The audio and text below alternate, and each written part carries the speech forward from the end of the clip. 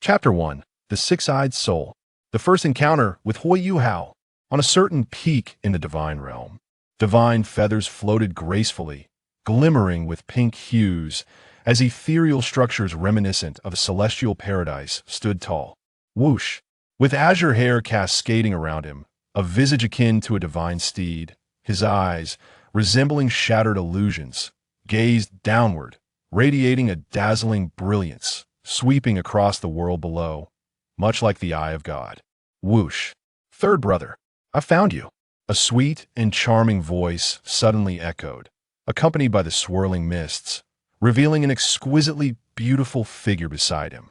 The young man smiled gently at the sound, leaning slightly towards her and saying, still so mischievous? What's wrong?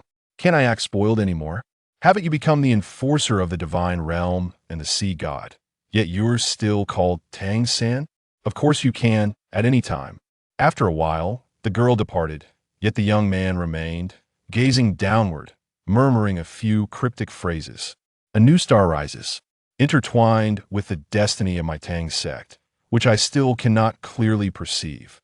A flash of golden light streaked across the horizon, accompanied by an overwhelming aura, plummeting straight to the mortal realm. The young man's pupils contracted sharply as he quickly scanned his surroundings, only to find everything obscured in that fleeting moment, rendering him unable to see anything. After a brief attempt at investigation, he found no results. A great upheaval, and I cannot even discern such a path leads to death. Utterly rebellious. Not far from this scene, the surrounding mist gently entwined around a cloud, where a petite and adorable figure bounced away into the distance. What kind of place is Douluo continent? It seems like such fun. Hee hee. At the edge of the star-dove forest, a figure cautiously peered down at the cave entrance, meticulously observing the forest, his gaze intensely focused. Above him, a stream of radiant light plunged directly onto him, causing his form to momentarily disintegrate before swiftly reassembling. Qingnian suddenly awoke, bewildered as he surveyed his unfamiliar surroundings. A torrent of memories surged within him, accompanied by a sharp pain in his mind. He howled incessantly, but after a brief moment, the boy's body stiffened as he lay on the ground, his mind racing. Qingnian confirmed, the taste of lollipops is delightful. This boy was a child of affluence in his previous life, who met an untimely demise, with little else known. Upon awakening, he found himself in a peculiar place, not only shrunken in size, but also in an utterly foreign realm. What the heck is this place? Just as Qingnian sighed to himself, a voice suddenly resonated in his mind. Ding! Location confirmed, Douluo continent. Greetings, esteemed host. The Interception system is at your service. Wow, Interception? Let's start with the beginner's gift pack. Qingnian mused, stroking his chin. Distributing beginner's gift pack. Innate full soul power, first martial soul extraction, Peach Blossom Luck X1, top tier appearance, White Robe X1 cleanable. Would you like to accept? Distributing. Qingnian's brows relaxed indeed. There was something. Just as he was about to say something, he abruptly collapsed and fell asleep. After some time, Qingnian gently rubbed his head and stood up, glancing around, feeling an inexplicable sense of discomfort, as though he were devoid of sensation. Countless fragments flickered in his mind, and his previously dazed gaze gradually cleared. A warmth enveloped him as he slowly exited the cave. Before him lay an exceptionally clear lake, and instinctively, he crouched down to peer into its depths. A visage with white hair and striking white eyelashes, a remarkably handsome face that was almost beyond belief, reflected in the water, his skin flawless and pale. Standing up, his form subtly exuded an indescribable aura, prompting an involuntary sigh of admiration. So striking. Qingnian stroked his chin, nodding in satisfaction. This system, oh my, quite impressive. It seems I have arrived in Douluo continent. This system has gifted me with such a handsome face. Moreover, my current identity is that of a solitary individual, which is quite secure. Recalling the system's previous words, he blinked, and the reflection on the water began to shift. His originally black pupils abruptly transformed into a misty azure, radiating a chilling and mysterious light. locking eyes with the water as if plunging into an endless void.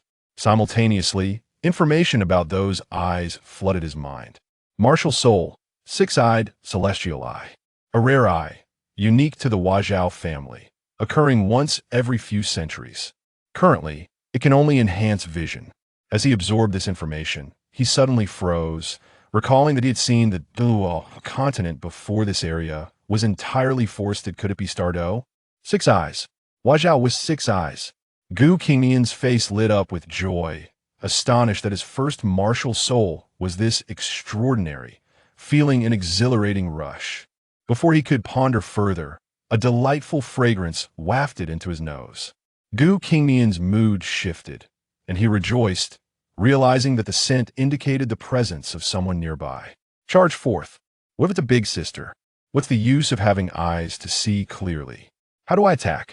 After much contemplation, he concluded that his own martial soul was the weakest possible. Practicing would merely yield a decent catch. Hui Yuhao sat on a rock, leaning against a roasted fish, his face a portrait of despair, softly mumbling. Goodness, what an enticing aroma. Hui Yuhao was startled, beads of cold sweat trickling down his face as he turned around, only to be met with the sight of an exceptionally tall and handsome youth Qingnian. Wait, roasted fish? In the blink of an eye, Qingnian's face shifted from excitement to disappointment as he turned to leave. But in the next moment, Qingnian suddenly appeared before Hui Yuhao, lifting the latter's chin playfully and saying, "Oh, little sister, what brings you here?" Hui Yuhao's face flushed crimson in an instant, overwhelmed with shyness, stammering as he looked at Qingnian's sister. "I'm a boy." Qingnian's lips twitched. "I'm also a man." Whoosh. The two instantly separated, Qingnian turning without hesitation, muttering, "What a pity." This left Hui Yuhao utterly perplexed. "Wait, isn't that Hui Yuhao?" As Qingnian walked away, he suddenly froze, recalling that the person he had just encountered seemed to be the male protagonist of the unrivaled Tang Sect, endowed with incredible powers. Hui Yuhao. This meant that he was in the era of the unrivaled Tang Sect at the very beginning of the plot. Oh no, this is the Stardo Forest. In an instant, Qingnian's expression changed drastically. He turned to flee, only to remember that he didn't know the way. He recalled that there was an interception system. System, does your function mean that if I intercept people or items, I can receive rewards? Yes, the better the intercepted item or person, the richer the rewards. Hearing that voice, Qingnian nodded slightly. In that case, after a brief contemplation, his eyes shimmered with determination. He stood up and headed in the direction of his memories. Unfortunately, after just a few steps, he felt dizzy, countless pieces of information flooding in, causing him to lean against the wall for support. So exhausting. After checking his body, he realized it was due to his eyes causing his brain to be overly fatigued. Had he inherited even this drawback? No way. Qingnian discovered he couldn't turn it off. System, why can't I disable the 6 eyes? Because the 6 eyes have fused with the host, they are now your eyes, and cannot be turned off. So what should I do? Please, host, learn from Huajiao Wu. Ding. Free gift for the host. A pair of sunglasses and a headband, similar to Huajiao Wu's. In the next moment, a pair of glasses and a headband fell before Qingnian. Chapter 2. A mental explosion. Shall we test the waters with a kiss interception? Helplessly. After trying on the headband, Qingnian discovered that he could see a small portion of his surroundings, albeit still quite blurry, likely due to insufficient strength. Damn, the readers have deceived me. Qingnian cursed inwardly. He had previously seen someone claim that Huajiao Wu wore the headband and sunglasses merely for show. To his surprise, he had somewhat believed it, especially when he had seen 2 popular explanations. One claimed Huajiao Wu wore them just to show off, while the other suggested that Huajiao Wu's 6 eyes enabled him to perform many intricate operations, allowing for limitless techniques and enabling him to receive vast amounts of information from the outside world.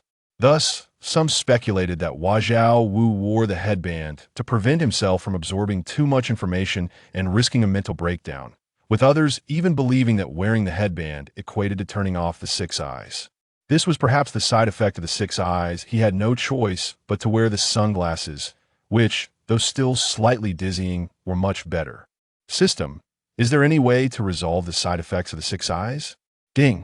They will gradually decrease and eventually disappear as the host grows stronger. Upon hearing this, Qingnian let out a reluctant sigh of relief, rubbed his head, and continued on his way. At the same time, he pondered his current situation. He had only the six eyes and no other abilities to face soul beasts, which he might struggle to defeat even after 10 years. What a predicament! It seemed he had no choice but to find a way to intercept something quickly. As he mulled it over, a singular goal suddenly emerged in his mind. But no, given his current state, he wasn't sure he could handle it. It seemed he could only aim to intercept something. A sudden realization struck him with delight. Use the Peach Blossom Luck system. Ding! Using Peach Blossom Luck. This Peach Blossom Luck would surely allow him to encounter a plot character, granting him certain benefits, providing a perfect opportunity to intercept something. As a young master who has perused countless texts, Qingnian found himself effortlessly navigating such systems, swiftly grasping the art of earning rewards. In his previous life, although not the scion of a grand fortune, he was nonetheless quite affluent, having been nurtured by his family to develop various skills from a tender age. With ample leisure time, he developed a penchant for novels, his only shortcoming being his lack of experience with the opposite sex, a consequence of strict upbringing. The thought of this alone left him feeling inexplicably melancholic. Meow, meow, meow. That grilled fish smells delightful. What a pity that little brother still wants him to join the Tang Sect. Their chef. Teacher Xiaoya. Slow down, be careful not to fall. Before long, Qingnian heard the voices of a man and a woman, accompanied by the sound of hurried footsteps. As he pondered this, the bushes before him suddenly rustled with a peculiar rustle sound. Furrowing his brow, Qingnian was about to retreat when a shadow unexpectedly tumbled towards him. Thud! What was that? Why does it smell like grilled fish? Qingnian found himself sprawled on the ground, unaware of when a young girl had landed atop him. A sudden softness enveloped him, causing his entire body to tense up. Upon opening his eyes, their gazes locked, and in that fleeting moment, the atmosphere became palpably charged. As her body lightened, the girl sprang to her feet in a panic, retreating rapidly while fixing her gaze on Qingnian. For a moment, words eluded him, and Qingnian, equally bewildered, struggled to rise and stared at the girl before him in a daze. My first kiss.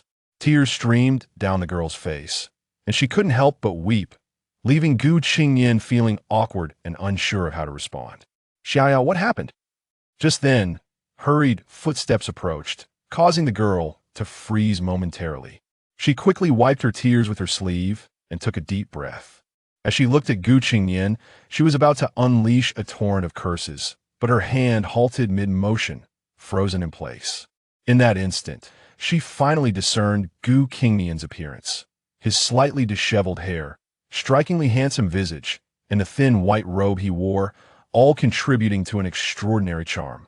A transcendent aura radiated from him, leaving Tanya in awe. Although she had encountered many attractive men, none compared to this one. If it weren't for the slightly loosened robe revealing his chest, she might have doubted whether he was indeed a man. Being kissed by such a handsome youth didn't seem so bad, she thought, before shaking her head vigorously. How could I entertain such thoughts, Bebe? Qingnian, too, had taken in the girl before him. Her exquisite beauty and charming outfit, a snug pair of shorts adorned with a butterfly accent, complemented by a playful bun hairstyle that accentuated her cuteness. He was momentarily taken aback. While she might not be extraordinarily beautiful, her delicate appearance evoked an instinctive desire to protect her. Ding! Congratulations, host! You have intercepted the first kiss of an important character, Xiaoya, and have received a level 4 reward. Ding! As this is the host's first successful interception, a mental explosion occurs, doubling the rewards. You have received an 8-level reward, Supreme Learning Talent, and the Chaotic Divine Demon Visualization Technique. Would you like to claim it? Wait a moment.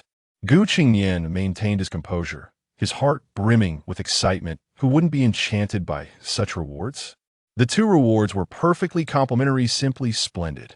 What is the Chaotic Divine Demon Visualization Technique? It is a method of spiritual cultivation focused on immersing the spirit into the chaotic divine mill, undergoing countless cycles of destruction and rebirth to achieve transformation and enhancement of the soul. This method is divided into 9 transitions, each yielding a metamorphosis of the spirit. In this world, it naturally transforms into a form of mental cultivation, which requires significant talent. Thus, the supreme learning talent would prove invaluable. Qingnian could seize the opportunity to attain both. Xiaoya, Xiaoya! At that moment, a series of exclamations jolted both individuals back to reality. Shortly after, a tall, handsome youth hurriedly approached from the direction Tang had come. Upon arriving, he anxiously checked on Tang Ya's condition, only relaxing when he confirmed she was unhurt before inquiring about what had transpired. Tang was about to blurt out the earlier events, but suddenly found herself at a loss for words, her expression shifting to one of distress. Qingnian's expression changed as he realized the girl was indeed Tang, yet how unfortunate that her tragic backstory had led to this unexpected romantic entanglement. This young lady accidentally tripped over in the bushes and seemed to have injured herself. "I just happened to help her up. Are you a friend?" Qingnian said with a smile, his brow slightly furrowed. "Ah, hello, who are you?" The youth finally noticed Qingnian's presence, and upon seeing him, inwardly mused, "What a remarkably handsome boy, no girl." At a loss for how to address him, he quickly dismissed the thought and knelt to examine Tang Ya's knee, which was scraped. However, as Tang Ya instinctively glanced at Qingnian, she unconsciously stepped back, leaving the youth momentarily dumbfounded. Realizing it might be shyness or embarrassment, he reluctantly assisted her to the side to tend her wound. Tang Ya, understanding the situation, did not shy away, obediently allowing the youth to attend to her, while her gaze remained fixed on Qingnian until he sensed something amiss and looked up. "My name is Qingnian, and I am here to hunt for soul rings." Qingnian introduced himself first. The young lad did not ponder for long and replied with a gentle demeanor, "My name is Bei, and this is Tang Ya. I sincerely appreciate your assistance in helping teacher Xiaya. It is merely a minor abrasion. As long as all is well, I shall take my leave now, for I have matters to attend to." After Qingnian responded, he intended to depart, fearing he might miss his appointment. The two exchanged a few brief words before Qingnian hurriedly made his exit, while Tang Ya remained, gazing vacantly at his receding figure until Bei's voice broke the silence. Chapter 3. The Scheme, the Emergence of Goals. A delightful surprise. On the edge of the Stardow forest, Hu Yuhao gazed in bewilderment at the ape-like soul beast before him. Suddenly, a white soul ring flashed past him. Just as he attempted to rise, his head trembled slightly, and he collapsed to the ground. Moments later, a figure emerged from the nearby grass, dragging him into the underbrush for concealment. The figure then advanced cautiously, pondering inwardly. "Is this the vicinity, according to my memory? Why has Tiet appeared yet?" The newcomer was Qingnian, who, after departing, successfully located Hu Yuhao with the aid of his 6 eyes, managing to incapacitate him just before the encounter with the soul beast. His gaze remained fixed ahead, the atmosphere around him thickening with an eerie silence, tension suffusing the air, causing his heart to skip a beat. "Ah, 2 human beings with mental attributes. What a divine gift," he exclaimed inwardly, especially noting the boy's formidable mental aura. "Alas, if only I could shed tears, my eyes would be brimming with them." A voice resonated from nowhere. Following this, the ground before Qingnian began to crack rapidly, accompanied by a chilling aura surging forth. "It has arrived." A shadow, slightly over 3 meters tall, appeared before him, surrounded by a shimmering cold light that illuminated its form. It was a larva-like creature with a body blending white and blue, adorned with 2 golden banners on its forehead, faint circles manifesting upon them. Below its chest floated a golden long ring, enveloped in a mix of golden and chilling energy. "What's wrong? Are you entranced by my splendid figure?" The larva communicated telepathically with Qingnian. In response, Qingnian mimicked the mental connection. "An intriguing creature, a larva?" "What? A larva? Allow me to introduce myself. I am the embodiment of heroism and chivalry, the soul beast king, equally wise and beautiful, having cultivated for 1,000,000 years. An unparalleled powerhouse, the Tianming ice silkworm, holder of the record for the longest lifespan in Douluo continent. You may call me Tianming Gu." "Oh, and then what?" Qingnian recalled nonchalantly, though internally he felt a surge of excitement. "Well, You should be astonished and thrilled to meet a being of my caliber. The first human to witness my true form. The once confident gaze of the Tianming ice silkworm shifted to one of doubt. Realizing the human before it displayed not the slightest surprise upon learning it was a million-year soul beast. Did he perhaps doubt my authenticity? If Qingnian were aware of its thoughts, he would unhesitatingly retort, I am not a fool like that Hoa. Would you trust a larva claiming to be a million-year soul beast? Setting aside the immense power of a million-year soul beast, he had never even encountered 100,000-year one. Only Hui Yuhao would take such claims at face value. But even a foolish child has their fortune, or else the subsequent events would never have unfolded.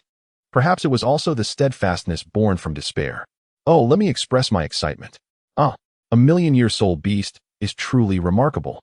Gu Qingnian exclaimed with exaggerated delight, utterly insincere. Do you not believe I am a million-year soul beast? I believe. So, does this million-year soul beast a business with me? You're not intending to become my spirit ring, are you?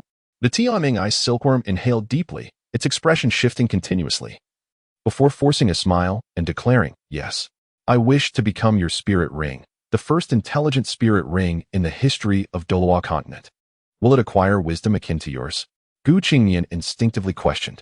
Of course, the Tianming ice silkworm replied without hesitation, though a feeling of unease lingered. Nevertheless, it pressed on. I shall become your spirit ring, the first of its kind in the Douluo continent. I'm beginning now, rest assured. I will be gentle. It won't hurt too much.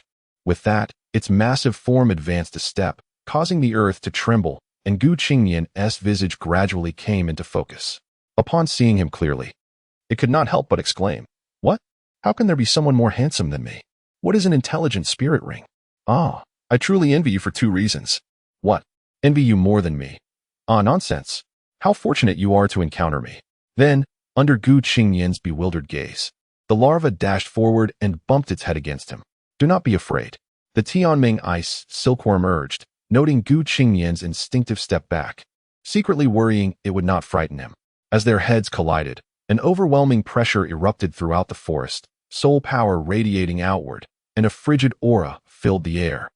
The disturbance reached hundreds of miles around, causing soul beasts to stir. Even Tangya and her companion, far off in another direction, felt compelled to pursue the source. Yes, I'm in. Wow, this fellow has impressive mental strength. But why is there no spiritual sea? As the Tianming ice silkworm's consciousness merged with Gu Qingnian's, it was taken aback. Gu Qingnian, due to the overlap of 2 lifetimes, had surpassed many even without cultivating mental strength. Yet this also meant he lacked a spiritual sea, compelling the Tianming ice silkworm to enter his mental awareness instead. However, some subconscious aspects remained dormant, a fact the Tianming ice silkworm was unaware of.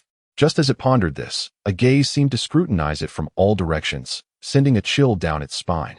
Searching the surroundings yielded no trace. What was that? No other choices remained. If I delay, I might perish. This being may harbor secrets unknown to me. Phew. The moment has arrived. Gu Qingnian's voice resonated within the mental consciousness, startling the Tianming ice silkworm. Suddenly, the entire mental awareness shook violently, a vast ocean erupting forth, carrying the Tianming ice silkworm's consciousness to another realm. Open up. The entire mental awareness trembled as Gu Qingnian's mental power surged and coalesced, the surrounding environment morphing and expanding rapidly.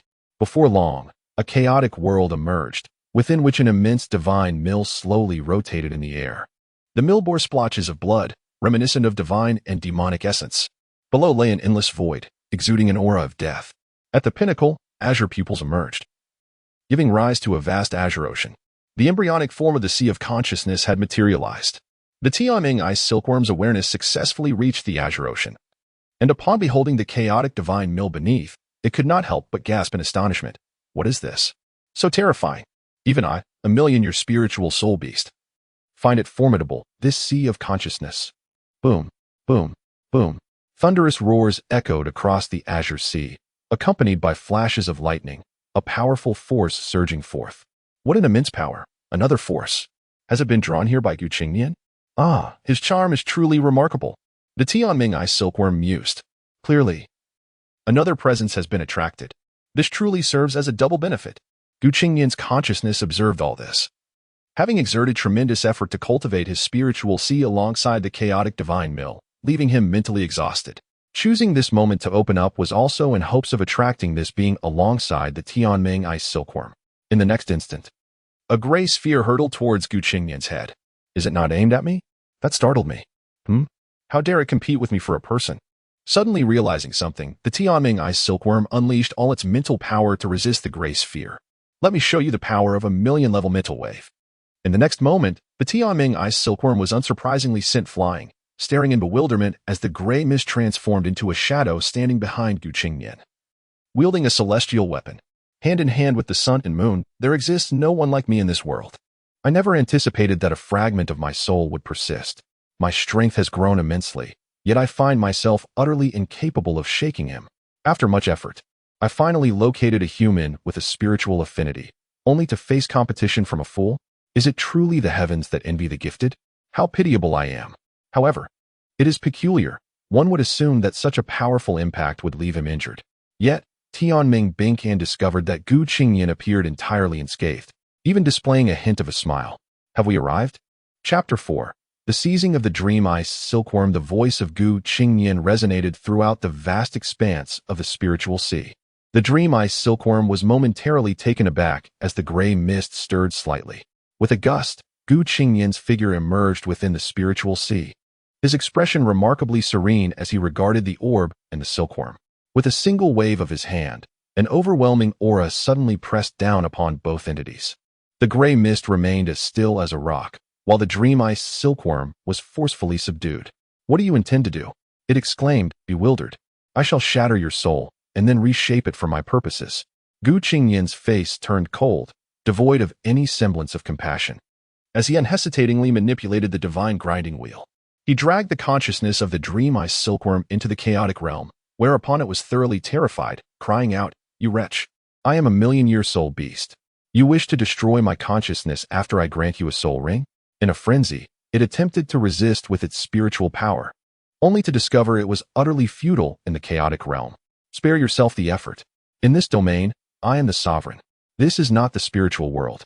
Once you enter my consciousness, your fate is mine to command. Gu Qingnian continued coldly. The chaotic realm was a separate world he had independently forged beneath the spiritual sea, distinct from mere spiritual power. It was crafted from the essence of chaos, the divine grinding wheel, and the fundamental nature of the soul, while still containing some measure of spiritual force. However, the dream ice silkworm, in its moment of panic, failed to perceive this. I don't wish to die. Sob. After finally finding a suitable human, you want to kill me. How cruel. The dream ice silkworm suddenly broke down in tears. Without delay, Gu Qingnian directed the divine grinding wheel towards it, prompting the dream ice silkworm to plead, Wait. I can assist you. I can help you find a second martial soul. Help you find 100,000-year soul ring. Oh, Gu Qingnian raised an eyebrow. Well aware of what the dream ice silkworm was alluding to, yet he refrained from exposing it, waiting for the silkworm to divulge more willingly. Subsequently, the dream ice silkworm elaborated on its plan, albeit in a simplified manner. All right, you may depart now. I can manage on my own, Gu Qingnian said, once again controlling the divine grinding wheel. What? Sob, what do you truly desire? How can I appease you? I can merely leave if that is all. The dream ice silkworm lamented, feeling an overwhelming sense of pain and oppression. That won't suffice. Here's the deal. You still hold some value. If you obediently follow my commands, I will permit you to reside within my spiritual sea. As for that ice-blue scorpion, I shall seek it out as well. 1ti? Very well. The dream ice silkworm agreed without hesitation.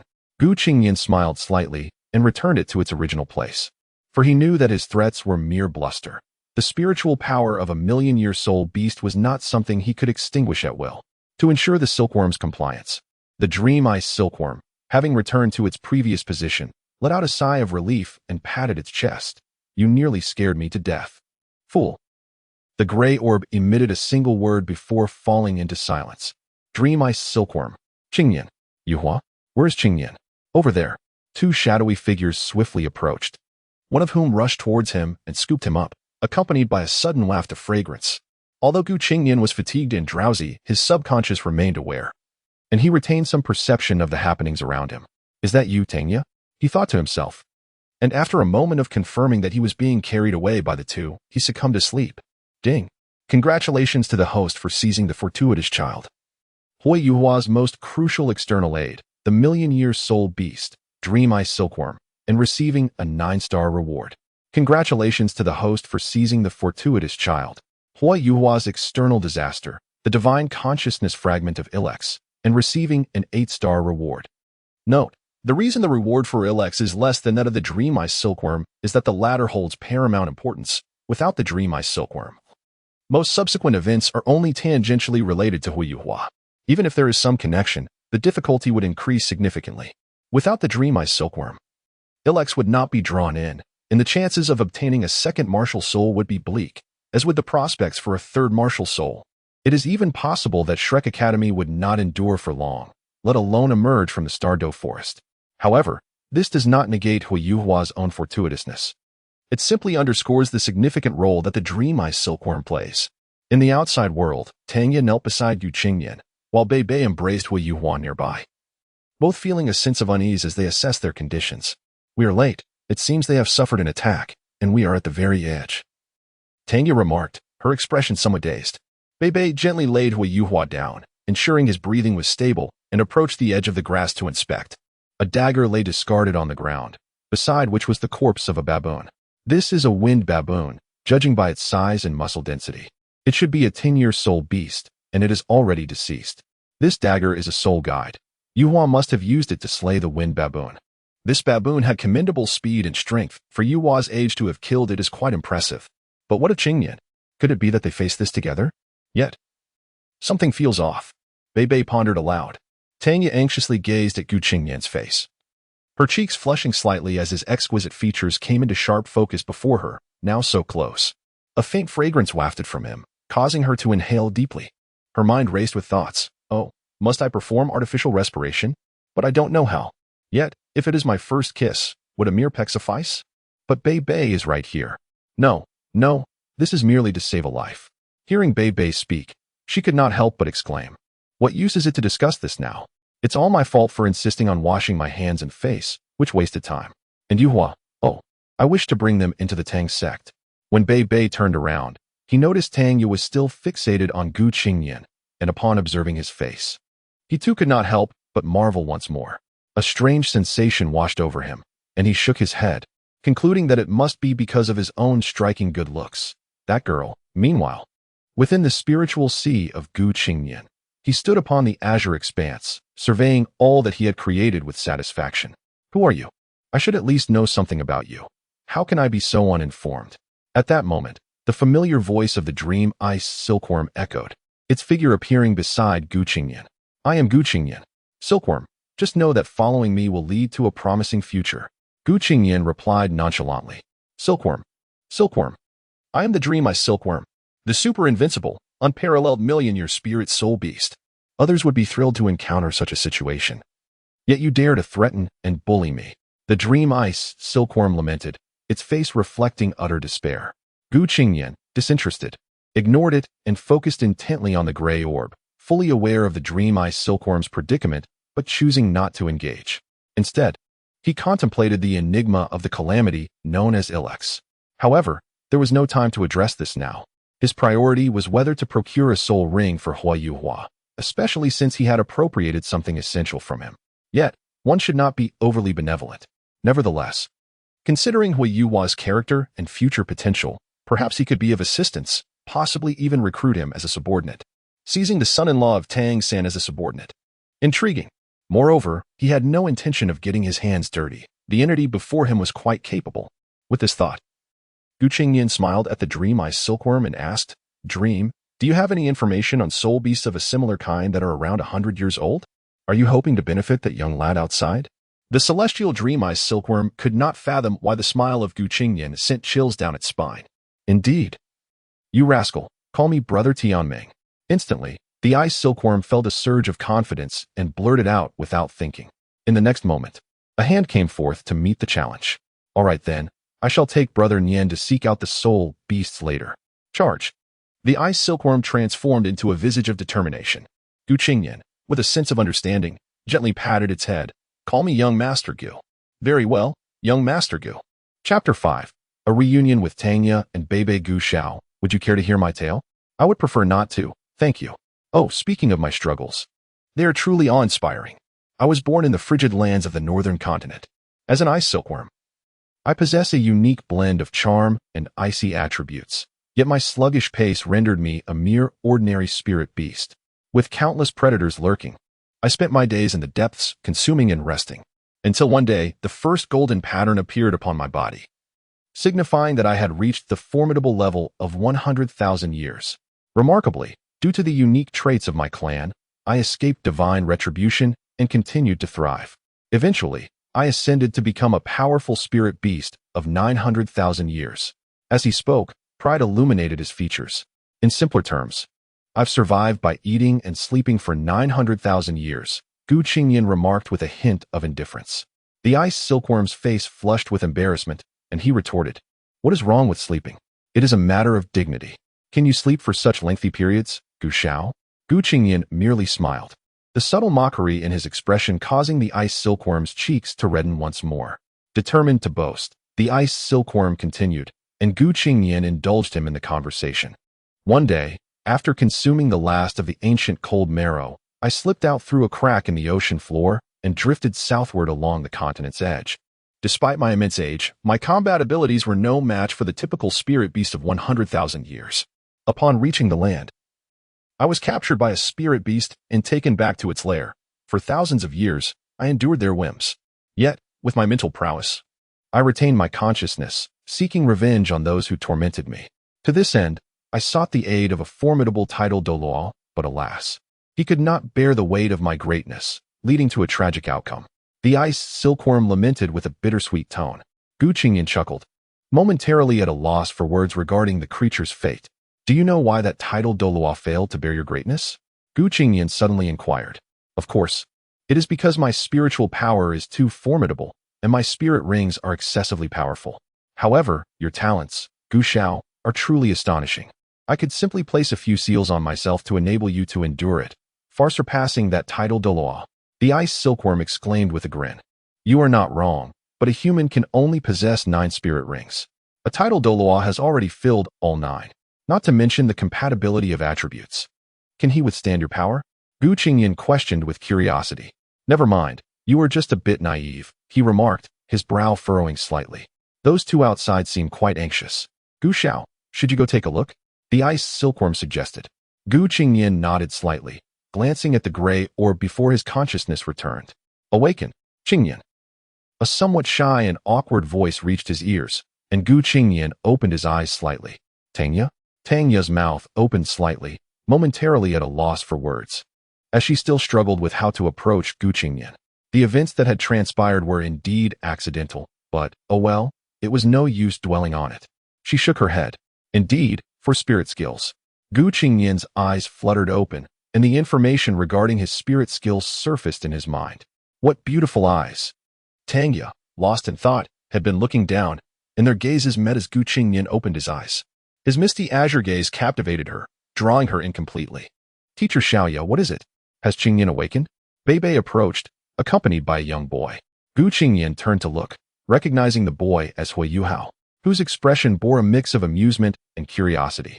Suddenly, he exclaimed, "You are that sister, brother." "Indeed," Qingnian replied after a moment of silence. "Are you all right, Qingnian?"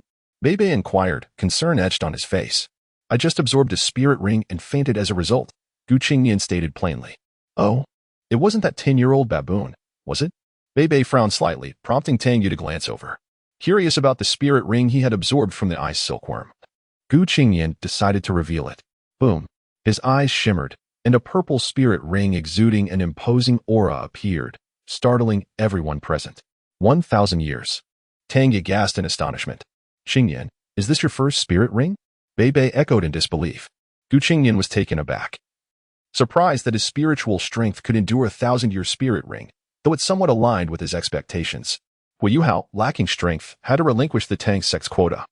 While he found the examination to be far more intriguing, although claiming the quota was also an option, he suddenly felt inclined to do the opposite.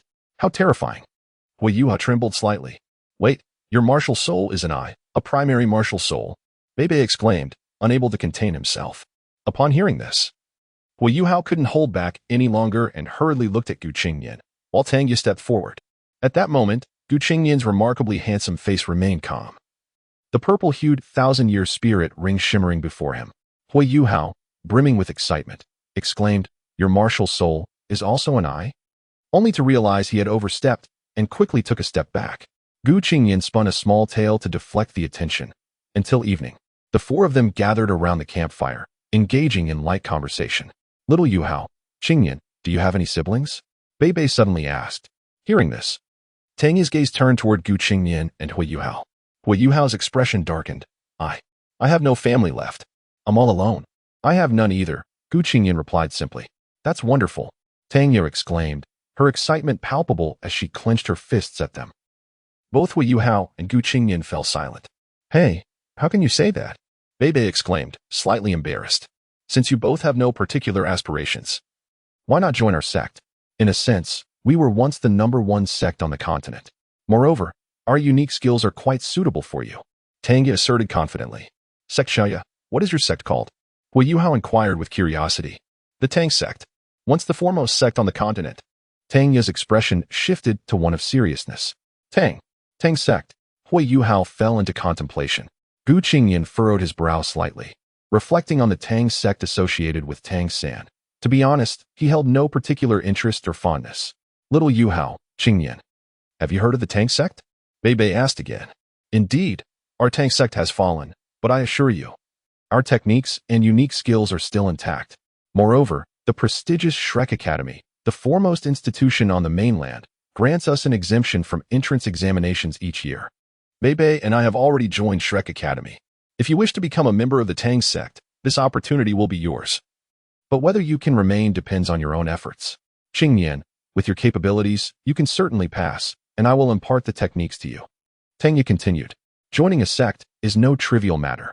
Although our Tang Sect has diminished in prominence, it once stood as the foremost sect in the world. Should you later harbor regrets and contemplate betrayal, neither I nor Tang will show you mercy."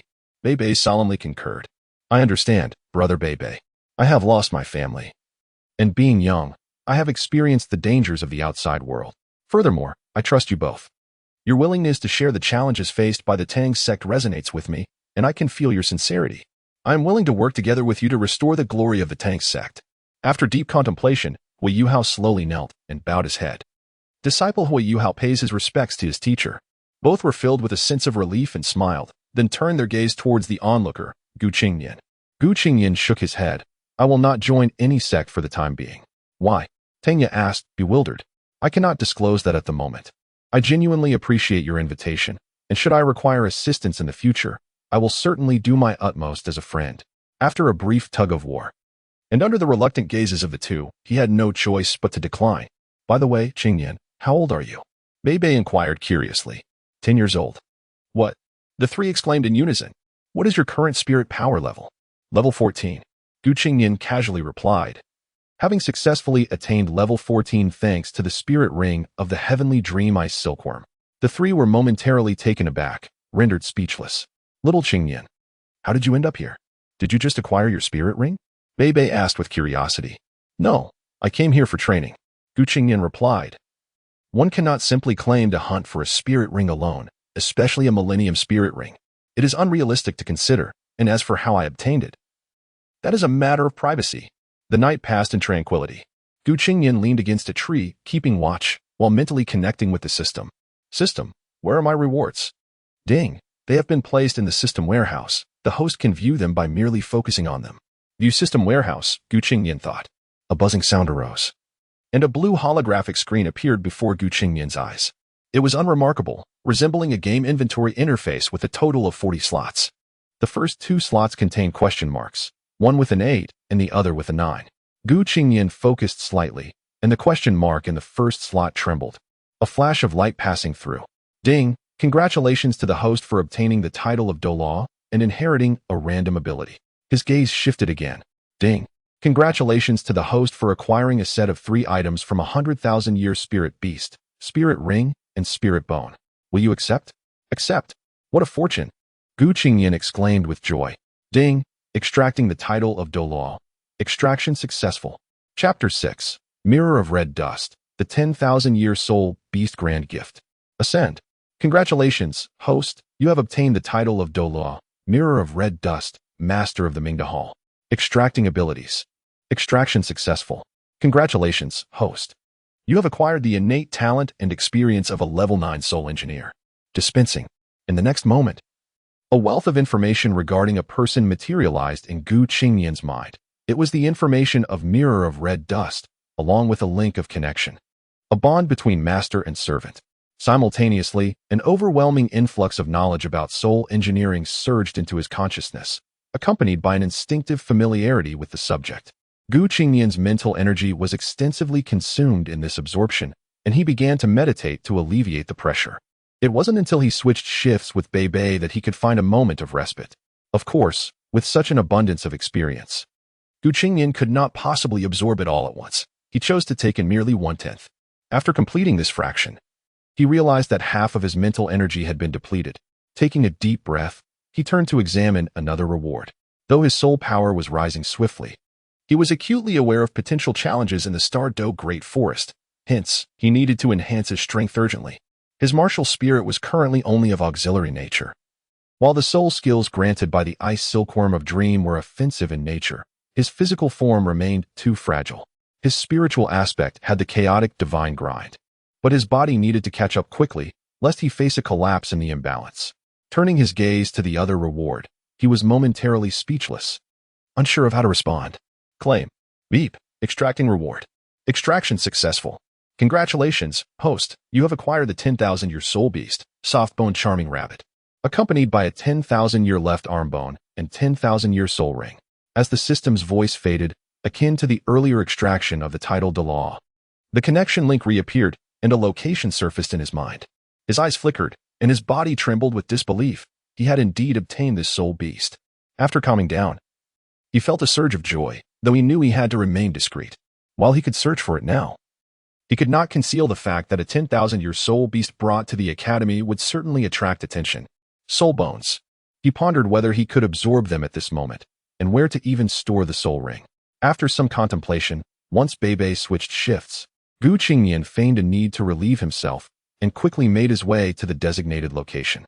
In no time, he arrived at the familiar cave, which brought a smile to his face. Venturing deeper, a glimmer of light caught his eye, filtering through a crevice in the cave's ceiling. In the midst of that illumination lay an exceedingly adorable pink rabbit. Seemingly sensing Gu Qingnian's arrival, its eyes opened wide. Upon closer inspection, he noticed its eyes were pink, adorned with a heart in the center, and their gazes locked. In an instant, Gu Qingnian felt a wave of disorientation, and a cold azure light radiated from his 6 eyes. As he regained his senses, the soft-boned charming rabbit had leaped into his arms. Master. A beguiling voice filled Gu Qingnian's mind, causing him to shudder involuntarily. Realizing something, he lowered his head to see the soft-boned charming rabbit gazing up at him with its pink eyes. To his astonishment, it opened its mouth and spoke. Master? Taking a deep breath, Gu Qingnian steadied himself and asked, Can you take a human form? While mentally inquiring, System, this soul beast is like the title Douluo, right? It won't betray me, will it? Products by the system are guaranteed to be of the highest quality. Worry not. Gu Qingnian felt a slight relief wash over him. As he refocused, a flash of pink light enveloped the soft-boned charming rabbit, and before his astonished gaze, it gradually transformed into a humanoid figure. The sight was captivating, with a delicate silhouette that drew the eye with its alluring curves.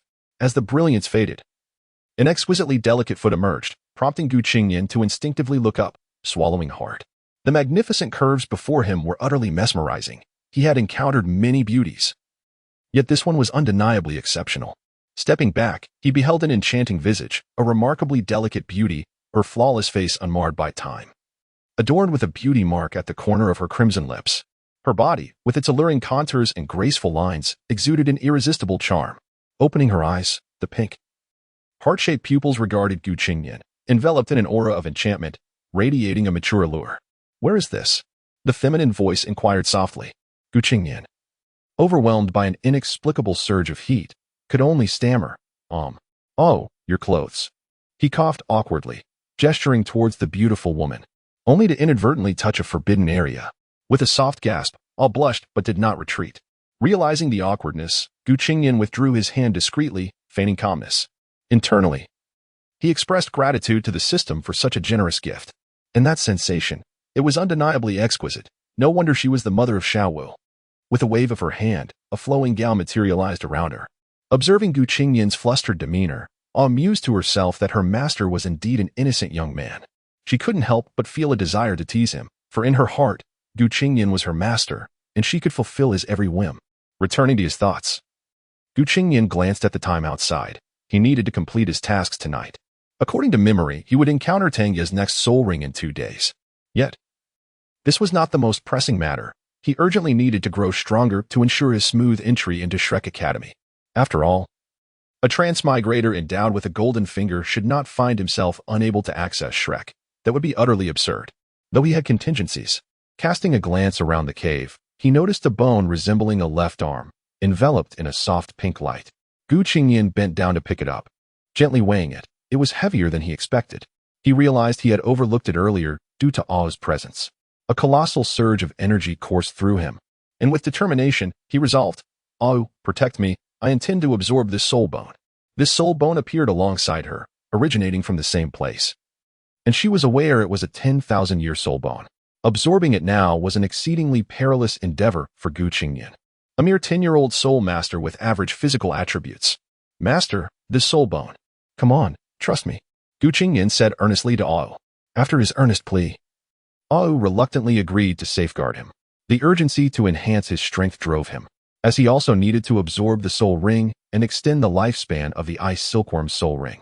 This reward also included a divine ability and a soul ring, which belonged to the soft-boned charming rabbit. Absorbing the soul bone first would facilitate the absorption of the soul ring later, as having the soul bone would ease the process. Without further ado, Gu Qingnian summoned his soul power, attracting the soul bone towards him. The process of absorbing a soul bone was inherently painful and arduous, involving a replacement of his own bones with the new ones. Boom. The left arm bone erupted in a radiant pink light, its power surging directly into Gu Qingnian's left hand. Ao's expression turned serious as she quickly released her energy to shield Gu Qingnian's left hand, while her protective magic could safeguard his body. The mental fortitude required for this endeavor rested solely with Gu Qingnian, a realm where Ao could not assist him. Almost immediately, Gu Qingnian felt as if the left arm bone were shattering under some unseen force, and an excruciating yet gentle pain enveloped his entire being. This is something that ordinary individuals cannot endure.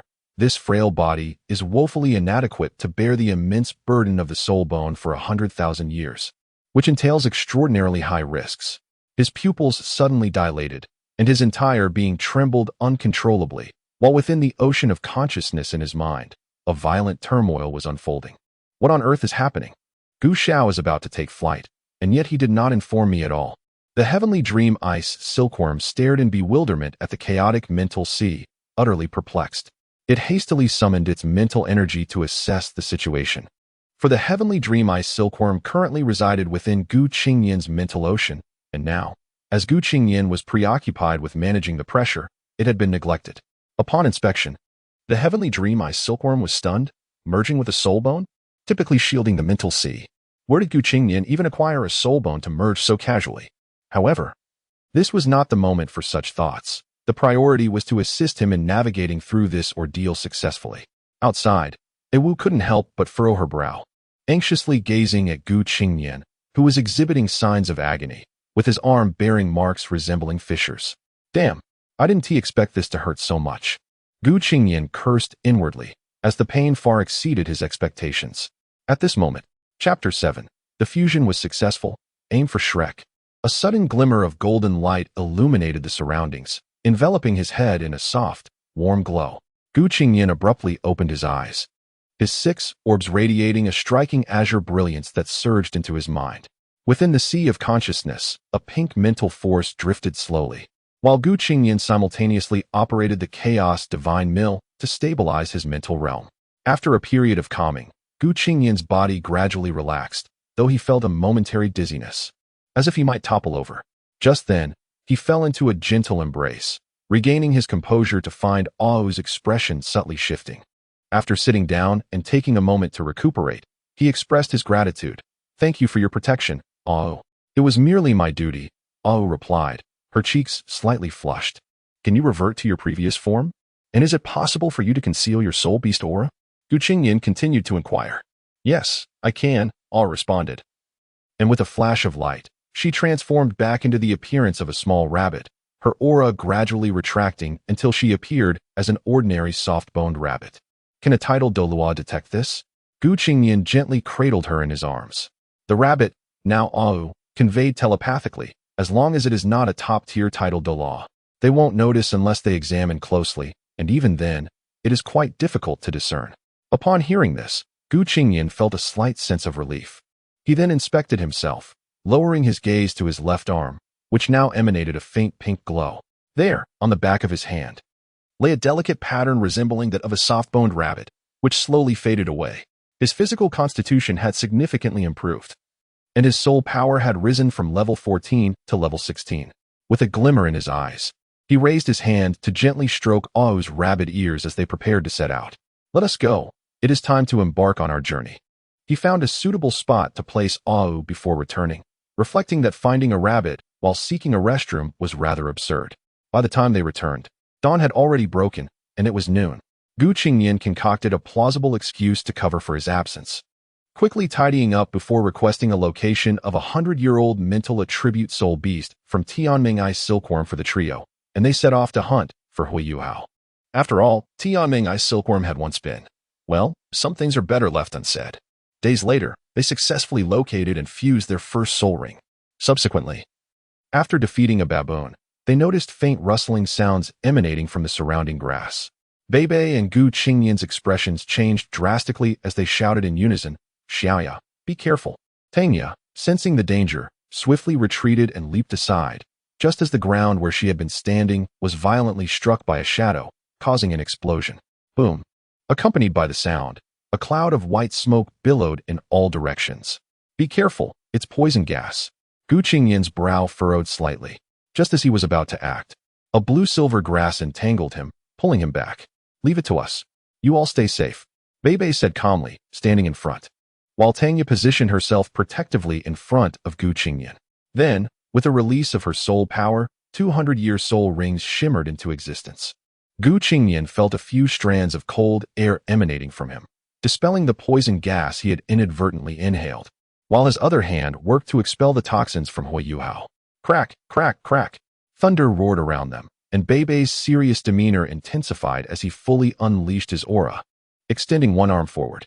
As 3 soul rings appeared, Beibei's arm transformed into a dragon claw, his eyes glinting with fierce determination. As the smoke began to dissipate, the 4 of them beheld a serpent exuding toxic gas, its scales a fusion of green and red. Mandala serpent, 1,000-year soul beast.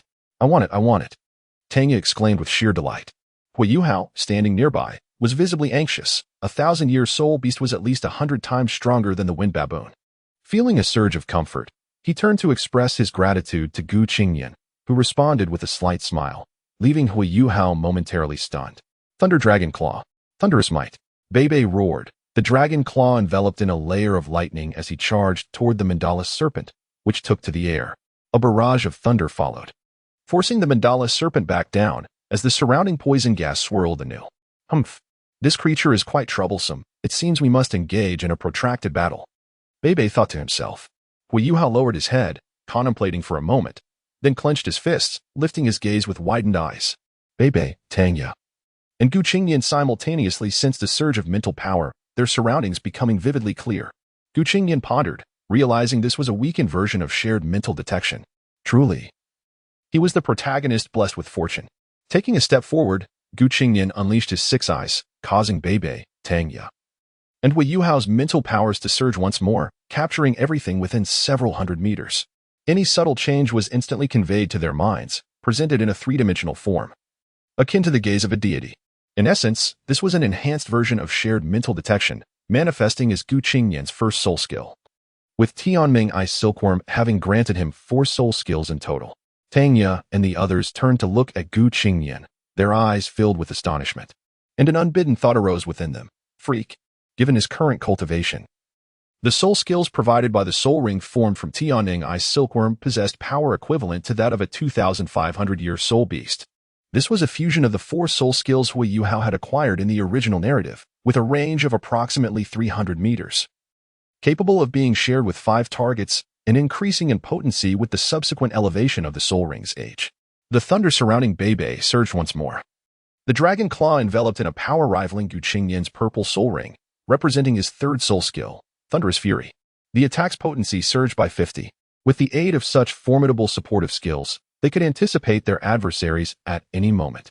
Uncertain of how long Hui Yuhao and Gu Qingnian could sustain this, Bei resolved to eliminate the mandala serpent swiftly. After gathering his strength, Bei leaped forward, targeting the mandala serpent. The surrounding fog had previously obscured his vision, but now, with the enhancements from Gu Qingnian and Hui Yuhao, everything was crystal clear. This is the final strike. Gu Qingnian stood at the back, fully aware of the unfolding situation.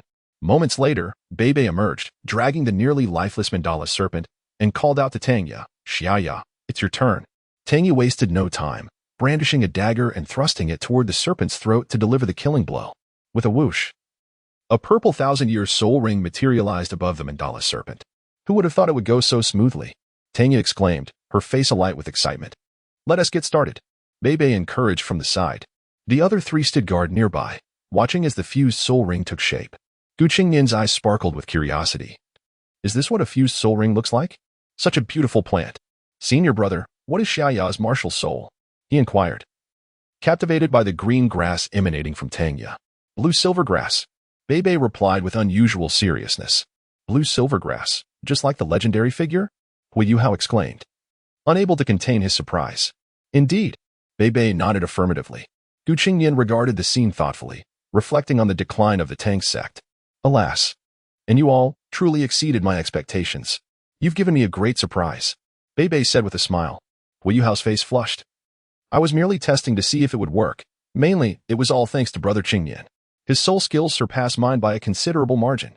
As they spoke, they turned to look at Gu Qingnian, who was still lost in thought, momentarily taken aback, before shaking his head and dismissing their praise. "It's no big deal. Xiaonian, have you really considered joining the Tang Sect? Your martial soul is perfect for the purple extreme magic eyes." Bei could not help but urge once more. "Yes, Brother Qingnian." Hui Yuhao also echoed, suggesting they discuss it later. Gu Qingnian appeared somewhat uneasy, after exchanging glances with the other two. They opted not to pursue the topic further, as it was clear Gu Qingnian was reluctant to discuss it. "Junior brothers, let us speak of soul skills. What is the name of the skill you just used, and how long can you maintain it?" "This is quite important," Bei said, adopting a serious tone. After a moment of contemplation, Hui Yuhao replied, "Senior brother, the skill I just used is called mental detection sharing. It currently has an effective range of approximately 10 meters. And the soul power consumption is minimal." Gu Qingnian's eyes glimmered slightly as he responded, "My soul skill is somewhat similar and is called God's Eye. Its range is around 300 meters, and the soul power consumption is moderate, but not excessive." 300 meters, Hui Yuhao exclaimed in astonishment, while Bei looked equally bewildered at Gu Qingnian. "Yes, about 300 meters. It may increase as my strength grows," Gu Qingnian replied calmly. Both of them could not help but swallow hard, with Hui Yuhao thinking to himself that this must be the power of a millennium soul ring. Terrifying indeed. "And the consumption is still quite low," Bei silently mused. Then Bei continued, "Having powerful soul skills is undoubtedly a good thing. You both possess mental attributes, granting you immense potential. If you can become a control-type battle soul master, you might very well become a core member of a team in the future." "Team? Must a soul master always be part of a team? After all, an individual's strength is inherently limited," Hui Yuhao questioned. "The cooperation between soul masters can exponentially enhance combat power. The team model is an essential path for our development as soul masters. Generally, a team consists of no more than 10 members, including defensive battle soul masters, offensive power-type soul masters, and control-type soul masters who command and control the battlefield. Each has a distinct role, among many others. So, does that mean you are a power-type battle soul master, senior brother?" Hui Yuhao inquired with curiosity. "Indeed. My martial soul is the blue lightning Tyrannosaurus, skilled in strong offense. If you also become a control-type battle soul master and coordinate with Xiaoya, together you could lead a formidable team of soul masters," Bei explained. Hui Yuhao quietly resolved to pursue this path, while Gu Qingnian pondered. He, all-rounder. After some casual conversation, a surge of soul power erupted as Tangya stood up, a purple soul ring manifesting before her. "Haha, I did it," Tangya exclaimed joyfully, approaching Bei with the intent to embrace him in excitement. Suddenly, she hesitated, recalling something, her expression unchanged, yet her excitement transformed as she recounted her experience. Her gaze lingering on Qingnian. Bei felt a twinge of disappointment, but upon seeing the two beside him, he reassured himself, it's just Tang Yu being shy. And thus, the group officially set forth towards Shrek Academy.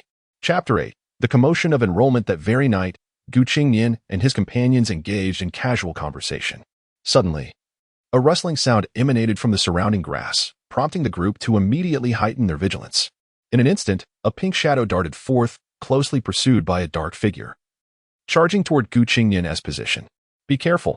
Bei and the others exclaimed in alarm, while Tang Yu instinctively positioned herself to shield him. Qingnian swiftly pulled her behind him, executing a fierce sidekick. With his 6 eyes unleashed, he seized a small knife that had previously been used for cutting meat and dispatched the threat in an instant. Bei and the others were momentarily taken aback, astonished by Qingnian's prowess. Under the flickering light, the dark figure revealed itself to be a frenzied wolf, aged 10 years. To their surprise, a pink rabbit had also appeared in Qingnian's arms, leaving the others bewildered. That's a soft bone rabbit, Tang Yu exclaimed in astonishment, which caused the other two to pause. A soft bone rabbit? Such spirit beasts should have vanished long ago. They were believed to have disappeared after that legendary figure. Bei echoed, equally astonished. Who is that figure? Hu Yuhao asked, confused, as he lacked the extensive knowledge possessed by Bei and Tang Yu. Qingnian gently caressed the soft bone rabbit, which was none other than Ao. As he was about to attend the academy, it was the perfect opportunity to bring her back. He could fabricate a reason for her appearance. Thus, he instructed her to attract any spirit beasts, pretending to be a fleeing creature herself, which would facilitate her adoption. The other 3 harbored no suspicions, though they were somewhat concerned about the wolf pack, as wolves are pack animals. They decided to relocate to a different area. The following day, they successfully arrived at a hillside where a structure loomed in the distance. Tang Yu pointed towards it, explaining it does not belong to any particular nation. It is recognized by the 3 great empires as an independent entity, the Shrek Academy. Its influence has shaped the history of the Douluo continent and the Sun Moon continent for millennia. During the Great Continental War following the collision of the 2 continents, nearly 60 super-powerful Douluo-level experts gathered here, uniting the 3 great empires of the Douluo continent to achieve ultimate victory. This academy is renowned as the most formidable institution, Shrek Academy. We finally made it, Tang Yu exclaimed, while Bei nodded in agreement. Qingnian gazed at the magnificent edifice with a sense of wonder. Reflecting on how he had come to be at this legendary institution, it truly felt miraculous. Observing the two, Tang Yu placed her hands on her hips and remarked to Hu Yuhao, look at you, brimming with excitement. Don't get too ahead of yourself. The elimination rate for new students is the highest. You must pass the initial assessment in 3 months to truly remain here. Bei and I are already in our 4th year, so the elimination rate isn't as severe for us. In a few years, we'll all have the chance to enter the inner academy for further study. With that, she turned her gaze towards Qingnian. Hu Yuhao nodded earnestly. I will give it my all. Only the most exceptional individuals among the outer academy graduates are eligible to enter the inner academy. Those who graduate from the inner academy will be sought after by the 3 great empires and even the Sun Moon Empire with the utmost respect. Only those who enter the inner academy can be considered true students of Shrek Academy, Bei added, his eyes filled with aspiration. Hu Yuhao lowered his head and asked solemnly, Senior brother, is the assessment very difficult? Tang Yu held up 2 fingers and stated, there are 2 basic requirements for those under 12. Their soul power must reach level 15. Upon hearing this, Hu Yuhao appeared somewhat disheartened, prompting Tang Yu to continue. Our assessments at Shrek Academy are always practical. A teacher once said that any data is meaningless in the face of real combat. After a moment of self-motivation, Hu Yuhao ignited his fighting spirit. The group stepped into the academy with the Tang Sect's quota designated for Hu Yuhao, while Qingnian approached the assessment area alone under the watchful eyes of his companions. As Hu Yuhao needed 2 people to register. As Qingnian entered the academy, his striking appearance captured the attention of many, with his extraordinary looks drawing the gaze of several female students. Upon reaching the assessment area, he found himself surrounded by children of similar age, standing out like a crane among a flock of chickens. Cradling an exceptionally adorable rabbit in his arms, all eyes turned towards him. As this unusual duo was quite the spectacle. To his surprise, many girls approached him, and he smiled in response, inadvertently making acquaintances before even beginning his studies. It must be said that in the realm of anime, beautiful women are abundant. Eventually, he arrived at the assessment area amidst a throng of admirers. A young man sat there, his expression serious as he scrutinized the new students. Qingnian approached to register. The basic requirement stated that for those under 12, their soul power must reach level 15 to qualify for entry. Qingnian extended his hand to measure his bone age, confirming he met the criteria. The young teacher was taken aback, instinctively exclaiming, "You're only 10 years old?" Qingnian nodded and then summoned his soul ring, which instantly manifested as a 1,000-year soul ring. The other students around him gasped, particularly the girls, who erupted into a chorus of astonished cries. The young teacher hurriedly retrieved a soul power testing device, which displayed a clear indication of level 18. "Your first soul ring is 1,000 years old, and you're only 10. What is your name? What is your martial soul?" The young teacher stood, utterly astonished. "I'm Qingnian, and my martial soul is 6 eyes," Qingnian replied calmly. After a period of enhancement, his soul power had successfully reached level 18, a remarkable pace. The young teacher was filled with excitement and curiosity, and students around them turned their attention to him. "Can you tell me about your soul skills? How did you achieve this?" The young teacher eagerly inquired. Qingnian felt a bit overwhelmed, realizing that this teacher bore a striking resemblance to a certain Mr. Wong from the original story. Could it be him? Qingnian scrutinized the young teacher's hairstyle, glasses, and the intensity of his thirst for knowledge. Surely, it must be him. This could complicate matters, Qingnian thought to himself, and just as he pondered how to respond, a familiar voice called from behind. "Qingnian, how did the assessment go?" Qingnian turned to find Tangya, his heart secretly relieved. Sensing something, Tangya stepped forward and said, "Teacher Wang Yin, this is my friend, Xiao Qingnian. Did he pass the assessment?" Qingnian thought to himself, as expected. The teacher, referred to as Wang Yin, regained his composure and nodded. "Yes, he has passed." "This student Qingnian, why did you come to handle the assessment registration, teacher?" Tangya hurriedly shifted the topic. Wang Yin lowered his head, saying, "Because then I'll take him to check the class allocation." "Goodbye, teacher Wang Yin," Tangya exclaimed, pulling Qingnian away, leaving Wang Yin with a look of regret. After the two departed, Wang Yin lamented, "I must have gotten too excited. I need to find out more." He turned to leave but soon realized he still had to oversee the enrollment process, while the surrounding students appeared equally disappointed. After a frantic dash, the two successfully exited. And Qingnian turned to Tangya, expressing his gratitude. "Thank you, Xiaoyu. Call me Teacher Xiaoyu," Tangya retorted, flaring up with indignation. All right. Qingnian replied dismissively, which left Tangya feeling exasperated yet inexplicably amused. They soon reunited with Beibei, and the four approached the class allocation board. Observing Beibei staring at the list with a hint of sweat on his brow, they curiously inquired, "Beibei, what's the matter?" As Tangya approached, she fell into a deep silence, unable to suppress her exclamation. "Ah, how could it possibly be that perverse old hag?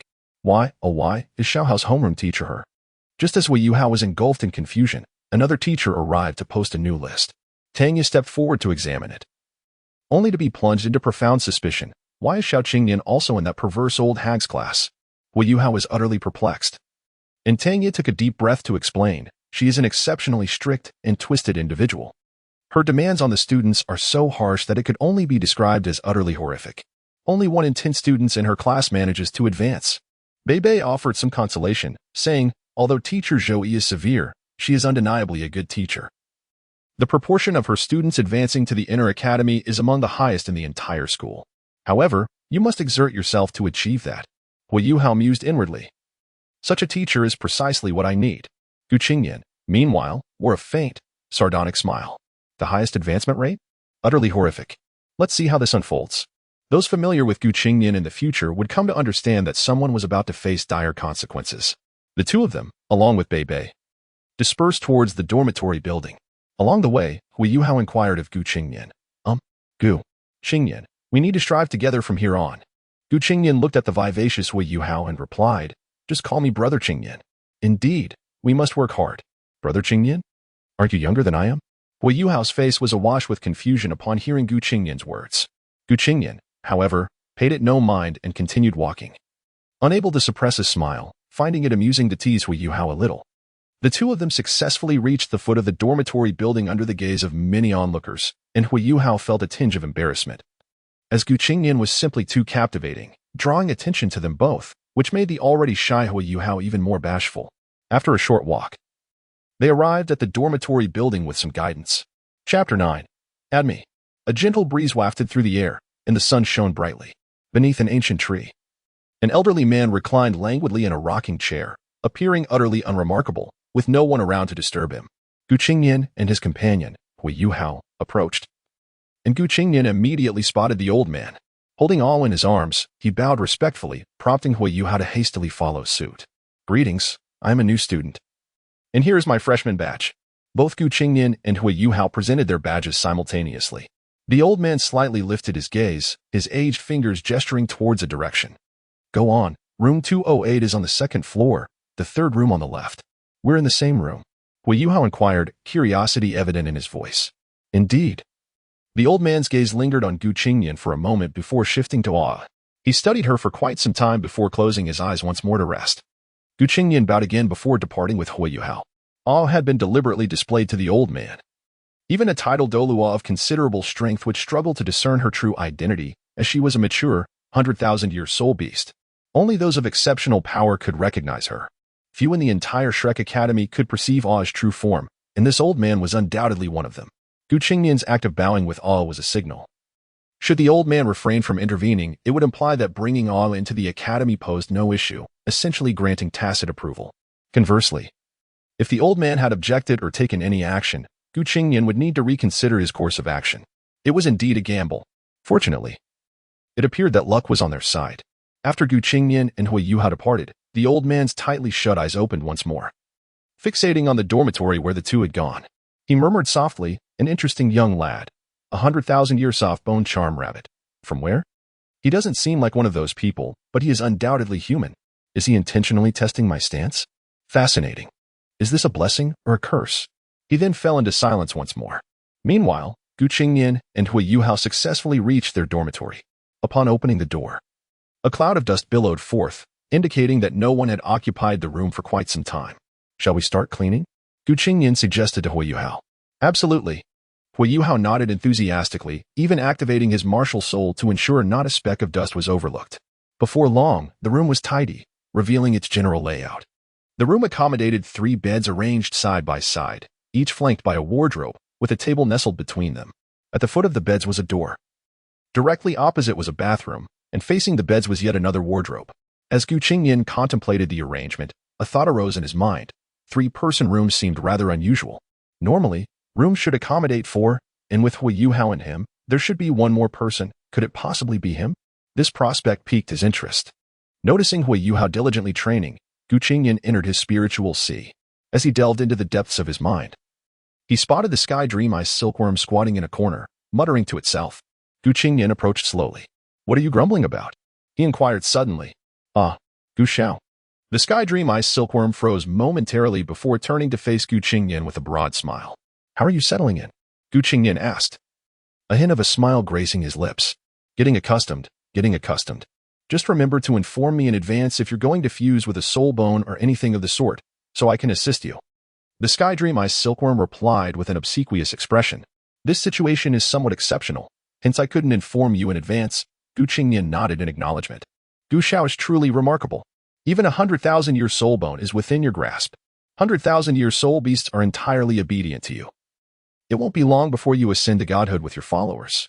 The sky dream ice silkworm eagerly praised Qingnian, its eyes reflecting genuine astonishment. It had not anticipated that Qingnian would integrate a 100,000-year soul bone, and to have a 100,000-year soft-boned charm rabbit by his side was astounding. While merely possessing a 100,000-year soul beast would have been shocking, the soft-boned charm rabbit was not a particularly powerful soul beast. The number of soul beasts reaching the 100,000-year mark was exceedingly rare, and historically, only Ao and her mother had been known to exist. The fact that Qingnian possessed one left the sky dream ice silkworm utterly dumbfounded. Moreover, the previous 100,000-year soft-boned charm rabbit had already ascended to godhood. The sky dream ice silkworm was aware of Tang Sect's ascension to godhood and could not help but feel increasingly hopeful about Qingnian's future. Observing Qingnian's exceptional talent, it noted that he had rapidly advanced 8 levels since integrating with the soul ring, and the time frame was remarkably brief. When had soul power advancement become so effortless? Even with the fusion of soul rings and soul bones, such rapid growth was astonishing. However, the 4 soul skills you provided me are quite impressive, Qingnian remarked. Satisfied with the soul skills he had acquired, praising the prowess of a million-year soul beast. As their conversation continued, the sky dream ice silkworm expressed a sense of pride. They agreed to reconnect when Qingnian was on the brink of breaking through to his second soul ring. For Qingnian, this should be a relatively swift endeavor. Subsequently, awe conveyed to him that the old man had discerned her identity as a 100,000-year soul beast, which Qingnian reassured was not a significant concern. He embraced awe and immersed himself in cultivation. After an indeterminate period, Wu Yuhao and Qingnian simultaneously opened their eyes.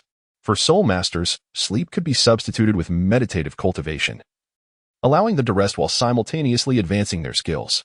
They exchanged glances, and Qingnian casually brushed his hair aside, while Wu Yuhao, glancing at Qingnian's strikingly beautiful features, felt a blush creep onto his cheeks. At that moment, the doors swung open, and a figure entered the room. The newcomer was tall and exceptionally handsome, with short hair in shades of pink and blue, exuding a faint, pleasant fragrance. Upon closer inspection, his eyes also bore a pinkish-blue hue. Wu Yuhao couldn't help but steal a few more glances before instinctively looking to Qingnian, feeling considerably more at ease. He thought to himself, he is even more handsome than senior brother, but Qingnian is still the better-looking one. Rising to greet him, Wu Yuhao asked, "Are you our future roommate?" The new roommate, with an indifferent expression, simply replied, "Step aside." Wu Yuhao instinctively moved aside. The newcomer walked past him, intending to select a bed, only to find that the far-right bed was the only one available. He frowned slightly but resignedly tossed his backpack onto the bed, then turned his gaze towards Qingnian. Upon seeing Qingnian, the newcomer's expression shifted, his eyes widening in astonishment. He had never encountered someone whose beauty rivaled or even surpassed his own. Unable to resist, he glanced at Qingnian several times. Then, his gaze fell upon awe in Qingnian's arms, stirring a feeling of familiarity that he couldn't quite place. At that moment, Wu Yuhao stepped forward, interrupting his thoughts, yet his gaze remained fixed on Qingnian. With arms crossed, Wu Yuhao declared, "First, no bringing random people back to the dormitory. Second, no wandering around the dormitory in the nude. Third, no snoring. Fourth, do not disturb me. Fifth, you will be responsible for cleaning the dormitory. But do not touch my bed." Though his words carried an air of arrogance, a hint of seriousness flashed in his eyes. "Do you understand?" Wu Yuhao was taken aback. What kind of attitude is that? What a terrible person. He couldn't help but retort, "Why should I listen to you? Refuse to listen to me, and I'll throw you out. Go ahead, try." The new roommate responded, maintaining his stoic demeanor. "Humph, I'll gladly give it a try." Wu Yuhao shot back, refusing to back down. "Humph." The new roommate responded with a cold snort, and the two quickly found themselves at an impasse. As Qingnian stood by, tension palpable in the air, he suddenly interjected, "Ah, the vigor of youth. Waking up with a desire to brawl, may I join in?" The new roommate frowned, unable to discern Qingnian's intentions, uncertain of his ability to completely subdue him. However, with the atmosphere charged, retreat was not an option. Stepping out first, Wu Yuhao cast a glance at Qingnian, whose expression appeared somewhat awkward. Qingnian approached him, patting his back. "Come on, brave little Yuhao." The trio descended to the dormitory's entrance, where they found it nearly deserted, save for themselves and the elderly gentleman from earlier. Qingnian felt a pang of regret. If they had been in a double room instead of a triple, and if Wong Dong were their roommate, perhaps an opportunity to seize the moment could have arisen. Ding! Congratulations, the host has successfully intervened in the dual room arrangement of the fated child Wu Yuhao, entering their world and receiving a 6-star reward. Soul power cultivation speed doubled. Random ability gift pack X1. Will you claim it? Claim. Qingnian was momentarily taken aback. His casual remark had actually triggered a response. Ding. Distributing rewards. Distribution successful. In an instant, Qingnian felt a surge of soul power coursing through him. His innate talent for cultivation was already formidable, and now enhanced further. It was terrifying. Ding. Using the gift pack. Congratulations, the host has acquired instant movement, repulsion, and attraction. Will you claim it? Claim. Qingnian was astonished once more. He never expected such extraordinary abilities from a single gift pack. Random ability gift pack randomly selects abilities from various anime and novels. Quantity and abilities vary. Such terror. Immediately, information regarding the 3 abilities flooded his mind. Instant movement, as the name implies, allows for instantaneous relocation, dependent on the user's strength with a limited range and frequency of use, consuming soul power. It was akin to an evolved version of the Naruto's body flicker technique, utilizing minimal soul energy, albeit currently limited to a range of 5 meters.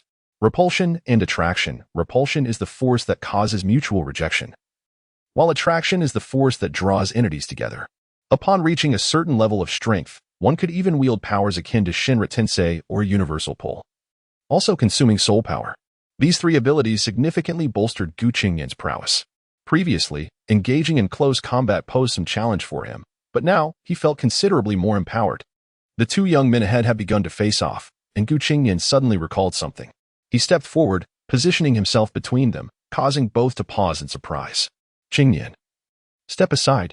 This is between him and me, Hui Yuhao asserted, his face resolute, tinged with anger. The new roommate scrutinized Gu Qingnian, appearing somewhat dazed. Gu Qingnian gently patted Hui Yuhao's head. Little Yuhao, let me have a go at him first, shall we? Hui Yuhao was taken aback, and before he could respond, Gu Qingnian turned to the new roommate. Gu Qingnian.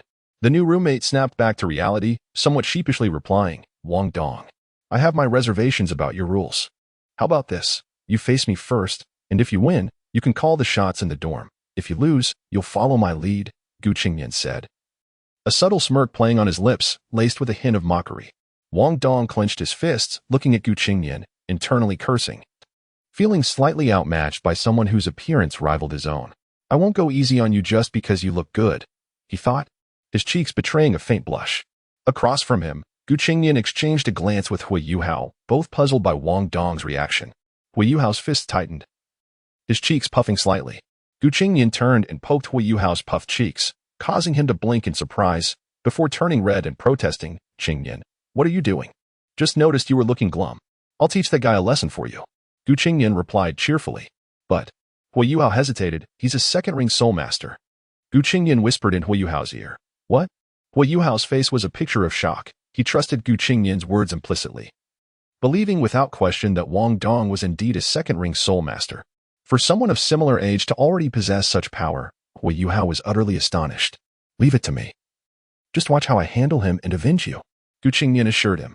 Nodding, he playfully pinched Hui Yuhao's adorably chubby cheeks before stepping forward, leaving Hui Yuhao momentarily dazed in place. Unbeknownst to him, a faint blush crept onto his face, which Gu Qingnian noticed but paid little mind to. Meanwhile, a crowd began to gather around them, many recognizing Gu Qingnian, who had garnered a bit of notoriety at the freshman registration office. Chapter 10, The Bond Between Two Men. Wow, are those two freshmen fighting? That guy with the powder blue hair is so handsome. Oh my goodness. That white-haired one is incredibly attractive too. Are they boys? Their eyelashes are pink? And he is wearing sunglasses. That rabbit. He must be the freshman who registered first with a Millennium Spirit Ring, the handsome one. The powder blue-haired one is striking, but I prefer the white-haired one. Whispers filled the air, and Wong Dong's gaze was fixated on Gu Qingnian. It was only when Gu approached that he snapped back to reality, the surrounding chatter gradually filtering into his ears. The powder blue hair is handsome, but not as much as the white-haired one. He is a bit short, though, still. The white-haired one is more attractive. Are they going to fight? Go, handsome white-haired brother. The one with blue hair looks a bit cute. All three of them were quite good-looking. The freshmen this year had exceptionally high visual appeal. Each remark pierced Wong Dong's heart like needles, leaving him feeling somewhat despondent. After all, he considered himself handsome too. Yet, upon glancing at Gu Qingnian, he could only feel helpless. Gu Qingnian, on the other hand, surveyed the crowd with a faint smile, eliciting a chorus of gasps. Hui Yuhao looked at Gu Qingnian with a hint of envy. Such popularity was remarkable. When he heard someone refer to Gu as cute, he felt slightly embarrassed. Meanwhile, an elderly man reclining under a tree slightly raised his head to observe the three with keen interest. Gu Qingnian provocatively waved his hand. Come. Wong Dong, his expression serious, hesitated. He released his spirit rings, revealing two, one yellow and one purple, hovering before him. Gasps erupted throughout the arena, considering such a configuration was exceedingly rare. Typically, spirit ring configurations follow a pattern of yellow, yellow, purple, purple, black, black, black, black, black. Only exceptionally powerful titled Douluos might achieve a 10th spirit ring of 100,000 years, making such a configuration scarce indeed. After all, the spirit ring configuration is closely tied to a spirit master's strength and capacity. Generally, a second spirit ring of 700 to 800 years is commendable. To absorb a millennium ring signifies immense prowess. Gu Qingnian released his spirit ring as well, showcasing a single millennium ring, whose hue was deeper than Wong Dong's second ring. He placed all on the ground, gently tousled his hair, and removed his sunglasses, setting them atop all. His azure eyes were instantly revealed to all, causing Wong Dong's pupils to constrict in shock. His original spirit. The first spirit ring was a millennium. Though astonished, Wong Dong didn't feel too disheartened, after all. He had the advantage in spirit power. He muttered under his breath, freak. Handsome looks were one thing, but having a more impressive spirit ring was another. The crowd buzzed with excitement. The sudden emergence of such extraordinary newcomers was bound to attract attention, and the elder cast a few more glances at Qingnian. Wong Dong launched a swift whip kick toward Qingnian, who adeptly crouched and, with lightning speed, leaped up to attempt to grasp Wong Dong. In his mind, he envisioned dodging the kick and rising to seize Wong Dong from behind, gaining the upper hand. However, Wong Dong, with remarkable flexibility, managed to hook his leg over Qingnian's shoulder while Gu's arm still aimed for his leg. Crack! Wong Dong's face flushed crimson, and he retreated rapidly.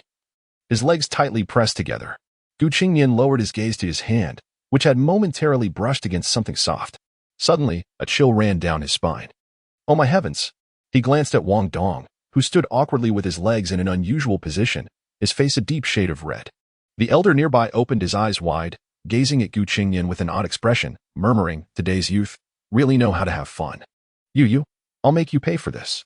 Wong Dong stammered, struggling to maintain his composure, his face flushed as if water might drip from it. In the next moment, he turned and ran straight back to his dormitory. Hu Yuhao felt a bit embarrassed. He had caught a glimpse of everything using his spirit eyes and was at a loss for words as he looked at Qingnian. Ahem, that was unexpected. Qingnian acknowledged, feeling somewhat shy as the crowd continued to murmur about the two.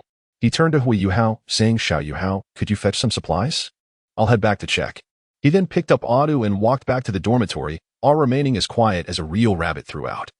Hu Yuhao nodded, naturally assuming Qingnian intended to apologize, so he felt a bit awkward about lingering and left. Initially irked, he now found the situation amusing. Meanwhile, back in the dormitory, Wong Dong dove under his blanket, his cheeks burning with humiliation. He felt as if tears might spill, muttering incessantly that detestable Qingnian. How dare he? How dare he? The door creaked open, and a figure quietly entered. Wong Dong, still stewing under his covers, remained oblivious to Qingnian's presence. Qingnian chuckled at the sight of only Wong Dong's head peeking out, feeling playful. He set Aw down and approached, gently blowing on Wong Dong's flushed ears. A strange, almost breathy sound escaped Wong Dong, who then shot up in surprise. Who are you? Wong Dong stood, his face still flushed, staring angrily at Qingnian. How is it strange for me to be here? This is also my dormitory, Qingnian replied with a playful smile. Humph. You audacious fiend. How dare you do such a thing? I shall kill you. Wong Dong's face turned crimson as he charged at Qingnian. Qingnian made no attempt to evade. Wong Dong tackled him onto the bed. Staring at Qingnian's striking face, he hesitated, momentarily unable to act. A teasing smile spread across Qingnian's face, igniting Wong Dong's fury. He lunged to bite Qingnian's shoulder. Startled, Qingnian quickly grabbed Wong Dong's face. Are you a dog? Trying to bite people? Wong Dong, undeterred, continued to gnaw, and in a flurry of tugging, he unexpectedly bit Qingnian's face, causing them both to leap apart in shock. Qingnian dashed to the bathroom to wash his face frantically, even though he knew Wong Dong's nature. The fact that he was a boy made the situation feel well. Let us forget it. Wong Dong, meanwhile, watched Qingnian with a mocking expression, slowly realizing that he was the one who had come off worse in the encounter. The door opened again, and Hu Yuhao returned, causing the two to hastily separate, leaving the three of them awkwardly seated together. After a moment of tension, Qingnian declared, from now on, we have two rules. 1. We take turns cleaning. 2. We discuss bringing people back to the dormitory. Is that agreeable? Hu Yuhao readily nodded, while Wong Dong sulked, unwilling to engage with Qingnian. Qingnian, on his part, had no desire to comfort him. He had merely returned to gauge the atmosphere and, having done so, felt there was no need to dwell on it. Hu Yuhao tidied up briefly before settling into meditation, while Qingnian began his own training, eager to assess his current progress. Only Wong Dong remained sulking under his blanket. Dejected. Ding. Congratulations, host, for intercepting the fateful connection between Hu Yuhao and Wong Dong during their first confrontation. Earning a 5-star reward, mastery of the 6 styles of the Navy, and 1 bone cleansing pill. Would you like to claim it? System, what criteria determine this interception? Are the rewards randomized? Qingnian pondered as the system interrupted his training. He found the notion of interception puzzling, along with the randomness of the rewards. He had inserted himself into Hu Yuhao and Wong Dong's dormitory in their initial clash, both of which seemed to merit a reward. This sparked a sudden idea in his mind. In the vast realm where all things can be intercepted, The act of intercepting items or plots is contingent upon their influence on the narrative or objectives at hand. For instance, should the host insert themselves into the dormitory of Hui Yuhao and Wong Dong, the fates of the two individuals would undoubtedly undergo a profound transformation. The rewards garnered from such interceptions are proportional to the significance of the characters involved. The more pivotal the target, the more abundant and varied the rewards, which are inherently random. Qingnian, fully understanding this, found himself instantly overwhelmed with numerous interception targets. A simple example would be intercepting Tangya, which would undoubtedly alter Bei's destiny, possibly leading to his expulsion from the academy, thereby inciting substantial changes within the Shrek 7 monsters and consequently transforming the overarching narrative. Thus, the rewards would be monumental. However, this felt akin to being a bandit, a thought that made Qingnian shake his head, though he pondered that perhaps it was not entirely unfeasible. Recollecting his thoughts, he turned his gaze towards Hui Yuhao and Wong Dong, his eyes growing increasingly profound. As he caressed Aw's rabbit ears, an inexplicable sensation arose within him, oblivious to Aw's eyes gradually glazing over, a hint of mist and warmth evident within them. With a casual flick of his wrist, a verdant pill materialized in his hand, akin to a conjuring trick, which he gently tossed into his mouth.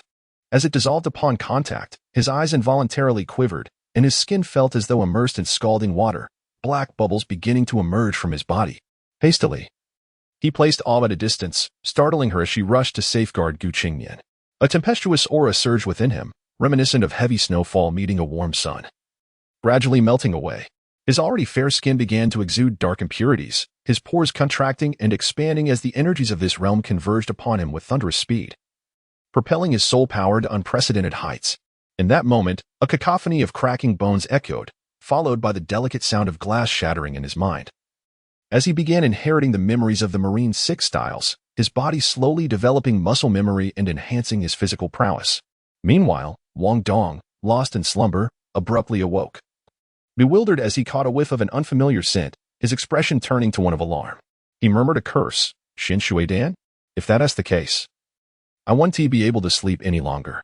He was also taken aback by Hui Yuhao's intense cultivation. Rising hurriedly, he wrapped himself in a blanket and fled the dormitory. After a few steps, he seemed to recall something, rushing back in an attempt to take Aw with him, only to be met with her resistance, leaving him no choice but to retreat alone. After his departure, a pair of pink eyes quietly opened in the shadows. Fixating on Qingnian as whispers escaped her lips, does the master not know that one should not touch a rabbit's ears? Xin Shui Dan.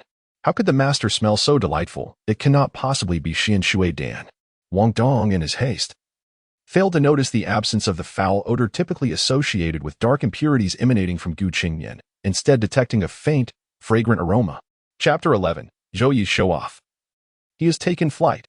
The next day, a beam of sunlight streamed into the room as Hui Yuhao, having just completed his training, slowly opened his eyes and stretched. Time to rise and attend class. I wonder what that delightful aroma is. A glance around revealed a scene that left him utterly astonished. Qingnian sat cross-legged with his eyes closed, his long robe draped down, exposing his bare upper body, which bore a few dark stains. Gulp. Hui Yuhao couldn't help but swallow hard. Qingnian had a tall, slender physique, and Awu was curled up right on his chest. Unfortunately, only the fringes of his abdominal muscles were visible. Despite the stains in other areas, they could not conceal his fair, luminous skin, which emitted a faint fragrance. Just as Hui Yuhao was lost in admiration, the door burst open with a loud bang, startling him into raising his hands as if caught in a compromising situation. Wong Dong entered, muttering in dissatisfaction, that insufferable Qingnian. Hurry up and grab a blanket. We're going to be late. Upon stepping through the doorway, his gaze landed on Qingnian, staring vacantly. Hui Yuhao, unsure of why, quickly stepped forward to set Wong Dong's blanket right, then tugged him towards the exit. Hui Yuhao, what are you dragging me for? Wait a minute. There's no time. Let's go. But Qingnian, never mind. We'll wait for him outside. The two tugged at each other as they waited at the door for Qingnian. True to form, Qingnian was roused from his slumber by their commotion. He opened his eyes, surveyed his surroundings, and noticed the weight in his arms. Awu, rubbing her smooth fur, he said, "Good girl. Did you keep watch over me all night? You've worked hard." Awu nuzzled in agreement, then conveyed a mental reminder that they were running late. After glancing at the time, Qingnian quickly rose, taking Awu with him to shower, and even helped wash her as well. Moments later, Qingnian, dressed in the issued school uniform and cradling a seemingly content Awu, made his way towards the door. Meanwhile, Wong Dong and Hui Yuhao had been waiting for quite some time, and as Wong Dong was about to open the door to check, he collided with Qingnian upon his exit. When Hui Yuhao first entered Shrek Academy, he stood around 1.6 meters tall, with Wong Dong being slightly taller. Qingnian was also in a similar height range, though marginally taller than both. Wong Dong's forehead collided with Qingnian's lips, leaving him visibly annoyed. With time pressing, he turned to leave without further ado. Hui Yuhao glanced over. Are you bringing that rabbit along? At this, Wong Dong diverted his attention. Yes, Qingnian nodded. I can't leave Awu behind. The two exchanged glances, and with a resigned sigh, they hurried towards their classroom. First-year freshman teaching building, the three of them sprinting towards the classroom drew many curious gazes. As the combination of two handsome boys and one adorable little brother was hard to overlook. Upon entering the classroom, they swiftly chose their seats. Qingnian, holding Awu, undeniably attracted everyone's attention, and a throng of girls gathered nearby. Just as many were eager to touch Awu, a voice rang out, Hey, hey. It seems the teacher has arrived. The homeroom teacher? She's a woman, and she looks rather stern. The atmosphere fell silent in an instant as everyone returned to their seats. Qingnian couldn't help but exclaim, no matter the world, the arrival of the teacher is the ultimate silence-inducing phrase. Clack, clack. The sound of high heels echoed, prompting everyone to look up. An elderly woman with thinning hair, dressed in a flowing white robe, approached the podium. Though she appeared aged, her bright eyes sparkled with intensity, and her expression was exceptionally stern. She banged the podium and declared, I am Zhou, your homeroom teacher. Remember this. In my class, any rubbish will not pass the assessment. I am to nurture monsters, not fools. Monsters? Rubbish? How intriguing. Qingnian gazed at the imposing Zhou on the podium, momentarily taken aback. The highest admission rate? Only monsters? Shrek Academy has always operated this way. By expelling those with low soul power from the class, the remaining students would inevitably advance, thus achieving an admission rate that is at its peak, if not perfect. Only monsters? An academy that recruits only the exceptionally gifted and waits for them to grow strong, giving back to the academy in resources and teaching positions, thus establishing a profoundly powerful institution. While there are certainly remarkable teachers and exceptional education, they are but a minority. The aspirations of ordinary individuals versus the sanctuary and protection of geniuses, who can claim certainty in such matters. Yet, Zhou words. As soon as Zhou finished speaking, a commotion erupted among the students. How can you say that? Who's rubbish here? I am among the top 10 novice soul masters in the entire county. Exactly. That's too excessive. Qingnian observed the ruckus in the classroom, maintaining a calm demeanor. Zhou's words were indeed harsh, and the best response was to excel academically, rather than taking offense. As for the students causing a stir, it was to be expected. After all, who among them was a genius? A little arrogance was only natural. Though Qingnian found the remarks displeasing, he relished the opportunity to handle such arrogance. He gently stroked Dawu for comfort. Wong Dong and Hui Yuhao remained equally unfazed, yet their expressions were unusually serious. Zhou disregarded the uproar and coldly stated, Since the start of registration, those who have fought, stand up. Another wave of chaos ensued. Who would fight right after enrolling? It's absurd to even ask us that. Surely, no one would admit to it. A small number of eyes turned towards Qingnian and Wong Dong, as their previous antics had certainly drawn attention. Hui Yuhao's expression tightened with concern, casting a wary glance at Qingnian and Wong Dong. Wong Dong looked at Qingnian, who, without hesitation, stood up. His expression still calm as he faced Zhou. TSK. Wong Dong muttered under his breath as he too stood up. As the two rose, the classroom erupted in surprise. They appeared too charming to be the type to engage in brawls. Zhou's gaze flickered before she coldly exclaimed, Only two? What a bunch of useless fools. Do you not understand that avoiding trouble is the hallmark of mediocrity? Everyone else, run 100 laps around the Shrek Academy square. Anyone who fails to complete it will be expelled. Qingnian found the situation somewhat amusing. Avoiding trouble is a sign of mediocrity? That requires strength. To provoke trouble without strength is the true definition of mediocrity. Teacher, I disagree. Why should we be penalized for not fighting? A boy protested, rising to voice his grievance, followed by a few others who echoed his sentiments. Expelled? That's outrageous. Is there even such a rule? Isn't today the first day of class? Confronted with the murmurs of discontent, Zhou's expression turned icy. Why? Because I said so. If you're not satisfied, you can leave. She then released her soul power, revealing 2 yellow, 2 purple, and 2 black soul rings, a wave of formidable pressure sweeping across the entire classroom. As your homeroom teacher, I possess the authority to expel any student. You have 1 minute. If I do not see you begin running within that time, you will all be expelled. 10,000-year soul rings. Soul Emperor level. The presence of 2 10,000-year soul rings was terrifying. Did this teacher intend to eliminate them? The scene erupted into chaos, with students hastily fleeing the classroom. A reminder, you have only 1 hour to complete the lapse. This is an assessment, and those who fail will be expelled. Shoei declared, clearing the room entirely. 100 laps, approximately 30 kilometers. A typical soul master could endure it with determination. Auxiliary soul masters might struggle a bit more, but with proper utilization of their soul power, they could manage, even if one could not finish as long as they persisted. The likelihood of serious consequences was minimal. Hui Yuhao hurriedly followed suit, casting a worried glance back at the 2 remaining students. Soon, only 3 remained in the classroom.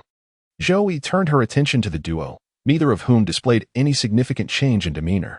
Wong Dong appeared somewhat anxious and curious, while Qingnian remained as tranquil as water, gently stroking the rabbit nestled in his arms. It seemed a little addictive. A Wu was rather pleasant to touch. Wait, a rabbit. Zoe was taken aback, finally noticing that Qingnian had been holding a rabbit all along, and it was none other than a soft-boned rabbit. Zoe's eyes widened in surprise. While she could not discern a Wu's specific condition, she recognized the breed. Yet, that was not the most crucial detail. What truly astonished her was that she had just released a modicum of pressure, which even Wong Dong struggled to withstand, while Qingnian remained unfazed. Upon closer inspection, Qingnian appeared quite handsome. You two, step forward, Zoe instructed. The pair took a few steps closer, and Zoe contemplated asking Qingnian why he had brought a soul beast into the academy. However, upon reflection, it seemed the regulations did not explicitly prohibit it. And a soft-boned rabbit was not particularly dangerous. If Qingnian proved to be of high value, perhaps it could be overlooked. At last, I have 2 spirited children. Tell me, who were you with, and what prompted the fight? We're roommates. I simply couldn't stand him, and gave him a beating, Qingnian replied without hesitation. Zoe felt a flicker of relief upon hearing the first part, initially thinking, roommates. Fighting amongst roommates can foster competition and mutual growth. However, she was taken aback by the latter half. Couldn't stand him? Beat him up? Wong Dong flushed and exclaimed, nonsense. It was clearly me who refrained from hitting you. Then why did you leave? Qingnian shot back. Wong Dong was momentarily speechless. Zoe felt a headache coming on. She had hoped to encounter 2 promising students, but instead, she found herself facing 2 obstinate youths. Fighting is fine. However, I do not appreciate my students squabbling amongst themselves. Remember, next time you wish to brawl, direct it towards another class, just as long as no one is killed. Zhou Yi's stern words left Wong Dong in shock, while Qingnian remarked curiously, what do you mean by squabbling?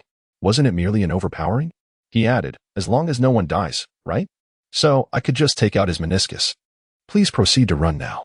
We'll discuss this after class. I have something to address with you, Zhou Yi said after a moment of silence, directing her words at Wong Dong, then turning to Qingnian. Wong Dong wanted to say more, but Qingnian had already pulled him towards the square. Hey, why are you dragging me? I still have things to say. Quit the chatter.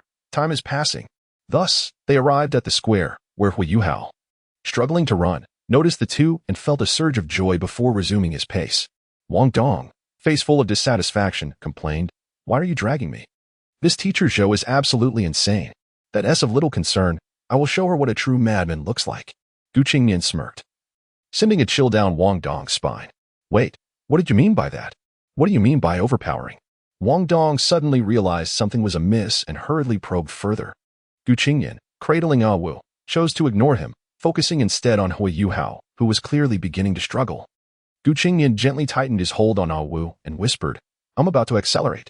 With that, he unleashed his soul power, and in the blink of an eye, he was 5 meters ahead, rapidly increasing his speed. Within mere seconds, Qingnian had completed a lap. Wow, is that even possible?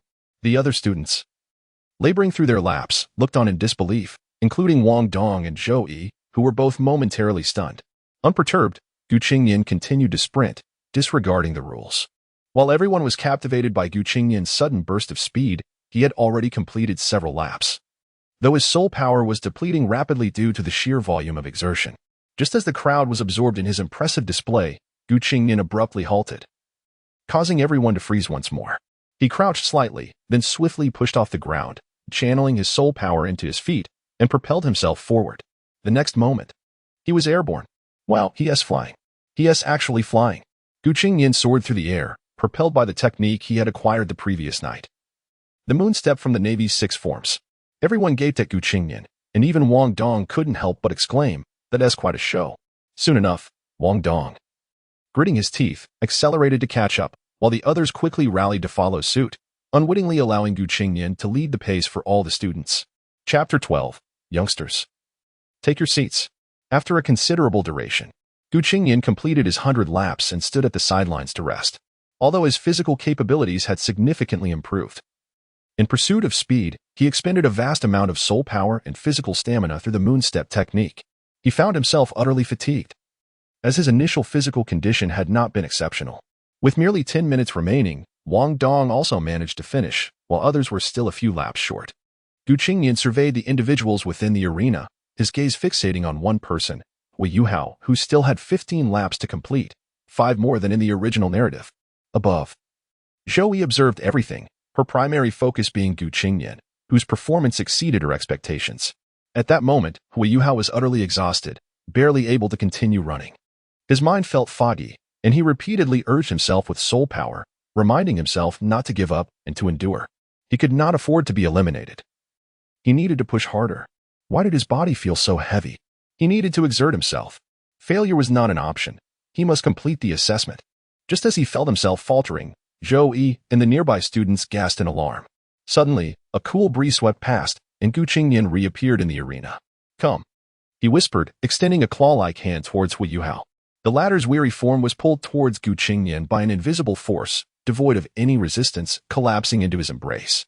Qingnian cradled Ao in one arm while hoisting Wei Yuhao onto his shoulder with the other. Calculating the time briefly, Qingnian crouched slightly, concentrating all his soul power into his feet. A thunderous crack echoed, and in the next moment, he had propelled himself 5 meters away, accelerating further. He was flying again, this time carrying someone. The crowd erupted in astonishment as Qingnian utilized the instantaneous technique to accelerate, then activated the moon step to dash through the air. Running swiftly above ground. Though not particularly tall, his long legs allowed him to sprint with remarkable speed. With 3 minutes left and 5 laps remaining, he gritted his teeth and quickened his pace, producing a series of sounds as he stepped through the air, ultimately creating afterimages as he moved. This spectacle attracted considerable attention, even drawing students from other classes, with many teachers converging to witness. Finally, the time was up, and the laps concluded. Qingnian gently descended to the ground, feeling lightheaded as he did so. Normally, the moon step allowed only brief running in the air, akin to stepping on stairs. However, in this world, one could run in the air, likely due to the nature of the atmosphere or soul power. No one delved deeper into this phenomenon. As soon as he landed, Wong Dong hurried over, anxiously scrutinizing Qingnian. Wei Yuhao, regaining his senses, looked at Qingnian, gratitude flooding his heart. Thank you, Qingnian, he murmured, his face slightly flushed, unsure if it was from exhaustion or embarrassment. Do you know how good Qingnian is? Qingnian responded with a subtle smile. Wei Yuhao felt a bit awkward at that moment. Nearby, Wong Dong sensed an odd feeling, as if something was amiss, yet he could not pinpoint what it was. Observing the two, a twinge of sourness welled up within him, but he quickly shook his head. All right, everyone gather, Zhou Yi announced as she approached the square. Now, I will call out names. Step forward, Shangwan Chitian, Lin Ziyu, Zhuge Tai Long, Tang Ling, Yin Xiaopiao. What is going on? We finished quite early. One male student exclaimed incredulously. She can even call our names without an introduction. Murmurs spread among the crowd. Zhou Yi's expression hardened as she spoke. You 9 can pack your bags and leave. From this day forth, you are no longer students of Shrek Academy. What? Why? The male student erupted in anger. As Zhou Yi's words echoed, chaos erupted in the arena. You dare question me? Shrek Academy does not need opportunists. You only completed 97 laps. You slacked off and failed to run 3 laps before I arrived. Zhou Yi pointedly addressed the male student without hesitation. But you can't expel me for that, he stammered, suddenly feeling vulnerable. Having strength without a righteous heart only leads to disaster, Zhou Yi asserted. You do not deserve to be a student of Shrek Academy. The same goes for the rest of you. Leave. The male student, now furious, pointed at Wei Yuhao and shouted, Zhou teacher, this is unfair. He didn't finish his 100 laps either. Why isn't he being eliminated? Zhou Yi crossed her arms, responding coolly. If he had not completed 100 laps, he too would have been expelled. I never stated that mutual assistance was prohibited. The fact is, he completed the lapse. And you did not. Now leave, or I will destroy your martial soul. The student's face paled as he turned to flee, muttering threats. Joey remained unfazed. I have a short temper, and I always follow through on my words. Does anyone have any objections? The arena fell silent. Qingnian remained an indifferent observer. As this matter held no significance for him, why go to such lengths for something unrelated? The others dared not breathe, each one treading carefully. Joey waved her hand again. Return to your dorms, change your clothes, then come back to class. You have 15 minutes. Upon hearing this, everyone hurriedly dispersed. A short while later, in class, everyone had gathered in just 10 minutes. Joey addressed the group. Hui Yuhao. State your soul power level. Hui Yuhao jolted upright, quickly responding, yes. My soul power is level 11. What? Level 11? I must have misheard. Isnt the admission requirement level 15? How weak. Gasps filled the room at Hui Yuhao's revelation, a peculiar anomaly amongst them. Wong Dong slightly covered his face, having initially intended to duel him, now feeling a mix of regret and relief. Indeed, Hui Yuhao's soul power stood at a mere level 11. He was a special invitee to the academy and did not need to pass the assessment for admission. Take your seat, Joey instructed. Hui Yuhao complied, replying politely. Thank you, teacher. It must be noted, while Shrek had its shortcomings, it was notably protective of its own, a tradition that has endured through the ages. Joey then commenced the formal lesson. All right, let us begin. The first lesson discusses how soul masters are categorized into various types based on their martial soul's offensive and defensive capabilities, including power attack, agility attack, support, food, control, and defense types. Wong Dong, can you identify which types are proficient in offense and which in defense? Wong Dong stood confidently, asserting, the power attack, agility attack, and control types are more inclined towards offense, while support, food, and defense types are primarily defensive. After delivering his answer, he smiled with assurance, thinking this question was rather simple for him, and even shot a challenging glance at Qingnian. Qingnian merely smiled faintly, a hint of mockery in his expression. At that moment, he sensed a shift in the atmosphere, noticing Zhou Yi's expression darken. As expected, the next instant, Zhou Yi bellowed, that is the answer of a fool. Sit down. If this answer were given 4,000 years ago, it would have been accurate. However, in today's context, it is utterly erroneous. Wong Dong was momentarily stunned, sitting down in sheer bewilderment. Qingnian, please enlighten me. Why? Zhou Yi's gaze turned to Qingnian, seeking clarification. It is due to the emergence of soul-guiding devices. The advent of these devices has blurred the lines between offense and defense. In this new paradigm, any member of a Spirit Master team can assume the role of an attacker. Even a food-type Spirit Master wielding a sufficiently powerful soul-guiding device can unleash an offensive prowess comparable to that of a formidable attack-type Spirit Master, or perhaps even surpass it. Conversely, an agile attack-type Spirit Master, equipped with a robust offensive soul-guiding device, can temporarily fulfill the role of a defense-type Spirit Master. Thus, in this era dominated by soul-guiding devices, the capabilities of Spirit Masters across various disciplines have become less distinctly defined. Qingnian rose and spoke slowly. Elaborating for nearly 10 minutes, the room fell into a profound silence. Zhou Yi opened her mouth, momentarily at a loss for words. As Qingnian had comprehensively covered everything she had intended to present, even in greater detail than she had prepared. Ah, please take a seat. That was excellent. Let us conclude today's lesson here. The rest of you may study independently. Hui Yuhao, Qingnian, please stay behind with me after class. Zhou Yi finally managed to utter these words before descending into contemplation. The entire class regarded Qingnian with admiration, particularly Hui Yuhao, whose eyes sparkled with excitement, while Wong Dong pouted in exasperation. Qingnian remained unfazed, embodying a demeanor of modesty. As for how he possessed such knowledge, does one comprehend what it means to have an exceptional aptitude for learning? Does one grasp the significance of the talent and experience of a 9th-level soul master? Does one understand the notion of an external advantage? Young ones, please take your seats. After school, under Wong Dong's curious gaze, Hui Yuhao and Qingnian followed Zhou Yi to her office. Chapter 13, Soul Device. Fan Yu, I am not one to engage in idle chatter. I have always found your martial souls to be perplexing, and now I demand clarity. Zhou Yi sat in the teacher's chair, her piercing gaze fixed upon the two. Hui Yuhao instinctively glanced at Qingnian, who slightly nodded before stating, I possess a spiritual attribute martial soul, the Spirit Eye. For reasons unknown, Hui Yuhao felt an instinctive urge to seek Qingnian's counsel. His inexplicable trust was profound. Zhou Yi observed this interaction with keen interest. a flicker of surprise crossing her features before she continued. Your martial soul's essence. Eyes? Might I inquire about your first soul skill? Without hesitation, Hui Yuhao activated his soul ring, instantly unleashing his mental detection ability. In the next moment, Zoe stood up in shock, surveying her surroundings. Though her expression remained composed as she began to contemplate. Turning to Gu Qingnian, she asked, "And you?" Gu Qingnian, cradling a wu, softly replied, "My martial soul is the 6 eyes of the spiritual attribute." He then removed his glasses with one hand, his cerulean pupils gazing calmly at Zoe. A millennium soul ring gracefully materializing before him. A millennium soul ring. Your first soul ring is a millennium-level anomaly. Zoe exclaimed incredulously. Gu Qingnian offered no response, merely releasing his soul skill. In an instant, bang! Zoe slammed the table in astonishment, pacing back and forth in the office. While Hui Yuhao looked upon Gu Qingnian with admiration, the ability to astonish Zoe spoke volumes about Gu Qingnian's extraordinary talent. However, truth be told, being merely at level 18 at this age was nothing to boast about, but it was understandable, given his recent awakening. Yet, therein lay the most extraordinary aspect. Had Zoe known he had reached level 18 within a month of awakening, possessing a 100,000-year soul bone and a million-year soul ring, she would have been utterly flabbergasted. Wait, how could you both possess such soul skills? Or perhaps it is not impossible. After a moment of contemplation, Zoe approached the two. Follow me. She opened the door and motioned for them to come along, then took flight, her cloak billowing behind her. Gu Qingnian, somewhat displeased, extricated himself, stating, "I can fly. You lead the way." Zoe was taken aback, but, recalling Gu Qingnian's earlier performance and speed, thought it best not to argue.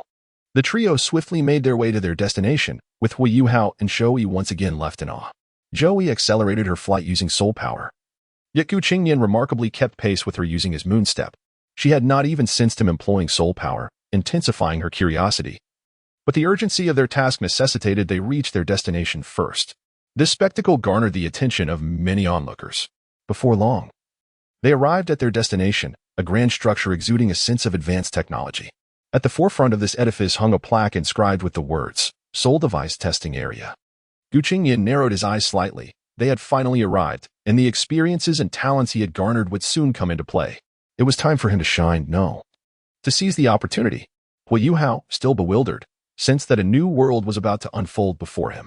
Entering the soul device testing area was akin to stepping into a realm steeped in technological marvels, and Hui Yuhao, like a curious child, gazed around in wonder.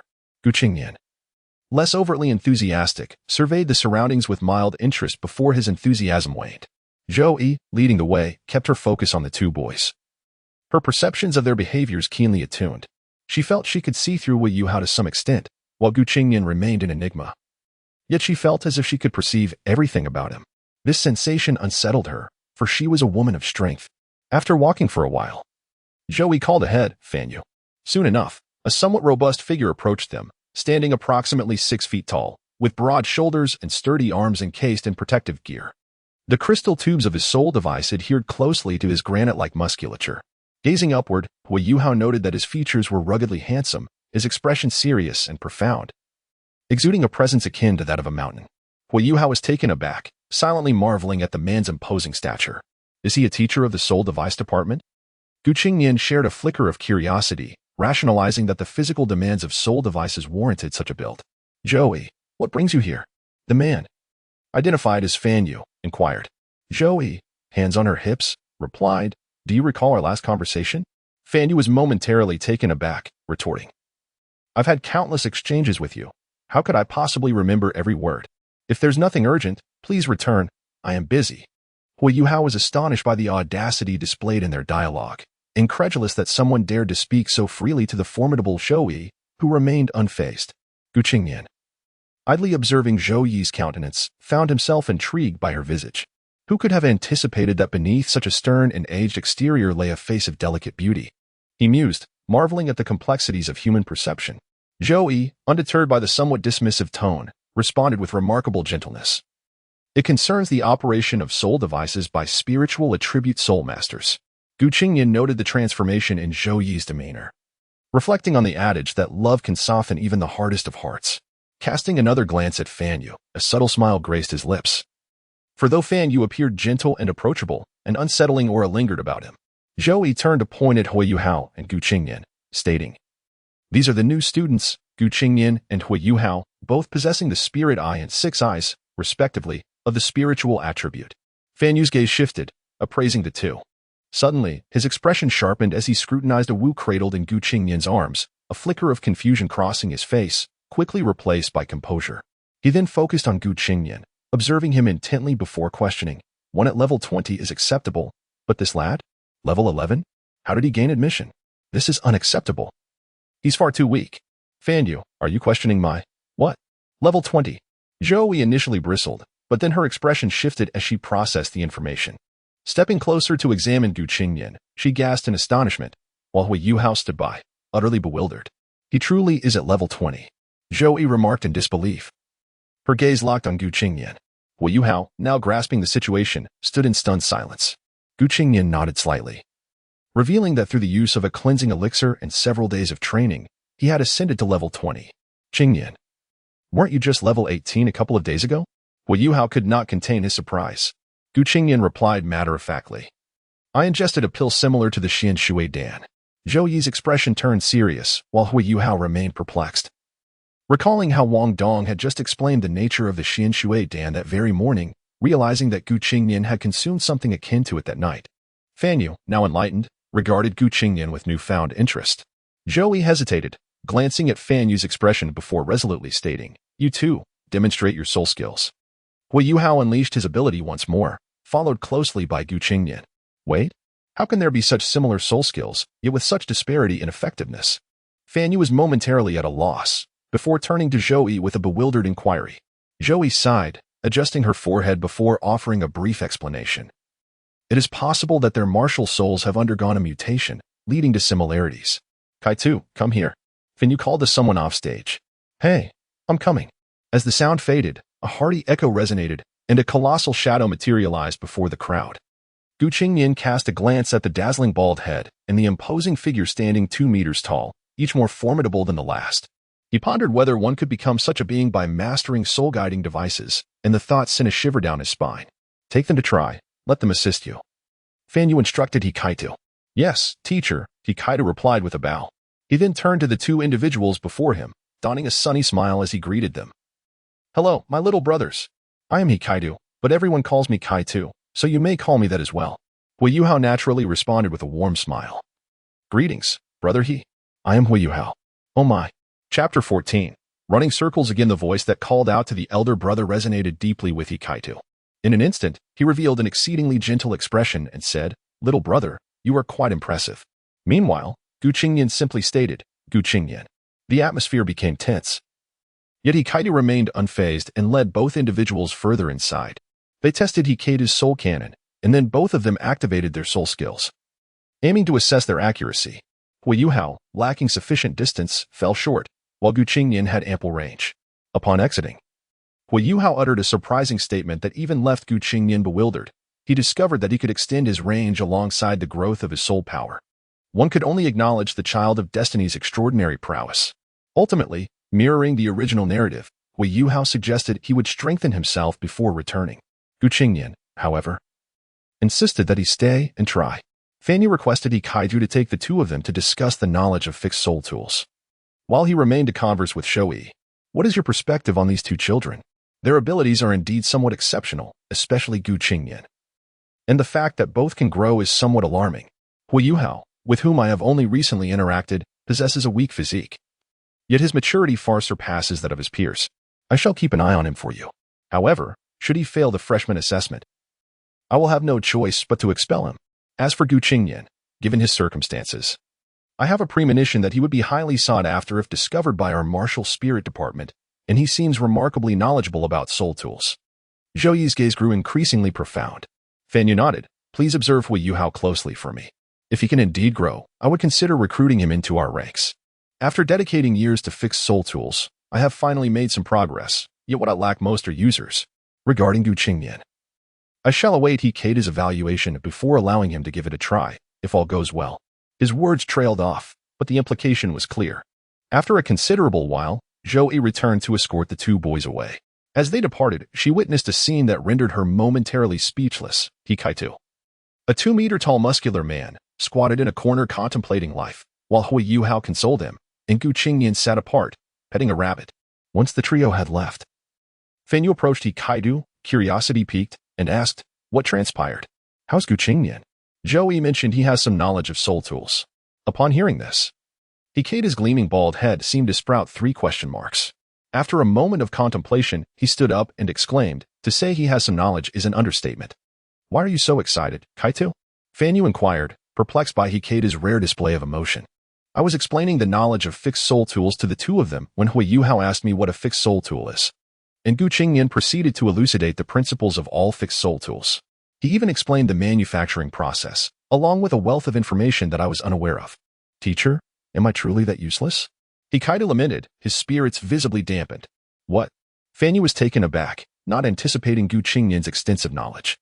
After a moment's thought, he turned and hurried to pursue Zhou. Meanwhile, Gu Qingnian and the others had returned to the classroom, with Hui Yuhao exiting first while Gu Qingnian remained behind.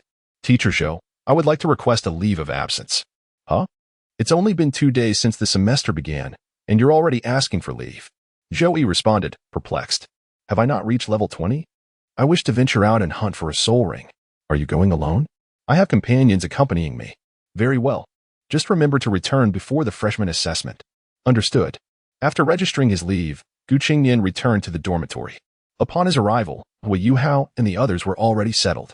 As Gu Qingnian took his seat and lifted his head, a gust of wind swept by, and in the next moment, Wong Dong's face was mere inches from his own. Almost colliding, Wong Dong scrutinized Gu Qingnian, who initially met his gaze with intrigue, causing Wong Dong to blush after a moment. Gu Qingnian gradually revealed a smile, then unexpectedly reached out to gently caress Wong Dong's cheek, his touch as delicate as if he were handling a work of art. As if recalling something, Gu Qingnian leaned in and blew softly near Wong Dong's ear. "Ah." Wong Dong's face flushed crimson, and his body went limp, collapsing onto Gu Qingnian's lap. The scene froze momentarily. Hui Yuhao, who had been meditating, felt a sudden unease and approached to investigate as soon as he witnessed Gu Qingnian's actions. "What are you doing?" After a brief pause, Wong Dong sprang up, his face filled with embarrassment and indignation as he glared at Gu Qingnian. "What do you wish to do?" Gu Qingnian replied nonchalantly. What are the martial spirits of you and Hui Yuhao? I have always been curious." Wong Dong exclaimed, pointing accusingly at Gu Qingnian. "My martial spirit is an eye of the mental attribute," Hui Yuhao interjected, suppressing his discomfort. "Mental attribute, 6 eyes. You both possess primary martial spirits, how peculiar. But what exactly are 6 eyes? Does that mean 6 eyes?" Wong Dong nodded, a hint of understanding crossing his face. Gu Qingnian, however, chose to close his eyes and disregard Wong Dong's foolishness. "By the way, I plan to venture out to hunt for soul rings the day after tomorrow," Gu Qingnian suddenly announced. "What?" Hui Yuhao and Wong Dong exclaimed in unison.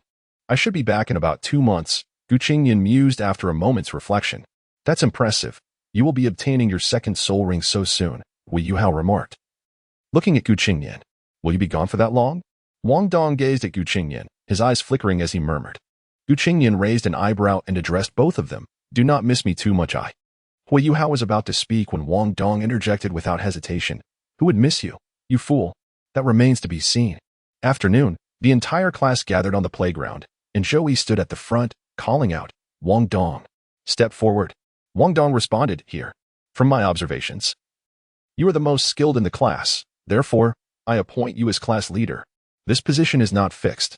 Anyone can challenge you for it," Zhou continued. "Understood." Wong Dong could not suppress a smile, feeling a sense of satisfaction. Inwardly, he thought, "Class leader. This suits my status much better. How impressive. But I still believe Gu Qingnian is more suitable. Indeed, he is handsome and deserves a position of prestige. Alas, Wong Dong is also quite handsome. What a pity." Murmurs around them caused Wong Dong's smile to falter. The whispers grew more cutting. How infuriating. What's so great about him? Just a tall, rich, and handsome type. Challenge him.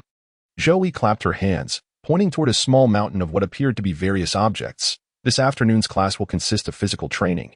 Do you see those? Each of you will wear one and run laps until class concludes." A chorus of protest erupted as the students approached to don the peculiar attire. "Wow, these iron blocks weigh at least 30 pounds. How burdensome. Must the girls wear this to run? I am but a support type." After casting a cold glance at them, Zhou remarked, "Do not speak to me of gender or category distinctions. In my class, all are treated equally. Do you think that on the battlefield?" The enemy will show mercy simply because you are female or a support-type soul master. In fact, they will be the first to strike at you. Upon hearing this, the entire assembly fell silent, as the truth of her words resonated deeply. I reiterate, someone in my class may be eliminated at any moment. The student ranked last, based on the number of laps run, will be expelled. Satisfied that no one dared to speak further, Shoei commanded, "Begin running." In an instant, the entire crowd surged forward, cries of lament echoing around. Not long into the run, Qingnian and Wong Dong noticed that Hui Yuhao had, predictably, fallen to the very last position. They exchanged a glance, enveloped in a profound silence. Chapter 15. Mastery Achieved. Qingnian chose not to elaborate further and simply accelerated to increase the distance. Proficiency in physical techniques is categorized into novice, skilled, minor accomplishment, mastery, great accomplishment, and ultimate. Acquiring physical techniques from the system also enhances one's physical attributes to a certain degree. For instance, the minor accomplishment version of the Marine 6 styles would enable Qingnian to reach a level where he could utilize it directly. It is akin to transferring the results of a person's Marine 6 styles directly onto Qingnian. After all, learning a technique and being able to apply it are two distinct matters. If one's physical attributes are insufficient, the technique will regress to a lower level. While exceeding the requirement allows for direct application, this is indeed a unique aspect. Thus, Qingnian's physical attributes have surpassed those of his peers by a considerable margin. And combined with the effects of the cleansing elixir, it was truly remarkable. Not long into the run, Qingnian had already lapped everyone several times, maintaining an exceptionally fast pace throughout, ultimately finishing in first place, nearly 20 laps ahead of the second place, Wong Dong. This astonishing feat left all spectators in a state of disbelief, especially Shoei, who had initially thought Qingnian's physical prowess was only slightly superior to Wong Dong's, never anticipating such a vast difference. Previously, while running, Qingnian had not yet fully adapted to the Marine 6 styles, merely experimenting with it, and his body control was not yet perfected. Taking a deep breath, Shoei announced, "The student who completes the fewest laps by the end of class will be eliminated." Expelled. Wong Dong trembled at the sound of her voice, glancing back at the distant last place, Hui Yuhao, before looking ahead at Qingnian, who led by nearly 20 laps. How could two people be so different? He looked back at Hui Yuhao, feeling a twinge of concern, as he too was nearing his limit. As the session progressed, more students began to collapse under the strain. Most spirit masters primarily focused on cultivating their spirit power, with the exception of those with beast martial souls and a few with weapon martial souls. Their physical attributes were nearly equivalent to those of ordinary individuals, only slightly superior at best. This was particularly true for auxiliary spirit masters, as their elevated status often led them to neglect physical training. Consequently, they had developed a strong dependency on their martial souls, which was especially prevalent among the girls, who typically engaged in less physical activity. At the rear of the group, Hui Yuhao struggled to jog, his vision beginning to fade, his entire body aching. His chest felt as if it were ablaze, and his spirit power was nearly depleted. He was on the verge of collapse. He could no longer hold on. He had reached his limit. Suddenly, a flash of inspiration struck him, and he lifted his head, his gaze resolute once more. He comprehended a new method of operation for the Xiantian skill. An hour and a half later, Shoei observed the scene. Noting that most students had already collapsed in exhaustion, only 10 remained on the field, including Hui Yuhao. Seeing him, Shoei couldn't help but marvel at his perseverance. Logically, he should have reached his limit by now, given his cultivation and physical condition. Could one's willpower truly be this formidable? Her gaze shifted to Wong Dong, who was also on the verge of collapse. As she glanced again, an awe-inspiring figure appeared before her. Qingnian. His astonishing speed had remained unwavering, showing no signs of diminishing. To what extent must his physical attributes have developed? The remaining students also took notice. As one by one, they began to fall, leaving only Qingnian and Hui Yuhao.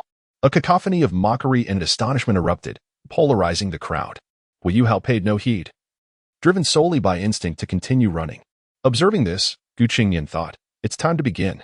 He stepped forward, lifting the iron weights from Hui Yuhao and placing them upon himself, while using his other hand to support Hui Yuhao and assist him in continuing.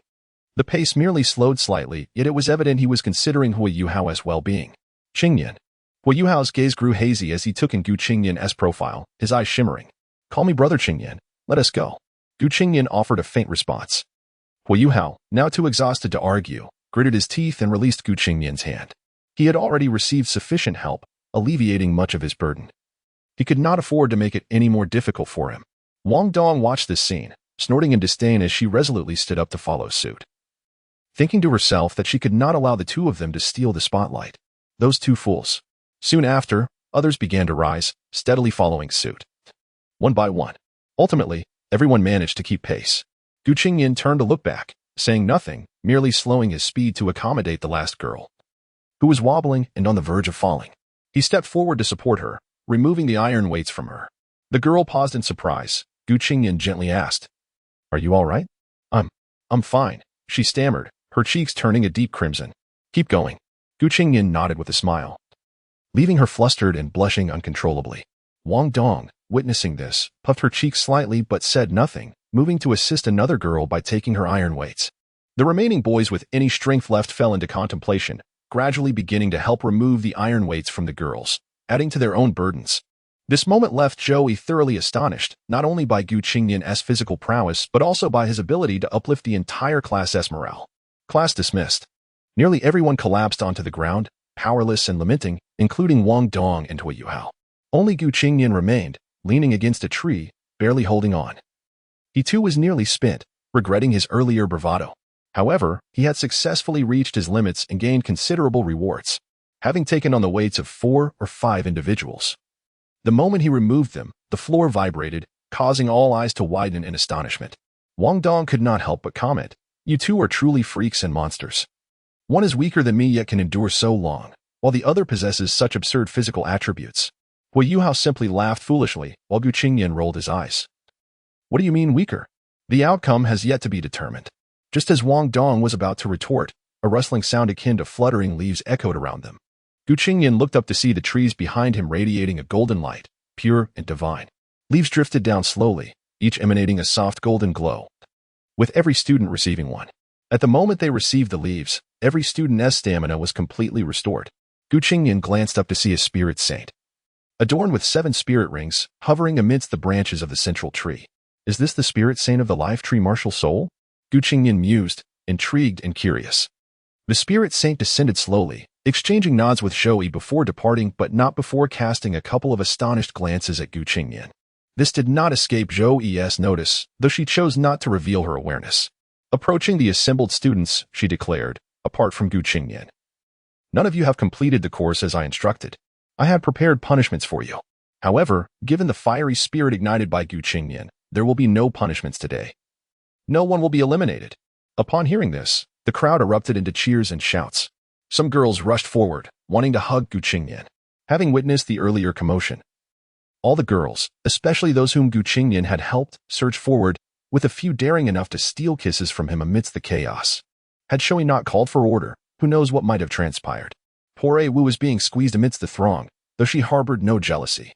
After all, Qingnian was her master, and his future girlfriend would also be her mistress. Everything belonged to Qingnian, with only a tinge of envy. "All right, quiet down. Wong Dong, step forward." Joey observed the raucous crowd with a hint of exasperation. Yes. Chapter 16. Replacement of the class leader and martial arts package as the class leader.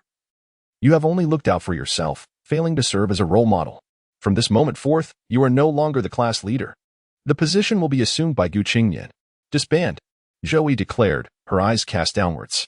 In an instant, the entire class erupted in enthusiastic cheers for Qingnian's ascendancy, leaving Wong Dong heartbroken. After the commotion subsided, everyone returned to their respective dormitories to rest. Hui Yuhao brushed past, while Qingnian made his way back to his room to change before heading downstairs, sensing that a pivotal moment was approaching. Upon opening the door, a dazzling white light flooded his vision, quickly obscured by a blinding glare, accompanied by a shriek and a pair of enormous butterfly wings. Qingnian swiftly slipped inside and locked the door behind him. Under Wong Dong's flushed gaze, he leisurely retrieved his clothes. Qingnian. The light flared again, illuminating the entire dormitory. Qingnian, unfazed and wearing glasses, calmly regarded Wong Dong, internally mocking, must be from excessive plank exercises. What are you doing? Hurry up and go out. Why didn't you knock? Wong Dong, clad simply in a shirt and jacket, shouted in embarrassment and fury. Calm down, we're all men here. Are you perhaps a girl? Qingnian responded, adopting a nonchalant demeanor. You, just get out. Wong Dong stammered, at a loss for words. Xiao Hao. A voice called from outside, prompting Qingnian to turn and pick up Wei Yuhao's clothes as he moved toward the door. Wait, Wong Dong called out, his face darkening. Qingnian turned back, puzzled. What did you just see? Wong Dong trembled slightly, his voice tinged with anxiety. I didn't see anything. You. With a swift motion, Qingnian opened the door and dashed out, closing it smoothly behind him. Wong Dong, left alone, collapsed onto his bed, dazed. The more he thought about it, the angrier he became. His face flushed as he shouted, that scoundrel. Ding. Congratulations, host, for seizing the position of class leader from the destined child of fortune, Wei Yuhao. You have received a 4-star reward, a 10,000-year soul ring. Congratulations on achieving the accomplishment of the fortune harvesting machine, successfully seizing the child of fortune 5 times, which includes a high-tier reward, Dragon Martial Arts Package X1. Do you wish to claim it? Claim. Qingnian's eyes sparkled. It was the perfect opportunity for his first martial soul ring. As for the possibility of the first soul ring being of a lower age, the system offered soul rings, suggesting there might still be rewards for age enhancement. Extracting Dragon Martial Arts Package. Congratulations, host. You have obtained proficiency in Taiji, Bejiquan, Xingyiquan, Shaolin, and Wing Chun. Do you wish to claim it? Claim. As Qingnian walked, his body stiffened, a smile breaking across his face. Memories flooded his mind, and muscle memory began to sharpen, while his physical prowess quietly improved. The profundity of the knowledge being imparted was ineffable. For Qingnian, the 6 eyes were akin to a long-range tool, currently only useful for support in close combat. The Navy's 6 styles were insufficient, martial arts were essential. He was now leagues ahead. Returning to reality, Qingnian accompanied Wei Yuhao to the barbecue stall. True to the original narrative, Wei Yuhao, persuaded by Tang Ye, was selling grilled fish, and Qingnian had come to support him, with Qingnian striking appearance. It was too long before the stall was bustling with customers, predominantly girls. After he made a few enticing remarks, it became an instant hit. Most of the praise was about the deliciousness of the grilled fish, though Qingnian himself didn't partake. Amidst the peak of the business, a series of shrieks erupted. The previously boisterous crowd quieted down, and all the boys parted to create a pathway. Qingnian, having integrated much of the 5 martial arts styles, sensed the shift and knew what to anticipate, biding his time for the right moment. Seizing the opportunity was an art. Oh my, is that the Academy's #1 beauty? Jiang Nanan? What luck. She is so beautiful and gentle. Excited murmurs filled the air. Wei Yuhao scrambled to manage the crowd. But their stock had already sold out, business was booming.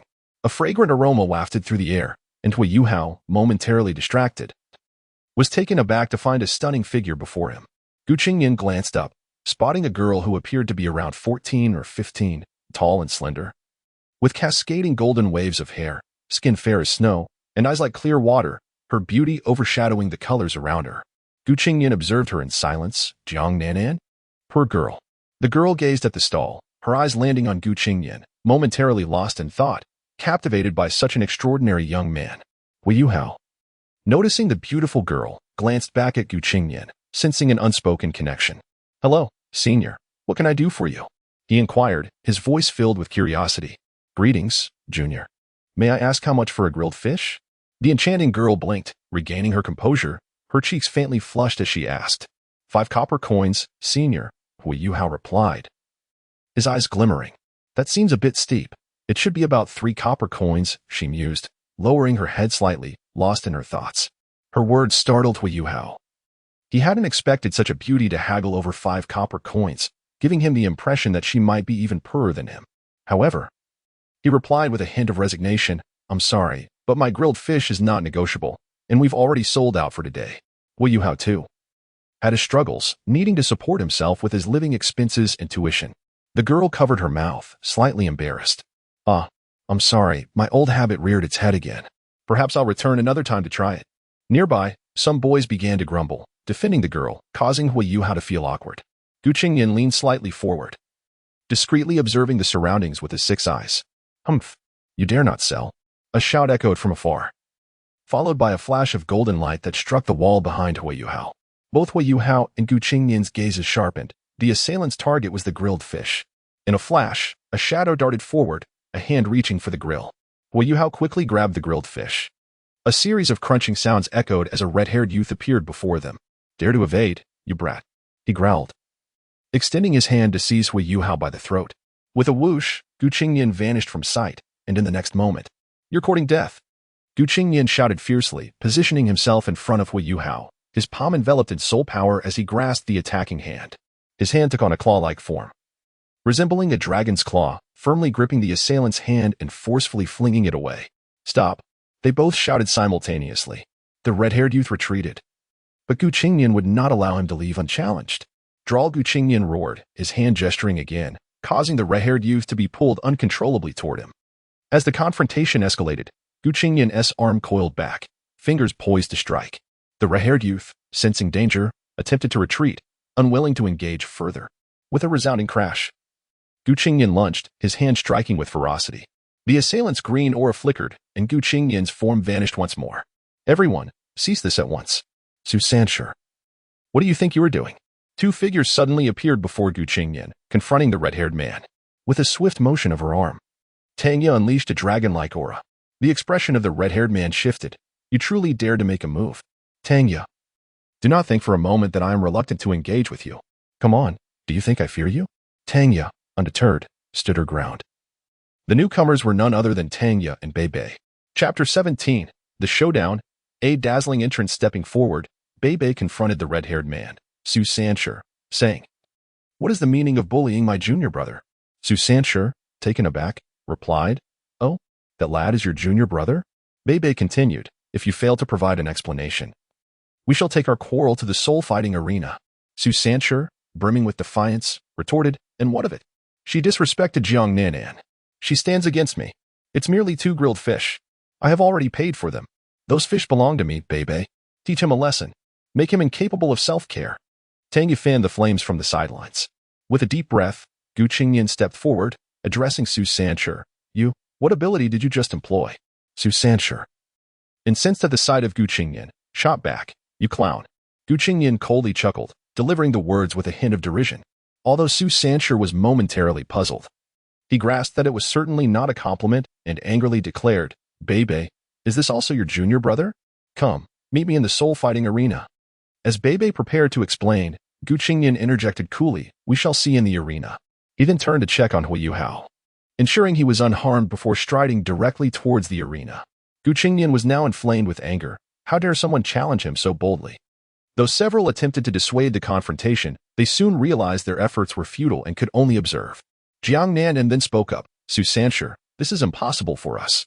Please do not bother me again. She bowed apologetically to Gu Qingnian, saying, I am sorry for the trouble caused by my actions, but Gu Qingnian remained indifferent, shaking his head without further comment, and continued onward. In the Shrek Academy soul-fighting arena, the stands were densely packed with spectators. And Hui Yuhao and his friends sat among them, their expressions tinged with concern. Hui Yuhao exclaimed, There are so many people. Of course, little Qingnian and Su Sanshi are both renowned figures in the academy. What?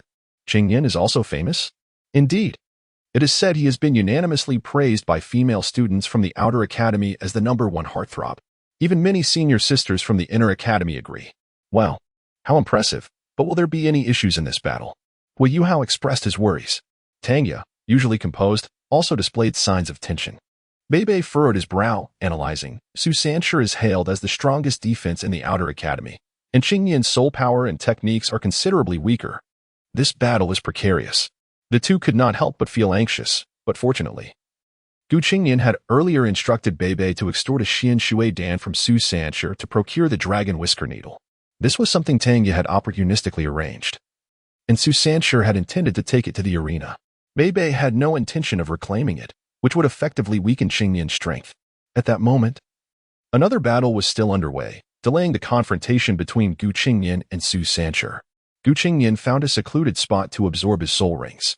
After some time, Hui Yuhao, he heard someone call his name and instinctively looked up to see Wong Dong had also arrived, having heard the news. You're here too? I came when I heard Gu Qingnian was about to face a beating. Wong Dong seemed to recall something and pouted in dissatisfaction. Hui Yuhao forced a smile, knowing Wong Dong was merely boasting, while secretly he was quite worried. Tangya, noticing this exchange, inquired, Oh, who is this? Little Yuhao, you haven't introduced us yet. Hui Yuhao nodded, saying, Teacher Tangya, this is our other roommate, Wong Dong. Wong Dong, this is senior sister Tangya, the leader of our Tang Sect. Wong Dong was astonished. Ah, you are from the Tang Sect? Tangya smiled slightly. Indeed. However, The Tang Sect now consists only of the three of us. Would you like to join? Wong Dong, deep in thought, stood up and earnestly declared, Sure. As the leader of the Tang Sect, I hope to join. Please accept me. Ah, you truly wish to join us? We are down to just 3. Tang Yu was taken aback. She had merely asked casually but did not expect Wong Dong to respond so earnestly. I want to learn hidden weapons. Very well. I will consider it and have little Yu Hao respond to you later. Okay, but 3? Has Qingnian not joined? Wong Dong suddenly pondered, looking puzzled. He declined. What? Now, please have both duelists enter the arena. At that moment, an announcement echoed through the arena, capturing everyone's attention. And Yu Hao and his friends quickly turned to the arena. First to enter is Su Sanshi, a 5th-year student. As the announcement continued, Su Sanshi appeared in the arena, cracking his knuckles with an air of confidence. Next to enter is Qingnian, a 1st-year student. This battle.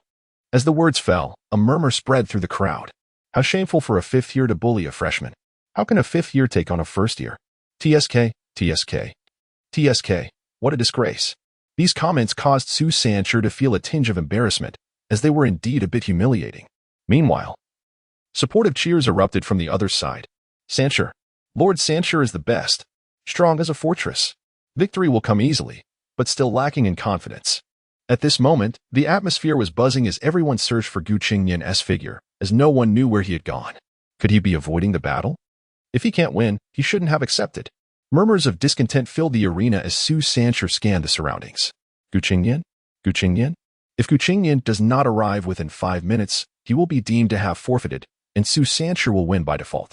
Concerns grew among the audience, prompting Yu Hao and Wong Dong to prepare to search for him. After a while, 10 seconds remaining. If Qingnian does not appear, it will be considered a forfeit. 10, 9. As the countdown commenced, the tension escalated, with many believing Qingnian had fled from the fight, eliciting murmurs of disappointment. Tang Yu wore a worried expression, and Bei Bei began to feel restless, prompting several to prepare to leave. Su Sanshi shook his head with a hint of mockery, turning to depart. In an inconspicuous corner of the audience stands, 3 figures sat watching the arena. Surely he would not show up. One of the younger men, resting his chin on his hand, observed the scene with a sense of disillusionment. If Qingnian were present, he would undoubtedly recognize this man as the peculiar teacher from the new student registration area. Suddenly, one of the white-haired, burly men exclaimed, He is coming. What? The younger man was taken aback. Ping, ping, ping, sounds of rushing air echoed throughout the arena. Upon hearing this, Yu Hao and Wong Dong stood up, excitement lighting their faces as they gazed upward. How infuriating. This brat loves to show off. Wong Dong grumbled. Tang Yu and the others were oblivious to what was occurring. In the arena, Su Sanshi looked up, equally perplexed. What is all this commotion? All eyes turned toward the sky, where a shadow was seen racing through the air. Wow. Someone is flying. Running in the air? Could it be the legendary space running? Ah, no. Running. Am I late? A voice, smooth as water, echoed throughout the arena. Qingnian has finally arrived. Today marks the final duel of the Fighting Spirit Arena, featuring 1st-year student Qingnian against 5th-year student Su Sanshi. Let the duel commence. Chapter 18, The First Male Deity Who Can Fly. Boom. The dueling arena trembled, dust swirling into the air. As the smoke cleared, a tall figure emerged, slowly extending his hand towards Su Sanshi, beckoning him to come forth. Ah, the first male deity. So handsome. A flying deity. What was that just now? With the appearance of Qingnian, the arena erupted in chaos as a multitude of girls leapt to their feet, shrieking in excitement. The scene became momentarily frantic. Bei Bei and his companions sighed in relief, exchanging glances filled with resignation, yet anxiety soon followed, for Qingnian's disadvantage was painfully evident. Su Sanshi's gaze flickered, inadvertently spotting a stunning figure in a corner of the audience, instantly invigorated, confidently declaring, Come, watch how I teach you, my junior. I'll let you make the first move. Qingnian removed his sunglasses and placed them on Ao, a gesture that astonished many. Numerous voices rose, eager to assist Qingnian in cradling Ao, but Su Sanshi, with a cheeky remark, quipped, You might as well take your pet down, otherwise I fear I might accidentally harm it. Qingnian let out a cold laugh. Harm it? That's the funniest joke I've ever heard. With a gentle blink, his pupil shimmered, and his aura expanded dramatically.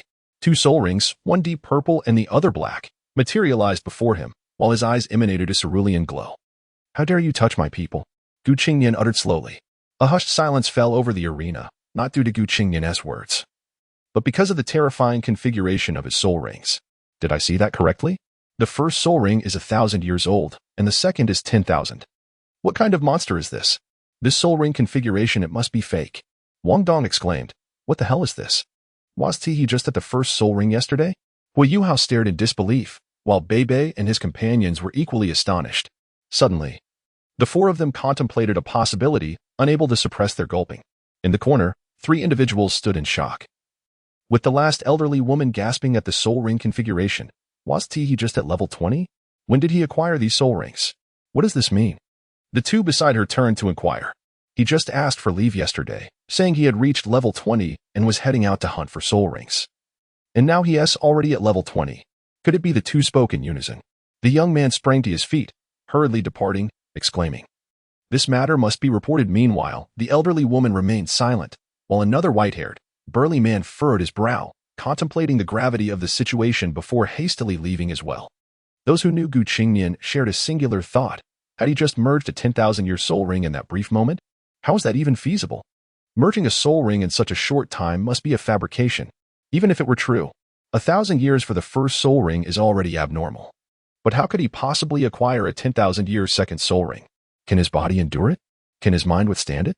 Everyone was rendered speechless. Their second soul rings were merely a century old, while he possessed a 1,000-year first soul ring and a 10,000-year second soul ring. How's anyone meant to compete? Wong Dong, feeling utterly defeated, lamented, why must there be both Dong and Nian in this world? His second soul ring was already extraordinary, but now, with the emergence of Qingnian, a freak among freaks, how could he possibly continue? Among the crowd, a stunning figure covered her mouth in astonishment, her eyes sparkling as she gazed at Qingnian. Returning to the battlefield, Su Sancher's expression shifted dramatically, his heart sinking as he realized the predicament he faced. A first soul ring of 1,000 years and a second of 10,000 years, such a soul ring configuration would render him a monstrous existence. Even if he were to lose now, if he were to be defeated, he would undoubtedly face dire consequences in the future. Yet, conceding would be utterly humiliating. Damn it. Bei must know and is deliberately remaining silent. Su Sancher's expression turned grim, and he found himself at a loss for what to do. Before he could speak, Qingnian took a step forward. The black soul ring flickered, and in the next moment, Qingnian's figure vanished from the arena. Su Sancher's expression changed drastically as the crowd scanned for Qingnian's presence. Gravity. A whisper echoed, and Qingnian reappeared behind Su Sancher, his hand reaching for Su Sancher's neck. When did this happen? Su Sancher hurriedly turned, releasing his martial soul. 2 yellow and 1 purple soul ring appeared, and a shield materialized to guard his front. Whoosh, the sound of wind sliced through the air. Qingnian's figure disappeared once more, leaving behind a series of afterimages that rapidly faded. This was Qingnian's soul skill from the 10,000-year soul ring, long-distance instantaneous movement. He could teleport over a distance of 500 meters, capable of penetrating inanimate objects to a certain extent, provided they were weaker than himself. Additionally, he could condense his soul power for high-frequency instantaneous movements, creating afterimages that could even attack at high speeds. Kid, let us negotiate. Let us call this duel a draw. Su Sancher suddenly shouted, his expression somewhat grim. For Xian Shui pills and 1,000 gold soul coins. Qingnian halted, his voice calm. What? Are you joking? For Xian Shui pills. Do you know their immense value? And they are priceless. Su Sancher exclaimed, unable to contain himself. Then let us fight. Qingnian replied without hesitation. Let us negotiate a bit. How about 1 pill and an additional 2,000 gold soul coins? Su Sancher, feeling the pressure, attempted once more. I refuse all negotiations. Qingnian responded coldly. Damn it. Kid, this is too much. Then let us battle. Su Sancher thought for a moment, disregarding everything, and roared. So be it. I'll just hold back a little. He swiftly retreated, unleashing his first soul skill, Shinming Shock. In an instant, a red glow flickered, and a wave of shock surged towards Qingnian. The purple soul ring before Qingnian shimmered, and he leaped gracefully, perfectly evading the attack as Su Sancher's gaze darted, initiating a relentless assault. Qingnian remained unfazed, dodging every attack as if he were foreseeing them all. The Heavenly Dream Eye Silkworm bestowed Qingnian 4 soul skills. The first, Divine Sight. The second, Mental Sharing. The third, Soul Insight. And the fourth, All Things Analysis. The first soul skill is akin to an advanced version of mental detection, while the second allows for the sharing of the first skill.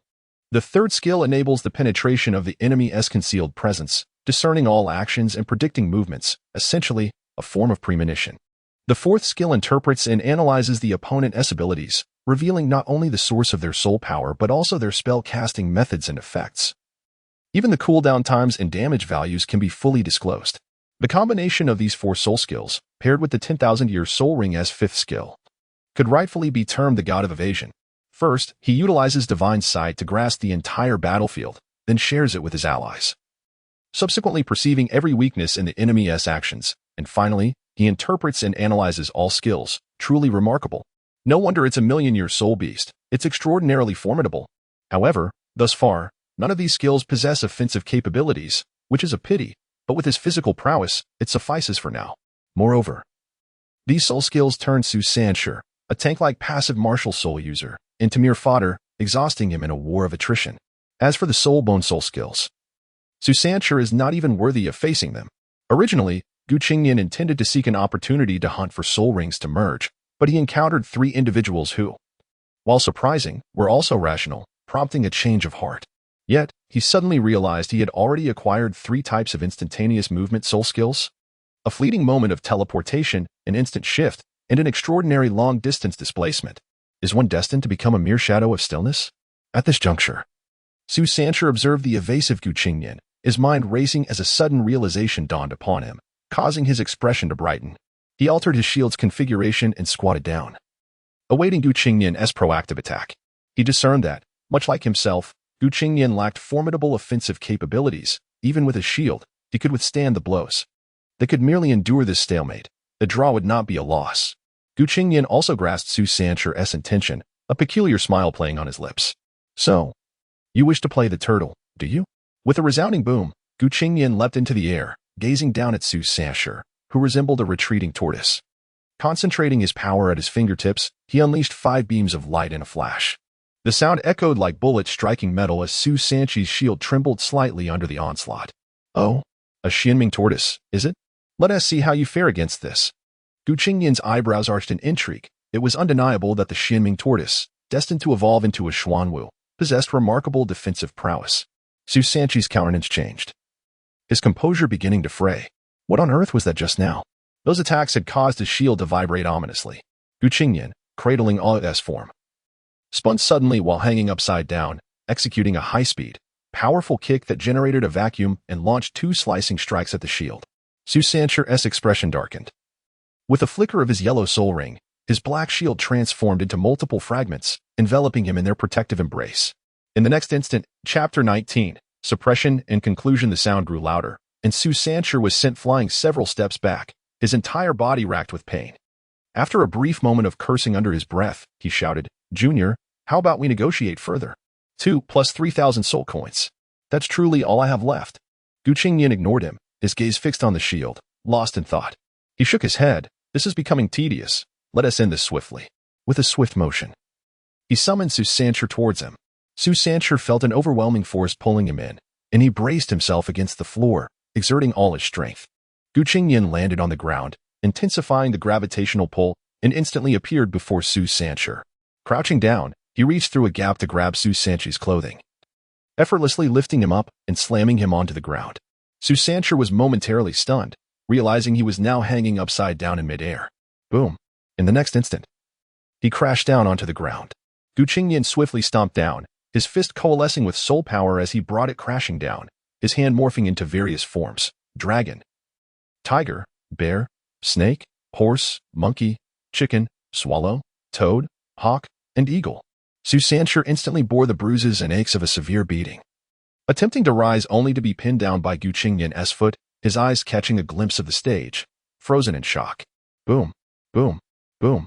The atmosphere suddenly surged, and Qingnian furrowed his brow, leaping back. Su Sanshi, with his head bowed, was unaware that the shield had returned to his grasp. The audience was taken aback by this unexpected turn of events. "You," Su Sanshi spat out coldly. Whoosh! Once again, the sound of wind rushed past, and slap. Su Sanshi was sent flying backward. The arena fell silent.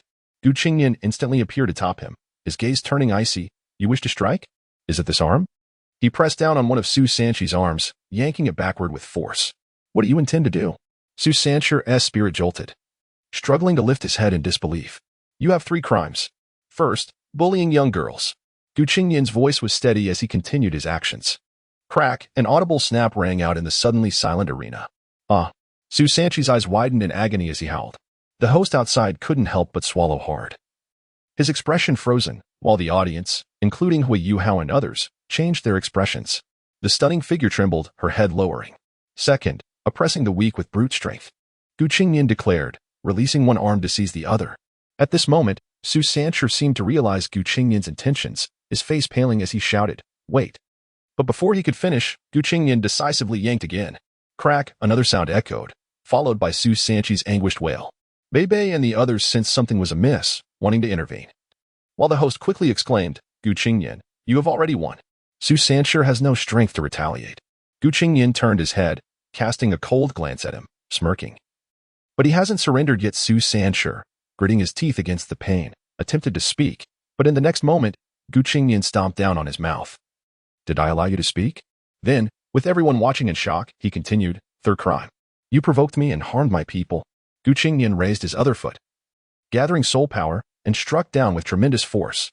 Crack, crack, crack, a series of bone-cracking sounds erupted. Su Sanchi's eyes bulged, his body shaking violently. And he even spat out a mouthful of blood. Gu Qingnian loosened his foot from Su Sanchi's mouth and said slowly, "Will you accept my terms?" Su Sanchi, nearly losing consciousness, was unable to respond. Gu Qingnian lifted his foot again, and with the last of his strength, Su Sanchi nodded slightly. Gu Qingnian turned to the host. "Have I won?" The host shivered, hastily declaring, "I announce the conclusion of the soul battle. Gu Qingnian is the victor." Gu Qingnian released his hold, crouching down to grasp Su Sanchi's hands. The crowd couldn't help but gasp in shock, and the host quickly added, "Gu Qingnian, the battle has ended." Gu Qingnian paid no heed, his arms moving once more, and with two crisp cracks, Su Sanchi's contorted arms returned to their original state. The audience finally exhaled, and Gu Qingnian gently pressed on Su Sanchi's chest, producing a series of cracking sounds, alleviating the previously sunken area. Standing up, he addressed the nearby host. "Take him to the infirmary. Remind him to bring what he owes me when he wakes." Without waiting for the host's reaction, he turned and left. He had not delivered a fatal blow but merely employed martial arts techniques. Su Sanchi, who had initially been brimming with fighting spirit, found his resolve diminished upon seeing Gu Qingnian's soul rings. Despite a brief resurgence in spirit upon seeing Jiang Nanan, he was soon crushed by the overwhelming defeat. Furthermore, he was not an aggressive soul master, making him susceptible to Gu Qingnian's psychological tactics and timing. Gu Qingnian's use of physical techniques made it seem to outsiders as if Su Sanchi was gravely injured, but those with a keener eye would recognize the truth. It was merely a psychological effect on Su Sanchi. After all, Gu Qingnian still required the support of Shrek Academy, and any trouble could spell disaster. Although he still had his trump cards. Once Gu Qingnian departed, the audience erupted once more, with the girls shrieking and the boys falling silent amidst murmurs of discontent. In a corner, an old woman departed quietly, along with the beautiful figure, slipping away unnoticed. Hui Yuhao and his companions also left, and within mere hours, the incident had spread throughout the outer academy, with nearly everyone aware, even reaching the inner academy. Had there been trending topics, they would undoubtedly include 1. New students' bizarre soul ring configurations. 2. New students bullying seniors. 3. The brutality of new students. 4. The wails of Su Sanchi. As the protagonist of this incident, Gu Qingnian had already returned to his dormitory, collapsing onto the bed and drifting into a deep slumber. While Hui Yuhao and his companions also returned, sharing a glance at the resting figure on the bed. Wong Dong took out a pill and placed it in Gu Qingnian's mouth. The soft touch of his fingers against lips sent a fleeting thrill through Wong Dong. Gu Qingnian's mouth opened and closed. Hiss, Wong Dong jolted, realizing his finger had somehow found its way into Gu Qingnian's mouth. He tried to pull it out, but his body froze. Hui Yuhao, noticing the unusual commotion, glanced over, and Wong Dong hastily withdrew his finger. The movement startled Gu Qingnian awake, causing Wong Dong to nearly jump up, feeling as if he had been caught in a dishonest act. Suddenly, he recalled the appearance of the pill and murmured, "Wait, this pill, could it be? No way. I must be mistaken. Such a precious pill couldn't possibly be." Shaking his head to dismiss the thought, he returned to the bed, casting a slightly resentful glance at Gu Qingnian before settling down to cultivate, his mind wandering far beyond. Is he asleep? Hui Yuhao opened his eyes, glancing at Wong Dong, who was still cultivating, then looking back at Gu Qingnian. He couldn't help but wonder, is this all for me? As he pondered, his eyes flickered. and his body trembled slightly before he quickly adjusted his clothing and returned to his cultivation. All of this went unnoticed by both, unaware that a pink rabbit with heart-shaped eyes was observing everything from Gu Qingnian's embrace. Chapter 20. Debt Collection and Unexpected Changes in the Deep of Night. A gentle breeze wafted through the air as Hui Yuhao and Wong Dong, both immersed in their cultivation, simultaneously opened their eyes, their gazes converging upon Gu Qingnian. At that moment, Gu Qingnian was enveloped in a faint blue mist. Wong Dong's pupils dilated in realization, and he quickly rose, exclaiming, "This is bad. If it's truly the Xianshui pill, we won't be able to sleep in this room." Yet, had they not consumed a similar pill before? Curse be Gu Qingnian for robbing me of my sleep again. Hui Yuhao, we must leave at once. Hui Yuhao scrutinized Gu Qingnian's transformation with a serious expression, while Wong Dong impulsively slapped him on the back, urging him to flee. "Hurry, you fool." The following day, Gu Qingnian slowly stretched and bent down to inspect his body. Instantly comprehending the situation, Bei Bei had given the Xianshui pill that had ensnared Su Sanshi to Wong Dong, who then consumed it for himself. After tidying up, he proceeded to take a shower, emerging to find Hui Yuhao's curious gaze and Wong Dong's face filled with resentment. "Ah, my apologies. I did not expect this," Gu Qingnian said, feigning embarrassment, yet his demeanor remained unchanged. "Humph. Let us first ascertain the extent of your soul power," Wong Dong huffed, producing a palm-sized orb and handing it to Gu Qingnian. Upon receiving the orb, Gu Qingnian observed it briefly and deduced its function as a soul power testing soul guide device. After infusing it with his soul power, 2 digits materialized in a milky white glow. 23. "What? You're already at level 23? Wong Dong shrieked, astonished, while Hui Yuhao gazed at him in shock. Gu Qingnian stroked his chin, pondering, "I initially absorbed a soul ring, which elevated me to level 21. Then, the Xianshui pill propelled me to 23. Did it perhaps exceed my limits? Nevertheless, having already absorbed the wash marrow pill, the benefits of consuming the Xianshui pill were still significant. Truly, the Xianshui pill is remarkably potent." Wong Dong struggled to suppress his astonishment. Feigning ignorance, Gu Qingnian inquired, "What Xianshui pill?" "All of this is due to the Xianshui pill you took last night, provided by Senior Bei Bei. It is an extremely rare water attribute elixir. Not only does it nourish the meridians and enhance soul power, but its most vital function is to wash the tendons and marrow, increasing innate soul power by 1 level. This is a boon for talent and potential." Gu Qingnian's expression shifted to one of understanding, though he acknowledged that while there was some utility, having already undergone the marrow washing process, the second enhancement would not yield as much benefit. "Come, let us treat ourselves to a sumptuous meal," Gu Qingnian declared grandly with a sweep of his hand. "I want 2 servings. I want to eat." All right. "You 2 gluttons can each have 4 servings." Gu Qingnian smiled lightly. Hey, you're the glutton. All right, but we still need to collect some debts." "What debts?" After finishing their meal, Gu Qingnian and the others arrived at the shores of the sea god lake to rest. Shortly after their arrival, a boy from another class hurriedly approached, handing Gu Qingnian something before dashing away. "What is this?" Wong Dong asked, astonished. "Is this the debt you mentioned earlier?" Hui Yuhao pondered and concluded. Gu Qingnian nodded, "A perceptive one, indeed, to proactively bring it to me." Wong Dong was about to inquire further when Gu Qingnian furrowed his brow, fixating his gaze, and swiftly pushed the 2 aside. Wong Dong and Hui Yuhao were momentarily stunned, failing to react before a crimson dot surged toward them, and the surrounding mist suddenly thickened. "Run!" Gu Qingnian shouted instinctively. In the next moment, an overwhelming wave of heat struck them, instilling a profound sense of danger in the trio. Wong Dong, reacting first, summoned his martial soul, attempting to pull Gu Qingnian and Hui Yuhao away. However, it was too late. The powerful wave slammed into them, rendering Wong Dong unconscious and nearly incapacitating Hui Yuhao. Gu Qingnian swiftly hoisted both of them, retreating to safety before returning to his original position. At that moment, the red dot revealed its true form, a woman clad in a white cloak with red hair, adorned with a mask, standing merely a few meters away from Gu Qingnian. Rather than displaying alarm, Gu Qingnian's expression bore hints of excitement. Suddenly, the woman extended her hand, covered in a stream of red energy, reaching for Gu Qingnian. A wave of intense pain surged through him. He could have fled in an instant, but that was not an option. "Tiameng, lend me your aid." In an instant, Gu Qingnian's aura surged, a purple soul ring appearing before transforming into a platinum hue. "Descend." Gu Qingnian strained to maintain his focus, pointing at the assailant as his gaze flickered, a blue luminescence manifesting at his fingertips, and icy air surged forth. A glimmer of gray flickered in Gu Qingnian's eyes. Boom. The blue luminescence transformed into a beam of light directed at the woman, who, in response, merged her hands to unleash her own light to counter. In the next moment, a sound akin to shattering glass echoed, sending the woman flying, plummeting into the water. Is this the extreme cold power of a million-year soul beast? Qingnian mused. Sensing the unleashed strength, he envisioned the day he would fully harness the power of a million-year soul beast, standing atop the pinnacle of strength. Wow, Gu! You become so much stronger, exclaimed Tianming-Eye's silkworm. My control over power is so flawless. It seems I can grant you even more strength. Alas, I will be unable to protect you for the next year. A hint of grievance tinged Tianming's voice. You've worked hard, prepare. For we must head to that place. Qingnian smiled faintly, stepping forward to catch the woman before she descended, returning to his previous position. Impressive, Gu. You've reached the second ring so swiftly. Inform me when you're leaving, Tianming-Eye's silkworm remarked, surprise evident in her tone. Beyond expectations.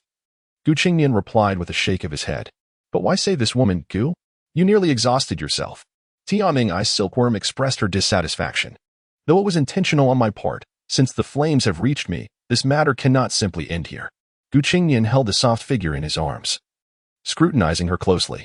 The woman's mask had shattered during the earlier collision, revealing an intriguing visage.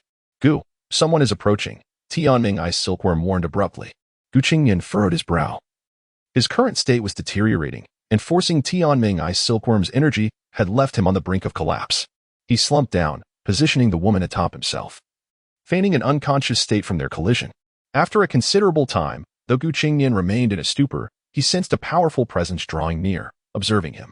After a brief wait, he felt a sense of relief as two gazes fixated on him. One of them lingered for a while before vanishing with the wind. The other remained, waiting patiently. Eventually, Qingnian sensed that Hui Yuhao and Wong Dong had awakened. Biting his lip, he feigned rubbing his head as he sat up. Upon opening his eyes, a familiar figure came into view, handing him a box. Hui Yuhao and Wong Dong approached, exchanging glances. Forget what you just witnessed. Otherwise, you will be expelled from the academy. As compensation, take these 3 items. I trust you are intelligent enough to understand, the person stated.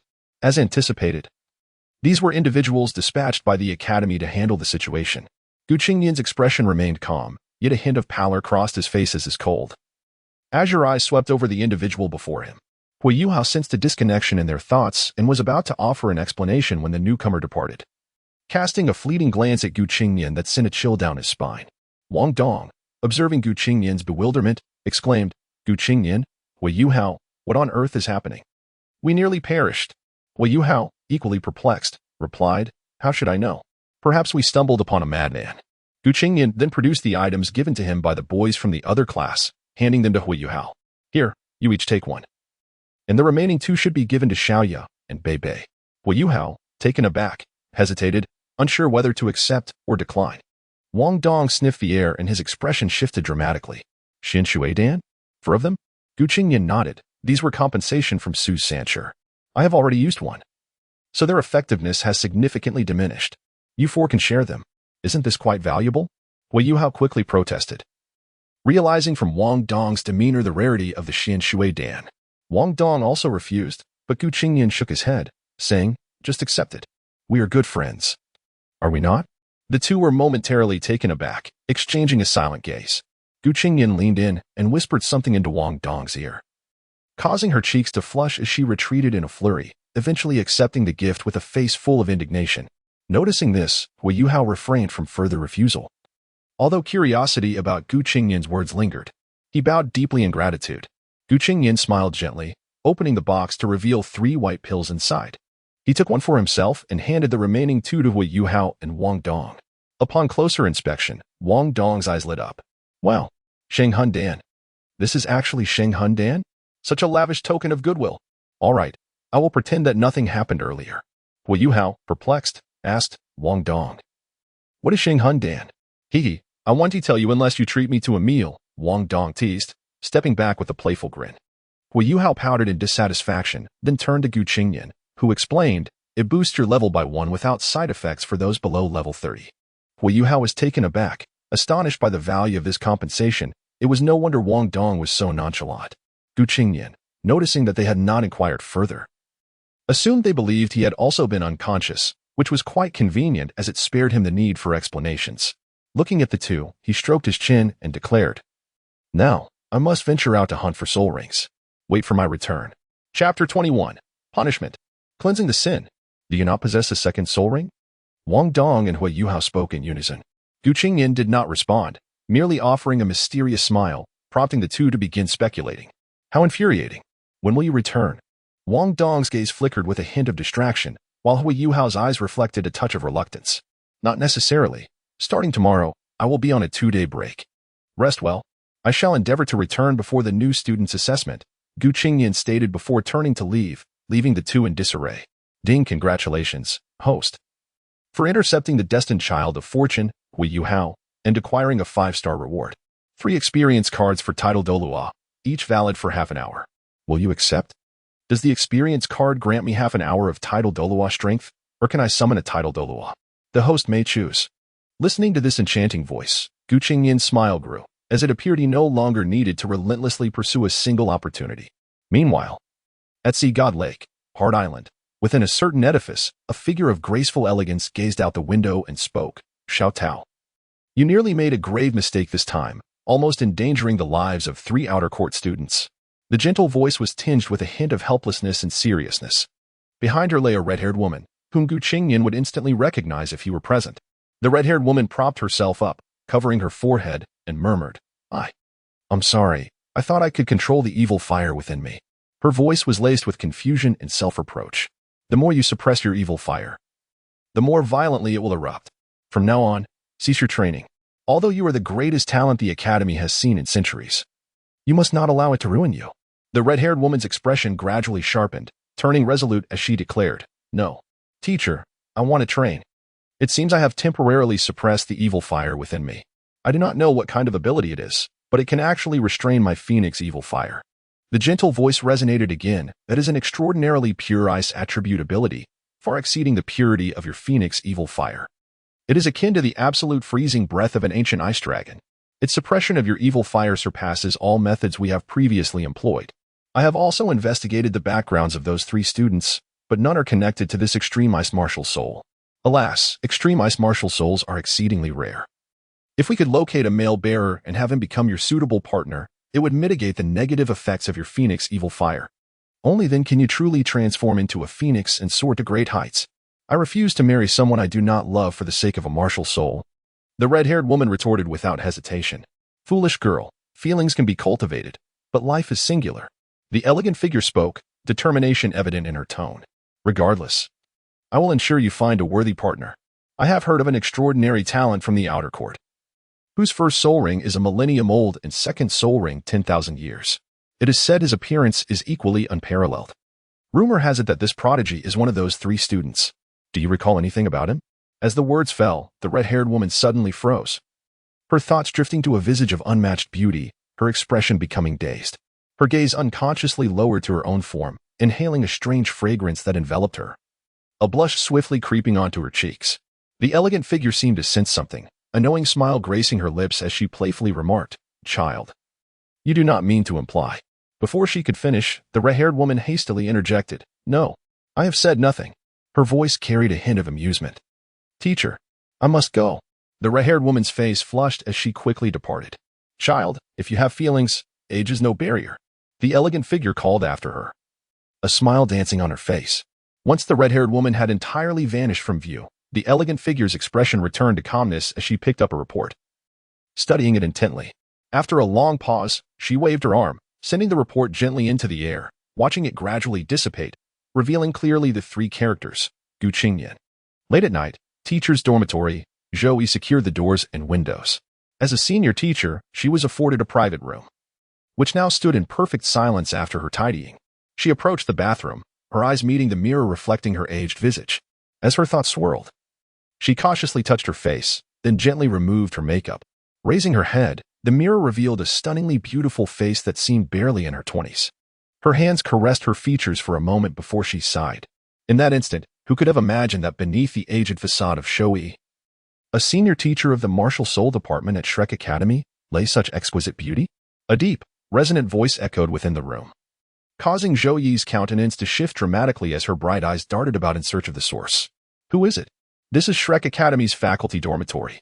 Zhou Yi's expression transformed, her gaze swiftly scanning her surroundings. I judge you with 3 sins. First, the sin of inaction. Second, the sin of blindness. Third, the sin of arrogance. Today, punishment is decreed. With my being, I shall cleanse the obstacles of sin. The low voice resounded again, imbued with an undeniable authority. Zhou Yi's expression turned furious, her aura surging as 6 soul rings appeared before her, a formidable presence engulfing the entire room. Using title Douluo experience card. Personal experience initiated. In progress. Timing commenced. A figure clad in a black hooded robe materialized silently behind Zhou Yi. A hand resting on her shoulder. In the next moment, a brilliant light emanated from the arm, enveloping both Zhou Yi and the figure in a golden glow. Rendering Zhou Yi immobile. 10,000-year left arm bone soul skill. Time freeze. Within a certain range, time stands still for 5 seconds, with a cooldown of 12 hours. The figure's other arm extended, tearing the garment at Zhou Yi's back, revealing her flawless, smooth skin. As the light dimmed, boom, Zhou Yi was propelled backward. One hand clutching her chest while the other struck out fiercely at the figure. The figure's arm glimmered anew, but this time, a flash of pink light passed by. Zhou Yi froze in place, her body collapsing to the ground, her eyes vacant, as if her mind had shattered. 10,000-year left arm bone soul skill. Instant soul disturbance. In an instant, her soul was struck with a jolt, rendering her immobile for 3 seconds, with a cooldown of 24 hours. The figure swiftly tore through her clothing, leaving her upper body entirely exposed. Zhou Yi's consciousness wavered, and her subconscious compelled her to rise and flee in a frenzy. Field deployed. Infinite void. The figure's voice resonated softly, fingers forming a gesture, and 2 azure lights gleamed beneath the black hood. Buzz, rays that penetrated the soul swept through the surroundings. And in an instant, everything seemed to freeze in time. Zhou Yi stood frozen, her pupils widened as she beheld the scene before her, unable to move. Even as her soul power continued to deplete, information surged into her mind. Live. The figure emerged before Zhou Yi. The azure light flickering out, an overwhelming pressure descending upon her. 9 soul rings, gold, red, materialized behind him. Zhou Yi's pupils twitched slightly, her eyes revealing a glimmer of despair, her body uncontrollably spiraling backward. Title Douluo. The figure extended an arm, grasping Zhou Yi's smooth chin, lifting it slightly. As a pallor washed over her face, the figure's finger flicked, and in an instant, whoosh, the sound of fabric tearing echoed as all her clothing disintegrated. A single tear frozen in her eye, unable even to weep. A delicate visage revealed a pallor, with eyes resembling a startled bird, brimming with profound trepidation. The figure was of modest stature, akin to Zhou Yi. Her gaze swept across the boundless panorama before her, majestic peaks, full and rounded, skin as pristine as fresh snow. Smooth as satin. In a state of immobility, devoid of any concealment, her willow-like waist swayed gracefully, her limbs long and elegantly curved. With the soul power of the martial spirit sealed, the soul skill was released. In an instant, he enveloped her, rendering her struggles futile, and carried her into the chamber, isolating them from all. A low murmur filled the air, a whisper of spring's embrace. Meanwhile, on the other side of the academy, in the Soul Guide experimental zone, the researcher, upon examining the feathered apparatus, felt a sudden tremor within. For reasons unknown, an inexplicable sense of loss washed over him, a feeling of something profoundly significant slipping away. Fleeting yet poignant. Gazing wearily at the exterior of the experimental building, he rubbed his temples and sighed, lamenting, "Have I been too busy lately? I haven't checked on Zhou Yi in quite some time. It seems I ought to visit her soon, though I wonder how that child is faring." With a heavy heart, he returned to his studies of the Soul Guide, oblivious to the silent transformations occurring around him, as someone dear slowly drifted away. Chapter 22, for the first time. The Heart's Path, the ultimate destination of the North. On the 3rd morning, in the Soul Guide device testing area, Fan Yu stretched his limbs, easing his fatigue as he rose to gaze thoughtfully at the view outside the building. A robust figure, shimmering with vitality, approached him from behind, scratching his head and saying, "Teacher, there's no information. It seems they are absent." Fan Yu nodded, smoothing his brow, which bore signs of weariness, and replied with a hint of concern. "There's nothing we can do. Please wait a moment. I'll finish this research and then check on it. You can assist me as well." "All right." The figure nodded, somewhat foolishly. Meanwhile, in the teacher's dormitory, the room lay in disarray, as if it had endured an epic struggle. The figure looked at Zhou Yi, who lay on the bed like a heap of discarded clay, and gently brushed her face with a hand. "Your martial soul's power and vision will recover in 2 hours." Zhou Yi's eyes were vacant, her body quivering slightly, and faint trails of tears were visible on her delicate face. She glanced toward the other side, where a rose blossomed elegantly. The sins have been cleansed. Take care of yourself. The figure rose, leaving those words behind as he turned to leave. Suddenly, a gust of wind surged, and the figure pivoted, seizing the incoming arm with a cold chuckle. The dragon and tiger must act without delay. An hour and a half later, Joey managed to utter, "Kill me." The figure merely sneered in silence. Without hesitation, Joey slapped her own body. But it proved futile. Do not think of suicide. If your little lover finds out about this, then. The low, somber voice echoed once more, its volume unassuming yet resonating in Zhou Yi's mind like the whisper of a demon, shaking her very soul. "What do you intend to do?" Zhou Yi cried out in struggle, but the figure offered no response. She was too weary to utter another word, her expression now one of utter despair. The figure shifted slightly, as if struck by a thought, and murmured, "You will belong to me. If you do anything to displease me, your little lover will also perish. Do not doubt my power. Remember, you are mine." The haunting whispers reverberated through Zhou Yi's mind.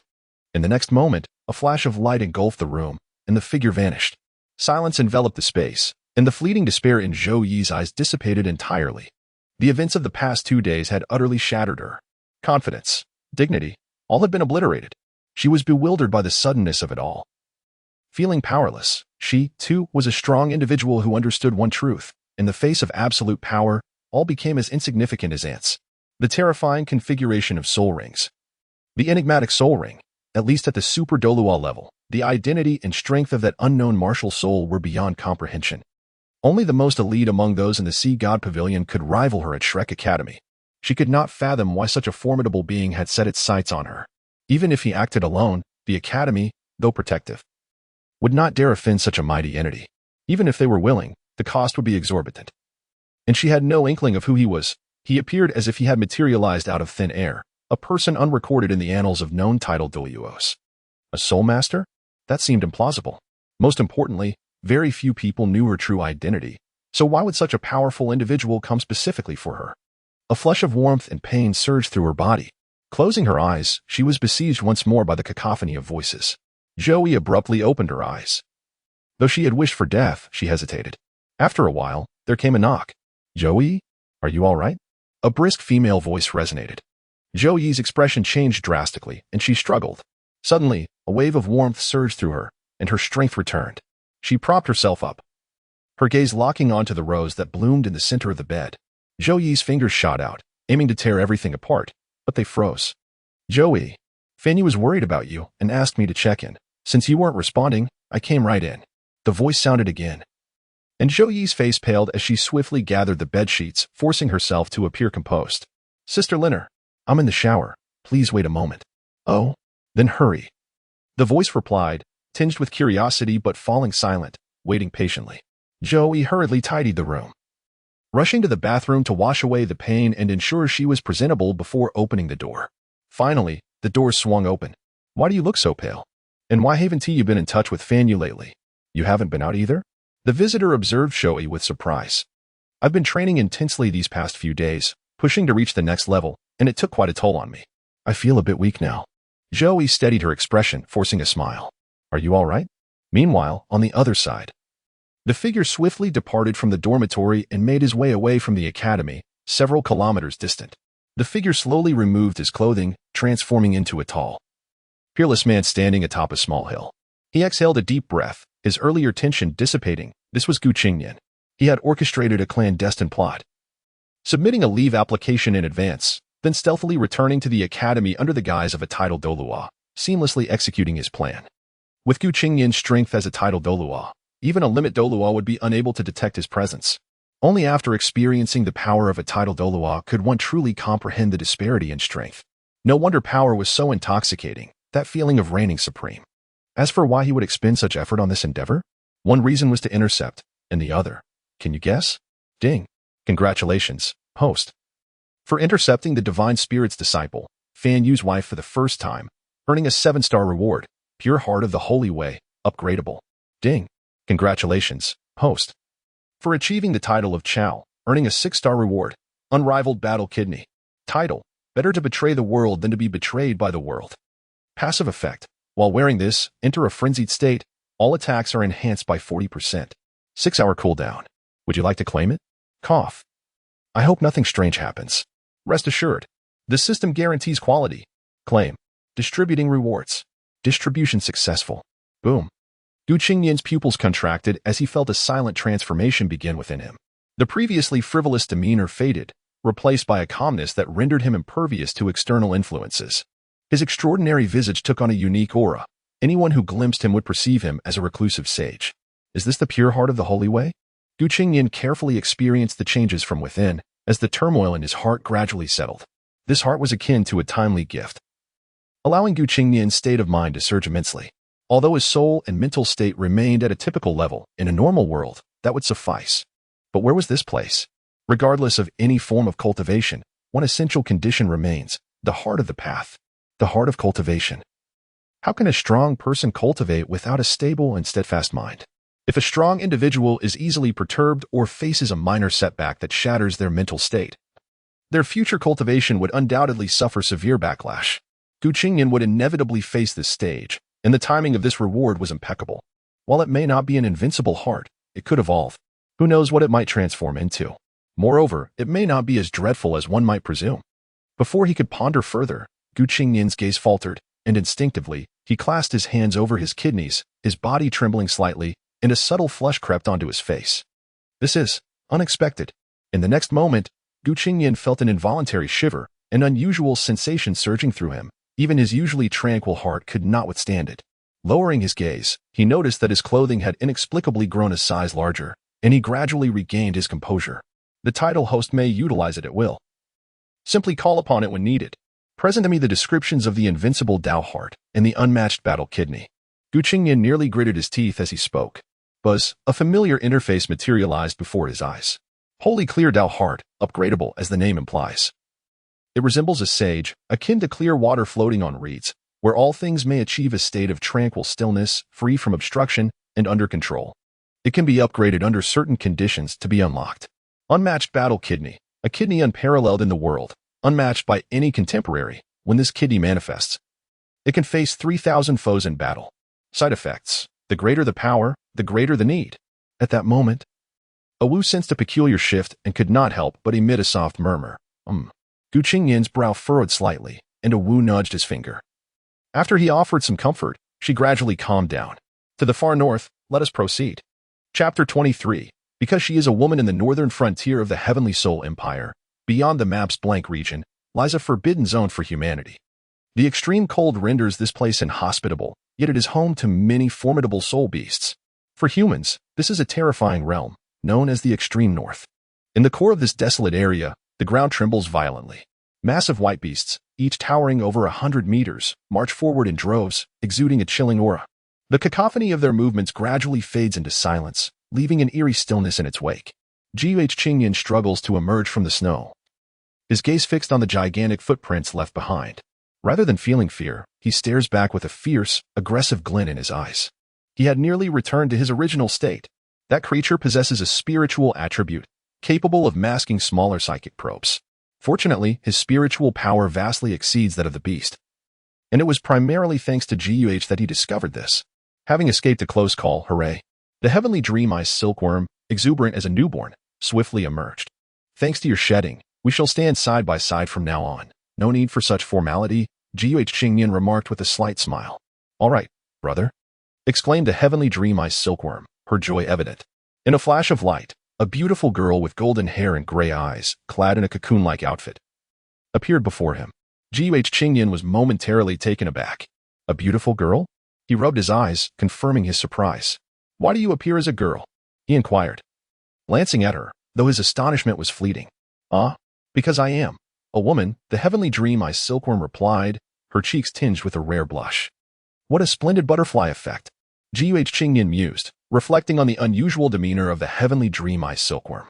He hadn't anticipated that such an endearing girl would refer to him as brother daily, her tone difficult to categorize. Yet, having her as a female made matters considerably easier. Otherwise, certain future events could become complicated. What? He asked, sensing her unease. Nothing, she replied. The one leading was the Titan Snow Demon King, with at least 200,000 years of cultivation. Its presence here indicates we are not far from our objective. The heavenly dream-eye silkworm's tone was elevated, her excitement palpable. Qingnian pondered whether keeping her in his spiritual sea for too long had made her restless. It seemed necessary to let her out more often. However, 200,000 years, that was indeed a formidable opponent. He gazed thoughtfully at the footprints. Are you planning to confront it? The heavenly dream-eye silkworm asked, startled by his words. Perhaps we shall seek an opportunity, though not at this moment, he replied. She felt a shiver at his calm demeanor, reflecting on the nature of his abilities. After all, those capable of cultivating such powers must be extraordinary. Moreover, those who can suppress her would be no ordinary foes. Let us proceed quickly, Qingnian declared with a composed tone. All right, charge. The heavenly dream-eye silkworm cheered. Her fists raised in enthusiasm. Time passed, and Qingnian found a snowy mound to rest briefly. He had been utilizing a combination of instantaneous movement and long-range teleportation to advance swiftly, finally reaching his destination. My soul power is considerably depleted. He assessed his condition, noting that he had exhausted more than half of his energy, and fatigue was setting in. In such extreme conditions, one must evade soul beasts while moving swiftly, or else their stamina and willpower would erode away. The provisions he had brought had nearly frozen solid, making it imperative to act decisively. He retrieved several soul-guiding devices resembling baby bottles from his pocket, replenishing his soul power while keeping track of time. How long could you last without my shedding to protect you? The heavenly dream-eye silkworm inquired, her expression unusually serious. With my soul power and physical condition, I could last around 20 minutes, he estimated. Then I shall lure that creature to us. I will use my shedding. You must remain underground. Under no circumstances should you emerge unless I contact you, she instructed, a hint of alarm in her voice. Are you sure you can handle it? Qingnian countered. Absolutely, she replied, a smile breaking through as she gave a thumbs up, appearing quite endearing. If anything goes awry, guide it directly into my spiritual sea. And we shall suppress it together, he suggested calmly. The heavenly dream-eye silkworm paused, understanding the implications behind his words, and nodded in agreement. During critical moments, you may need to abandon the plan to ensure your safety, retreating deep into my spiritual sea to preserve your consciousness. Qingnian's gaze flickered with intensity. Though theoretically achievable, the unforeseen butterfly effects of his arrival rendered the outcome uncertain, and he could not guarantee anything. Should opposition arise, he would not hesitate to exert force. The heavenly dream-eye silkworm's eyes widened, touched by his resolve. A radiant smile spread across her face as she nodded. We are about to begin. Once I lure it, you will be unprotected. During that time, I must not only restrain it but also negotiate. You must hold on. Qingnian merely nodded, his demeanor remaining tranquil and composed. The heavenly dream-eye silkworm observed him with a hint of surprise, sensing a change that was difficult to articulate. What had transpired during this time? She pondered deeply, aware that as a soul beast with 1,000,000 years of spiritual attributes, her intellect was not to be underestimated. Much of her behavior was driven by circumstance, and she had seen through many things. Once Qingnian was situated in a secure location, she declared, it begins now. I will emerge from your body. With a commanding shout, the heavenly dream-eye silkworm returned to his spiritual sea, causing Qingnian's pupils to gleam with golden light. Before him, a deep purple 1,000-year soul ring transformed into a platinum hue, then shifted into true gold. His vision expanded dramatically to encompass the entire area, his azure eyes surveying everything below. The sensation of possessing such power was exhilarating, like ruling over all. As Qingnian released the seal on his spiritual sea, golden droplets cascaded from his forehead, merging into the icy surface and swiftly coalescing into a humanoid form. A figure resembling Qingnian materialized. Yet its features were obscured by an invisible haze, rendering it unrecognizable. Even the heavenly dream-eye silkworm could not comprehend this phenomenon, concluding that Qingnian was simply too handsome to be replicated. Ice Emperor, I know you sense my presence. I, the heavenly dream, have returned for vengeance. Dare you face me? The golden figure stood arrogantly. Simultaneously, a potent aura radiated, enveloping the surroundings. As Qingnian observed the confident stance of the heavenly dream-eye silkworm, he couldn't help but smile. This smile, however, caused her to blush, mistakenly believing he was amused by her emergence from within him, leaving her feeling somewhat embarrassed. At that moment, a formidable presence, accompanied by an intense chill, surged forth. The entire realm transformed into a verdant hue, a clear indication of the Ice Emperor's might, worthy of its 400,000 years of existence. The overwhelming pressure even reached Qingnian, who remained hidden. Heavenly Dream, you are still alive. A cold, haughty female voice echoed. Hiki, Ice Emperor. Do you recall what I said back then? As long as I live, there will come a day when I will make you my bride. The heavenly dream-eyed silkworm proclaimed confidently, extending her hand. Qingnian could only shake his head at the spectacle before him, surprised that she was still so naive, and resolved to teach her a lesson about her misguided affections.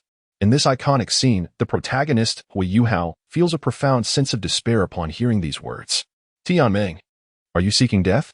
The voice of a woman resounds once more, but this time it is laced with palpable fury. Suddenly, emerald green attacks surge towards the heavenly dream-eyed silkworm, yet they are effortlessly repelled by the golden shield surrounding it. With a hand clasped over its heart, the heavenly dream-eyed silkworm, displaying an expression of helplessness, exclaims, Ice Emperor, I speak only the truth from my heart. Throughout the million years of my existence, the sole impression that has lingered deep within my soul, stirring my emotions beyond control, is you. I am aware that your time is drawing near. It is precisely for this reason that I have chosen to return now. If you were to perish, my existence would hold no meaning. I have come back to ensure that you can survive, so that we may truly be together. The words spoken are heartfelt and profoundly moving. Chapter 24: The Disappearance of the Ice Emperor. 1. Spare me, Tianming. You are utterly unworthy of my affection. Your sole purpose of existence is to be devoured by me. Piece by piece. The disdainful voice of a woman resonated once more. Tianming Binqian, embracing himself in resignation, remarked, No wonder you remain single even after all these years. Can you not show a hint of tenderness? Or is it true, that ridiculous joke, that you have genuinely fallen for the Snow Emperor? With that, Tianming Bingsan's expression brightened with intrigue. Boom. The atmosphere around erupted suddenly, with the snow surrounding Tianming Bingqian exploding outward. A formidable sense of oppression enveloped the entire area, inducing an extreme sense of suffocation. Strong enough, just as it should be. Qingnian paid no heed to the toll of activating his 6 eyes, his focus unwavering on the unfolding scene. Gu, prepare yourself. Once I begin to wield my powers, I cannot shield you from the cold. Come. Qingnian uttered a single word, embodying the gravity of the moment.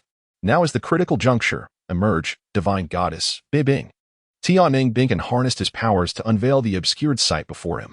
The emerald skies bore a horizontal stripe, and in a flash of verdant light, a soul beast materialized before Tianming Binqian. Qingnian's gaze sharpened. Though unable to directly perceive the Titan Snow Demon King, he caught glimpses of its silhouette and footprints. While he held some memories of it, they paled in comparison to the stark reality before him. When the true form of the beast came into his awareness, Qingnian couldn't suppress his astonishment. It was indeed a rarity for a soul beast to possess such exquisite beauty. The Ice Emperor measured approximately 1.5 meters in length, smaller than Tianming Binqian's original form. It resembled a scorpion of unparalleled beauty. The colors of emerald and ice converged, the front of its body showcasing 4 layered segments, each slightly longer than half a foot. The head perched atop the foremost layer, its silvery mandibles glimmering with a ghostly cold light. The front half, adorned with a unique scale pattern, was comprised of hexagonal protrusions that shimmered with an extraordinary luster, reminiscent of diamonds. These embellishments adorned its front half and 6 elongated, powerful legs, radiating an unparalleled brilliance beneath the snow's illumination, as if it had become a source of light, refracting myriad colors. Each of its pincers extended a meter in length, similarly covered in those remarkable, diamond-like hexagonal protrusions, whereas the tips of the pincers and mandibles gleamed like mirrors in a silvery hue. Most striking were its eyes, yellow, resembling 2 hexagonal yellow diamonds, twinkling with a crystalline brilliance, exuding a sense of jewel-like splendor. If its upper body was dazzling enough, its elongated, arched tail served as the core of all its resplendence. Unlike the many segmented tails of ordinary scorpions, the Ice Emperor's tail comprised only 5 segments, each an enticing shade of emerald, gleaming with a vibrant life force.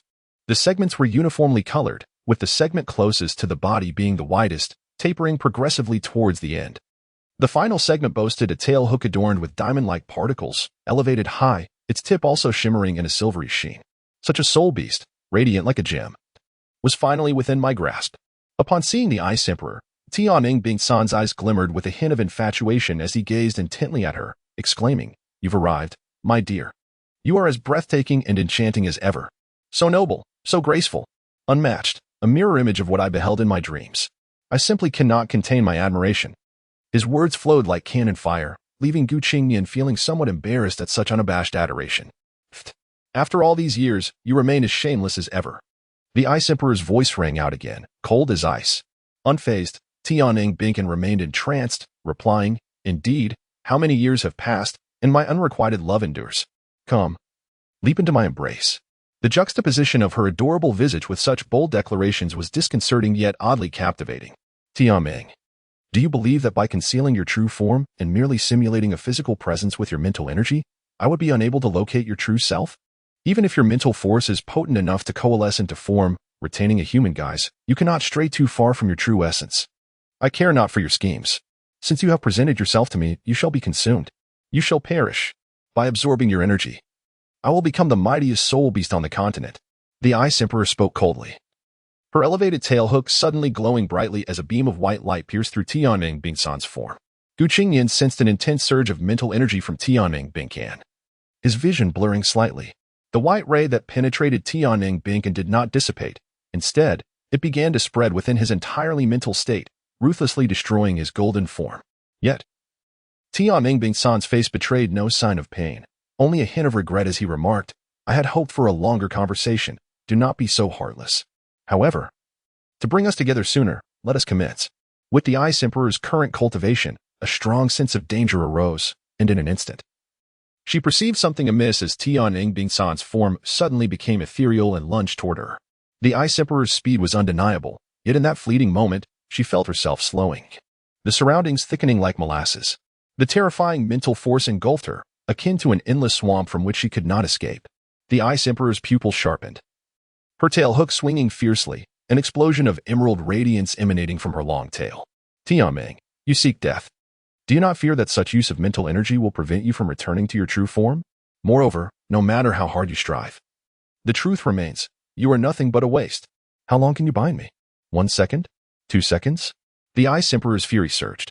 With a gentle hint of resignation, Tianming Bingsan replied, no need for more. A single second is already sufficient. At that moment, a faint white light membrane appeared silently, unnoticed even by the Ice Emperor's formidable prowess as it glided across the snow. On the other side, Qingnian, having lost the protective barrier of Tianming Bingsan, felt a tremor run through his body. His soul power surged forth to resist the extreme cold, his robust physique reaching its zenith, desperately maintaining a sliver of warmth.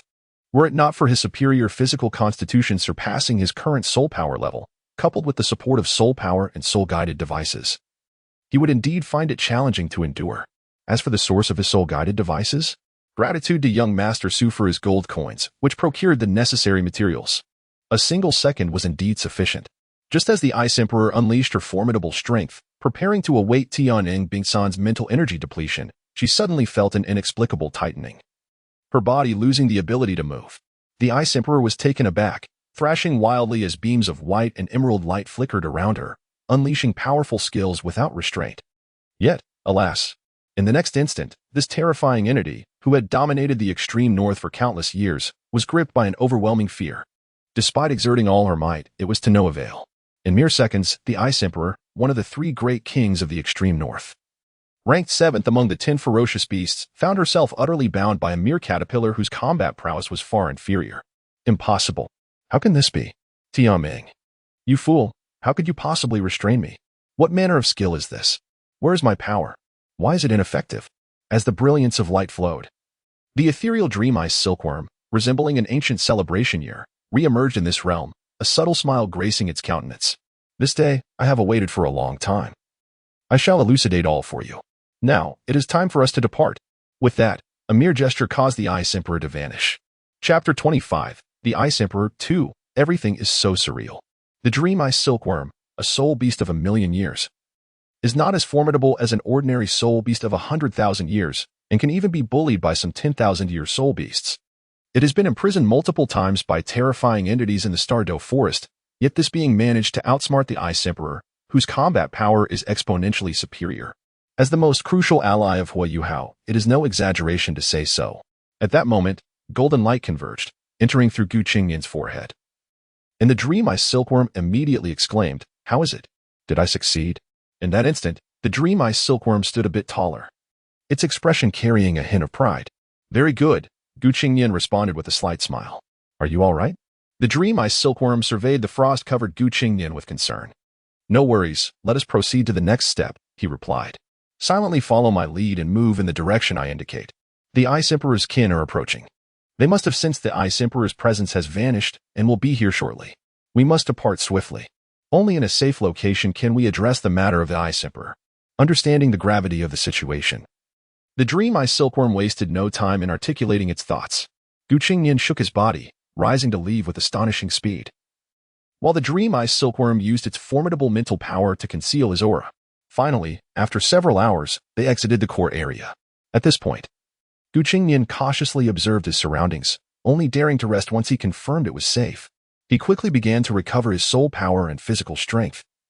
Proceeding in an orderly manner without the slightest hint of panic, this scene did not escape the notice of the Dream Ice Silkworm, which found its admiration for Qingnian deepening. I need to ask you something, the Dream Ice Silkworm suddenly said. What is it?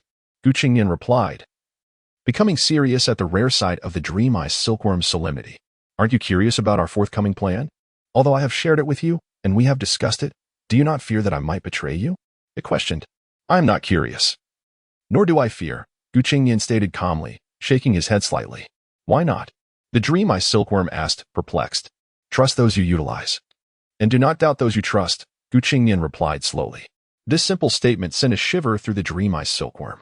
Humph. I have used the remnants to bind the Ice Emperor and have transformed my mental power into a psychic prison. Even my source power cannot sustain this for long.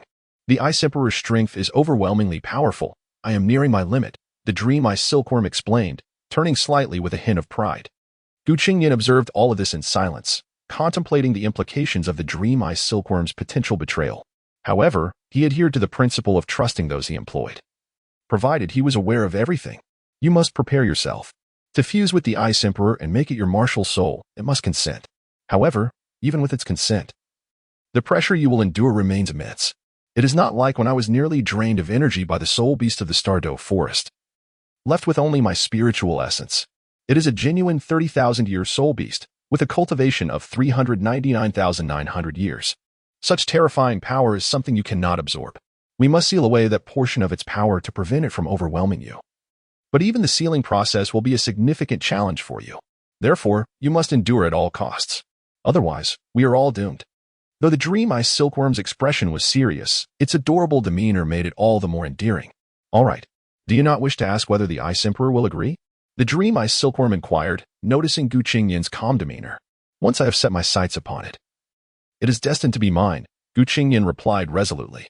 The Dream Ice Silkworm was at a loss for words, unsure how to respond, and thus decided to proceed without further ado. A burst of golden light erupted from Qingnian's forehead, slowly floating into the air before expanding into a disk of light approximately 1 meter in diameter. The radiance at the center of the golden disk began to take on an ethereal quality, if one were to gaze upon it. Their sight might be drawn into the unfathomable abyss within. In a flash of light, the Dream Ice Silkworm emerged, causing the golden light to dissipate. A fist-sized golden orb surged forth from Qingnian's forehead. Hovering in midair, it was the Ice Emperor. This remnant is indeed a treasure. Capable of ensnaring a being like the Ice Emperor, it is no wonder it is the culmination of the Dream Ice Silkworm's million-year cultivation. Yet, given Qingnian's current strength, he could not control this remnant. Only the Dream Ice Silkworm could wield it, and the cost of each manipulation was significant, making its use reserved for the most critical moments. Ice Emperor, cease your struggles. You must have realized it is futile. Let us calm down and discuss matters. The Dream Ice Silkworm said languidly. Humph. What is there to discuss? What do you, a worthless being, intend to do? The Ice Emperor retorted coldly. What I desire is merely to be with the one I love. The Dream Ice Silkworm replied tenderly, though its gaze flickered toward Qingnian, betraying a hint of concern. Is this your way of expressing love? After pondering for over a day, the Ice Emperor comprehended that it had been deceived. Unable to break free from this strange power, it had no choice but to rely on its other abilities. The Dream Ice Silkworm smiled gently and said, Do not rush. Let me explain. What is there to say? Will you profess your love? If you truly loved me, you would have released your true form by now. I am now your captive. What do you have to fear? The Ice Emperor challenged. The Dream Ice Silkworm inhaled deeply and replied, I am not afraid. Rather, I am simply unable to reveal my true form. My body no longer exists. Do you not realize that what you have been perceiving is merely my spiritual essence and not a simulation? Having controlled the domain for too long, you have lost your caution. Otherwise, I would not have succeeded so easily. The Ice Emperor was taken aback. What? You have only your spiritual essence left? Your body. It then noticed Qingnian resting on the ground. Could it be this human? Even though you have trapped me, I can tell with just a glance that he is quite weak. Is he your puppet? Despite its skepticism, the Ice Emperor felt an inexplicable peculiarity about Qingnian, an odd sensation bubbling up within. The dream ice silkworm instinctively opened its mouth to speak. But upon seeing Qingnian smile, it quickly corrected itself. No, of course not. He is my master. As for me, I am now a soul ring. A concept you should be familiar with. I am the first sentient soul ring in the entire continent. Heh. Qingnian smiled slightly. Suddenly feeling inclined to join this intriguing conversation, having grown weary of the silence, the Ice Emperor exclaimed, "What? You have become a human soul ring? How is that possible? Though you may be a worthless being, you have lived long enough. How could a fragile human body possibly endure your immense energy?" The dream ice silkworm sighed and said, "Do not bring it up. My tragic fate all traces back to you. You relentlessly pursued me, determined to devour me. I had no choice but to flee. I needed to preserve my usefulness to love you. Thus, I drifted southward along the river, arriving at a more temperate region." The celestial dream ice silkworm recounted its harrowing experiences over the past 100 millennia in a voice it deemed woeful. Naturally, Qingnian was well aware of this. Yet when narrating to the Ice Emperor, the tone adopted was markedly more sorrowful, presenting itself in an even more tragic light. "Very well, allow me to speak." Qingnian found it increasingly difficult to endure the incessant flow of sentimental drivel and trivialities that consumed so many words. "All right then." The celestial dream ice silkworm fell silent, somewhat discontent but inexplicably unable to refuse Qingnian's request. "Ice Emperor, can you hear me?" Qingnian intoned softly. "A human?" The Ice Emperor's voice fluctuated, tinged with curiosity, intrigued by the fact that the celestial dream ice silkworm appeared to harbor a fear of Qingnian. What manner of soul beast is the celestial dream ice silkworm? A relentless and shameless entity, with a countenance thicker than city walls. Such a creature is unafraid of boiling water, daring even to take risks to capture itself, yet it heeds the words of a feeble human, prompting it to scrutinize the individual before it with newfound attention.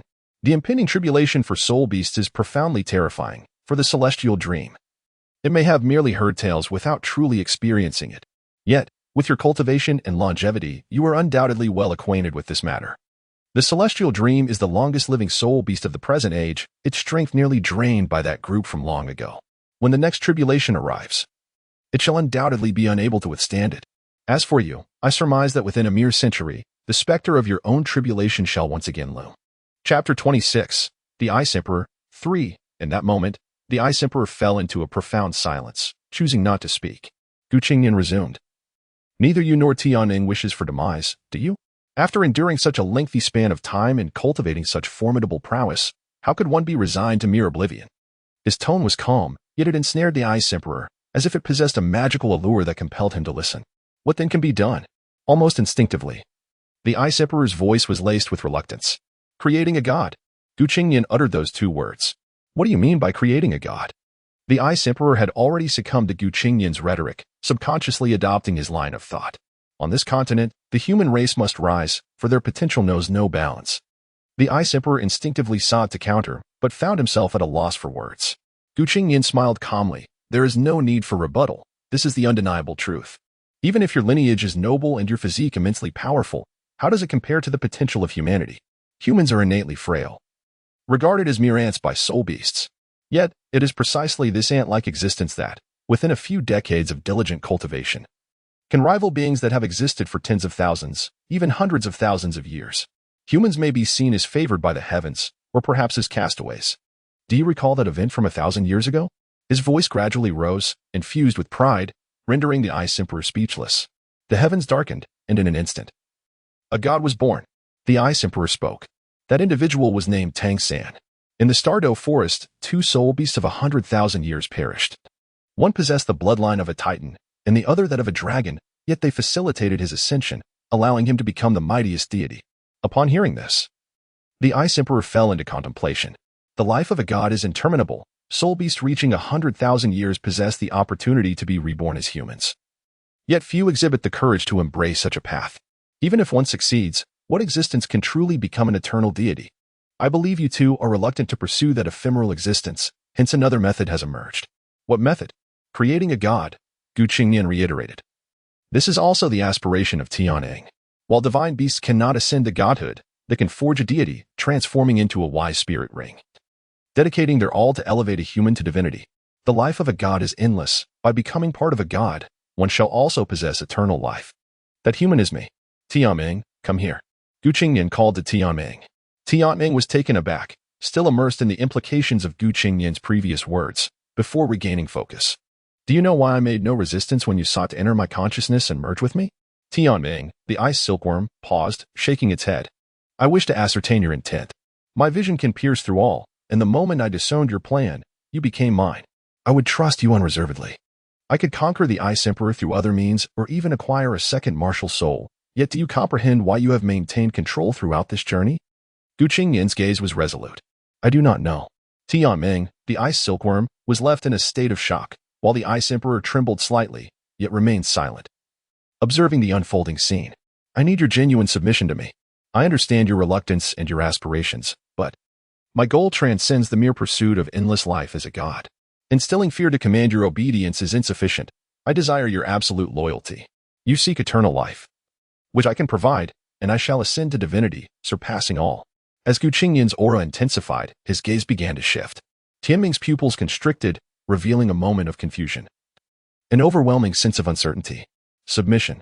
Countless thoughts erupted within, plunging into deep silence. As they gazed at Gu Qingnian's exalted countenance, their eyes filled with fascination. Humans. You think you can accomplish this? The Ice Emperor's anger flared at the words.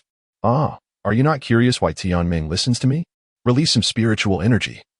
Gu Qingnian disregarded the Ice Emperor's fury, seizing control of the situation to effect change. Humph. If it must be done, then let it be. What is there to fear?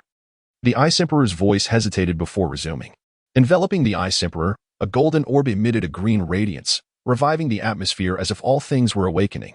Another beautiful maiden appeared, her delicate features exuding an icy elegance, with long emerald hair cascading down her back. Her skin, as pure as snow, possessed a translucent quality, with a faint green glow beneath. Even as a spiritual entity, her presence caused the temperature around her to plummet, adorned in a flowing green gown, with a striking green scorpion tail. Come. Gu Qingnian merely cast a glance before uttering a low command, and in that instant, the world trembled. A chaotic force emerged from Gu Qingnian's forehead, enveloping the Ice Emperor's spiritual form and drawing it toward his consciousness. Tianming, the ice silkworm, was instantly roused, exclaiming, "Do not resist." The Ice Emperor instinctively turned, and in that moment of distraction, his spiritual form was swiftly drawn into Gu Qingnian's consciousness. In the next instant, darkness enveloped the sky and earth, and the Ice Emperor's figure appeared within Gu Qingnian's mindscape. Tianming hurriedly followed suit. In the realm of the spiritual consciousness, the chaotic world amidst the chaos, an immense, boundless divine mill slowly turned, grinding the very fabric of existence. The Ice Emperor's spiritual form, alongside Gu Qingnian and Tianming, arrived at this place, beholding the scene before them, causing the Ice Emperor to tremble. The divine mill approached them, looming above the three. In this moment, the Ice Emperor felt as though he were being scrutinized by the specter of death itself, an overwhelming sensation of suffocation engulfing him, as if his spiritual form were on the verge of shattering. Gu. Tianming could not help but cry out. Gu Qingnian, however, gazed upon everything with indifference. In the external realm, the Ice Emperor sensed the weight of his spiritual form, his body trembling. At that moment, Gu Qingnian waved his hand, and the three returned to the external world. What is that? The Ice Emperor nearly shouted, his voice quaking with trepidation, finally comprehending why Tianming was so obedient. Become my second martial soul and serve as its first spirit ring. Follow me. You have no other choice. With Tianming's experience, the probability of success under her spiritual protection is greatly enhanced. With me, it will be flawless. If a different individual were to attempt this, perhaps someone less capable than I who could bear you and her, the likelihood of success would exceed 50%. But you face me, and thus, everything will succeed 100%, for I am Gu Qingnian. Gu Qingnian's expression remained calm, yet his demeanor exuded pride, commanding the highest authority. The Ice Emperor stood dazed, momentarily at a loss. He comprehended Tianming's ambitions and Gu Qingnian's intentions, his crystal yellow eyes fixating deeply on Gu Qingnian. Once successful, I shall assist you in becoming true gods. You will attain an everlasting divine existence. Gu Qingnian dropped a bombshell. In an instant, both Tianming and the Ice Emperor turned to Gu Qingnian, their eyes sparkling with shock and inquiry. Perhaps others cannot achieve this, but I can. Eternal life, in the hope of becoming a true god. Or facing annihilation, what will you choose? Gu Qingnian continued, his tone unhurried. Do I have any other choices? The Ice Emperor's cold demeanor softened slightly. Yet the chill remained. Do not think I exaggerate. You know that humans awaken their martial souls at the age of 6 to begin their cultivation, correct? Qingnian pressed on. And how is that relevant?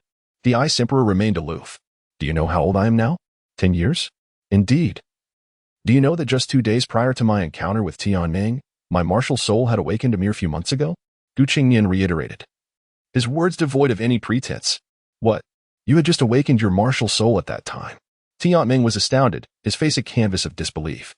Qingnian nodded and inquired, under what circumstances do you believe I would procure my first soul ring? My situation is unique, and I shall refrain from elaborating. Upon receiving Qingnian's affirmation, Tianming inhaled sharply, reflecting deeply on Qingnian, who was indeed formidable. If he had truly awakened at the age of 10, reaching level 23 in such a short span was implausible. Even with innate full soul power, such rapid advancement was unthinkable. Just a few months had passed, and it could not merely be attributed to the fusion of his own essence. Even if he had awakened at 6, and only began obtaining soul rings at 10, the level of innate soul power, irrespective of its degree, was inconsequential. What mattered was that even with 4 years since awakening, even with innate full soul power, such feats were unattainable. Furthermore, if he possessed innate full soul power, he would not be acquiring a soul ring at this moment unless he had been awaiting my arrival, which was even less plausible. Should he be at a lowly level 1, how could his subsequent training progress so rapidly? Tianming, the Ice Silkworm, maintained a clear understanding of his own abilities. The Ice Emperor seemed to have surmised something, and upon observing Tianming Ice Silkworm's transformation, his expression shifted dramatically. Witnessing this, Qingnian exchanged glances with Tianming Ice Silkworm, silently communicating. Moreover, Gu possessed the experience of 10,000 years with soul bones. At this moment, Tianming Ice Silkworm once again dropped a bombshell. What? Are you suggesting he is merged with a 10,000-year soul bone? The Ice Emperor exclaimed incredulously. Indeed, it was successful, the left arm bone of 10,000 years. Though concealed by me. Tianming Ice Silkworm nodded. It was overwhelmingly astonishing. The Ice Emperor opened his mouth, only to swallow his words back down. Following me is not merely a task for you. Even should you disagree, once Tianming ensnares you, your life shall rest firmly in my grasp. Come forth, Qingnian declared, his voice resonating with authority as the 6 eyes shone in their utmost brilliance, the deep purple and black soul rings manifesting before him. His 3,000 white strands of hair danced in the air. The azure 6 eyes radiated a formidable luminescence, soaring gracefully, adorned in garments as pure as snow. He appeared as a descending deity. An aura of sanctity, intertwined with an ineffable allure of malevolence, permeated the atmosphere. Stunned, Tianming and the Ice Emperor found themselves utterly captivated by Qingnian's presence, as if glimpsing an infinitesimal fragment of the boundless. In this moment, even beings akin to them could not refrain from exclaiming, a god, indeed, must be thus. Chapter 27, The Ice Emperor 4, Utter Agony After a Long Pause. Tianming, release it, Qingnian spoke softly. What? Tianming was momentarily taken aback, gazing at Qingnian with incredulity, even stepping forward to convey his thoughts, urging him. The Ice Emperor, who had been somewhat hesitant, now exhibited a flicker of surprise, revealing an unusual glimmer in its gaze. Trust me, Qingnian said calmly. Tianming froze, momentarily uncertain of how to proceed. However, upon hearing Qingnian's words, it inexplicably fell under a spell, truly releasing the Ice Emperor. In the next instant, the Ice Emperor's aura surged to its zenith, looking down at Qingnian with a domineering presence. Its crystalline yellow eyes gradually transformed into a deep emerald green, and the long, verdant tail of the ice blue Emperor Scorpion lifted once more, signifying that the Tianming Ice Silkworm had broken its restraints. An overwhelming sense of pressure weighed upon Qingnian, yet he bore the pain of his body with remarkable tranquility. He had a trump card, a title Douluo experience card. If need be, he could suppress the situation or flee without hesitation. Human. Tianming, you dare to imprison me? Death. The Ice Emperor's voice erupted in fury, its scorpion tail rising sharply, poised to strike at Qingnian. Ice Emperor. Tianming's expression changed drastically, instinctively preparing to manipulate the remnants. Unfazed, Qingnian remained steady, not even raising an eyelid as the scorpion tail approached his face and paused just before him. Are you not afraid of death? The Ice Emperor scoffed. Why should I fear? I intend to kill you. Qingnian replied resolutely, even stepping forward, the scorpion tail now at his brow. Lifting his foot, he brought it down. The Ice Emperor's tail swiftly retracted, its gaze fierce, falling into a momentary silence. If you do not intend to kill, then it is an agreement. Let us begin. Qingnian stated, squatting before the Ice Emperor, his eyes sweeping over the exquisite soul beast. I can agree, but in the future, Tianming should refrain from unnecessary chatter. The Ice Emperor replied somewhat awkwardly, a hint of embarrassment surfacing. Agreed, Gu Qingnian responded without hesitation, leaving Tianming utterly bewildered. Initially, it had submitted to Gu Qingnian out of coercion and a sense of helplessness. Although it had exerted its strength for him, a tinge of reluctance remained.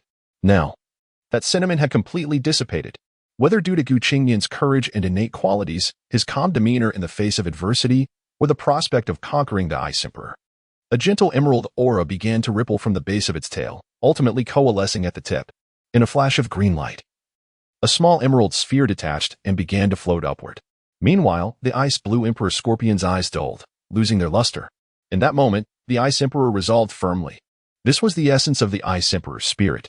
Although the process of releasing its spiritual essence appeared simple, it was not something ordinary soul beasts could achieve.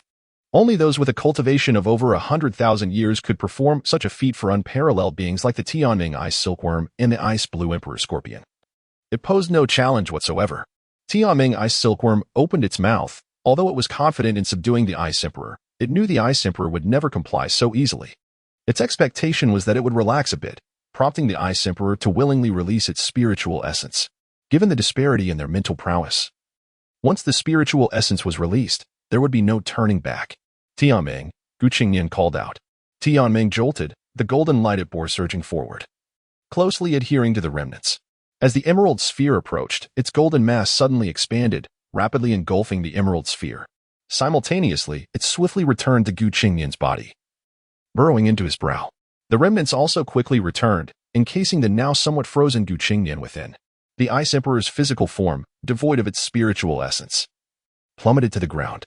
Without the control of its spiritual essence, the body exuded an aura of terrifying ferocity. At that moment, the sky was illuminated by a layer of emerald radiance, a testament to the Ice Emperor's formidable power. Instead of immediately contacting the Ice Emperor, Gu Qingnian approached its body, gently caressing it, his gaze meticulously scanning the form before him. This was something he had never dared to imagine in his previous life. Yet it was now truly within reach, evoking a sense of awe within him. What are you doing? The Ice Emperor's voice rang out in Gu Qingnian's mind, tinged with a mix of embarrassment and anger.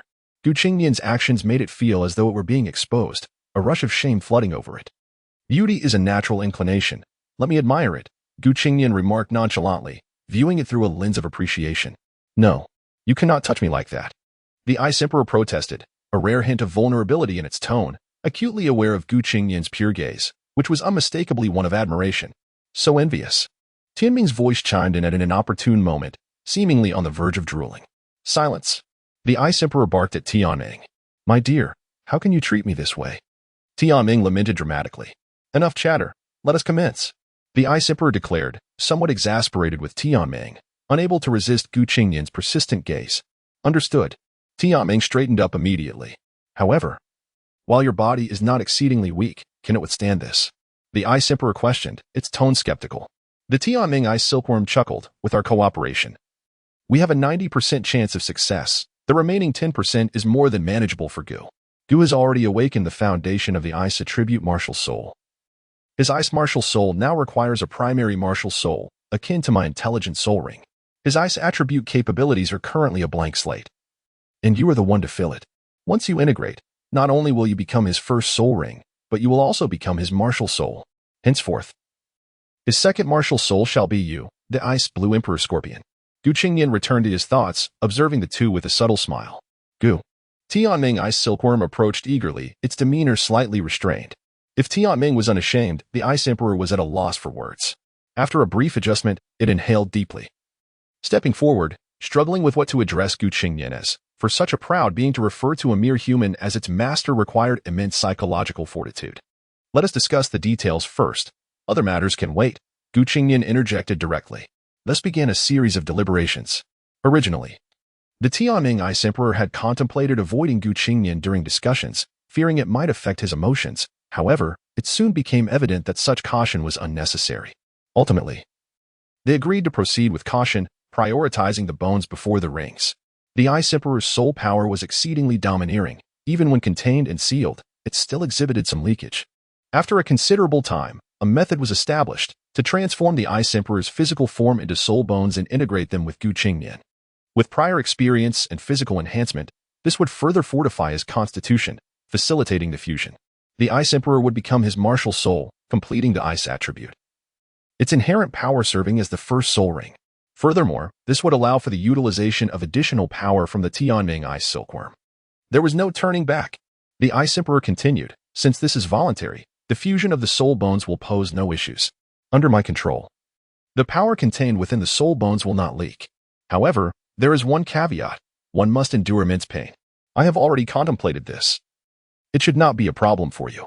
My soul bones are most suited to the form of vertebrae.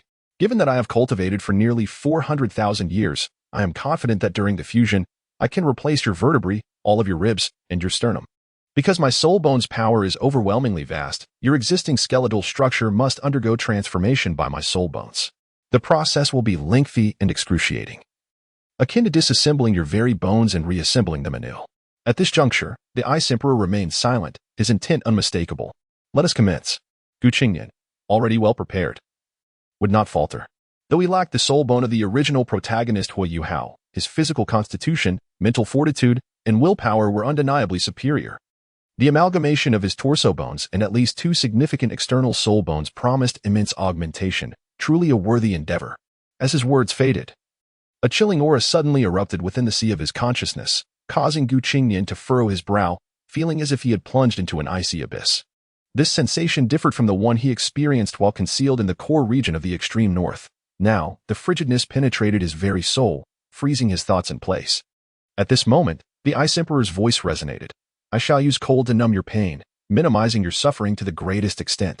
Qingnian nodded slightly. A vibrant emerald light surging within his mind, while the azure hue of his 6 eyes transformed into a brilliant green. 2 beams of verdant light shot forth from Qingnian's eyes, striking the Ice Emperor with precision. The Ice Emperor's towering figure, standing at an impressive 1.5 meters, trembled violently, particularly at its tail, where the emerald glow fluctuated intensely. Qingnian's body was abruptly lifted from the ground by a surge of green light, as the Ice Emperor swiftly maneuvered beneath him, with a swift motion. The elongated tail hook transformed into a deep green, slashing violently toward Qingnian's coccyx. Qingnian's body convulsed violently. He felt as though his tailbone had been pierced by an unseen force. The sharp, penetrating presence breached his skin, fascia, and flesh, ultimately embedding itself deep within his bones. Pain. This agonizing sensation, originating from his nerves, was beyond human endurance. Despite Qingnian's composure, he could not suppress his gasp, his eyes turning blood red as his body trembled uncontrollably. Although Qingnian had prepared for various eventualities, the reality of the moment brought forth an overwhelming revelation, shaking the very foundation of his consciousness. As the heavenly dream ice silkworm contemplated intervening, the Ice Emperor, with a face of disbelief, called out to halt it. In the sea of his consciousness, a pure and sacred aura erupted, seemingly freezing all, bringing a moment of stability. Indeed, at this moment, the sanctity of his heart reached its zenith. As the spiritual sea bubbled once more, an immense shadow materialized at the pinnacle of his consciousness, crashing down with tremendous force. The divine millstone. The countenance of Tianming changed dramatically as he shouted in alarm. Run! The Ice Emperor instinctively sought to retreat, only to find that he merely evaded the two as they were hurled toward the azure sea. Boom, boom, boom. The entire sea of consciousness was engulfed in boundless turmoil. With both the Ice Emperor and Tianming being expelled, yet they could still observe Qingnian's mental state. The two beasts witnessed a scene that would forever imprint on their memories. The entire spiritual sea plunged into an infinite realm of chaos, where a colossal divine millstone relentlessly pounded and refined everything within. Chapter 28, Ice Emperor 5, imprint. With a sudden exhalation, Qingnian coughed up a mouthful of blood. His divine forge had already undergone its first transformation, and he was determined to seize this moment of utmost trial of will to forge ahead into the second transformation. The chaotic divine forge visualization consists of 9 transformations, each representing a realm of profound understanding.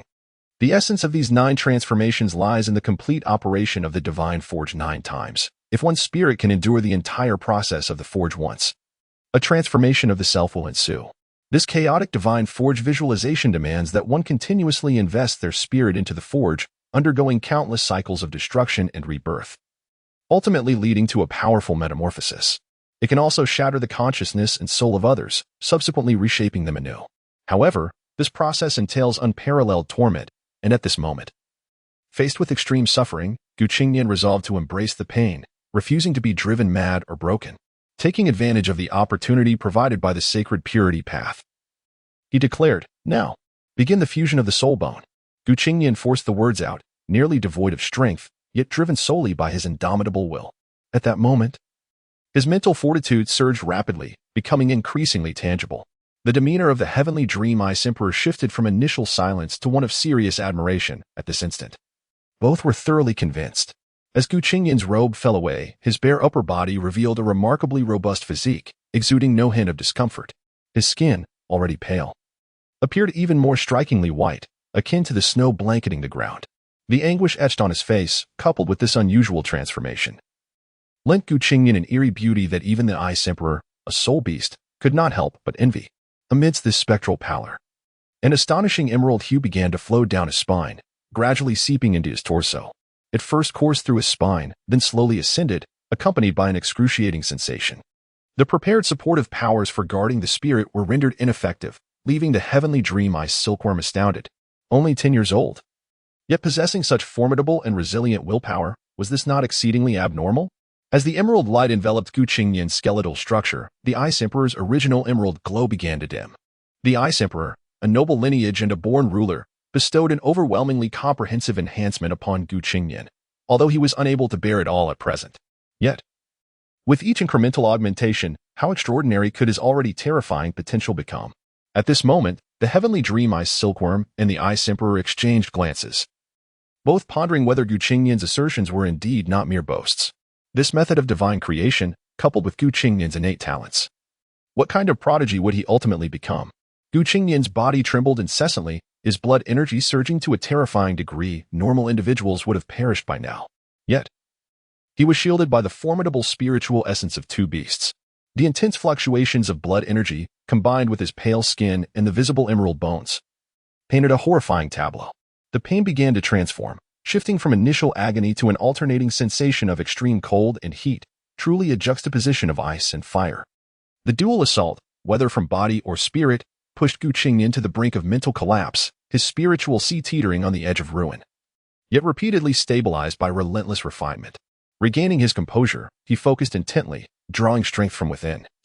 As the excruciating torment prompted the heavenly dream ice silkworm and the Ice Emperor to restrain themselves from intervening, respecting Qingnian's arduous training of supreme willpower. They acknowledged this was a beneficial endeavor, yet they feared for Qingnian's sanity. Time passed. The fusion of the soul bone was nearly complete. "I will seal the power of the soul bone within your marrow, allowing you to gradually absorb it over the next hour," the Ice Emperor's voice resonated, tinged with tremors and fatigue. It had intended to convey that the heavenly dream could offer no further assistance, realizing it had not truly provided any thus far. "Come," Qingnian uttered slowly.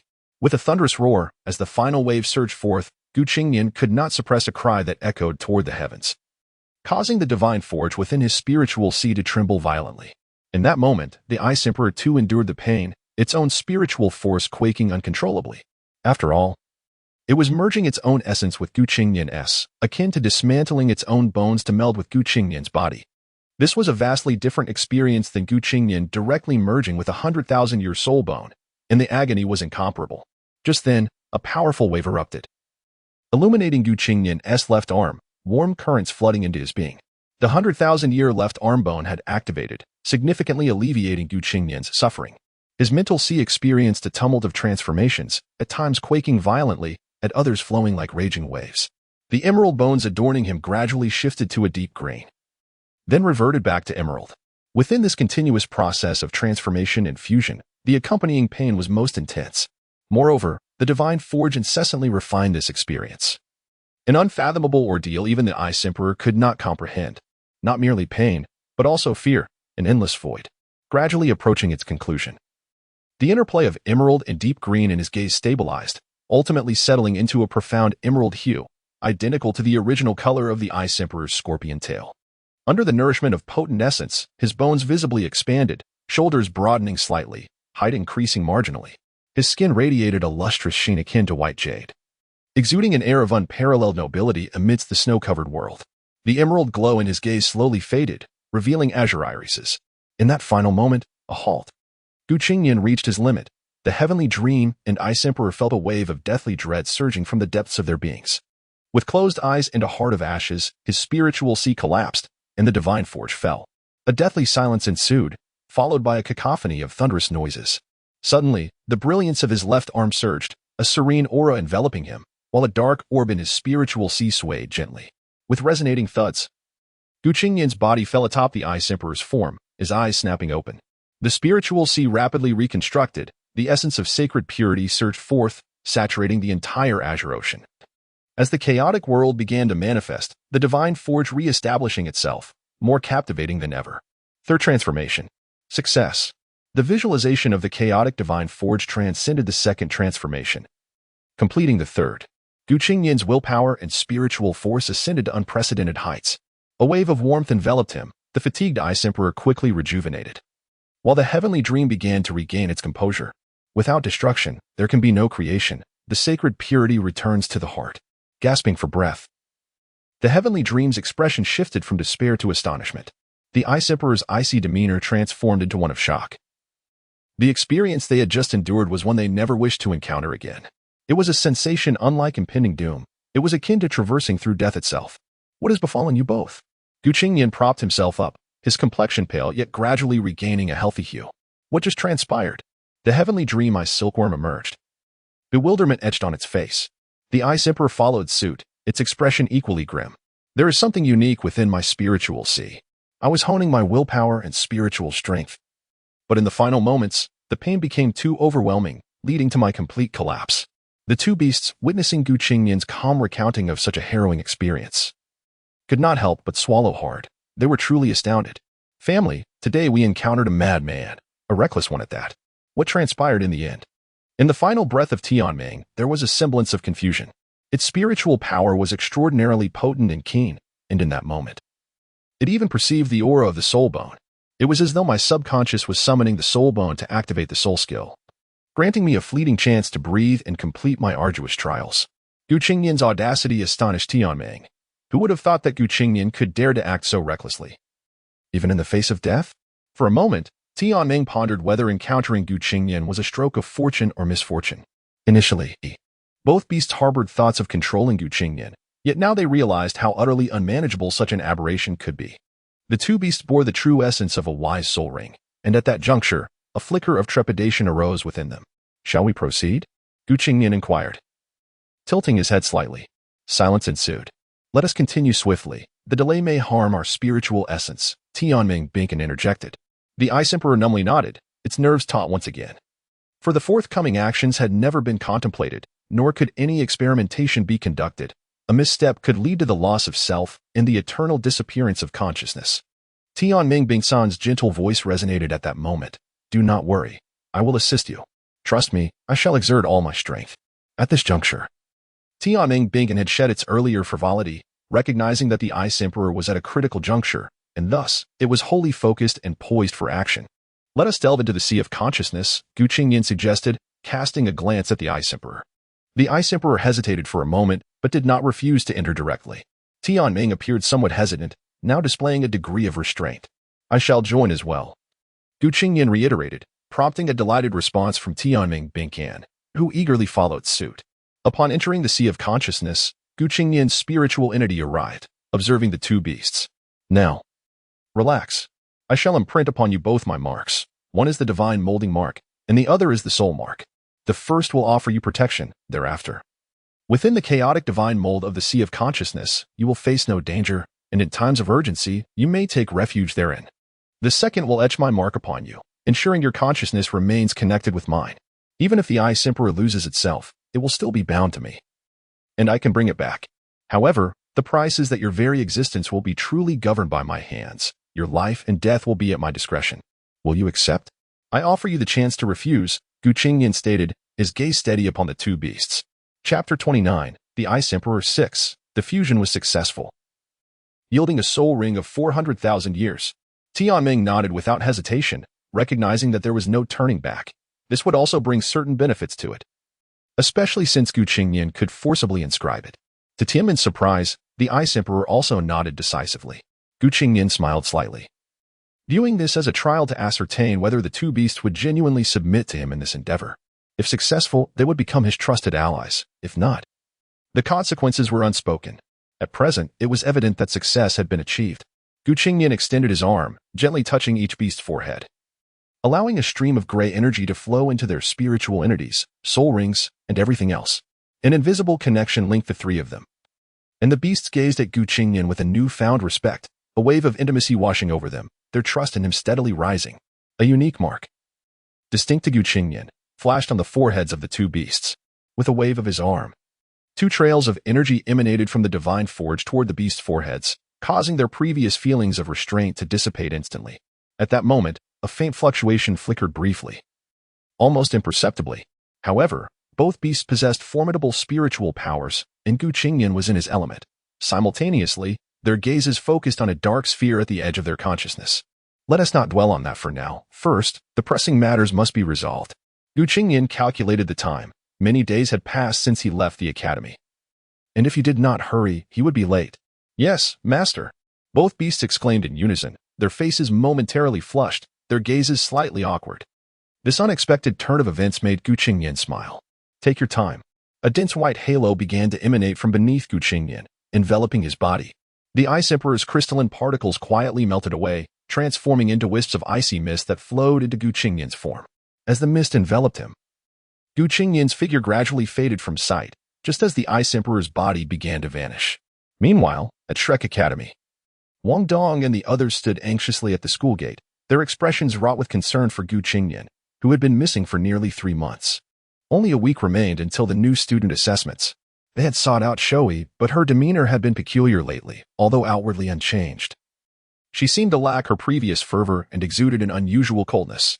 Shoei claimed ignorance, only knowing that Qingnian had set out to find a second soul ring, which puzzled him since he already possessed one and had not mentioned a second martial soul. This raised her doubts, but there was little they could do but wait. They also consulted Tangya, only to find her information even less substantial. And they were taken aback by a curious scene. Tangya appeared to harbor some concern for Qingnian, but they dismissed it as mere affection akin to that for Hui Yuhao. That night, Wong Dong sat alone in his dormitory, hugging his knees in silence, tears streaming down his cheeks unbeknownst to him. Hui Yuhao was still busy with his barbecue, while Qingnian's whereabouts remained a mystery. Where are you? Just come back safely. On the other hand, Hui Yuhao, returning home, was equally sentimental, his mind a whirlwind of thoughts, ultimately coalescing into 3 words: Qingnian. In a certain girl's dormitory, Tangya gazed sadly out the window, feeling a tumult of emotions, her mind haunted by a particular figure, while another shadow lingered at the periphery of her thoughts. In a faculty dormitory, Zhou pondered over the materials on her desk, her gaze icy and unsettled. After a long while, she returned them to their place, murmuring, I hope this has no bearing. I wonder how long I can keep this under wraps. Meanwhile, at the edge of the extreme north, the protagonist of this unfolding drama emerged. The biting cold wind swept across the endless, frigid expanse. Suddenly, a sound broke the silence as an arm burst forth from the thick snow, revealing a bare torso adorned only with a flowing white robe. The snowflakes danced around him. Yet miraculously, neither his body nor the robe bore any trace of snow, as if an unseen barrier protected him. His physique was robust and well-proportioned, resembling a masterpiece of meticulous craftsmanship, glowing like white jade. As he emerged from the snow, his skin radiated a unique luster against the surrounding whiteness. Slowly, he opened his azure eyes, which shimmered with 2 hues, first gold, then jade, attempting to envelop the azure brilliance, only to be overwhelmed and transformed into 2 streams of light that intertwined with the azure. He closed his eyes to sense the changes within him. As his soul power surged, he could distinctly see the positions of his sternum, ribs, and vertebrae illuminated in a vibrant green light. After a brief moment, the green glow faded, followed by a dazzling soul ring spiraling upward from beneath his feet. It manifested in a breathtaking blood-red hue, noble and cold, reminiscent of a sea of blood, radiating an aura of unending authority, with 4 golden patterns faintly visible upon it. An ancient, primal energy surged through him. And upon closer inspection, a massive tattoo adorned his back, shimmering with radiant brilliance, depicting the Ice Emperor's true form. This tattoo was enormous, nearly covering his entire back. With 6 long legs encircling his ribcage, a pair of pincers at his shoulders, and a long tail that cascaded down his spine. Veering to the right at his lower back, his arms were covered in a layer of diamond-like particles, densely packed. each resembling a green bean in size and hexagonal in shape. Overall, his arms sparkled brilliantly, harmonizing with the grand tattoo on his back. He donned the long robe, feeling a gentle warmth enveloping him. Success. A 400,000-year soul ring, the Ice Emperor Martial Soul. The chaotic divine forge had undergone 3 transformations. This individual was none other than Qingnian, who now could not help but smile. During the fusion process, Tianming Binken had utilized its source power to assist the Ice Emperor, breaking through the bottleneck and elevating the soul ring's energy from 39,900 to 40,000. This journey was profoundly rewarding. Yet, it was not over. His soul power had reached the pinnacle of level 25, just a step away from level 26. But the time was not yet ripe. The priority was to leave the extreme north. Following a brief flash of his form, Qingnian set off once more. Through his exchanges along the way with Tianming Binken, he gathered information regarding his first martial soul's initial soul ring, which was nearing 10,000 years. While the circumstances surrounding the second soul ring were described as an unexpected acquisition, leaving Tianming Binken with no further inquiries, content to await the unfolding of events. After a period of travel, within a cave several dozen kilometers from the extreme north, Qingnian called upon the system, summon all. Prior to his departure, he had temporarily placed all within the system's space, as she belonged to the system and could thus be housed there. Ding! With the familiar sound, a pink rabbit materialized in Qingnian's embrace. Ai? Qingnian's face revealed a gentle smile, his tone exceptionally tender. Master! Awe lifted her head, her pink gaze sparkling with a unique brilliance, nuzzling softly against Qingnian's embrace. Please continue to guard me. I am about to absorb that soul ring. Qingnian indulgently adjusted Awe's position. At that moment, he decisively closed his spiritual sea to the outside world. This soul ring was derived from the system. Although Tianming and the others were trustworthy, it was prudent to remain cautious, thus Awe would serve as his protector. Master, I have grown stronger, Awe nodded vigorously. Her form flickering as an alluring silhouette appeared before her. Qingnian addressed the system. System, utilize the previous 100,000-year soul ring for my second martial soul. Beep. Distribution in progress. Distribution successful. Immediately, a pink rabbit phantom manifested before him, with a dazzling soul ring shimmering in the air. Unlike the icy silk soul ring, this one lacked several golden patterns, yet it subtly exuded a fleeting pink glow. The familiar steps ensued. A day later, Qingnian slowly rose, summoning his second martial soul. 2 blood-red soul rings ascended from beneath his feet, emanating a terrifying aura. With the augmentation of 2 soul bones exceeding 100,000 years in age, one of which shared a common origin, Qingnian's current strength made the absorption arduous yet significantly more manageable. He entered his spiritual sea to glance at the Ice Emperor still in slumber, then cast his eyes upon the Tianming Ice Silk before resuming his cultivation. Upon returning this time, he would suppress all with an even more invincible demeanor. Calculating. He noted roughly 5 days remained, which was ample time. With a flick of his wrist, he produced a black satin ribbon and gently tied it over his eyes, gathering his hair into a neat bun. Finally, Qingnian retrieved a pill and swallowed it whole. Chapter 30. Return one day before the freshman assessment. In their familiar spot, Wei Yuhao and Wong Dong were selling grilled fish, and the line of eager customers was as long as ever, creating an insatiable demand. While selling the fish, they engaged in casual conversation about the upcoming assessment. Wei Yuhao remarked, slightly embarrassed, "Wow, the freshman assessment is tomorrow. Yet there are still so many people queuing today. Haha, little Yuhao, I was the first to queue today. Hurry up and give me 2. A loud voice interrupted Wei Yuhao's thoughts, pulling him back to the present. Su Sanshur, indeed, was unwavering in his dedication. Wei Yuhao smiled faintly, haha, that's right. Once I decide on something, I will pursue it without hesitation. Did you know? Even Jiang Nan praised your skills. After receiving a scolding from Qingnian, Su Sanshur had surprisingly become Wei Yuhao's loyal customer, a true miracle. I hear tomorrow is the freshman assessment. You'd better do your best and not get eliminated. Su Sanshur encouraged Wei Yuhao with a grin. Touched by his words, Wei Yuhao was about to respond when a cool, feminine voice suddenly cut through the air. Little Su. Upon hearing that voice, Su Sanshur shivered, and Wei Yuhao noticed a hint of fear in his eyes, though mostly it was resignation. The other students standing behind Su Sanshur fell silent, as if struck dumb. A woman emerged from the academy's entrance, walking gracefully, and the crowd instinctively parted to create a path for her, not daring to look up, heads bowed in deference. Wei Yuhao instinctively glanced up. The newcomer was a woman clad in red, her figure tall and graceful. Her face was obscured by a red veil, concealing her features. but her eyebrows hinted that she was undoubtedly beautiful. Her pale pink eyes had an enchanting allure, though thankfully her cold gaze somewhat tempered the captivating intensity. For some inexplicable reason, both Hui Yuhao and Wong Dong felt a sense of familiarity with the woman before them. Su Sanshi turned stiffly, lowering his head and saying, "Sister Tao." This revelation shocked Hui Yuhao. Su Sanshi was known for his rebellious nature and held a high status in the outer academy. Such deference was rare, even from instructors. Of course, Qingnian might be an exception. The woman in red glanced at Hui Yuhao before approaching Su Sanshi and asked, "Little Su, are you here for grilled fish?" Su Sanshi nodded vigorously, "Yes. Yuhao's grilled fish is exceptional, truly delicious." A glimmer of curiosity crossed the red-clad woman's eyes as she addressed Hui Yuhao. "I would like to try one as well." Hui Yuhao instinctively replied, "I'm sorry, but I only sell 30 fish each day. And today SQ has already filled the quota. Please come early tomorrow." As soon as he finished speaking, nearly everyone in line shot up their heads, looking bewildered and shocked at his words, including Su Sanshi. In the next moment, those who had been behind Su Sanshi scattered like leaves in the wind, leaving no one in line. The woman in red smiled and said, "Well, now that there is no one in line, I believe I can have one." Su Sanshi frantically gestured to Hui Yuhao, his eyes nearly popping out, and Hui Yuhao merely nodded, continuing to grill the fish. Wong Dong, unable to contain his frustration, exclaimed, "Who are you to disrupt our business?" The woman in red raised her right hand, revealing her long, fair fingers adorned with a large ruby that sparkled. In an instant, a gold soul coin appeared in her hand, which she presented to Wong Dong, saying, "Today's grilled fish is on me." Wong Dong accepted it without hesitation, indicating he was not unreasonable.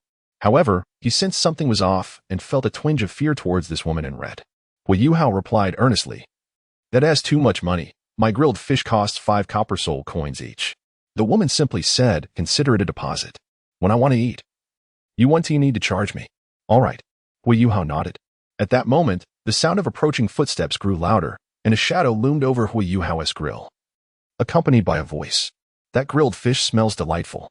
As the voice reached their ears, both Wong Dong and Hui Yuhao looked up, an overwhelming sense of familiarity washing over them. "Who are you?" they both queried in unison. The newcomer smiled slightly. "I'm back." Both were momentarily stunned, while the woman in red turned to see the newcomer and appeared momentarily entranced, dressed in a flowing white robe. The newcomer had white hair tied up in a scholarly bun, cascading down his back. His eyes were concealed by a black ribbon, but the exposed features suggested an unparalleled beauty. An unexplainable aura radiated from him, tempting one to unveil the ribbon and behold the extraordinary eyes that lay hidden. Strangely, a pink rabbit perched on his shoulder, adding an air of peculiarity. "Is that you, Qingnian?" Hui Yuhao blurted out without thinking. At this, Su Sanshi beside the woman in red turned pale and instinctively took a step back. The red-clad woman's beautiful eyes widened in surprise upon seeing the newcomer. "It is I," the figure nodded, revealing himself to be Qingnian, who had returned. "You rascal! You actually remembered to come back!" Wong Dong exclaimed loudly, while Hui Yuhao looked on in a daze. In the next moment, Wong Dong charged at Qingnian, ready to throw a punch, but suddenly froze mid-motion. "Hey now. Calm down. I'm back, aren't I?" Qingnian sidestepped, embracing Wong Dong and lifting his chin, his tone laced with a hint of tenderness. Despite the ribbon, it did not obstruct his vision in the slightest. "What happened to your eyes?" Hui Yuhao halted the grilling, stepping forward to scrutinize Qingnian. Wong Dong, unable to resist, reached out to touch Qingnian, who gently grasped his hand and smiled. "Were you two so worried about me? What on earth happened to your eyes?" Hui Yuhao asked with concern. Wong Dong skeptically waved his hand in front of Qingnian, who caught it. Qingnian delicately removed the ribbon, revealing his familiar, beautiful pupils to both of them. Seeing this, they both exhaled in relief. "Where have you been for so long? What about the soul rings and soul beasts? I thought you had turned into the dung of a soul beast." Wong Dong's face flushed crimson, and then, in a fit of anger, he attempted to push Qingnian away. But at that moment, he realized something was amiss. Qingnian seemed unaffected by the ribbon-esque concealment. Qingnian did not let go, simply gazing at him for a long while, until Wong Dong felt a glimmer in his eye and quickly turned away to hide it. "My martial soul is rather special. I wear the ribbon not because of a problem with my eyes, but because I find it bothersome to see certain things. Besides, don't you think I look quite dashing in it?" Qingnian explained, a teasing tone emerging in his voice, gently patting Wong Dong's back. He released him and turned to Hui Yuhao, giving him a big hug and ruffling his hair in comfort, as he adjusted the ribbon and turned back to the two. Hui Yuhao, recalling the task at hand, hurriedly retrieved and handed 2 grilled fish each to the woman in red and Su Sancher. The woman in red slowly lifted her veil, revealing her stunningly beautiful face, and began to eat gracefully. Su Sancher retreated behind her, remaining silent. She ate meticulously. Her movements elegant, but what astonished Hui Yuhao and Wong Dong was that after she consumed the fish, the bones mysteriously vanished from her hand, leaving no trace behind. She had clearly eaten with her hands, yet not a hint of grease lingered on her fingers. Qingnian observed the unfolding scene with a glimmering gaze. Truly a testament to the exquisite fire of the malevolent phoenix. The 2 grilled fish were swiftly consumed, and the woman in red nodded towards Hui Yuhao, remarking, "Your grilled fish is exceptionally delicious. It possesses not only a delightful flavor but also an earnest quality." As her gaze shifted to Qingnian, she inquired, "Allow me to see your martial soul." Beside them, Wong Dong's expression shifted abruptly, and Hui Yuhao furrowed his brow, but Qingnian merely shook his head lightly in protest. "Indeed, they have begun to harbor suspicions about me. How fortuitous." Chapter 31. Ma Xiaodao, what kind of martial soul do you possess? Qingnian retorted, his expression having returned to calmness. As soon as he spoke, Su Sancher beside him was taken aback. He had not anticipated Qingnian's audacity. The woman in red turned her gaze towards Qingnian, her eyes revealing a hint of surprise as she subtly adjusted her veil, seemingly smiling as if to ask, "Are you certain you wish to see? Why not?" Qingnian nodded affirmatively. "Then, be careful," she warned. At that moment, Su Sanchi's expression changed dramatically as he shouted, "Sister Xiaodao, no. Everyone, disperse." In the next instant, a suffocating inferno, infused with a sinister aura, erupted, accompanied by a piercing cry resembling a phoenix's song. All present, except for Qingnian, retreated in haste, while he silently harnessed the frigid energy within him to withstand the heat, activating his 6 eyes at that moment. Impressive, indeed. Truly the fiery phoenix of evil, Qingnian remarked, his tone laced with admiration. Observing Qingnian's apparent lack of discomfort, the woman in red felt her own power surging, as if testing him. Yet, Qingnian furrowed his brow, realizing that Hui Yuhao and the others could not withstand such heat as he could. It needed to cease. "That will suffice. Please stop." Qingnian's voice resonated calmly, as if enchanted, compelling the woman in red to instinctively retract her martial soul's aura. "Now, may I glimpse your martial soul?" The woman's eyes flickered with surprise before she quickly regained her composure. Su Sanchi's expression was one of fascination and trepidation, his curiosity for Qingnian growing, especially in the presence of someone as formidable as the woman in red. Wong Dong and the others were similarly touched. Recognizing that this was all for them, Qingnian remained silent, removing his ribbon once more, revealing his azure eyes to all. Surrounding those eyes was a faint mist of platinum and azure hues. As their gazes locked, an inexplicable sensation surged within the woman in red, and a fleeting chill brushed past her, vanishing in an instant. In that brief moment, she felt the oppressive force of her sinister flame dissipate entirely, as if it had never existed. Her pupils widened, and she momentarily froze, enveloped in an endless realm of chaos. After a long pause, "Sister Xiaodao? Sister Xiaodao?" Su Sancher called out softly, noticing her prolonged silence. Wong Dong chimed in, "What's wrong with her? She has been staring at Qingnian. Could it be that she has taken a liking to him?" This scene stirred a pang of jealousy in Wong Dong. The woman in red felt a surge of fear, her gaze snapping back to Qingnian in shock. What had just transpired? Qingnian had just bestowed upon her a fleeting glimpse of chaos, and now, with a smile, his eyes sparkled once more. The woman's brows lifted, her long lashes trembling slightly as she clearly sensed Qingnian's soul skill.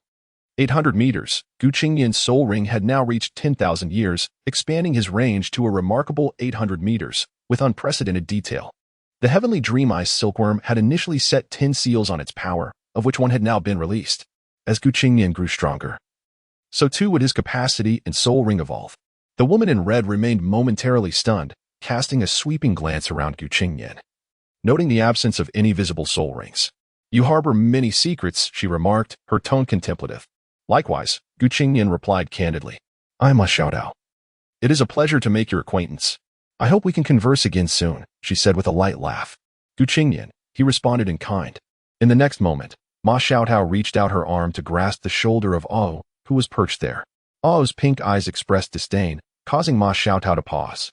"That will not do. My little rabbit dislikes being touched by outsiders," Qingnian said, smoothly redirecting her hand back, feeling the strange force from earlier. Ma Xiaodao's gaze flickered to the now-dazed Su Sancher beside her. Unhesitatingly, She turned to leave. Then let us meet again another time. After her figure disappeared into the academy, Su Sancher hurriedly approached Gu Qingnian, giving him a thumbs up. Hero, you truly are the real deal. I'm impressed. Afterward, he glanced around before swiftly making his exit like a thief. Wong Dong muttered, her name is rather common. The name is inconsequential. Do you not find her familiar? Gu Qingnian replied with a faint smile. Hui Yuhao nodded in understanding, agreeing. Qingnian, you feel the same, do you not? Wong Dong suddenly gasped. Could it be the same person we encountered last time? The woman in red. She must be an inner academy student. Indeed. And she ranks among the top 10 in the inner academy, Gu Qingnian confirmed with a nod. Soon after Su Sancher and the others departed, the previously waiting crowd returned, each displaying admiration towards Gu Qingnian. I must seek out a teacher to report, Gu Qingnian instructed the two before hastily heading off to find Zhou Yi. Having just returned, he needed to locate Zhou Yi regarding the new student assessment and fortuitously encountered an unexpected individual along the way. As he made his way through a forest closer to the office, he spotted a familiar figure leaning against a tree, head bowed. Xiaya, what brings you here? Gu Qingnian called out to Tangya. Tangya looked up, momentarily stunned. What's wrong? Xiaya, have you forgotten me after some time apart? Gu Qingnian stepped closer, lifting her chin gently. Their gazes met, and at such proximity, Tangya felt her cheeks flush crimson at Gu Qingnian's aura. Recovering from her surprise, Tangya took a step back. You are Qingnian? Her voice trembled with uncertainty. Indeed, Gu Qingnian nodded. Tangya's heart fluttered as she approached, scrutinizing Gu Qingnian's face. Recognizing the familiar contours, she could not resist reaching out to touch him gently, and Gu Qingnian made no objection. What happened to your eyes? Tangya's voice quivered slightly. It's nothing. He repeated his previous explanation, but upon seeing her disbelief, he removed the ribbon once more. At the moment Tangya beheld Gu Qingnian's true visage, her heart skipped a beat. Among the many handsome young men she had encountered at Shrek Academy, including Bei Bei, none compared to the radiant youth before her. After a brief silence, Gu Qingnian donned the ribbon again, teasing. What's this? Do you find me particularly handsome? No, not that handsome. Tangya turned her head, her lips pouting in mild discontent, her face burning with embarrassment over her own words. Is that so? Then why did you turn away? Because I did not wish to see you, Tangya retorted, pouting slightly. Oh, then I shall take my leave. So as not to trouble your sight, Gu Qingnian said, his tone tinged with melancholy as he turned to walk away. No. Tangya's expression shifted, and she quickly turned back, only to discover Gu Qingnian had already vanished from sight. Her face paled, panic rising as she searched frantically. She had only been acting tough, never expecting him to leave so abruptly. Meanwhile, Gu Qingnian had arrived at Zhou Yi's office. Tomorrow marks the new student assessment, yet Gu Qingnian has yet to return. The matter remains unresolved. Sigh. Zhou Yi pressed her forehead, her expression somewhat vacant. What could be troubling our esteemed teacher Zhou so deeply? Suddenly, Zhou Yi sprang to her feet, and to her surprise, Gu Qingnian's figure had appeared at the windowsill, gazing at her with a cheerful smile. Zhou Yi's countenance shifted dramatically as she hastily picked up an object from the desk to shield her face, only to suddenly recall something unbelievable and exclaim. What has happened to your eyes? Gu Qingnian patiently explained once more, then gently lowered the satin ribbon, inwardly lamenting how challenging it was to appear dashing. At the moment that handsome visage emerged, Zhou Yi's movements came to an abrupt halt. Chapter 32. Everything is unspoken. With a gaze locked in an intense four-eyed confrontation, Zhou Yi found herself entranced by those peculiar eyes. To her surprise, she had never realized how strikingly beautiful teacher Zhou Yi was. A sudden sound jolted her back to reality. Startled, she quickly completed the task at hand and, disregarding her earlier distraction, firmly instructed, what you just saw, do not speak of it. Her tone left no room for dissent. Understood. Gu Qingnian replied as he adjusted his satin ribbon and casually pulled out a chair to sit down. Zhou Yi raised an eyebrow but refrained from questioning further, instead asking, what exactly did you do during your time away? Her keen gaze scrutinized Gu Qingnian, a nagging feeling in her mind that he bore a striking resemblance to someone else. Before my duel with Su Sancher, had I not fused with a 10,000-year soul ring? After the battle, my martial soul nearly shattered. Gu Qingnian recounted the rationale he had pondered on the journey back. What? Your martial soul shattered? Zhou Yi's expression changed dramatically. It's fine now, Gu Qingnian replied slowly. What about your 10,000-year soul ring? Zhou Yi pressed further. This matter cannot be disclosed for the time being. Initially, I intended to spend 3 months hunting soul beasts, but I acquired it sooner than expected. I thought that would be the end of it. However, I merged too hastily, and the ensuing battle led to complications. Thus, I embarked on a 3-month quest to find a solution, Qingnian continued. So, have you found a resolution? Zhou could not help but inquire. Yes, by fortunate chance. I ventured to the extreme north and encountered a dying ice scorpion. It approached me, seemingly wishing to take me with it before its demise, so I killed it. In fact, I had a secondary martial soul, ice. I then fused with it, and when I awakened, my primary martial soul had stabilized. And I had obtained a soul ring for my secondary martial soul. Strangely, when I summoned my martial soul, it manifested as the ice scorpion. Qingnian then pulled down his clothing, revealing his bare back adorned with the ice scorpion martial soul. Stepping forward, a dazzling soul ring erupted from beneath his feet, and a powerful aura instantly permeated the entire room. Zhou instinctively stepped back, releasing her own soul ring to counter the oppressive force. As cold sweat beaded on her forehead, Qingnian smiled, taking another step forward, releasing a second soul ring of 100,000 years. The overwhelming pressure threatened to burst forth, putting Zhou on edge. Qingnian quickly donned his clothing and retracted the soul rings. Zhou let out a sigh of relief, her mouth agape, caught between words she could not articulate. This is my discovery, the passive ability of my primary martial soul. Simulation. By utilizing mental waves, I can distort space and simulate various forms based on myself, but the range does not exceed 10 meters. And special skills can alter the color of the soul ring, Qingnian elucidated. Of course, this is merely a facade, if necessary. I can have the heavenly dream eye silkworm use its soul power to disguise itself as another. Ah, I see. Zhou exhaled, feeling a weight lift but not dwelling on it further. However, your fortune is rather extraordinary, traveling to the extreme north to restore your martial soul and strengthen your secondary martial soul while acquiring a soul ring.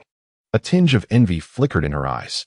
I also obtained a soul bone, a torso bone, Qingnian added. What? Zhou could no longer remain seated and stood up abruptly. It was transformed from the ice scorpion, Qingnian clarified. And how old is your ice scorpion soul ring? Zhou's anxiety resurfaced. 10,000 years, Qingnian pondered briefly before responding. Hiss, that is quite distressing, Zhou remarked. Her mood having been previously soured by that incident, but Qingnian's presence had surprisingly soothed her temper. If there's nothing else, I shall take my leave, Qingnian casually stated. By the way, I have registered you for the freshman assessment, Zhou mentioned, rubbing her forehead. Qingnian nodded, and Zhou continued.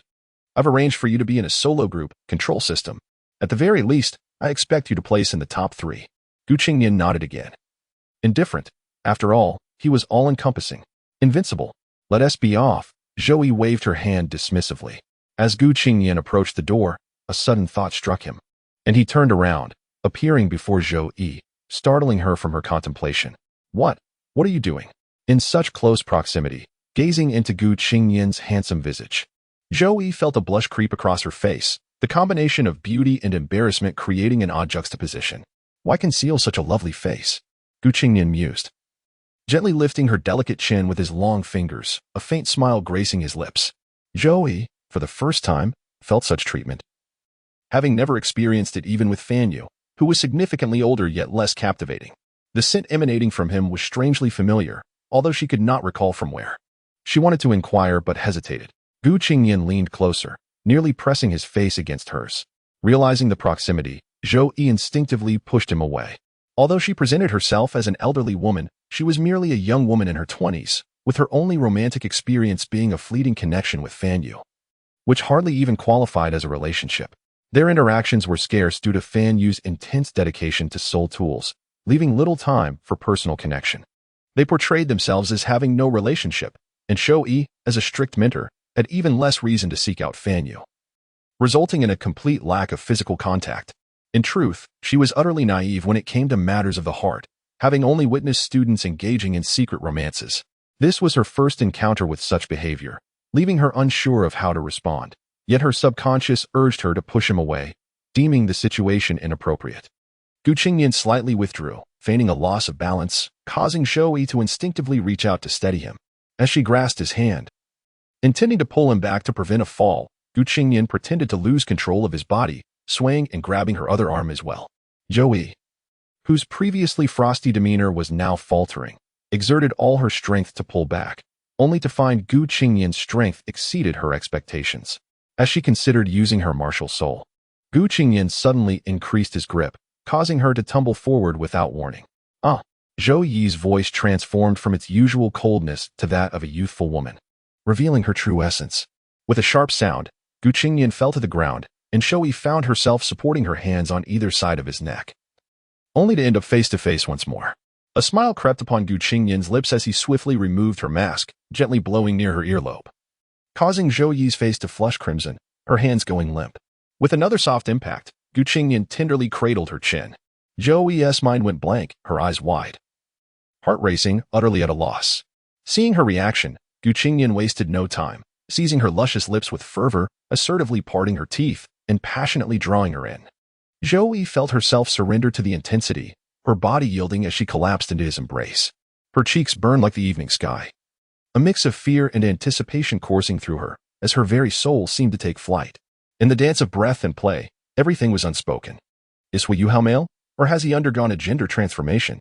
Chapter 33, The Divine Elephant's Prison.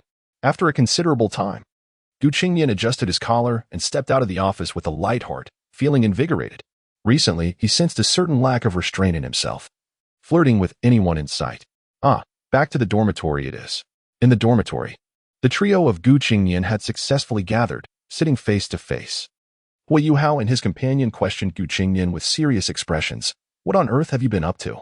Gu Qingnian recounted to them the words he had chosen for Zhou Yi, and both listened in disbelief, though something felt off. Unlike Zhou Yi, who was entirely oblivious to Gu Qingnian, they had known him for only a brief time but felt an inexplicable discomfort. Yet, they could not pinpoint the cause. Likely due to Gu Qingnian's secrets. Thus, they refrained from probing further, which saved Gu Qingnian from unnecessary trouble. What about your new student assessment? Hui Yuhao asked. Concern etched on his face. He feared that his late arrival might result in being unable to find a team or register, which could lead to dire consequences, as failing the assessment meant expulsion from the academy. Upon hearing this, Wong Dong cast a worried glance at him, reproaching, "Why did you arrive so late? You could have at least left a message." Gu Qingnian smiled. "Are you truly worried about me? Who else worried about you? You're just being overly sentimental." Wong Dong retorted, rolling his eyes. "Rest assured, Teacher Zhou has made arrangements for me. Just you wait and see." Gu Qingnian then turned the conversation back to them. "But what about you? Do you have confidence?" Wong Dong erupted with energy, jumping from his bed and pointing at Gu Qingnian. "If we cross paths, just watch how I handle you. Right, Yuhao?" He shot a significant glance at Hui Yuhao. Hui Yuhao, unable to suppress a chuckle, replied, "Of course. We will definitely defeat your team." His tone dripped with sarcasm. "Damn you, Yuhao. How dare you be so dismissive?" Wong Dong exclaimed, akin to an irate cat, leaping toward Hui Yuhao to engage in playful tussles. Oh, licking Gu Qingnian's cheek, cast a disdainful glance at the two, her meaning unmistakable. Hui Yuhao, keenly observant, noticed her expression and could not help but chuckle, questioning how he had fallen to the disdain of a mere rabbit. The night passed in a flurry of merriment. Ding, congratulations, host, for intercepting the fate of the Son of Destiny, Hui Yuhao, acquiring the second martial soul, the Ice Emperor, alongside a 400,000 year old soul bone and soul ring. You have received an 8-star reward. Would you like to claim the martial soul awakening pill and the divine elephant's prison technique, Douluo version? Claim, Gu Qingnian responded, a smile gracing his face upon hearing the familiar voice. Ding, dispensing. Dispensation successful. Gu Qingnian felt familiar memories flooding in and effortlessly accessed the details of the divine elephant's prison technique, which felt vaguely reminiscent. Divine elephant's prison technique, Douluo version, an unparalleled power method using qi to summon the spirit, manifesting the spirit into form, every gesture imbued with the might of an elephant. The human body consists of countless particles. If one awakens their potential, each minuscule particle embodies the strength of an elephant. When fully awakened, they rival the divine elephant, capable of upheaving the seas, shaking the stars from the sky, and swallowing the sun and moon with but a thought. The types of elephants are myriad. The young elephant transforms into a dragon elephant, the dragon elephant into a primordial elephant, the primordial elephant into a robust elephant, and the robust elephant into a divine elephant. This marks the pinnacle of mastery. Note, prevents the effortless destruction of worlds, ensuring autonomy remains within the realm of this world. Martial soul awakening pill upon consumption. It awakens the martial soul without adverse effects. Note, ineffective for top-tier martial souls, cannot exceed the pinnacle of this world. To prevent premature power collapse, the divine elephant's prison technique. Though a version from the Douluo continent, it remains among the most elite. What a stroke of fortune. As a supreme method of immense power, it is truly exhilarating. Qingnian's usually tranquil heart stirred with unexpected excitement. Glancing at the martial soul awakening pill, he instantly contemplated whom to bestow it upon. With the assessment looming tomorrow, he decided to begin his cultivation directly, revealing the 400,000-year soul ring too soon would be unwise. Ao's existence had already drawn attention, and some secrets of his martial soul had also surfaced, as had a portion of his strength. He did not believe the academy was entirely at ease with him. Although he was publicly labeled an orphan, any investigation would yield no results. However, it was implausible for the academy to trust such an enigmatic, formidable talent, especially one accompanied by a 400,000-year soul beast. This was no trivial matter. Unlike Hui Yuhao from the original narrative, who garnered more attention and cultivation through revealing his abilities, Qingnian felt that exposing too much could lead to trouble. While Shrek Academy, being the foremost institution, would not take action against a junior, the same could not be said for Ao. Hence, he often advised her to remain discreet during significant events. The circumstances varied.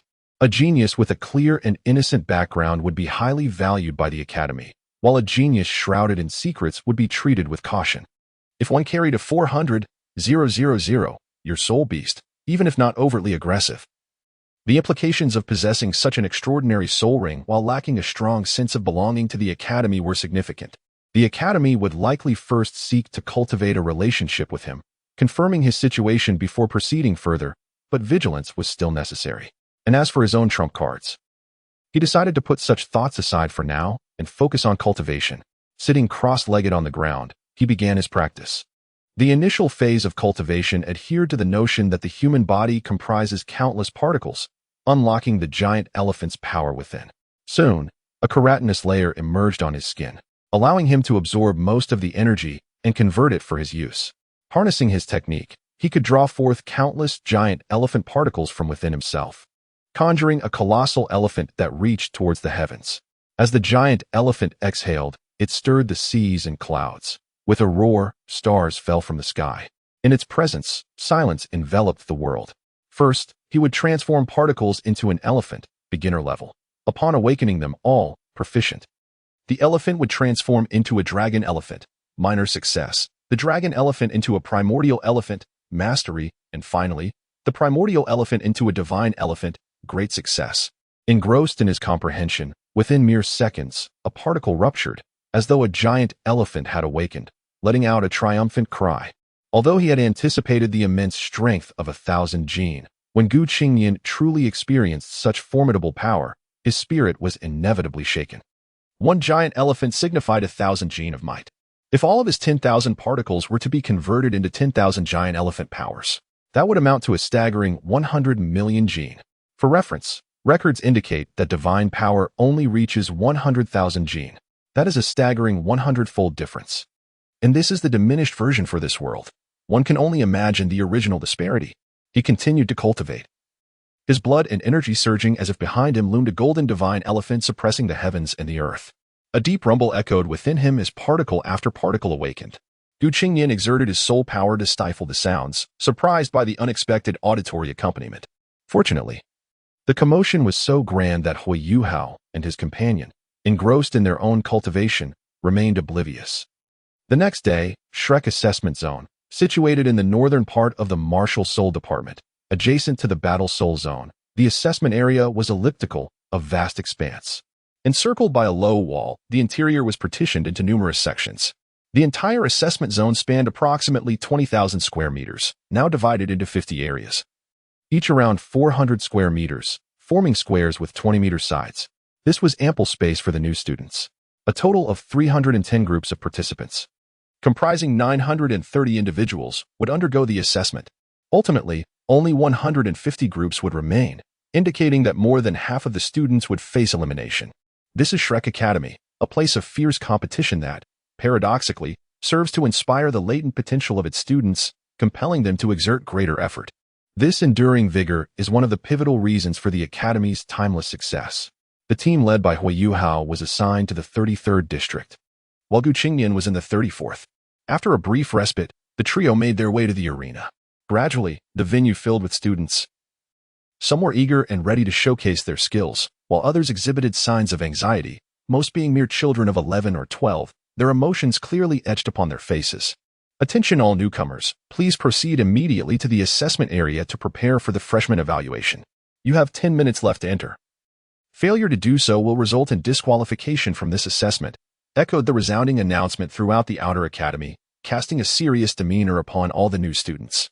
Wei Yuhao felt an involuntary surge of tension, instinctively reaching for the 24 bridges by moonlight, as the use of soul-guiding devices was prohibited during the evaluation. Though hidden weapons were exempt from this rule, Qingnian gently patted his head, reassuring him, "Do not panic, aside from myself. I have faith that the rest of you will navigate this challenge with ease." Wong Dong, standing nearby, raised his nose slightly in defiance, retorting, "Encountering you is a form of suppression. I am clearly older than you, Qingnian." Upon witnessing Qingnian's familiar gesture, Wei Yuhao felt a twinge of displeasure, as it made him feel akin to a younger sibling. "That does not prevent me from calling you little Yuhao," Qingnian remarked nonchalantly. Hello. I am Xiao Xiao," came a timid voice from behind. Qingnian turned to see a petite female student, not particularly striking but possessing a certain delicate charm. Her bashfulness evident as she fidgeted with the hem of her skirt upon noticing Qingnian's gaze. "Hello, Qingnian. What a lovely little sister you are," he replied with an unusually gentle tone. "Humph," Wong Dong scoffed, clearly dissatisfied, while Wei Yuhao remained silent, casting a profound glance at Wong Dong. "So gentle." Xiao Xiao's head nearly dipped out of sight, her voice barely above a whisper. Yet, every word was clearly heard by Qingnian. Chapter 34, The New Student Assessment begins. Absolute domination. You three must put in your best effort. Qingnian smiled gently at the charming girl, offering encouragement. Xiao Xiao's cheeks flushed, and she clenched her fists, gathering her courage to respond, only to be interrupted by Wong Dong beside her, who declared, "Of course. The three of us will definitely defeat your team and secure first place."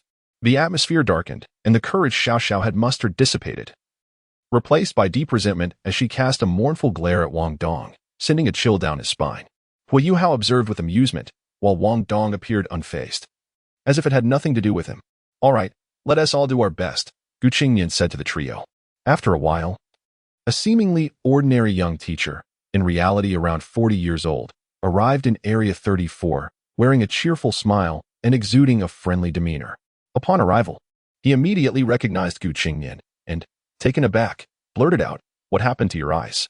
Qingnian, seeing the crowd, decided to use this as an opportunity to deflect questions that would otherwise become bothersome, replying, "Just trying to look cool. Doesn't tea that affect your vision?" Wang Yin clearly did not expect Qingnian to don a ribbon for the sake of style. "Not at all, teacher. The assessment is crucial," Qingnian kindly reminded him. Upon hearing this, the young teacher clapped his hands and quickly moved to the side, counting the number of participants before nodding. "Excellent. We have a total of 6 groups of students participating in the assessment, and everyone is here. Let me introduce myself. My name is Wang Yin, and I will be your assessment teacher for the next 2 days." The students chorused in unison, "Hello, Teacher Wang." Wang Yin chuckled, "No need for so much formality. My teaching philosophy is to treat everyone as friends. From now until the end of the assessment, you will all be my little friends. Therefore, I do not wish to see anyone harmed. While this assessment will determine whether you can continue your studies at Shrek Academy, I must remind you that this is an assessment, and you must not harm your opponents. If that happens, I will have no choice but to regretfully request their departure and report the incident to the Academy." His tone was gentle and understated. Though he did not explicitly mention the consequences of harming opponents, most present understood the implication and nodded in agreement. Wang Yin smiled slightly. "In that case, let us begin."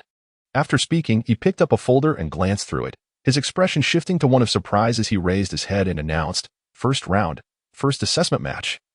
Class 1, Qingnian, against Class 3, Ouyang Junyi, Chenju Feng, Zhao Haochen. You may enter the arena, each taking a corner. You may only release your spirit rings once I say to begin. Enter now." Among the 6 groups of students, Qingnian did not expect to be the first called. And more importantly, he was set to face opponents who should have been matched against Wei Yuhao's group. According to the narrative, the usual sequence would be followed, and he would unexpectedly be given a bye, only to face ridicule and ultimately dominate the entire scene. Alas, this statement caused a stir among the surrounding students, who gasped in shock. Wong Dong stepped forward to question Wang Yin, Teacher Wong, is there a mistake? Why is Qingnian alone in his group?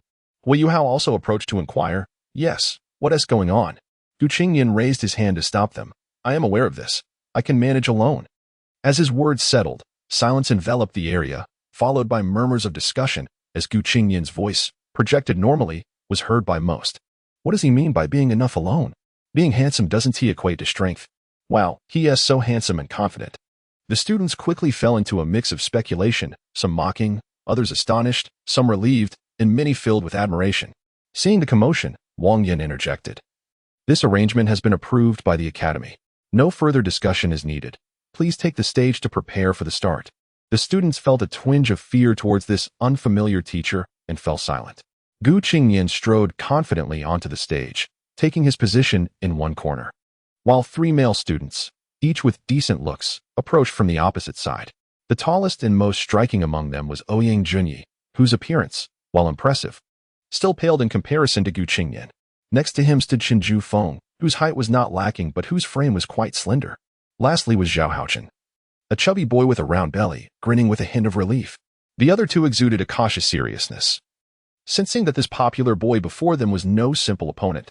Once both sides were ready, Wang Yin nodded. The assessment begins.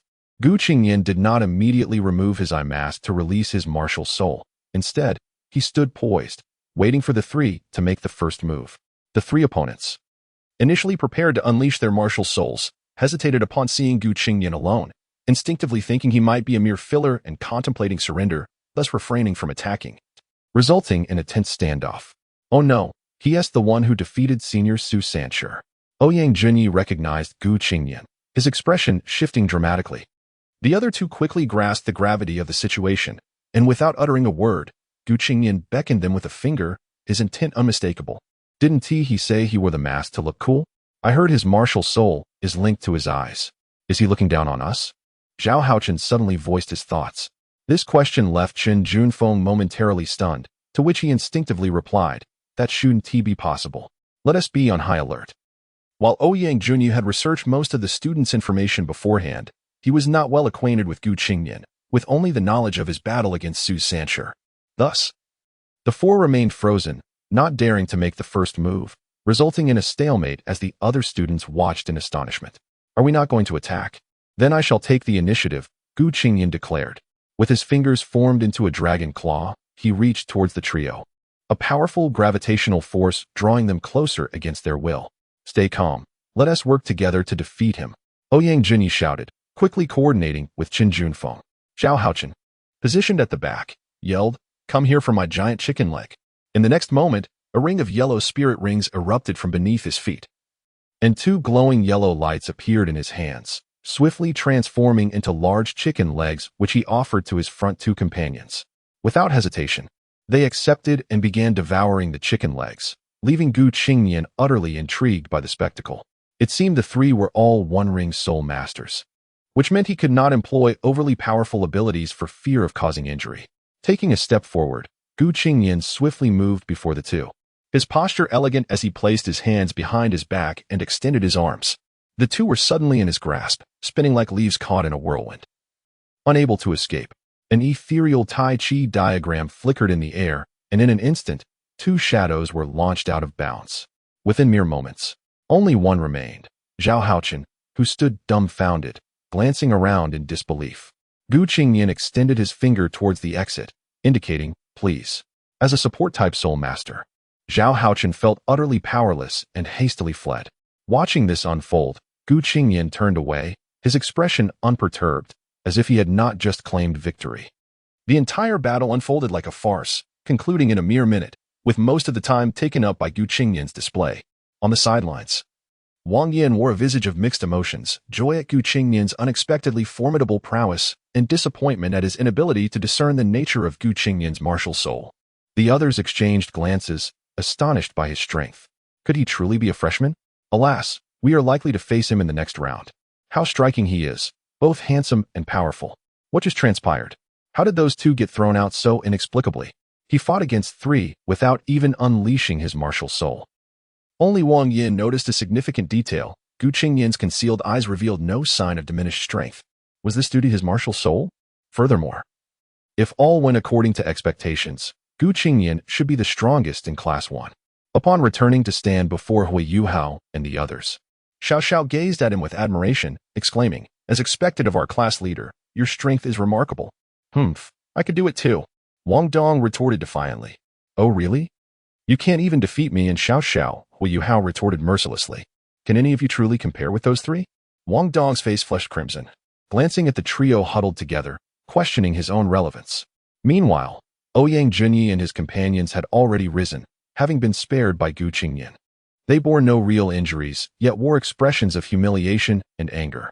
To be easily defeated in a minute by a single individual, without even activating their martial souls, how utterly disgraceful. Though he had managed to best a 3-ring soul scholar. Chapter 35. The return of Ma Xiaotao before long. The trio of Hui Yuhao was summoned to another area to compete, where they effortlessly triumphed, their adversaries matching the strength of Ouyang Junyi's group. 5 minutes later, Wong Dong unfurled his wings in the air, the blue and purple radiance of the goddess of light's butterfly wings shimmering in alternation, while the golden patterns gradually converged. Simultaneously, he descended gracefully, his expression of pride unwavering. Observing from the sidelines, teacher Wang Yin was filled with admiration. This encounter with 4 prodigies from Class 1 was indeed a windfall. Compared to the ease exhibited by the 4, the other teams watching from the sidelines appeared somber. The atmosphere weighed down with tension. They were all freshmen. How could the disparity be so vast? First, Qingnian had single-handedly crushed 3 opponents without utilizing his martial soul. And now Wong Dong, with sheer strength, had defeated 2 agile attack-type soul masters in a single blow. It was evident that within the quartet, Qingnian was the core. And surprisingly, even Hui Yuhao, the least formidable among the 3, was a pivotal figure. Wang Yin, who had been observing the 4, was a theoretical scholar from Shrek Academy. Known for his gentle demeanor, his theoretical foundation was solid, and his teaching abilities were exceptional, although he was only in his 40s. He was a distinguished senior teacher in the Outer Academy. In Shrek Academy, the elevation of a teacher's rank was often more challenging and pronounced than that of the students. For instance, Shou-Yi was merely a mid-level teacher, a fact that was undoubtedly influenced by her rigorous teaching methods. It is worth noting that a senior teacher could instruct Inner Academy students, underscoring the significance of their theoretical prowess. However, he had failed to discern the capabilities of 2 individuals in succession. After completing their assessment, Hui Yuhao and his companions chose to remain and witness the final match. While Qingnian leisurely entertained a Wu nearby, awaiting their return, Wang Yin refrained from interrupting them with inquiries, confident that the forthcoming matches would reveal the true abilities of Qingnian and his companions. During this time, Qingnian caught sight of a familiar gaze from a corner. Yet he feigned ignorance, offering no response. When the second day of assessments commenced, the 4 matches held in one day posed not only a challenge in soul power consumption, but also a significant toll on their physical stamina. However, Class 1, having undergone Zhou Yi's grueling training, demonstrated a notably superior adaptability to this format compared to other classes. This indicated that Zhou Yi's training methods held considerable merit. By the end of the day's competitions, Hui Yuhao and his team had confirmed that within their group, there were no opponents capable of threatening them. Qingnian was, of course, invincible. The other new students were not foolish either. In pursuit of better results, they deliberately eased their efforts when facing Hui Yuhao's group. While some were eager to experience the true meaning of strength against Qingnian and his companions emerged victorious in all 4 matches on the second day, achieving an impressive record of 5 wins. Wang Yin, who was overseeing the assessments in Area 34, had hoped to closely observe Qingnian but found himself somewhat disheartened. Throughout the matches, Qingnian had dominated without ever unleashing his martial soul. Frustrated, he turned his attention to the battles in Area 33, watching Hui Yuhao. There, the team's fighting style remained consistently identical. Wong Dong would initiate the attack, while Hui Yuhao and Xiao Xiao watched, swiftly concluding the battles. Wang Yin was nearly exasperated, wishing to throw something in frustration. He could not inquire further. His pride held him back. He believed that once they encountered formidable opponents, Qingnian and his team would no longer be able to conceal their strengths. The 4 returned to their dormitory in a leisurely manner. Wong Dong, wearing a contented expression, remarked, "Today was truly exhilarating." Xiao Xiao eagerly interjected, "Let me take the lead tomorrow. If we encounter strong foes, it's best for you to conserve your strength." Wong Dong chuckled, "Xiao Xiao, after all you've said, it seems you're just itching to fight. Very well, since I've had my fill. I shall let you relish in the excitement. Qingnian, listening to their banter, clicked his tongue in amusement. Hu Yuhao added with a smile, let's go. I'll treat you to grilled fish. Both Wong Dong and Xiao Xiao exclaimed in surprise, oh. However, they couldn't help but praise. Qingnian is so powerful. He didn't even unleash his martial soul, yet he effortlessly defeated 3 opponents. Xiao Xiao's cheeks flushed as she complimented him. Wong Dong, not contradicting her, acknowledged this truth. He too could not fathom Qingnian's current strength, feeling uncertain of his ability to defeat him. Qingnian merely smiled faintly. Brother Qingnian? He is only 10 years old. Wong Dong suddenly recalled something, stifling a laugh as he looked at Xiao Xiao. What? Is that true? Xiao Xiao exclaimed, shocked, gazing at Qingnian in disbelief. Indeed. Hu Yuhao confirmed plainly. So what? You two are brothers, and I am your sister. Qingnian responded nonchalantly. As the 4 playfully exited the assessment area, they encountered 2 individuals, causing them to pause in surprise. The newcomers were none other than Ma Xiaodao, clad in red, and Su Sanshi, who bore a disheveled expression. Ma Xiaodao approached them with a frosty demeanor, while Su Sanshi rubbed his hands together in a sycophantic manner and said, Sister Xiaodao, I found them. Can I leave now? Ma Xiaodao merely nodded coldly, prompting Su Sanshi to breathe a sigh of relief and cast a pleading glance at Qingnian and his companions before hastily departing. You 3. Follow me. Junior sister, you may return, she instructed the group. Qingnian nodded at Xiao Xiao, who reluctantly departed.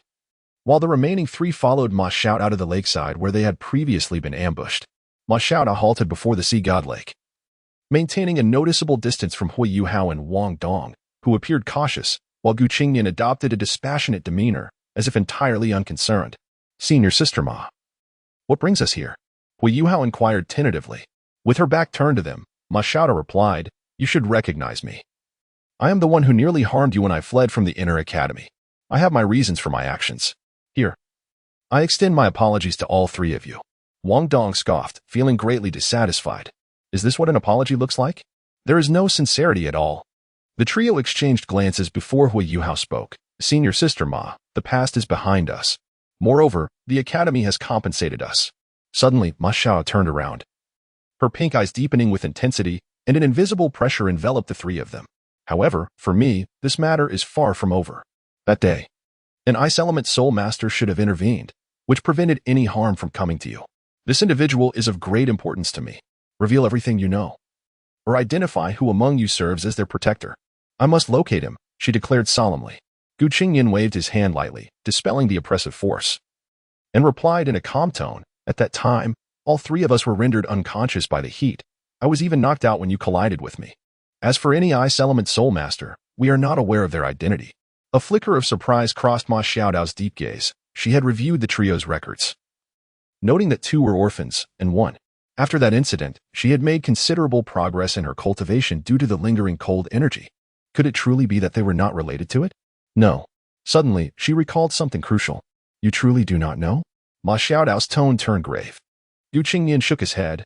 Given your status, you should have access to our records. Considering our backgrounds, how could I or Hu Yuhao have any protector? As for Wong Dong, his background is merely that of a moderately powerful soul master family, and your martial soul is the extreme flame, is it not? The ultimate ice may still hinder you. As a student of the academy, you are undoubtedly more aware than we are. Furthermore, if such an existence were indeed real, would the academy not have taken notice? Given your circumstances, they would likely send someone to negotiate, wouldn't they? With that, he leisurely took a few steps forward. Chapter 36. One hand pressing the horse, Wong Dong's expression flickered with an unnatural shade upon hearing the voice, while Ma Xiaodao's countenance shifted, as though she felt that all her secrets had been laid bare to Qingnian. Observing her lack of response, Qingnian coldly remarked, do not entertain thoughts of striking. Setting aside whether or not your so-called protector is truly behind us, if you cannot incapacitate us in an instant then, well.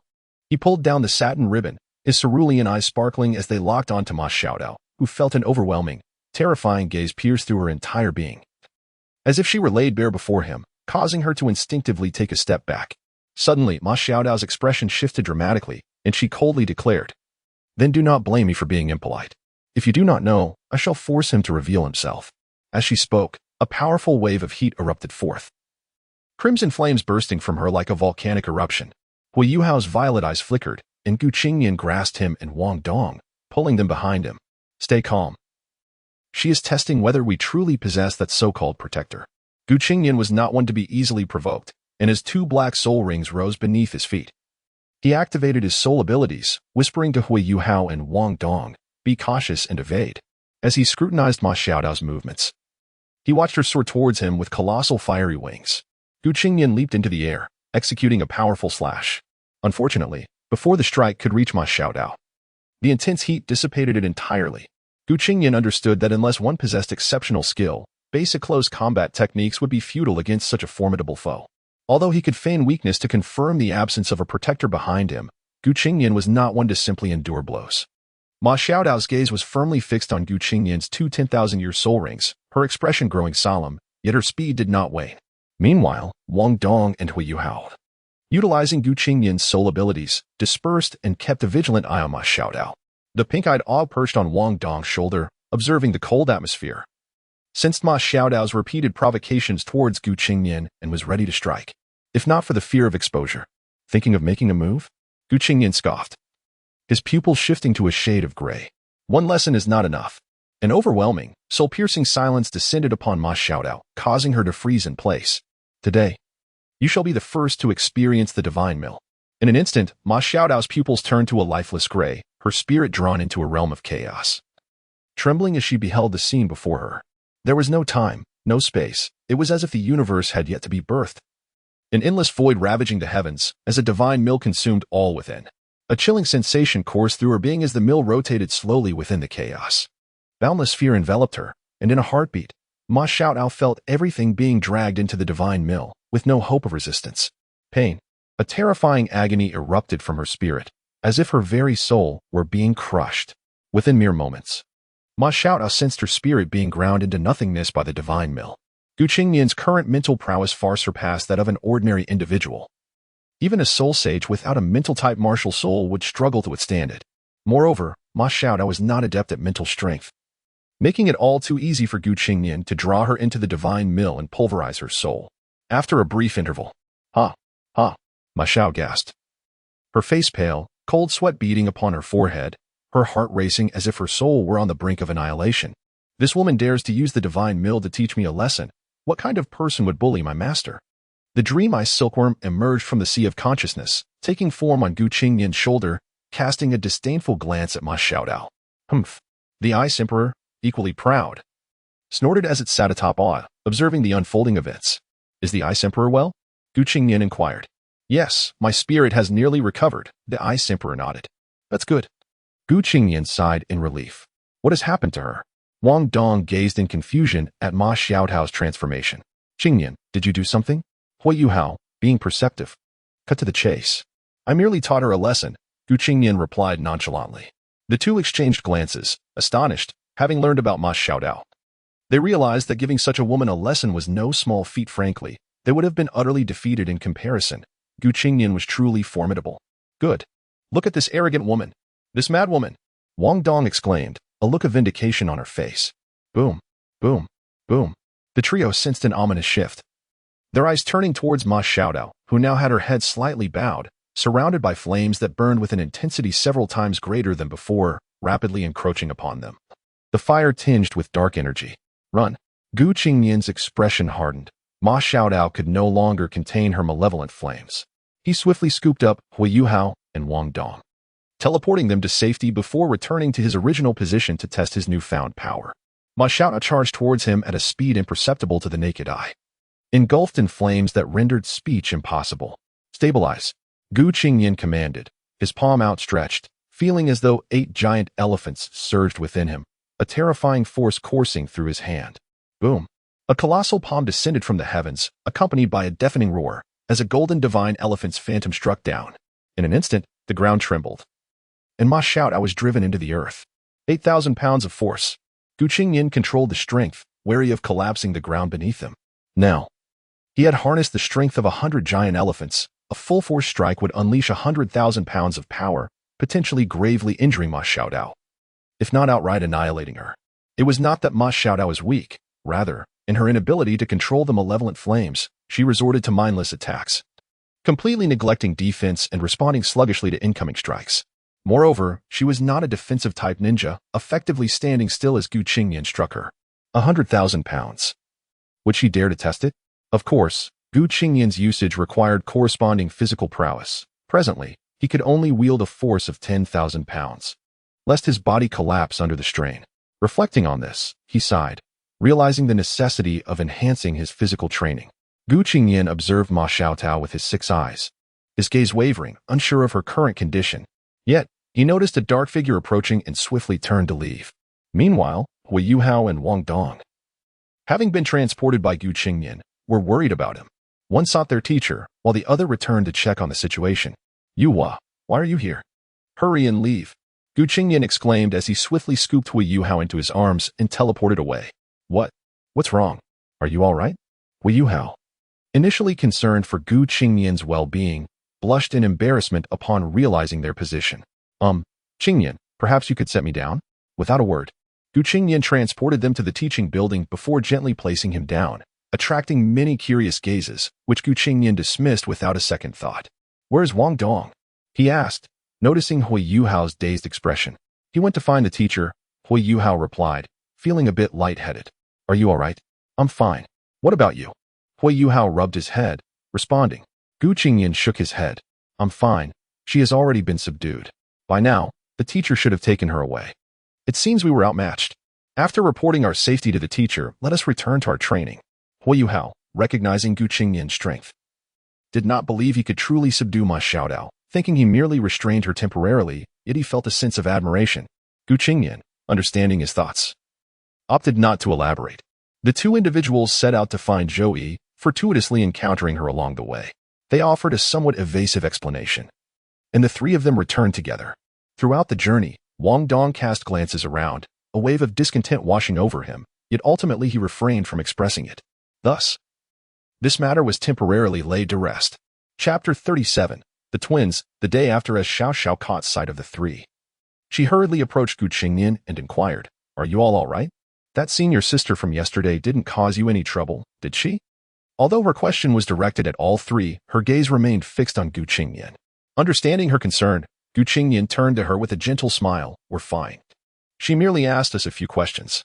Xiao Xiao nodded in acknowledgement, displaying her intelligence by refraining from pressing further. Nearby, Wong Dong teased, Oh, it's quite evident where your affections lie. Your eyes haven't left Qingnian for a moment, though meant as a jest. Wong Dong felt an inexplicable twinge of discomfort at his own words. You, Qingnian, look at him. Xiao Xiao's cheeks flushed crimson, and she pointed at Wong Dong, momentarily at a loss for words in her vexation. All right, enough of this. Let's prepare to begin, Gu Qingnian interjected, lightly tapping the heads of both friends to refocus their attention. Since both teams had faced off against other new students in their respective areas, they did not change zones. After regrouping, 5 new teams were formed for the continued assessment. Though they would not encounter the most formidable opponents, the challenges ahead promised to be significantly tougher than before. On the other side, Hui Yuhao's trio was called to compete, and Gu Qingnian's name was also summoned by Wang Yin. Good, everyone is here. Following their remarkable performance in the previous 5 rounds, Gu Qingnian's team has been designated as the seed team for this region, and they will compete first. In the 6th round of Area 33, the first match would feature Gu Qingnian's team from Class 1 against Huang Chutian's team from Class 7. As Gu Qingnian heard the announcement, familiar figures flashed in his mind, and a spark of recognition ignited in his eyes. As both teams entered the arena, Gu Qingnian immediately spotted a striking pair among Huang Chutian's group, twin sisters. Both were adorned with long blue hair and possessed delicate, endearing faces, seemingly around his age. Observing this familiar ensemble, Gu Qingnian couldn't help but wonder if these opponents were indeed the ones Hui Yuhao's group would face next. Leading the twins was a tall, robust male student, undoubtedly Huang Chutian, the core of their trio, reminiscent of a golden-haired lion. I am Huang Chutian. To my left is Lan Susu, and to my right is Lan Luoluo. I look forward to your guidance, he introduced with a serious demeanor. Gu Qingnian replied in kind. As the 4 stood in opposition, the twins finally took notice of Gu Qingnian, their cheeks tinged with a delicate blush. Although they were identical, subtle differences could be discerned. Lan Susu's expression was slightly softer, while Lan Luoluo appeared more tranquil. They lowered their heads slightly, their eyes reflecting a glimmer of admiration for Gu Qingnian, a fleeting flush gracing their cheeks. What adorable twins, Gu Qingnian mused, tilting his chin as he admired them. Their ribbons did not detract from their beauty, rather. They added an air of mystique and allure. The twins seem a bit bashful. Which of you is the younger sister? Perhaps it's you? Gu Qingnian inquired casually, pointing at Lan Luoluo. How did you know? Lan Luoluo's curiosity was piqued, and Lan Susu turned to look as well. The elder sister has slightly longer hair and a more curvaceous figure, while the younger sister's eyes sparkle with vivacity and her chin is a touch more pronounced. Lending her a slender elegance, Gu Qingnian articulated, appreciating the unique qualities of each sister. The twins regarded the young man before them, feeling as though his gaze was fixed solely upon them, yet oddly, this sensation brought no discomfort. Both opened their mouths in surprise, their calm expressions morphing into astonishment. Momentarily at a loss for words. Can we begin? Huang Chutian interjected, feeling sidelined as he was ignored. This is an examination, after all. Is there any fairness in this? Are you a team, or am I alone here? Please refrain from engaging in unrelated matters, Gu Qingnian. We must commence the assessment promptly. Wang Yin, unable to contain himself, urged from the sidelines. Honestly, is he here to take the exam or to chat with the sisters? What a lecher, Wong Dong scoffed. Inwardly comparing himself to the twins before concluding, they are indeed charming, but not as delightful as I am. All right, Gu Qingnian acquiesced with a nod. The twins cast Huang Chutian a disapproving glance before reluctantly retreating behind him. This elicited a mix of helplessness and irritation from Huang Chutian, who could only resign himself to the impending battle. Having heard of Gu Qingnian's exploits, Huang Chutian dared not underestimate him. With a fierce roar, he pounded his fist against his chest. Gu Qingnian, however, did not even bother to observe his martial spirit. With a single hand, he unleashed a colossal roar of a raging elephant, the golden silhouette of the giant creature charging forth to send Huang Chutian sprawling from the arena. Huang Chutian's expression shifted dramatically. He realized that against this force, he was akin to an ant before an elephant. Though he contemplated escape, his reluctance held him back. By the time he resolved to confront it, it was too late. He could only summon his martial spirit, unleashing 2 soul rings to their fullest extent.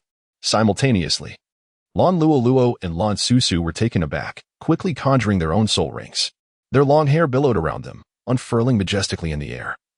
Attempting to counter the might of the giant elephant, Gu Qingnian had only utilized 1,000 gene of strength, cautious not to unleash too much power that could render his opponent incapacitated. Nevertheless, this force was not something to be easily withstood. Great strength, divine ape! Huang Chutian roared in fury. In the next instant, the twins embraced one another, releasing an overwhelming surge of martial energy that enveloped them in a deep blue aura, obscuring their forms from view. Their hair transformed into a crystalline blue, delicate strands forming a vast net aimed at ensnaring the giant elephant. Martial spirit fusion technique. Heavenly net. The 2 forces collided, momentarily ensnaring the giant elephant, preventing it from breaking free. Truly, a remarkable martial spirit fusion technique, Gu Qingnian thought, impressed. With a swift leap, Gu Qingnian executed a graceful somersault before launching a slicing strike toward the net. Huang Chutian's expression hardened as he prepared to intercept, but Gu Qingnian merely smiled faintly, extending his finger to gather energy for a shot. A thunderous boom resonated as several indentations appeared on Huang Chutian's body, and his complexion shifted between pale and flushed. The slicing strike collided with the net, which the twins controlled, attempting to draw Gu Qingnian within its grasp. Interesting, but the show is far from over, Gu Qingnian grinned, unleashing a flurry of slicing strikes. The net absorbed each blow, but after enduring 2 rounds of attacks, it was on the verge of collapse. In an instant, Gu Qingnian charged forward, his fist poised to strike Huang Chutian, who was sent hurtling out of the arena, landing several meters away before crashing down. The golden giant elephant let out a deafening roar, expressing its dissatisfaction at being ensnared by the diminutive net, its fury palpable and formidable. With a resounding crack, the net shattered, and the twins collapsed, fear etched across their faces as they gazed upon the thundering giant. This is bad, Wang Yin exclaimed, leaping forward to intervene, knowing fully well that the 2 girls could not withstand such a blow. The entire battleground trembled as Gu Qingnian's figure vanished in an instant. He swiftly scooped up each girl, one on his shoulder and the other in a princess carry, while his other hand pressed down on the elephant's head, shattering it with a single strike. The fractured sound reverberated, its magnitude directly influencing several surrounding districts, prompting them to dispatch personnel for inspection. Wang Yin hurriedly ascended to ascertain that all was well before announcing the outcome and swiftly departed to elucidate the circumstances. Gu Qingnian gradually exited the stage. Chapter 38. Wasn't it agreed upon to showcase the profile? Silence enveloped the surroundings. As for Huang Chutian, he had already succumbed to unconsciousness and was carried away. Lan Susu and Lan Luoluo? One clung to Qingnian's neck while the other embraced his chest, their youthful faces glowing with the hues of dawn as they nestled against him, enveloped by an overwhelming sense of safety they had never experienced before. Qingnian exuded a subtle fragrance that wafted into their nostrils, while they gazed at his face from the side and below. His single hand commanded authority. His sleeves billowed gently, transcending the mundane, leaving them momentarily spellbound by his presence. Are you comfortable? Qingnian's voice drifted into their ears. Their small faces flushed a deep crimson, reminiscent of early autumn apples, radiating an endearing charm. Startled by his voice, they quickly lowered their heads and stepped away from him. After murmuring something to the two girls, Qingnian made his exit, leaving the onlookers curious about what had transpired, only to notice the twin sisters blushing as they departed. How infuriating. Is he here for the assessment or to flirt? Encountering him, perhaps we should just surrender? TCH, he's merely a lecher. Fixating on those twins with such scrutiny, some male students derided him with a hint of jealousy. Upon hearing this, the girls swiftly defended, nonsense. He appreciates beauty. Do you not understand? What you deem as lewd, he regards as admiration. Indeed, have you considered your own worth? While he is in a 1 versus 3 situation, you remain on the sidelines mocking him. Witnessing this, Qingnian leisurely departed, continuing to dominate the ensuing matches, while on the other side, Wu Yuhao's team mirrored his success, both teams instantly gaining notoriety within the outer academy. Particularly, Qingnian, who competed solo in the round-robin matches, achieved an unprecedented 10 victories. Each time in a 1 versus 3 scenario, and without even unleashing his martial soul, earning the title of best performance in the region. Wu Yuhao's team followed closely behind in prestige. As the round-robin concluded, just as Qingnian intended to leave, someone intercepted him. Qingnian, please wait. The newcomer was Wang Yin, who could no longer restrain his curiosity. Qingnian nodded but remained still, prompting Wang Yin to wait beside him without pressing further. Before long, 2 graceful figures hurried over, and Wang Yin adjusted his glasses, recognizing the twins. Ah, Teacher Wang? Lan Luoluo exclaimed, astonished. Wang Yin glanced at the surprised expressions of the 2 girls and then at Qingnian, seemingly grasping the situation, his face reddening. After a moment's hesitation, he mustered the courage to approach. May I borrow your Qingnian for a moment? The girls immediately blushed and waved their hands in protest, while Qingnian simply smiled at them, saying, please wait a moment. The twins nodded and stepped aside. Wang Yin exhaled in relief, casting a grateful glance at Qingnian before pulling him aside. Congratulations on achieving an impeccable record in the new student assessment. There are probably no more than 10 teams with such outstanding results, and none that can boast a solo competitor like you. Your strength exceeds my expectations. However, Wang Yin began, rubbing his hands nervously. Are you curious about my martial soul's abilities? I've never heard of a 6-eyed martial soul. Initially, I refrained from inquiring about your martial soul, as I wished to witness your martial soul and soul skills firsthand to gauge my own capabilities. Yet, the reality compels me to concede that I have been bested. You have not even unleashed your martial soul. Could you unveil its mysteries for me? Wang Yin asked earnestly. Since you are aware of the martial soul, experiencing the soul skills firsthand would be more enlightening, Qingnian replied, gradually removing the ribbon, allowing a refreshing stream to emerge. Moments later, Wang Yin grasped his shoulders, saying, First, answer me, are you from the body sect? No, Qingnian gently shook his head. Wang Yin lowered his gaze, his body trembling with excitement as he muttered, a body martial soul, eyes, such soul skills, and yet not from the body sect. Aha, this is marvelous. I never imagined we would encounter such a fortune at Shrek Academy. What about Wu Yuhao? What is his martial soul? Qingnian pondered before responding. I can only say that his martial soul is a body martial soul, the spirit eyes, which is also of the mental attribute. As for his soul skills, that's confidential. Wang Yin stood frozen, foolishly asking, then what about him? He's also not from the body sect, Qingnian replied calmly. Thank you, Qingnian. I will come to find you again. I must take my leave. Wang Yin, suppressing his astonishment and joy, hurriedly departed. Teacher Wang, remember to keep my soul skills confidential. Qingnian called out leisurely. Of course.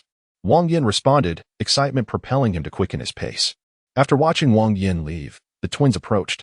Lan Susu couldn't help but whisper, is this Teacher Wang unwell? Beside her, Lan Luoluo chuckled, equally curious.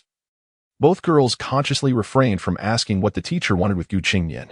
Qingnian smiled at the two. And what brings you here to find me? Weren't you the one who asked us to stay and look for you? They exchanged glances, their faces flushed, retorting. Qingnian clapped his hands as if just recalling something. his expression apologetic. My apologies, I forgot. The opponent was too formidable, and I had to ponder my strategies, alas. The corners of the girls' mouths twitched. Oh, so you were contemplating how to defeat a strong opponent? How about I treat you both to a meal? Qingnian suggested cheerfully. Initially hesitant, for reasons unknown. They found themselves nodding in agreement, their faces turning a deeper shade of red. Would this seem too casual? Qingnian assumed a posture as if supporting a chair, and the twins instinctively approached, each linking an arm with him. Their mouths agape in surprise as they processed the situation. They felt an inexplicable compulsion to comply with Qingnian. In an instant, they set off, targeting the various streets.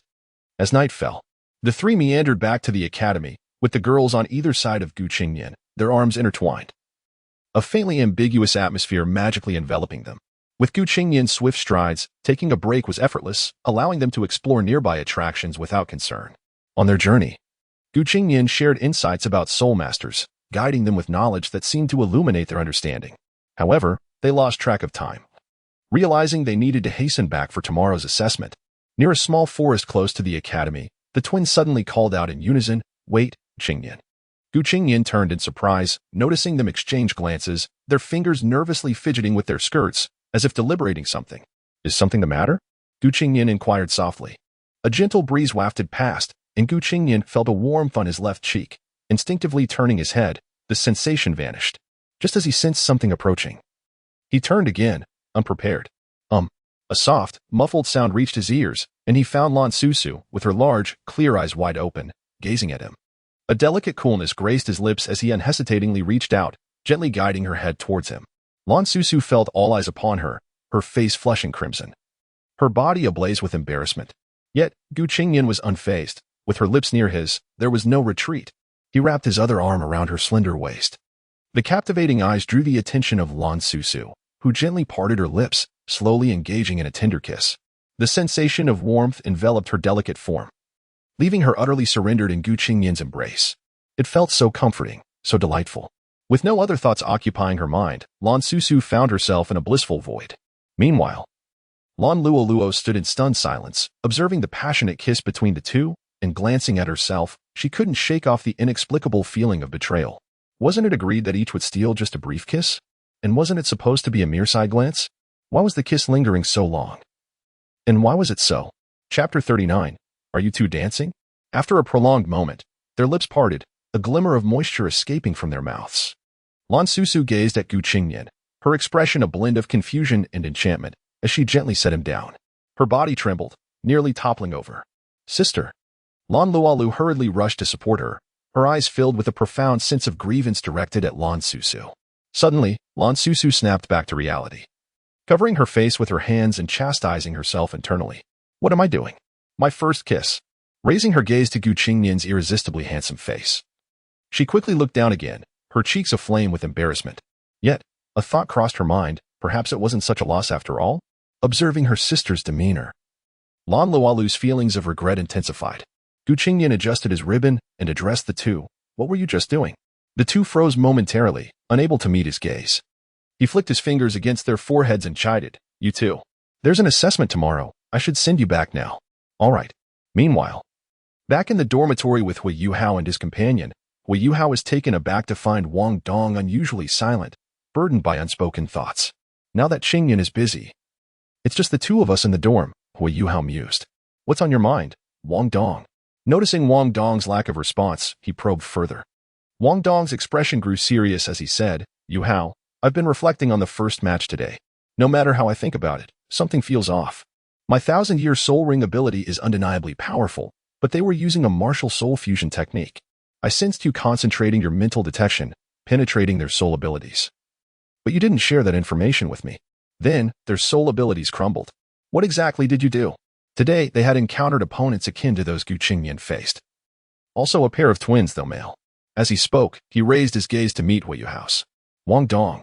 Hui Yuhao's heart raced, and he replied with newfound seriousness. Wong Dong had never seen such a demeanor from him before, his eyes widening in surprise. Do you really have a hidden trump card? The two were so close that they became aware of one another's subtle details, the faint fragrances intertwining. Hui Yuhao noticed Wong Dong's captivating eyes, her long lashes arching upward, her curious gaze almost speaking volumes, making him realize why she was so alluring to girls. he felt an inexplicable kinship with her. Wong Dong, in turn, observed Hui Yuhao's equally long lashes and deep, expressive eyes, an instinct telling her they were kindred spirits. At that moment, their gazes locked, a spark igniting within both of them. Hui Yuhao cleared his throat, adopting a serious tone. It wouldn't be accurate to label it a trump card. Rather, it's a secret of my innate martial soul. I only recently discovered it. Wong Dong, regaining her composure, exclaimed in astonishment, a secret of your innate martial soul? Hui Yuhao nodded, explaining, after cultivating the purple extreme magic eyes, it seems my spiritual vision has mutated, allowing me to unleash a skill akin to mental shock. The Mu brothers struggled to maintain their technique, and coupled with the consumption of your ultimate move, they ultimately crumbled under my soul shock. Their fainting was likely a backlash from their own abilities. He felt a twinge of anxiety himself. Wong Dong gasped, exclaiming, "What? Mental shock? Such a powerful ability." Hui Yuhao quickly hushed her, his expression tense. "Don't shout. This is my greatest secret." Wong Dong, her face alight with excitement, nodded vigorously. "Indeed. The innate martial soul is truly remarkable. No wonder teacher Wang Yin was so thrilled upon learning of it." Hui Yuhao cautioned, "You must keep this a secret." Wong Dong promised, "Of course." The martial soul fusion technique we witnessed today was astonishing. How I wish the three of us could possess such a skill. Hui Yuhao sighed. Resigned. Stop dreaming. Didn't they say that martial soul fusion requires an exceptionally high degree of compatibility? Have we ever sensed each other's essence? Upon uttering these words, both suddenly recalled their previous intimate encounters, their hearts racing, while their expressions forced a semblance of calm. Each had shared a close moment with someone else, and that person just happened to be absent, leading to no further connection. Wong Dong lowered her head slightly, seemingly lost in thought. Her cheeks tinged with a hint of color. Just as Hui Yuhao pondered this, Wong Dong paused, as if making a firm decision, and lifted her gaze. A strange glimmer in her eyes as she fixed her gaze on Hui Yuhao. "You've already revealed the mystery of your innate martial soul to me. It would be unfair to hide my own. In truth, my abilities have always been somewhat concealed, as has my essence." "What?" Hui Yuhao broke into a cold sweat, utterly astonished that Wong Dong was even stronger than he had realized. Wong Dong continued, "There is a force that restricts my true essence. Only through close physical contact can one perceive my presence." Hui Yuhao was taken aback, scratching his face in confusion. "Close contact? How close?" Wong Dong, momentarily exasperated, retorted, "You fool. Just hug me." Yet, she felt an inexplicable hesitation. Hui Yuhao narrowed his eyes, momentarily frozen, as they found themselves in an awkward standoff. Finally, he stepped forward, intending to embrace Wong Dong, but she instinctively took a step back. Contemplating for a moment, she advanced, but Hui Yuhao instinctively retreated. Thus, they engaged in a dance of advances and retreats, as if performing a delicate waltz. Are you two dancing?" A voice shattered the awkward atmosphere. "Ah, how did you come back?" Wong Dong turned in surprise, nearly losing her balance. "Qingnian, you're back." Hui Yuhao's expression stiffened before swiftly breaking into a smile. "Yes. Are you two exploring some new tricks?" Gu Qingnian mused, stroking his chin with intrigue. "Absolutely not." Wong Dong immediately refuted, which prompted Gu Qingnian to scrutinize them closely. After a brief commotion, the three returned to their respective beds. "Are you two considering attempting a martial soul fusion technique?" Gu Qingnian suddenly inquired. Both of them felt a jolt of surprise, their hearts racing as they looked up at Gu Qingnian. "How did you know?" Hui Yuhao curiously asked, eyeing Gu Qingnian's calm countenance. "Let us not discuss your peculiar dance practice in the dorm. You encountered opponents capable of martial soul fusion today, didn't you? It was your first time witnessing it, and you were curious to try it out." Gu Qingnian elaborated. Wong Dong's face flushed as she turned away in silence, while Hui Yuhao awkwardly scratched his head, realizing that nothing could be hidden from Qingnian. "However, as far as I know, martial soul fusion requires a high degree of compatibility between the martial souls, as well as a deep connection between the users. Typically, this occurs among twins, siblings, couples, or close friends." Gu Qingnian succinctly explained the prerequisites for martial soul fusion, then regarded them with a curious expression. Wong Dong and Hui Yuhao felt slightly unnerved under his gaze. Gu Qingnian pondered, why not give it a try? The two exchanged bewildered glances, unsure of what he meant. Gu Qingnian took hold of each of them, pulling them to sit at the edge of his bed, encircling their necks with his arms. "Oh, what are you doing?" Wong Dong exclaimed in surprise. Hui Yuhao appeared somewhat dazed. A fragrant aroma lingered around Wong Dong, a scent he could comprehend, yet, to his astonishment, Hui Yuhao also exuded a similar delicate fragrance. Gu Qingnian, detecting the two subtle scents, felt a wave of surprise wash over him. Both Hui Yuhao and Wong Dong shared this curiosity, yet they tacitly refrained from posing any inquiries.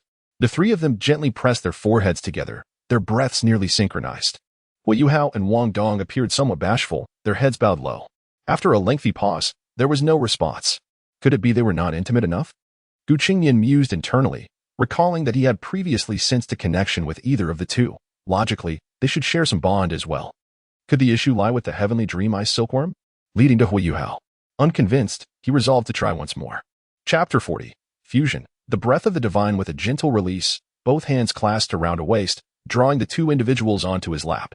To their astonishment, the bodies of the two were remarkably supple, exuding an almost boneless softness. As they froze momentarily, their heights were nearly equal, with Qingnian positioned at the center, the tallest among them. In the embrace, their foreheads slightly lifted, brushing against his nose. The contact of their skin revealed that Qingnian's complexion surpassed that of a woman. Smooth and delicate. Sitting upon his legs, the three felt as if they were seated upon a cloud of softness. A subtle inhalation brought forth a faint fragrance mingling with the masculine essence of Qingnian, causing their rigid forms to blush anew. This stirred a sense of curiosity within Qingnian, as an inexplicable thought began to rise. Gulp. Two simultaneous sounds of swallowing echoed as Hui Yuhao exchanged glances with his companion. Ah, you two fools, feel the essence of the martial soul, Qingnian remarked. Rubbing his forehead. My apologies, Hui Yuhao replied, feeling a bit embarrassed as he leaned closer. This movement nudged Wong Dong slightly forward, pressing her body against Qingnian, inadvertently causing her to emit a muffled sound. At that moment, within Qingnian's spiritual TSK, the master is indeed fortunate in matters of affection. The Tianming iceworm remarked with a mischievous grin. The Ice Emperor shot a silent glance at the Tianming iceworm, curious about how such a youthful visage could wear such a lewd expression.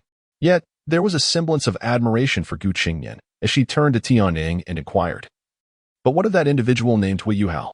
Do you not sense something peculiar? Indeed, there exists an inexplicable sensation, one that I cannot articulate. When I chose the master, it was as if an unseen force guided me to select him, the Tianming iceworm replied, her expression becoming serious. The Ice Emperor nodded in agreement, her demeanor grave. I too have felt this way. Upon our first encounter, there was an innate sense of intimacy. I hesitated for a moment, as an invisible force urged me not to follow the master, yet simultaneously compelled me to trust you. Indeed, it is quite strange, the Tianming iceworm mused, perplexed. What is the situation with that rabbit? The Ice Emperor inquired again. The Tianming iceworm shook her head. I possess an inexplicable familiarity with that rabbit. Yet I cannot articulate it. However, since the master has such trust, it should not pose a significant issue. The two continued to converse, discussing these odd topics. Qingnian sensed their musings, yet he merely smiled faintly, recognizing that the feeling was likely due to the fact that both beasts had been taken from him. The three fell silent, gradually releasing their soul power. Slowly, Qingnian and Hui Yuhao became aware of the fluctuations of Wong Dong's aura, a profoundly rich light essence. Warm and invigorating, prompting both to activate their soul powers in unison. Within this essence, a more vibrant life force emerged, followed by a heavy, steady presence transforming in waves. With each shift, their sense of intimacy with Wong Dong deepened. When Hui Yuhao perceived the final transformation of her aura, his soul power instinctively began to operate along the trajectory of the Xiantian gong. Hui Yuhao's eyes widened in astonishment, and Qingnian shared a similar surprise as Wong Dong's aura began to manifest a layer of faint golden energy, which gradually shifted from pale blue to deep blue. The colors transformed in tandem, coinciding with the unusual fluctuations Hui Yuhao sensed. At that moment, a radiant glow began to emanate from Hui Yuhao as well. Initially in the form of a gentle white energy, soft, substantial, and imbued with a quality reminiscent of the sea's embrace. When his aura intertwined with this white essence, an indescribable comfort enveloped him, merging seamlessly. Subsequently, Hui Yuhao's aura began to undergo a transformation. The formerly gentle, substantial energy gradually turned cool and delicate.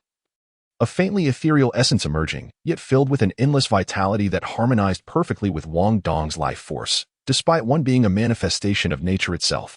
Just as the two were on the verge of merging, an overwhelming presence surged forth, sweeping over them with ferocious intensity. In that instant, a dense azure energy erupted, boundless and imposing, imbued with a sense of dominion that penetrated all. Upon contact with this aura, Hui Yuhao and his companion felt as if their energies had waned, paralyzed in its wake. In contrast, Qingnian's aura surged forth like a roaring tsunami. forcefully enveloping and assimilating their energies. It was akin to a bandit forcibly claiming two daughters, leaving no room for refusal. Yet, could this not also signify a perfect fusion? After all, if one could not refuse, it implied an implicit acceptance, leading to a complete convergence, a harmonious intertwining that signified perfect unity. Both felt their eyelids twitch as they sensed the surrendering energy within, unable to resist the urge to open their eyes.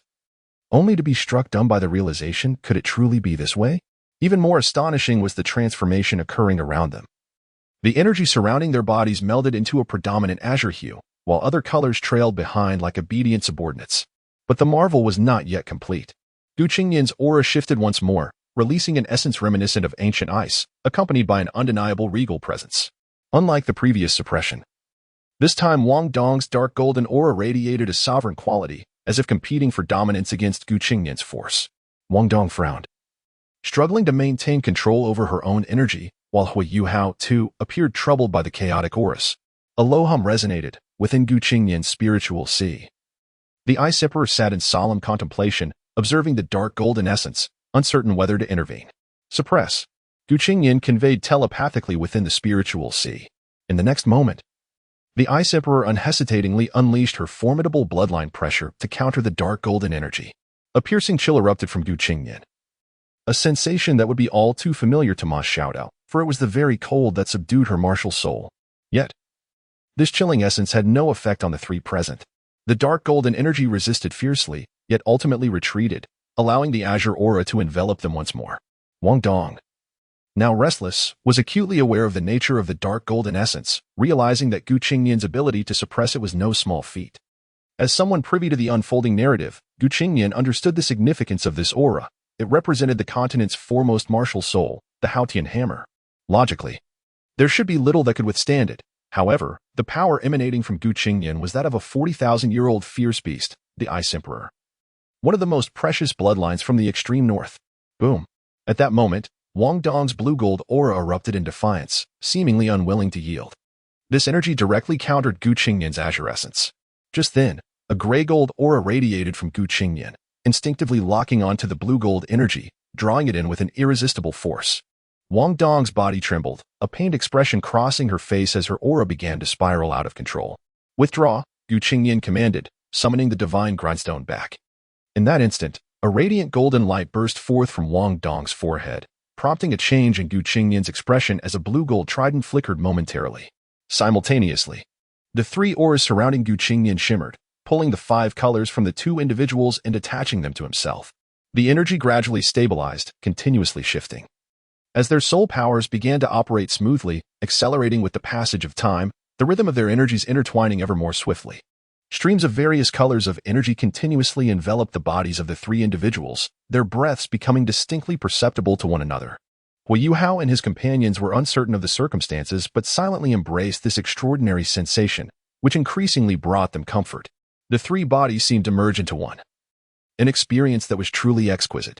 Their souls appeared to begin a process of sublimation. Oh my goodness, divine presence. Could you perhaps discreetly steal some time from your partners to indulge in reading novels? Chapter 41. Turmoil. A familiar voice echoed in his mind. Was that the breath of a deity? The Ice Emperor could not help but speak, although it was only for a fleeting moment. It was indeed the aura of a god. The dream Ice Silkworm exclaimed in surprise. Indeed, and I trust you are all aware of whom I speak, Qingnian remarked, his expression betraying no hint of astonishment. Master, you know? The dream Ice Silkworm inquired curiously. Do you recall the scene from 10,000 years ago? Qingnian responded. You mean him? The dream Ice Silkworm's voice erupted into a shout. How could this girl possess the aura of a deity? Could it be that she has received the acknowledgement of a legacy? The Ice Emperor was equally incredulous, even somewhat alarmed. Heh. Qingnian offered a faint smile. Choosing not to elaborate further, he tightened his embrace, drawing the 3 of them closer. Truly remarkable, the youth of today, the dream Ice Silkworm remarked, shaking her head in acknowledgement. However, Master, did you already know she was female? She asked with a rather lascivious expression. The goddess of light only manifests within females. Truly. Your knowledge is vast, she praised, prompting the Ice Emperor to instinctively distance herself from the dream Ice Silkworm, her face barely concealing her disdain. At that moment, an even more terrifying presence emerged, Qingnian's spiritual entity. Upon hearing this, all 3 turned to the gray orb in the corner. This enigmatic being, despite its current frail state. Had proven impervious to my attempts at consumption, and it had somehow evolved into a bizarre martial soul. Even with my million years of experience, I cannot fathom its nature. It appears unable to acquire a soul ring, yet the sheer power of its soul instills a sense of dread in me. I cannot begin to imagine what it would be like if it were to truly become your martial soul. Yet, this entity, barely worthy of being called a martial soul, can suppress the aura of a deity. I initially believed that the harmonious fusion of these two distinct auras was nearly impossible. Yet you are the true miracle. To achieve such perfect synergy single-handedly is an extraordinary opportunity. The Dream Eye Silkworm's voice echoed in awe. Qingnian paused, shaking his head. The mark of a deity is indeed a wondrous existence. The Ice Emperor scrutinized Wong Dong and Qingnian's arms, marveling at the proximity to the divine aura. This matter ends here. Little Bing, keep an eye on the Dream Eye Silkworm. Do not let her run amok. I shall take my leave, Qingnian instructed before departing. Leaving behind the forlorn Dream Eye Silkworm and the disdainful Ice Emperor, the martial souls of the three began to resonate. Initially, the auras of Hui Yuhao intertwined with Wong Dong's, alternating and complementing each other, followed by a synchronization with Qingnian's aura. Eventually, Qingnian led the central connection, with their auras merging seamlessly. Observing this transformation, Hui Yuhao was astonished at the perfect amalgamation of his three auras with Wong Dong's, as he had not anticipated such a connection. As both Hui Yuhao and Wong Dong's auras intensified, Qingnian's eyes subtly shifted to an icy blue, and his own aura strengthened correspondingly. At that moment, a powerful mental wave emanated from Qingnian, causing Hui Yuhao and Wong Dong to lose consciousness simultaneously. Their bodies collapsed into Qingnian's embrace, and after a brief moment of surprise, he recognized the cause but made no effort to resist. With a slight tremor of his hand and a tilt of his head, he succumbed to slumber. As Qingnian drifted into sleep, Awe emerged from his covers, nestled against his chest, pushing Wong Dong's hand aside to burrow into his clothing. Ah, how remarkable. Even soul beasts are now vying for affection. The Dream Eye Silkworm's voice rang out, chuckling. And what of you? The Ice Emperor's soul inquired with a languid tone. I am a purist. The Dream Eye Silkworm declared with righteous fervor. Hiki, the dynamics of martial soul fusion are finally clear to our master. However, one must always seize a little advantage. Little Wong Dong, she added, her tone shifting to one of mischief. Were one to observe her now, they would find her demeanor decidedly lascivious. Ugh.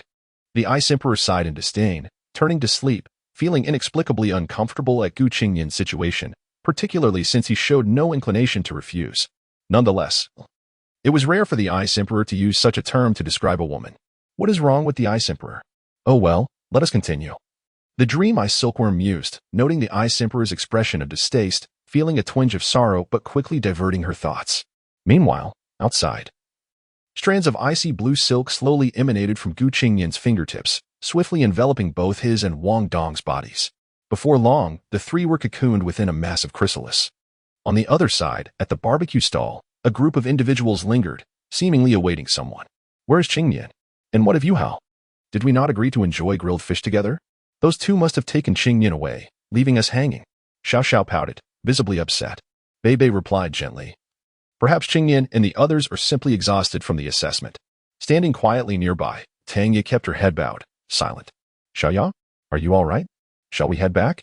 Bei Bei noticed Tang Ye's demeanor and grew concerned. It seemed she had been troubled ever since Qingnian's return, burdened by some unseen weight. Had something transpired between them? Yet, they had not even met. Perhaps she should inquire when the opportunity arose. Huh? I'm fine. Really? Tang Ye snapped back to reality at the sound, forcing a smile and nodding. She couldn't shake the feeling that Qingnian had not visited this place in some time, and gatherings had become a rarity. Was it because of her? Surely, that was a jest. Yet, if it were not due to her, why had he not come? What could be the reason? Her thoughts were a tumultuous mess.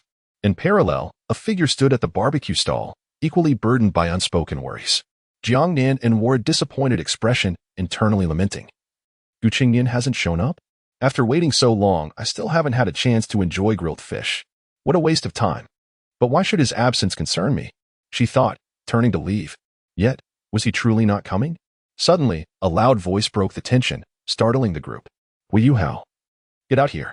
I can't eat without your grilled fish. Su Sanshur, keep it down. Don't scare Xiaoyu. Bei Bei chided. Ah, did I scare you, Nan? Su Sanshur chuckled awkwardly, then sidled up to Jiang Nan, and with a rather foolish grin, rubbing his hands together in anticipation. Jiang Nanan couldn't help but compare him unfavorably to Qingnian, letting out a resigned sigh before turning to leave. Su Sancher, confused about what he had done wrong, could only turn back to Bei, who regarded him with disdain, ultimately departing alone in solitude. At Sea God Lake on the central island, an elderly figure named Xian Lao listened intently as Wang Yin reported respectfully. The old man appeared disheveled, with greasy hair and a tattered white robe that had faded to a dull brown. He was currently sipping from a purple-red gourd, the aroma of wine wafting through the air, while munching on a chicken leg. In a vague and indistinct tone, he responded, "Two innate martial souls. Both of the spiritual attribute, one is the six-eyed, the other the spirit eye. One defies the conventional soul ring configuration, where the second ring is a millennium, and the first ring is a century. Quite intriguing." The elder's voice was somewhat hoarse and aged, his demeanor appearing rather indifferent, as if he had scarcely grasped Wang Yan's words, almost lost in his own musings.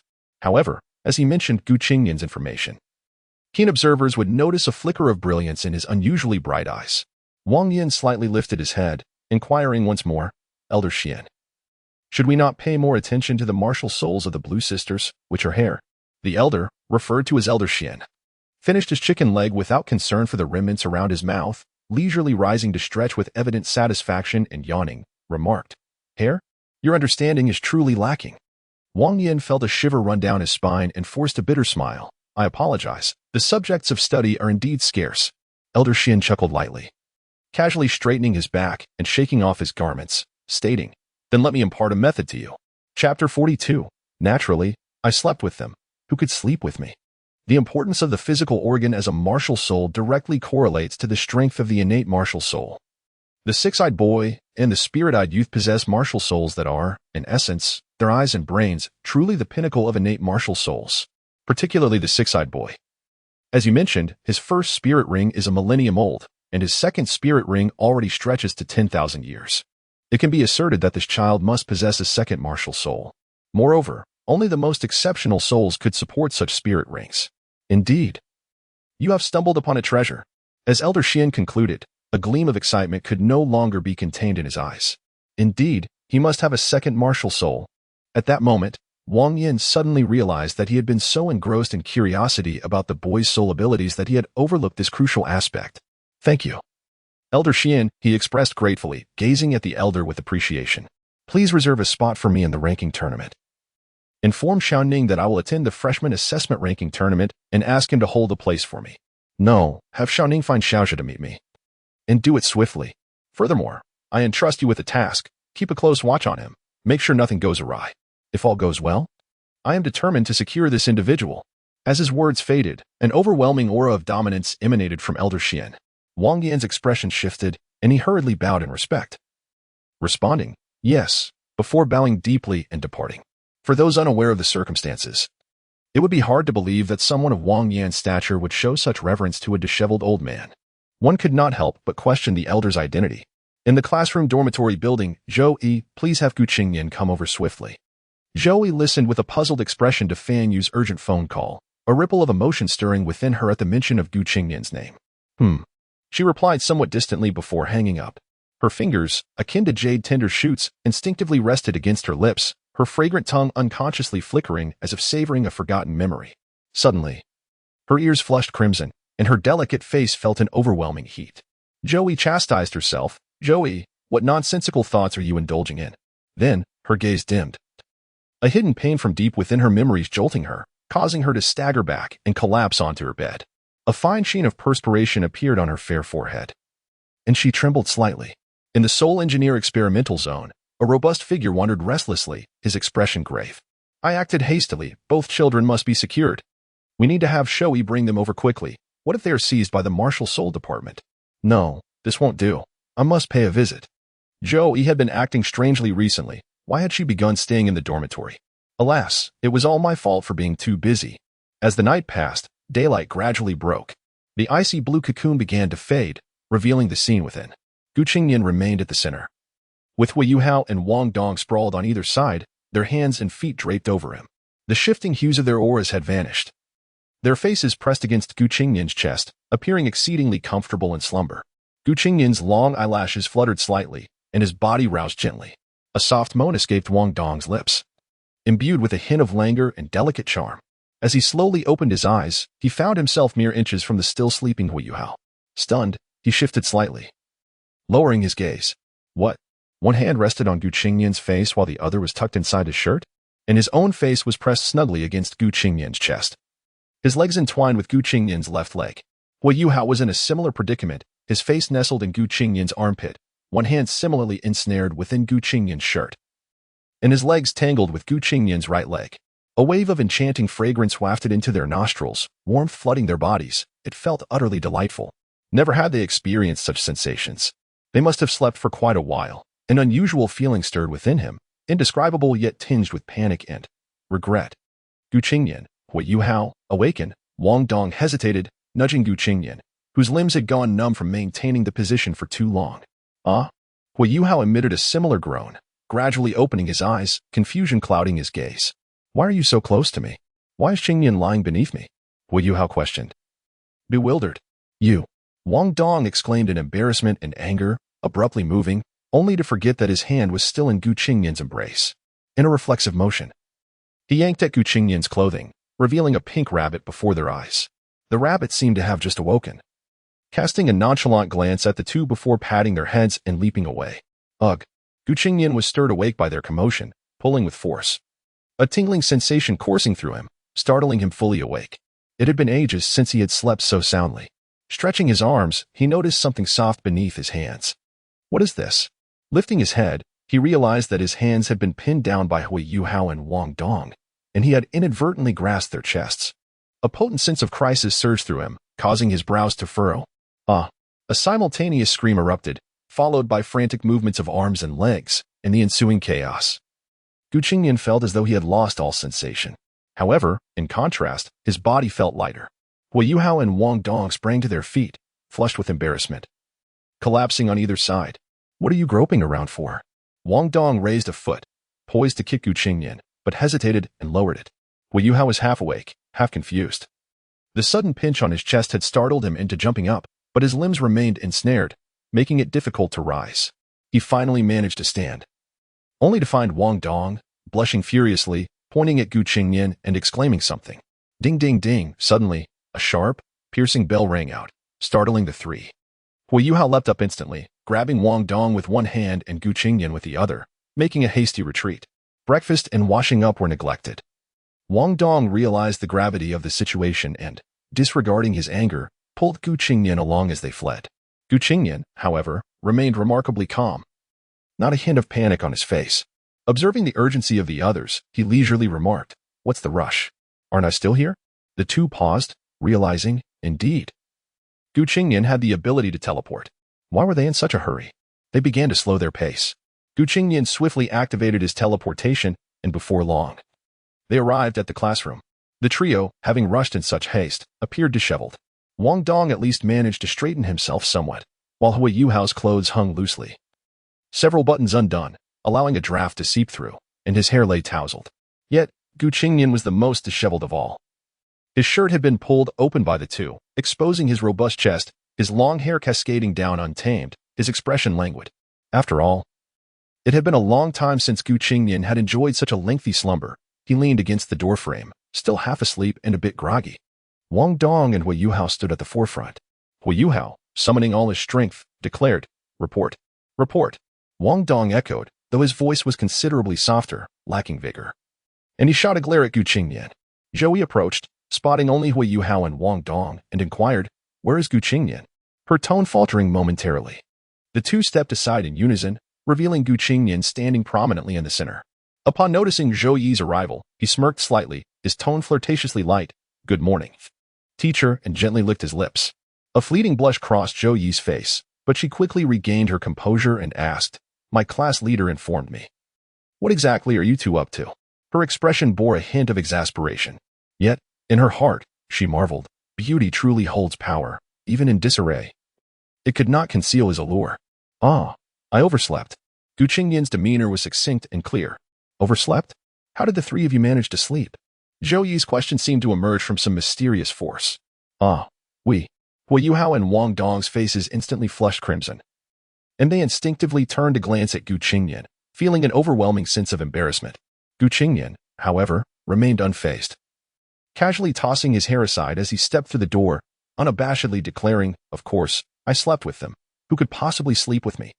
The classroom fell into an immediate silence, followed by a 3-second pause before erupting into raucous laughter and a chorus of shrieks. Hu Yuhao and Wong Dong felt an overwhelming desire to sink into the ground, overwhelmed by the sheer awkwardness of the situation. Oh, how embarrassing this is, dear friends. Who truly understands? Chapter 43. Class Turmoil. Zhou opened her mouth as if to speak, but suddenly fell silent, her expression slightly off. After casting a fleeting glance at the three, her eyes glimmered with an inscrutable light. Finally, she waved her hand and said, "All right, return to your seats." Huh? Both Hu Yuhao and Wong Dong instinctively raised their heads, thinking they had misheard. Zhou glared at them. What? Did you sleep in, and now can't even understand human speech? It was only then that Hu Yuhao and Wong Dong comprehended, quickly rushing back to their seats, while Qingnian leisurely tied up his hair. Strangely, Zhou did not urge him. She simply watched him quietly, and the entire class cooperatively remained silent, waiting for him. Qingnian was unhurried, taking his time until he finally tied up his hair, revealing his obscured features. As Zhou momentarily lost her focus, her hand inadvertently brushed against something pert while returning to her seat. Zhou's ears turned crimson, yet she restrained herself from reacting, turning back to the podium. This moment went unnoticed by everyone, except for Hu Yuhao, whose keen eyesight caught a glimpse of Zhou's fleeting blush. As she regained her composure at the podium, Zhou spoke calmly. After 3 days, the freshman assessment has concluded, and the final results were compiled last night. At this, a hush fell over the students, all of whom perked up, as not every group had the same level of confidence as Qingnian's. To everyone's surprise, a rare smile appeared on Zhou's aged face as she announced, "Everyone has passed the assessment. Well done. I am quite pleased."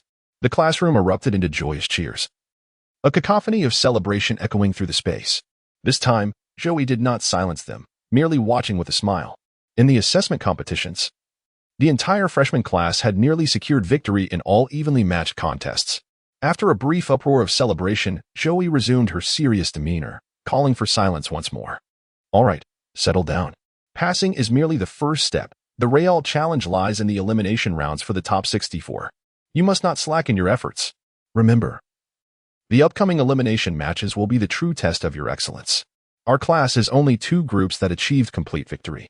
I had intended to offer some rewards, but alas, they were late today, so it is balanced out." Are you talking about us? Hu Yuhao glanced at Qingnian, puzzled. The 3 of them sat in a row, with Wong Dong on the left, Hu Yuhao on the right, and Qingnian in the middle. When Hu Yuhao turned to speak, Qingnian leaned back slightly, allowing Hu Yuhao to see Wong Dong directly. Their eyes met, and the previous gloom dissipated instantly.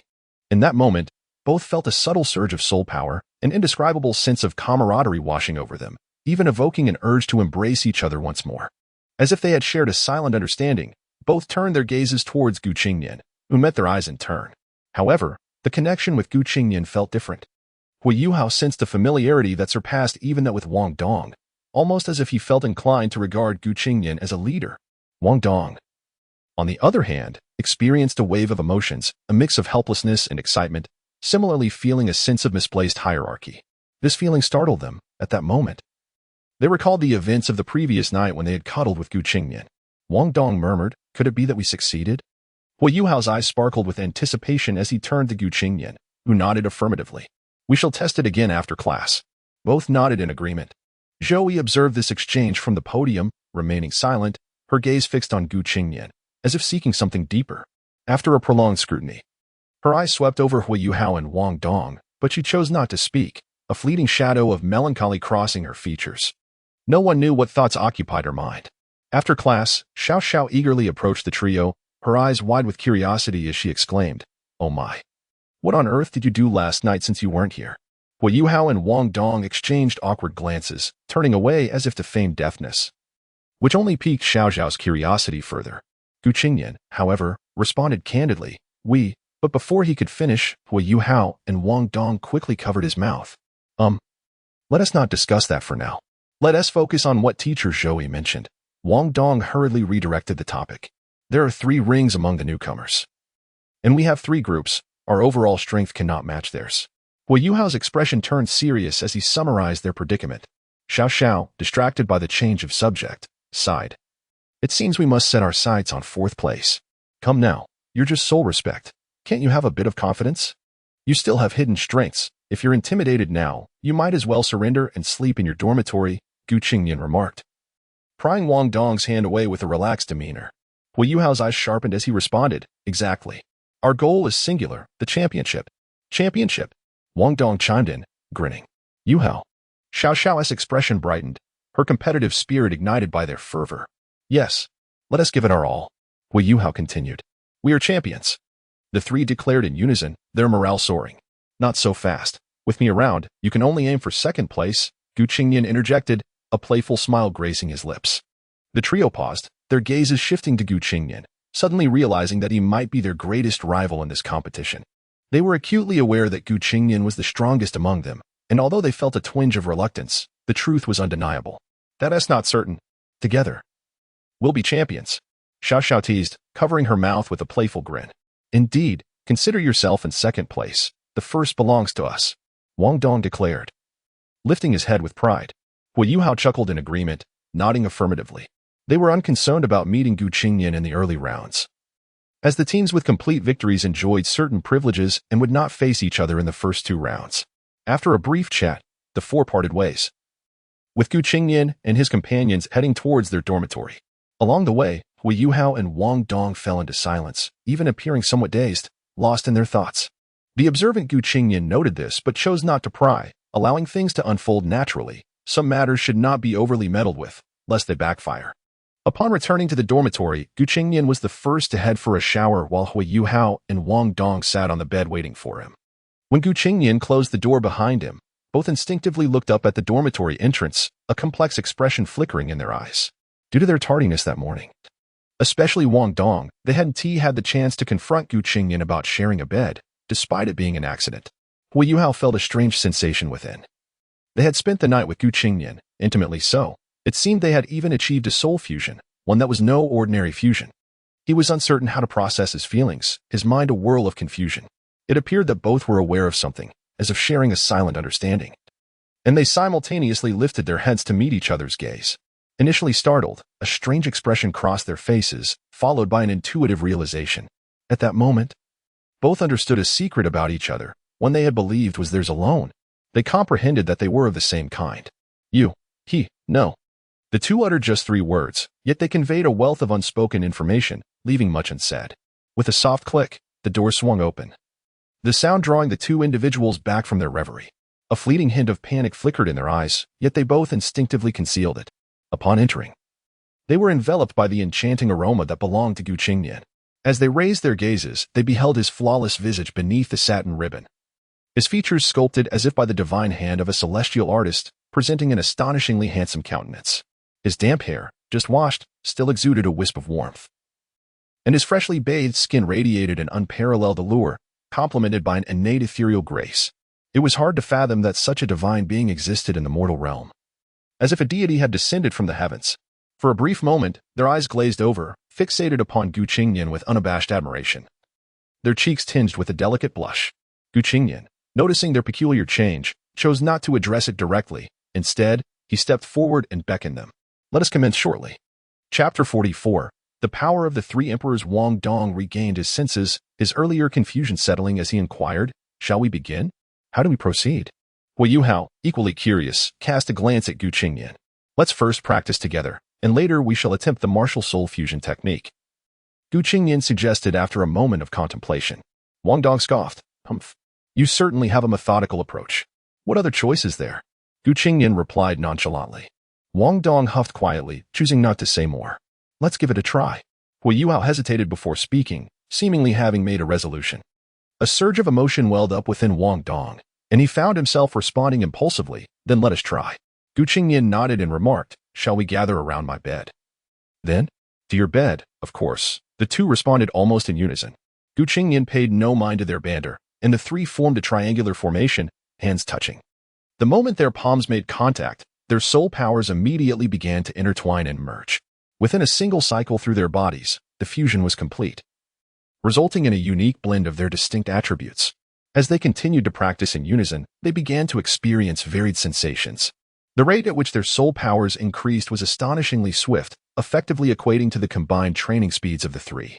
Hu Yuhao and Wong Dong were taken aback, realizing that their training speed, while fused with Qingnian, had surged nearly sixfold. This was nothing short of terrifying. Undoubtedly, the greatest benefactors were Hu Yuhao and Wong Dong, enjoying a sixfold increase, while Qingnian experienced an almost sevenfold enhancement. With such extraordinary acceleration, Hu Yuhao could potentially reach level 20 within a month, and Wong Dong could attain the third ring in 2 to 3 months. In perfect harmony, the trio opened their eyes, and Hu Yuhao and Wong Dong simultaneously turned their gazes toward Qingnian, overwhelmed by their substantial gains and in awe of Qingnian's formidable prowess. They then proceeded to explore the amplification of their soul skills, discovering yet another secret of their fused martial souls. Each skill they executed through their fused martial soul experienced tremendous enhancement, with power increasing by more than double while the consumption of soul power was halved. This indicated that the fusion had transformed their soul powers into an entirely new and advanced form. Thus, it would be more precise to describe their state as a fusion of soul powers rather than a martial soul fusion. However, Wong Dong found it somewhat disheartening that, despite the fusion, it was not the stronger among them who took the lead. After their bodies touched and their soul powers merged, it was, unsurprisingly, Qingnian who assumed the dominant position. With a mere thought in contact with the two, he could unleash soul skills powered by their fused strength, manifesting overwhelming force regardless of their cooperation. This outcome was anticipated and logical. Moreover, to harness the fused soul power, Wong Dong and Hu Yuhao required Qingnian's consent and cooperation. The most frustrating aspect for Wong Dong was that Qingnian insisted they also experiment with pairwise fusions, Wong Dong with Hu Yuhao, Qingnian with Hu Yuhao, and Qingnian with Wong Dong. It was evident that Qingnian would take precedence, followed by Hu Yuhao, with Wong Dong at the end of the hierarchy. Qingnian smiled gently and said, "All right, no need to be upset. From now on, we shall refer to our new soul power as the power of the three emperors. What do you think?" The two were momentarily taken aback. They understood the meaning behind it, though the term emperor left Wong Dong somewhat perplexed. You will come to understand its significance soon enough. Let us finalize it for now, and next, we shall attempt the martial soul fusion technique, Qingnian added playfully, clapping his hands. The two had no objections, for, to be honest, they had greatly benefited from this experience, and the name was far from unappealing, so they accepted it without protest. After finishing their meal, Qingnian led them to a secluded forest outside the academy, surrounded by the dark and desolate landscape. Both Hu Yuhao and Wong Dong felt a flutter of anxiety, their heartbeats quickening. "This will do," Qingnian stated after surveying the area. In an instant, both felt as though their hearts had stopped. Qingnian wrapped his arms around their waists, drawing them close. His voice, soft as silk, resonated in their ears, imbued with an irresistible magnetism that left them entranced. "Let us commence. Release your martial souls." Taken aback, the two fell silent and simultaneously unleashed their martial souls alongside Qingnian. However, this time, they did not experience the same sensation as before. Just as they began to feel uneasy, Qingnian pulled them onto his lap, urging them inward. "Ah!" Wong Dong exclaimed in surprise. "Continue," Qingnian encouraged, his voice once again compelling them to comply. This complete contact allowed their soul powers to swiftly transform into the power of the three emperors. At that moment, Qingnian and Hu Yuhao's eyes sparkled with an extraordinary brilliance. As Wong Dong unleashed his ice-blue wings, the three of them fell into a momentary trance. Three distinct beams of light erupted in the stillness, with Hu Yuhao's eyes radiating a soft golden hue, Wong Dong showcasing his magnificent wings, and Qingnian's gaze shimmering with a myriad of cerulean lights. In that embrace, a 10-meter radius around them illuminated brilliantly, a unique light blossoming forth. The colors of blue, purple, and gold melded into an extraordinary spectacle, the vibrant aura emanating as the core. At that moment, a magnificent, complete, and resplendent light goddess butterfly materialized behind Wong Dong. Behind Hu Yuhao appeared a massive vertical eye, shimmering in pale gold, yet its pupil exuded a hint of purple. A colossal vertical eye, seemingly penetrating the soul, emerged behind Qingnian. Though unlike the others, it was enveloped in a deep blue hue, surrounded by swirling white, azure, ice, and gold. The central pupil bore intricate spiritual patterns, evoking a sense of boundless cosmic depth.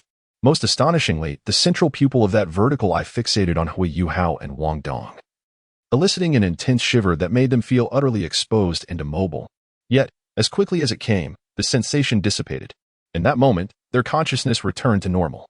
The ethereal projection of Qingnian advanced toward the two, undergoing transformations in the process. The spiritual eye gradually deepened, taking on a blue-violet hue as the pale gold receded. The light goddess butterfly burned fiercely, igniting with blue-gold flames. The mist surrounding the six eyes dissipated, revealing a black base at the top and bottom.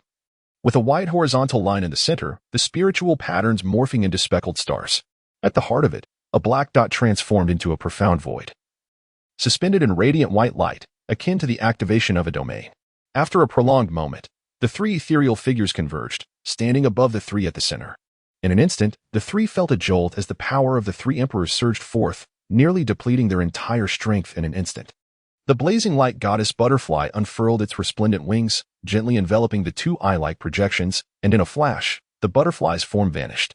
However, the two eye projections radiated with intense light. With a chilling breeze sweeping through the air, a pair of immense, boundless wings of the light goddess unfurled. The central eye deep and profound, as if it contained an endless world within. Subsequently, a disk resembling a rainbow loomed in the background, enveloping the center with its gradually shifting hues, which seemed to delve deeper into a kaleidoscopic abyss, irresistibly drawing one into its depths at a mere glance.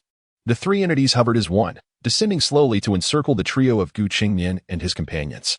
In that fleeting moment, a radiant beam infused with hues of blue, purple, and gold surged forth, with swirling colors at its core emanating an allure akin to that of Pandora's box. Wherever the light traveled, all vegetation was rendered to naught. That moment of brilliance felt timeless. The tricolored radiance left behind a lingering, mesmerizing distortion and dazzling spectacle, at its center radiating a halo reminiscent of a rainbow, exuding an enchanting musk. Strangely, nearby creatures, undeterred by peril, attempted to approach but found themselves ensnared in a perpetual state of indecision. This scene went unnoticed by Hui Yuhao and his companion. Only Qingnian glimpsed it before succumbing to unconsciousness. As the luminous surge erupted, the power of the three emperors within the trio was instantly drained, an overwhelming sense of weakness causing them to collapse. Qingnian managed to withstand it for a brief moment. The martial soul fusion technique, known for its formidable potency, was being attempted for the first time. And the process of three martial soul fusions was indeed an immense strain. They could not bear the burden, yet they were drawn in nonetheless. It feels somewhat juvenile, doesn't it? Chapter 45, the trio once again, the morning dawned bright and radiant, with sunlight streaming in, illuminating the dew-soaked grass and the delicate branches that danced lightly in the breeze. As was customary, Wong Dong was the first to awaken.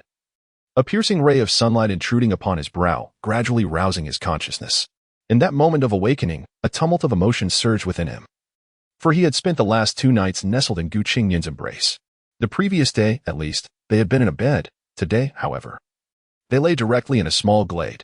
To complicate matters, all 3 of them were covered in dust, grass clippings, and dew, a true wilderness experience. Most perplexing of all was the fact that they were indeed 3. Could this be the legendary trio? With a swift motion he rose, propping himself up on Qingnian's waist, his face flushed as he stared intently at him. Hui Yuhao seemed to sense something amiss, slowly rising and stretching, only to freeze in place, his expression rigid as he turned to gaze at Qingnian, utterly bewildered. "Ah, good morning to you both," Qingnian remarked, having positioned himself on one arm, observing the two with a bemused expression. Why are you holding him while sleeping again?" Wong Dong exclaimed through clenched teeth. Hui Yuhao trembled, his ears reddening as he turned away in silence. Witnessing this, Wong Dong fell silent, unable to comprehend the situation. "I do not understand," Qingnian remarked nonchalantly, gesturing to the side. Wong Dong, incensed, raised his fist as if to strike, but Qingnian swiftly wrapped his arms around both their waists, redirecting their attention elsewhere. "What are you doing?"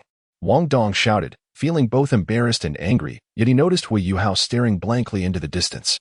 Instinctively, he followed his gaze, and in that moment, his eyes became fixated on an extraordinary sight. They found themselves once again in Qingnian's embrace, staring vacantly at a peculiar trench. This trench was approximately 1.8 meters wide and 2 feet deep, extending straight ahead for over 100 meters before vanishing into the distance.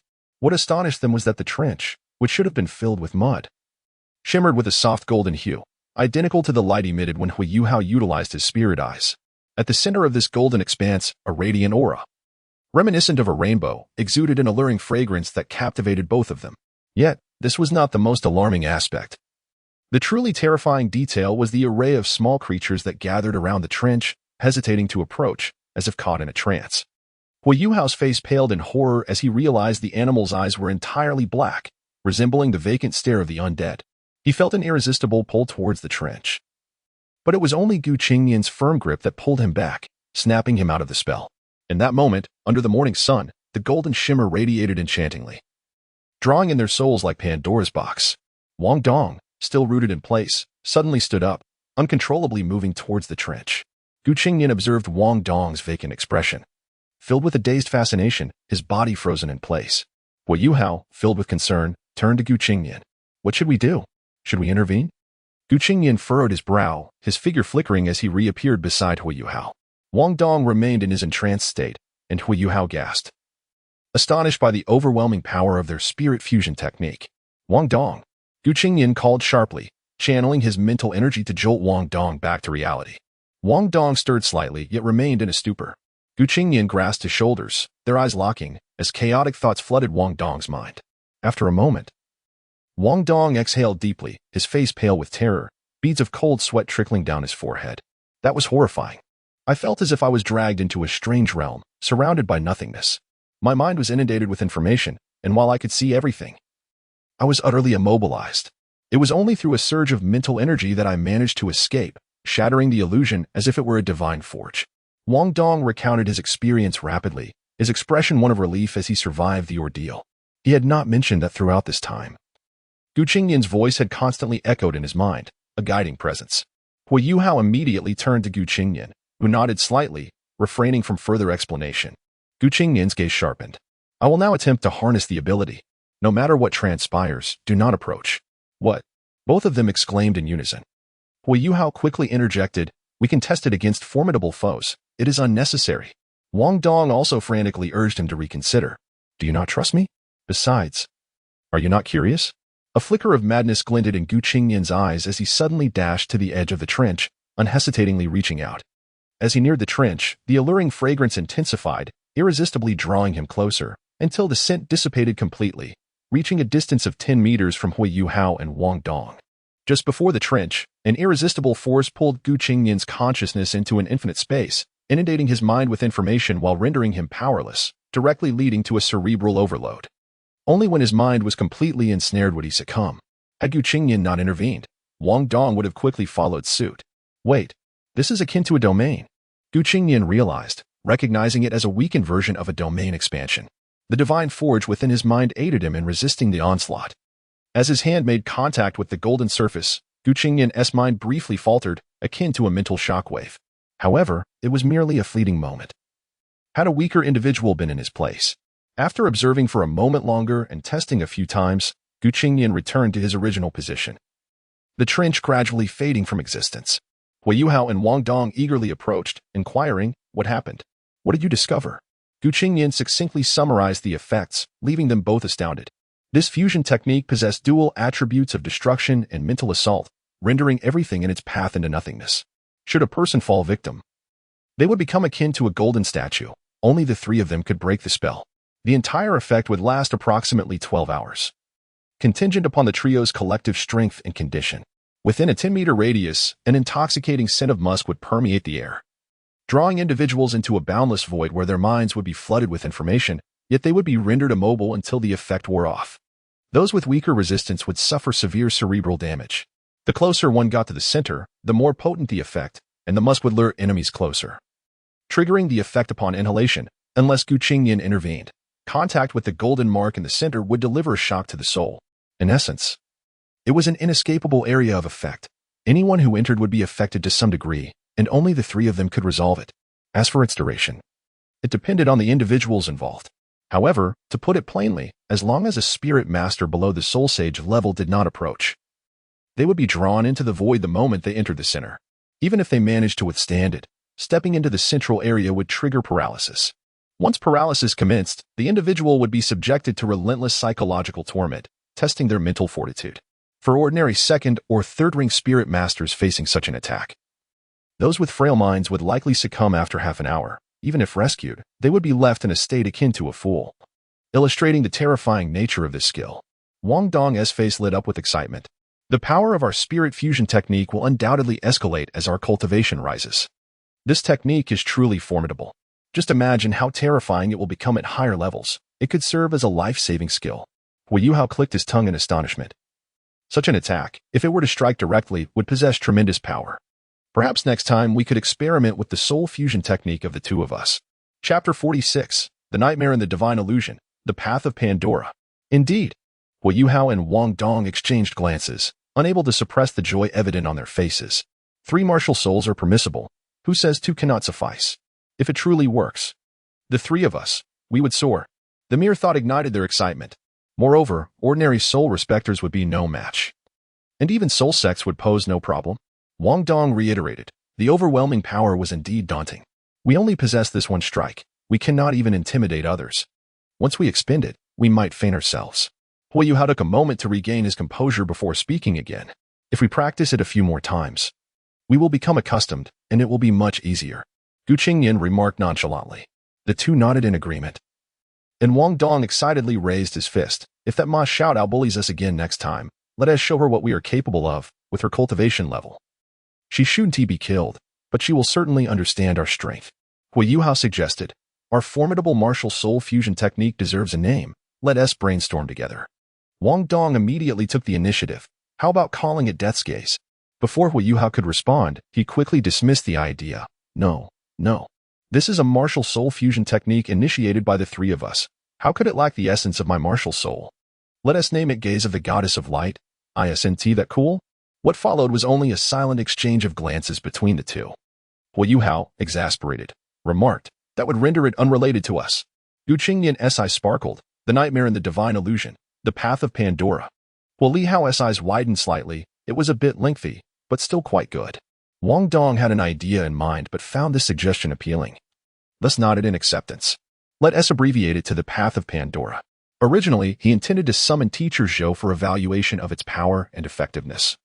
But that was now unnecessary. Upon hearing Wong Dong mention Teacher Zhou, Hu Yuhao suddenly shivered, turning to glance at the gradually rising sun. The 3 simultaneously recalled something. Exchanged glances, and Qingnian swiftly lifted each of them, combining the moon step with instantaneous movement for a burst of speed. Fortunately, they had not strayed too far, and it did not take long for them to return. Examination area, Xiao Xiao's face flushed slightly, anxiously scanning for the whereabouts of Qingnian and the others. It must be that Wong Dong led Qingnian astray. What on earth were they doing? If they did not return soon, they would be considered to have forfeited. New Student Assessment Elimination Round. Roll call station. A row of instructors stood there, including Shou-yi, whose expression was not favorable as she surveyed the group of students before her, yet could not locate the 3 figures. The new first-class contestants were the most numerous. Thus the roll call took the longest. When it came to Xiao Xiao's group, aside from her response, there was no reply from Hu Yuhao and Wong Dong.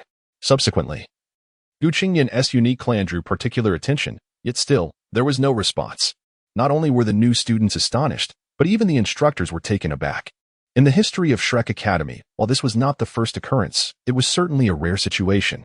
As the crowd pondered, the instructor paused, preparing to continue with the roll call for other classes. Report. Hu Yuhao and Wong Dong called out simultaneously, causing the roll call instructor to momentarily halt. This instructor, a man in his 50s, was tall with a dark complexion and a stern expression. Hu Yuhao declared loudly, Report, Teacher Du. New Student Class 1, Qingnian, Hu Yuhao, and Wong Dong are late due to excessive training. Qingnian stepped forward from the back. Upon seeing the man before him, he immediately recognized him as the director of the Martial Soul Department, Du Weilin, a significant authority in the Outer Academy. Du Weilin's expression darkened. You can be late for the assessment. Do you have no sense of time? I'll punish you 2 to clean all the corridors of the new student teaching building after today's matches. Teacher, our class's roll call deadline is at 7:30. And it is now, just 7:28. This indicates that it is indeed our class's roll call time. We are not late. And you have not begun calling the next class, so how can we be considered tardy? Qingnian strolled forward casually, adjusting his hair ribbon. Zhou-yi's expression shifted as she stepped closer, not expecting Qingnian to dare to retort. Teacher Du. Du Weilin turned to scrutinize Qingnian closely, recalling a few phrases, and a flicker of emotion passed through his eyes. However, his demeanor remained unchanged, and he did not lose his temper. He spoke in a low voice. Well, since that is the case, let us leave it at that. I wish you all excellent results. Return to your team. He then turned without looking back, proceeding to the next class for roll call. This unexpected turn left Zhou-yi and Hu Yuhao in shock, while the surrounding students were equally astonished. Ultimately, they could only conclude that this was a privilege granted due to their formidable strength and excellent performance. What on earth had these three done? They looked even more disheveled than yesterday. Xiao Xiao placed her hand on her forehead, gazing at the trio, her heart racing. What have you been up to? Just wait until today's matches conclude. Old Lady Zhou will deal with you. Look at that glare. It's as sharp as a knife. You both are in for a severe punishment. Xiao Xiao scolded them. Qingnian scoffed. You two amateurs, after being late yesterday morning. You insisted on a 2-on-1 spar with me last night. I let you have your way, and just as we were about to finish the battle. I remembered today's assessment. The trio had discussed along the way to keep their martial soul fusion technique a secret, treating it as their trump card. Intending only to reveal the possibility of utilizing martial soul techniques. Wong Dong and the others were left puzzled, yet they refrained from voicing their questions. Surely that wouldn't lead to forgetting about the assessment? Xiao Xiao inquired again. There was no way for me to have any sense of it, without any experiential feeling. I tend to forget such matters, Qingnian replied expressionlessly. The three of them, quite the spectacle, yet it seemed to be the truth. Before long. Roll call concluded. Next came the drawing of lots. However, since this was merely a new student assessment, there were no elaborate ceremonies. Qingnian and Hui Yuhao represented their team to draw lots. All 64 participating teams were divided into 32 matches, reorganized into 16 regions. This time, each area had increased in size several times. The rules during the elimination rounds were straightforward. One match in the morning and another in the afternoon. Teams that were eliminated would return to classes, while victorious teams would remain to continue competing. The final top 3 would be determined over 3 days. After the draw, the competition from 64 to 32 immediately commenced, with 32 matches happening simultaneously. This approach aimed to minimize the assessment duration, allowing victorious students ample time to rest before the afternoon matches. Hui Yuhao and his team were placed in Region 14, while Qingnian was assigned to Region 15. Qingnian encountered classmates from his own class, sparing them slightly. Nevertheless, both sides emerged victorious as expected, resolving the battles in under 10 minutes. Successfully making it to the top 32. Hee, easy peasy, with me around, there is no need for concern, Wong Dong said, beaming. Hui Yuhao also smiled. This battle was indeed effortless, yet vigilance was still essential. Just as they finished their fight, the four exited the assessment area, only to be met by Zhou, whose expression was grim. Xiao Xiao, go rest first. You three, follow me to the office. Zhou anger was palpable as she coldly huffed at the trio and walked away without looking back. The three exchanged glances. Hui Yuhao and Wong Dong felt a chill. But they were somewhat prepared. They hurriedly followed her, while Xiao Xiao could only cast a helpless glance at Qingnian. Zhou led the three back to her office. Her office is located in the northern part of the dormitory area, behind the tall teaching buildings of the outer campus, specifically in the faculty office area. Situated on the ground floor, she is the sole occupant of this space. Zhou leads the way, with Hui Yuhao and the other two closely following behind. As they approach their destination, Zhou cannot help but cast a furtive glance towards a figure lingering at the back. Should anyone remove Zhou's mask at that moment, they would discover a delicate blush adorning her cheeks. Her gaze sparkles, and her lips have taken on a slightly rosy hue, as she gently bites them and quickens her pace into the office. Upon entering, both Hui Yuhao and Wong Dong are taken aback, as it is their first visit. They did not expect that the usually stern and imposing teacher Zhou would have such an exquisite office. Qingnian is the last to enter. He is rather nonchalant, having visited before and almost treating it as his own home. Chapter 47. The arrival of Wang Yin after Qingnian closed the door. Zhou was already seated in the movable recliner, her arms crossed, gazing intently at the three individuals before her. After observing Hui Yuhao and his companion for a while, both felt a sense of unease under her scrutiny and lowered their heads. Their gaze naturally fell upon Qingnian, whose expression stirred feelings of dissatisfaction, shame, and disappointment within them. After a prolonged silence, Zhou finally spoke, her voice laced with irritation. You three, arriving late for 2 consecutive days? Today is the assessment, and you are on the verge of losing your spots. Have you grown too confident? Provide me with a reason not to discipline you. Otherwise, expelling you would merely take a single word. Let me remind you, if I so desire, I can dismiss you from the academy with ease. This world is never short of prodigies. I have expelled many talented individuals, the sole reason being that their character was unfit for a true warrior. Give me a valid reason to avoid disciplining you three. Hui Yuhao exchanged glances with his companion, and upon noticing Qingnian rummaging about in the back, they understood that hope was futile. Hui Yuhao steeled himself and said, I'm sorry, Teacher Zhou, we were in the wrong. Over the past 3 months, They had become familiar with Zhou-Yi's temperament. She was one who responded well to gentleness rather than harshness. Is that all? You think this is a trivial matter? If you do not provide me with a reasonable explanation, I will not let this slide. Zhou-Yi's gaze shifted to Qingnian at the back, her eyes drifting as she pondered in silence. Just as Hui Yuhao was about to speak, Qingnian had already taken a seat on the large crimson sofa without hesitation. Teacher Zhou, regarding the match with Lan Susu and Hui Yuhao's match, we encountered opponents utilizing martial soul fusion techniques. They were remarkably powerful, which left us envious. Thus, we decided to experiment ourselves. Unfortunately, lacking experience, we could only attempt it independently. Fortunately, we succeeded on our first try, albeit only achieving a preliminary fusion. Genuine martial soul fusion techniques require further research. This is the reason for our near tardiness. Qingnian spoke slowly, his face adorned with humility. Martial soul fusion? Zhou Yi was taken aback, momentarily forgetting that Qingnian was seated on her sofa. She had not anticipated such a reason from him. Instinctively, she inquired, "You succeeded?" Estimating that with a few more attempts we could achieve a preliminary release, we tried last night. However, since we took turns, we ended up exhausting ourselves and fainting. Hui Yuhao quickly added, realizing the gravity of the situation. Zhou-Yi's voice rose in excitement, and she could not help but stand, exclaiming, "What? Are you saying that the three of you tried multiple fusion techniques, Hui Yuhao with Qingnian with Wong Dong, and Wong Dong with you?" Qingnian nodded in affirmation. "Have you attempted a three-person martial soul fusion?" Zhou Yi asked tentatively, her expression filled with anticipation. "Yes, but we could only establish a faint connection. I sense that there is potential for more," Qingnian replied. He approached Hui Yuhao, gently grasping his arm while releasing his soul skill, simultaneously taking Zhou-Yi's hand. At that moment, Zhou Yi felt as though struck by lightning, her body trembling. 2,000 meters. She nearly shouted. Qingnian channeled their combined soul skills with full force, sharing mental perception and merging their martial souls. In a flash, he grasped Wong Dong's hand, a radiant and sacred light emanating from their connection. Hui Yuhao then reached for Wong Dong again, and they released their powers together once more. Zhou Yi broke into a cold sweat, regaining her composure as she instructed, "All right, retract your skills.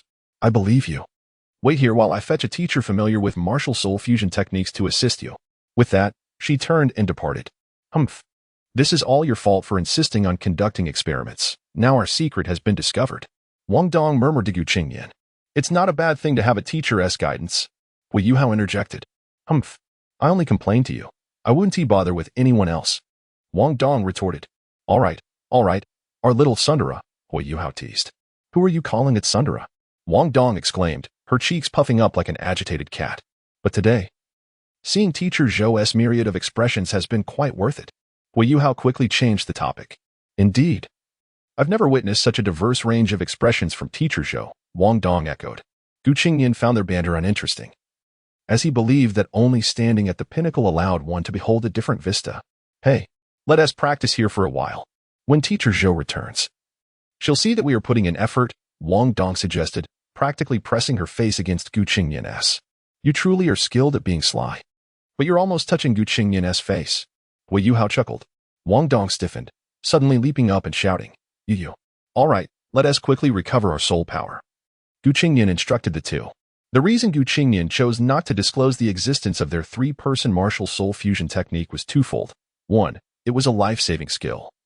2. They might not be able to use it again, and it would be prudent to divulge some information in exchange for mastering the technique. After a considerable time, the door opened, and Zhou Yi re-entered with Wang Yin. Upon stepping inside, they were greeted by a startling sight. Qingnian and the three others were seated in opposition, engaged in a mutual fusion of soul power, and it seemed as though they had commenced their cultivation in an instant. From their joined palms emanated a soft glow of blue, purple, and gold, gradually swirling around their arms and bodies, enveloping them in a radiant hue. Qingnian remained subconsciously aware of his surroundings. Upon sensing Wang Yin's arrival, he silently altered their trajectory and retracted his soul power, creating an illusory image to prevent discovery. Wang Yin exchanged glances with Zhou Yi, silently signaling for silence. He then stealthily approached the three, crouching down to observe their condition closely. The more he felt, the more astonished he became, instinctively rubbing his hands together in excitement. Zhou Yi, familiar with Wang Yin's demeanor, recognized this gesture as a sign of tension and exhilaration. As a fellow teacher, she too could sense that Hui Yuhao and Wong Dong's current state was extraordinary, unlike anything she had previously encountered. The three soul masters were actually cultivating together. And although their soul power was still in the exploratory phase, the speed at which the blue, purple, and gold light flowed revealed the rapidity of their cultivation. Even a soul master at the rank of 5-ring soul king would struggle to match their current pace.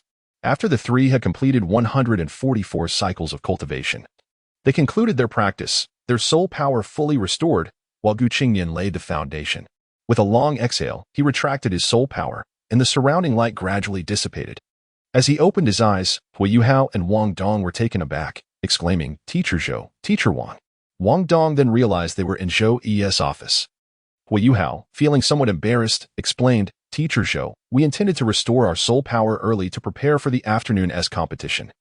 Which is why Zhou Yi waved her hand, interrupting, "No need for explanations. It's commendable that you're diligent. This is Teacher Wang Yin, an esteemed theoretical educator at the academy, holding a position even higher than mine, and he has conducted extensive research on martial soul fusion techniques." Wang Yin smiled and remarked, "No need for introductions, we are already acquainted.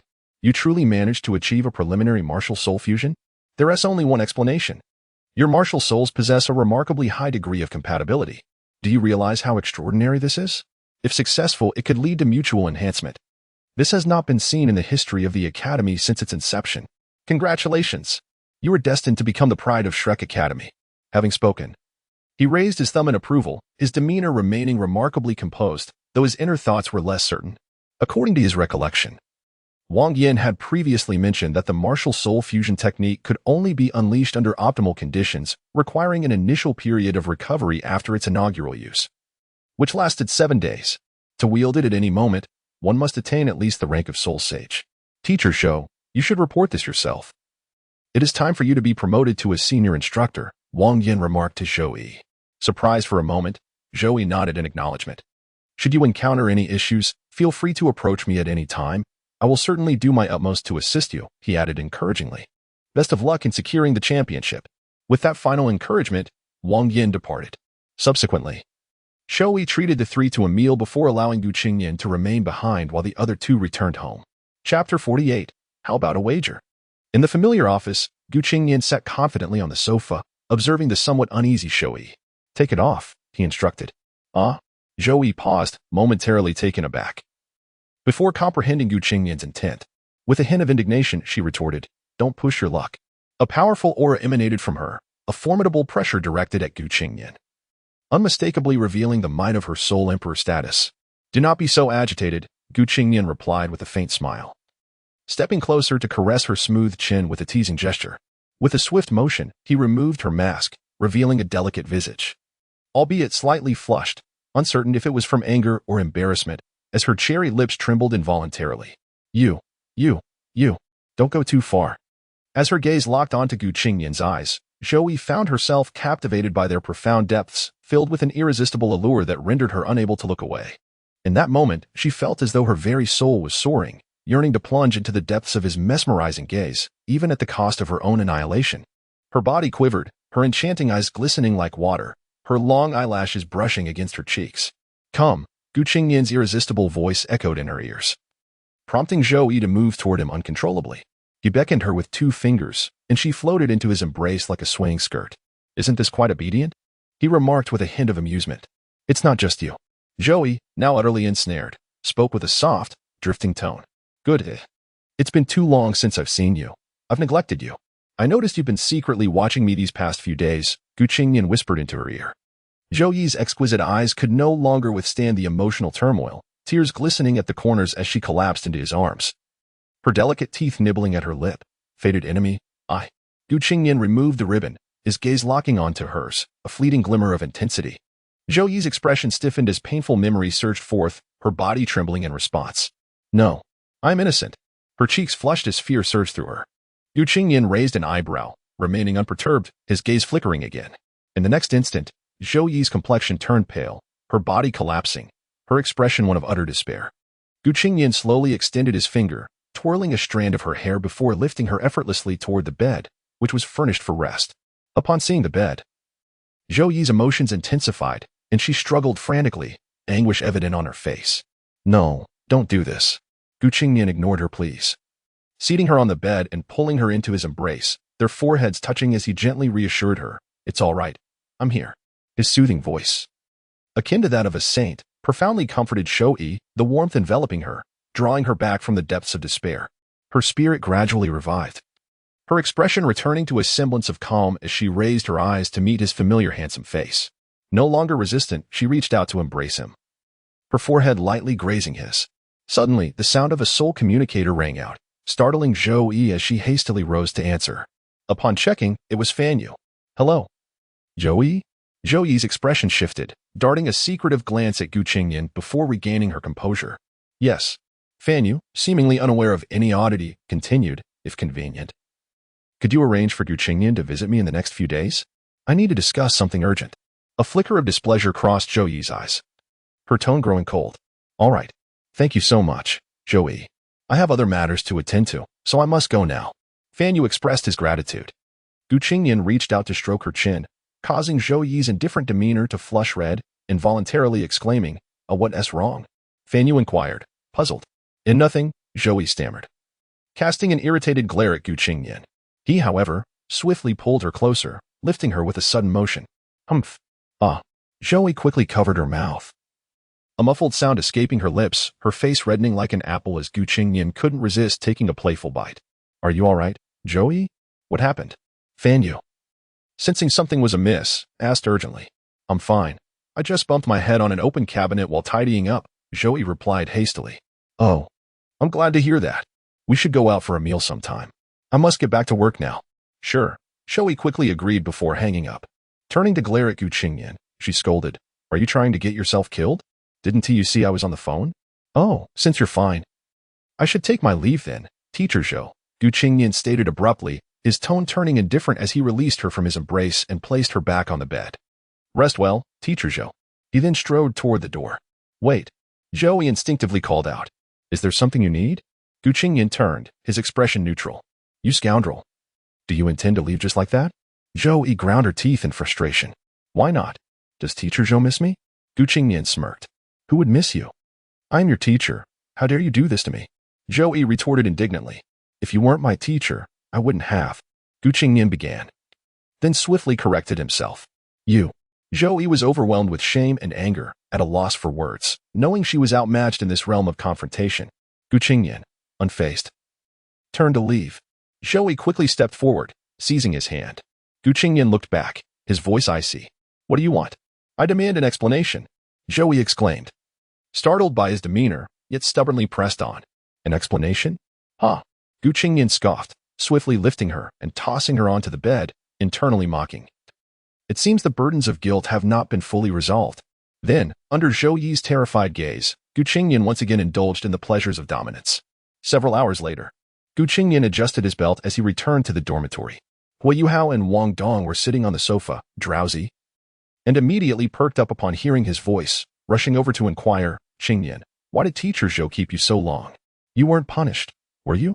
Wong Dong scrutinized Gu Qingnian closely, observing him carefully. "I was called in for a reprimand and recorded some information about fusion techniques," Gu Qingnian replied, weariness evident in his voice. Exchanging glances, the two were about to ask further questions when Gu Qingnian had already fallen asleep, leaving them in a state of confusion. The next day, in the elimination round of the new student assessment, a short-haired beauty arrived early, standing above and surveying the area below. After a moment of observation, her gaze drifted around, noting the emptiness of the vicinity due to the early hour. Eventually, her attention settled on a figure approaching from the distance. "Teacher Mujin? What a coincidence!" Mujin raised her eyebrows, her surprise evident as she stammered, "What a coincidence indeed. You must be Gu Qingnian, a student of Teacher Zhou-yi from Class 1, right?" The newcomer was indeed Gu Qingnian, who nodded in acknowledgement. "Yes, it's a pleasure to meet you, Teacher Mujin." Before me stands Mujin, the homeroom teacher of the newly established Class 9 from the original text, who is rumored to harbor a secret affection for Fan Yu. To my surprise, he merely sought a moment of respite in the breeze, only to encounter her. "Oh, what is it that makes you feel shy?" Mujin inquired, momentarily taken aback yet filled with curiosity. "It's nothing, Teacher Mujin. How about we make a bet?" Gu Qingnian said, gazing at Mujin with keen interest. Chapter 49. The fish is hooked. Mujin's gaze was equally fixed upon Gu Qingnian. "Oh, do tell," she remarked, feigning a casual tone. Is it convenient to change locations? Gu Qingnian suggested. Mu Jin furrowed her brow, hesitating, uncertain of Gu Qingnian's intentions, which made her hesitant to take a gamble. Surely, Teacher Mu doesn't fear even a single student? Gu Qingnian bluntly pointed out, his tone laden with incredulity. Mu Jin, still somewhat composed, recognized the provocation but did not immediately concede. Is there something we cannot discuss here? Or are you afraid? In response to Mu Jin's retort, Gu Qingnian merely smiled faintly and shook his head. How about we wager on whether I can defeat your class's team in a few moves? He proposed provocatively. At his words, Mu Jin's expression darkened, her tone growing colder. As expected of Zhou Yi's student, so arrogant. Do you truly believe you can defeat our team? Despite Gu Qingnian standing alone against multiple three-member teams, and though their abilities were average, Mu Jin's intuition warned her that this individual was not to be underestimated, which left her feeling conflicted. Gu Qingnian first cast his gaze upon her, and Mu Jin felt as though she was ensnared in an icy abyss. Her every vulnerability laid bare, leaving her feeling suffocated and helpless. Gu Qingnian smiled nonchalantly. Do you truly believe you stand a chance against 3 first-ring soul masters? Mu Jin's demeanor shifted, her calmness dissipating. As a teacher, her pride resided in her students, and she sought to outshine Zhou Yi. Yet Gu Qingnian's audacious words questioned her students' strength, thereby undermining her efforts. This provocation ignited a fire within her. She huffed. What audacity! What are you proposing? What are the stakes if you lose? Ha! Gu Qingnian noted, sensing he had reeled her in. Let us wager on your esteemed seed team versus my own. I trust you have confidence in your abilities. A smirk played at the corners of his mouth. Very well, what are the stakes? Mu Jin waved her hand, her anger morphing into a sardonic smile. If you lose, you shall submit to me. If I lose, I can assist you in getting closer to Fan Yu and defeating Zhou Yi, Gu Qingnian declared as he moved closer, closing the distance between them. Do you even comprehend what you're saying?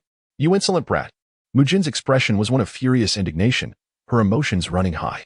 There's no need to get angry. Teacher Mu, aren't you curious about what I would say if I lost? Or are you afraid? Gu Qingnian's taunting words echoed once more. What are you implying? You insolent child? With such provocations, I could easily. Mu Jin's eyes narrowed, unsure of Gu Qingnian's intentions, feeling utterly insulted. Gu Qingnian stepped closer, whispering a few words into her ear. The next moment, Mu Jin was visibly shaken, her gaze locking onto him in disbelief. What nonsense are you spouting? I can't comprehend. Gu Qingnian chuckled lightly. Whether you understand or not is irrelevant. What matters is if anyone else comprehends. What exactly do you want? Mu Jin trembled with urgency. Let us proceed to your office for a discussion. Gu Qingnian gestured, moving towards the side. Mu Jin's gaze remained fixed on Gu Qingnian, ultimately refraining from lashing out, opting instead to huff before leading him to her office. Inside Mu Jin's office, though smaller than Zhou Yi's, it was still a solitary space, tastefully adorned with potted plants, a sofa, and an office desk with chairs. Upon entering, Gu Qingnian promptly settled onto a sofa, showing no sign of restraint. Mu Jin, observing his demeanor, felt a surge of anger but maintained her composure, choosing to sit on the opposite sofa, her eyes fixed on him. There is no need to stare at me like that, Teacher Mu. Gu Qingnian waved his hand dismissively. What exactly do you intend? Mu Jin's voice was frigid. I wish to engage in a wager with you. Nothing more, Gu Qingnian replied. What do you desire? I may not understand what you said earlier, but what do you wish to use as leverage against me? Mu Jin responded, feigning calm. Whether you believe me or not, you are fully aware of the situation at hand. I merely wish to enjoy a friendly wager with you. Gu Qingnian maintained his nonchalant demeanor. Having discovered some secrets about Mu Jin during his investigation of Zhou Yi, he intended to use this to compel her into a secluded conversation. And his goal had been achieved. Very well, I accept your wager. What are the terms for winning and losing? Mu Jin ground her teeth. In the case of your seed team versus mine, should you win, you shall submit to me. If you lose, I can assist you in getting close to Fan Yu and defeating Zhou Yi, Gu Qingnian stated. Impossible, setting aside whether you can win. Don't you think your terms are excessive? Mu Jin retorted angrily. Do you really believe submitting to me would be a loss? Gu Qingnian countered. You're merely a... Mu Jin began to protest but was swiftly interrupted by Gu Qingnian. Had you not had some worth, you would have no chance of submitting to me. Gu Qingnian stood, looking down at her from an elevated position. Mu Jin's countenance darkened, wanting to rebut but was once again cut off. How pitiable you are. Crushed beneath the weight of your rival Zhou Yi. Do you have any inkling of how she perceives you? In her eyes, you hardly register as a contender. Gu Qingnian's tone shifted to a cold severity, his words dripping with unabashed mockery, ruthlessly attacking Mu Jin's psyche. No, I will certainly defeat her. I will. Mu Jin's resolve shattered, her eyes reddening as she nearly shouted. Your entire existence is overshadowed by Zhou Yi. You lost the one you admired. And even pleaded for mercy for your brother, yet she heartlessly dismissed you time and again.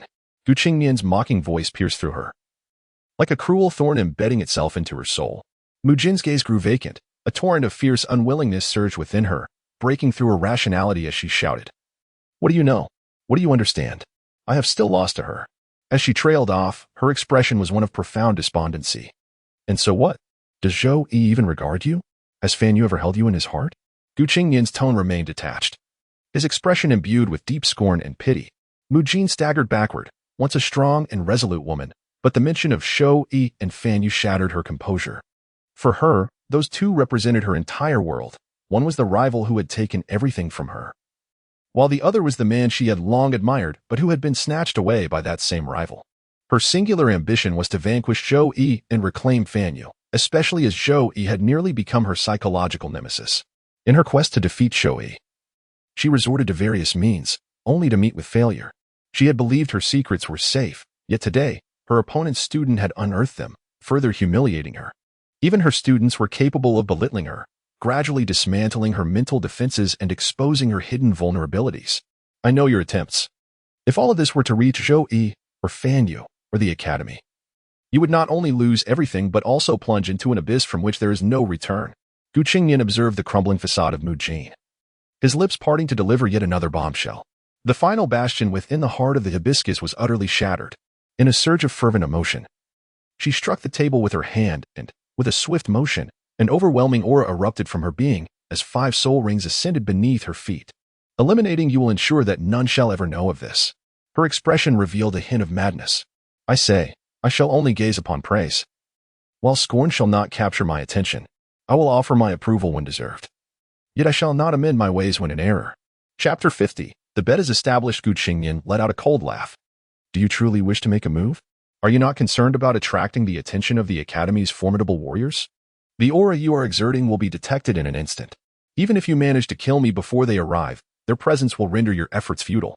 Furious, Mu Jin was jolted back to reality by Qingnian's words, as if a bucket of cold water had been poured over her. She recognized the truth in his statement and dared not act recklessly, giving Qingnian strength. Unless she unleashed her full power to eliminate him in one swift blow and vanished without a trace, she would inevitably be discovered. After all, this was the Academy, and escape was impossible. Furthermore, should Qingnian attempt to flee with all his might, he would not be far from the nearest teacher's office, making detection inevitable. Contemplating this, Mu Jin felt as though her heart had plunged into an icy abyss. She began to realize something, and her gaze toward Qingnian wavered with a hint of trepidation. This mere child, not yet in his teens, had managed to outmaneuver her so profoundly.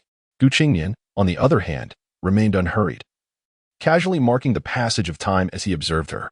After a long silence, Mu Jin retracted her aura and slumped onto the sofa, utterly despondent. Do not be so disheartened. Are you already convinced that your team is destined to fail? Is your self-confidence truly so lacking?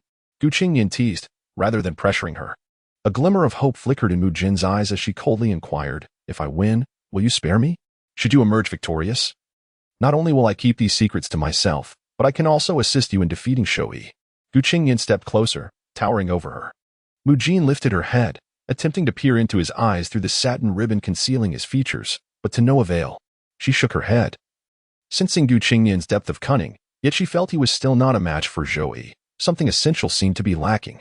With a slight chuckle, Qingnian removed the ribbon, revealing his 6 eyes. He grasped Mu Jin's chin, forcing her gaze to meet his, as a dominating aura enveloped her. Mu Jin shuddered, unable to resist his intense stare, as an overwhelming force struck her weary spirit. By wagering against me, winning or losing holds no detriment for you. His tone and gaze possessed an enchanting allure, akin to Pandora's box, drawing everything in with irresistible magnetism, ensnaring those who dared to touch it.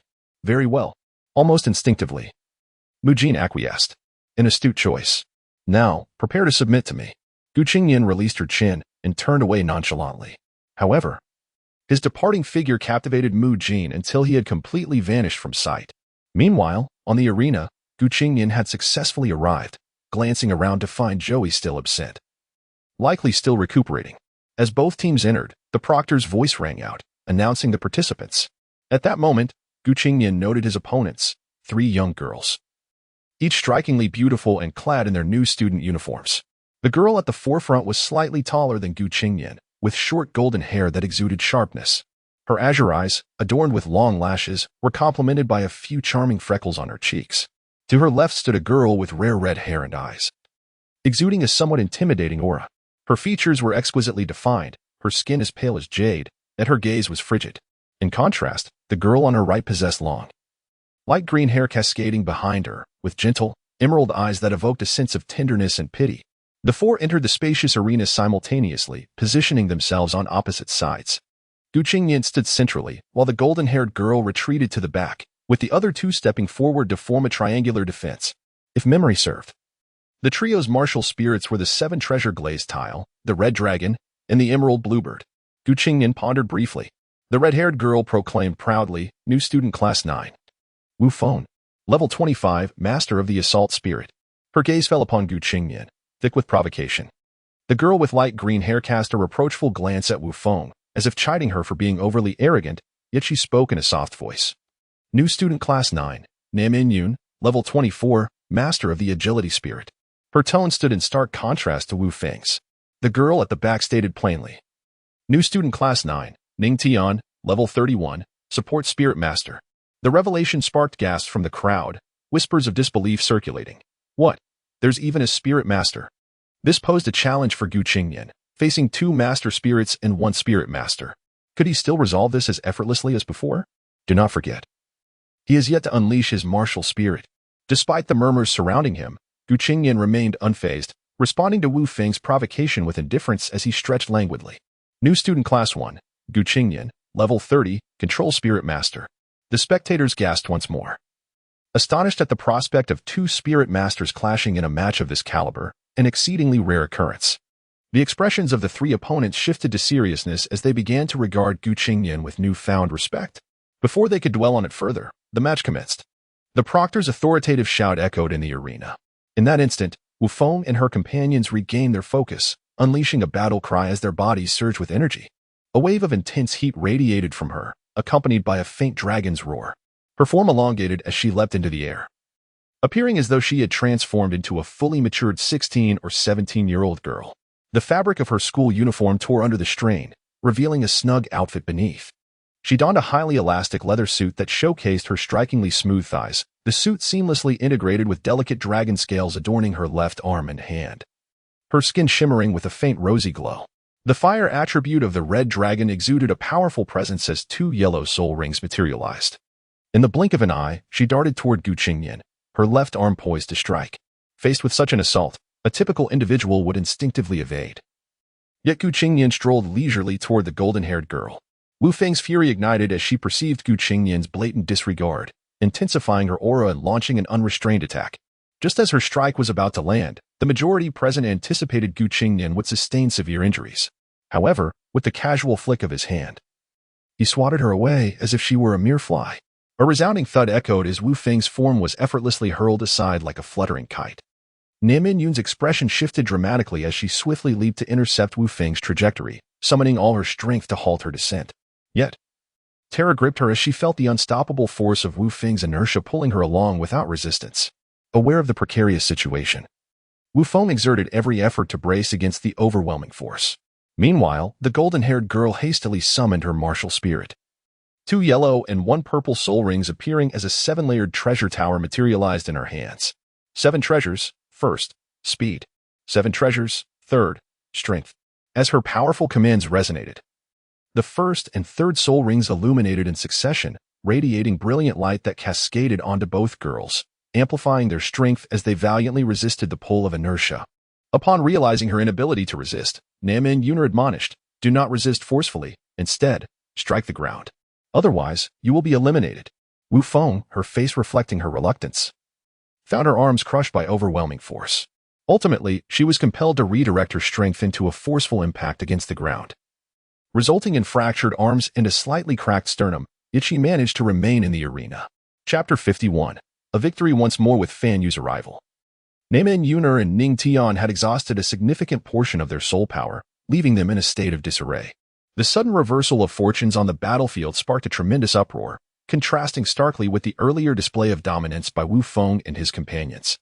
No one anticipated that Qingnian's seemingly casual strike could possess such terrifying power. Unbeknownst to them, this blow was imbued with an overwhelming force akin to that of a colossal elephant, weighing an astonishing 1,000 pounds. Had it been any other soul master, they would likely have suffered severe injuries and fallen unconscious. Observing the situation, Qingnian applauded. Well done. To withstand my slap. You have demonstrated considerable strength among the younger generation. You truly deserve the title of Red Dragon Martial Spirit. Alas, if only you were a primary power user. It would have been more engaging.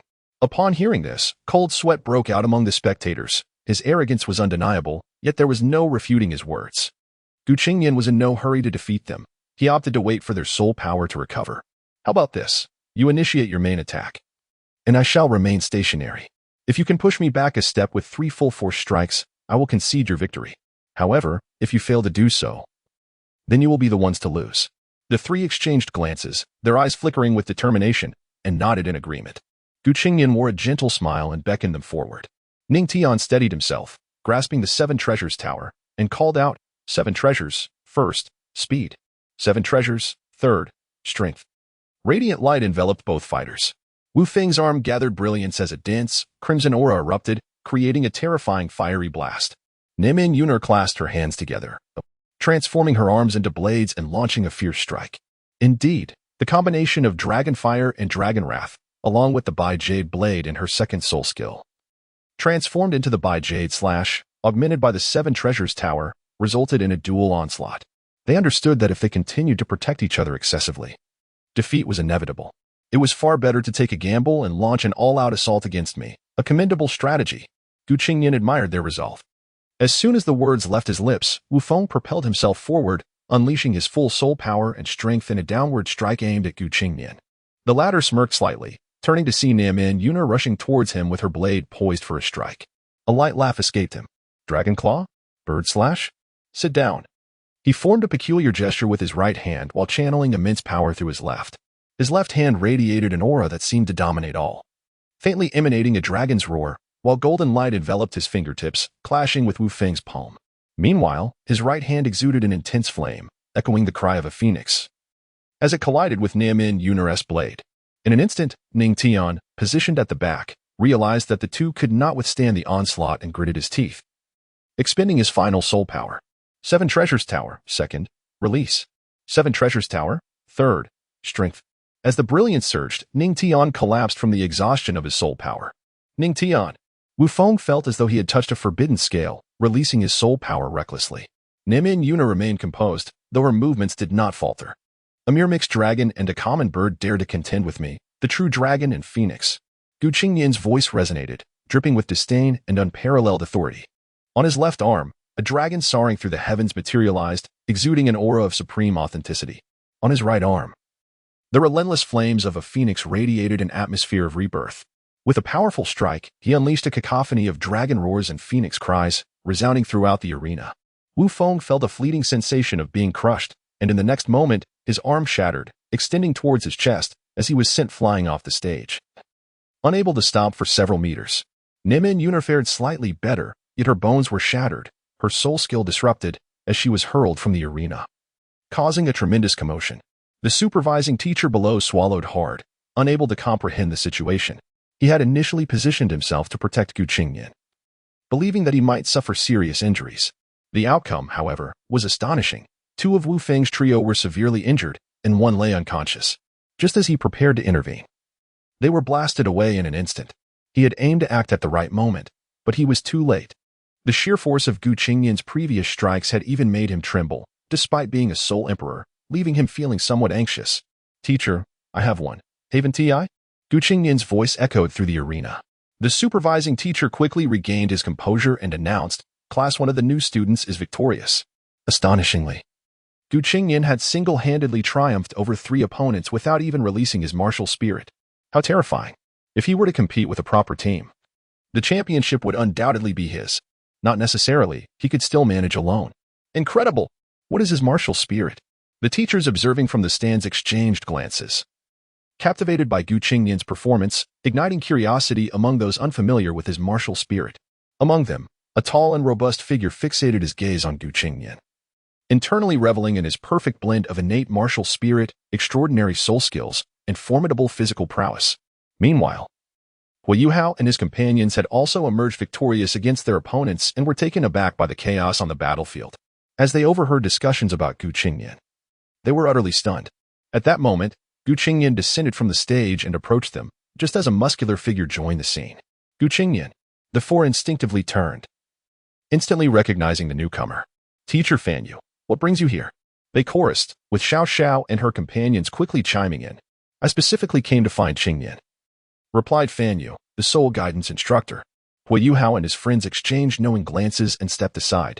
Qingnian looked at Fanyu, feeling a strange sensation, but quickly suppressed it. What can I do for you, Teacher Fanyu? Fanyu smiled warmly, genuinely expressing, congratulations on your victory in this match. You have truly exceeded my expectations. Qingnian reciprocated with a smile. Thank you, teacher. This left Fanyu momentarily at a loss for words. But he soon regained his composure, placing his hands on Qingnian's shoulders with excitement. I heard from Kaitu earlier that your knowledge base is quite solid. Would you be interested in visiting the Soul Guidance Equipment Experimental Zone? Has Zoe mentioned this to you? Qingnian's eyes flickered, and he nodded, having already reached a conclusion. Yes, I plan to go after the new student assessment concludes. Fanyu's eyes sparkled. This matter could not be delayed. Qingnian had already displayed formidable strength. He feared that if Qingnian's capabilities were revealed during the final assessments, the martial spirit department might come to recruit him. Given his talent, that was a certainty. After a brief hesitation, Fanyu proposed, if it is convenient, how about we go now? Qingnian frowned slightly, fully aware of Fanyu's urgency. Fine, I'll go and make some arrangements. Fanyu's eyes lit up. Great, I will wait for you here. Qingnian nodded and walked aside to brief Hu Yuhao and the others before departing with Fanyu. While this exchange might have gone unnoticed by the indifferent or average students, it certainly did not escape the attention of those well acquainted with the academy or the observing teachers. Numerous instructors from the martial spirit department were present at this match, including some high-ranking officials, such as Duel. Upon witnessing the climactic moment when Qingnian delivered the final blow, his eyes nearly popped out in astonishment. He had not anticipated that Qingnian's martial prowess would be so formidable. He was particularly intrigued by the peculiar item adorning Gu's arm. Just as thoughts of a certain notification crossed his mind, preparing him to report, he stumbled upon a scene that struck him like a bolt from the blue. Fanyu from the Soul Guidance Department had arrived, and to his surprise, he was seeking none other than Qingnian. Who is Fanyu? An 8th-level soul mentor. His status within the Soul Guidance Department is akin to that of a vice dean, rivaling the likes of Duo. Observing the situation, it was clear that Fanyu had come specifically to find Qingnian. What could the Soul Guidance Department want with him? Could it be related to Zoe? No. That couldn't possibly be the case. This revelation left him utterly astonished. He did not believe that Fanyu's visit was merely to congratulate Qingnian. Wait, what? Qingnian had left with him. Now, anxiety began to well up within him. If Qingnian were to join the Soul Guidance Department, it would spell disaster. With this thought racing through his mind, he swiftly grasped the Soul Guidance communicator and began furiously tapping away. Chapter 52, The Rematch.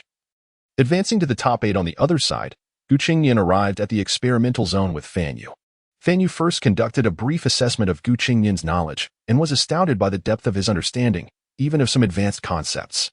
Qingnian merely shrugged it off, attributing his knowledge to a mere interest in reading during his free time. Subsequently, he was encouraged to attempt creating a primary soul guide. Despite his prior experience, this was his first hands-on attempt, and he fumbled initially. However, after a few tries, he managed to produce one, much to Fanyu's astonishment. Who inquired, "Are you sure you are a novice at crafting soul guides?" Qingnian paused, realizing he had actually been at it for over 2 hours. You learned enough to easily create a primary soul guide in just 2 hours? Fanyu exclaimed in disbelief. Well, sort of. I think I can try for a secondary one, Qingnian replied after contemplating, believing that with his physical attributes and mental acuity, he could manage a secondary guide despite his insufficient cultivation level. Under Fanyu's astonished gaze, he crafted a metal piece akin to the one Hu Yuhao produced for advancing to a secondary soul guide. Although somewhat rough, it was indeed a creation. After all, no matter how abundant his experience or how strong his talent, mastery requires time and practice. The foundational processes of forging, shaping, molding, quenching, and polishing, along with inscribing core formations, had begun to yield a sense of familiarity for Qingnian after several attempts. This left Kai and Fan Yu in utter disbelief. My goodness, who could create a secondary soul guide in just a few hours? Though it's a bit rough, it's undeniably a creation, Fan Yu exclaimed. Unable to contain his astonishment, he initially suspected Qingnian had practiced for a long time, but it was evident that while he possessed knowledge, his hands were still inexperienced. This was not an act. Qingnian continued to experiment until late into the night, utterly exhausted. With sore arms from the exertion, this was even more tiring than physical training. As Qingnian was leaving, Fan Yu urged him to return for assessments each day and invited him to join the soul guide department, to which Qingnian tactfully deflected. While he had the skills, he felt he was merely following someone else's lead, which did not sit well with him. It's difficult to forge my own path. I still need to practice, he mused, shaking his head as he walked away. Upon reaching the dormitory, Qingnian found Hou Yuhao and the others meditating in recovery. Quietly, he joined them, settling into a meditative stance to recuperate. Meanwhile, at the Shrek Academy's medical room, Ning Tian was the first to awaken after depleting his soul power. Upon regaining consciousness, he hurriedly inquired about the condition of the other two. The medical staff informed him that they were severely injured. Wu Feng had fractured bones in his torso. Both arms were completely shattered, and his pelvis had sustained minor fractures, leaving him in a coma. The medical personnel noted that had it not been for his strong martial spirit and physical prowess, the prognosis would have been dire. Fortunately, Qingnian had restrained his strength at the last moment, allowing for some alleviation through the treatment provided by a high-ranking soul master. They would monitor his recovery over time. In contrast, Namin Yuner fared much better, merely suffering from broken arms and some bruises, and she had already regained consciousness. Hearing this news, Ning Tian felt a wave of despair wash over him, though he found solace in knowing that the injuries were not as grave as they could have been. Just then, a series of sharp clicks echoed as high heels struck the ground, and the medical room door swung open, revealing a familiar voice. Ning Tian, how are you all doing? The dazed Ning Tian's eyes sparkled with hope. His anchor had arrived. Teacher Mu, you're here, he exclaimed. The visitor was Mu Jin, who had only realized Qingnian had left some time after his departure and had not even watched the match involving Ning Tian and the others. It was only when the treatment staff reached out to her that she learned of their defeat and injuries, prompting her swift arrival. Ning Tian quickly relayed the information about Wu Feng and Yuner, and Mu Jin, though initially incredulous, felt it was somewhat expected. She hadn't anticipated Qingnian's formidable strength, and suddenly she realized she had lost her bet. Even though she felt defeated, it wasn't as disheartening as she had imagined. Noticing Mu Jin's demeanor, Ning Tian assumed she was consumed with guilt over Wu Feng and Yuner. He suppressed his curiosity about her absence and stood quietly to the side. After a long pause, Mu Jin regained her composure and took Ning Tian to visit the two. Wu Feng remained in a coma, while Namin Yuner seemed shaken, now harboring a deep-seated fear of Qingnian, likely haunted by the thought of facing him again. Finally, Mu Jin stood at the door, gazing at Ning Tian, and spoke gently. It's all right. Losing the match isn't the end. What matters most is that you're safe. Ning Tian felt a warmth in her heart, easing her previous discomfort. Thank you, teacher. Are you okay? She asked, having noticed Mu Jin's unease earlier. Mu Jin forced a smile. I'm fine. You need to reflect on your experiences. You've passed the new student assessment. In the future, try not to make an enemy of him. Please rest well. Though questions lingered in Ning Tian's mind, she merely nodded and expressed her gratitude. After Mu Jin departed, she noticed a chill in her absence, as if a wave of sorrow washed over her. Suddenly, she recalled that Namin Yuno had advised her not to antagonize Qingnian. Confused by the reasons behind this warning, she resolved not to pursue any further conflicts with him. After all, the three of them had lost together, unless they rallied their families for support. It was unlikely they could contend with such a prodigious talent who likely possessed formidable connections. Ning Tian, being perceptive, refrained from confronting Qingnian, remaining oblivious to his true terrifying nature. Yet, her instincts warned her that enmity with him would yield no benefit. Although this event garnered considerable attention, the separation of matches kept the audience numbers manageable, with Fan Yu's actions drawing significant interest. The following day, after providing a brief explanation to the others, they all proceeded to the assessment venue. The spectator stands were unusually crowded, even more so than the day before, as the audience filled the space before the matches began. However, the main focus lay on a 3-square-meter area that had been cleared for optimal viewing, with teachers observing from a distance. In the center of this space sat an elderly man, his hair unkempt and his clothes tattered, seated cross-legged with bare feet. He held a large, purple-red wine jug, drinking deeply as drops of fragrant liquid trickled down. After finishing, he eagerly bit into a chicken leg, enjoying his feast. Old Xian, you've arrived. Wang Yan respectfully approached the elder. The elder replied casually, returning to his meal. Wang Yan cautiously pointed, the 4 young men I mentioned are over there. Before he could finish, old Xian interrupted impatiently, go on, I can see for myself. Wang Yan, momentarily taken aback, retreated to the side. The draw for the matches had concluded, and the new student assessment's top 16 elimination round officially commenced. The competition area expanded slightly, with 8 venues hosting simultaneous matches. Qingnian's opponent this time was a trio of male competitors. As for Hou Yuhao and the others, he briefly assessed their capabilities and deemed them manageable, with no concerns. Yet, he couldn't help but notice the peculiar composition of the teams, either 3 women, 3 men, or various odd combinations. Chapter 53, The Battle Resumes. Advancing to the top 4 as the thought crossed his mind, 3 individuals from the opposing team entered the arena. They promptly arranged themselves in a horizontal line. With a notably stout boy standing at the center, Qingnian couldn't help but marvel at the boy's physique. What kind of household nurtured such a robust figure at merely 12 years of age? He stood at least 1.7 meters tall, slightly surpassing Qingnian, and, as rumors suggested, his waist circumference approached an astonishing 1.7 meters. Flanking him were 2 others, strikingly slender and considerably shorter, yet bearing an uncanny resemblance to one another. Though they did not appear to be twins with notably elongated arms. As they introduced themselves, the supervising teacher cast a discreet glance at Qingnian. The lead boy, trembling slightly, declared, I am Xie Huanyue, from Class 2. The 2 other frail students followed suit. Class 2, Luo Tianlong, right, and Class 2, Luo Tianba, left. Qingnian felt a twinge of regret. The trio's names would have harmonized beautifully if swapped. After Qingnian announced his name, Xie Huanyue released his soul rings, 3 in total.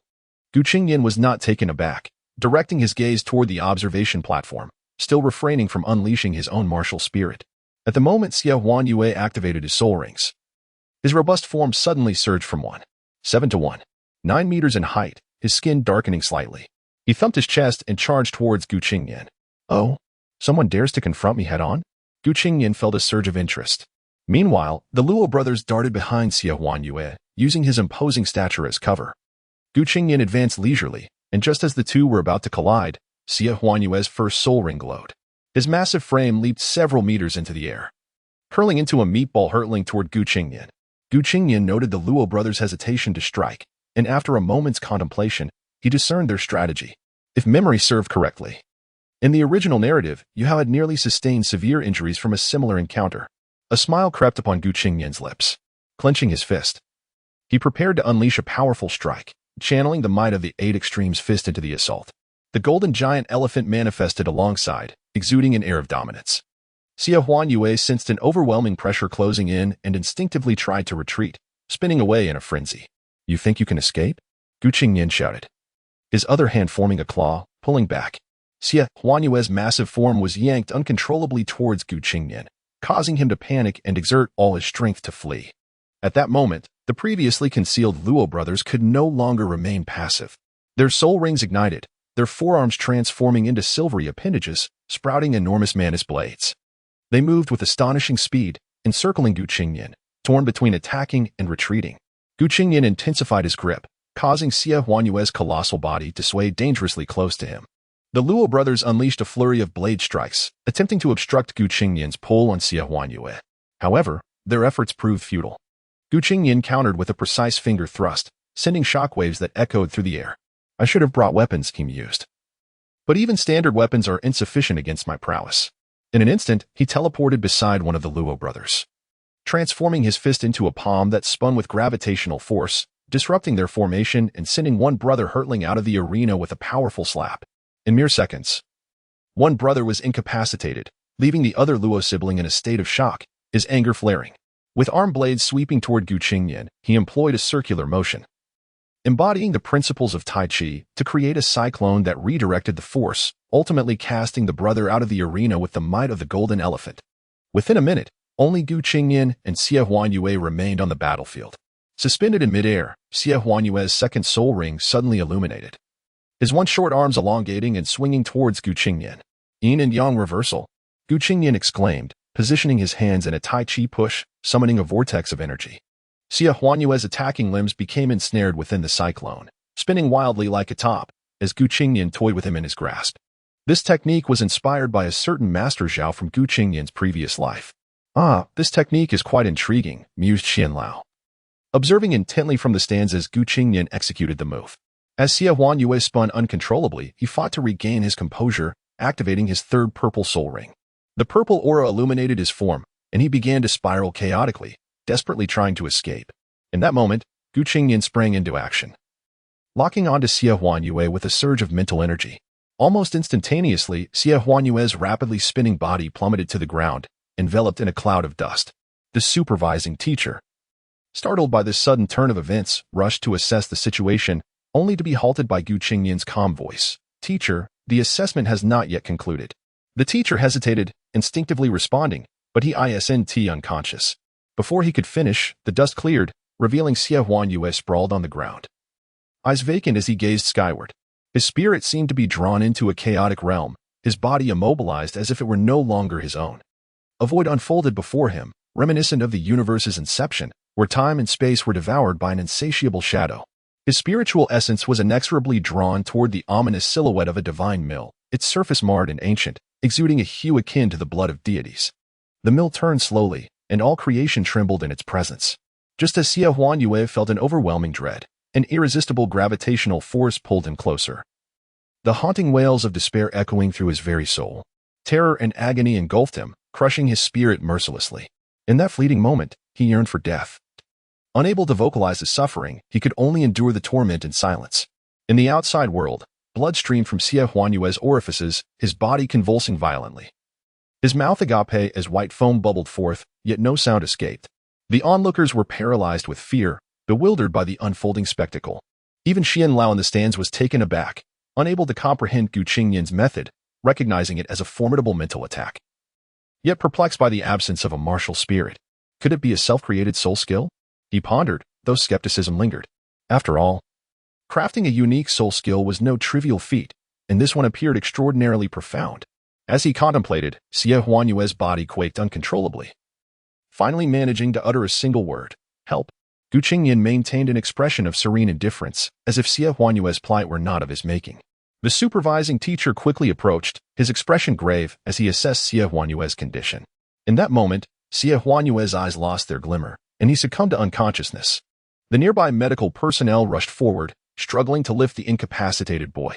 With his weight compounded by his loss of consciousness, they could barely manage until additional medical support arrived. When an individual loses consciousness, their muscles relax, and their autonomy diminishes.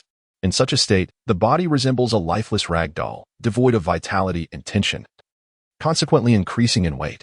"Did I win?" Gu Qingnian inquired of the supervising teacher, who promptly declared him the victor. Subsequently, Gu Qingnian showed no interest in the spectators, turning away to leave.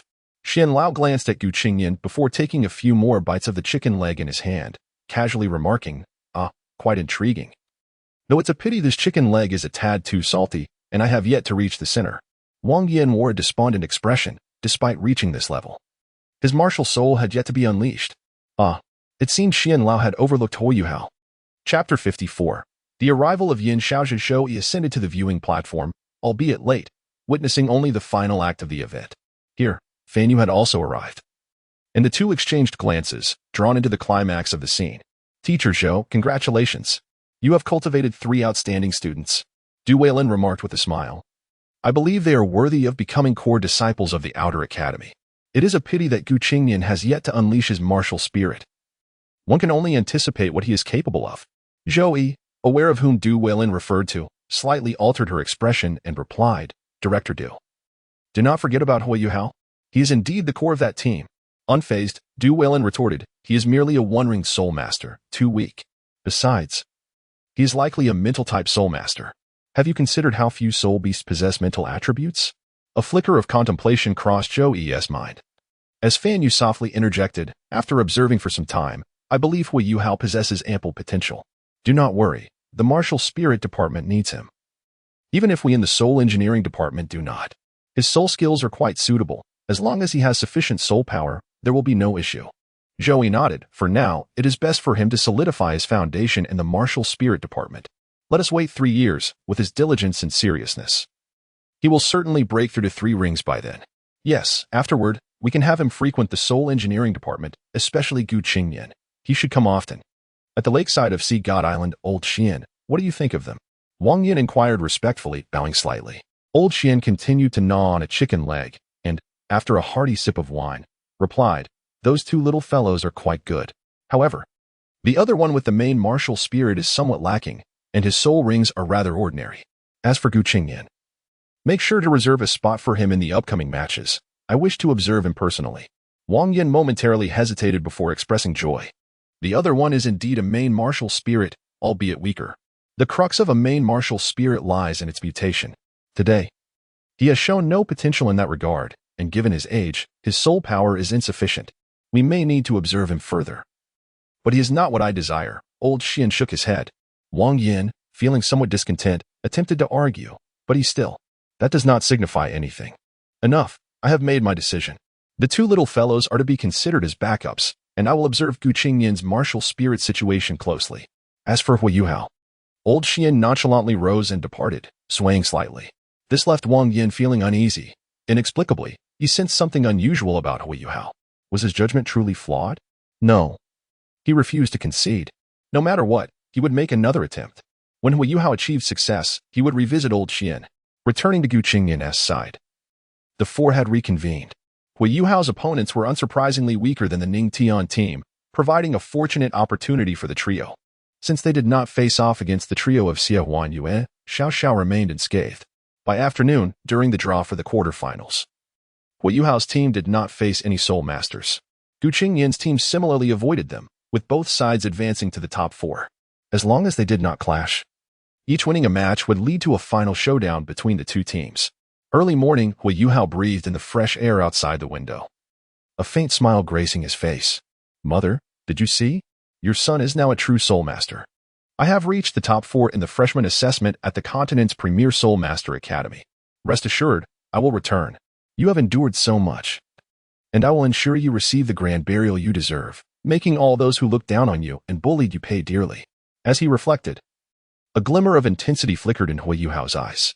Behind him, Qingnian was comforting a Wu, who had been cooped up in the dormitory throughout the assessments. Sensing Hu Yuhao's emotions, he raised an eyebrow. "What troubles you, Yuhao?" Wiping away the moisture from his eyes, Hu Yuhao turned, mustering a smile. "It's nothing. I was just thinking of my mother." Qingnian approached and gently patted his head, speaking softly. "Do not be disheartened. Isn't this a new beginning? Aren't we here with you?" Hu Yuhao felt warmth in his heart and nodded. "Thank you, Qingnian." He then picked up his toiletries to head out.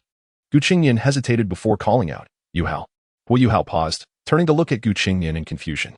"Seek vengeance when necessary, but do not let your vision be clouded. Do not bring harm to the innocent, otherwise you will regret it for a lifetime." Hu Yuhao stood still, staring blankly at Qingnian, who continued, "If one day you cannot bear it, remember, I, Wong Dong, and everyone else are here for you. Indeed, and don't forget me, you fool." Wong Dong chimed in cheerfully, returning from outside and patting Hu Yuhao's shoulder. With his eyes reddening, Hu Yuhao nodded heavily, unable to find words, the silence speaking volumes, whether it was brotherly love or guilt. Assessment area, the crowd was larger today. The scruffy old man remained present, albeit with subtle differences. The 10 students who had made it to the top 4 stood together. Aside from Hu Yuhao and his companions, the other students kept their distance from Qingnian. Today, the draw was conducted by an elderly gentleman clad in white. And upon seeing him, Qingnian immediately recognized Yin Xiaozhe from memory. Hu Yuhao and his team also speculated, realizing that his presence here, overshadowing even Director Du Weilin, signified his elevated status. "Greetings, students. I am Yin Xiaozhe, the 361st Dean of Shrek Academy," he announced with a warm smile, emanating an aura of gentleness akin to an ordinary elder. The revelation took Hu Yuhao and his companions by surprise. They had anticipated a high-ranking figure, but were unprepared for the dean himself. What status did that entail? As the head of the continent's foremost academy, he was on par with any emperor of a nation. Moreover, the dean of Shrek Academy undoubtedly possessed the prowess of a titled Douluo, a true pinnacle of strength on the Douluo continent. The dean's personal appearance was beyond the expectations of any new student. "I understand your curiosity regarding my presence here. I came because I am very pleased with the performance of this year's freshmen.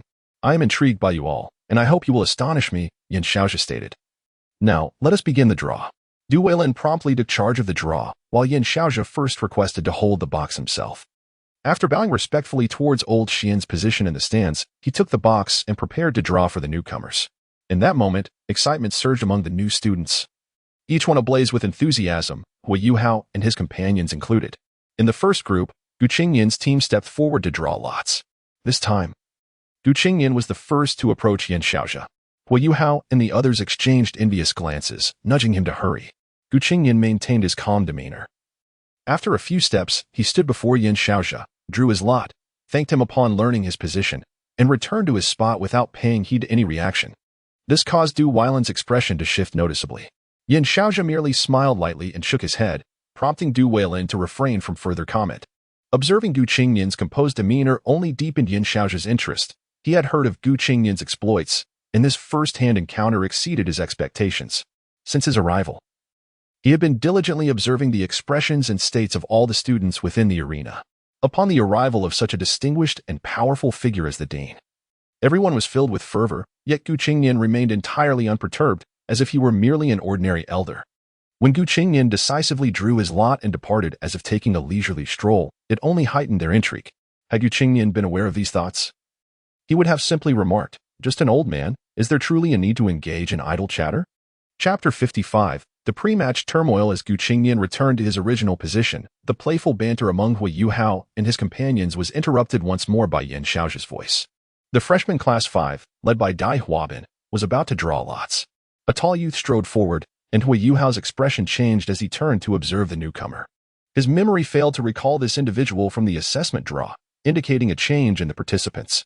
When the youth returned, Hui Yuhao discerned his features, a handsome yet frigid visage, adorned with long, golden hair parted in the middle and striking deep blue eyes that held a hint of duality. A sudden tremor coursed through Hui Yuhao's body, disbelief flooding his gaze as he became uncontrollably shaken. Gu Qingnian glanced over, noticing Hui Yuhao's pallor, his eyes betraying an unmistakable hatred, a surge of malice rising within. "Mother, I'm going to help you hang the clothes." The warm dialogue echoed in Hui Yuhao's mind. Familiar scenes flooding back, moistening his eyes. Suddenly, a cacophony of shouts pierced his consciousness like ice. "You fool! Are you blind? Don't you see the young master has returned? Get out of the way. Teach him a lesson." The sycophantic voices filled the air, and icy, disdainful gazes invaded his thoughts. "Strike him." The voice, sharp as a dagger, reverberated in his soul, followed by waves of excruciating pain.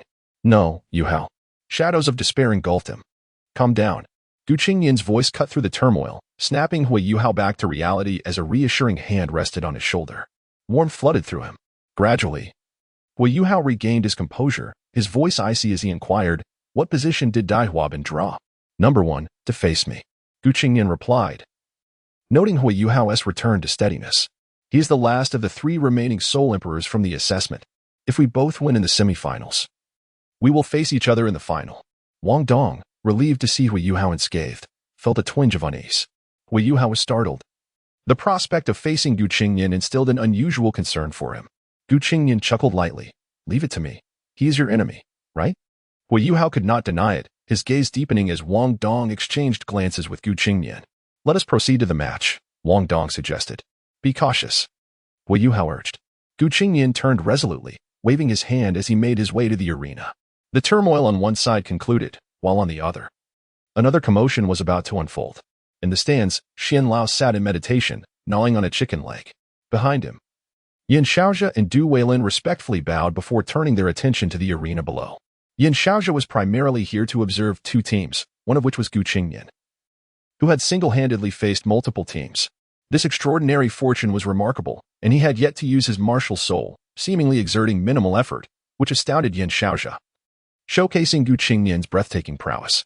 It was said he possessed a 6-eyed martial soul, rumored to be even more formidable than Hui Yuhao's. While Wang Yin provided a brief description of his soul skills, the specific details remained elusive. Crucially, the configuration of his soul rings indicated that either the 6-eyed soul had mutated into an exceptionally powerful martial soul, or he possessed a second martial soul. Regardless of the case, both warranted significant attention.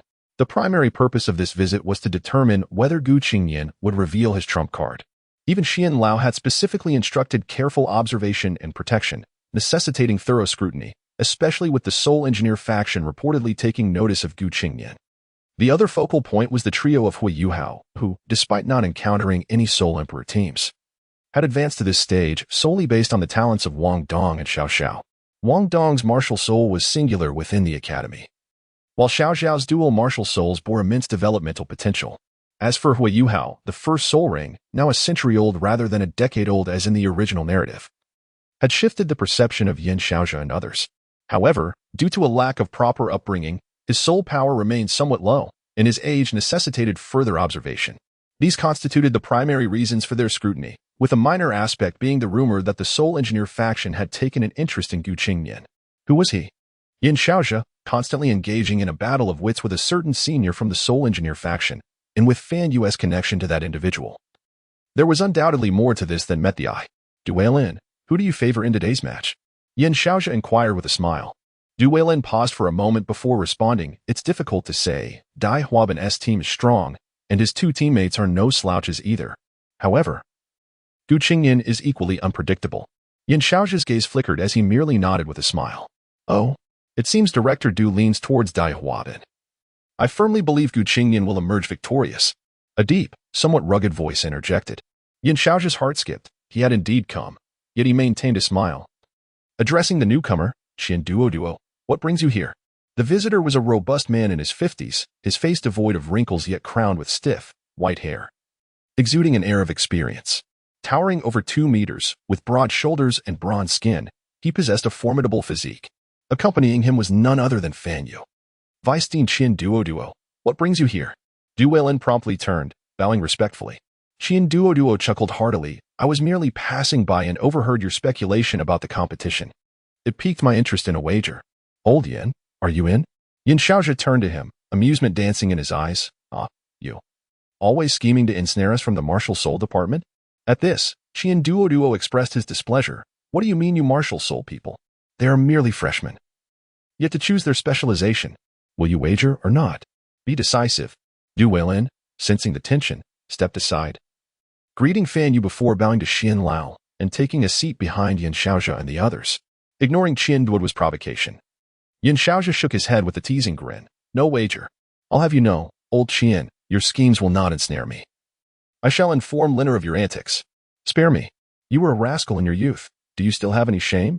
Duo lamented dramatically. Yin Xiaozha observed Duo's theatrics with a chuckle. Fine then. What are you proposing to wager?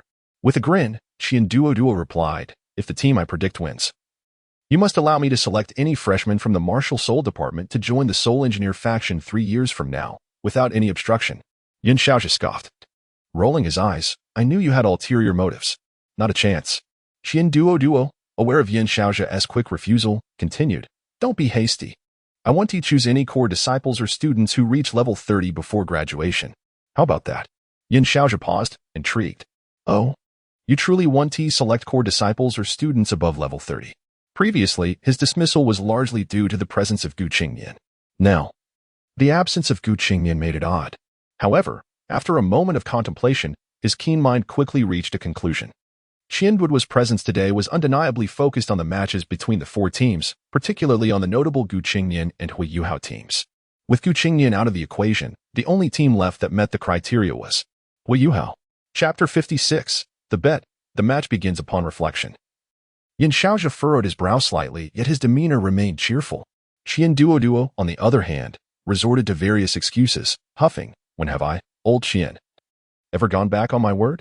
After pondering for a moment, Yin Xiaozha concluded that if it came to it, he could indeed wager on Hui Yuhao. For the crux of the matter lay with Qingnian. Thus, he declared, very well, I accept your bet. However, should you lose, you must procure for me 100 high-explosive fixed soul-guided missiles. Duo's expression shifted dramatically, and he retorted urgently, what did you say? That's outrageous. 100? Do you have any notion of how expensive those are? Yin Xiaozha waved his hands dismissively, casually stating, then I won't bet. I wasn't keen on it anyway. Duo, flustered, gritted his teeth and exclaimed, 50 then. Yin Xiaozha promptly responded, deal. Realizing he had fallen into Yin Xiaozha's trap yet again, Duo thought, you cunning old fox. Nevertheless, he resolved to choose Qingnian, chuckling to himself. Yin Xiaozha's expression faltered momentarily, but he quickly resumed his jovial demeanor, saying, no. We are betting on Hui Yuhao's match. Indignant yet resigned, Duo declared. Then I bet on Hui Yuhao. Yin Xiaozhi silently acknowledged this turn of events but chose not to press further, merely nodding slightly. He calculated every detail, failing to notice the glimmer of ambition in Duo's eyes. As both were lost in their thoughts, a voice tinged with displeasure broke through. Silence. Do not disturb my viewing of the match. It was Xian Lao, and both men bowed apologetically in unison. Forgive us, Xian Lao. The simultaneous apology elicited a humorous scene, as two high-ranking and powerful deans bowed before an elder. Yet, both harbored secret delight, each with their own agenda. Meanwhile, below, Hui Yuhao and his companions had arrived at the edge of the arena, their gazes fixed intently on Qingnian, their hearts stirring with anticipation. Conversely, Qingnian remained calm and composed. At this juncture, the referee entered, revealing the vast examination area and beckoning both parties forward. In an instant, Qingnian leaped into the arena, followed by Dai Huabin and two young ladies. The referee called both sides to the front, stating solemnly, in the upcoming finals, the rules have undergone certain modifications. To ensure you can unleash your full potential, you are permitted to attack your opponent with all your might, without holding back. I shall oversee the match's control. Do you understand? Qingnian, unable to suppress his curiosity, inquired of the referee, Are you certain we can unleash our full strength? The referee hesitated, and Dai Huabin's team mirrored his surprise, a surge of indignation bubbling forth. Very well, the referee replied, albeit with an inkling of foreboding, yet reassured by the presence of so many formidable individuals.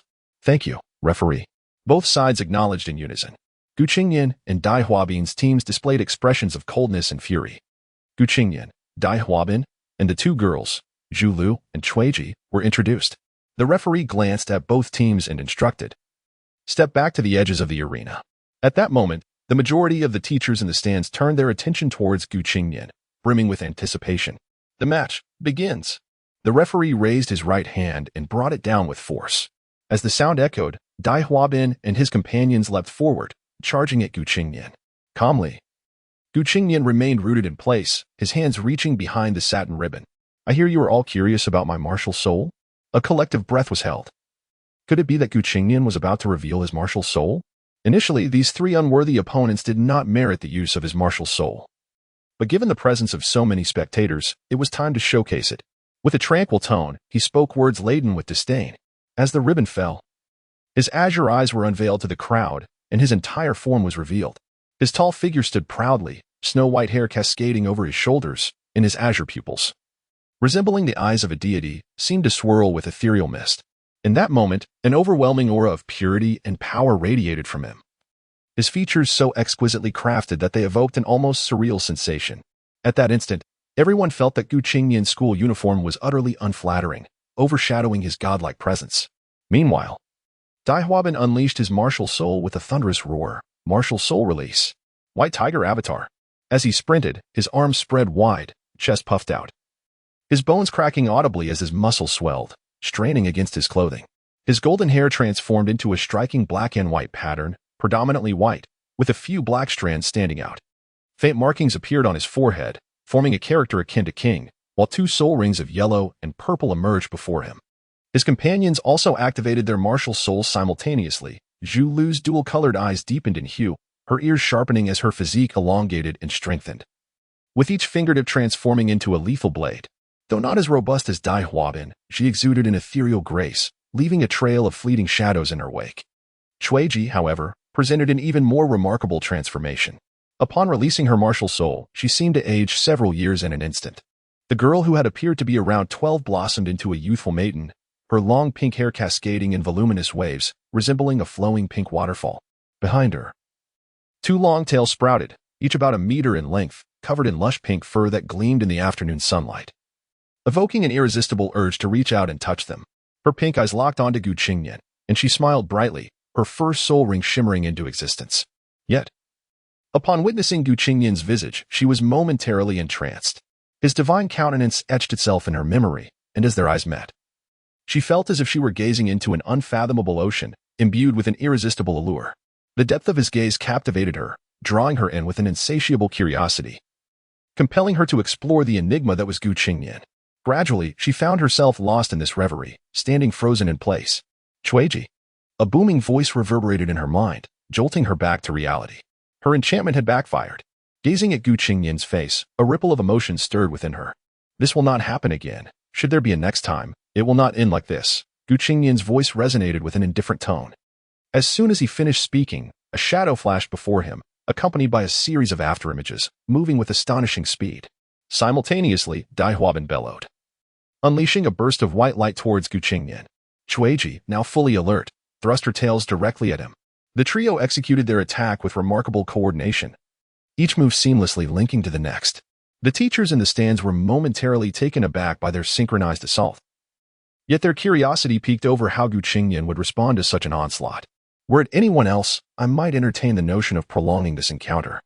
But you should expedite your conclusion, Gu Qingnian's voice echoed serenely. In the blink of an eye, he had seized Zhu Lu by the neck. Her expression one of sheer terror as she failed to comprehend the sudden turn of events. With his other hand, he transformed it into a golden giant elephant, crashing towards the white tiger's blazing light wave, which shattered upon contact and surged straight towards Dai Huabin. His face paled as both soul rings flickered simultaneously. White tiger protective barrier. The white tiger's golden light transformed, continuously releasing a formidable defense. At that moment, two terrifying black soul rings emanated from Gu Qingnian, instilling a sense of dominance that overwhelmed the minds of everyone present. Yin Xiaozhe and others in the audience, witnessing this for the first time, stepped forward to observe closely. Even with his extensive experience, Elder Xian had never encountered such a scene. He leapt up, scrutinizing Gu Qingnian with utmost attention. In an instant, Gu Qingnian appeared before Chuiji, his arm extending to grasp her foxtail, causing the previously contained terrifying soul power to dissipate in an instant, while his other hand constricted around her neck. Within the first 2 minutes, Gu Qingnian had directly seized the necks of 2 young women, leaving Dai Huabin injured and disheveled, standing at the edge. Such a powerful physique. What is this ability? Yin Xiaozhe exclaimed with excitement. Self-created body technique. Elder Xian's eyes sparkled. He was exceedingly curious about Gu Qingnian and his golden giant form. Xianduo's gaze shifted to the battlefield of Hui Yuhao, and upon witnessing the exceptional performance of Hui Yuhao and his companions, he let out a slight sigh of relief. Chapter 57. If you injure me, consider it your victory. With a casual flick of his left hand, akin to tossing away refuse, Gu Qingnian carelessly threw Zhu Lu to Dai Huabin, his tone devoid of warmth. I have heard that you possess a soul fusion technique. Come now, I grant you one final opportunity. If you harm me, consider it your victory. Upon hearing these words, even Chuiji, whom Gu Qingnian held with his right hand, was momentarily struck dumb by his audacity. The spectators, including the venerable Xian Lao, chuckled heartily, finding the young man's bravado quite amusing. Qian Duo watched with a mix of excitement, while Yin Xiaozhe's eyes sparkled with intensity. Dai Huabin exchanged glances with Zhu Lu, who bit her lip before rising to approach him, lightly touching his hand. In that instant, Dai Huabin's pupils merged into one, and Zhu Lu's gaze softened like tranquil waters. The essences of the white tiger and the nether cat intertwined completely, creating a wondrous sensation. It was as if the white tiger was engulfing the dark feline, and a tremendous wave of soul power erupted from their merged form. The black and white radiance coalesced, suffused within a golden halo, manifesting an exquisite spectacle. The soul fusion technique is not merely a sum of its parts. Even 2 identical soul spirits may not achieve a fusion without perfect compatibility and complementarity. When the soul fusion technique manifests, its power transcends the mere levels of the soul masters involved, embodying a greater existence. In that moment of fusion, the forms of Dai Huabin and Zhu Lu vanished, leaving behind a colossal, translucent white tiger, adorned with white fur and black stripes, its purple eyes coldly fixed upon Gu Qingnian. A smile suddenly graced Gu Qingnian's face as he turned to Chuiji. Do you not realize that I could easily crush you to victory? Yet I choose to allow them to unleash their soul fusion technique? Chuiji was taken aback, and the spectators, including powerful instructors in the stands, held their breath in curiosity. Even the combatants, Hui Yuhao and his companion, glanced over, drawn by the commotion. Are you not also arrogant? I cannot abide anyone being more arrogant than myself, Gu Qingnian said with a smile directed at Chuiji. What? Chuiji responded, bewildered, as did the onlooking students and instructors. To their surprise, Gu Qingnian's reasoning left them exasperated, casting glances of resignation at him. He nonchalantly tossed Chuiji aside. Turning to the spectators with a warning, I suggest you all take a step back. I fear for your safety. A chill swept through the onlookers, prompting them to retreat several paces, though a few daring souls remained undeterred. Gu Qingnian, indifferent, had already given his caution. Chuiji, in a daze, stared at this extraordinary youth, yearning to ask, "Do you not know to be a bit gentler with a beautiful girl?" In a huff, she brushed herself off and complied. Moving away, Qingnian nodded in satisfaction and addressed the referee. "Next, please pay close attention. Do not allow them to be killed by me." The referee was taken aback as Qingnian beckoned the white tiger with a casual gesture. "Just a little cat. Come, let us fight." The white tiger, now enraged, roared and charged at Qingnian with terrifying speed, creating a transparent ripple in its wake. At that moment, Qingnian's body lifted slightly into the air. Arms spread wide, fists clenched, as 3 golden giant elephants materialized above his arms. Divine elephant suppression. His eyes shone with an intensity that seemed to amplify the atmosphere. And with a flash of his 1,000-year soul ring, Qingnian appeared before the white tiger. The white tiger hesitated and then, with a furious roar, swiped its massive paw toward him. "Come at me," Qingnian shouted, meeting the white tiger's claws with his own arms raised. The clash of the white tiger's howl and the giant elephant's trumpet reverberated within the hearts of all present, instilling an overwhelming sense of pressure. Yin Xiaozhe and his companions were visibly shaken, their forms flickering as they moved. Boom! The entire arena trembled, the white tiger shattered upon impact, and within its remnants, Dai Huabin and Zhu Lu swayed like a disconnected kite.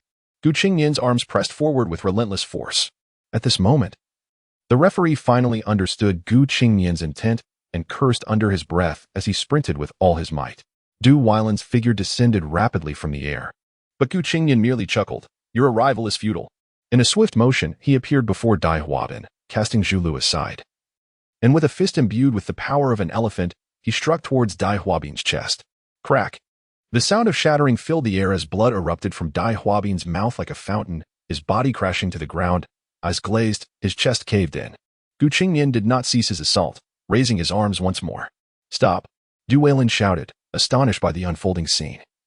Unable to comprehend Qingnian's determination to continue his attack, a gust of wind swept by as Du Weilan summoned his soul ring to shield himself before Qingnian. "Oh dear, I cannot seem to hold back," Qingnian remarked, his arms now seemingly beyond his control, crashing down towards Du Weilan. The power of 5 colossal elephants surging forth. At that moment, Qingnian's full strength erupted. He sought to test whether the might of the 5 elephants could withstand the impending impact. By the heavens! Du Weilan's complexion paled drastically, the proximity to Qingnian's power overwhelming him. The black soul ring before him glowed brightly as a fiery lion manifested behind him, true form of the soul spirit. In an instant, the 5 elephants collided with the lion, sending forth a cloud of smoke that gradually dissipated. Blood trickled from Du Weilan's lips, and his clothing tore at the chest, revealing a circle of tiny indentations. In the stands, Yin Xiaozhe and Qian Duo were left astounded. Du Weilan had bled and sustained injuries. "What is happening, brother?" An 8-ring soul Douluo, having released his true form, injured and looking so wretched? Zhou Yi was equally bewildered, not anticipating Qingnian's strength to reach such heights, yet secretly relishing the spectacle. Her gaze inadvertently flickered towards Fan Yu, before she sank back into contemplation. Yin Xiaozhe resolved within himself, this must be dealt with. Qian Duo's expression darkened. While Qingnian's prowess was impressive, it also complicated their situation. However, there was good news as Hui Yuhao and his companions had emerged victorious. Now it was Yin Xiaozhe's turn to be displeased, glaring fiercely at Qian Duo. "You. Qingnian might be formidable, but why does Hui Yuhao also possess a soul fusion technique?"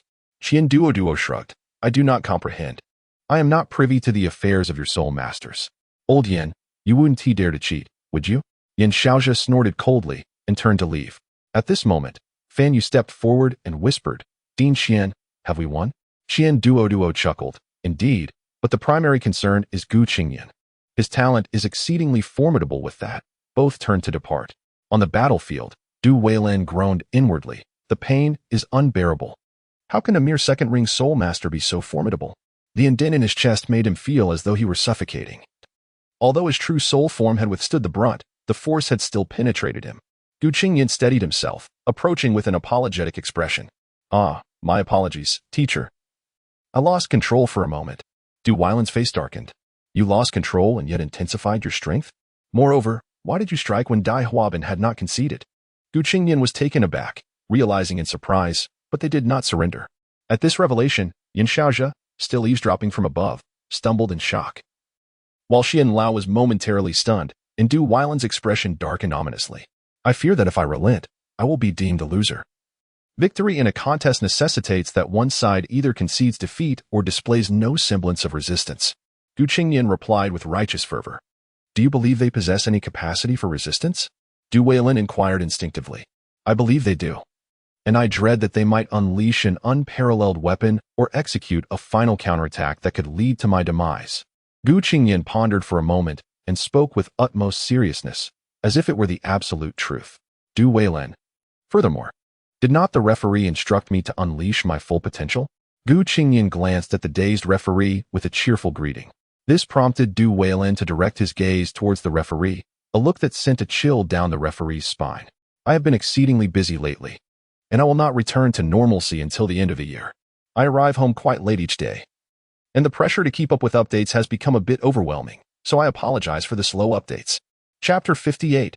Invitation. This lad is exceedingly amusing. Ha ha ha. As Elder Xian listened to the conversation between Qingnian and the others, he took a hearty swig from the large wine jug and laughed heartily before rising to leave. Beside him, Zhou Yi helplessly rubbed her forehead and made her way down to the arena. In the arena, having finished speaking, Qingnian no longer felt inclined to respond to Duel and instead leisurely strolled towards Dai Huabin and his companions. This action caused Zhu Lu and her companion to tense up, and even Duel, who was preparing to leave, turned to watch Qingnian, fearing he might engage in some mischief again. Ignoring their reactions, Qingnian continued towards Dai Huabin, prompting Zhu Lu and her companion to exchange a glance before stepping in front of him. Step aside, I mean him no harm, Qingnian said languidly. The two remained in his path, prompting Qingnian to frown. Do you think blocking me will be of any use? If I wish, I could eliminate him in an instant. Cui Yiji, observing Qingnian's impatient expression, instinctively took a step back. Zhu Lu, momentarily taken aback, glanced back at Dai Huabin only to find Qingnian had already crouched beside him. This sudden appearance startled both of them, drawing the attention of the crowd that had been wishing to leave. Qingnian leaned closer to Dai Huabin's ear and whispered, Kid, don't be so arrogant in the future. When you encounter me or Hui Yuhao, be cautious, otherwise, I'll make it a point to teach you a lesson every time we meet. By the way, your girlfriend is rather attractive, and her figure is quite commendable. The sensation initially, Qingnian's tone was one of warning, but it gradually turned more frivolous. Dai Huabin's body trembled uncontrollably, blood spilling from his mouth, and he even emitted a muffled groan before spewing forth a mouthful of dark blood. This unexpected scene shocked everyone. What had he said to provoke such a reaction from an unconscious person? Truly formidable. Medical personnel rushed to the scene, anxious to assist Dai Huabin, fearing Qingnian might act again. Afterward, Qingnian did not immediately depart, but rather approached Zhu Lu and her companion, scrutinizing them intently. The two immediately felt an aggressive gaze penetrating them, as though their very souls were laid bare, making them uncomfortable. Yet when they met Qingnian's eyes, they fell silent, for within those depths lay only admiration and scrutiny, leaving them unable to argue. Moreover, his extraordinarily handsome visage, despite his arrogance and intimidation of Dai Huabin, evoked no sense of revulsion in them, only a profound sense of submission. There was no doubt that Qingnian had triumphed in this competition. All right. I hereby declare that Qingnian's team is the victor. Duel announced the results, shooting a fierce glare at Qingnian, only to find him flirting with the ladies. This left him exasperated, feeling as though he were striking cotton. He could do nothing but leave swiftly, utterly embarrassed. Qingnian turned to the two women, saying, Your martial spirits are quite intriguing. I like them. Why not join our class? At that moment, Hui Yuhao and his companions, having concluded their victorious battle, also approached, momentarily stunned by Qingnian's words. What is this? He can't even take care of his own team leader and now seeks to poach his future girlfriend and teammate? Of course, Qingnian genuinely admired their martial spirits. One was a phantom spirit cat and the other a nine-tailed fox, both possessing great potential for development. Zhu Lu was suddenly filled with confusion, while Cui Yiji fell into deep thought. Zhu Lu's family had a long-standing marriage alliance with Dai Huabin's family, having grown up together since childhood.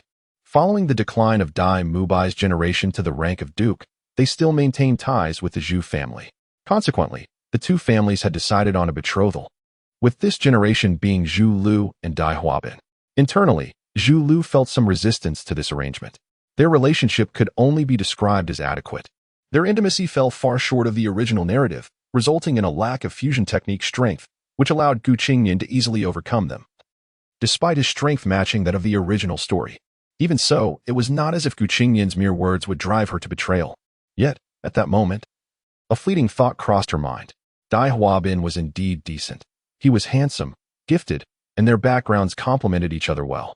However, in comparison to Gu Qingnian, whose identity and background remained elusive, one could not help but wonder how far he might rise, given his formidable capabilities, regardless of his unknown origins. The Academy would undoubtedly invest heavily in someone of such talent, ensuring that his future status would be far from lowly. As for talent, just look at her current predicament. It was impressive. Then there was appearance. Comparing Dai Huabin to Gu Qingnian was like contrasting the heavens to the earth, completely incomparable. Zhu Lu, being exceptionally perceptive, mulled over the matter extensively as she felt an undeniable attraction towards Gu Qingnian. Chuiji, however, was different. She felt drawn not only to Gu Qingnian but also to the idea of transferring classes. Their camaraderie and friendship were minimal. She had only recently joined the class and had been placed with Dai Huabin due to their strengths, with her relationship with Zhu Lu being the closest. She weighed the pros and cons, considering the benefits of switching classes. Truth be told, there was little downside, but the direct change felt somewhat lacking. Observing this, Gu Qingnian approached Chuiji without haste, causing her to instinctively step back. Yet, he pressed closer, whispering in her ear, "Come find me tonight. I shall present you with an irresistible proposition." With that, Gu Qingnian returned to his place, clapping his hands. "I shall grant you time to contemplate. Once you've decided, contact me." The two women turned their gazes towards Gu Qingnian. Zhu Lu's eyes held deeper meaning, while Chuiji was filled with curiosity, and they departed together. Just as Gu Qingnian turned to leave, he noticed several hostile gazes fixed upon him. Frowning slightly, he identified the most malicious among them. In the next moment, Gu Qingnian strode directly towards Zhou Yi and her companions without hesitation. Upon witnessing his demeanor, the four were struck with curiosity, and in an instant, they found themselves both amused and exasperated. Humph! An unmistakably furious scoff emerged from the direction Gu Qingnian was looking, as a teacher stormed away in indignation. This teacher was none other than the head of the new student class, which included Zhu Lu and the others. Indeed, he had not left. He had merely gone to check on Dai Huabin's injuries and returned to assess Zhu Lu and her companion, only to discover Gu Qingnian attempting to recruit them right before his eyes. Back on the stage, Gu Qingnian donned the ribbon once more and approached the four. Just as he steadied himself, a sarcastic voice broke through. "I'm giving you time to consider. Once you've decided, contact me." Gu Qingnian nearly stumbled, lifting his gaze to see that the speaker was Wong Dong, who wore a smirk that was neither a smile nor a frown. Xiao Xiao rolled her eyes, her expression indicating dissatisfaction as she muttered, "Two vixens." Zhou, standing close, observed their exchange without changing her expression, silently cursing the four vixens. Gu Qingnian sighed. "I genuinely only wish to invite them to our class to bolster our collective strength." The four wore smiles that were more for show than sincerity. "Thank you, Qingnian." At that moment, Hui Yuhao stepped forward, his eyes slightly reddened. "It's nothing. It's not a big deal," Gu Qingnian replied with a gentle smile, patting his head. The atmosphere among the four lightened considerably. Suddenly, footsteps approached, and a medical personnel came to Gu Qingnian's side, saying, Gu Qingnian, could you please come with us?" Chapter 59. The incomplete terror. The five individuals simultaneously turned around. Gu Qingnian nodded slightly and addressed Shou and the others, asking them to wait a moment. He then followed the medical staff to a quieter area. The young male medical staff spoke gently. "Hello, Gu Qingnian. We are from the medical office. Do you remember your classmate, Xia Huanyue?" Gu Qingnian nodded in acknowledgement. "Yes, what about him?" The medical staff continued. "Since your battle concluded, we have fully healed his physical injuries. However, his mental state remains. Well, let's not dwell on that. Would you be willing to accompany us for a moment?" Gu Qingnian stroked his chin and replied, "All right, I will go with you." Recognizing the staff's courteous demeanor, he felt it was worth his time to check on the situation, as he had nothing else to occupy him. The medical staff brightened at the response and promptly asked, "Shall we go now?" Gu Qingnian gestured towards Zhou Yi and the others, saying, "Let me inform my teacher and friends first. Please wait a moment." Of course, the medical staff nodded in agreement.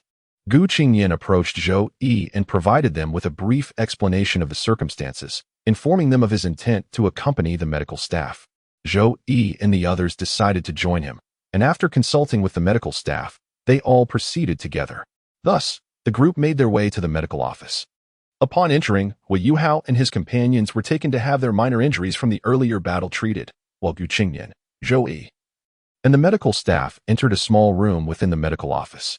As they entered, Zhou Yi and another companion paused, momentarily stunned. Upon Gu Qingnian's entrance, he noticed a large figure lying on a hospital bed, eyes wide open yet vacant and soulless. The medical staff called out to him, but their efforts were in vain.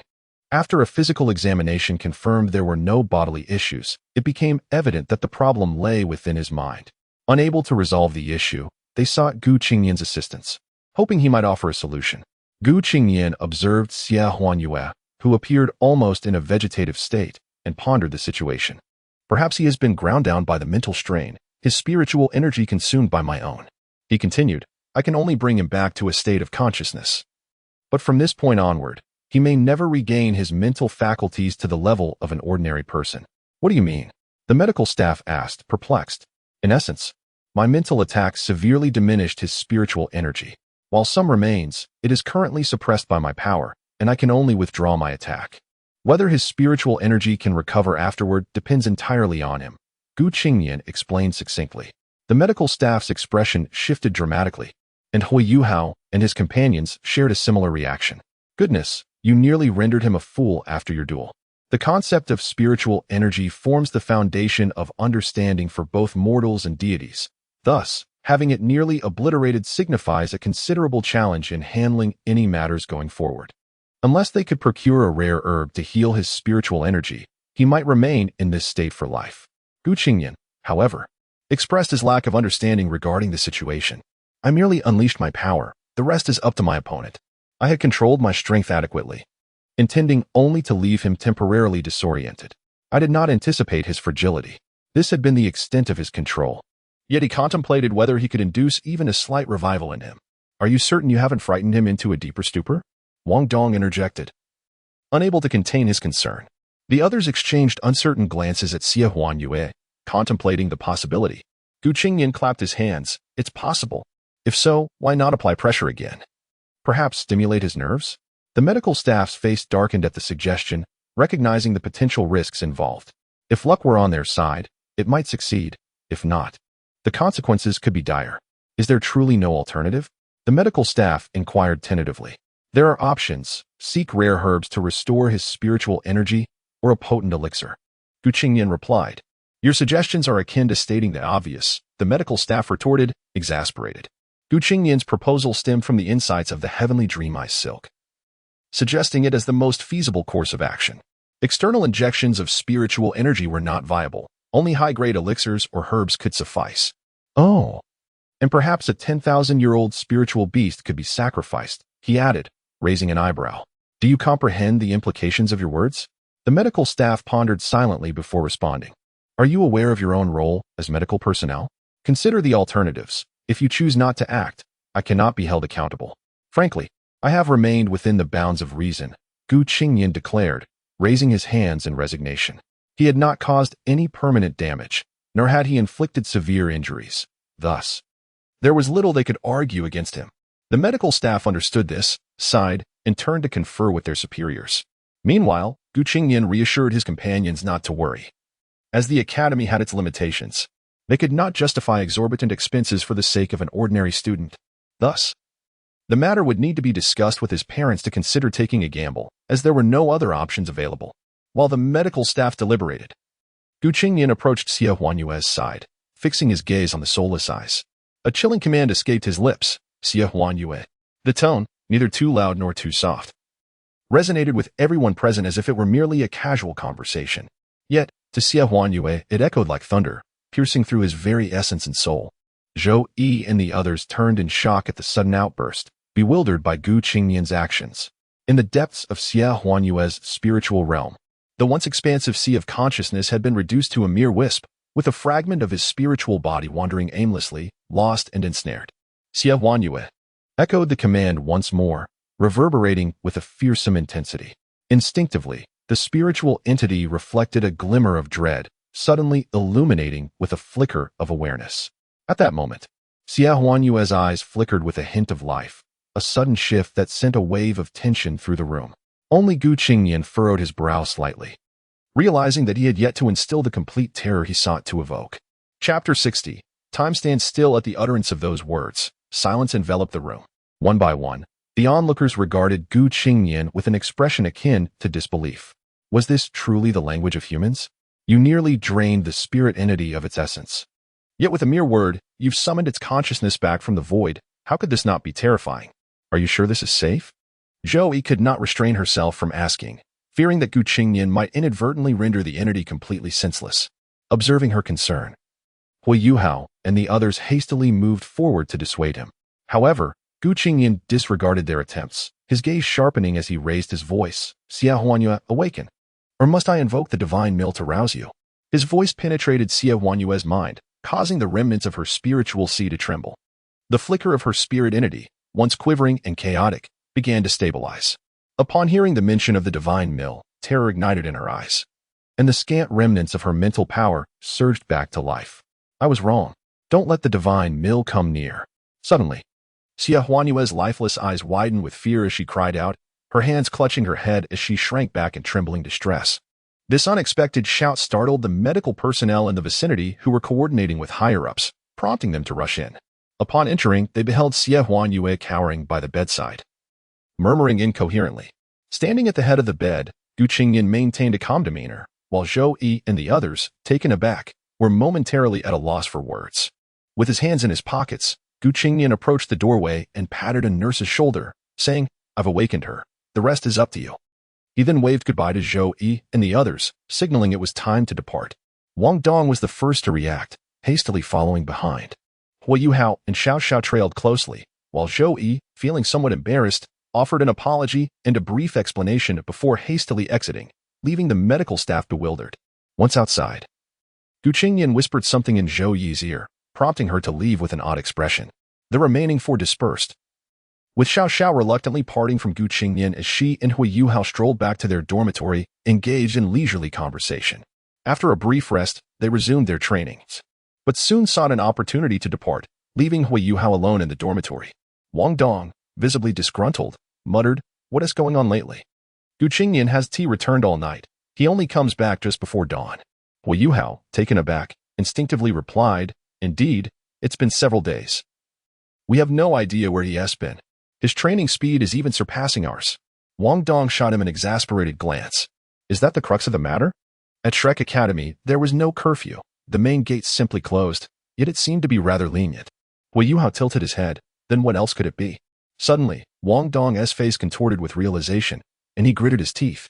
Could it be that he is sneaking out at night to rendezvous with those two fox spirits from the day? Hui Yuhao's expression shifted slightly, and he shook his head. I'm not sure. We should focus on our training. Wong Dong, filled with indignation, stood and insisted, Let us go find him. Do you even know where he is? Hui Yuhao retorted. Wong Dong hesitated, realizing he truly did not know, and slapped his thigh in frustration. Damn it. Frustrated and powerless, Wong Dong spun around and plopped down on his bed, closing his eyes to meditate. Hui Yuhao sighed softly, shaking his head and following suit. Moments later, Wong Dong abruptly leaped up, lying down with a fuming expression. Forget it. I'll just sleep. Hui Yuhao was left speechless. Meanwhile, Gu Qingnian had made his way to a small grove near the school gates. As he stepped into the area, a flash of pink light flickered, and a beguiling figure appeared beside a tree, radiating an enchanting aura that stirred his heart. A gentle breeze wafted by, carrying a delicate fragrance, accompanied by a seductive ripple of sound. Little brother, were you looking for me? Gu Qingnian's lips curved slightly, yet he remained unmoved. Haha. The figure's laughter chimed like silver bells, and in an instant, the alluring silhouette glided towards him. Let us get to the point. Gu Qingnian, perhaps having savored the view long enough, slowly uttered, his tone infused with mental strength. Suddenly, the satin ribbons fell away, and the surrounding space crackled as though glass were shattering. Boom. The scenery remained unchanged, yet it brimmed with a newfound sense of reality. A figure now stood before Gu Qingnian. Illuminated by the moonlight was Chuiji, who had arranged to meet him earlier. At that moment, Chuiji seemed dazed, her pink eyes locking onto Gu Qingnian's 6 orbs. Under their mutual gaze, her typically charming face revealed a rare hint of embarrassment, though she quickly regained her composure, her allure undiminished. Oh, what a surprise. No next time, Gu Qingnian replied indifferently. Chuiji's expression stiffened, and after a deep breath, she inquired. I'm quite curious about the irresistible condition you mentioned. Gu Qingnian's gaze sparkled as he regarded her for a moment before turning away. Follow me. This matter cannot be known to too many. Chuiji hesitated to refuse, but the next moment, she witnessed a scene that stirred her deeply. Pink light flickered across Gu Qingnian's left arm, igniting a glimmer of curiosity within her that began to sway her resolve. Yet she remained rooted in place. Are you still afraid I might harm you? Gu Qingnian remarked coolly. Chuiji's cheeks flushed. And just as she was about to speak further, Gu Qingnian seized her delicate arm and vanished in an instant, arriving at the gates in mere seconds. Casting a knowing glance at the gatekeeper before departing. Of course, this had been arranged in advance by Gu Qingnian, without allowing Chuiji a chance to object. They traversed several kilometers from the academy in just a minute, thanks to Gu Qingnian's swift pace. Finally, after a frenzied sprint, they reached a safe thicket, where Gu Qingnian gently set Chuiji down. Dazed and disoriented, she stumbled, inadvertently falling into Gu Qingnian's embrace, which he naturally tightened. What? Are you eager to throw yourself into my arms before you've even submitted? Gu Qingnian chuckled lightly, lowering his head until his chin brushed against her forehead. Chuiji froze, feeling the warmth radiating from him, her face blooming with a fiery hue under the moonlight, accentuating her charm. Instinctively, she sought to escape. Yet her heart swelled with warmth, craving to remain in this tender moment. What are you saying? Ascent at you who brought me to this strange place? What do you intend to do? Chuiji stammered, her nerves evident. Gu Qingnian released her. But Chuiji lingered, lifting her gaze to meet his enigmatic smile. But Chuiji's heart raced, prompting her to dash away. Relying on the cool breeze to temper her rising heat, she frantically waved her hands at her flushed face, as if to cool her flustered state. What is the condition? Chuiji turned her head back, urgency lacing her voice. Gu Qingnian's eyes glimmered, and he slowly lowered his tone. The condition is, time stands still, Gu Qingnian declared, his voice resonating with authority. In that instant, a surge of pink light erupted from his left arm. Chapter 61. Do not approach. A brilliant golden light erupted from Gu Qingnian's left arm, immediately ensnaring Chuiji's form. In that instant, she felt her body held captive by an invisible force, rendering her immobile. A wave of dread surged within her, her previously anxious gaze now tinged with confusion, swiftly morphing into tension. Gu Qingnian paid no heed to her expression, resolutely reaching out to grasp the fabric of her school uniform, yanking it downward with a sudden force. The uniform cascaded to the ground like flowing water, leaving Chuiji's enchanting figure fully exposed. Her body, with its alluring curves, displayed a fullness that belied her youth, her lustrous skin exuding an intoxicating fragrance. Her delicate waist and perfectly rounded hips captured the attention of all who beheld her. Under the starlit sky, her pink eyes appeared even more bewitching, drawing one in with a mere glance, yet now they reflected a glimmer of terror that made one's heart tremble. With a buzz, the effect of Gu Qingnian's soul technique wore off, allowing Chuiji to move once more. Startled, her body quivered, her voluptuous form swaying irresistibly. The moonlight illuminated her exquisite figure, her movement striking a chord within the hearts of onlookers, stirring their desires. Paying no mind to Gu Qingnian's unabashed gaze, Chuiji hurriedly bent down to retrieve her clothes. However, with a flick of his hand, Gu Qingnian made the garments vanish, seizing her delicate arm and, with a muffled gasp from her, removing her jewelry. What are you doing? Give me back my clothes. In that moment, Chuiji resembled a helpless lamb facing a ravenous wolf, her arms crossed defensively, legs pressed together, her cheeks flushed with a crimson hue that suggested she might bleed. Her soft, pink lips bit down gently, her alluring eyes glistening with tears, her porcelain skin trembling slightly. Such a sight was intoxicating, stirring deep desires. With a sweep of his hands, Gu Qingnian conjured a barrier of soul energy that enveloped the surroundings, casting an eerie silence.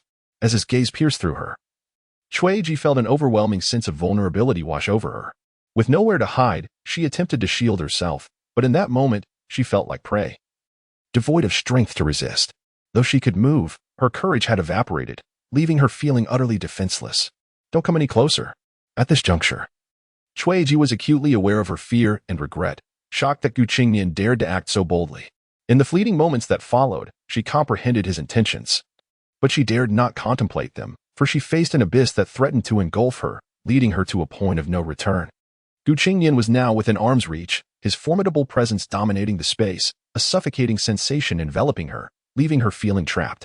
In that moment, Chuiji felt an overwhelming powerlessness. Especially as Gu Qingnian drew near, his warm breath brushing against her cheek sent a wave of heat coursing through her. She had never experienced such intimacy, and the suddenness of it all left her disoriented. Since you are in my grasp now, You might as well enjoy it. Gu Qingnian remarked, a sly smile playing on his lips, laced with a hint of provocation. He raised her arms above her head, leaving her trembling beneath the moonlight. Unable to resist. Let me go. Aren't you afraid of the academy? Shuiji instinctively mentioned the school, only to realize that they were far removed from its bounds, a deep sense of regret flooding her being. Gu Qingnian smiled softly, his hand caressing her flawless skin. Her beauty captivating and exuding an innate allure that stirred a potent desire within him. In that instant, time seemed to stand still as dawn broke, the dew glistening. The scene shifted to a competition as the referee, Douluo, awaited on the sidelines, while familiar faces such as Xian Lao and Yin Xiaozhi gathered in the stands. Meanwhile, Hu Yuhao and his companions arrived, only to find Gu Qingnian absent, a scenario that felt eerily familiar. On the stands, Fan Yu expressed concern. Why has Gu Qingnian arrived yet? Today, Xian Lao and the two deans are here, and the competition is about to commence. With a frown, Zhou Yi noted the unexpected tardiness during such a crucial moment. In contrast, Xian Lao and his companions appeared to be engaged in light-hearted conversation, seemingly unfazed by the situation. On the sidelines, Hu Yuhao and his friends exchanged worried glances, surprised that Gu Qingnian had not returned after an entire night. Where could he have gone? How can he still be late? Xiao Xiao asked, her tone tinged with anxiety. Wong Dong scoffed. He must be off with that enchanting vixen from yesterday, whispering sweet nothings. Despite the dismissive tone, Hu Yuhao and the others sensed the underlying jealousy in his words. Xiao Xiao puffed her cheeks, letting out a sigh that hinted at her own disappointment. As time ticked away, the moment of the competition approached. Referee Du Weiluan scanned the area, his brow furrowing upon not spotting the familiar figure, casting a questioning glance at the trio in the stands. Understanding the implications, Yin Xiaozhi and Qian Duo exchanged looks, the latter's eyes widening in realization. As the one who knew Qian Duo best, Yin Xiaozhi comprehended immediately but chose to remain silent, donning a cryptic smile as he held up 5 fingers. Qian Duo's eyes widened, and he moaned to protest, but his gestures indicated his concern. Yin Xiaozhi simply smiled and turned away, leaving Qian Duo feeling anxious, resorting to tapping his chest in frustration. With a nod of acknowledgement from Yin Xiaozhi, Qian Duo exhaled a breath of relief. Yin Xiaozhi approached Xian Lao, whispering, even if you don't agree, I will still seek out Xian Lao. He raised an eyebrow playfully, a rare mischievous grin on his face. Understanding the trap he had fallen into, Qian Duo felt a mix of frustration and helplessness, clutching his chest in dismay. Yin Xiaozhi bowed respectfully before Xian Lao, who preemptively spoke. You've come to plead for that lad to extend the time? Haven't you? Taken aback, Yin Xiaozhi quickly nodded. Xian Lao, Gu Qingnian. His words were interrupted as Xian Lao waved him off. You are the dean here. What you say goes. Don't worry about this old man. Understood, Xian Lao, Yin Xiaozhi replied, his gaze shifting as he bowed again and approached Du Weiluan, who appeared slightly tense at the turn of events. Outside, a commotion ensued as an important announcement was made. The finals of the freshman assessment had begun. But Gu Qingnian had yet to arrive, leading to an extension of the assessment time. Du Weiluan's voice cut through the noise, according to the rules. If Gu Qingnian does not arrive within 15 minutes of the assessment starting, he will be disqualified. Hu Yuhao and his friends were momentarily stunned. Could it be that we will win by default? The atmosphere buzzed with speculation. Chapter 62, The Bestowed Soul Ring in a Secluded Forest Outside the Academy. Gu Qingnian had just awakened, reflecting on the events of the previous day. His emotions were somewhat muddled, yet a profound sense of comfort enveloped him. Lowering his gaze, he observed Shuiji beneath him, her expression a blend of pain and pleasure. He gently brushed her hair aside and lifted her up, soaring to a tranquil glade at the academy's entrance. Rest here for a while, you can return later, he murmured, leaving behind a protective soul power projection and ensuring she was dressed appropriately. After establishing a protective barrier with multiple layers of aura, he took his leave, aware that carrying her back would be far too sensitive. As he prepared to depart, his attention was drawn to a dazzling patch of gold nearby. 14 minutes later, there's only a minute left. Could he really not come? Wong Dong, feeling the weight of the moment, had lost his usual lightheartedness, his expression growing tense. Hu Yuhao and his companions scanned the surroundings, seemingly anticipating the arrival of a figure at any moment. Outside the arena, murmurs of speculation filled the air. What is going on? Is the last match not happening? I heard it was a friend. Could it be a deliberate concession? Judging by their previous dominance, that seemed unlikely. The referee, Du Weiluan, cast his gaze upward, where the ultimate decision lay. In the stands, Yin Xiaozhi and his companion exchanged glances, their expressions subtly shifting. Though their composure remained intact, they too began to survey their surroundings more carefully. Xian Lao, unfazed, took a hearty swig of his drink and bit into a chicken leg. The juices splattering onto his garments without a hint of concern as he devoured his meal with fervor, as if he could never be satiated. The two others fell silent, awaiting the final minute in quiet anticipation. Back at the platform, Du Weilin's eyes flickered as he too began to wait in silence. The surrounding clamor gradually hushed as everyone awaited the final countdown. 59, 58. Unbeknownst to whom, a countdown began to resonate softly. All eyes were fixed on the edge of the platform. As the countdown reached 5, 4, 3, an air of disdain, silence, and disappointment began to permeate the crowd. Du Weilin inhaled deeply, a sigh escaping him, his lips parting to speak. At that moment, apologies for my tardiness. A gentle male voice echoed from afar, accompanied by a swift rush of air and the streaks of two black shadows.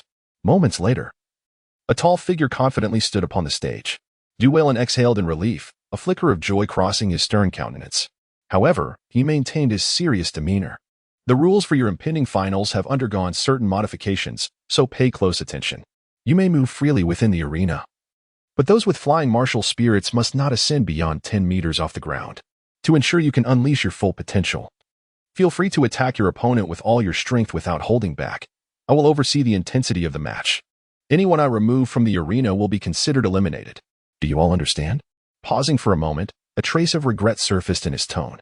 Seeing the arrival of their companion, Wei Yuhao and the others exchanged resigned smiles, quickly ascending to the stage and nodding in unison, understood. Qingnian also nodded in affirmation. Wong Dong, gritting his teeth in anger, muttered, making us wait so long. You better be prepared for this. You're the one at fault, Xiao Xiao added, puffing her cheeks in rare displeasure. Wei Yuhao clenched his fists, declaring, we will not concede. Qingnian responded to the three, everyone, take your seats. Soon, both sides entered the arena, formally announcing their names. This match was essentially a friendly competition, unlikely to escalate into chaos, Du Weilin mused, though a sense of unease lingered.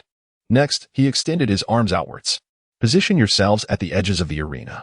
I will declare the start, and only then may you launch your attacks. The two teams gradually retreated, Wei Yuhao's side exuding an overwhelming aura tinged with resentment, while Qingnian's demeanor remained calm and collected, creating a stark contrast. At that moment, the teachers in the stands breathed a collective sigh of relief, grateful their attendance was not in vain. Even Yin Xiaozhe and his companion, previously bickering, turned their attention to the spectacle, while Xian Lao slowed his consumption of the chicken leg.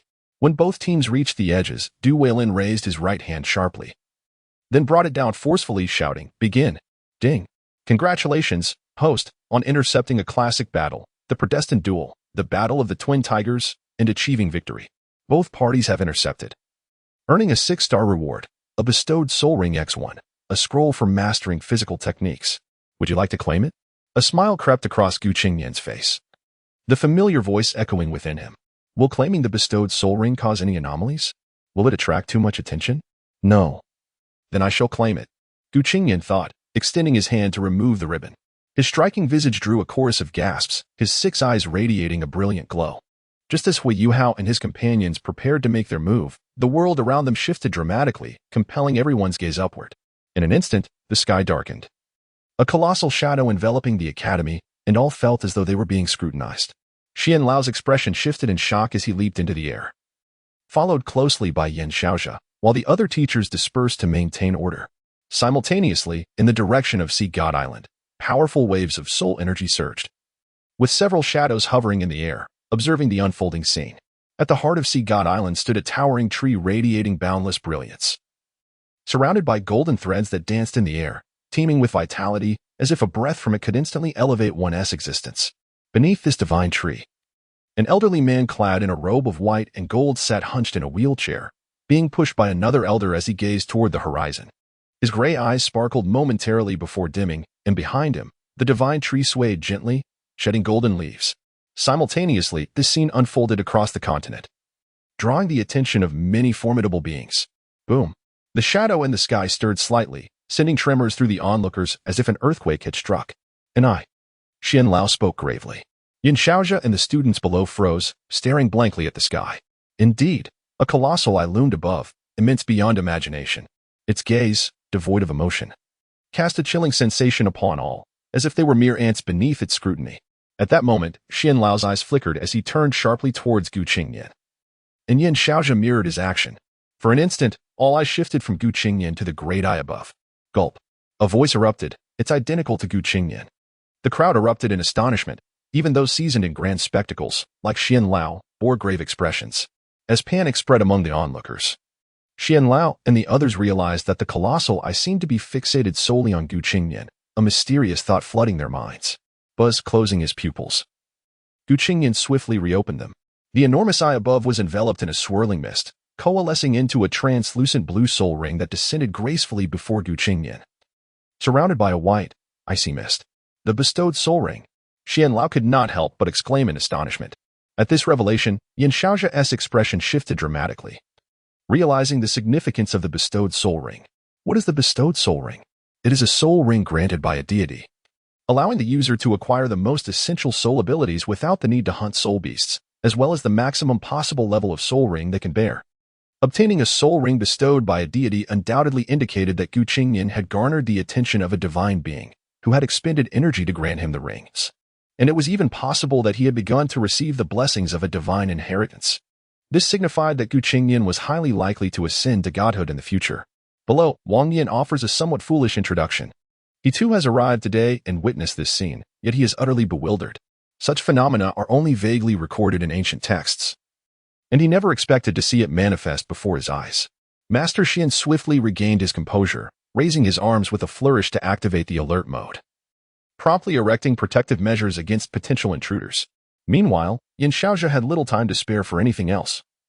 He swiftly descended to lead Qian Duo and the other instructors in initiating the Academy's alert protocol. In an instant, the entire Academy was set in motion. Enveloped in a palpable atmosphere of mixed anticipation and trepidation, the elder on Sea God Island furrowed his brow, sensing an inexplicable oddity, yet strangely feeling a harmonious absence of repulsion. He extended his aged hands, lightly resting them against the sacred tree behind him. The tree merely brushed its whiskers and leaves gently, offering no further expression. It remained uncertain whether this was a moment of joy or sorrow. A sigh resonated softly in the air. Chapter 63. Sudden omens and reactions from all sides. At this moment, all major forces turned their attention to the unfolding spectacle. A myriad of emotions swelling within them. In the Starluo Empire, capital city of Starluo, upon the city walls, a middle-aged man donned in a bright yellow robe and crowned with an exquisite purple-gold headdress gazed enviously towards Shrek Academy, murmuring, "Truly impressive, Shrek Academy. Even the divine gifted soul rings have emerged. Which deity could it be?" With a wave of his hand, a figure materialized behind him. After issuing a few calm commands, the imperial capital soon became a cauldron of hidden currents. In the Sun Moon Empire, capital city of Sun Moon, numerous formidable beings cast their gazes towards Shrek Academy. Among them, a young man with white hair stared intently, his eyes flickering with uncertainty. The tranquility he once possessed was now disrupted, his heart racing. An overwhelming sense of familiarity and submission surged within him at that moment. In the Sky Soul Empire, chasm of the realm, a tall elder with long, dark green hair cascading behind him, yet curiously bald on the crown, observed the direction of Shrek Academy with a face as rosy as a newborn, devoid of wrinkles. The only sign of his age lay in the profound depth of his dark green eyes. As he fixated on Shrek Academy, delight illuminated his features, causing his towering frame to tremble slightly. With a whisper, a strange voice emerged. The original martial soul, divine gifted soul rings. Heaven bless my sect. A successor is in sight, my disciple, I am coming. His tone escalated, exuding an overpowering aura of dominance. Master, shall we? A shadowy figure inquired in a low voice from behind the elder. I will personally lead the way. You all follow. No matter what, I must have that person. The elder declared imperiously, his gaze radiating terrifying authority as he stepped forth. In the Sky Soul Empire, unknown depths at Haotian Fortress, two middle-aged men wore grave expressions as they surveyed the position of Shrek Academy. One, clad in a gray robe with hair as sharp as steel needles, bore a handsome countenance. The other, dressed in white, had flowing azure hair, and his strikingly azure eyes held a unique quality that suggested an overwhelming power barely contained within. The short-haired man, somewhat dazed, turned to his companion and asked, Boss, Xiaodong is in that academy, right? She won't be in any danger, will she? The white-robed man observed the fleeting anomaly with concern, murmuring, this phenomenon resembles something familiar, yet different. As long as the person is present, she should be fine. The short-haired man considered this, though lingering worry remained. Xiaodong is grown up and can take care of herself. However, according to her correspondence, Her roommate's martial soul seems to be the same as this one. It can't be. If that's the case, what about the origin? The short-haired man queried. Let us investigate, the white-robed man replied tersely, falling silent, while his companion remained quietly vigilant beside him. In the divine realm, summit of the clouds, Tang Sect's expression fluctuated as he gazed down at the anomaly. His voice tinged with apprehension. I hope it does not disrupt the established order, otherwise. Simultaneously, divine messages resonated from various divine abodes. Returning to Shrek Academy, in Qingnian's spiritual sea, the Sky Dream Ice Silkworm and Ice Emperor stared in astonishment at the unfolding scene. Both creatures, ancient and powerful, found themselves at a loss. They had witnessed many wonders throughout their extensive lifetimes, including the ascension to divinity, albeit from a distance. However, this close encounter with such raw power felt distinctly different, purer than divine energy, more akin to the essence of the heavens. This realization left them both bewildered yet elated, affirming they had chosen wisely. As they conversed, a deep voice resonated from a corner, the power of the world, so familiar, before vanishing without a trace. The two beasts stiffened, simultaneously turning towards the source, where a solitary gray sphere hovered silently. That must be it, the Sky Dream Ice Silkworm said, swallowing hard, its demeanor tense. Indeed, the Ice Emperor replied gravely, aware of the gray sphere's significance. Having learned about it from the Sky Dream Ice Silkworm, the power of the world, yes, just like the very essence of existence, the Sky Dream Ice Silkworm exclaimed. As a realization dawned upon it, the Ice Emperor seemed to share a similar epiphany, and they exchanged a glance, both reflecting the shock in their eyes. In the external realm, as Qingnian's six eyes emerged, two black soul rings followed, drawing forth an invisible azure soul power towards them. Qingnian's body began to levitate, suspended in midair, as a radiant azure bubble enveloped him. Elder Xian's gaze flickered as he swiftly positioned himself before Qingnian, sitting cross-legged to protect him, while turning his attention towards the sky, a serious expression settling upon his face. Hui Yuhao and his companions felt an overwhelming pressure, their bodies taut with tension, not daring to breathe audibly as they anxiously observed Qingnian. With a whoosh, after the students were calmed by their teachers, a fiery red light burst forth from Sea God Island, racing towards Qingnian's location until it halted before Elder Xian. With respect, the figure bowed, then turned to bow again to Yan Xiaoxia, finally standing aside to watch over the protective bubble encasing Qingnian. That crazy woman! Wong Dong exclaimed indignantly upon recognizing the newcomer. Hush! Hui Yuhao whispered urgently, knowing that this woman had close ties with the Academy's leadership, and Wong Dong's voice, though not loud, could still be overheard by the powerful beings present, a blunder that could have dire consequences. Xiao Xiao nodded in agreement, prompting Wong Dong to slightly temper her expression. Suddenly, the newcomer's gaze fixed on Wong Dong, who met it without flinching, causing the other to reveal a cryptic smile, seemingly challenging her to come closer. This provoked Wong Dong to grit her teeth in annoyance, turning her head away. The two companions beside her exchanged helpless gestures, their curiosity regarding Qingnian only intensifying. After a prolonged moment, the azure bubble burst, revealing Qingnian, who now floated before them. Three soul rings radiating an extraordinary aura, black, and azure. As he emerged, Elder Xian opened his eyes, while Yan Xiaoxia and the previous visitor approached. And Hui Yuhao and his companions, with clenched jaws, followed suit. Something seems amiss, Elder Xian remarked, his expression shifting slightly. Yan Xiaoxia pondered, while the newcomer's eyes remained fixed on Qingnian, lost in thought. Hui Yuhao and his friends exchanged worried glances, momentarily placing their hopes in Elder Xian and the others. Chapter 64. The Dispute. The battle begins. Buzzing softly, his eyes gradually opened, floating in midair. Qingnian gazed calmly at the crowd below, before slowly descending to the ground. Bowing respectfully to Elder Xian, he expressed his gratitude. Thank you, Elder Xian and the Dean, for your protection. Turning to Hui Yuhao and his companions, he offered a reassuring smile, indicating that he was unscathed. Elder Xian's eyes glimmered with surprise, and he laughed heartily. I did not expect you to have gained the acknowledgement of the Divine Soul Ring. Yan Xiaoxia, filled with admiration and excitement, remarked, Indeed, he is truly a genius of our martial soul department. No sooner had he spoken than two figures descended from the sky, accompanied by a resonant voice that echoed.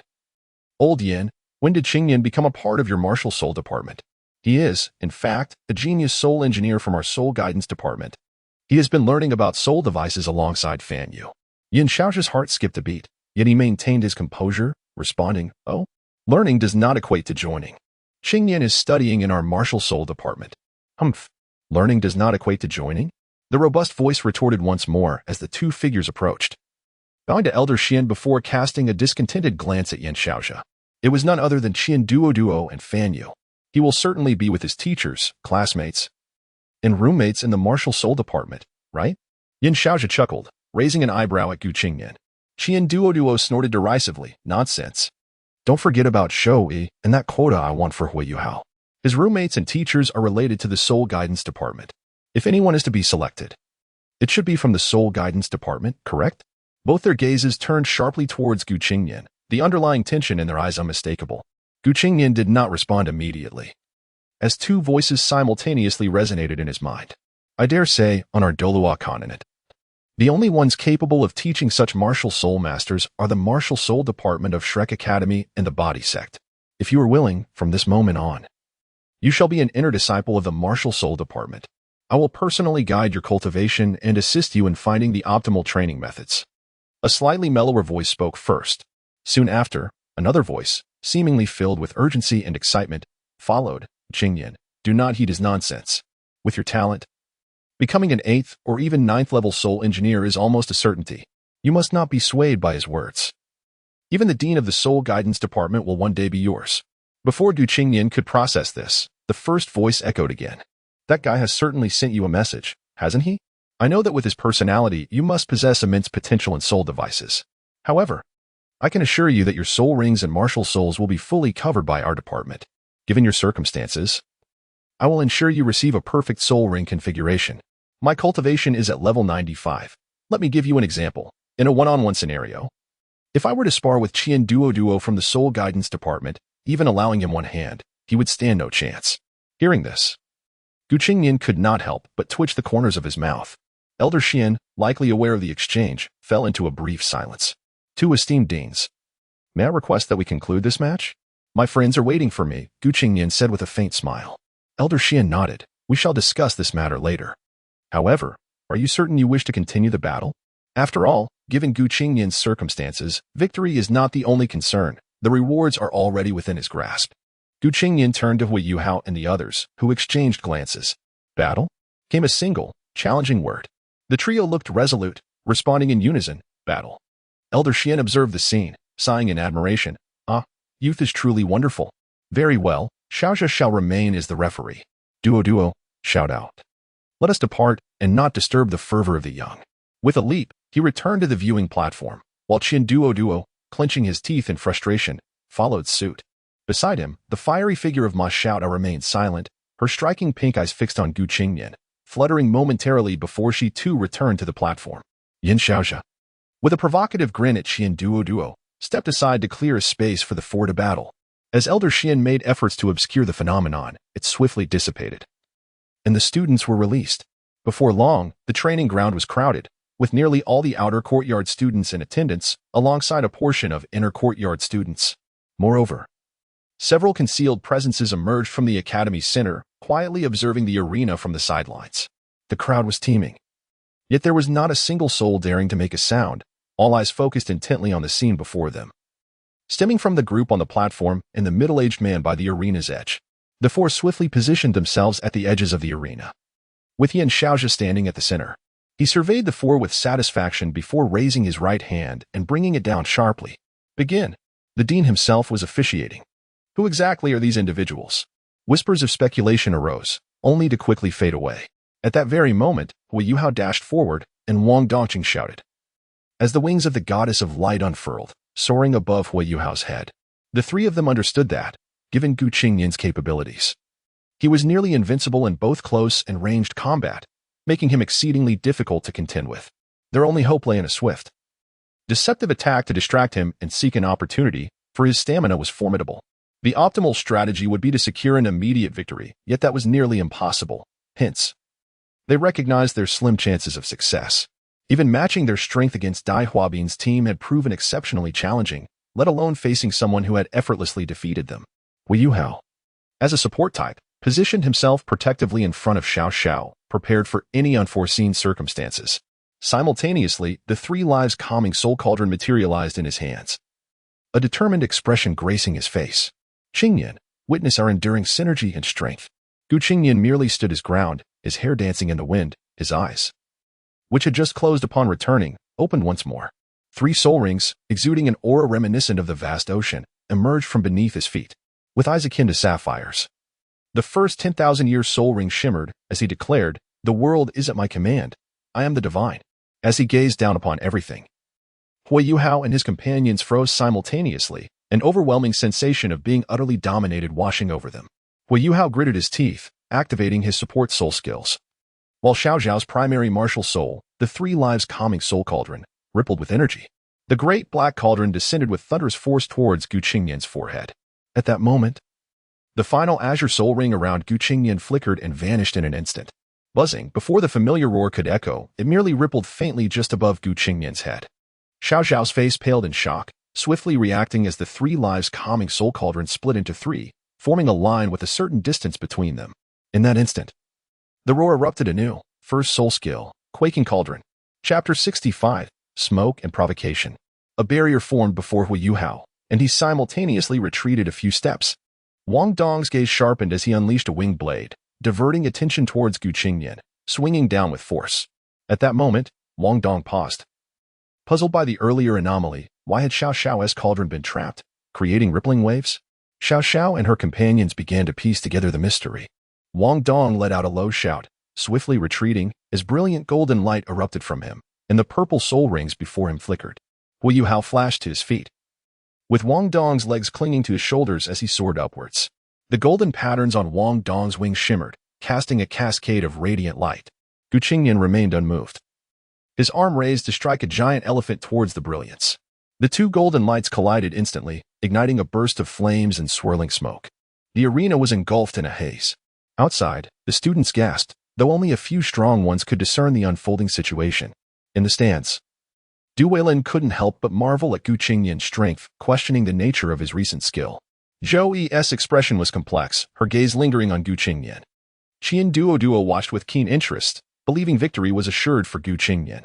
Fan Yu sighed, appreciating the artistry of battle, while Yin Xiaozha noted the impressive teamwork displayed by Hui Yuhao's group. Xian Lao pondered the duel between Qingnian and Hui Yuhao, his heart tumultuous.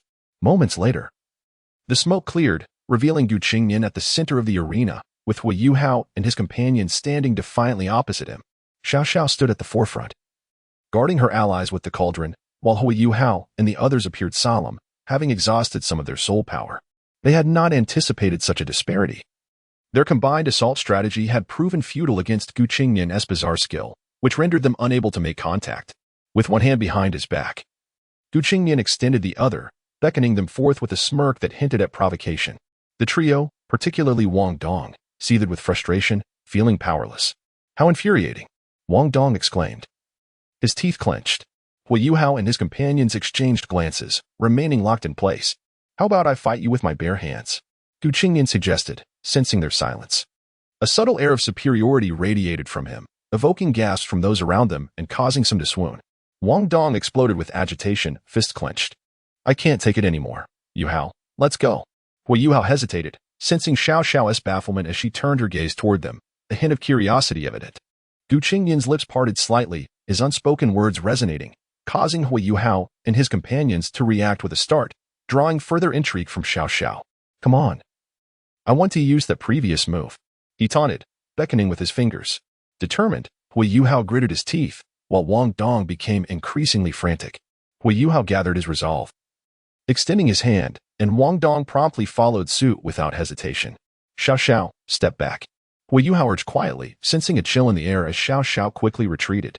Despite this, she waved her hands, summoning 3 large black cauldrons, each a meter in diameter, to encircle Qingnian. Qingnian chuckled at Xiao Xiao's antics, who playfully stuck out her tongue, declaring it a precaution. "Come on then," Qingnian welcomed, arms wide open. "Interesting," Yin Xiaozha mused, sensing an impending spectacle, though a faint sense of foreboding soon crept in. "How audacious," Qingnian. Duel noted, his eyes glinting with realization, as those present shared a collective spark of interest.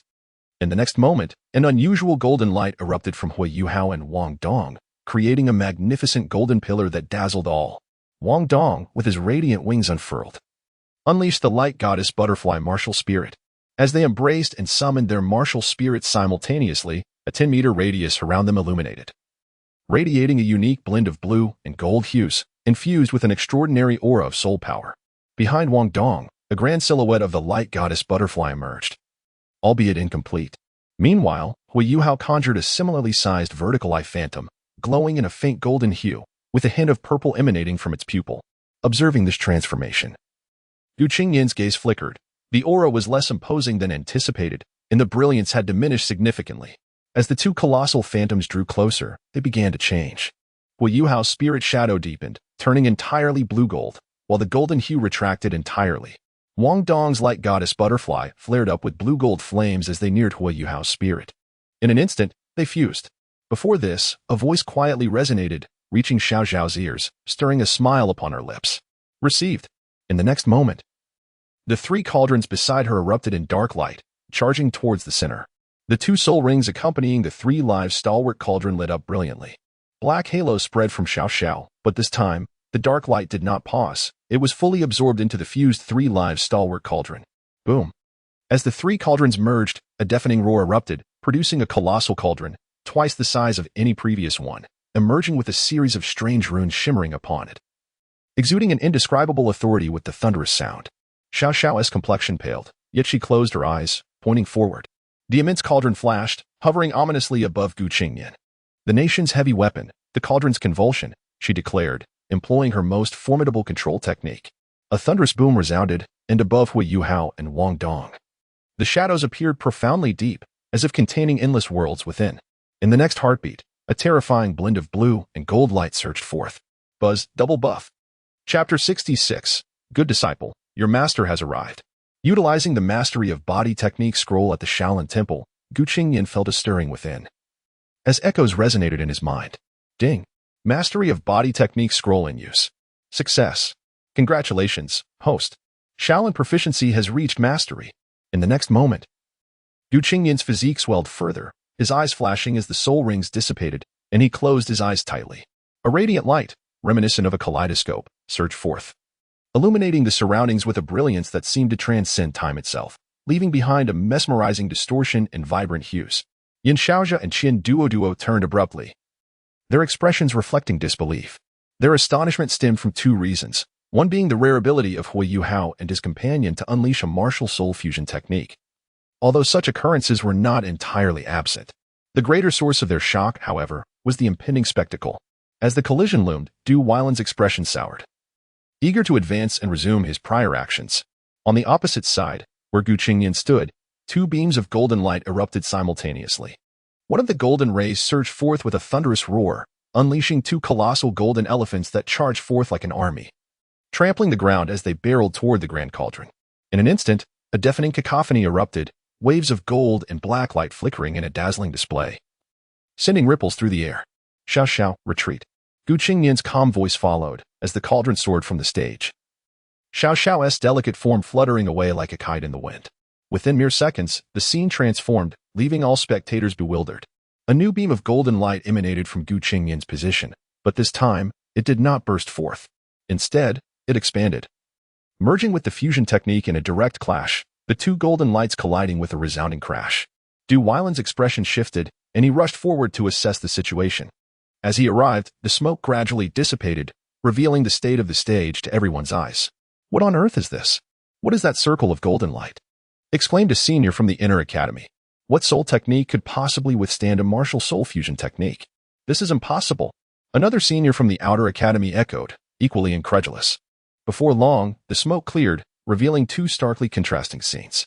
On one side stood the eliminated Xiao Xiao, while on the stage were Hui Yuhao and his companion, both in disarray, their eyes hollow and nearly collapsing onto the ground. The spirit eye atop Hui Yuhao's forehead teetered precariously, seemingly on the verge of vanishing, the atmosphere tinged with despair. In stark contrast, Gu Qingnian stood on a resplendent golden path, akin to a golden avenue, where a faint golden hue illuminated the ground beneath him. Strangely, as this path approached Gu Qingnian, it abruptly halted and splintered into multiple directions. With hands clasped together, his gaze lowered, Gu Qingnian appeared ethereal, surrounded by radiant golden light, while behind him, a faint Buddha's light glimmered, with golden lotus blossoms fleetingly touching the ground before vanishing. Mastery of body techniques, golden light shield, unscathed, and he appeared invigorated. Qin Duo on the sidelines felt a flicker of joy, having anticipated the outcome. After a moment, Yin Xiaozhi approached the stage, suppressing his curiosity, and addressed the four of them. "Well done, you all performed admirably. This match was quite exhilarating." Upon hearing this, Hui Yuhao and his companions' brows furrowed in disappointment, realizing that their all-out assault had left Gu Qingnian completely unharmed. Most importantly, Gu Qingnian had not even exerted his full strength or utilized that newly acquired ability resembling a soul technique. However, they did not dwell on their disappointment for long. As they had witnessed Gu Qingnian's prowess in prior matches, and the recent phenomenon made the outcome of this battle evident, they merely wished to approach the match with earnest effort, albeit with a tinge of dissatisfaction at Gu Qingnian's unexpected prowess. In response, Gu Qingnian stepped forward, gently lifting the two up, placing 2 bottles in their arms, and affectionately tousling Xiao Xiao's hair, who had returned to the stage. "I look forward to our next match." Xiao Xiao nodded enthusiastically, while Hui Yuhao gazed at Gu Qingnian, deep in thought, and Wong Dong wore an expression of discontent, resembling a sulking child. "Am I interrupting your little gathering?" A teasing voice interjected amongst the four. They suddenly remembered Yin Xiaozhi's presence, promptly turning to bow, with Gu Qingnian offering a slight bow as well. "Hey, I must say, I was quite astonished. Firstly, Gu Qingnian's divine bestowed soul ring phenomenon truly left me in awe. It was a sight I have never witnessed before, simply marvelous." At this, gasps of astonishment rippled through the crowd, each voice echoing similar sentiments of disbelief, as everyone outside looked at Gu Qingnian with envy. Hui Yuhao and his companions shared glances filled with admiration. Even Yin Xiaozhi's warm smile could not conceal his envy. The divine bestowed soul ring, the acknowledgement of the divine. Who wouldn't desire such a gift? Gu Qingnian maintained a serene expression, yet inwardly exclaimed, "What the hell is this? The system assured me there would be no anomalies. What is going on? System, what is this situation? Did you not say there would be no anomalies?" Gu Qingnian inquired. "Ding. Friendly reminder. This is a divine bestowed soul ring's inherent phenomenon, not an anomaly." Yin Xiaozhi turned his gaze back to Hui Yuhao and his companions, continuing, "Moreover, your synergy and the martial soul fusion technique displayed during your final clash was indeed quite splendid." He paused, allowing the crowd to catch their breath, then raised his right hand dramatically, pointing at Gu Qingnian, announcing loudly, "Gu Qingnian's team." The atmosphere froze momentarily, then erupted into thunderous applause. The crowd cheered. It was well-deserved. Gu Qingnian smiled faintly, aware that Hui Yuhao and his companions had not fought him at full strength. In this confrontation, Hui Yuhao had suffered the greatest diminishment, most of his abilities significantly weakened. As the core of the trio, his reduction was undoubtedly a serious issue. His auxiliary skills were diminished, greatly impacting his control over the match. Furthermore, their ultimate weapon, the martial soul fusion technique, was not as potent due to their less intimate bond compared to the original narrative. Otherwise, Gu Qingnian would not have been able to so effortlessly withstand their combined technique. In the original story, Duel bore the brunt of such damage and, despite being unharmed, had still endured the blow. Of course, Gu Qingnian's own strength was formidable. Or else all would be in vain. Tomorrow morning, a new student assembly will convene to award the top 3 teams and conduct class placements for the first year. Humility in victory and resilience in defeat are essential for progress. You are all among the finest newcomers I have encountered, Yin Xiaozhi concluded, and just as he finished speaking, a peculiar voice reverberated across the sky. "Good disciple, your master has arrived." Chapter 67, "I have found you, my good disciple." Though the voice was not loud, it resonated throughout the entire academy, reverberating like thunder. In an instant, an oppressive feeling, akin to dark clouds pressing down upon a city, enveloped the academy. Yin Xiaozhi's expression changed dramatically as he gravely uttered, "This is bad. A formidable enemy is approaching. Violin, you must immediately instruct all students to return to their classrooms and refrain from going outside. I will take my leave first." With that, he swiftly moved to shield Gu Qingnian. Gu Qingnian paused momentarily at the sound. While he had anticipated such an arrival, he did not expect it to occur so soon. Wong Dong, observing from the side, had a glimmer of golden light in his eyes, while Hui Yuhao and Xiao Xiao appeared somewhat pale. The other students were equally ashen, teetering on the brink of panic. "Be cautious," cried the Ice Emperor and Dream Ice Silkworm simultaneously from the Sea of Spirits, their expressions turning grave. At that moment, Qian Duo, Fan Yu, and Ma Xiaodao arrived beside them. Yin Xiaozhi was the first to act, enveloping Gu Qingnian in a gentle soul power. Gu Qingnian's gaze flickered. The soul power hesitated, and his figure flickered, causing the soul power to slowly retreat and dissipate. The four were momentarily taken aback as Gu Qingnian calmly stated, "Let them come for me. I wish to stay and observe." Upon hearing this, the expressions of the four changed, and the two deans exchanged glances, their eyelids twitching. Ma Xiaodao opened her lips slightly, but Yin Xiaozhi shook his head first, causing her to pause without further comment. The surrounding students were instructed by teachers like Zoe to disperse and take cover, leaving only the 5 of them. On the spectator stand, Elder Xian's face revealed a hint of a cold smile as he responded with a deep voice, "Poisonous old monster, what brings you here?" A brilliant yellow light erupted from Elder Xian, instantly enveloping the academy in its dazzling brilliance. Moreover, amidst the surroundings, an overwhelming aura surged forth like waves, seemingly premeditated. "Elder Xian, are you and your companions attempting to compare numbers with me?" Outside Shrek Academy, fiery beams of light shot into the sky, upon counting. There were at least over 20 of them. Each beam remained solid and undispersed, particularly the foremost emerald green pillar, which was strikingly thick and seemed to overshadow the other beams behind it. Elder Xian furrowed his brow, standing resolutely against the source of the voice. From within the emerald green pillar emerged a tall figure, an elderly man with long, dark green hair cascading down his back. His complexion as rosy as that of an infant, and almost devoid of wrinkles. From Shrek Academy, several figures gradually ascended, and countless students peered up from the teaching building. Behind Elder Xian, over 30 individuals rose, surpassing their opponents in number, positioning themselves at the forefront. "Poisonous old monster, what is your intention? Is the body sect planning to re-emerge in the continent, and your first act is to wage war against Shrek Academy?" Elder Xian said coldly. Upon hearing the mention of the body sect, the younger teachers hovering behind Elder Xian displayed expressions of alarm. No wonder the adversaries dared to act so recklessly. They were indeed powerful members of the body sect. The green-haired elder, referred to as the poisonous old monster, chuckled coldly. "Elder Xian, are you still feigning ignorance? You should know my purpose all too well." Elder Xian nonchalantly dug at his ear, feigning indifference as he replied, "Who knows what you are here for? If you have no business, then return from whence you came, or..." His tone gradually rose, an overwhelming aura surging forth. "War." The poisonous old monster's gaze sharpened as he bellowed, "And what of it? Today, I shall claim my disciple." At his words, a fierce eruption of dark green light surged skyward, staining half the heavens with its hue. His body expanded dramatically, seemingly growing tenfold in an instant. The green skin bulged, transforming into massive muscles reminiscent of granite. Before him appeared 9 soul rings, 2 yellow, 2 purple, 2 black, and 3 red, 3 of which were over 100,000 years old. This full release emanated a powerful aura that seemed capable of crushing everything in its wake. "How absurd. When did you become my disciple?" Elder Xian retorted angrily, responding with a thunderous roar. A vibrant yellow light erupted from his being, and a formidable aura burst forth. The thick yellow light supporting a vast expanse above Shrek. 2 yellow, 2 purple, for black, and 1 red soul rings appeared before him, though compared to the opponents, his aura immediately felt diminished. As the yellow light reached its zenith, Elder Xian transformed into an entirely different form, a creature with the body of a sheep. Eyes beneath its armpits, tiger fangs, and enormous bull-like horns. Standing over 30 meters tall, it was even more imposing than the poisonous old monster. The intense yellow light surged, and the 9 soul rings transformed into luminous circles, hovering between the colossal horns that extended over 5 meters. Yin Xiaozhi and the others exchanged worried glances at the unfolding scene, and he and Qian Duo shared a look before urging Qingnian, "It's too dangerous. We must head to the Sea God Pavilion at once."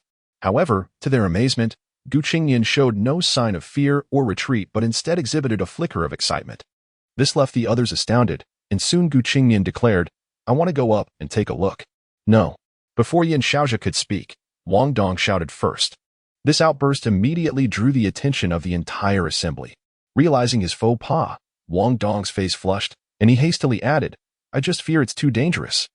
The others, having no time to ponder further, nodded in agreement, while only Ma Xiaodao and Yin Xiaozhi exchanged knowing glances with Wong Dong. Observing Qingnian's resolute demeanor, Yin Xiaozhi and the others felt a pang of anxiety surge within them. At that moment, a gentle voice entered the minds of the 3, causing them to pause in surprise and cease their protests. Above, the poisonous old monster and Elder Xian clashed several times, and as Yin Xiaozhi and the others looked up, a crisp sound rang out in the air. There was no terrifying force unleashed. The dark green sphere and Elder Xian's legs simultaneously vanished, while Elder Xian's own body was sent flying back. Clearly, he had suffered a setback from the collision. The poisonous old monster, brimming with triumph, laughed heartily. "Elder Xian, while our cultivation levels may be equal, your soul rings are indeed inferior to mine. As the leader of our sect, I possess an unparalleled innate martial soul. Surrender. For if I were not concerned about losing a worthy opponent like you in this world, you would already be defeated.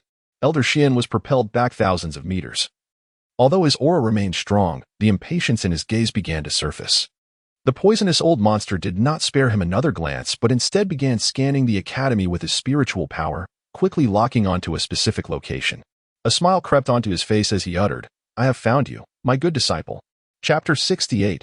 A discussion. In that moment, a terrifying aura erupted from his body, as his robust arms reached out towards a specific location within the academy. Simultaneously, as his arm swung forth, a wave of dark green soul energy flickered, and a colossal hand struck towards the position of Qingnian. Elder Qian's expression turned furious as he bellowed, "You dare!" He too extended a hand to intercept, launching a yellow-hued palm strike. Yin Xiaoxia's expression shifted dramatically. He instantly released his aura, and a soul ring configuration identical to Elder Qian's appeared before him, his figure surging forward to stand at the forefront. Qian Duo and the others hurriedly shielded Qingnian as they retreated, their faces pale with shock. Only Qingnian remained steadfast as a mountain, watching the two massive palms collide. The yellow palm pattern shattered, and the dark green hand came crashing down. Beneath the sacred tree at the center of the Sea God Pavilion, an elder slightly raised a finger, his aura coiling as if it were about to unleash boundless power. At that moment, a leaf adorned with faint golden patterns brushed before the elder, who struggled to lift his eyelids, his murky gaze stirring for a fleeting moment before closing once more.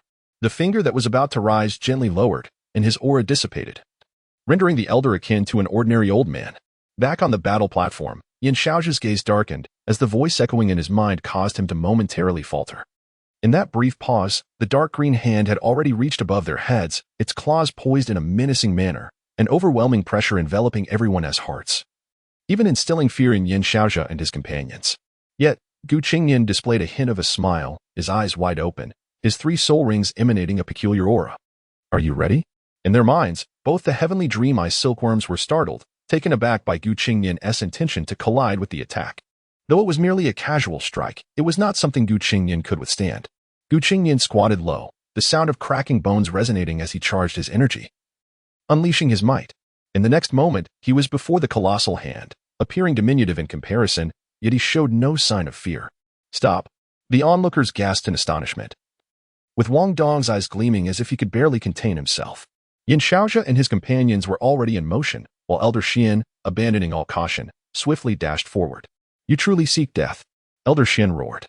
"My disciple, you belong to me."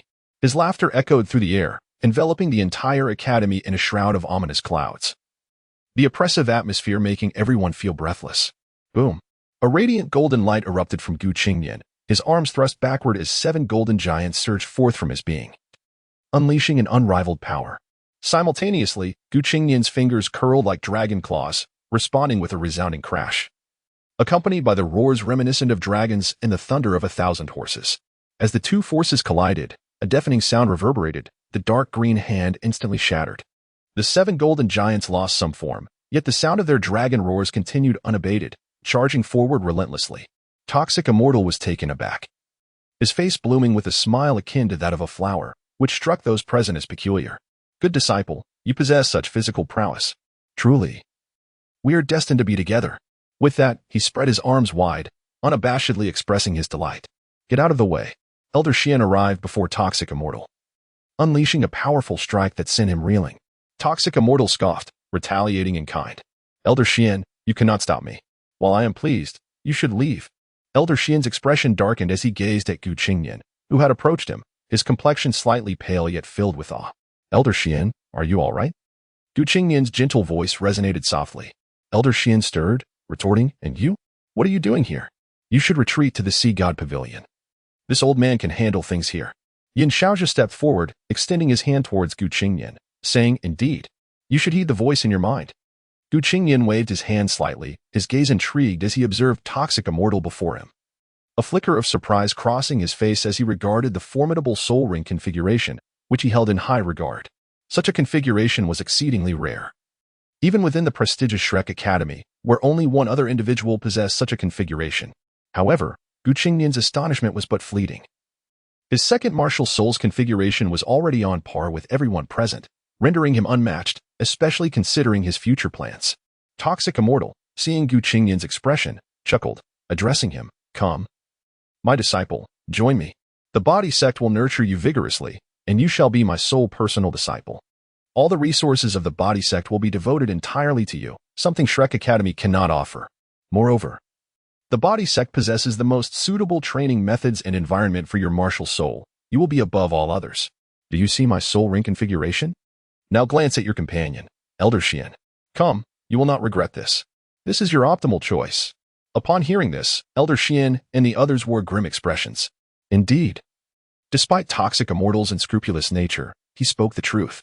The body sect was indeed the most suitable for him and would provide what Shrek Academy could not, particularly the unparalleled allocation of resources. Qingnian's expression remained unchanged, as if the conversation were the most ordinary of matters, which only further satisfied toxic immortal. Possessing the second-best martial soul in the world, recognized by the divine, blessed with a heavenly soul ring, wielding unparalleled martial arts, and exhibiting such composure, was this not the epitome of a perfect disciple? Toxic immortal's heart surged with excitement. Upon witnessing the extraordinary phenomenon, he had already surmised the potential and was even more delighted upon arriving here. Qingnian moved slightly, approaching toxic immortal, their gazes locking. This motion caused an uproar within the academy, as everyone instinctively believed Qingnian was preparing to ally with the body sect. Whispers of anger began to ripple through the academy, soon followed by expressions of consolation and self-mockery, though these were swiftly subdued into silence. Even Elder Xian and the others tensed, their concern palpable. The elder at the center of Sea God Island twitched his finger, though it was quickly restrained. Toxic Immortal laughed heartily, his expression brimming with pride. Yet, Qingnian did not move further. Instead, he inquired, "Shall we discuss?" Toxic Immortal paused momentarily but paid it no mind, waving a hand to envelop both of them in a bubble of dark green soul energy. In that instant before the bubble encased them, Qingnian cast a reassuring glance at Elder Xian, who, though anxious, felt powerless. The bubble isolated them from the outside world. And within it, Qingnian and Toxic Immortal regarded one another. Toxic Immortal addressed Qingnian. "Speak, my disciple. What is it you wish to discuss? Are you afraid of leaving Shrek? Or do you feel guilty towards Shrek?" Chapter 69. The bet is established. "Senior, you jest. I merely wish to propose a wager," Qingnian remarked with a gentle smile. Dubusi, his expression twisted into a faint smile that quickly faded, slightly displeased by Qingnian's address. Nonetheless, he maintained an air of intrigue as he replied, "What do you propose? Today, you have come to take me as your disciple, correct?" Qingnian stated calmly. "Indeed." Dubusi conceded, retracting his imposing aura and returning to his previous stature, arms crossed lightly. "However, I have no desire to become your disciple. No one in this world can claim that title over me, not even a deity." Qingnian's words, delivered with a serene demeanor, were chillingly audacious. The smile on Dubusi's face began to fade as he assumed a tranquil expression, only to erupt into wild laughter that perfectly complemented his manic demeanor. "Ha ha. Bold enough to dismiss even the gods. Excellent. What shall we wager?" Observing Qingnian's unflinching composure, Dubusi detected no hint of fear or jest in his eyes, which only intensified his curiosity. In the outside world, the sight of Dubusi's frenzied demeanor caused the crowd to tense, with students below daring not to breathe. "I wager that 1 year from now, I shall withstand 3 of your strikes directly, or you may choose another to strike me thrice, unrestrained. If I endure and remain unscathed, I will not become your disciple, nor will I join the body sect, yet the body sect will still be mine." Qingnian's gaze was unwavering, his words strikingly profound. Dubusi's smile waned, a smirk forming as he fixed his gaze intently on Qingnian. "And if you lose? Then I shall join the body sect or become your disciple. You may decide my fate," Qingnian replied smoothly. Suddenly, Dubusi wore a sinister grin, his form flickering before he lunged forward, his hand seizing Qingnian's throat with a firm grip. The crowd watched in astonishment as this scene unfolded. Elder Xian and others tensed, ready to intervene. Dubusi tightened his grip, leaving dark green imprints on Qingnian's neck, the oppressive aura penetrating his skin. "Do not approach, or I shall end his life. Xuanzi, do not entertain thoughts of rescue," Dubusi exclaimed, a wicked smile plastered across his face, exuding arrogance. Elder Xian's expression darkened at his words, while Wong Dong below emanated a faint but terrifying aura. "What do you intend to do?" Elder Xian questioned coldly, ignoring the inquiry. Dubusi turned to Qingnian, asking, "Do you truly believe you can negotiate with me? Is it because of Xuanzi's presence?" Feeling the sharp pain at his throat, Qingnian remained composed, meeting Dubusi's gaze fearlessly. "So, you are not willing to wager?" he inquired again. Dubusi, taken aback, shook his head. This is not a matter of wagering. It is about whether you think you can refuse me. If I desire to take you, no one here can stop me. While I do wish for you to become my disciple, do not presume that you possess the capability to resist me, at least not now." His words radiated a sense of superiority, as if he alone held dominion. Elder Xian wished to speak but found himself at a loss. For Du Buxi's assertion held a kernel of truth, unless an extraordinary figure intervened. The esteemed leader of the Body Sect, a level 98 super Douluo, endowed with 300,000-year soul rings, dares not gamble with a mere junior? Qingnian provocatively retorted, unperturbed. "There is no need to provoke me," Du Buxi began. But Qingnian interrupted. "Even if you could abduct me and exert control, what of it? Once you're gone. Do you not fear the Body Sect will crumble under my influence?" Du Buxi chuckled. "I have my methods for that. No need for your concern." A man of his stature undoubtedly had hidden cards up his sleeve. Qingnian nodded, acknowledging, "Naturally, it is not inconceivable for someone of your caliber to possess such aces. Yet how can you be assured that I lack my own hidden cards?" Qingnian countered, a flicker of light dancing in his eyes. A sacred aura emanating momentarily before vanishing. Du Buxi's expression shifted. "A divine soul ring? You indeed possess such potential." Qingnian continued. "Your true aim is to find a successor, is it not? Thus, regardless of victory or defeat, your objective can still be achieved, yes? Moreover, even if I were to inherit, I would not act against the Body Sect. It would yield me no advantage, would it?" His confident rhetoric resonated, causing the strong present to feel an innate sense of trepidation, for to remain so composed amidst such peril was genuinely daunting. Du Buxi's eyes flickered, the pressure of his grip easing slightly. "What guarantee do you offer? Why should I trust you?" Qingnian replied, "Do you truly believe that with your strength and influence, you need fear my escape?" Du Buxi scoffed. "You make a fair point," but Qingnian raised a hand skyward. "I swear upon my martial soul, I shall not flee. Should I fail, I will comply. Those who defy this oath shall face divine retribution, and their martial soul shall shatter, rendering them inferior for eternity." In an instant, thunder roared and dark clouds gathered ominously. He felt an inexplicable sense of unease, yet he could not discern the reason. However, given Qingnian's resolve, he dared not press further. With a swift motion, Du Buxi flung Qingnian away, sending him soaring through the air. Yet, Qingnian adeptly maneuvered, teleporting several times before lightly landing beside Elder Xian and the others, his garments undisturbed and his demeanor poised. Elder Xian quickly positioned himself protectively in front of Qingnian, while Yin Shaozha hurriedly took his place behind him. Du Buxi, observing this, sneered, feeling a tinge of bitterness but masking it with disdain. "You two are utterly useless." Seeing Qingnian return, Elder Xian let out a sigh of relief, then noted Du Buxi's demeanor, taunting, "What a pity. A seemingly worthless person possesses a disciple that even the esteemed leader of the Body Sect, a level 98 super Douluo, cannot attain." These words ignited Du Buxi's ire, leaving him gritting his teeth in frustration, yet he could only coldly snort in response. Qingnian chuckled lightly as the two elder figures engaged in their rivalry. He stepped forward, gesturing to Du Buxi, signifying that the bet was now formalized. Du Buxi's expression softened slightly, and he offered an ambiguous smile to Elder Xian before leaping into the air, leading a group of figures soaring away, leaving behind a brazen proclamation, "Qingnian, I await the day you come to the Body Sect." Ha ha. His laughter echoed through the heavens, resonating across the entire academy and the vast expanse beyond. Chapter 70. Are you crying? Silence enveloped the entire academy, an oppressive stillness that weighed heavily upon all. The arrival and departure of the so-called premier institution of the continent, Shrek Academy, felt undeniably stifling. As the sounds faded into the distance, the expressions of the Elder Xian and his companions revealed their deep frustration, yet they found themselves powerless. For even the mightiest among them could not retain the one who had left. The students below, well-versed in the academy's affairs, were bitter expressions, while the younger ones were filled with bewilderment. Where Shrek's students wished to go was not for others to decide. At that moment, a gentle voice resonated, accompanied by a soft radiance emanating from the heart of Shrek Academy, more precisely from that island. The soft glow shimmered with golden hues, instantly illuminating the sky, dispelling the oppressive atmosphere with a wave of warm tranquility.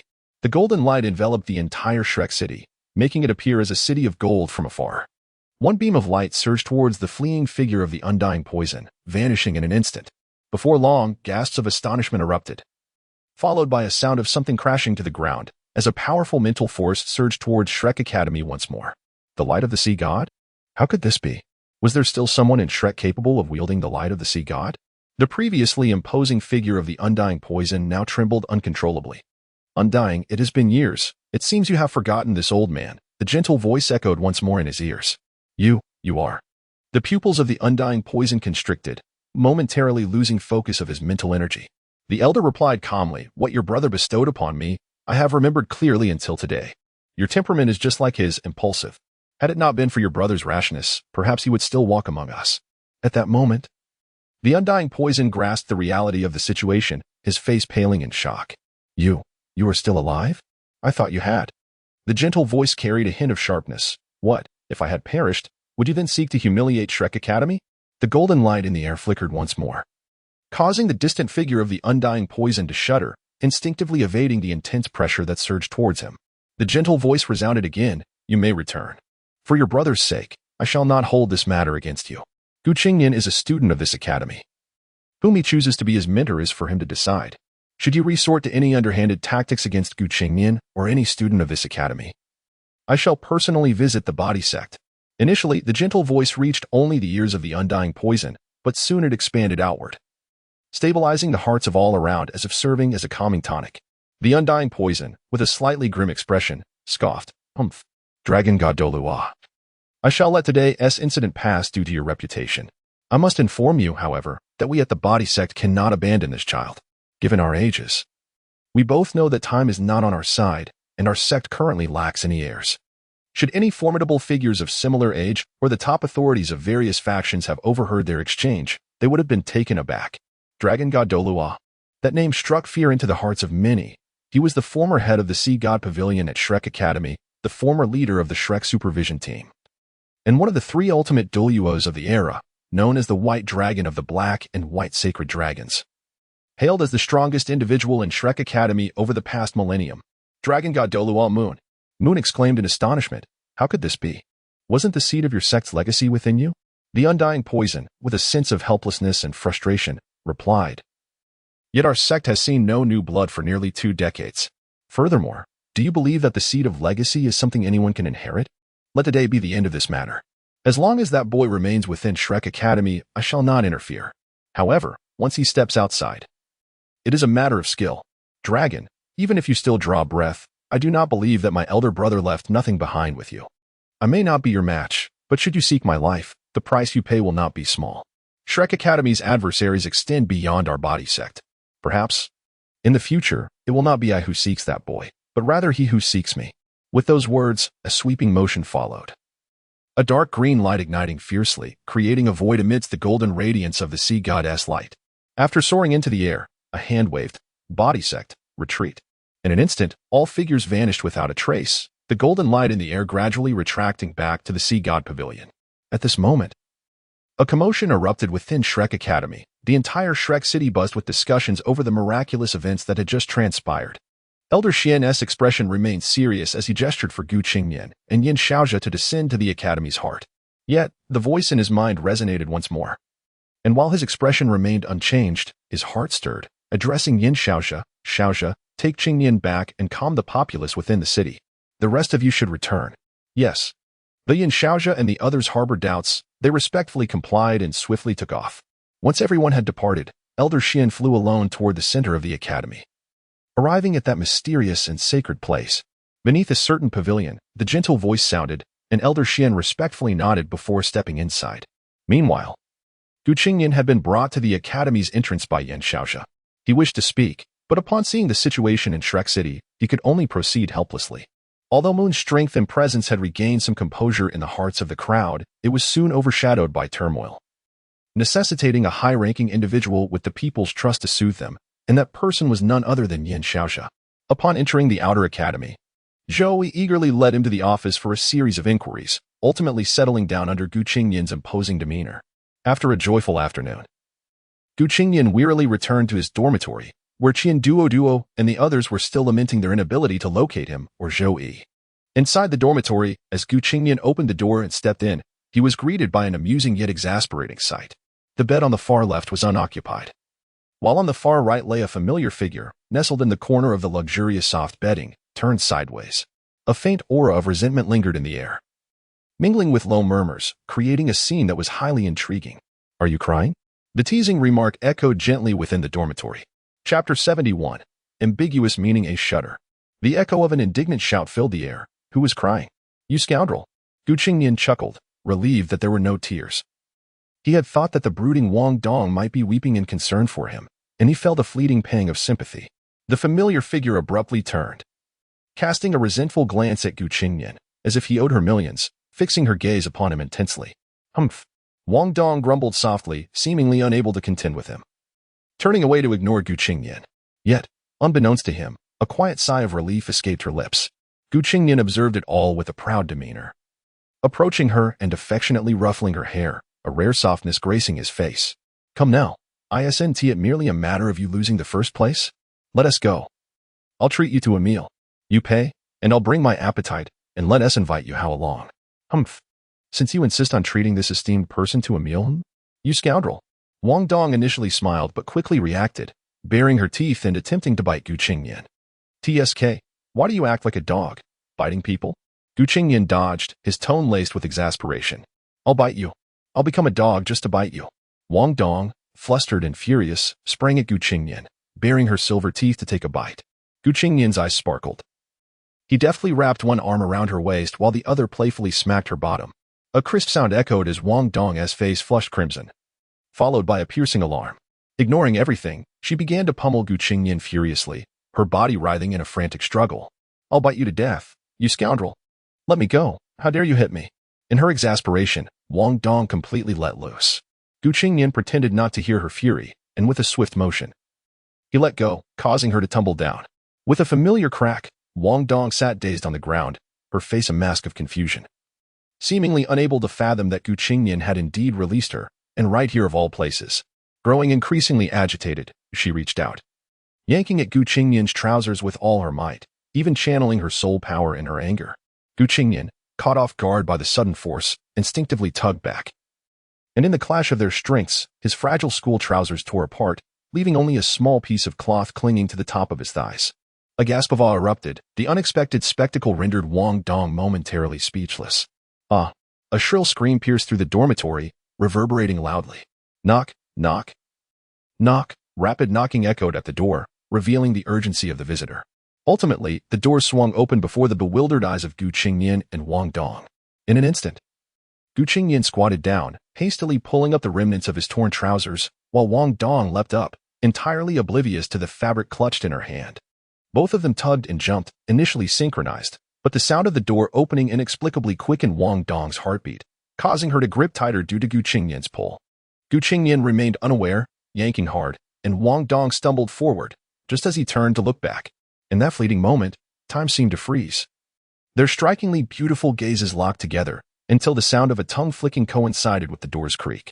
A hurried figure burst into the room, glancing around anxiously, shouting. What is happening? What is going on? Foolish Yu-Hao. Wong Dong snapped, her tone oddly peculiar. Where have you been, Yu-Hao? Qingnian, seemingly unfazed, inquired with a calm demeanor as if nothing had transpired.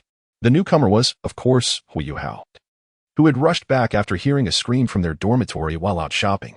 Upon entering, he found Wong Dong nestled under the covers, her face slightly flushed, glaring at him with an expression of apparent anger, while Qingnian lay serenely on his bed, regarding him, leaving Yu-Hao utterly perplexed. What just happened? He asked, seeking clarification from the two of them. Humph.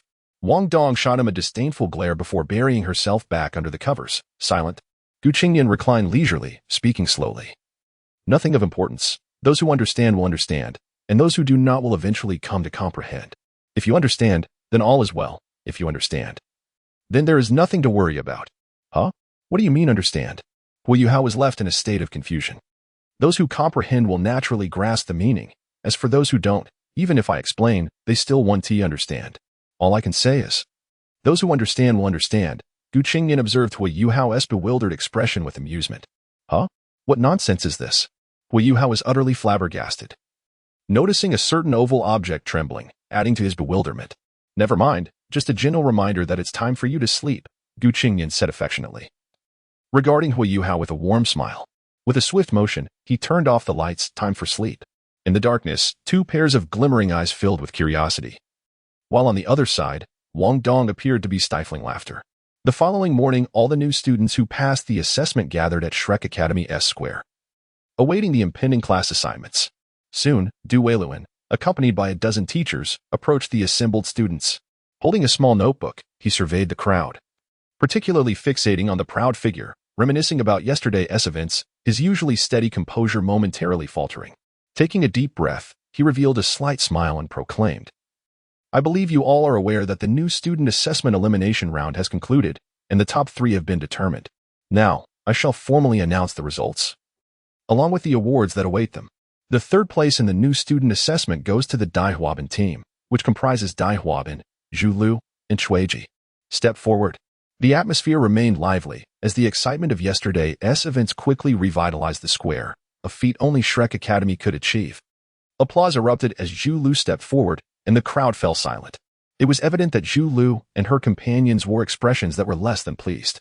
Indeed, only one person, Douluo, paused upon seeing Zhulu, sighed, and continued, "The 2nd place goes to the Huiyuhao team, comprising Huiyuhao, Wong Dong, and Xiao Xiao. Step forward." Once again, applause resounded. Amidst the cheers and claps from the first-year students, the 3 hastily advanced. However, as they moved forward, Wong Dong and Xiao Xiao intentionally lagged half a step behind, allowing Huiyuhao to lead the way. Qingnian's expression shifted slightly, his eyes narrowing as he shot a meaningful glance at Douluo on the platform, his mind already racing with thoughts. In the original narrative, it was Wong Dong's team. After all, although Huiyuhao's group was registered under his name, due to his highlights being overlooked, it was arbitrarily changed to Wong Dong's team, with the order of names altered as well.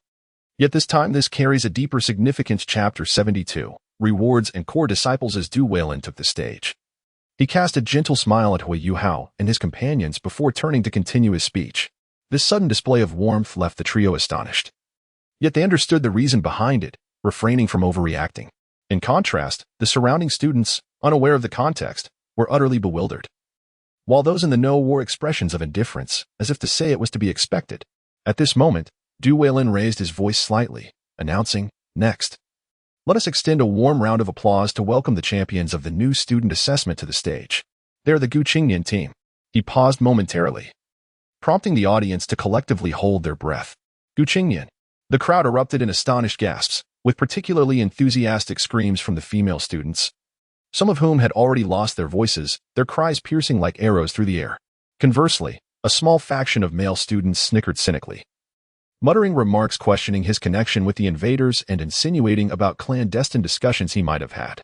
The whispers were faint, resembling the timid yaps of a small dog, but soon drowned out by the overwhelming cheers and applause that filled the venue. Suddenly, a gust of wind swept through, and a figure clad in white descended gracefully before Huiyuhao and his companions, resembling a celestial being. It was none other than Qingnian. His arrival prompted Zhulu to reflect on the circumstances surrounding her trio, particularly her so-called fiancé, who now seemed, well, sigh. Furthermore, Chuiji had not returned for several days. Where could she be? Had she perhaps gone to join him? Yet he was quite impressive, at least more so than. Lost in a whirlwind of thoughts, Zhulu's gaze lingered on Qingnian, who also returned her gaze. Inwardly, she mused that Daihuaban had not shown up, indicating he must be suffering too much to attend, which oddly relieved her. This unintentional exchange of glances left many male students in the audience feeling a pang of heartache.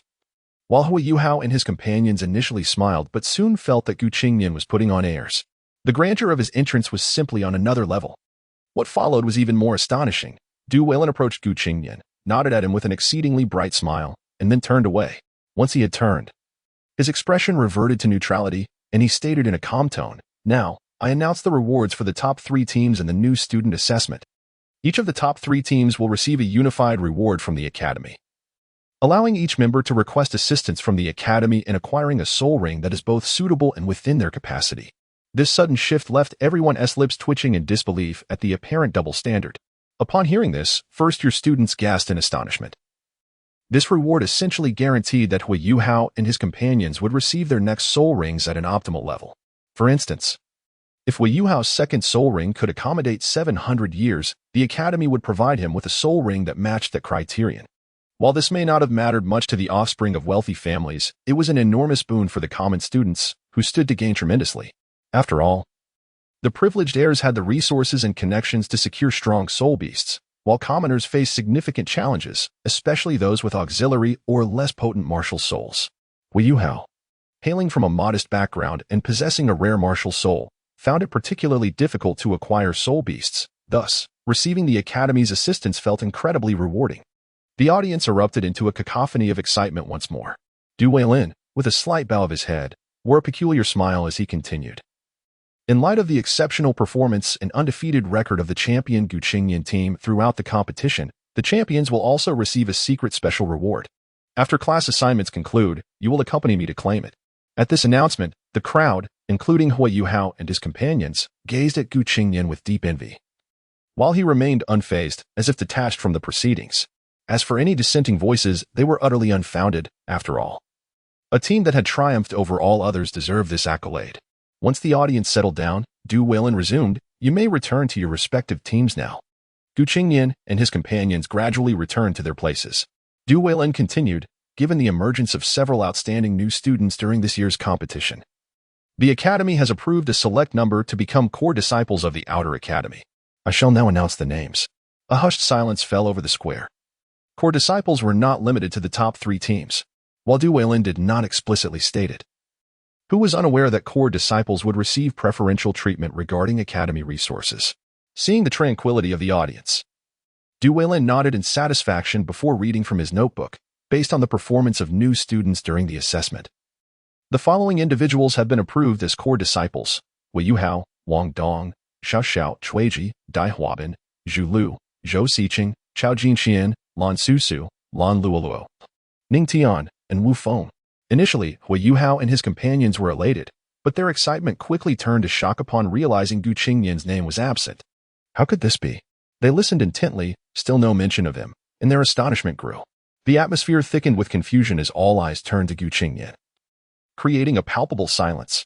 Du Weilin offered no explanations, merely continuing, "In light of the new student assessment, some students, despite lacking exceptional talent and ability, displayed commendable performance.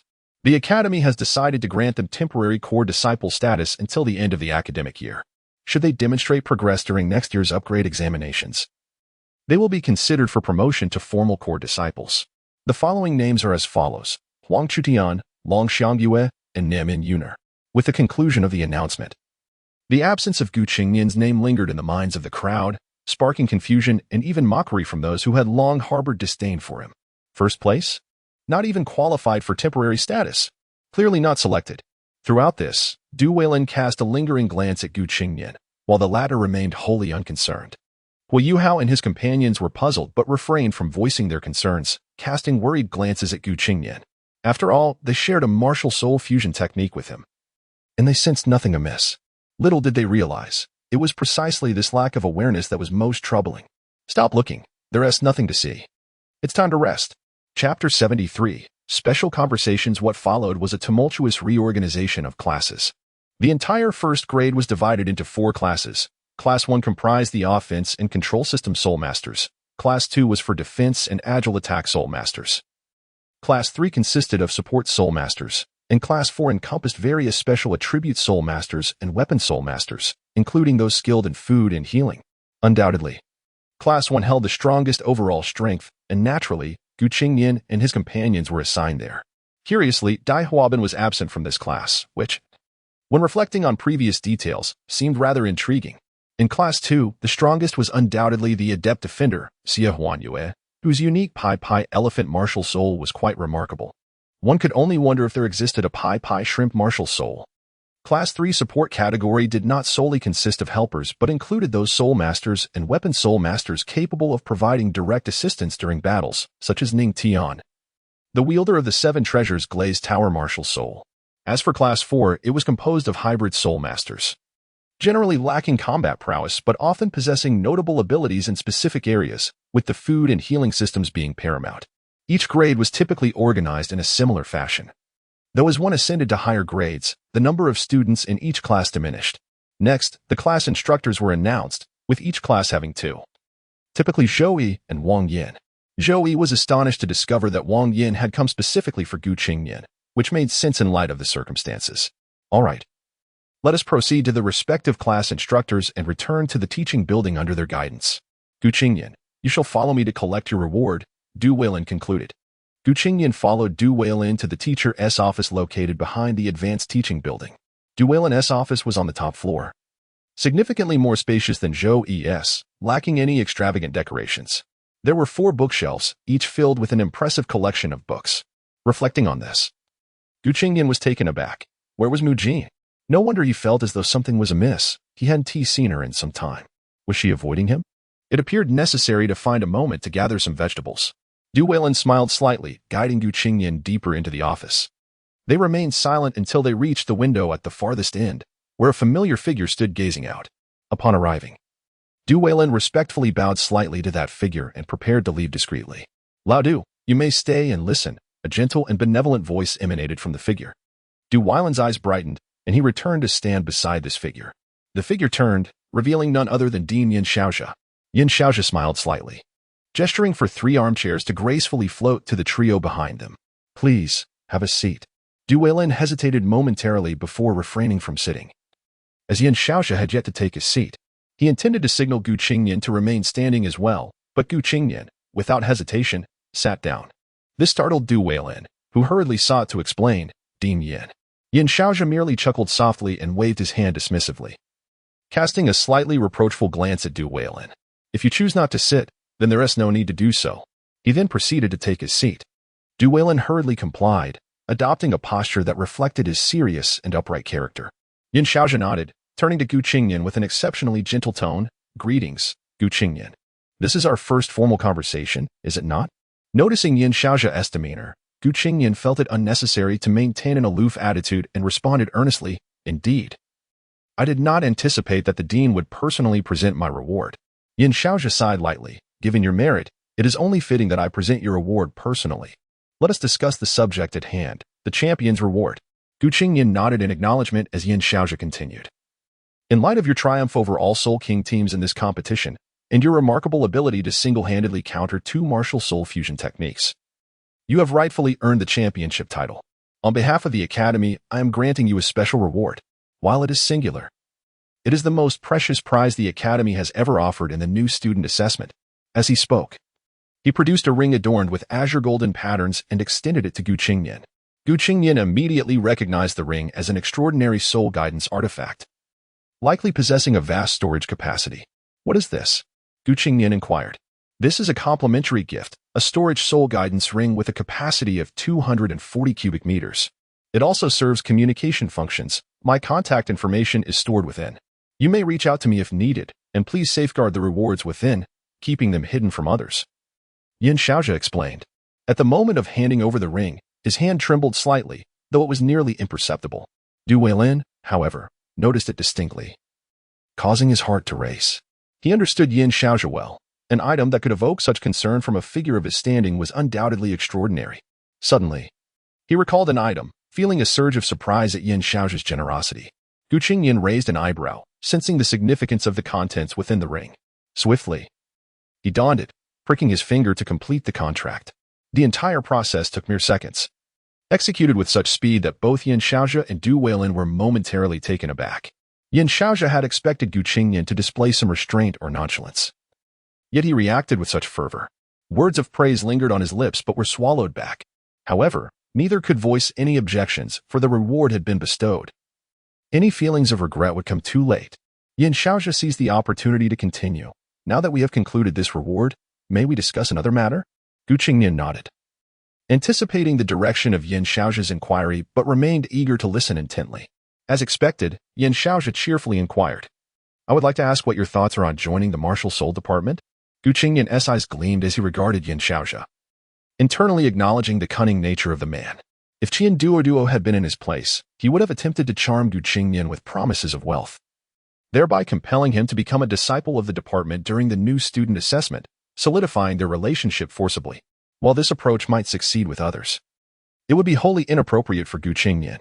To disregard his consent in making such decisions would provoke his strong discontent, a sentiment Yin Xiaozhe had keenly perceived. However, minor matters, such as arranging for rival students to depart or facilitating the inclusion of core members, would not offend Qingnian. Let it not be said that he is unwilling. In Qingnian's case, it was entirely fitting, especially with the item Yin Xiaozhe had presented. Though he was curious as to why Gu Qingnian had not inspected it on the spot, he had expected to witness Gu Qingnian's excited reaction. Yin Xiaozhe, the old fox, had meticulously controlled these details, far surpassing Qian Duo in this regard. This was one of the key reasons Qian Duo would never triumph over Yin Xiaozhe. Chapter 74. The Clash for a Talent. Simultaneously, Yin Xiaozhe believed that Gu Qingnian could comprehend the implications of his inquiry and recognize the actions he had taken. This was a subtle test of Gu Qingnian's mindset. In such a scenario, a clear refusal would mean directly offending Yin Xiaozhe, and potentially the entire martial soul department. Although, given Yin Xiaozhe's stature, he might not take offense. The reactions of his subordinates could be unpredictable, leading to potential grievances. Conversely, should Gu Qingnian acquiesce, Yin Xiaozhe would gain immensely with minimal investment, leaving Gu Qingnian at a significant disadvantage and potentially alienating the soul guidance department. After all, he was still a student in the soul guidance department, and joining the martial soul department posed its own complications. However, if Yin Xiaozhe pursued the matter with subtlety, it would be difficult for Gu Qingnian to navigate such a conversation.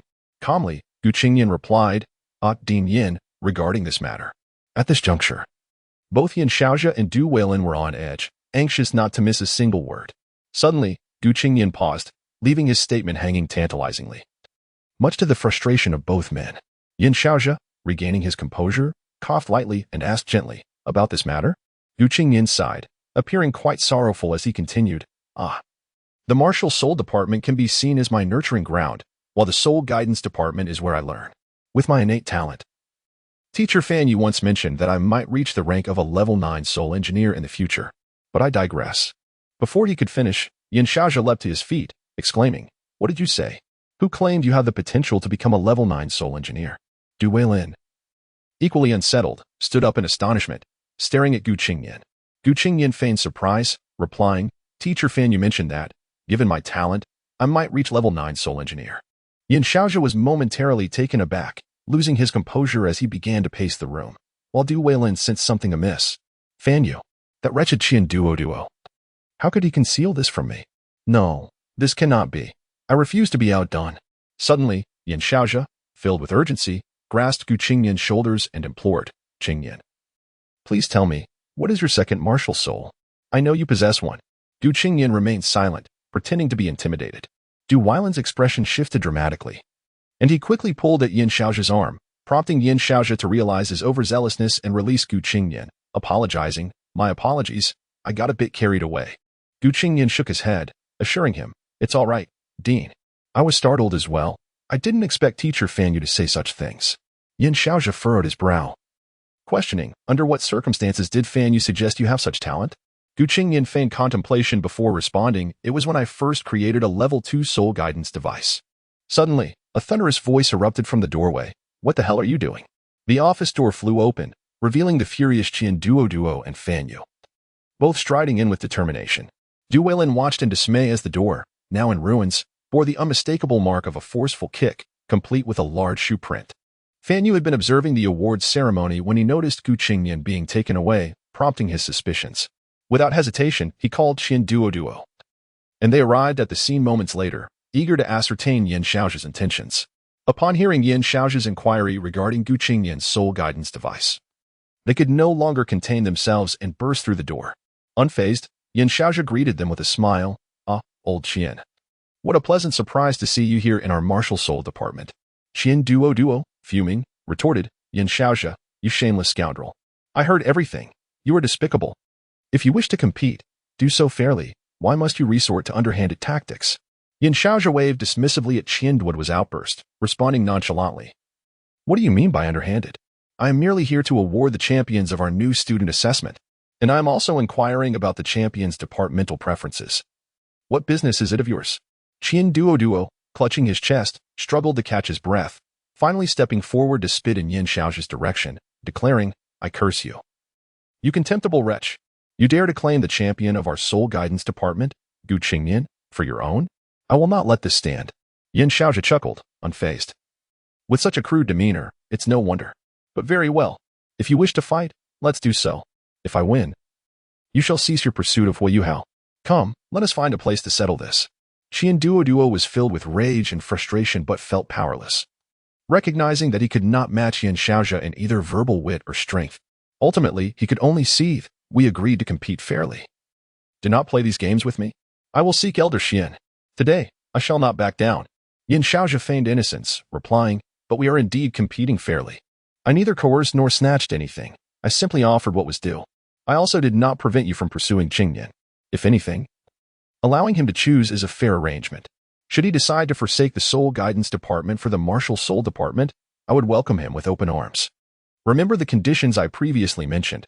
Those are unattainable for the Soul Guidance Department. Duo was infuriated, his face flushed from anger, rendered speechless. Fan Yu, witnessing the escalating conflict, glanced at the seemingly indifferent Qingnian and quickly intervened. Esteemed deans, this matter is complex. For the sake of unity between our departments, I implore you both to refrain from further quarrels. Yin Shaozhe cast a sidelong glance at Fan Yu, continuing his standoff, too indifferent to respond. Duo, however, insisted. This is different. This old fool is utterly shameless. I can no longer tolerate this. If you wish to fight, I am not afraid of you. Yin Shaozhe, dismissive, replied. Why not? It seems you are more concerned with pride than anything else. Witnessing the two esteemed deans bicker over Qingnian, Duel felt overwhelmed, mirroring Fan Yu's helplessness. Chapter 75, Dispute, Let Him Die. The two exchanged glances, both looking at Qingnian, their eyes brimming with unspoken implications, which made Qingnian feel a bit embarrassed. However, uncertain of how to interject, he casually remarked, wait a moment. This interruption prompted immediate dissatisfaction from both parties, who turned away in unison, exclaiming, Fan Yu, old Du. Stop arguing. Fan Yu and Du Weilin, with a dismissive wave of their hands, declared, fine, we shall take our leave. Yin Shaozhe, the first to grasp that it was Qingnian who called out, said bluntly, someone here started the quarrel. It has nothing to do with me. Duo, gritting his teeth, retorted, what a shameless person. Once again, the two exchanged glances before abruptly turning away, resembling children in a spat. At that moment, a melodious voice chimed in, Yin Shaozhe, shouldn't you ask me first before attempting to take someone away? Accompanying the voice was a fragrant presence and an elegant figure entering the room. Fortunately, Du Weilin's office was spacious, otherwise, it would have felt cramped. Upon seeing her, a glimmer of hope finally appeared on Duo's otherwise despondent face. He hurriedly exclaimed, Linner, you finally arrived. Otherwise, I would have been driven to madness by this scoundrel, Yin Shaozhe. The newcomer was a woman, approximately 1.7 meters tall, seemingly in her 30s or 40s.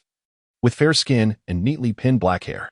Clad in a white outfit adorned with golden trims, she exuded an air of competence and poise. At this moment, Fan Yu approached Qingnian and introduced, this is our director of the Soul Guidance Department, Xian Linner. Observing Duo with somewhat infatuated demeanor, Qingnian instantly discerned the underlying secret, a slight smile forming at the corners of his mouth. However, he pondered, how old could she possibly be? No, that cannot be right. I recall that Yin Shaozhe should also have one. No, two, given their statuses.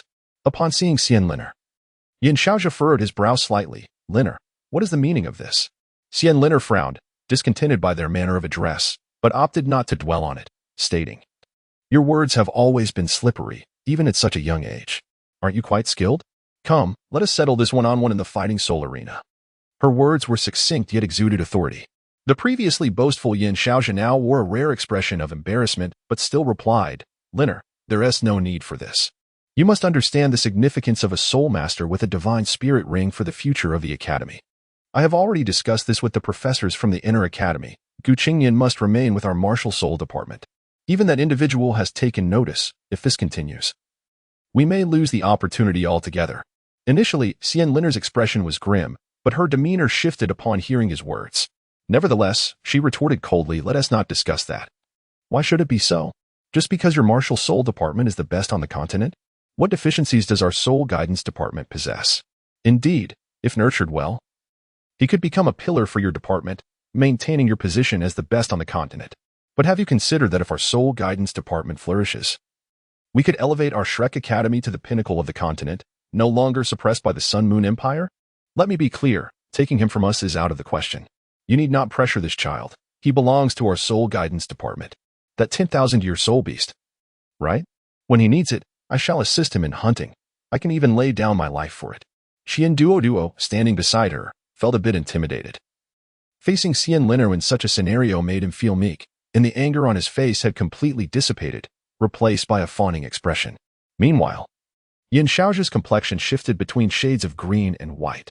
He harbored special feelings for Xian Liner, albeit unreciprocated, yet he could not yield solely due to those feelings.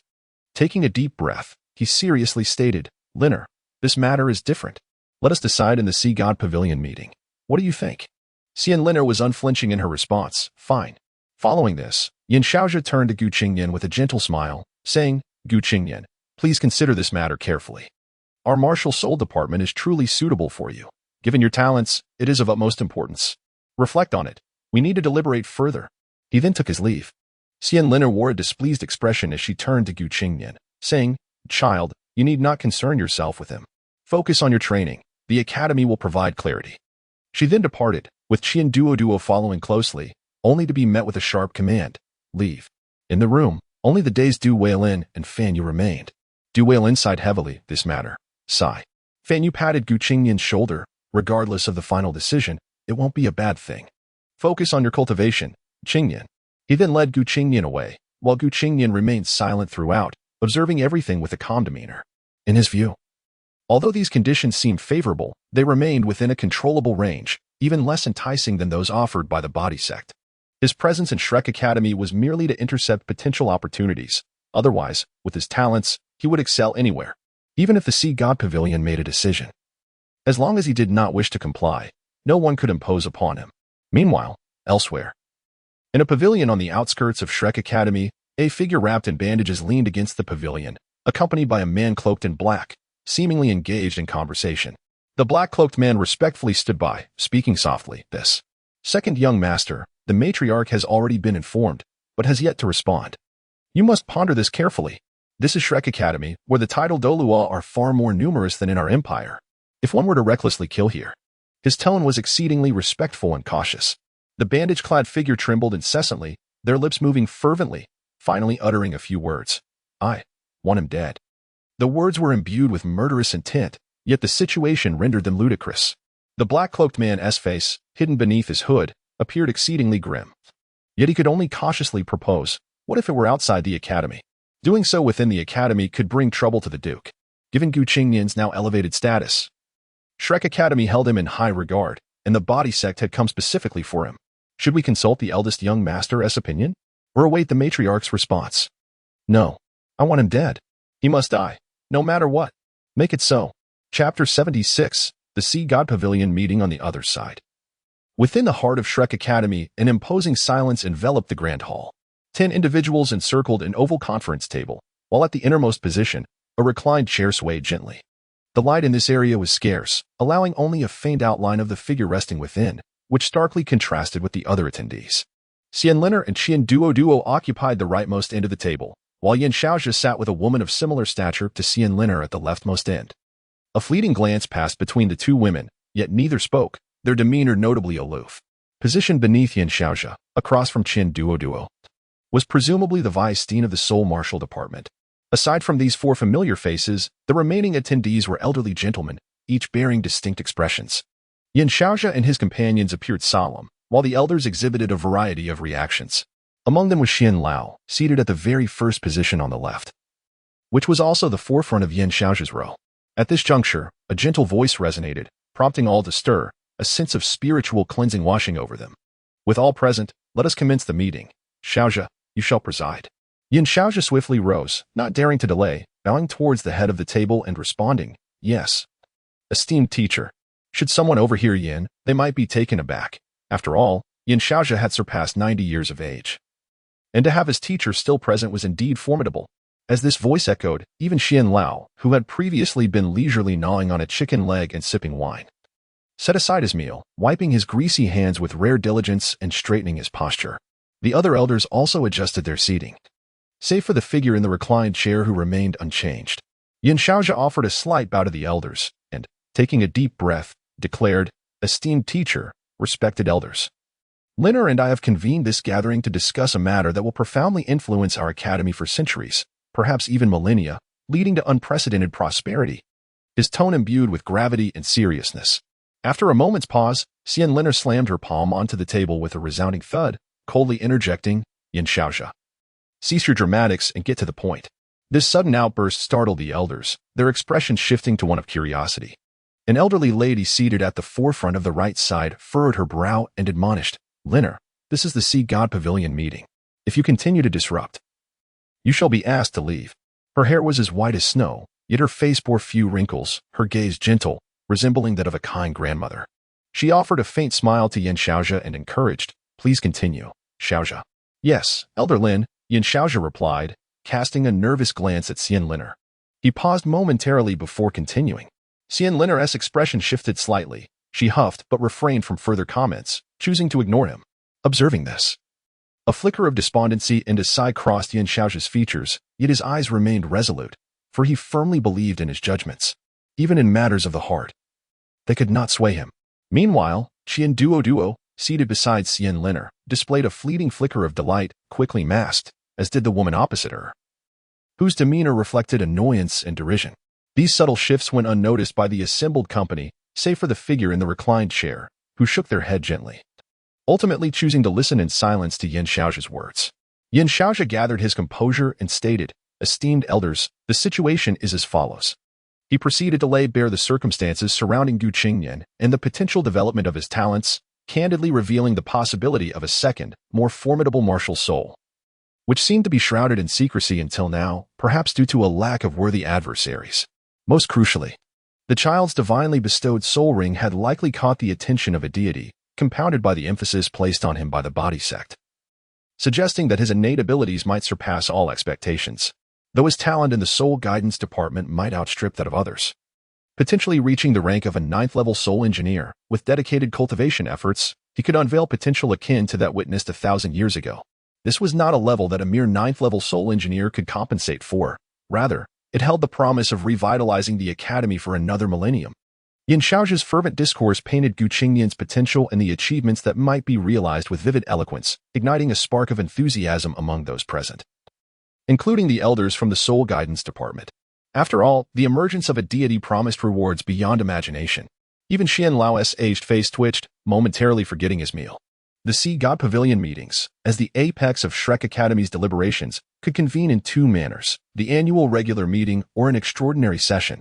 The regular meetings were manageable, but each extraordinary session signified significant events within the academy. Historically, several extraordinary meetings had even determined the trajectory of the continent. Thus, the matter at hand certainly warranted such a gathering. However, upon learning that it involved a contention between the Soul Marshal and Soul Guidance departments over a student, the elders relaxed considerably. This was an internal issue, relatively simpler to resolve. Yet, as Yin Xiaozhe concluded, Duo immediately stood, his expression darkening as he addressed the elders. "Respected elders, I cannot deny what Dean Yin has stated, but regarding Qingnian's talent and soul guidance, even I find it astounding." His words drew the attention of all present once more, prompting Yin Xiaozhe to narrow his eyes. For Duo to find Qingnian's talent frightening was indeed significant. While Yin Xiaozhe felt confident in securing Qingnian, given his formidable advantages, Duo's audacity suggested he possessed secrets that rivaled them.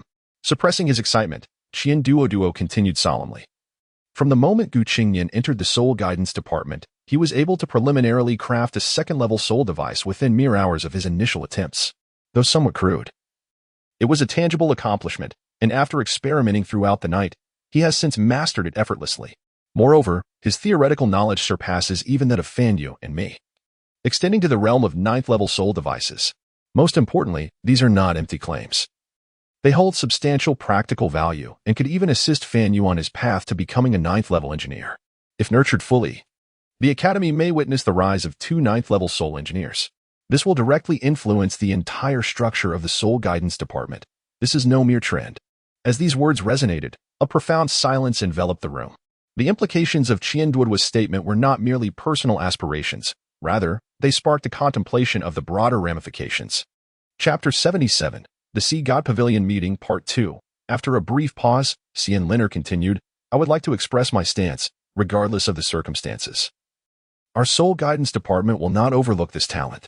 Within 15 years, he will undoubtedly become a Level 9 Soul Master. Following discussions with Dean Qian and Fan Yu, we will implement the extreme individual soldier plan for him, with the original Hikaitu serving as an auxiliary Soul Master in his training. The Martial Spirit Department may currently hold the top position on the continent, but we are still lacking in talent. How often has the Soul Guidance Department been left with only the remnants of the Martial Spirit Department simply because they are ranked first? Under such circumstances, how can we compete with the Sun and Moon Empire? Such astonishing talent, coupled with his martial spirit, can undoubtedly cultivate him into an extraordinarily powerful soul master. Furthermore, regarding Qingnian's mention of finding a suitable cultivation method, the only truly fitting option is the Body Sect. Does Qingnian not realize that the Body Sect is equally coveting him? And what about that scene from 1,000 years ago? Do you know about his second martial spirit? Are you aware of the specifics? Probably not. However, we are well acquainted with his soul guidance situation, and we are determined to train him in a manner that suits him. We will not yield on this matter. I declare that if Qingnian fails to become a level 9 soul master and the extreme individual soldier plan does not come to fruition, I am willing to resign from my position as the head of the Soul Guidance Department. Xian Linner's words were unwavering, piercing through the flaws in their arguments. Her resolve sent shockwaves through Yin Shaozhe and his companions, rendering the elders present hesitant once again. After all, the situation was indeed complex. The emergence of a similarly formidable presence in the Soul Guidance Department was unprecedented, perhaps even superior.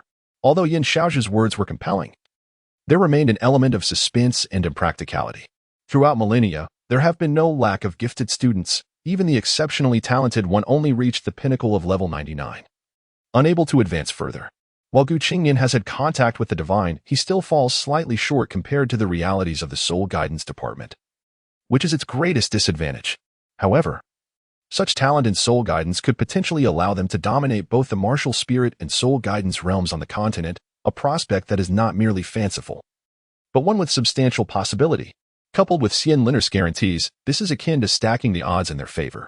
Suddenly, Yin Shaozhe's expression turned complex.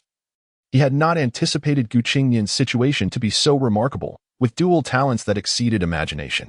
While he desired Qingnian, he also wished to avoid a complete rupture between the two departments. Elder Xian paused momentarily, his chicken leg in hand, and chuckled, "I believe I understand your positions. I have also observed this student, Qingnian. To be frank, I am quite intrigued. However, it is complicated. Initially, I was astonished. His first soul ring is a millennium old, and his second is 10,000 years, a configuration so sudden and astonishing that it raises questions about his background or whether he is a transformation of a soul beast.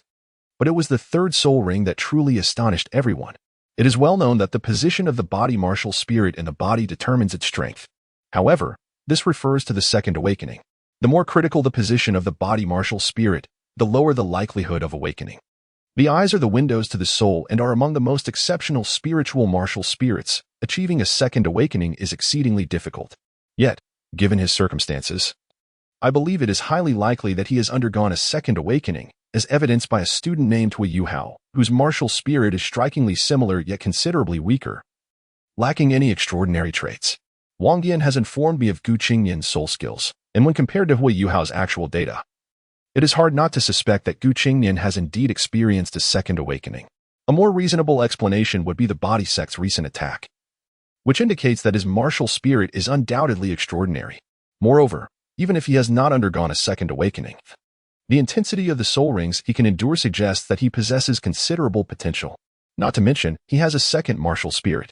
While the Body Sect may have the best cultivation methods, they do not monopolize them all. At this point, Elder Lin, seated opposite him, spoke up in a gentle and calm tone. "Elder Xian, you have digressed. What exactly do you wish to convey?" "The purpose of this meeting is to determine his cultivation path." Elder Xian chuckled. "What I mean is, once we confirm his situation, I intend to take him as my disciple. I am in need of an heir." The entire assembly fell silent. Goodness, this audacious elder has entertained such thoughts. Even Elder Lin could not help but click his tongue. How could he become your disciple when you have no connection to him? How would you teach him? Elder Xian, undeterred, replied, "Let us not discuss the teaching methods for now. With his soul ring configuration, I will personally lead the martial spirit department to hunt for soul rings for him. I believe no one is more suited than I am for this task. Furthermore, I can protect him from the disturbances of the Body Sect." Upon hearing this, even Elder Lin fell silent, for it was indeed a valid point.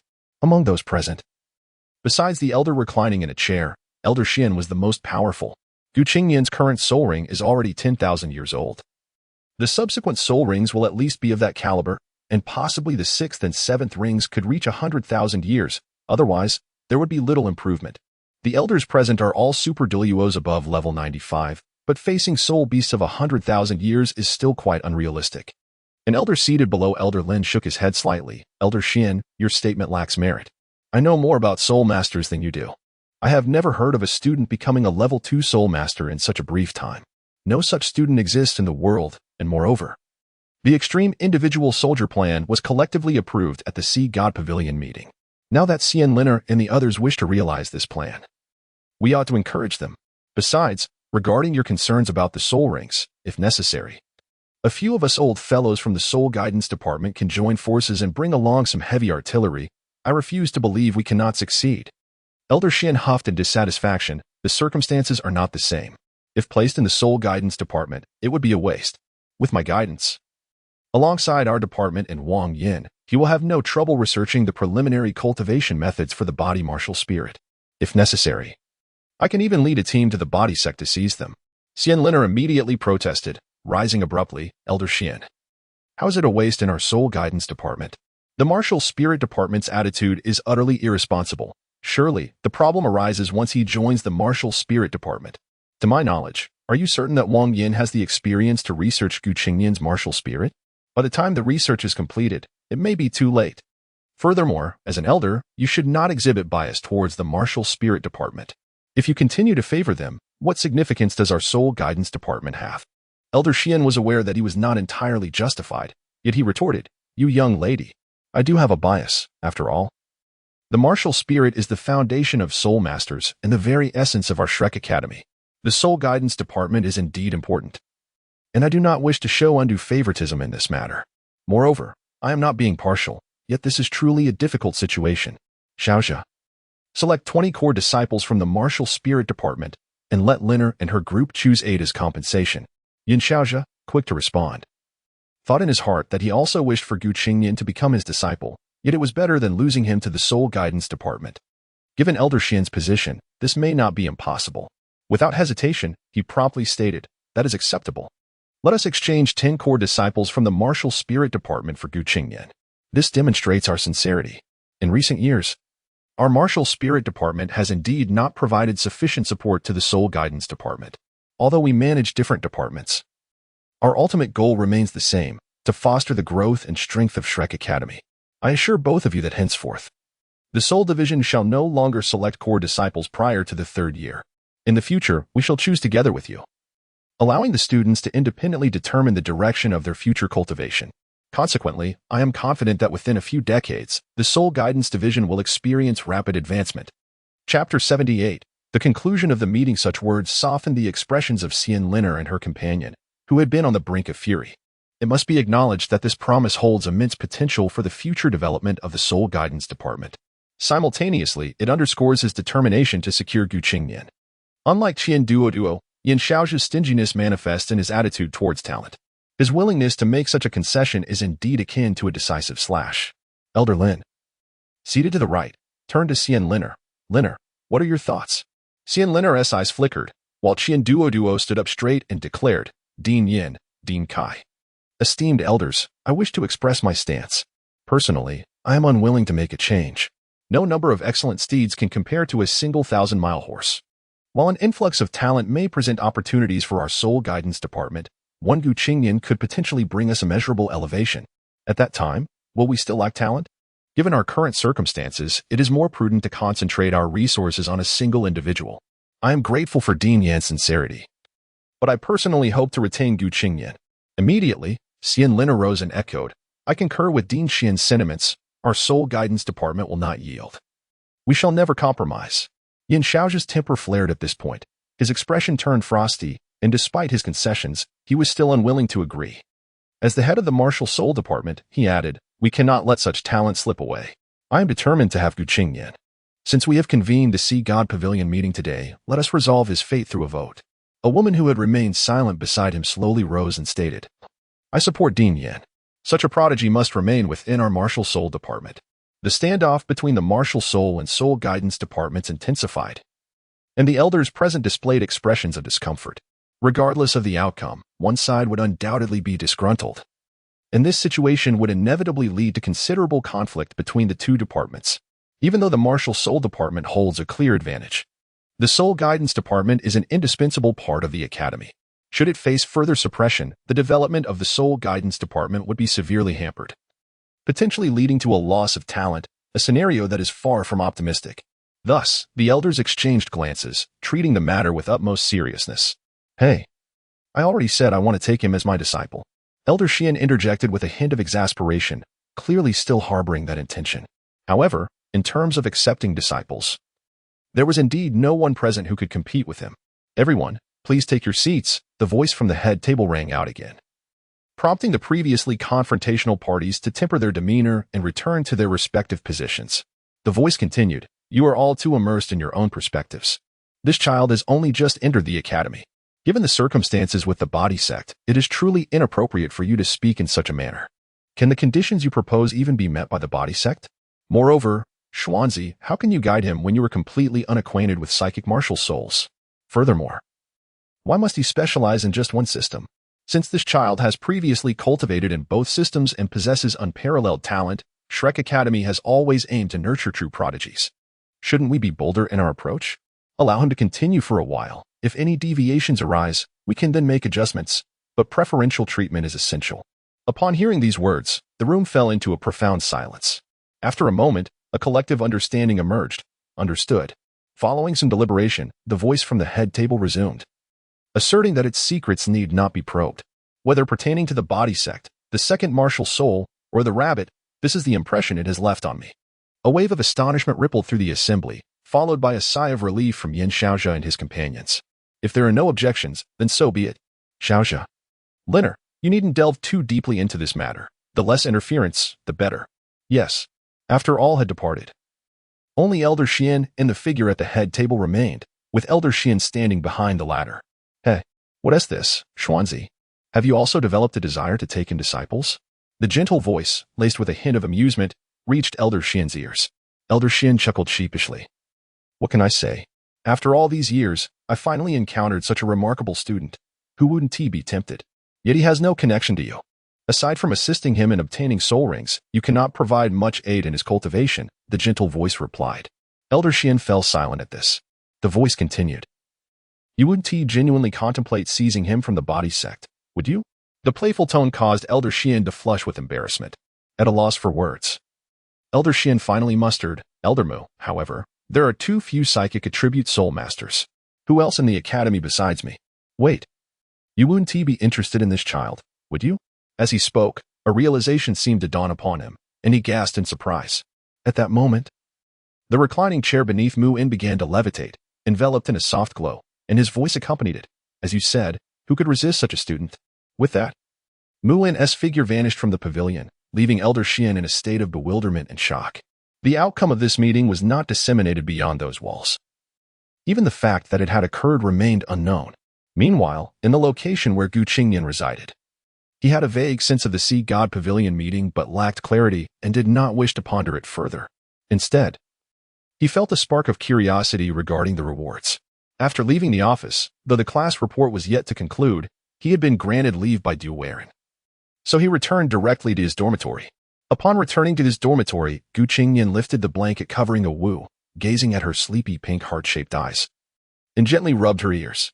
Wu was jolted awake, akin to the sensation of having icy hands placed on her belly in winter. She shivered, the haze in her eyes dissipating, replaced by a thin veil of mist. Through their connection, Qingnian clearly sensed Wu's state and released her, saying, I need your assistance with something. Please transform into your human form. After a brief pause, a flash of pink light enveloped Wu, and the familiar beautiful woman reappeared. Bowing respectfully to Qingnian, Master. Qingnian nodded, waving his hand gently.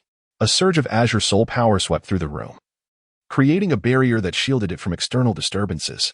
The reason for not allowing Wu to take action was the concern that her power might create too much commotion. After all, even the slightest fluctuations among top-tier experts can be detected. Although the figures in the Sea God Pavilion were already aware of Wu's existence and seemingly had no intention of intervening, it was prudent to remain cautious. Chapter 79, The True Face of Reward. The anomaly of the Sea of Spirits. As he reached into his pocket, a ring of striking azure hue materialized, unmistakably the one bestowed upon him by Yin Xiaozha. Qingnian turned to Au and instructed, please check for any hidden tricks. He then settled down at the bedside to rest. Awe nodded lightly, her eyes suddenly gleaming with understanding, as if a revelation had dawned upon her. Without hesitation, she approached and sat directly on Gu Qingnian's lap, her hair playfully tousled as she reached out to take the ring, lowering her head to inspect it. How skillful! Gu Qingnian inwardly marveled. As she bent down, her ample curves swayed gently, and a fragrant breeze wafted towards him, causing even Gu Qingnian's heart to race. Unaware of his reaction, Awe released a soft, rosy aura that enveloped him. After a moment, she returned the ring to Gu Qingnian, whose expression was somewhat strained, and declared, "Master, the inspection is complete. There are no issues." Gu Qingnian, feeling tense, accepted the ring and nodded. "Please transform back into a rabbit. The class will end soon. And Wong Dong and the others will be back." Awe furrowed her brow slightly, her delicate form shifting, prompting a sharp intake of breath from Gu Qingnian below.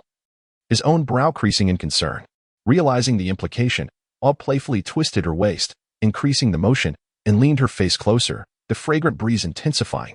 "Oh, have you become whimsical?" Gu Qingnian remarked with a slight smirk, noting her spirited demeanor. After a moment of contemplation, he decided to embrace her slender waist. Drawing her entirely into his arms, he leaned forward, resting his chin upon her fragrant shoulder, their faces nearly touching. "If you don't wish to leave, then stay," he murmured softly. Awe shivered slightly, her cheeks flushing as she melted into Gu Qingnian's embrace. He ceased to tease her, instead focusing on the ring, channeling his mental energy to investigate while simultaneously summoning the Tianming Ice Silkworm from his mind. Although he trusted that Yin Xiaozhi meant him no harm, caution was prudent. The Tianming Ice Silkworm acted swiftly, its unparalleled mental power infiltrating the ring for further examination. Moments later, it confirmed that all was indeed well before proceeding. Gu Qingnian's thoughts flickered, and he comprehended everything contained within the ring, astonishment washing over him in an instant. A soul bone. Moreover, a 3,000-year-old mental-type head soul bone, the illusory wisdom soul bone.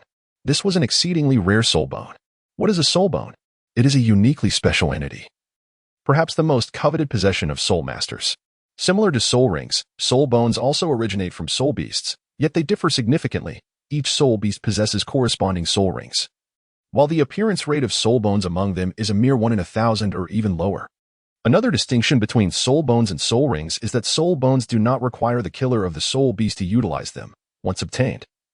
They can even be sold, with certain rare locations available for purchase. Each soul bone, regardless of how ordinary, commands an astronomical price and is in high demand. Even within the prestigious Shrek Academy, soul bones are exceedingly rare, and they are categorized according to the significance of their body parts, head and chest bones being the most formidable and nearly impossible to acquire. There is, however, one exception: external soul bones. Remarkably, Gu Qingnian possessed 2 of these exceedingly rare treasures. To the point, a head soul bone is the rarest of all, requiring an extraordinarily powerful mental-type soul beast to manifest. It is noteworthy that mental-type soul beasts are extremely scarce, even within the Stardow forest, making the likelihood of one yielding a soul bone virtually non-existent. While soul bones are rare, Shrek Academy does possess some. Yet head soul bones are likely few and far between. Their value lies not only in the enhancement of mental power, but also in their ability to grant additional skill effects, akin to the enchanting Hulaina from the first battle. This particular soul bone originated from a 3,000-year-old illusory magic ape, a rare ape-like soul beast. The fact that it could yield a soul bone at such an age indicates its exceptional nature. Absorbing it would undoubtedly enhance Gu Qingnian's capabilities. However, given his current perspective, he would hardly be satisfied with merely a 3,000-year-old bone. After all, both of his existing soul bones were of at least 100,000 years in age, and his future aspirations would undoubtedly soar higher. With this thought, Gu Qingnian retracted his intentions, donning the ring and lifting its seal. This soul bone was indeed noteworthy, yet too feeble for him. However, it could be reserved for Hui Yuhao or his future subordinates. Unexpectedly, he had to admit Yin Xiaozhi's audacity. He was willing to part with such a treasure, warranting a slight increase in Gu Qingnian's goodwill towards him. Having resolved his thoughts on the soul bone, he turned to recline on the bed, awaiting the return of Hui Yuhao and the others. If anyone outside were to discover that Gu Qingnian was so casually discarding and underappreciating an exceedingly rare head soul bone, they would be utterly astonished and would likely wish to strike him down. In the outside world, such a treasure could incite fierce competition among formidable beings, particularly those with mental powers, potentially igniting a conflict. What a tragic waste! As Gu Qingnian pondered when Hui Yuhao and his companions would return, a sudden and violent disturbance rippled through the sea of spirits, drawing his consciousness into its depths. where the divine grindstone began to tremble. Within the sea of spirits, who are you, old thing? What are you plotting? How dare you encroach on my territory? Don't you know I am a million-year soul beast? The Tianming Ice Silkworm roared in fury. Qingnian's spiritual form gradually materialized, as a gray sphere in the corner emitted an ancient voice, deep and mysterious. What is a mere insect like you? I could turn you into fertilizer in an instant. The voice carried an air of disdain, seemingly viewing the Tianming Ice Silkworm with contempt. The Tianming Ice Silkworm, sensing the tone, gritted its teeth defiantly. Nonsense. Don't think I don't know you are left with just a wisp of divine consciousness. Who knows who might eliminate whom? Besides, I have my brother Yin here. You should be worried. The ancient voice replied with even greater disdain. Indeed, I am left with just a wisp of divine consciousness. But my consciousness far surpasses yours by countless magnitudes. What can you do about it? Fuming, the Tianming Ice Silkworm found itself at an impasse. While the Ice Emperor looked on helplessly and gravely at the gray sphere, uncertain of how to proceed, they both noticed Qingnian's arrival, and upon seeing him, felt a sense of relief wash over them, as if they had found their anchor. Especially the Tianming Ice Silkworm, which quickly flitted to Qingnian's side. Rubbing its hands together, a sorrowful expression flooding its face. With a tone laden with despair, it began to cry out, Master. Before it could finish, Qingnian promptly interrupted, Ice Emperor, you speak. The Ice Emperor adjusted his forehead, clearly exasperated. Yes, Master. Ever since that sphere emitted its voice, its aura has remained unstable. Yet no anomalies occurred, so we did not contact you. Qingnian nodded slightly, aware of this but unable to attend to it in recent days. The Ice Emperor continued. However, just moments ago, the Sea of Spirits experienced a sudden violent fluctuation, and that sphere radiated an extremely terrifying energy, just as you have witnessed. Qingnian was already aware of this, asking merely out of formality, but he was curious about the disturbance from the divine grindstone. Could it be a manifestation of resistance from another realm? No, that seemed unlikely. Could there truly be powers from another world? He had not anticipated that someone in this realm possessed such abilities, even rivaling the pinnacle of his own world, a remarkable phenomenon indeed. However, your situation does not seem surprising. Rather, it is intriguing. The aged voice disregarded the dual entities of the celestial dream Ice Silkworm and instead turned its attention to Qingnian, softening its tone somewhat. Oh? Qingnian felt a stir of curiosity and feigned ignorance as he inquired, What do you mean? Who are you? How did you come to be in my sea of consciousness? The ancient voice chuckled lightly, and with a flicker of gray energy, it spoke again. This time audible only to Qingnian. Ha ha ha ha ha. No need for concern. I was never meant to belong to this realm. I recall I was on the brink of death. Yet perhaps due to the extraordinary strength of my soul, I tore through the fabric of space at that moment. A fragment of my consciousness lingered and found its way into your world. At that time, the great beast was merging with you, generating a powerful surge of energy that drew me in. Thus, this fragment of my consciousness took residence in your sea of consciousness. However, rest assured, I harbor no ill intentions towards you. It seems I may be unable to part from you in the future. Qingnian's expression revealed contemplation and composure. Yet he remained silent. Chapter 80. The elderly voice. A tinge of intrigue flickered within Qingnian's heart, though his expression remained unchanged. And his eyes betrayed no emotion. Yet he exaggeratedly replied, Wow, this does not belong to this world. How formidable! A brief silence enveloped the space. As even the elderly voice fell momentarily silent before continuing, proceed gradually. Just as the elderly voice began to speak, the dream Ice Silkworm interjected loudly, Hey, do you think I'm invisible? This is. The elderly voice, undeterred by the interruption, retorted, I can hardly be bothered to engage with a mere insect. This divine refinement is quite impressive. I shall ponder it deeply. Once I recover some of my awareness, I will endeavor to assist you. I seem to recall a saying. With the sun and moon in hand, I pluck the stars from the sky. There is no one like me in this world. A wave of domineering laughter resonated, piercing through the stillness of the sea of consciousness, rendering it particularly striking. The gray light flickered, and the gray sphere returned to its original position. In a matter of moments, everything around returned to normal. The fluctuations of the spiritual sea and the divine refinement settling into tranquility. Listening to those overbearing words, Qingnian couldn't help but think of several similar versions. At the pinnacle of the soul, overlooking all, where there is Qingnian, there is heaven. Heaven did not give birth to me, Qingnian. The path of the soul spans an eternal night. I possess a sword. Suddenly, a shiver ran down Qingnian's spine, and he hastily suppressed his thoughts. Turning his gaze to the two beasts, the dream Ice Silkworm, still irate, exclaimed, You scoundrel! How dare you ignore me? I must make you pay. Gu Qingnian, unhesitatingly, disregarded it and walked straight towards the Ice Emperor. Sighing with relief as the surroundings returned to normal, the Ice Emperor remarked, fortunately. He seems to harbor no ill will towards you, master. Before Gu Qingnian could reply, the dream Ice Silkworm grumbled, That fellow still relies on the master and yet remains so arrogant. Gu Qingnian gently patted its head, saying, All right, you two will be together for a long time. So take your time. He truly means me no harm. Otherwise, the divine refinement would not have merely fluctuated slightly. Upon hearing this, both beasts nodded in agreement. Gu Qingnian, however, harbored a suspicion that the chaotic divine refinement and the elixir of life might be somewhat connected, necromancer holy law, undead calamity. He shifted the conversation. Next, I must contemplate the configuration of my soul rings. My initial soul ring configuration is excessively high, rendering subsequent configurations exceedingly challenging to acquire, not only in terms of attributes but also in terms of their age. His first soul ring was manageable, while the fourth ring could still be obtained at a pinnacle of 10,000 years. However, ascending to the fifth ring would require 100,000 years, otherwise. The enhancement would be minimal. While discussing the soul ring configuration, he was, in fact, contemplating which soul beast to target, essentially, who to intercept. The optimal target for interception was none other than Hui Yuhao. There was no alternative, as others had encountered too few fortuitous events. Most of the valuable treasures from the entire Douluo continent too had fallen into his hands. His rewards were abundant, his treasures numerous, and, crucially, they aligned perfectly with Gu Qingnian's martial soul. As per his recollections, in the original narrative, Hui Yuhao's soul rings included the Dream Ice Silkworm, a 3,000-year ice silkworm, the Purple Spirit Beast, the Silver Moon Wolf King, the Silver Shadow Beast, the Three-Eyed Golden Lion, the 100,000-year Evil Eye Tyrant, the 100,000-year Mermaid Princess, and the 790,000-year Evil Eye Tyrant Overlord. Among these, Gu Qingnian placed the utmost importance on the Three-Eyed Golden Lion, the 100,000-year Evil Eye Tyrant, and the 700,000-year Evil Eye Tyrant Overlord.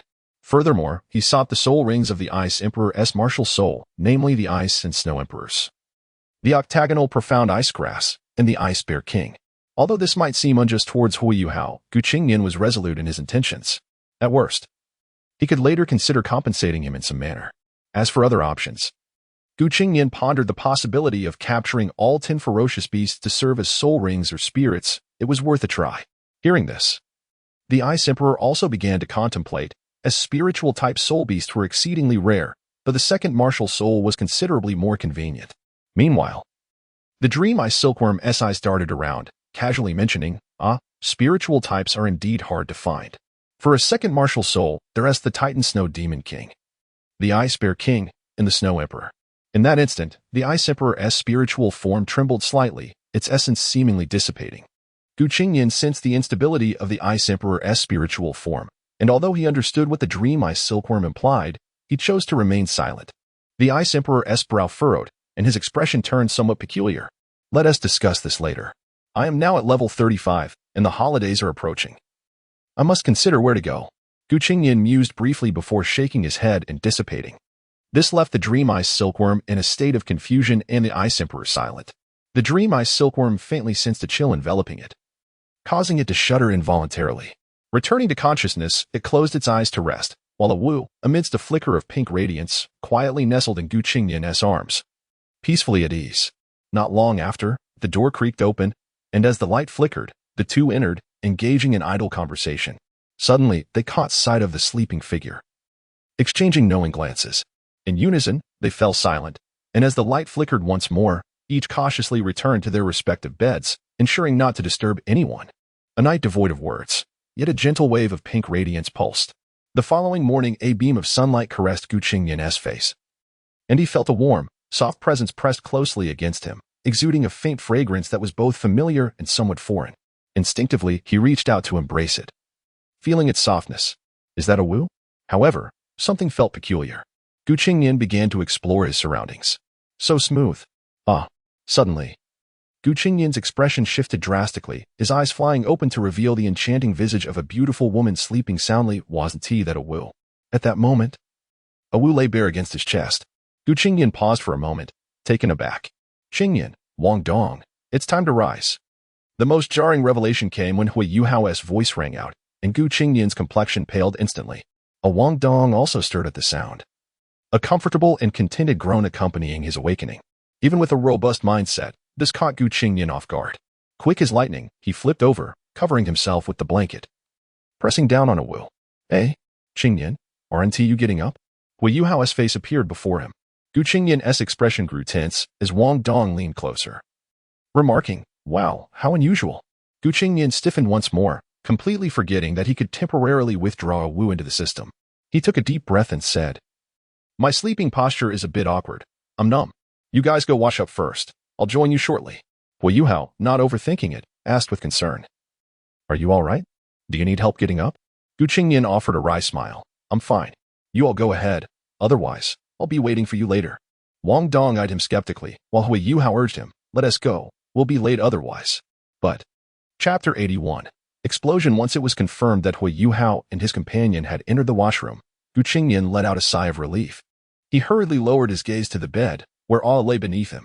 Her delicate form curled slightly, her charming face appeared bewildered, a rosy hue gracing her cheeks, as if she had just awakened from slumber. However, upon sensing Qingnian's gaze, her brows danced, and a hint of allure gleamed in her eyes as she parted her crimson lips. "Master, what is this?" Qingnian, feeling the stirrings from his inner self, felt a rush of blood to his head, gritting his teeth to suppress his feelings while inwardly cursing, "Enchantress." He then whispered, "Why are you in human form? Quickly, revert to your rabbit form." Ah seemed somewhat reluctant, but upon seeing Qingnian's determined expression, she obediently transformed back to her original state. Once Qingnian was satisfied that all was well, he pulled back the covers. Fortunately, he did not have the habit of sleeping in the nude. Yet he found it peculiar that Ah had transformed back to human form in the middle of the night. Strangely, she seemed to be exhibiting more human-like traits recently. A stark contrast to when he first obtained her, when she felt entirely like a mere maid and pet. Now, she was increasingly self-aware and even displayed reluctance.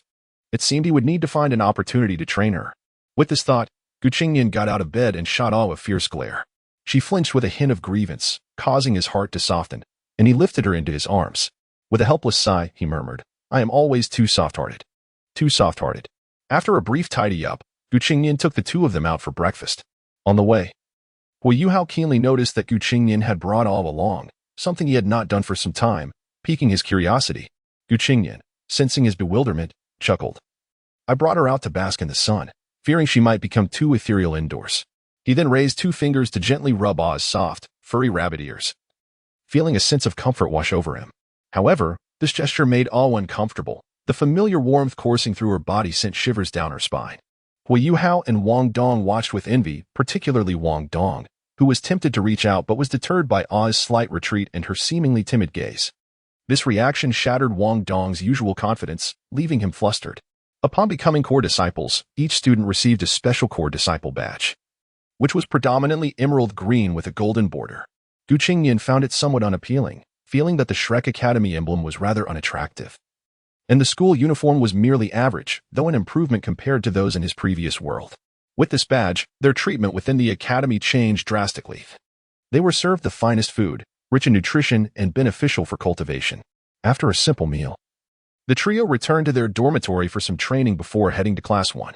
As they entered the classroom, they found it already populated with numerous students. Upon their arrival, an unusual silence fell over the room, all eyes turning to Qingnian, who was conversing with Ah. "What happened last night? You suddenly reverted to human form?" Qingnian inquired through their mental connection as they walked.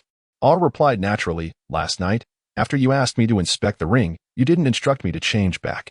Once I finished, you simply went to rest, and I didn't dare to revert without permission, especially without clothes, so I had to sleep beside you."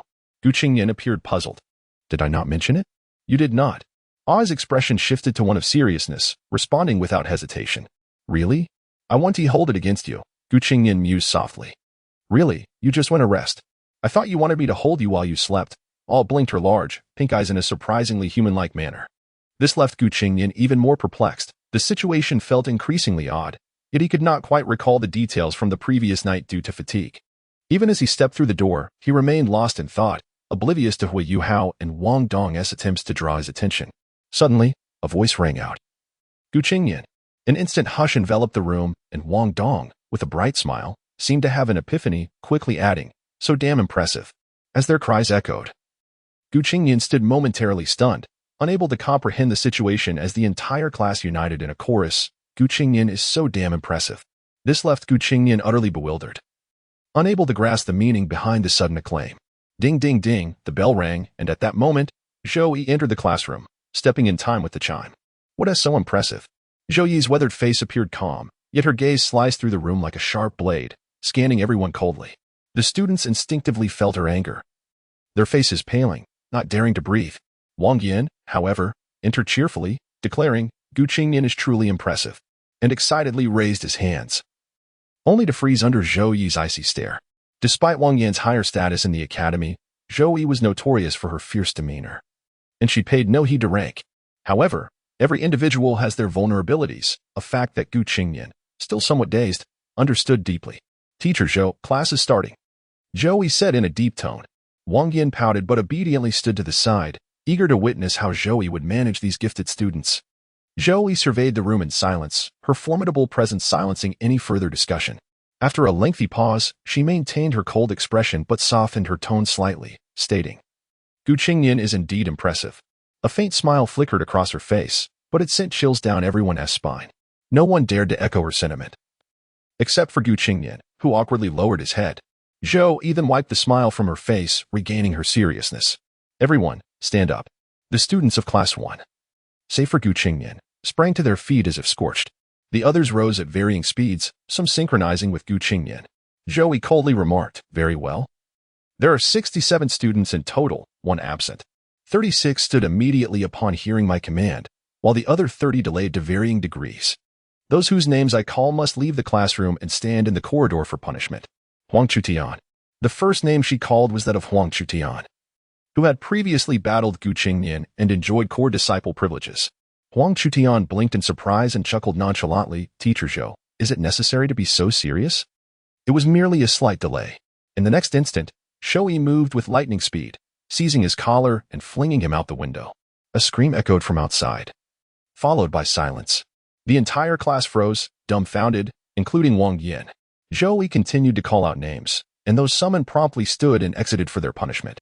Chapter 82. The classroom turmoil. Zhou Yi did not cast them another glance. Instead, she turned to Gu Qingnian and declared, I will address 3 matters.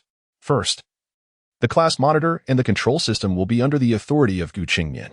Second, anyone who dares to question the teacher's decision in class will be expelled. Third, in my absence or that of teacher Wang Yan, all class decisions will be entirely entrusted to Gu Qingnian. He is the highest authority in my absence. At these words, the room erupted in astonishment. The students of Class 1 expressed no dissent, nodding in agreement with an air of inevitability. The other students, too, held little objection, recognizing the strength that Gu Qingnian possessed. However, a small minority voiced their concerns, believing Gu Qingnian to be too arrogant for the position of class monitor. Some felt that having 2 monitors was excessive, especially with such vast power. Despite these murmurs of discontent, no one dared to provoke further, particularly the watchful Zhu Lu, who felt the tension in the air. Wang Yan stood by, utterly speechless. He finally understood why Zhou Yi had never been promoted to a senior teacher. Her fiery temper.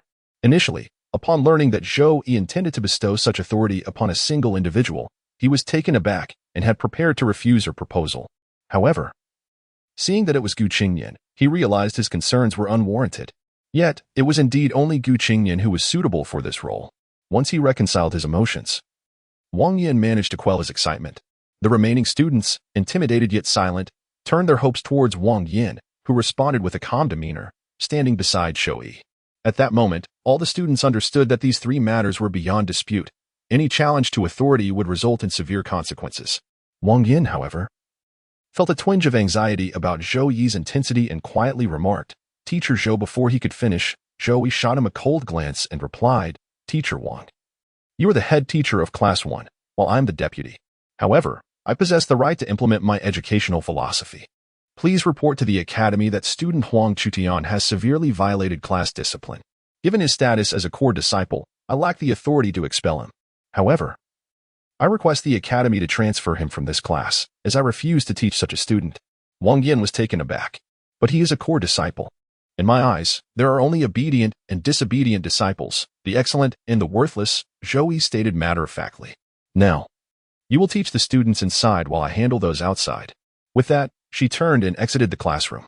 Before leaving, Zhou discreetly glared at Zhu Lu, causing her to shudder involuntarily. Below, Wong Dong gave Qingnian a thumbs up, and with a playful wink, Qingnian instantly understood his meaning. Impressive, Xiao Xiao remarked softly. As expected of teacher Zhou, truly commanding. Qingnian nodded slightly.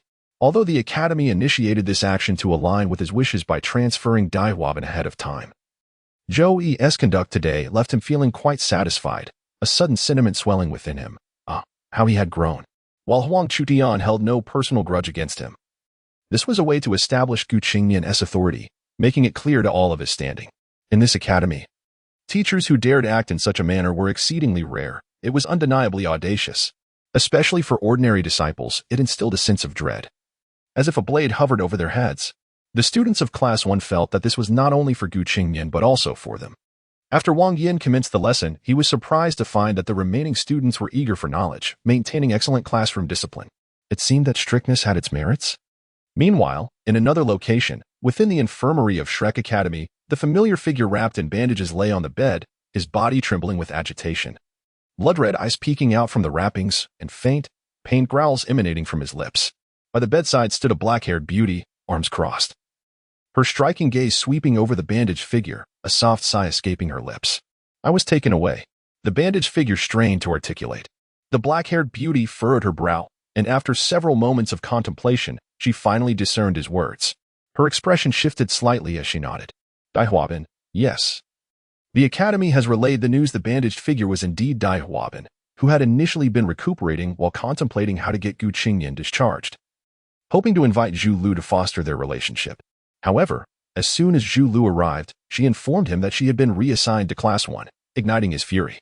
Among the 4 first-year classes, Class 1 was the strongest, specifically training control and assault system soul masters. With Class 1 rejecting him, where could he possibly go? Only to Class 2, which focused on defense and agility system soul masters. What could he learn there? More importantly, it was humiliating, truly disgraceful. As the son of the White Tiger Duke, being expelled from a class was intolerable. Were it not for his status as a core disciple, he would have considered leaving altogether. In a fit of rage, he instinctively attempted to strike the bed, only to be met with a surge of pain coursing through his body. His already bloodshot eyes widened further as he emitted an unintelligible sound, childlike Zhu Lu, standing nearby, couldn't help but flash a moment of disdain, though it vanished as she recalled a certain figure, prompting her to shake her head quickly, suppressing her inner turmoil. She managed to express concern. Are you all right? In his agony, Daihuaban remained oblivious to her fleeting expression, gripping the bed frame tightly to steady himself. After Zhu Lu offered him a few words of comfort, he began to stabilize. He wished for her to massage his chest, hoping to seize the opportunity to enhance their bond. Zhu Lu, however, flinched and quickly concocted an excuse to leave, leaving Daihuaban feeling puzzled yet not overly concerned. Perhaps she had pressing matters? He resumed his daydreams of how to deal with Qingnian. Returning to Zhou's side, in Du Weilan's office, ridiculous.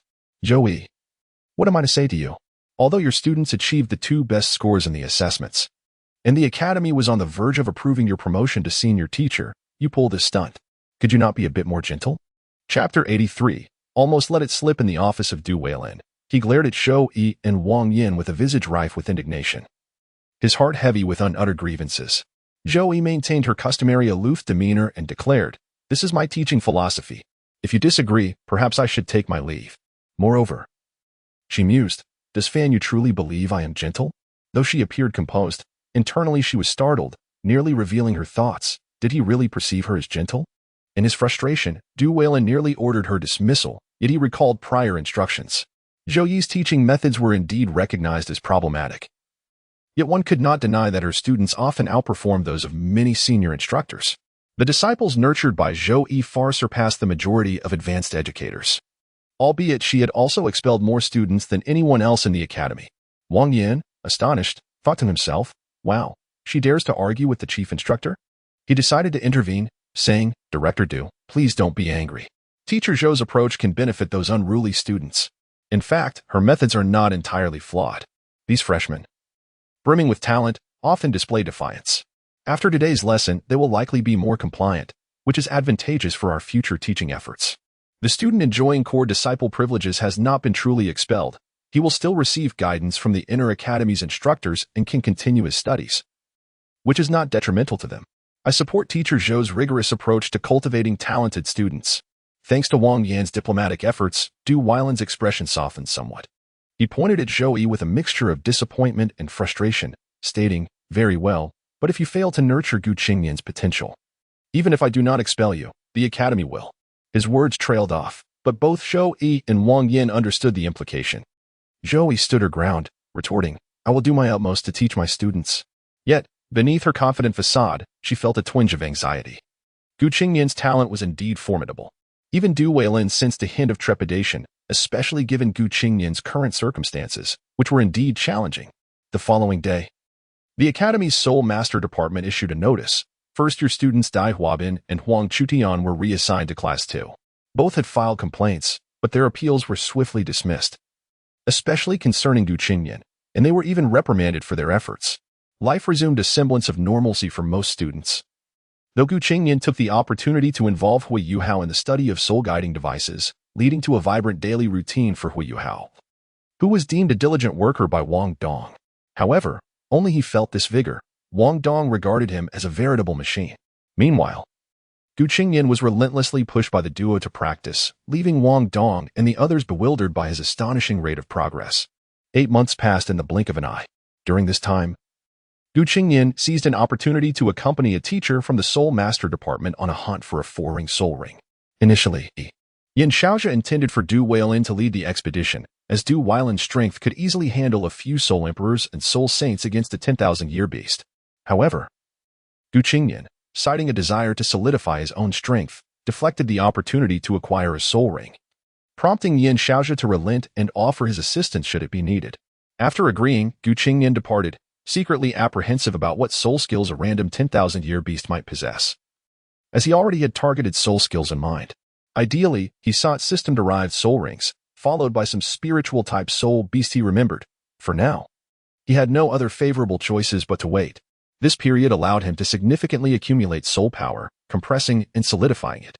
During this time, Hui Yuhao had reached the second ring but also refrained from seeking the Academy's assistance, instead providing excuses, a sentiment shared by Wong Dong. This left Yin Shaozha and others deeply disappointed, though they could only watch. Additionally, Cui Ji sought out Gu Qingnian on numerous occasions during their first encounter. Gu Qingnian was taken aback but soon realized her intentions were not vengeful but rather proactive. Feeling a sense of strength, Gu Qingnian did not hesitate to engage with her. As for Mu Jin, he preferred to bide his time, waiting for the right opportunity to strike decisively. His relationship with Zhou Yi gradually warmed. While Tang had not been seen for quite some time, with both parties choosing not to reach out, Bei Bei remained silent on the matter. And Hui Yuhao and others were curious yet refrained from prying. Next came the holiday period. Each year, Shrek Academy granted its students a month off. Yet this month was not for leisure or sightseeing.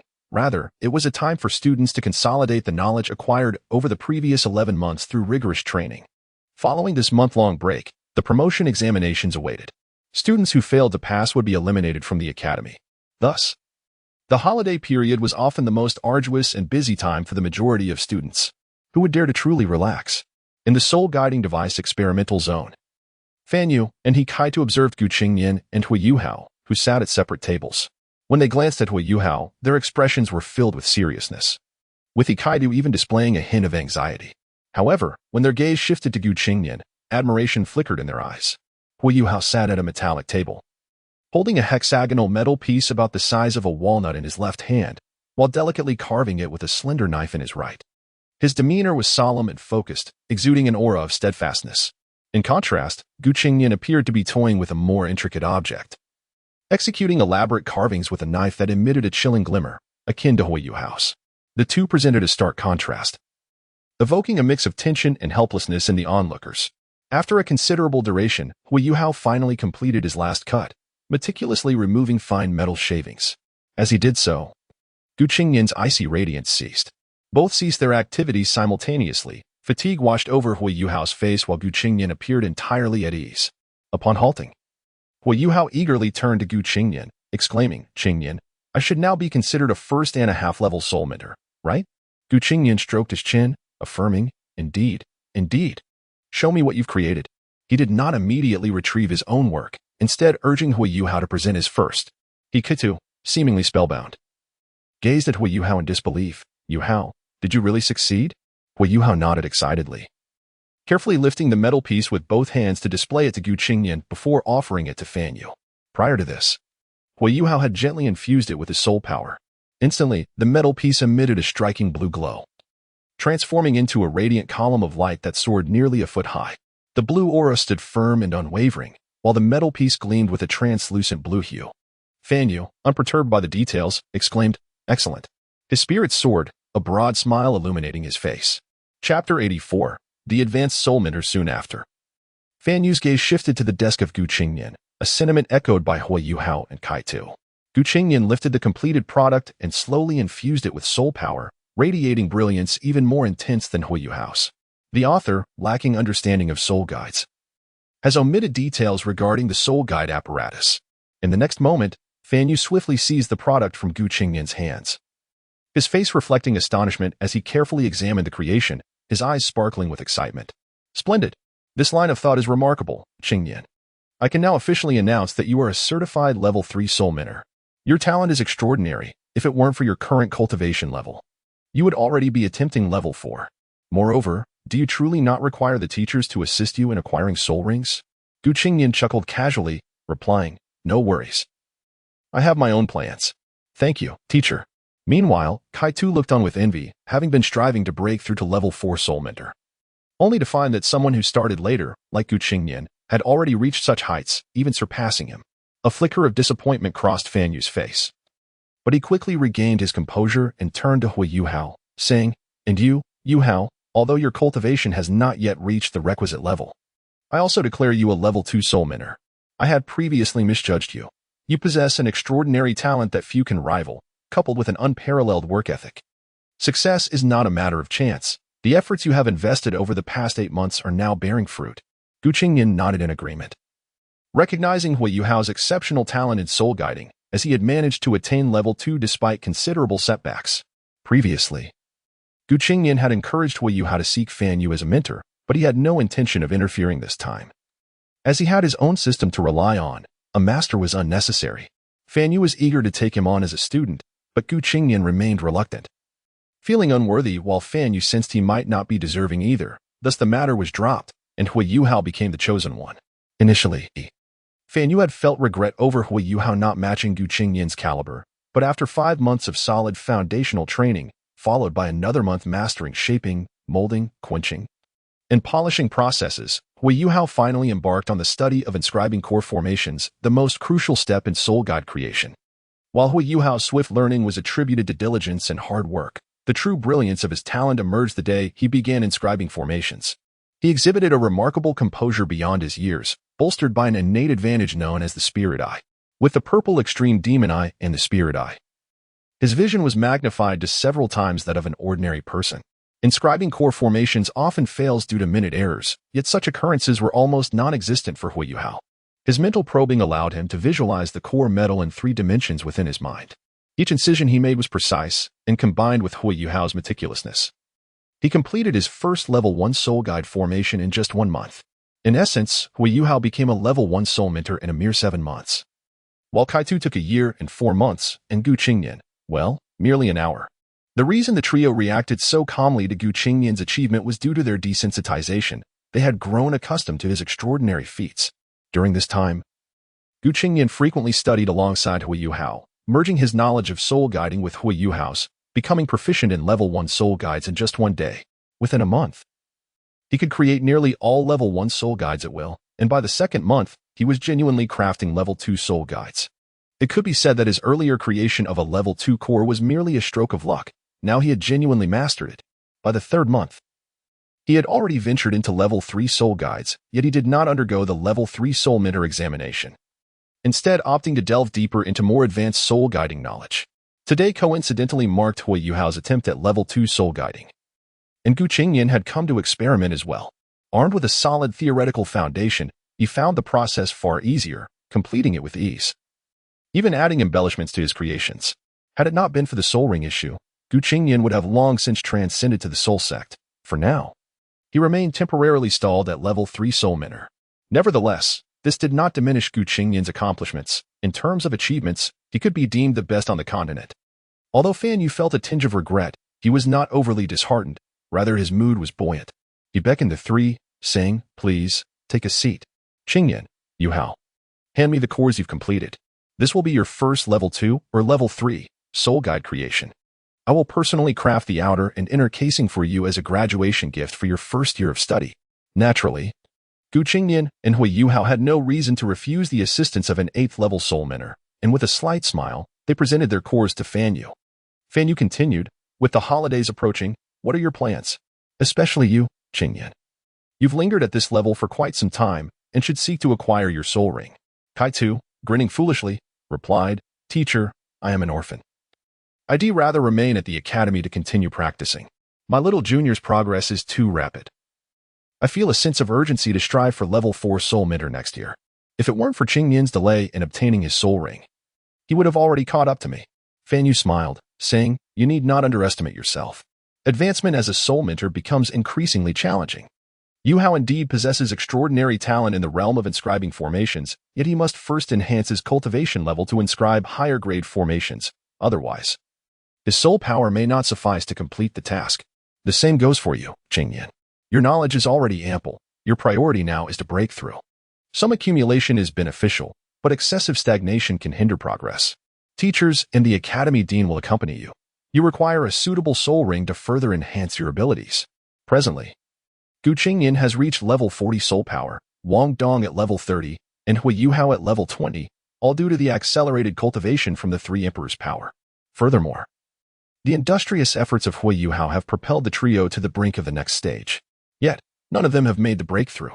Initially, the academy believed this was inconsequential, that a bit of delay would only solidify their foundation. However, as time wore on, especially for Qingnian, who had been stuck at this stage for nearly 6 months, the academy grew increasingly anxious. They made multiple attempts to assist the three in acquiring soul rings, with even Qian Shaozha and Qian Duo personally inquiring, yet Qingnian flatly refused, as did the other two. Their reasoning revolved around the need for accumulation, leaving the academy feeling quite helpless. Fan Yu was aware of this situation but only knew of Qingnian's rejection of the academy's invitation, not fully grasping Hui Yuhao's circumstances. "Teacher, no need. I feel it's about time. I won first place in the new student assessment in the martial spirit department, and as a reward, the academy will assist me in obtaining a soul ring at the limits of my capability. You should focus on your research and not trouble yourself with this." Hui Yuhao swiftly replied. Fan Yu chuckled, saying, "I almost overlooked that detail. You can directly consult Director Du. He handles such arrangements. When do you plan to set off?" Hui Yuhao responded, "The day after tomorrow. I'll depart early in the morning. Rest assured, I will return promptly after acquiring the soul ring." Chapter 85. Morning before the holiday, Fan Yu nodded and said, "Yu Hang, if your sole purpose is to enhance your martial soul, I would advise you to strive for an attack-oriented spiritual attribute skill. However, if your aim is to further improve your capabilities as a soul engineer, I still recommend that you focus on the detection aspect. As for how to choose, I shall not offer you further advice, and the soul rings you obtain will depend on fate. Bring along the soul guiding devices you crafted yourself." "Understood, teacher." Hui Yuhang replied earnestly, nodding his head. Qingnian observed Hui Yuhang from the side, filled with curiosity. It seemed unusual for Hui Yuhang to venture out hunting souls alone without the Tianming ice worm. There was something amiss. There was a secret. However, he refrained from inquiring at that moment, respecting the notion that everyone harbors their own secrets, and there was no need to pry. Fan Yu then turned to Qingnian, who opened his mouth to speak but was immediately interrupted by Fan Yu. "Don't tell me you also wish to seek out my martial soul system teacher. That teacher has already informed me that you declined the invitation." Qingnian smirked, surprised at how well-informed they were. But it mattered little. He had no intention of using that as an excuse anyway. "I also plan to find a suitable soul ring before the holiday. As for who accompanies me, I have my own means." Upon hearing this, Fan Yu furrowed his brow slightly and instinctively remarked, "Just be careful not to." "Well, take care." He initially intended to caution against associating with dubious individuals, but then he considered that such people might possess formidable backgrounds or mentors. Perhaps they were hidden powerhouses. Otherwise, how would they have acquired their first 2 soul rings? Thus, he quickly held his tongue. Qingnian nodded slightly, and Fan Yu sighed before continuing. "The holiday is approaching. There is no need to push yourselves further today. Go, pack your belongings, and take a moment to rest." Kaitu stared, wide-eyed. It was the first time he had heard the word rest from their teacher. Qingnian glanced at the unfortunate lad with a hint of pity, then departed alongside Hui Yuhang. As they exited the experimental zone, the sky was dim and heavy, with fine strands of rain cascading gently, accompanied by a soft breeze. The two observed the curtain of rain, their previously restless minds settling into tranquility. Especially Qingnian, whose demeanor transformed, emanating a subtle clarity that left Hui Yuhang spellbound. Just as they were about to step into the rain, an umbrella suddenly appeared above them, shielding them from the falling droplets. Beneath the umbrella stood a figure with large, powder blue eyes that blinked gently. "It's raining. Do you two need an umbrella?" A playful tone emerged. Qingnian chuckled. "Then I shall trouble you, Boss Wong, for an umbrella." Hui Yuhang, equally astonished, exclaimed, "What brings you here?" The young lady, brushing her powder blue hair, replied with mild annoyance, "Oh, just forget it. It's raining. And we'll be parting ways in 2 days, so I came to check on you." Qingnian playfully lifted her chin with a finger and teased, "What? Can't bear to part with me after a month? Should I accompany you home?" Finding Wong Dong amusing, he couldn't resist the urge to tease her. Wong Dong seemed to recall something, letting out a soft hum, her eyes brightening as she pulled Qingnian's hand down, feigning indifference. "Then come along." Qingnian withdrew his hand, feigning disappointment. "It seems you don't really want me to go, so never mind." Wong Dong's expression shifted, and with a huff, she remarked, "If you don't want to come, then forget it. Yuhang, what are your plans?" Qingnian laughed heartily, "Just joking. I have some matters to attend to this time." Hui Yuhang, feeling a bit insignificant, also nodded. "I have things to take care of too. Sorry, Wong Dong." A hint of disappointment flickered in Wong Dong's eyes. Before she sighed lightly, "Indeed, a month is quite hard to part with." Hui Yuhang, feeling apologetic, suggested, "How about I treat you both to grilled fish?" Qingnian, "I'll treat you to grilled chicken wings." Wong Dong's face brightened instantly at the mention. "Then let us go. But we don't have any ingredients." Hui Yuhang paused. Wong Dong, shaking her hand with a grin, replied, "I've already prepared everything. I was just waiting for you to say that." Qingnian added, "And I have the chicken wings ready too. I hope it's enough to fill you." "Grilled fish?" Wong Dong blinked in surprise. "Yes. But you don't eat grilled fish, do you?" Hui Yuhang asked. Qingnian simply smiled. Meanwhile, beneath the dormitory building, an old man lazily raised his eyelids, a hint of nostalgia crossing his face as he murmured to himself, "Ah, youth is truly splendid, so remarkable. I wonder how many women I've fed in my time. I am no match for him. Interesting. I am getting old." After a simple meal, the trio returned to the dormitory in high spirits, especially Wong Dong, who wore a look of satisfaction. However, as Qingnian lay down to sleep, he felt as if something was missing. Glancing at Hui Yuhang, he sighed, "What a pity." The next day, Shou-Yi and Wang Yin arrived at the classroom together. Surveying the students below, the students sat attentively, hanging on their every word. "Classmates, today marks your final day as first-year students. The academy has not assigned any teaching tasks.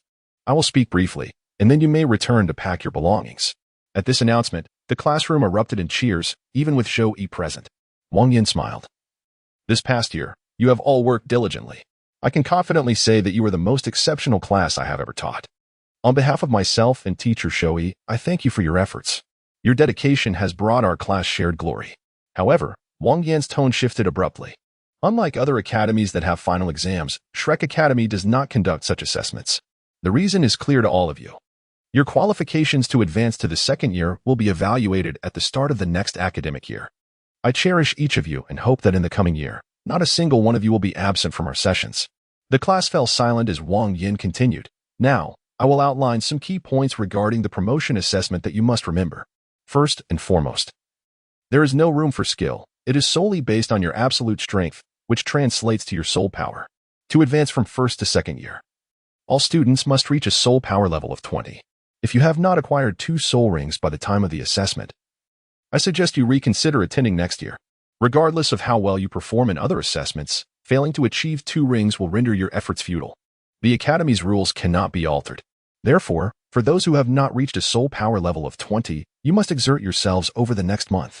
Additionally, you must acquire a soul ring to prove that your strength has reached the Great Soul Master level. Having 2 rings does not guarantee passage in the promotion exam. The specific contents of the exam remain unknown even to teacher Shou-Yi and me. However, I can share my experiences from the promotion exams I have undergone. Not only will there be individual assessments, but each of you will need to challenge a 100-year soul beast of the same attribute. Furthermore, There will be a class promotion assessment, filtering eligible students based on the completion of the tasks assigned. 20% of the class will be eliminated based on assessment results. I believe no one wishes to see their classmates' performance suffer due to their own shortcomings, as the entire class is certain to remember him. I propose that considering the holiday as a moment of impending doom is indeed the most prudent choice. At this juncture, Wong Dong's countenance had transformed into a visage of sternness, exuding an air of solemnity. As for the subsequent actions, my dear classmates, you ought to know what must be done. Thus, you may gather your belongings and return. In an instant, a wave of astonishment washed over everyone, each person brimming with anxiety and excitement. During this time, Zhou Yi once again approached Gu Qingnian, inquiring if assistance was needed, but Gu Qingnian naturally declined, concocting an excuse to temporarily assuage any suspicion before departing. Chapter 86. Unexpected Discovery. Master, where to next? In the Sea of Spirit. The dream-eye silkworm asked Gu Qingnian, filled with ennui. I don't know. Perhaps we could wander around, Gu Qingnian replied, uncertain of his destination. He had intended to seek potential prey during this holiday, hoping to uncover a soul ring. However, with no suitable targets in sight, he meandered aimlessly around the academy's vicinity. As time slipped away, several days passed, and dusk began to descend. Embracing awe, Gu Qingnian inadvertently arrived at a small town, desolate and sparsely populated, with only a few wind-whipped, abandoned houses, evoking a sense of emptiness. Gu Qingnian paused, bewildered by his surroundings. Suddenly, a subtle fluctuation caught his attention. Furrowing his brow, he scanned the area with his 6 eyes, and to his astonishment, he uncovered something intriguing. Cautiously, he moved toward a particular direction. Before long, he stood before a seemingly intact little house, where a faint flicker of firelight was visible through the cracks. Instinctively alert, Gu Qingnian concealed his presence and carefully observed the interior with his 6 eyes. The surroundings seemed to conspire with him, falling into an eerie silence, with only the soft crackling of the fire breaking the stillness. At that moment, a faint voice emanated from within. Mom, I'm back. The voice bore a hint of melancholy and tremor. Gu Qingnian's heart raced. How could there be a girl here? Ghost? Why did it sound so familiar? As he pondered whether to enter, the voice echoed again, this time with more quivers. I'm already in the 4th grade. If only I had been quicker back then. It's all my fault. The words were muddled, accompanied by faint rustling sounds that reached Gu Qingnian's ears. His eyelids fluttered. He recognized the voice and felt a sense of familiarity. Yet, he refrained from entering immediately. Remaining in his position, the voice continued. Your daughter is already 14. She can take care of herself. I am at the academy. The words were fragmented and barely audible, but Gu Qingnian managed to catch some of it. His gaze flickered as he contemplated how he had arrived here. Since he was already present, he thought it best to act, albeit uncertain of how to enter this secluded place. Resolving this, Gu Qingnian took a deep breath and gently knocked on the rickety door, causing a sudden hush within. Then, a gentle breeze swept through, extinguishing the faint firelight, merging the house with the encroaching night, rendering the surroundings silent once more. Without hesitation, Gu Qingnian stepped inside, using his soul power to emit a glimmer of light, revealing the interior.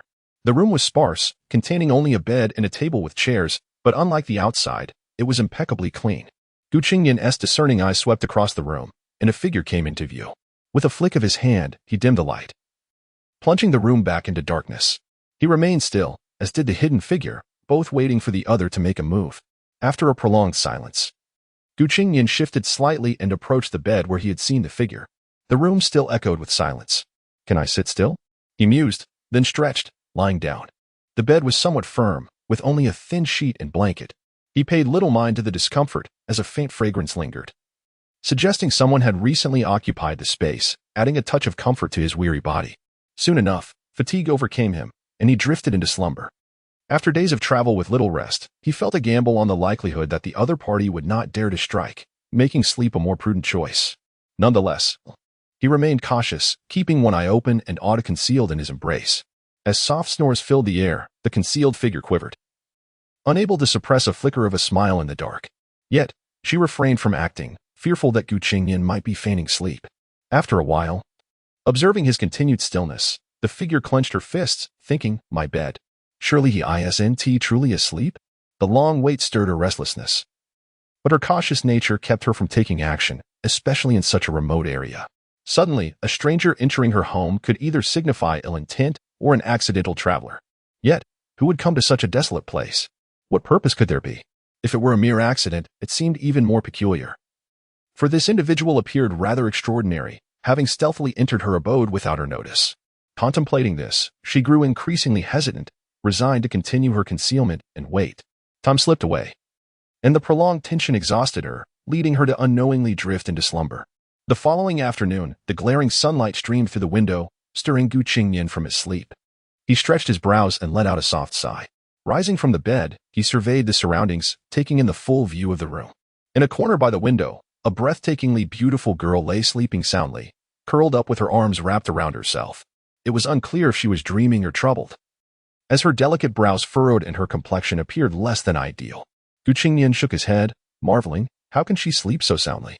Were I not here, she would be in peril. He overlooked the fact that, apart from himself, no one else would venture into this place. Approaching her, he gently lifted her in a princess carry. She was light, her body soft and delicate, akin to cradling a puddle of water. Gazing down, he beheld her features clearly. She appeared merely 14 or 15, tall and slender, with cascading golden hair falling in waves behind her. Adorned with a cute rabbit ear headband, she exuded further charm. Her skin was as fair as snow, radiating a delicate allure that rendered everything around her dull in comparison. However, the only flaw was her frailness. Her weight did not align with that of a girl her age, and her pale cheeks bore a hint of fragility, yet this did not diminish her beauty, rather, it lent her an unusual grace. Recognizing her instantly, Qingnian confirmed his suspicions. She was Jiangnan An, a fourth-year student at Shrek Academy. With the martial spirit of a soft-bone rabbit, he recalled their previous encounter when he had dealt a blow to Su Sanshur, and thought, next time, I shall find another opportunity to teach him a lesson. As he lifted her, she instinctively nestled closer, wrapping her slender arms around his waist, her head resting against his chest, resembling a little rabbit seeking warmth in his embrace. Chapter 87. Jiangnan's soft and comfortable touch felt like a gentle spring of water flowing into Qingnian's senses. However, Qingnian was devoid of any joy. His face paled as he glanced down, discovering two unknown, white, fur-like, oval objects lodged in his abdomen. Awakened by the commotion, Ada leaped onto Qingnian's shoulder, observing the peculiar items with her pink eyes blinking in surprise and silence. Unbeknownst to him, the objects piercing Qingnian's stomach were the rabbit ears adorning Jiangnan's head. As she leaned forward, the headpiece inadvertently jabbed into Qingnian's belly. Caught off guard, though uninjured, the timing of the jab was unfortunate, as it struck a particularly sensitive area. Frozen in place, Qingnian contemplated loosening his grip to pull away, yet he feared losing his balance and tumbling Jiangnan off.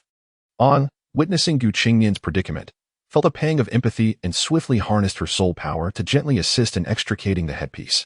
However, in the next moment, Jiangnan, with renewed vigor, pushed back against Qingnian, causing his face to twitch in discomfort.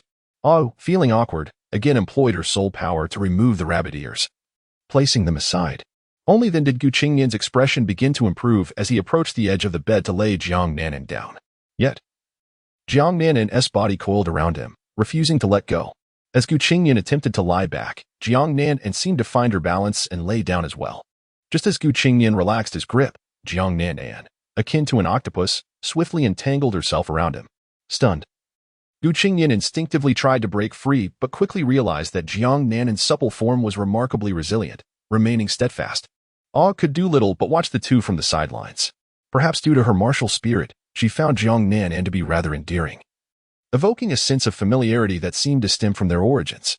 After several futile struggles, Qingnian finally managed to pry his eyes open. As he attempted to rise, a faint voice pierced the air. Don't go, Mama. Both Qingnian and all were startled, and Jiangnan tightened her grip around him, resting her head against his chest, her delicate lips quivering as if trying to articulate something. Ceasing his movements to listen closely, he caught snippets of her words. Mama, it's my fault. Please don't abandon Nanan. I should have decided sooner, been more resolute.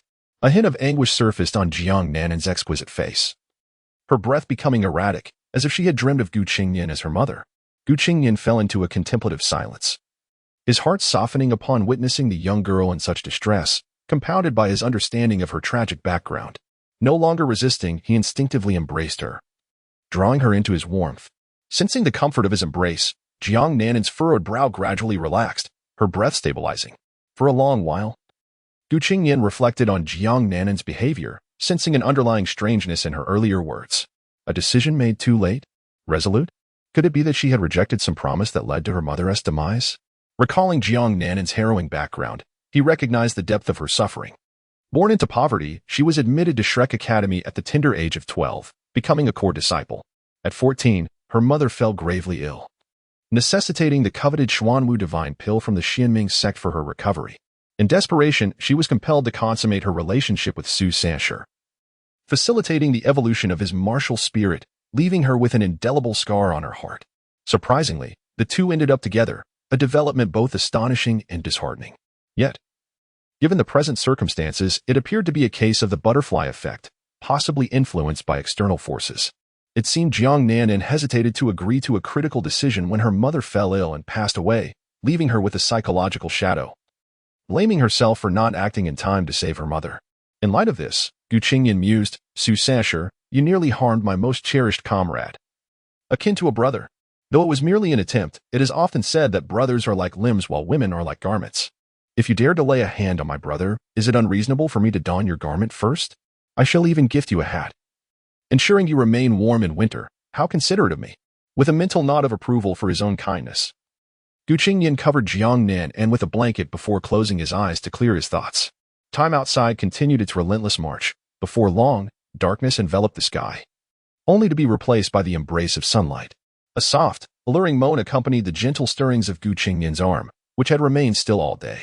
As he opened his eyes, he beheld the girl nestled against him like a quail, her face adorned with a hint of languor. Slowly, her eyes fluttered open, meeting Qingnian's gaze directly. Jiang Nanan froze momentarily, staring blankly at the unfamiliar young man before her. As memories flooded back, she felt a rush of anxiety, quickly replaced by a wave of embarrassment that suffused her cheeks with a rosy hue. How had she fallen asleep in the embrace of a stranger in her own home? So intimately? Most alarmingly, this stranger was none other than Qingnian, the most handsome man in both the outer and inner academies, who had clashed with and bested someone she knew.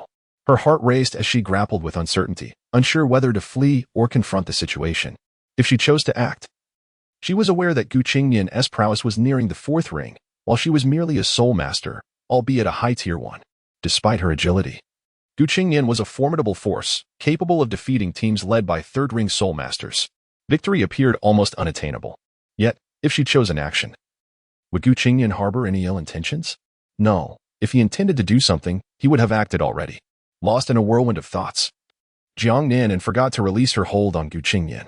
Awakened from her slumber, she realized her predicament, feeling an adorable and slightly foolish charm about Jiang Nanan as she struggled to gather her thoughts. Still waking up? Perhaps you should sleep a bit longer, Qingnian suggested with a gentle smile. Finally, Jiang Nanan snapped back to reality, hastily releasing her grip around his waist and leaping to her feet beside the bed, eyeing Qingnian warily. Ah, youth is a wonderful thing, waking up with such vigor. How disheartening that after being my pillow for 2 days, you regard me with such suspicion upon waking, Jiang Nanan. Qingnian chuckled softly, propping himself up on one elbow as Ah crawled over to lie beside him, her pink eyes curiously observing Jiang Nanan. You. Chapter 88 Compensation. What is wrong with me? Am I mistaken in my words? Qingnian feigned surprise. Jiang Nanan's face flushed crimson, yet how could she, who was typically reticent, possibly out-talk Qingnian? She felt an intense frustration but was utterly helpless. Why have you intruded into my home? How did you come to be here? Qingnian shrugged helplessly. To be honest, I intended to seek some opportunities during the holiday. But unexpectedly, instead of finding fortune, I became a human pillow for 2 days. Jiang Nanan's blush deepened as she bit her cherry lips, instinctively retorting. Do you think I would believe you? Whether you believe me or not is inconsequential. I merely came to spend the night. Since you do not welcome me, I shall take my leave, Qingnian replied slowly, rising to embrace Ah and turning to depart. Jiang Nanan gazed at Qingnian's somewhat desolate figure, recalling the warmth of his earlier embrace, a sensation she had never experienced before. With this thought, an inexplicable pang tugged at her heart. Before she knew it, she called out, Wait. As Qingnian turned back, his expression remained calm as he regarded Jiang Nanan. For a moment, she hesitated, a flicker of panic surfacing in her eyes. Typically indifferent toward any male, she now found herself feeling strangely for someone she had only recently met. Caught between anxiety and her usual reticence, Jiang Nanan ultimately failed to articulate her thoughts, merely staring blankly at Qingnian. He sighed softly. Then his gaze fell upon the back door of the small house. He stepped inside, and Jiang Nanan's expression shifted dramatically as she hurriedly followed. The small abode was modest, leading directly into the main room, which contained only a bed and a few chairs. A few steps further brought them to the back door. Outside lay a small clearing descending towards the mountains, at the center of which stood a white gravestone, immaculate and clearly well-maintained. The gravestone bore no additional carvings, save for a single line inscribed in the center, "Here lies Jiang Yunru, mother of Jiang Nanan." Atop the gravestone hung a pair of rabbit ear ornaments strikingly similar to those worn by Jiang Nanan, but theirs appeared slightly tarnished, giving the impression of recent cleaning. Yet the marks of time could not be hidden. Qingnian stood silently at the doorway, his eyes fixed on the gravestone, lost in contemplation. Jiang Nanan, too, found herself gazing at the stone, her sorrow evident in her eyes. Silence enveloped them, neither uttering a word. After a lengthy pause, an odd sensation washed over Qingnian, startling him. He turned and walked back inside, while Jiang Nanan, caught in her thoughts, failed to notice his departure. Upon returning indoors, Qingnian retrieved cooking utensils from his ring and began preparing a meal. Having spent time with Wong Dong and others, he often found himself suddenly craving food. Thus he had stocked a variety of fresh ingredients and cooking tools, knowing the extreme ice would lend a hand. Before long, delightful aromas began to waft through the house, even reaching the dazed Jiang Nanan outside. As the enticing scent enveloped her, she instinctively followed it inside. Upon entering, she found Qingnian setting several dishes on the table, with 2 sets of bowls and chopsticks prepared. The implication was unmistakable, it was just the two of them. In his household, Qingnian had always employed chefs, even learning to cook for a while. Though his skills were not top tier, they were certainly adequate. Feeling a bit hungry, he had simply prepared a modest meal, pulling out a chair to sit down, but he did not eat immediately. Instead, he turned to Jiang Nanan and asked, "Would you like to join me? You must be quite hungry after sleeping for 2 days." Indeed, Jiang Nanan was very hungry. Had she not been suppressing her appetite, her stomach would have protested audibly. Although she had replenished her energy during her long slumber, the need to sustain her body's involuntary functions required soul power, and she felt weak despite being able to endure. Looking at the appetizing spread, her body craved sustenance. Though she longed to eat, hesitation gripped her. She feared it might be poisoned and felt a wave of embarrassment. Jiang Nanan was inherently strong and would not bow to such trivialities unless it touched her innermost being. Qingnian, understanding her predicament, smiled and said, "Consider it my unintentional intrusion into your home and my compensation for sleeping in your bed. Sit down and eat with me. Otherwise, I will be quite troubled." With that, he dished out food for her and began to eat slowly, seemingly to demonstrate the meal's safety. Yet, Jiang Nanan remained hesitant. However, her body's instincts overruled her mind, and she glanced at the home-cooked dishes, reasoning that they appeared harmless and that it should be fine to partake, especially since he was eating. Ultimately, the irresistible aroma triumphed over her rational hesitations, and after much deliberation, she sat down. At that moment, Jiang Nanan's head instinctively lowered, shy to meet Qingnian's gaze. After a brief pause, she realized he wasn't looking at her, so she tentatively picked up her bowl and chopsticks to take a bite. Her eyes lit up. It was delicious. Was this truly home-cooked food? Jiang Nanan's mouth slightly agape, she became engrossed in the culinary delight, completely forgetting her previous awkwardness and the situation at hand. She reached for her chopsticks and began to eat, oblivious to Qingnian's presence. Qingnian took no notice, smiling faintly as he continued to eat. He had anticipated her appetite and had prepared enough food for both of them. The meal progressed swiftly, and before long, both plates were cleared. After eating, Jiang Nanan reclined comfortably in her chair, her previously pale complexion now flushed, and she felt invigorated, even sensing a significant increase in her soul power. It was evident that this meal held profound benefits. Suddenly, Qingnian stood up, startling Jiang Nanan, whose expression shifted dramatically. Oh no! She had been so absorbed in the food that she had completely overlooked him. Qingnian remained silent, clearing the dishes and tidying up. Unconsciously, Jiang Nanan stood and began to assist him. Their movements flowed seamlessly, as if they had been doing this for years. The atmosphere was quiet, and though they had never cooperated before, in that moment, they moved in perfect harmony.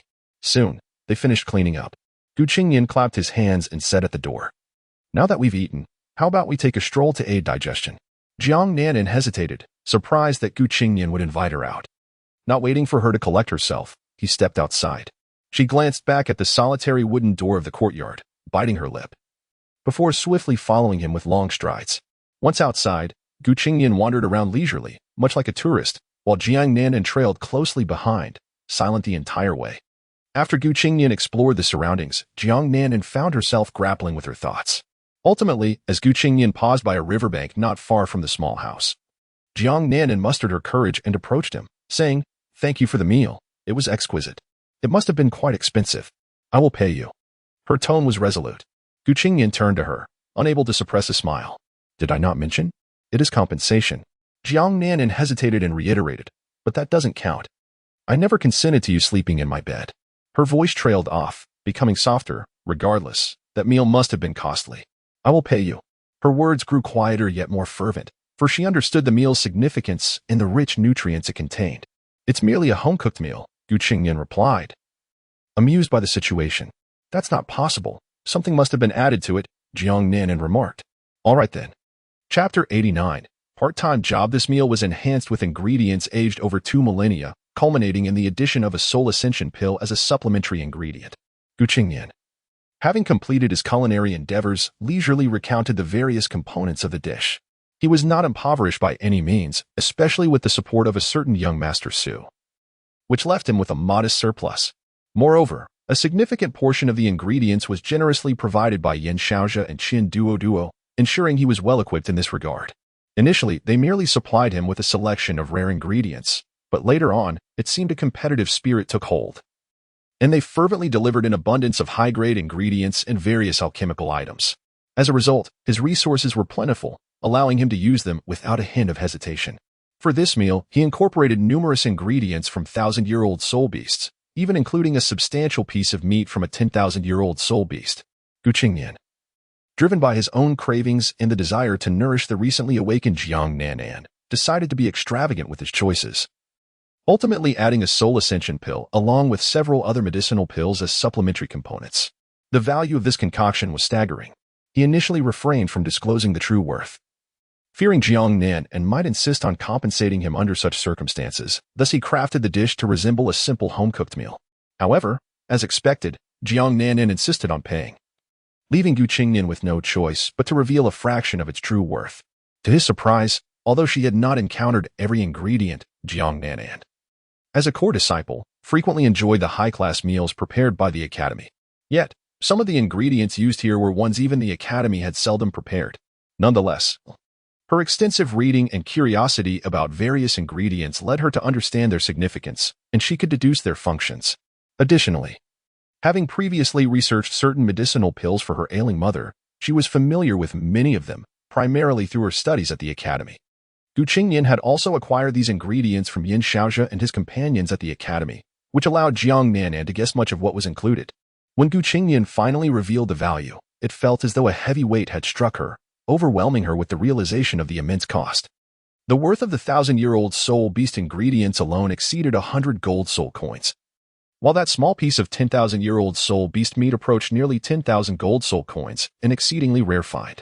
If the meat from 10,000-year-old soul beast was scarce, then the medicinal pills were even more elusive, such as the Xian Shui Dan that had previously cost Su a fortune, causing even someone of his stature to feel the pinch. What more could be said of the even more valuable soul ascension pill, which had stirred excitement even in the enigmatic Wong Dong? The thought that she had consumed such an extravagant meal filled Jiang Nanan with regret. Although Gu Qingnian had not asked for payment, her character would never allow her to accept such generosity without reciprocation. Momentarily lost in thought, the realization of the meal's exorbitance struck her hard. Despite her savings, she was still far from covering such a cost. How long could she sustain herself with the equivalent amount of money? Gu Qingnian chose not to disturb her, merely observing in silence. He understood that if he were to urge her not to repay him, it would only evoke a sense of indebtedness, making her feel even more uncomfortable. After a while, Jiang Nanan's hair hung slightly askew as she momentarily forgot Gu Qingnian's intrusion into her home, her mind consumed with numerical figures.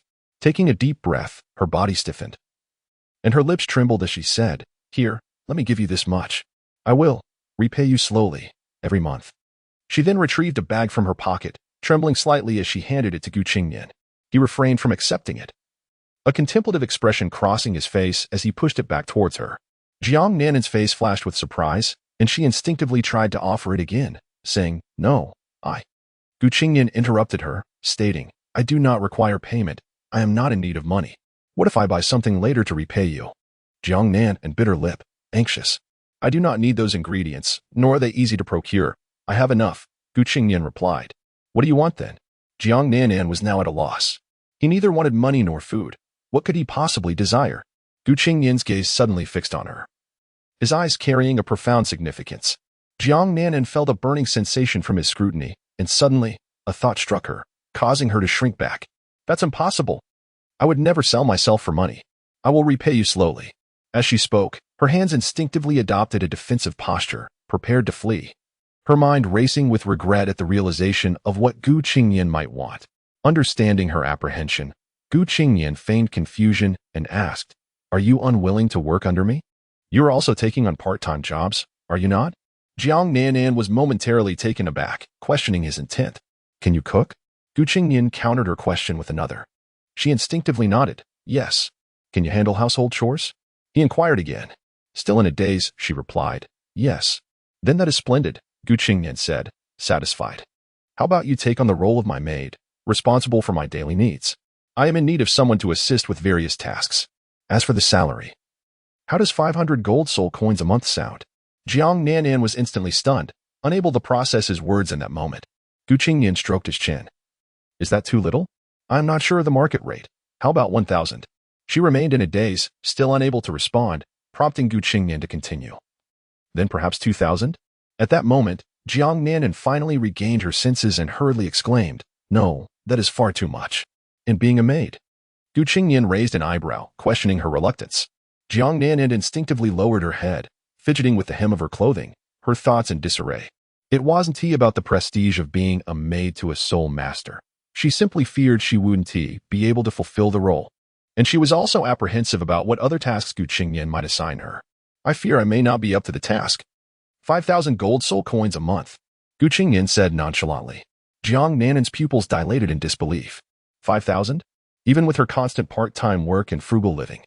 She had barely saved 100 gold soul coins. 1 gold soul coin equated to 10 silver soul coins or 10,000 copper soul coins. In other words, 1 gold soul coin was equal to 2,000 grilled fish, enough for an ordinary family to sustain themselves for several months. 5,000 gold soul coins would comfortably provide for a family of 4 for a lifetime.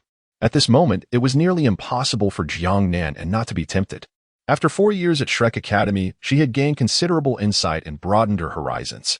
Although she had seen wealth, encountering it directly was exhilarating. And her eyes briefly sparkled with desire before she quickly suppressed it. Noticing her reaction, Gu Qingnian smiled appreciatively and, with a flick of his wrist, produced a plain white ring devoid of any embellishments, tossing it directly to Jiang Nanan.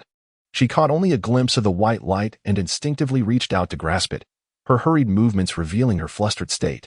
Chapter 90. Have you ever tasted imported elixirs? As Jiang Nanan gazed at the ring in her hand, a flicker of astonishment crossed her face. And a thought crossed her mind, could this be for her? However, she quickly dismissed the notion. How could such a precious item possibly be intended for her? Without uttering a word, "I shall take it as your tacit agreement to accept my offer as a maid," Gu Qingnian stated directly. Before Jiang Nanan could respond, Gu Qingnian continued, "You shall keep this ring for me. You do not possess a storage soul guide, do you? When I require assistance in carrying items later, you can temporarily use this ring. It contains 5,000 gold soul coins, and your wages can be placed inside as well." Upon hearing this, Jiang Nanan felt a slight weight in her heart. Indeed, it was not meant for her. But she was soon taken aback by the mention of 5,000 gold soul coins and hurriedly refused. "That is far too much. First, tell me what you need my help with, or I shall not agree." Her tone was resolute. Not even the large sum of gold soul coins could sway her. Gu Qingnian smiled and replied, "It involves normal maid duties, taking care of daily living, preparing meals, and attending to various matters. Rest assured, these are tasks you can easily handle." "Is that all?" Jiang Nanan was momentarily stunned. 5,000 gold soul coins for just that. Excitement surged within her, yet her rationality cautioned against greed. Even if she agreed, she would only accept what was fair. "Well, perhaps you could also keep me warm at night?" Gu Qingnian suggested. Observing Jiang Nanan's youthful and appealing figure, nodding approvingly, Jiang Nanan instantly crossed her arms, her cheeks flushing with a rosy hue, and indignantly exclaimed, "No. How could you even think of that?" "You," Gu Qingnian teased, unable to resist the charm of Jiang Nanan's adorably flustered response. "I absolutely refuse," Jiang Nanan retorted, her embarrassment palpable. After taking a deep breath to compose herself, she mused, "If it's merely cooking and washing, that I could manage. However, Warming your bed is out of the question. All right. But 5,000 is too much. It doesn't reflect the value of the work. Jiang Nanan asserted with newfound seriousness. In her heart, she did not entirely reject the job. During her mother's illness years ago, she had been too young to work much and could only take on small part-time jobs, like cooking and laundry, to save a little money. Now, it seemed she was returning to that once more. Besides, she felt indebted to him and was uncertain when she could repay him. Working for him could serve as a means to settle that debt. Qingnian stroked his chin thoughtfully. However, it is unreasonable to expect me to forfeit the money I give you. Jiang Nanan felt a sudden tension. There was no way she could simply accept it. If she calculated it monthly, wouldn't that mean working herself to exhaustion? She found herself at a crossroads, uncertain of how to proceed. What should I do? I cannot accept so much. The market rate for a maid is 1 gold soul coin per month, Qingnian casually mentioned. Given your beauty, adding 5 times that seems reasonable, thus 50 gold soul coins. And since you are a soul master, the price should multiply tenfold, after all. Soul master maids are exceedingly rare, making it 500 gold soul coins. Lastly, considering I inadvertently intruded upon your home, slept in your bed, and was embraced by you for 2 days, I feel guilty, thus multiplying it by 10 results in 5,000 gold soul coins. Quite reasonable, I would say. Jiang Nanan was momentarily speechless, caught off guard by the logic of his argument. It seemed plausible yet felt somehow amiss. No, I absolutely cannot accept this. A maximum of 1 gold soul coin per month. Jiang Nanan shook her head fervently, as if to dispel the proposition. Qingnian frowned slightly, contemplating, and said, however, it is unreasonable for me to expect the money I provide to be returned. Just keep it for now. In the future, when I need to purchase something, you can pay directly, and if you require anything, you may use it as well. Jiang Nanan pondered for a moment. It seemed reasonable enough, as the money was merely stored with her. Thus, she nodded in acceptance without further refusal. Regarding your wages, at least 100 gold soul coins per month is non-negotiable. The space in this ring is rather limited, so I will gift it to you, and later I shall buy you a larger one. Qingnian mused. What? That is unacceptable. I cannot accept anything without effort, especially since I owe you. Jiang Nanan quickly declined. Qingnian replied in a calm tone. You do not possess a storage soul guide. In the future, whatever I ask you to carry, you shall use this for transport. Shall you carry it in your hands? Jiang Nanan felt a slight tightening in her chest, realizing the predicament. Indeed, it posed a challenge. Fine. I will repay you later. Let us discuss it later. If you do not want it, you can simply discard it, Qingnian said as he turned to leave. Jiang Nanan clutched the ring tightly, her mind racing with thoughts, and hurried to catch up with him. Upon returning to the small room, night had already fallen. Jiang Nanan looked at the solitary bed and hesitated before saying, Qingnian, you should take the bed. I will sleep on the floor. Qingnian did not agree. Instead, he turned to gaze at Jiang Nanan, seemingly waiting for something. What is it? Jiang Nanan asked, puzzled. What did you just call me? Qingnian inquired. Qingnian, Jiang Nanan stammered, suddenly at a loss for words. Qingnian raised an eyebrow playfully, still using my name. Are we? Huh? Jiang Nanan was momentarily taken aback. Qingnian teased, you are now my maid, yet you still call me by my name. Jiang Nanan's cheeks flushed instantly, resembling a shy flower, and she nervously lowered her head. This display of bashfulness amused Qingnian and uplifted his spirits. I do not know, she stuttered. In a flash, Qingnian stood before Jiang Nanan, unexpectedly lifting her chin with 2 fingers. Jiang Nanan's face turned crimson, and she did not immediately retreat. Her body remained rigid. Perhaps you could privately call me master and refer to me as young master in public? Qingnian ventured closer, his face gradually approaching hers. The gentle warmth of his breath enveloped her, causing Jiang Nanan's heart to race uncontrollably. This was her first time being so close to a boy. Noticing her lack of resistance, Qingnian leaned in further, gently nibbling on her delicate earlobe. The sensation struck Jiang Nanan like thunder, rendering her breathless. Her face flushed with warmth, radiating a soft glow. Simultaneously, Qingnian felt the warmth intensifying in his mouth, and his ears turned completely red, his body trembling involuntarily. He held her, gently toying with her earlobe. Jiang Nanan's body weakened suddenly, collapsing against Qingnian, her lips trembling as she murmured, close, your eyes. I want. Qingnian disregarded her words, instead wrapping his arms around her, tilting his body and swiftly moving to the side of the bed. Lying down, Jiang Nanan leaned against the bed, with Qingnian atop her. He had already released her lips, Yet Jiang Nanan remained entranced by the lingering sensations. Gu Qingnian smiled leisurely, and Jiang Nanan's gaze grew hazy as she leaned in closer, their lips meeting. With a gentle pressure, his tongue slipped between her parted lips, their softness melding together, the latter yielding to the former. Jiang Nandan let out a soft moan, her cheeks aflame. After a considerable time, Jiang Nandan suddenly jolted, her body instinctively resisting, though she dared not exert too much force. Gu Qingnian parted his lips at the opportune moment, drawing away and leaving behind a glistening ripple, intensifying Jiang Nanan's embarrassment, causing her to shut her eyes and avoid Gu Qingnian's gaze. Gu Qingnian chuckled softly, and amidst the flickering light, a pill appeared in his hand as he sat cross-legged on the bed, addressing her. Have you ever tasted imported elixirs? Chapter 91. A long-awaited reward, huh? In a state of confusion, Jiang Nanan was pulled back to reality, voicing her bewilderment. Please, get up, Gu Qingnian instructed. Whether due to her drowsiness or instinct, Jiang Nanan abruptly sat up, gazing at Gu Qingnian with eyes that reflected innocent bewilderment. At that moment, Gu Qingnian swiftly placed a pill in his mouth and lunged towards Jiang Nanan again, their lips meeting once more. Jiang Nanan's pupils widened in shock. The juxtaposition of cold and warmth jolted her awake, yet it was too late. The pill Gu Qingnian had held was pushed into her mouth by his tongue, and in her dazed state, she inadvertently swallowed it. They then parted. Gu Qingnian observed Jiang Nanan's expression, lightly licking his lips, his gaze laden with unspoken significance. As if savoring the moment, this left Jiang Nanan feeling utterly humiliated. In a single day, she had accrued insurmountable debts, served as someone else's maid, lost her first kiss, and was forcefully fed an unknown pill. Anger surged within her, but more than that, a profound sense of shame. Yet soon, all her thoughts were drawn to the soul power that erupted within her. Get up. I will assist you in absorbing the power you acquired today, Gu Qingnian said as he sat up, his demeanor becoming serious.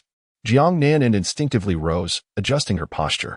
Gu Qingnian extended his hands towards her, and she mirrored his gesture, their palms meeting, sending a curious sensation through her. Jiang Nanan felt the soul power within her begin to ripple. A warm current surged upward, and her own soul power level was unlocked at that moment. The energy from the meal you had today has remained dormant within you, waiting to be triggered. Now, by feeding you this soul-enhancing pill, I will draw forth that power. Coupled with my own soul power to assist your absorption, I urge you to try to assimilate it, Gu Qingnian explained, channeling his own soul power to guide her absorption. The energy from that meal, derived from a millennium-old soul beast, was already challenging to digest, let alone the energy from a 10,000-year soul beast and a pill. It was akin to a mother preparing a feast of beef, lamb, and pork for you during the new year, and then supplementing it with high-end delicacies like sea cucumbers and abalones, only to further pile on more extravagant dishes. I can't take it anymore. It's overwhelming. Fortunately, Jiang Nanan's innate talent was commendable, and she gradually absorbed the energy surrounding them. The soul power continued to fluctuate, ripples spreading outwards, and Jiang Nanan's aura steadily climbed. As night faded, morning dawned. The two maintained this position throughout the night. Gu Qingnian rose, while Jiang Nanan remained sprawled on the bed, sound asleep. The mental fatigue from the tumultuous events of the previous night weighed heavily on her. Compounded by the need for focus in absorbing energy, her body required cooperation, leading to her complete exhaustion and subsequent slumber. Gu Qingnian, too, felt fatigued. Assisting another in cultivation was an exceedingly draining endeavor, and were it not for his strength, he would have struggled to manage. He got up to wash and prepare breakfast. Gazing out of the small window at the somewhat withered yet tranquil scenery, his heart gradually found peace, and his spirit slowly healed. Just a little wear and tear. After all, with a soft sigh, Gu Qingnian lowered his head to continue his work. Before long, the familiar aroma wafted to the bedside.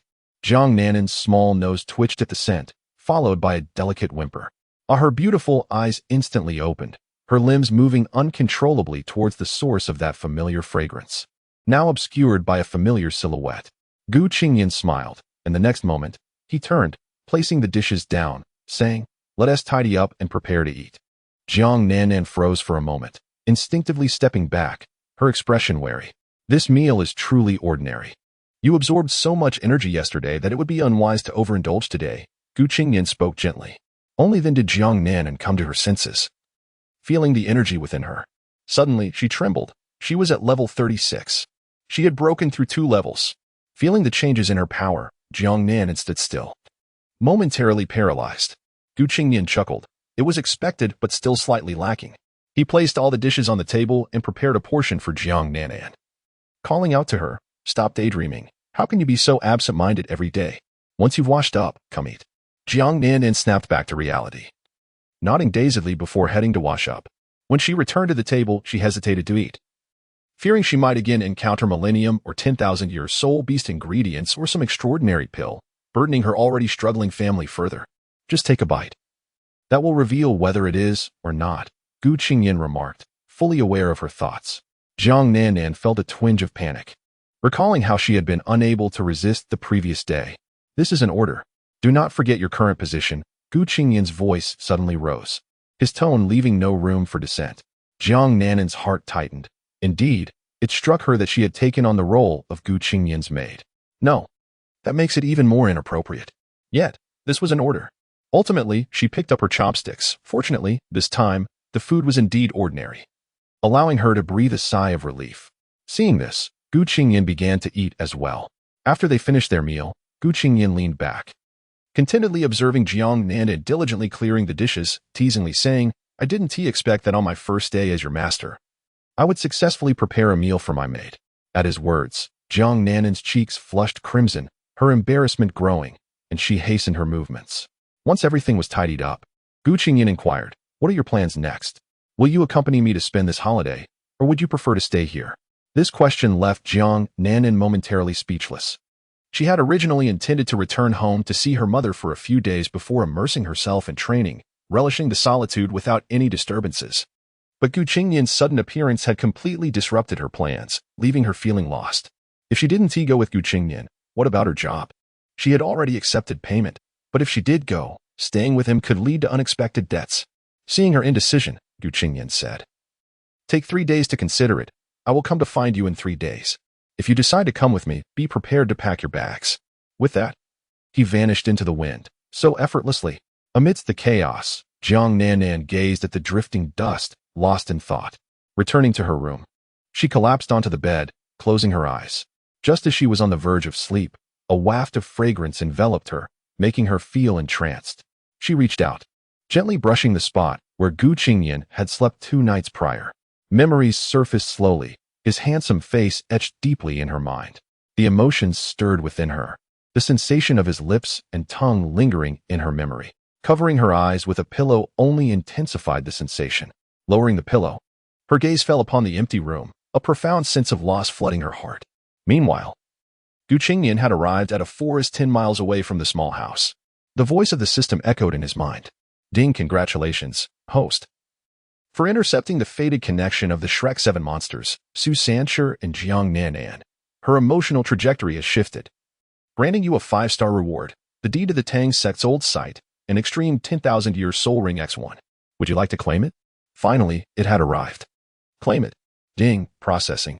Just in time to give Jiang Nanan some time to contemplate. He set up a barrier, allowing Awe to guard him while he took out the soul ring and began to merge with it. Chapter 92, The Land Deed. Official document. A powerful aura surged forth as the inky blackness before me, tinged with a hint of red, erupted into a formidable wave. The air around me grew dense with pressure. In that moment, the soul power that Gu Qingnian had accumulated over the years exploded like a forceful compression of a balloon. Behind the ethereal manifestation of the soul ring, a brilliant blue circular shadow flickered, and an overwhelming suction force ravaged the air. Upon closer inspection, beside the blue circular shadow, there lay a smaller red circular shadow, surrounded by an enigmatic energy that seemed to flicker and pulse. At that moment, the soul ring merged into my being, and Gu Qingnian's soul power surged, climbing from level 41 to 42 to 43, finally settling at level 46. His eyes sparkled with brilliance as the 4 soul rings beneath his feet emerged, each a different hue: deep black, black, azure, and ink black. Awe, standing beside him, was equally astonished. What the hell? His master broke through to the Soul Sect, and in a single leap, he ascended 6 levels. With a flicker of thought, the ink-black soul ring gleamed brightly. The 7th soul skill, reverse, azure. As the words fell, the atmosphere stilled abruptly, and in the next moment, Gu Qingnian's gaze fell upon a massive tree several dozen meters away. Awe sensed an ominous energy expanding and quickly leapt onto Gu Qingnian's shoulder, also peering in that direction. With a buzz, a colossal blue circular shadow descended, enveloping the tree at its center. The tree was suddenly yanked by an overwhelming force, its branches and trunk colliding violently. The blue circular shadow intensified, and in an instant, the tree was torn to shreds and vanished. Within less than 3 seconds, the tree was reduced to dust, leaving behind a pitifully pockmarked ground. With a renewed focus, Qingnian withdrew his soul rings, standing amidst the remnants. The soul skill was indeed powerful, yet he felt a lingering sense of incompleteness, as if the full extent of his power had not been unleashed. What was lacking? Azure represented the force of attraction, akin to an enhanced unlimited technique, essentially creating a negative infinity effect, which generated a potent absorption reaction. The principle was similar to reducing the distance between multiple objects to a negative infinity. If the reaction were too immense, it would result in an explosion. Thus, it could not be used at close range. Reflecting on the earlier scene, Qingnian recalled that behind the soul ring, there seemed to be a red and a blue circular shadow.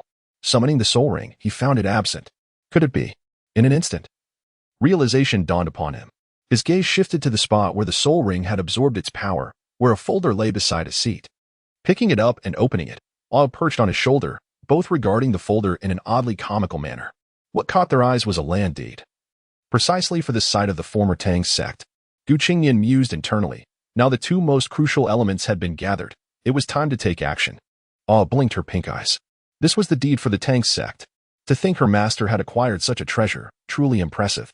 Meanwhile, in the northern part of the continent, in the capital of the Heavenly Soul Empire, Tiando City, the Iron Blood Sect, site of the former Tang Sect. An official document flew into the sect. What? The Iron Blood Sect has been handed over to another. On what grounds? A middle-aged man with a receding hairline, tall in stature yet with small eyes, glared at the document with a grim expression. In a fit of rage, he slammed his fist onto the table, producing a thunderous sound that left the disciples of the Iron Blood Sect trembling outside. Tang, calm yourself. At that moment, an elder resembling the middle-aged man, yet with a more dignified demeanor, emerged from the courtyard, attempting to soothe him, though his expression mirrored the younger man's distress. Upon seeing this elder, the disciples outside knelt and exclaimed, "Sect Master." The elder, known as the Sect Master, coldly instructed the disciples, "Prepare for evacuation, remain on standby." The disciples dared not hesitate, quickly complying and dispersing. The entire Iron Blood Sect erupted into chaos at that instant. Once the disciples had scattered, the middle-aged man turned to the Sect Master and inquired, "Father, must we truly abandon our efforts due to a royal decree? What of all our years of hard work? How infuriating. What shall we do? The royal family is not the same as in the past. I cannot accept this. Who is it that could compel the royal family to demand the Iron Blood Sect's surrender?" The middle-aged man's frustration mounted, but resignation loomed larger. The Sect Master pondered for a moment before responding, "Let us wait a while. Whoever can invoke the royal family's intervention is undoubtedly formidable. However, the royal family has not sent anyone to take control directly, which suggests that the individual either possesses sufficient strength to manage us without royal assistance or has provided the royal family with enough incentive to hand over the Iron Blood Sect, akin to trading for an empty promise. This latter scenario seems most plausible, for had it been the former, the royal family would likely have issued some announcement to appease that powerful individual, yet none came. Tang, go retrieve the land deed. We shall observe the situation. If a strong figure comes to take over, we have no choice but to retreat. If it is the latter who arrives, then." As the words fell, a raucous laughter erupted. The middle-aged man's eyes lit up, echoing, "Truly, you are wise, father." He then turned to enter the house in search of the deed. Just as the Sect Master basked in his moment of triumph, the middle-aged man rushed back, exclaiming, "Father, the deed, the deed." The Sect Master's expression changed, his disappointment palpable. "Tang, why are you so reckless? It's just a deed. Why the excitement?" The middle-aged man's face turned pale as he shouted, "Father, the deed is gone." "Gone? So what if it's gone? Why the commotion?" The Sect Master initially remained unfazed, but suddenly his demeanor shifted dramatically. "What do you mean, gone?" The middle-aged man reiterated, "The deed is gone. The deed is gone. This child is hopeless." Upon hearing this, the elder members of the sect lamented, striking the ground and wailing skyward, "This child is doomed." In the heart of Tiando City, the residence of the Heavenly Soul Empire's royal family, a stunningly beautiful girl, appearing delicate and around 15 or 16 years of age, sat upon a watchtower, her large, expressive eyes shimmering with curiosity. Who possesses such audacity? They have yet to request the royal family's assistance. It was uncertain whether she was speaking to herself or another. A few hours prior, within the grand hall of the royal palace, the current ruler presided over a morning meeting when an attack sliced through the air, targeting all high-ranking officials of the Heavenly Soul Empire, even those hidden within the royal family. From above, a document descended, proclaiming, "The former site of the Tang Sect is henceforth under the jurisdiction of XXX." A hidden title Douluo within the royal family attempted to intervene, only to find the situation utterly beyond their control, as it lay outside their realm of influence. When inquiring whether assistance was needed, the document stated otherwise, indicating that even the deed need not be retrieved by royal agents. It was solely a matter of the decree.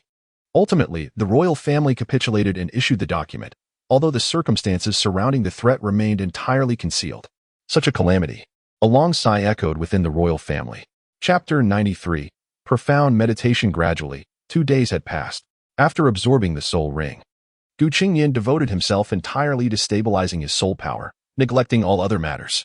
Although the sudden surge of accumulated soul power had propelled him to break through 6 levels, which bore no ill consequences, an excessive outburst could lead to instability, potentially affecting future cultivation. To avoid any hidden dangers, this was indeed necessary. Meanwhile, in the humble abode of Jiang Nan, she lay on her bed with a vacant gaze, her thoughts adrift. The image of that captivating figure constantly surfaced in her mind, the enchanting aura, the teasing words, the unparalleled visage. Her cherry lips moved slightly, her tongue unconsciously licking her lips as warm and soft memories flooded back, causing her heart to tremble. A desire to accompany him emerged in her thoughts, flushing her cheeks with unexpected warmth. How could she harbor such feelings? As noon approached, she rose to prepare a meal. However, whether due to her mood or some other reason, she repeatedly made mistakes while cooking. After much effort, she managed to create a dish that looked and tasted decent. Yet it felt as if she were chewing on wax, gradually diminishing her appetite. Recalling the meals Qingnian had prepared previously, she clicked her tongue, placing the dishes down with no desire to eat. Nevertheless, she finished her meal to avoid waste. Afterward, she lay in bed to rest. Yet the blankets felt cold and unwelcoming. "Damn it, I can't sleep," she exclaimed. All of this was because of Qingnian, who made her feel uncomfortable in everything she did. How infuriating. Why was he so enticing? What was she even thinking? Jiang Nan's mind raced, burying her face in her pillow, revealing only the back of her head, her long legs kicking restlessly. Perhaps she should stay by his side. After all, she needed a part-time job to repay her debts, and it would be better to do so while keeping herself occupied. Yes, she decided. It was all for the sake of repaying the money. While contemplating, Jiang Nan began to gather her belongings. Halfway through, a thought struck her, and she quickly made her way to the small patch of land by the back door. She whispered a few words to the tomb and then produced a soul coin, gently tossing it and nervously opening her palm to check the result. Instantly, her face lit up with joy, and after muttering something else, she returned indoors to continue packing. Time flew by. 3 days later, Qingnian was still immersed in his practice, while Jiang Nan had already finished packing, eagerly awaiting his arrival. Seconds turned into minutes, minutes into hours, as morning transitioned into noon, and then into night. Anticipation morphed into disappointment. The doorway remained empty. Jiang Nan stood outside, despondently gazing at the desolate scenery, a wave of indescribable emotions crashing over her. Turning back inside, she struggled to calm her heart. The familiar figure had not appeared. Had she hesitated for too long? But wasn't he agreed upon for 3 days? Could something have delayed him? Doubts flooded her mind, even compelling her to act on an impulse to seek him out. The long-awaited event had not transpired, and the feeling of being stood up was an incessant loop of discomfort. Meanwhile, unbeknownst to her, Qingnian had yet to awaken, and all, wishing to remind him, found it impossible to intervene. From the moment Qingnian began his practice, he had entered a state of deep meditation, a concept that only emerged in the second stage of soul mastery. Unlike how soul rings and bones provide physical strength or enhance soul skills, the most notable effect of deep meditation is the enhancement of a soul master's comprehension ability, thereby augmenting their insight. What one comprehends during deep meditation varies from person to person. The duration of different states of deep meditation also differs. Some soul masters can achieve it in their teens, while others may never have the opportunity in their lifetime. Gradually, Qingnian's breath began to fluctuate, the divine forge within his sea of consciousness stirring restlessly. The soul power meridians within his body trembled, as if pulsating with life, while the sea of consciousness trembled with unusual intensity. As time passed, Qingnian's aura began to consolidate, all movements diminishing to silence. 20 days later, Jiang Nan remained in the small house, her spirit unchanged from years past, contrasting sharply with the hope she once held. Now, she merely repeated the cycle of life, rising, cooking, practicing, and daydreaming. Day after day, the familiar figure had yet to appear, and the start of school was fast approaching. A hint of despondency crept into her heart as she murmured, 20 days. Meanwhile, within Qingnian, the meridians of soul power expanded, and the sea of consciousness swelled in response, both thrashing and struggling as if a serpent were shedding its skin. Yet an invisible shackle restrained their growth. The shackle was soon shattered by the two forces, and at that moment, the sea of consciousness released two colossal spiritual shadows that enveloped the azure ocean beneath. Within the azure sea, the divine forge relentlessly battered the chaos, crushing everything in its path. Yet the most astonishing sight was the emergence of 30 golden giants, trumpeting their presence amid the tumult. In the next instant, the three entities began to swell in size, colliding as if in competition.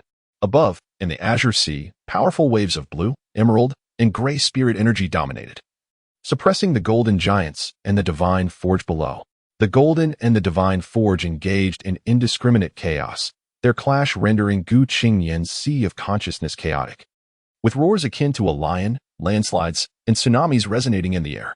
Outside, a triad of hues, azure, golden, and dark gold, intertwined upon Qingnian's forehead.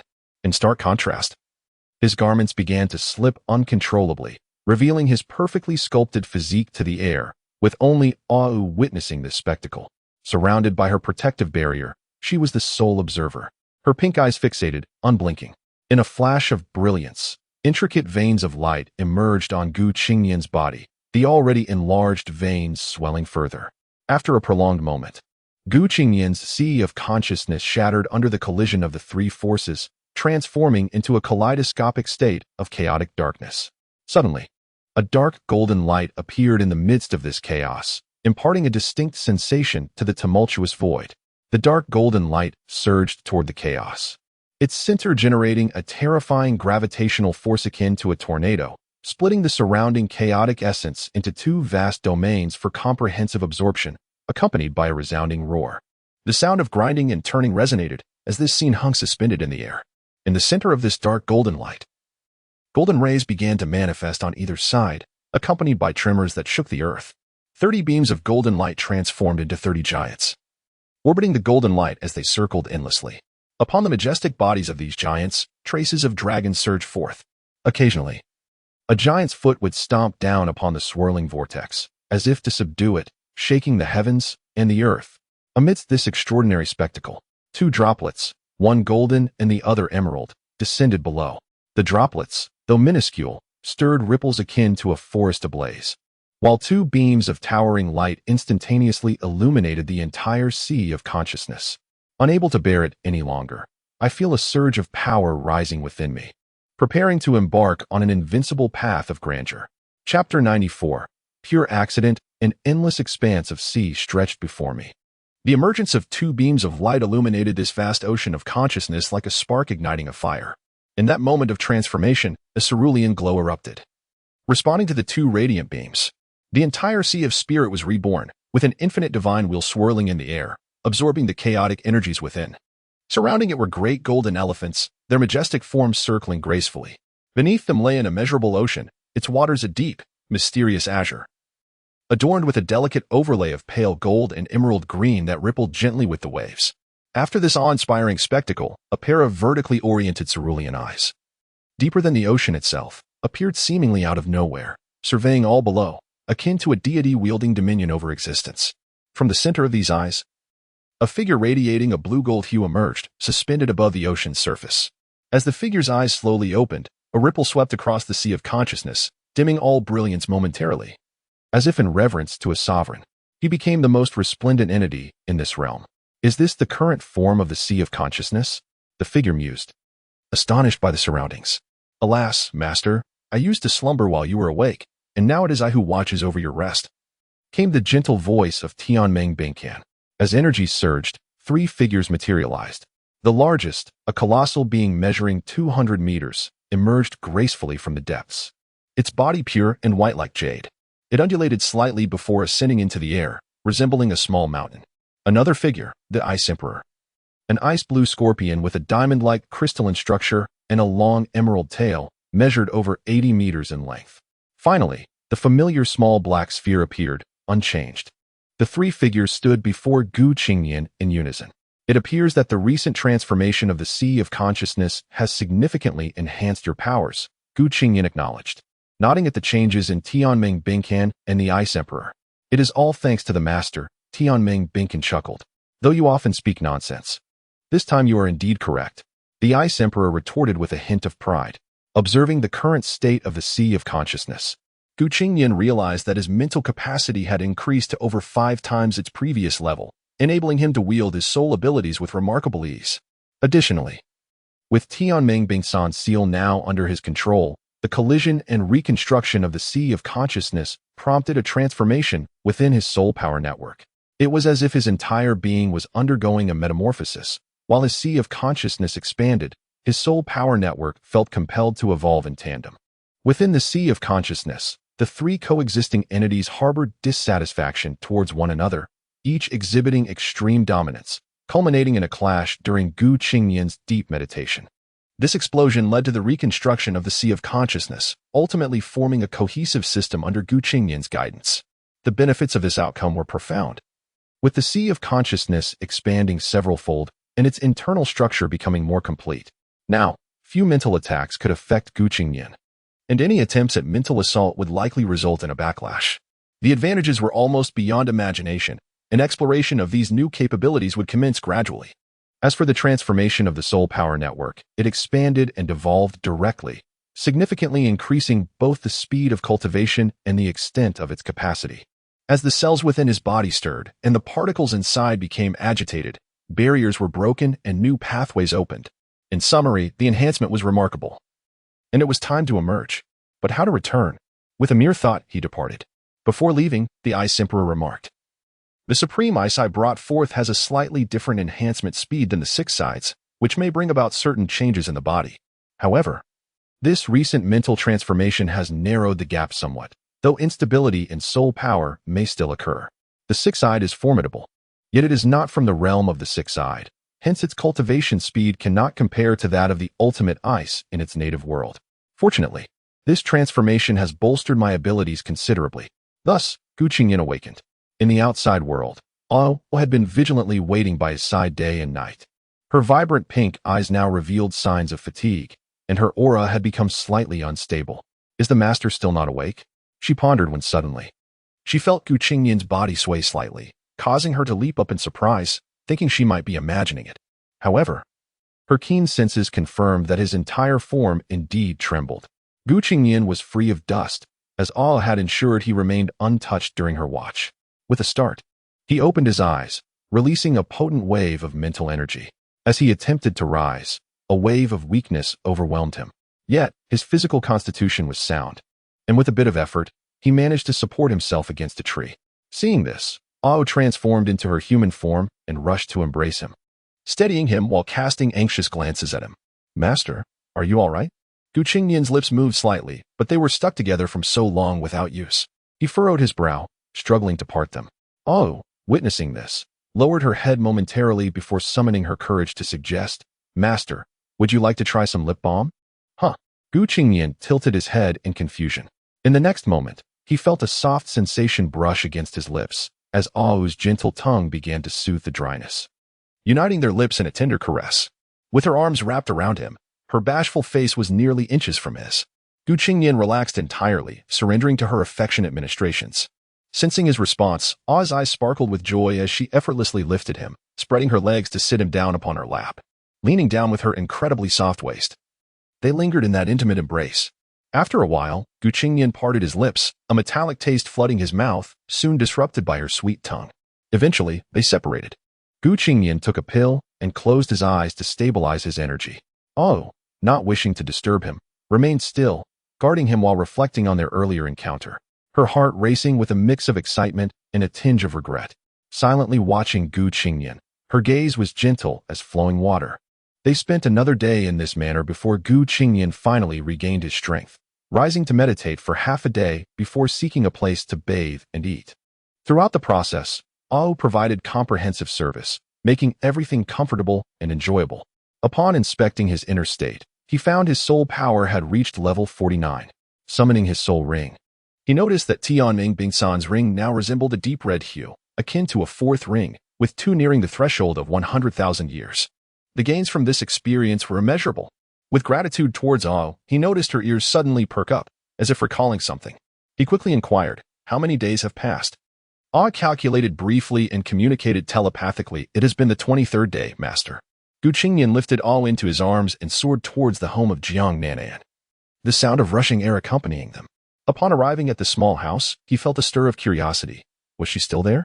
He hadn't anticipated becoming so deeply engrossed in meditation, which had indeed taken him by surprise. As Qingnian approached, he was relieved to sense a lingering pulse of energy emanating from within the house. A smile crept to his lips as he closed the distance. Just as he was about to descend, a graceful figure emerged from the dwelling, seemingly carrying a backpack, her gaze fixed on the horizon. After a moment, the figure lowered her head, appearing to sigh, preparing to depart. "Beautiful lady, where are you headed? Would you care to accompany your elder brother?" Qingnian's words rang out, as he materialized before her with a warm smile. The enchanting figure retreated, clearly startled, but upon recognizing Qingnian, her expression underwent a dramatic transformation, her eyes suddenly growing cold. "What brings you here?" she inquired. "I have come to fulfill our agreement, albeit a tad late," Qingnian replied, his face adorned with a cheerful smile. "You are aware of the agreement, 23 days. Is this merely a slight delay?" Jiang Nanan's tone remained icy, yet a fleeting glimmer of joy danced in her eyes. "Ahem, there is a reason for this," Qingnian awkwardly coughed. "Truly, the esteemed young Master Gu is inundated with affairs. It is merely a promise made with a young lady. Oh, I mean, a maid, so it is of little consequence." Jiang Nanan remarked with a hint of sarcasm, though the almost palpable air of melancholy emanating from her gave Qingnian a sense of, well, profound sorrow, akin to the feeling of having forsaken a girlfriend only to seek solace in another woman. Not at all, it was purely an accident. Chapter 95. Discovery of something strange. Oh, might the esteemed young Master Gu enlighten me regarding this maid's unexpected situation? A faint, cold smile played at the corners of Jiang Nanan's lips, entirely oblivious to the change in her tone. "After my departure that day, I embarked on a quest to find a suitable soul ring. Upon fusion, I inadvertently fell into a deep meditation, from which I only roused 2 days ago." Qingnian explained helplessly, subsequently releasing his soul ring as evidence. Although Jiang Nanan was not well versed in deep meditation, she understood that entering such a state was no simple feat and was not something just anyone could achieve. Naturally, Qingnian would not jest about such matters. After all, it was easy to debunk, yet equally simple to conceal. Just as Jiang Nanan remained skeptical, Qingnian's soul ring emerged once more, astonishing her anew. Jet black, ebony, azure, and deep black. Was this something an ordinary person could possess? Suddenly, she was even less inclined to engage with Qingnian, even if what he said were true. The resentment in her heart dissipated somewhat. "Oh, young Master Gu, truly worthy of being the foremost genius of the outer court," Jiang Nanan remarked with a hint of sarcasm. However, as soon as she uttered those words, regret washed over her, and she realized the peculiarity of her earlier statements. She mused internally, questioning her own state. Why had she been speaking so strangely today? Qingnian, taken aback by Jiang Nanan's unexpected eloquence, stepped forward and swiftly embraced her, lifting her into the room. Jiang Nanan, caught off guard by the sudden act, froze momentarily before struggling against him. "What are you doing? Let go of me. You've become quite the chatterbox." "I must take advantage of this," Qingnian chuckled. Jiang Nanan's cheeks flushed crimson, sensing the precariousness of her situation. With her remarkable flexibility, she attempted to escape, but Qingnian adeptly maneuvered her back using Tai Chi, spinning her around in his arms, leaving her slightly dizzy. Entering the room, he placed her on his lap, and under her bewildered and indignant gaze, smack, a crisp sound resonated throughout the room. Jiang Nanan froze. Even her breath momentarily caught, her face rigid as she turned to see Qingnian's hand hovering above her pert rear. A blush spread across her face at an indescribable speed, accompanied by a hint of warmth rising. Her eyes shimmered with unshed tears, a mixture of confusion and bewilderment swirling within them, as a wave of embarrassment washed over her entire being. In that instant, Jiang Nanan felt as though she wished for death, utterly incredulous. She had never experienced anything like this. Qingnian's hand did not cease. Another smack echoed in the small room, followed by a rapid succession of sounds. Jiang Nanan snapped back to reality.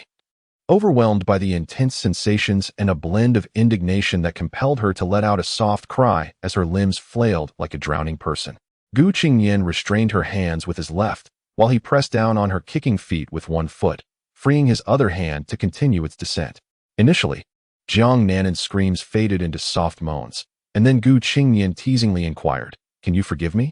Her face flushed a vibrant crimson, her expression unclear as she stammered, "What? I could never forgive." Observing Jiang Nanan's defiance even in her dazed state, Gu Qingnian smiled faintly and raised his hand once more. Jiang Nanan's pupils dilated, and this time, the force was greater than before, eliciting a soft moan from her lips. Ah! The sound was laced with allure, and combined with her innocent visage and misty gaze, it stirred something deep within. At that moment, both were taken aback. Jiang Nanan did not anticipate producing such a sound. Her body trembling yet curiously devoid of discomfort, instead filled with a peculiar sensation. Gu Qingnian thought to himself, could I have broken her? Determined, he decided to press on.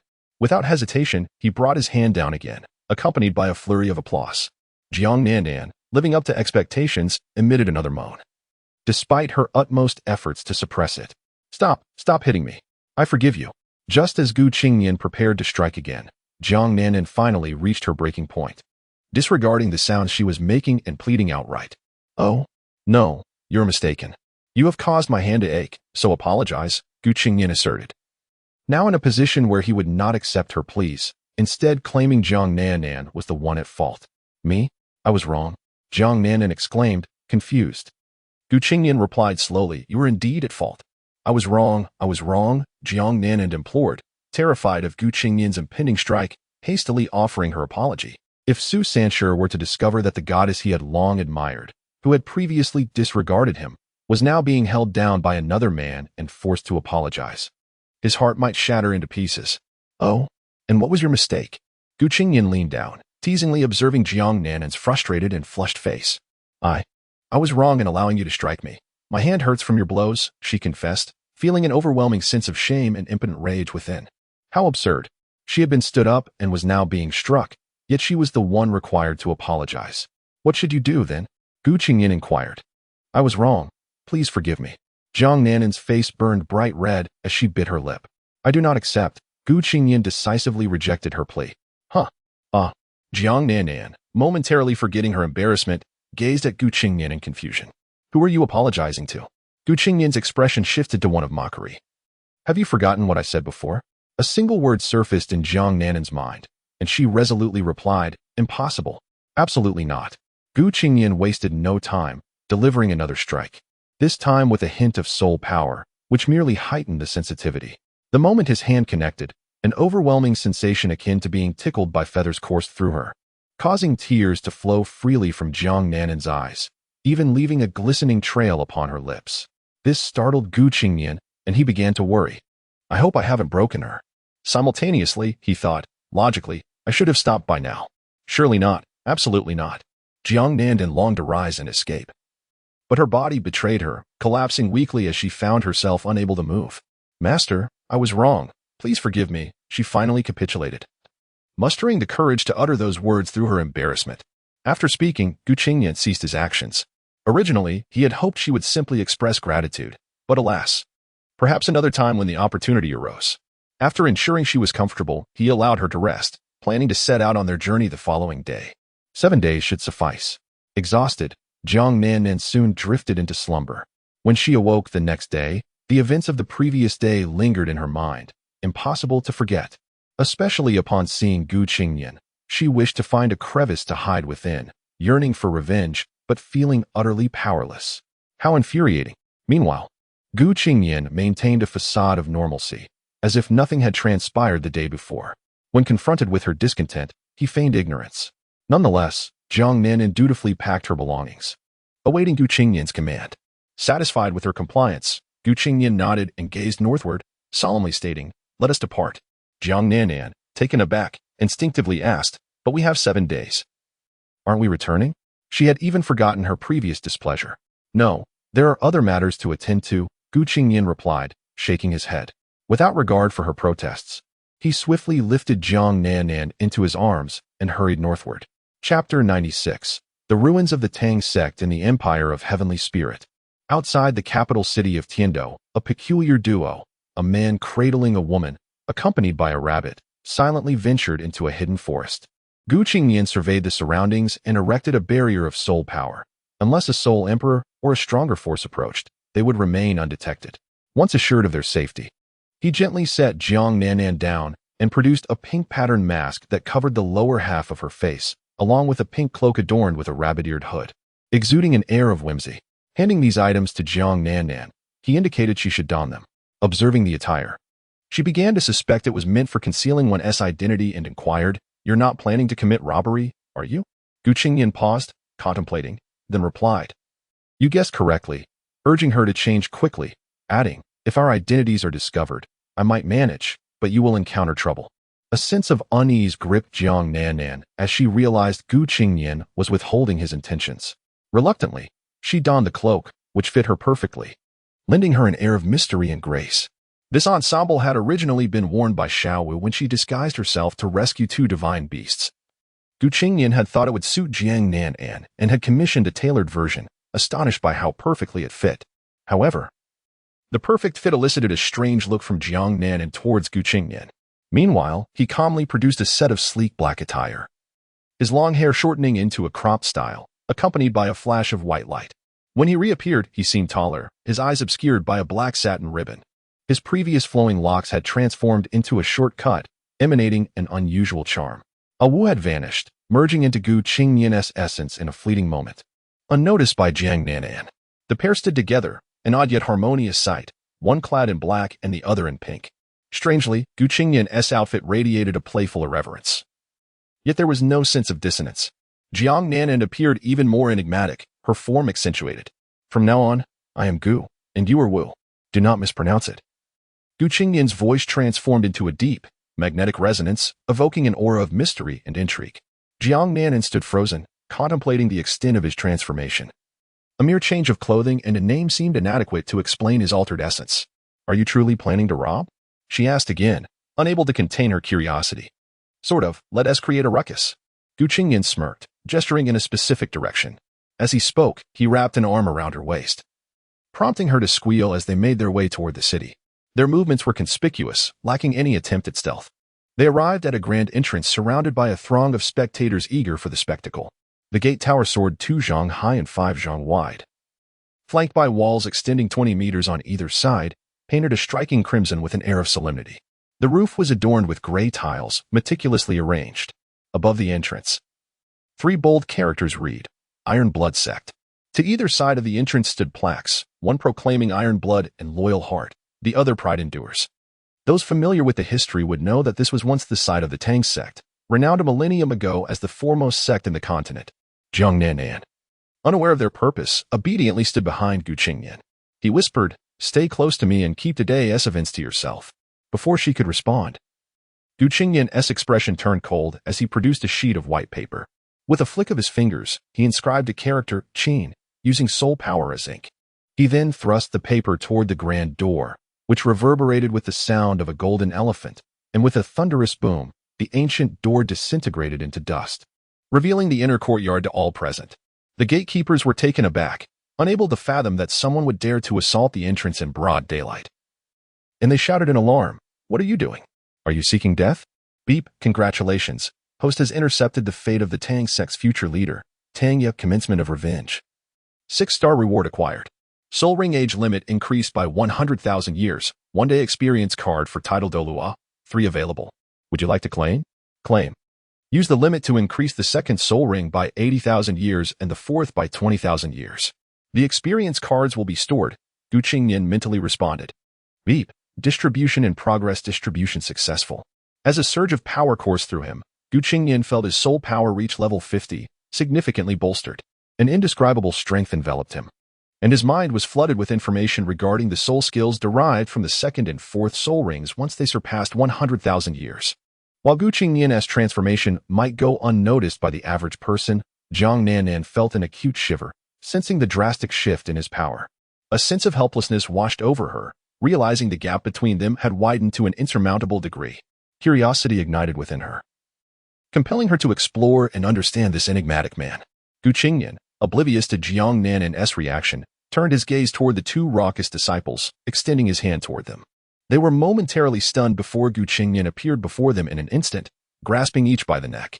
Then, like mist, they vanished, leaving behind a cloud of sanguine vapor. Meanwhile, the sheet of paper, imbued with immense power, surged through the entrance, striking the courtyard. Several disciples attempted to intervene but were swiftly dispatched. A multitude of disciples flooded out, yet none dared to impede their progress. Among them, a tall, slightly balding middle-aged man rushed forward, bellowing, "Who dares to be so reckless in my Iron Blood sect?" However, upon seeing the paper, his expression shifted dramatically as 4 soul rings erupted forth from his body. He grounded himself, activating his 3rd soul ring, and unleashed both fists forward.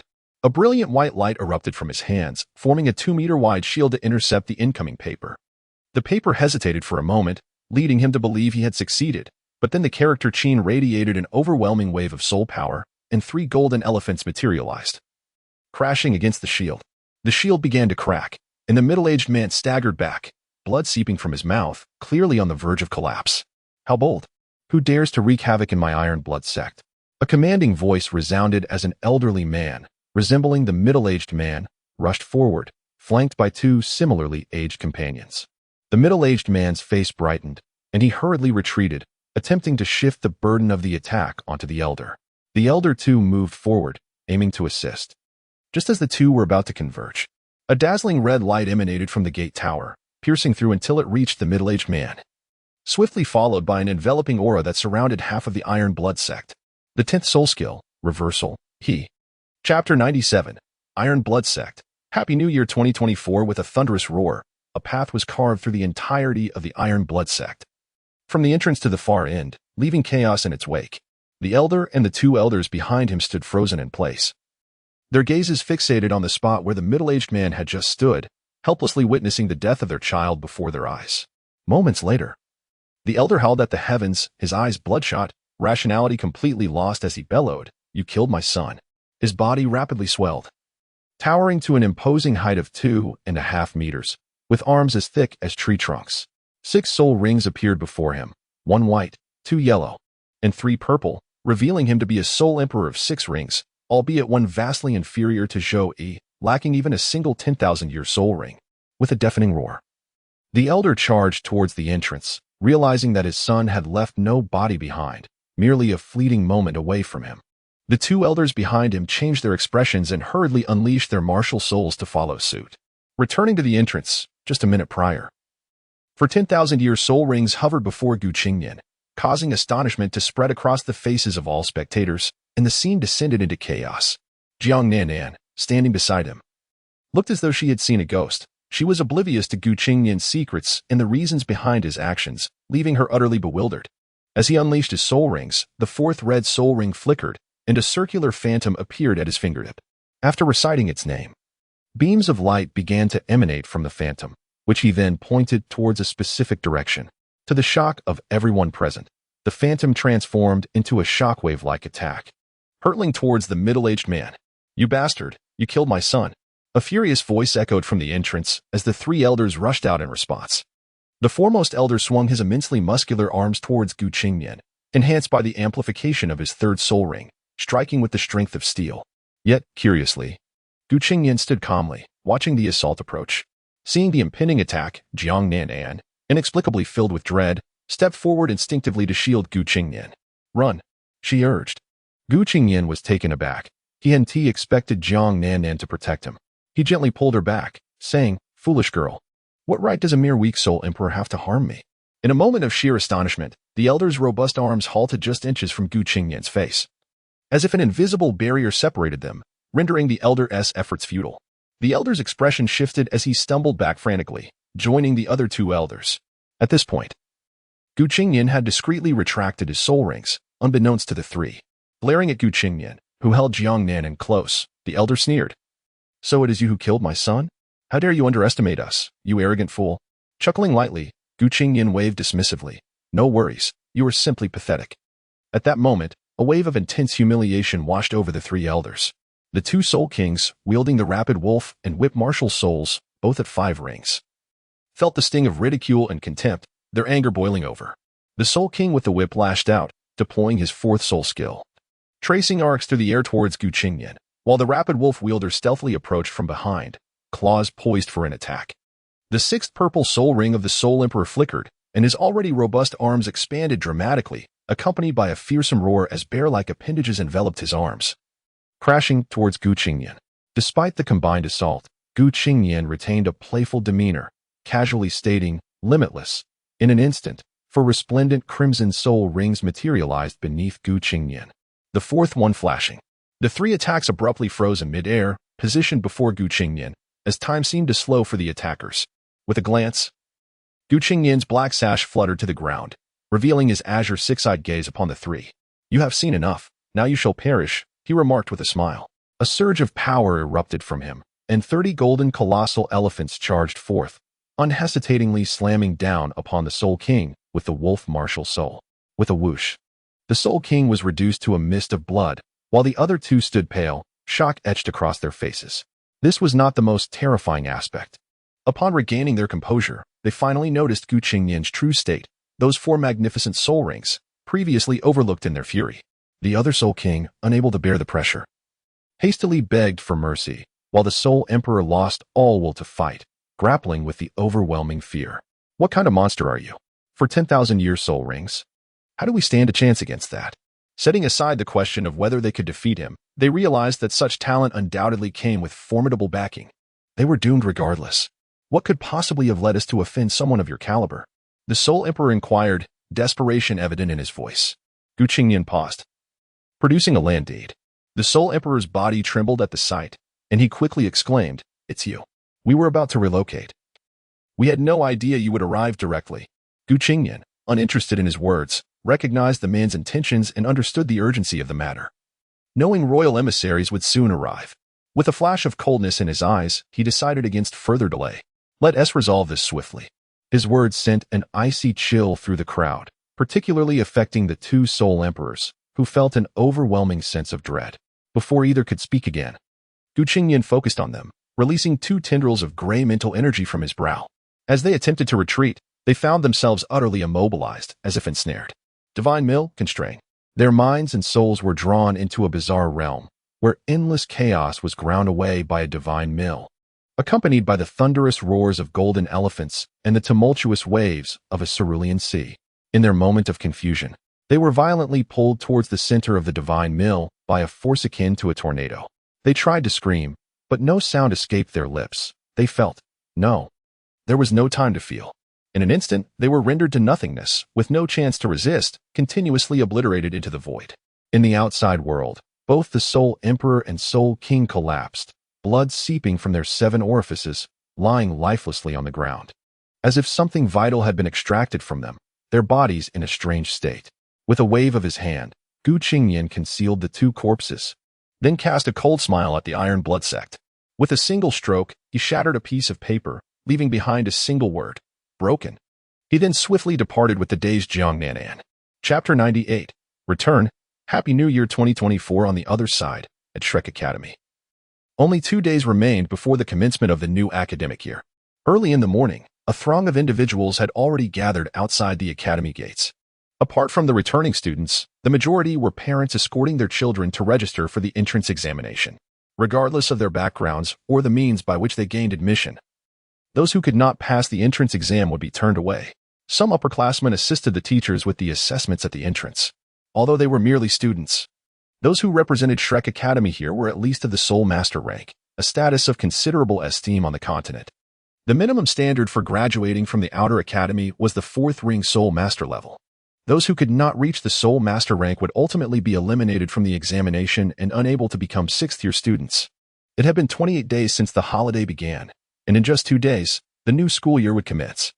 At least 2/3 of the returning students were already back at the academy. During the break, they had not dared to slacken their efforts, with the new term approaching. It was only natural to return early to consult the teachers regarding the examination content and seek their guidance. For those of considerable strength, this was an opportune moment to test the results of their cultivation. Among them, a figure darted towards the first-year dormitory at an astonishing speed, murmuring to himself, "It has been so long since we last met. Surely he has longed for my return. He must be missing me terribly. Will he be upset because I returned late? I wonder if Yu Hao is back too. That fellow is even more enigmatic than Qingnian, and I bet he is eager to see me as well. As he spoke, the youth arrived at the dormitory entrance, where an elderly man reclined leisurely in a chair, exuding an air of tranquility. Good day, Grandpa. The figure exclaimed excitedly, hurrying into the dormitory. A hint of nostalgia flickered across the old man's face as he murmured, I wonder what surprises this return will bring me. His smile quickly faded, and he squinted, sinking back into a state of half-sleep. The youth knocked insistently on the door, the sound echoing as dust fell from the doorframe, indicating it had been unoccupied for some time. He stepped back, pondering the peculiar silence, but quickly dismissed it in his excitement, calling out, Qingnian, Yu Hao. Open the door. Look at how lazy you both are. Qingnian, you only know how to sleep in, and Yu Hao, you're just obsessed with your training. The dust on the frame could bury a person. Can't you at least wipe it down? This individual was Wong Dong, whose bright eyes sparkled with excitement. After a month apart due to various circumstances, he had finally returned just 3 days before the new term began. He believed that Qingnian and Yu Hao must have returned long before him, making him the last to arrive, which he had already prepared an apology for. Moments passed, yet there was no response from within the room, causing a pang of anxiety in his heart. He jokingly called out again, Aren't you two up yet? You lazybones? But the silence continued, prompting Wong Dong to retrieve his keys and enter the room. As he stepped inside, the scene before him revealed 3 beds, each covered with a thin dust sheet, and the room itself was enveloped in a layer of dust. Qingnian, Yu Hao, haven't you returned? Wong Dong murmured.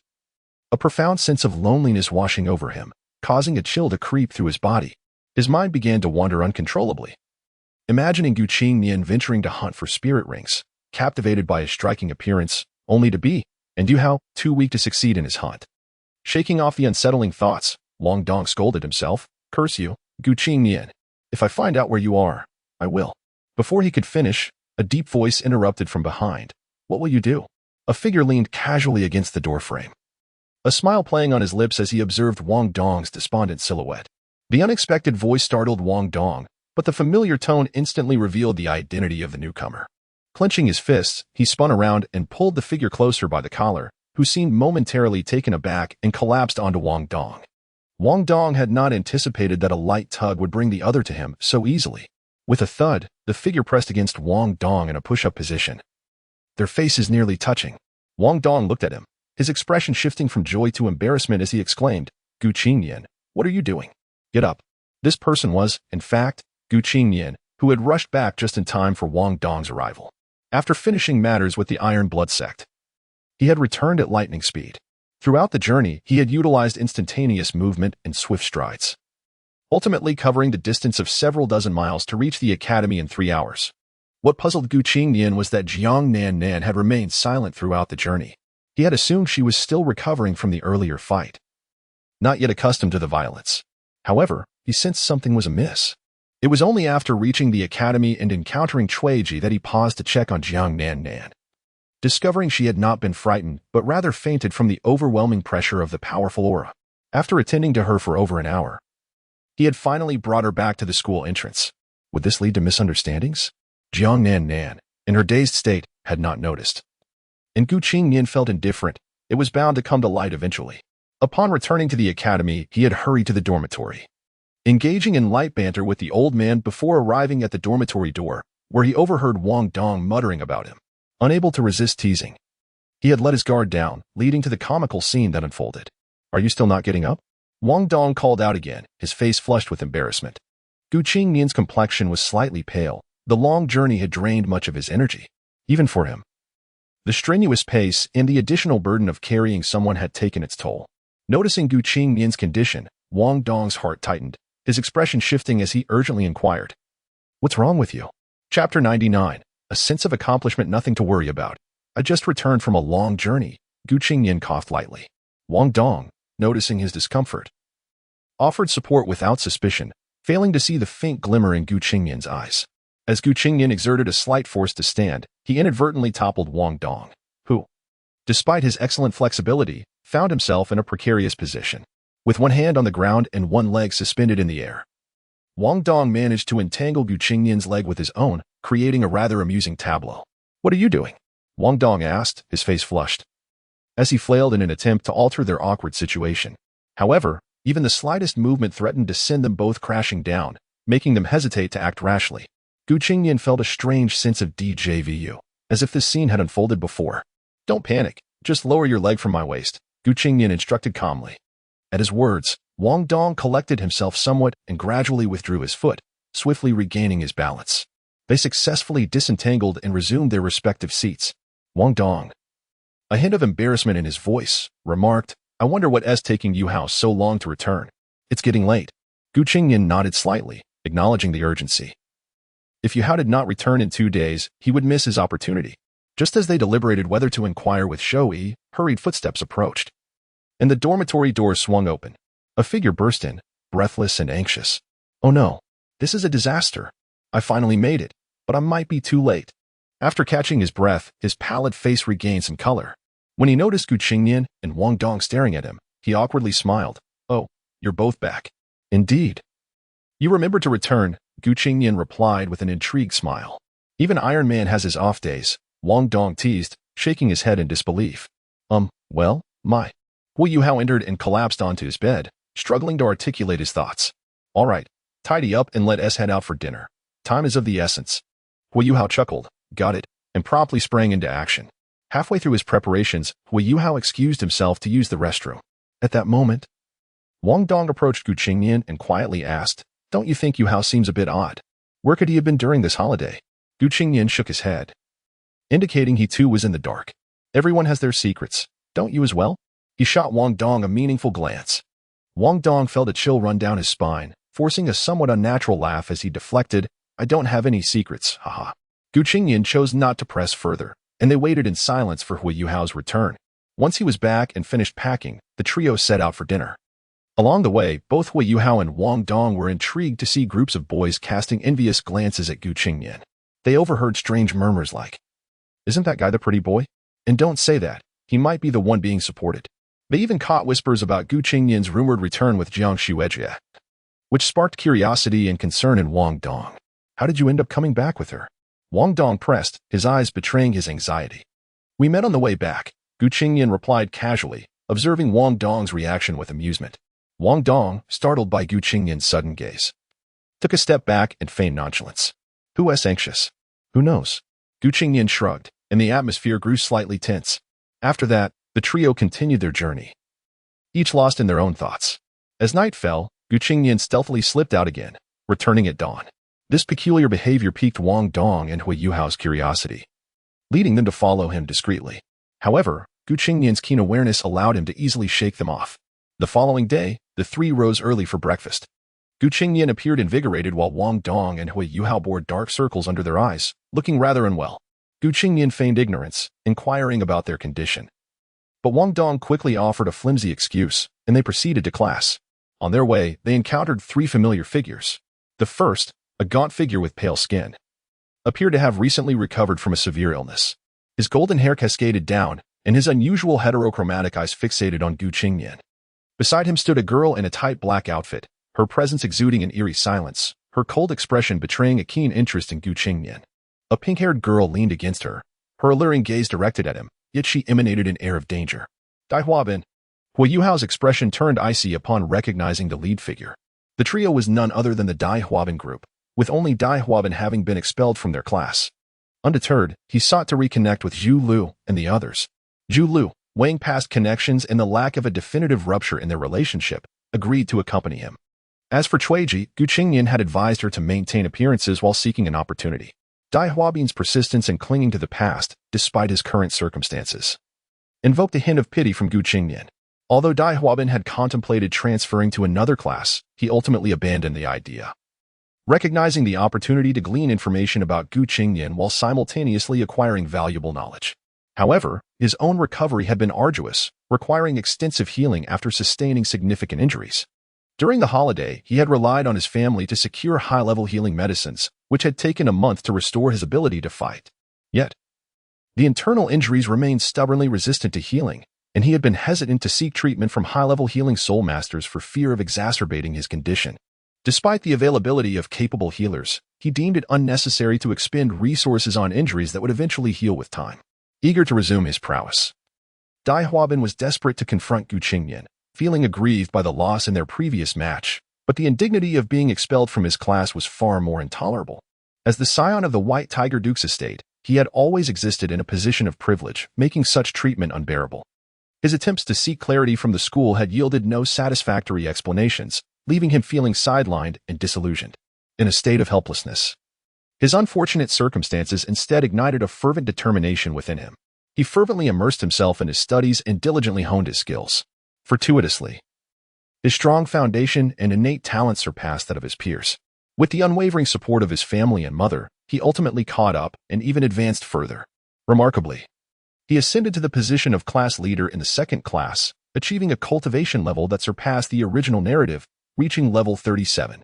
In terms of cultivation alone, he stood as the foremost among his second-year counterparts. Thus, he began to feel a renewed sense of self-worth.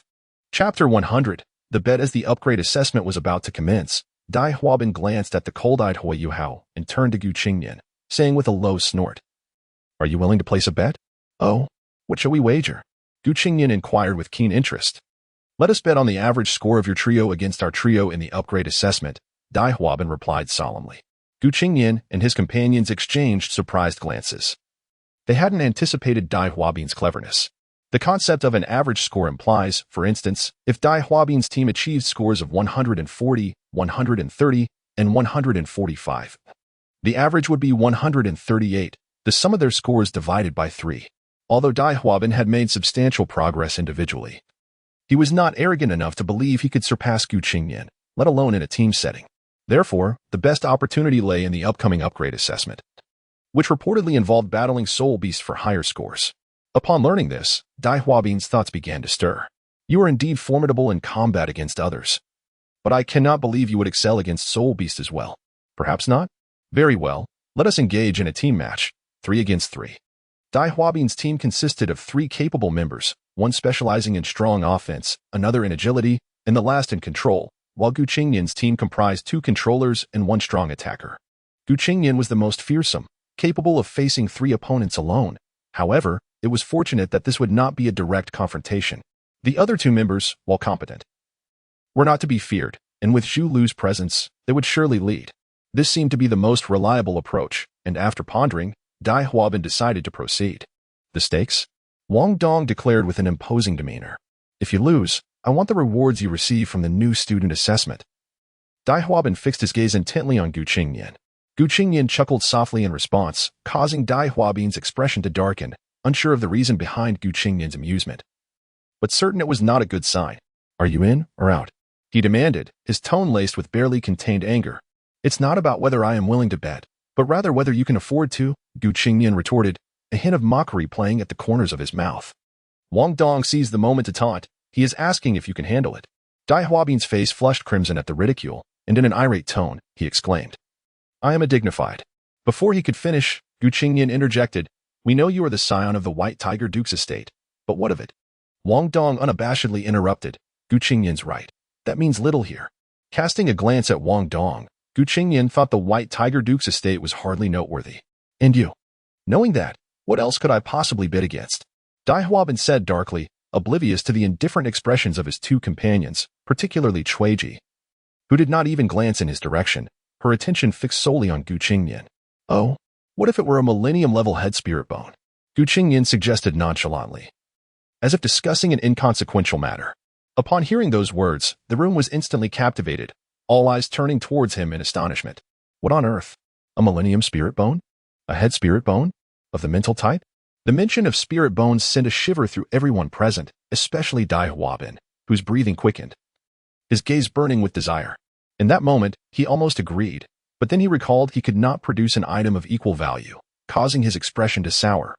"If you cannot produce it, then do not engage in the bet. I thought you were capable." Gu Qingnian provocatively glanced at Dai Huabin before turning to leave. Disappointment etched on his face. Such a scion of the White Tiger Duke's estate. TSK. Wong Dong seized the opportunity to mock further. "If you are afraid to bet, then leave." Hui Yuhao chimed in, secretly reveling in Dai Huabin's embarrassment, while casting a grateful look at Gu Qingnian. The 2 women behind Dai Huabin shook their heads in unison. Chuiji cast a disdainful glance at him, while Zhu Lu appeared somewhat resigned, choosing to remain silent as an outsider. Stop. Dai Huabin suddenly called out to the three, his bloodshot eyes fixed on them intently. A smile crept onto Gu Qingnian's lips as he turned back, continuing to mock. What is it? Have you thought of a wager? Hu Yuhao and the others also looked at him expectantly. Dai Huabin clenched his teeth, feeling tempted. Even if the spirit bone were unsuitable for him, bringing back such a precious item would surely yield something valuable in return. Perhaps it could even elevate his status within the family. However, he lamented his lack of resources.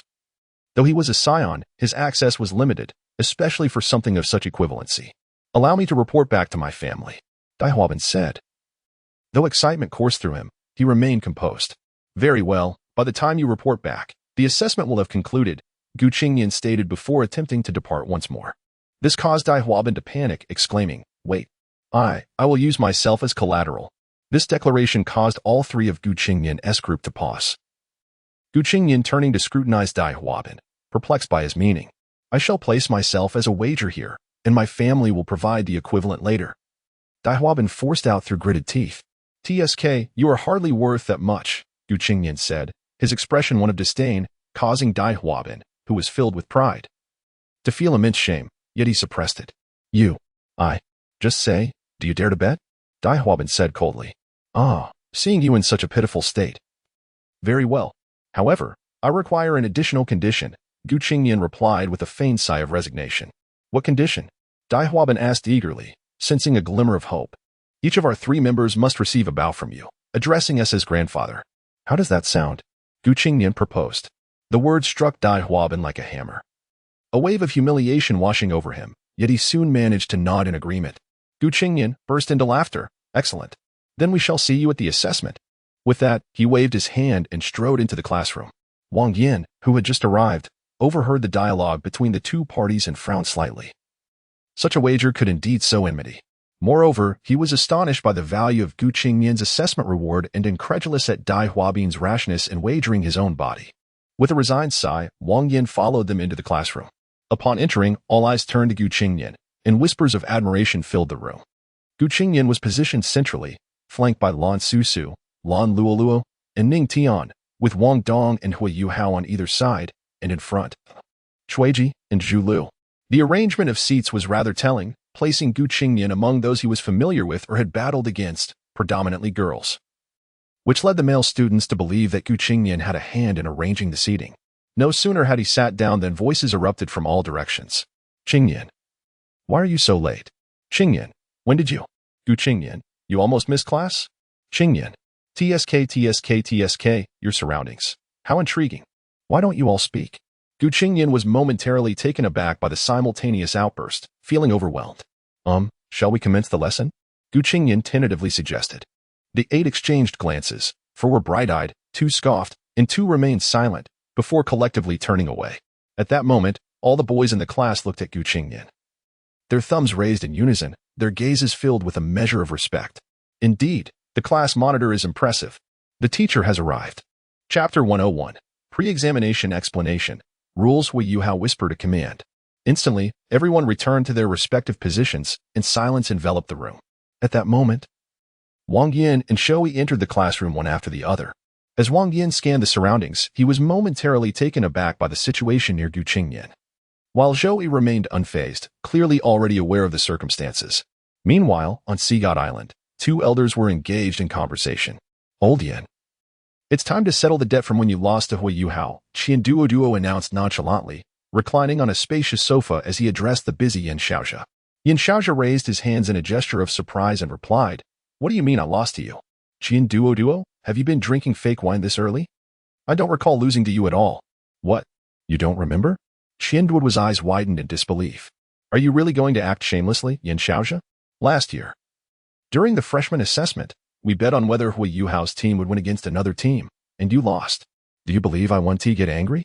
Yin Xiaozhe chuckled at the flustered Duo, a glint of mischief in his eyes as he casually replied, Fine, I'll give it to you. But let us make it clear, I keep Gu Qingnian, and Hu Yuhao is yours. Duo felt a surge of joy, momentarily caught off guard by Yin Xiaozhe's words. He followed along, saying, yes, Hu Yuhao is mine, and Gu Qingnian is yours. Ha, wonderful. Then it's settled. Yin Xiaozhe burst into laughter, quickly joining in. Hey, Yin Xiaojia, you really have no shame. You tricked me. Damn it, I'm done with this. Duo, realizing he had been ensnared in Yin Xiaojia's words, hastily retreated. Once he departed, Yin Xiaojia sensed something amiss. He picked up a voice transmission soul guide and pressed a button, channeling his soul power. Valen? Yin Xiaojia spoke in a low tone. Ding Yin, it's me. Came Du Valen's voice from the other end. After contemplating for a moment, Yin Xiaojia instructed, investigate Hui Yuhao's situation and share your insights about him. This student possesses considerable talent. Last year, he and Wong Dong achieved second place in the freshman assessment. He possesses the martial soul spirit eye, and his soul abilities seem to indicate a connection to mental impact. There are signs of a physical martial soul, Du Valen elaborated. After a pause, noticing Yin Xiaojia's silence, Du Valen continued. When he first enrolled, his soul power was only at level 13. I'm uncertain if he has reached level 20 now. Regarding his physical martial soul, Wang Yin consulted Elder Xian, who had personally evaluated this student and was quite disappointed, stating that he lacked potential and was not worth cultivating. However, this student did showcase a martial soul fusion skill with Wong Dong during the freshman assessment, which remains his only highlight, although I had not paid him much attention. His close relationship with Qingnian and rumored intentions concerning soul guides have caught my interest. At this point, Yin Xiaojia's expression shifted slightly but quickly returned to normal. Regardless of other matters, Du Valen's capabilities were commendable. Even for an average student, he could promptly relay his abilities and experiences upon entering the academy. As the director of the teaching department, he proved to be quite competent, demonstrating an understanding of circumstances and the importance of gathering information. Very well, that settles it. Earlier, Duo came to see me about the student Hui Yuhao. It is said that Zhou Yi managed to secure a favor from Fan Yu, who in turn sought out him. Since the student shows average capabilities, let him join the soul guidance department. This way, Duo 1T be constantly fixated on me. However, it feels quite peculiar. Do you think we should wait until the upgrade assessment to ascertain this student's abilities? Du Valen suggested cautiously. It does seem somewhat unusual. I suspect he may be trying to leverage Hui Yuhao to keep Qingnian close, which complicates matters, Yin Xiaojia replied. That is very likely. Ding Yin. We must not overlook Qingnian, Du Valen stated earnestly. Rest assured, that will never happen. Yin Xiaojia affirmed. Du Valen acknowledged with a brief reply. And the call ended. Yin Xiaojia, like Du Valen, did not place excessive importance on Hui Yuhao. The Shrek Academy was replete with brilliant talents, and Hui Yuhao's apparent abilities would not easily capture their attention. Meanwhile, Duo, departing, wore a triumphant expression, muttering to himself, Hui Yuhao, you are mine. And Qingnian is mine too. Old Yin, you have been duped. Haha. Back in the classroom, Zhou Yi stood at the podium and declared, the upgrade assessment is crucial for every student in the Outer Academy. Failing the assessment means you will have to pack your bags and return home. Even core disciples are not exempt. The assessment for moving from first to second year is relatively easier compared to higher grades. Your assessments will be less demanding than those of upperclassmen. Our Class 1 and Class 2 will have the same assessment content, while Classes 3 and 4 will undergo different assessments due to their specific martial soul capabilities. Our assessment will take place in the Beast Fighting Zone. I suspect many of you are still unaware of where that is. Let me clarify. The Beast Fighting Zone is located just south of the Soul Fighting Zone, within the gray fortress-like high walls. Inside the Beast Fighting Zone are various ranked soul beasts captured by the Academy over the years, specifically provided for senior students to train and showcase their skills. If you advance to the 4th year in the future, you will also train in the Beast Fighting Zone, where practical combat lessons will be a significant part of your future evaluations. After a brief pause, Zhou Yi took a deep breath and continued, in this upgrade assessment, you will face soul beasts head-to-head in the Beast Fighting Zone. You will also select the soul beast you wish to confront. Different soul beasts represent varying point values. The stronger the soul beast you challenge, the greater your potential score in the assessment. The assessment will be graded by senior teachers from the Martial Soul Department, with a maximum score of 100. A score of 60 or above will allow you to pass the upgrade assessment. Here, I have a few reminders for you. First, do not be overly conservative. If you choose a soul beast that is too weak, defeating it may not guarantee your passage. Second, do not be reckless. If you select a soul beast that is too strong, and the supervising teacher cannot intervene in time during the battle, then, at this point, a cold glint flashed in Zhou Yi's eyes, sending chills down the students' spines. They had all seen soul beasts before, but facing one alone was a different experience entirely. The prospect of confronting a soul beast was daunting, and anxiety rippled through them. Thirdly, remember that failing in battle does not necessarily mean disqualification.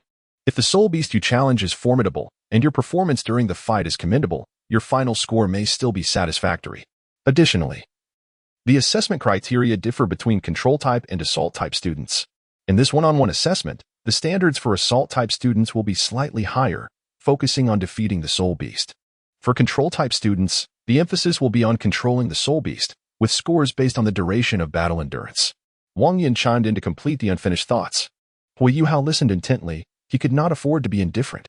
They had wagered against Dai Huabin, with the stakes being that the loser must bow and apologize. For others, this may merely be a matter of face, but for him, it held a different significance, serving as an indirect means of revenge.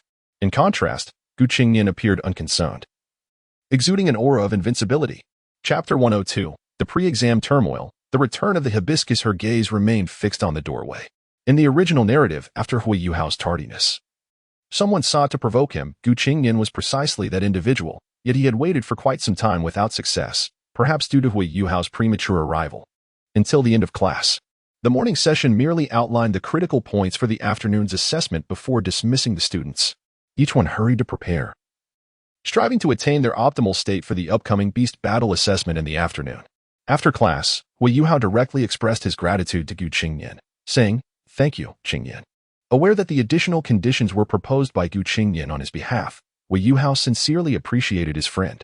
Qingnian merely patted Hui Yuhao on the head and replied, "We're all comrades. Give it your best this afternoon." In the afternoon, Beast Battle Area. As the largest exclusive zone of Shrek Academy and its most significant structure, the Beast Battle Area spans an area equivalent to all the teaching buildings and dormitories of the Soul Master Department, alongside Shrek Square, throughout the entirety of the Douluo continent. It is exceedingly rare for an academy to cultivate soul beasts, and none match the scale of Shrek Academy's Beast Battle Area. A feat even the royal families of various empires would not dare to undertake. Cultivating soul beasts is no simple task.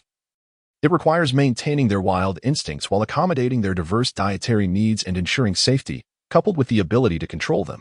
The investment required is something ordinary Soul Master Academies could scarcely fathom. Every year, Shrek City's tax revenues are allocated to Shrek Academy, with a third of this immense sum directed toward the Beast Battle Area. It is evident how exorbitant the investments needed for this area truly are. As the upgrading assessment was about to commence, the second-year freshmen gathered at the Beast Battle Area. When Qingnian and his companions entered, they were struck by the breathtaking grandeur of the architecture, a sight they had never before encountered. Today's assessment involved over 100 students from both the first and second classes. Given that this was their first assessment, the academy placed great importance on it. With 20 instructors already waiting, a stir arose with the arrival of Yin Xiaozhe, the chief examiner for this session, who stood alongside Du Weilin and 3 other evaluators on a raised platform.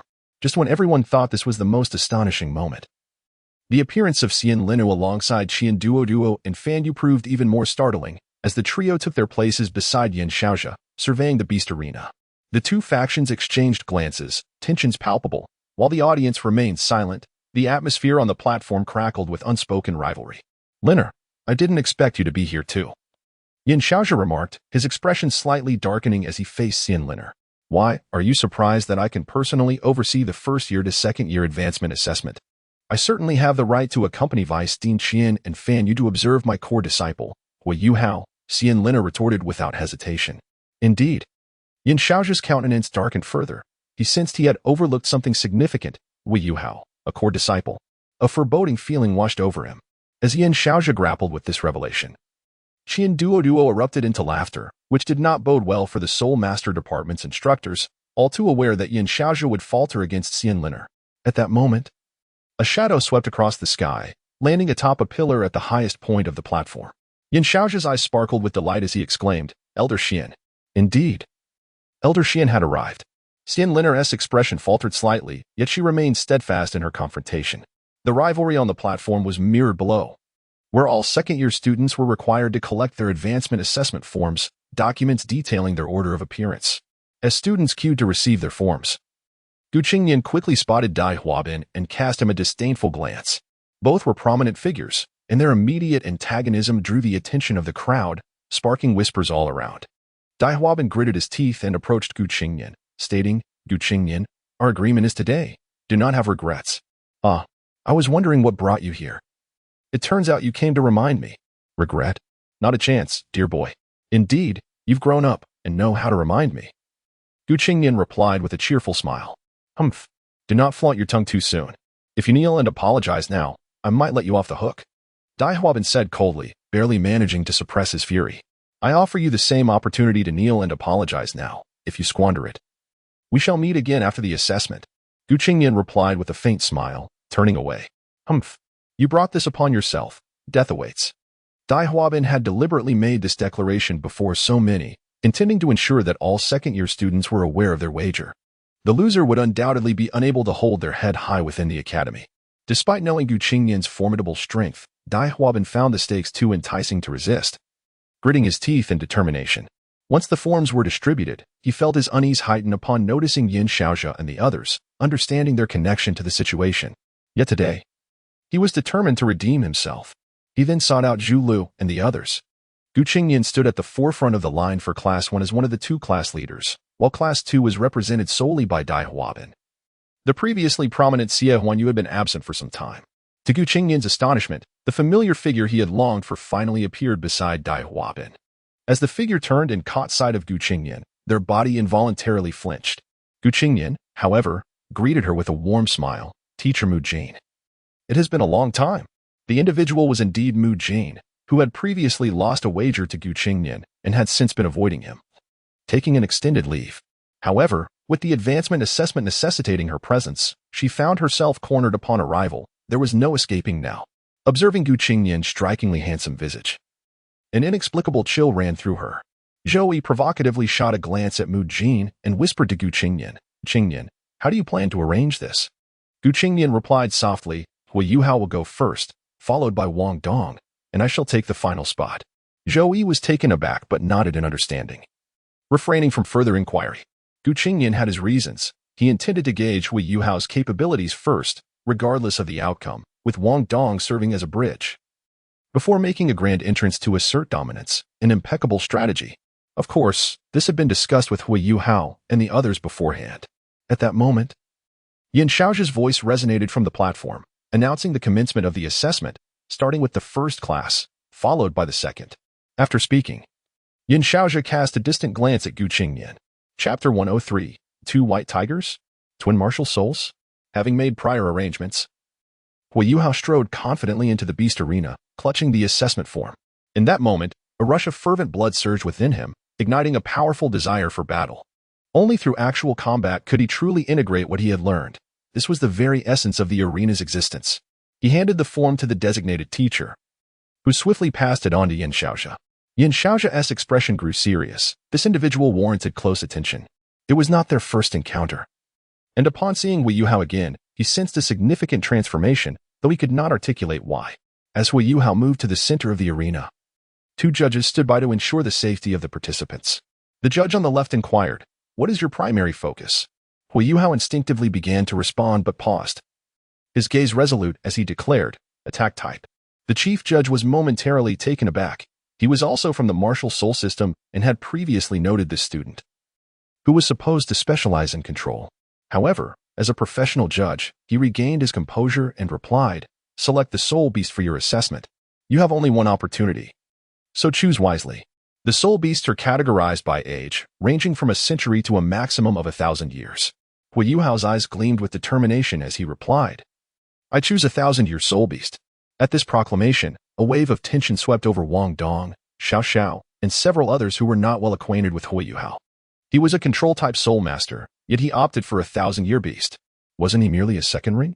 Especially those on the platform, like Duo, whose keen perception far exceeded that of ordinary individuals, registered Hui Yuhao's lip movements and realized he had claimed to be an attack type. They had never heard of Hui Yuhao practicing attack type skills. Could there be a surprise in store?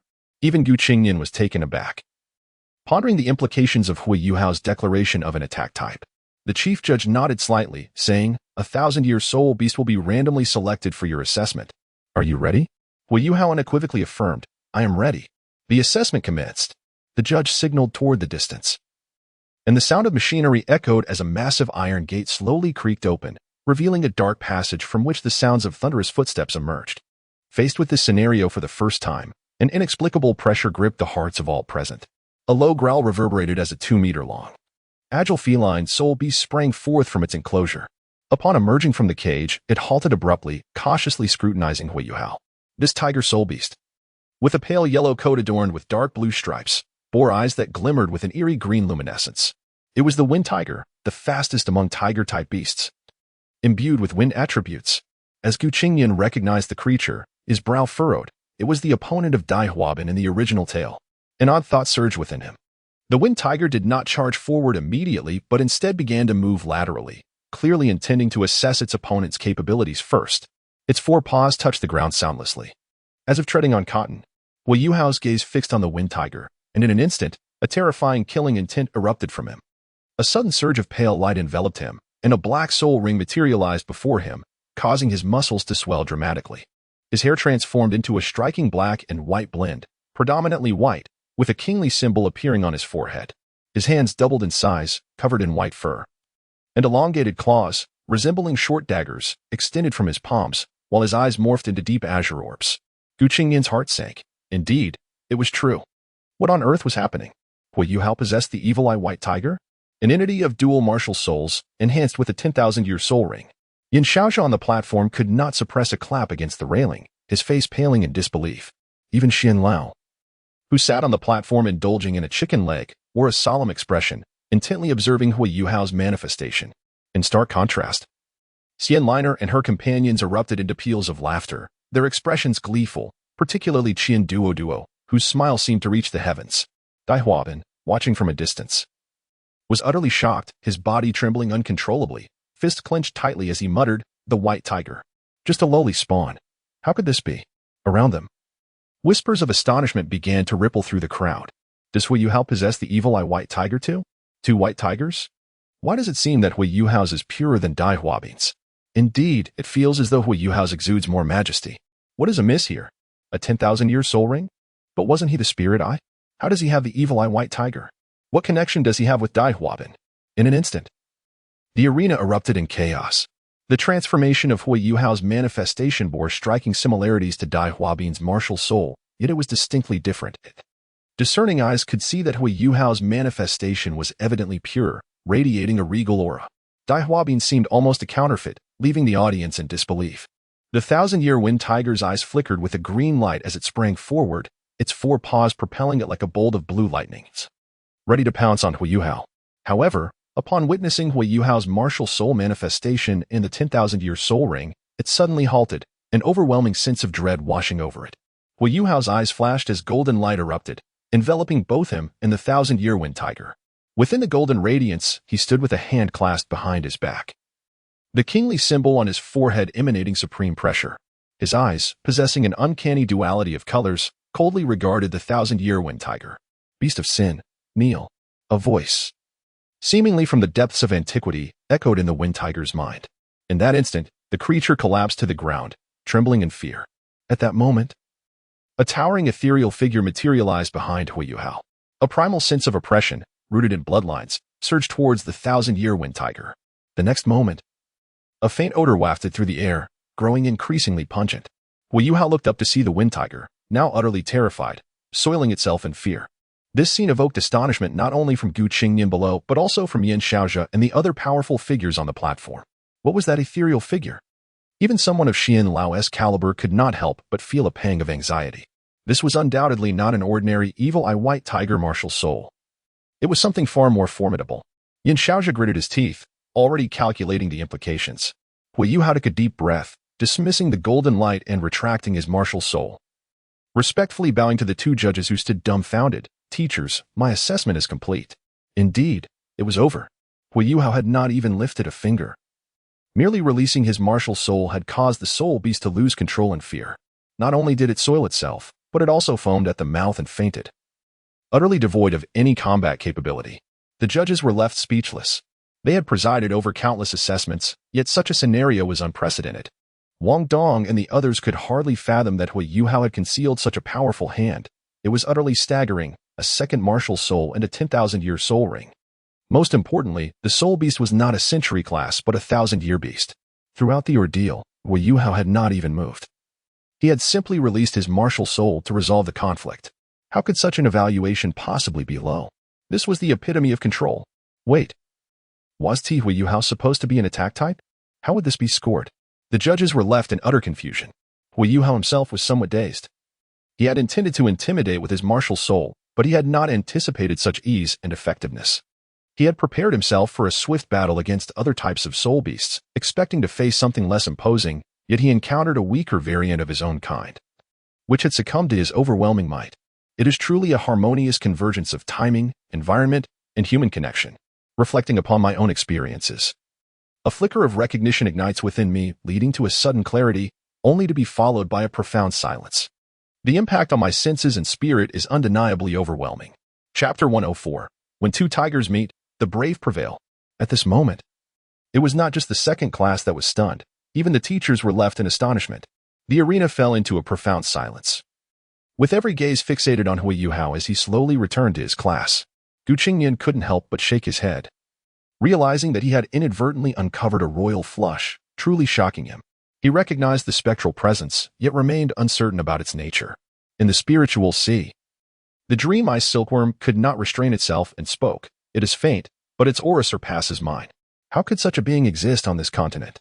The Ice Emperor solemnly added, this aura, though weak, is exceedingly terrifying, likely many times stronger than the dream-eye silkworm. It could very well be an authentic soul beast of 1,000,000 years or even more powerful. At this juncture, an ancient voice began to speak. Its tone grave, weaker than my strength in my prime, yet among the most formidable entities on this continent, even surpassing that human atop the platform. The aura from the previous invasion might have been able to contend with it. I am uncertain. This continent holds many mysteries. Qingnian nodded slightly, acknowledging the sheer terror and shock, yet he felt no fear or dread. For he was invincible, and moreover, he was Hui Yuhao. After the brief astonishment, the judges and other evaluators on the high platform turned their attention to Dean Yin Shaozhe. In their eyes, a singular question lingered. What to do now? Yin Shaozhe exhaled a deep breath and stated solemnly, Hui Yuhao's assessment has concluded. He could have achieved a perfect score. However, due to his focus on offensive capabilities, while his performance was exceptional, he lacked in control and thus lost 1 point. His final score is 149. Instantly, a mysterious veil enveloped Hui Yuhao. He walked back to his class, astonished by the circumstances that had unfolded. The formidable 1,000-year wind tiger had been so thoroughly intimidated. The might of the evil-eyed white tiger spirit was indeed overwhelming. A voice echoed in Hui Yuhao's mind, causing him to pause momentarily, a fleeting expression of peculiarity crossing his face.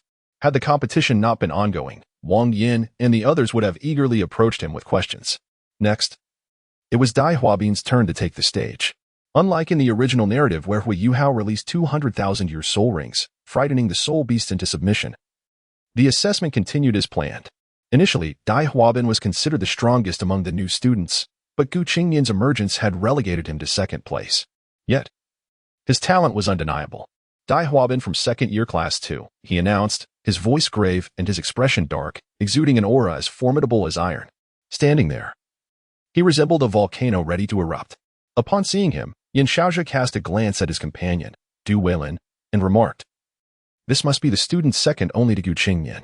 Initially, he had held some expectation for this young man who dared to confront Qingnian. But after witnessing Hui Yuhao's performance, his anticipation waned considerably, shifting instead to curiosity regarding the comparison between Hui Yuhao's spirit and Dai Huabin's. Duel nodded and replied, he is a descendant of the White Tiger Duke and is indeed exceptional. His talent surpasses even that of his elder brother at the same age. Moreover, I have heard from Mu Jin that he trains far more diligently than his peers.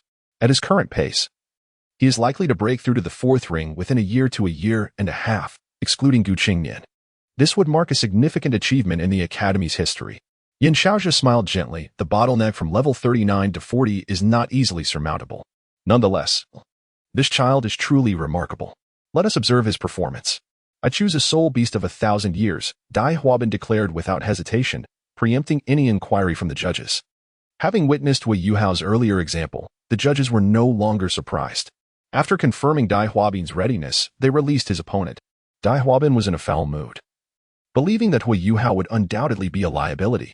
With his strength, scoring above 140 seemed feasible, and he expected Zhu Lu and Cui Ji to achieve around 130. Qingnian, he presumed, would be comparable, perhaps slightly higher, while Wong Dong and Zhu Lu would be on par. He thought Hui Yuhao would score no more than 120. Thus, he believed he could still secure a narrow victory. However, Hui Yuhao's error in this crucial moment had shattered those assumptions. What a disaster! Scoring just 1 point shy of a perfect score, he might as well go home for the new year. Now, unless Zhu Lu and the others scored above 135, and he himself above 145, while Wong Dong scored below 120, victory seemed virtually impossible. This induced a sense of despair in Dai Huabin, further exacerbated by the earlier display of Hui Yuhao's spirit, igniting his fury. Dai Huabin's opponent appeared, fortuitously, to be of the same category. With a low growl, a shadow leaped forth, crouching before Dai Huabin. Upon closer inspection, the soul beast was notably different from Hui Yuhao's. It was a peculiar feline creature, resembling a tiger yet not entirely so, more akin to a leopard. Its skin was purple, adorned with blue patterns, hairless, and its fangs protruded fearsomely. At its emergence, a sense of dread washed over Dai Huabin, yet he refrained from releasing his spirit, instead suppressing his own aura, just as the judges were stunned by Dai Huabin's actions. The beast, sensing insufficient threat, suddenly surged forward, its eyes flashing with purple light. It accelerated like a bolt of purple lightning, lunging at Dai Huabin with incredible speed, far surpassing that of the wind tiger. The speed intensified, producing several afterimages as the distance between them diminished to mere steps. The ghost tiger leaped into the air, its claws extended, launching a flurry of strikes towards Dai Huabin. In the face of the thousand-year wind tiger's assault, Dai Huabin stood resolute, unleashing a fierce roar as he finally released his white tiger spirit, charging headlong at the ghost tiger. His reliance was on sheer brute force rather than finesse. The first and third soul rings on his body shone brightly. The white tiger's aura erupted from Dai Huabin, causing a flicker of fear in the eyes of the ghost tiger. Among feline soul beasts, the white tiger was the most powerful and undisputed king of the wild. However, suspended in the air, it could not evade the impending confrontation. The thousand-year soul ring technique rapidly enhanced Dai Huabin's physical state to its peak. Under normal circumstances, this third soul skill would require a transformation process, yet he compressed that process into an instant, placing immense strain on his body. Nonetheless, he appeared unaffected by the burden. Dai Huabin ignored the oncoming barrage of claws and the multitude of afterimages. His own tiger claws lunged towards the sides of the ghost tiger's head, seemingly intent on a mutual destruction. Both Yin Xiaozhi and Du Weilan, with their extensive teaching experience, were taken aback. Could a 12-year-old boy truly exhibit such a fighting style? It seemed he intended to match the beast in ferocity. The two tigers clashed ferociously. A head-on confrontation. Who would emerge victorious? When two tigers meet, the brave prevail. Dai Huabin triumphed through sheer force, defeating the thousand-year soul beast single-handedly. At his age, such prowess was a rare occurrence in the annals of the Academy's history. By the time the judges arrived, it was too late. The battle was over, and a purple light enveloped the arena, signaling victory. Chapter 105. Combat Acumen. From the moment the confrontation began until its conclusion, there was but a single exchange. Dai Huabin astonishingly triumphed over a millennia-old soul beast through sheer force, nearly cleaving its body in two. As he rose from the ground, drenched in the blood of the ghost tiger, the expressions of the students from both classes turned pale. Some female students could hardly bear to witness the scene. Even Zhu Lu felt a wave of unease wash over her, devoid of any other emotions, and she couldn't help but shake her head. On the high platform, Yin Xiaozhi knitted his brows slightly. While Dai Huabin displayed commendable strength, his character left much to be desired. His rebellious nature would only intensify as his power grew, making him increasingly difficult to control. After a moment of contemplation, Yin Xiaozhi's gaze flickered, and he spoke solemnly. Dai Huabin has exemplified the strengths of an offensive-type soul master. However, he lacks finesse, resulting in a final score of 145. At this moment, Dai Huabin, having partially emerged from his bloodthirsty state, bowed respectfully before striding back towards his class. His expression was not favorable. After all, his score paled in comparison to Hui Yuhao's. Yet he dared not question the identity and strength of the person before him. A score of 145 was nearly unprecedented. In truth, Dai Huabin's performance was nearly flawless. Despite his injuries, he had not lost his combat prowess and had ferociously vanquished a millennia-old soul beast. He was merely 12 years old. Such cultivation was a rarity in the history of Shrek Academy, which was precisely why Dean Yin Xiaozhi awarded him a high score. Yin Xiaozhi discerned that Dai Huabin's temperament differed from Wong Dong's. His rigid nature could lead to a downfall, and he could not be subdued through the same methods employed with Wong Dong. Instead, he needed gradual guidance. Granting him a high score would bolster his confidence further. As for tempering his rebelliousness, Yin Xiaozhi was confident.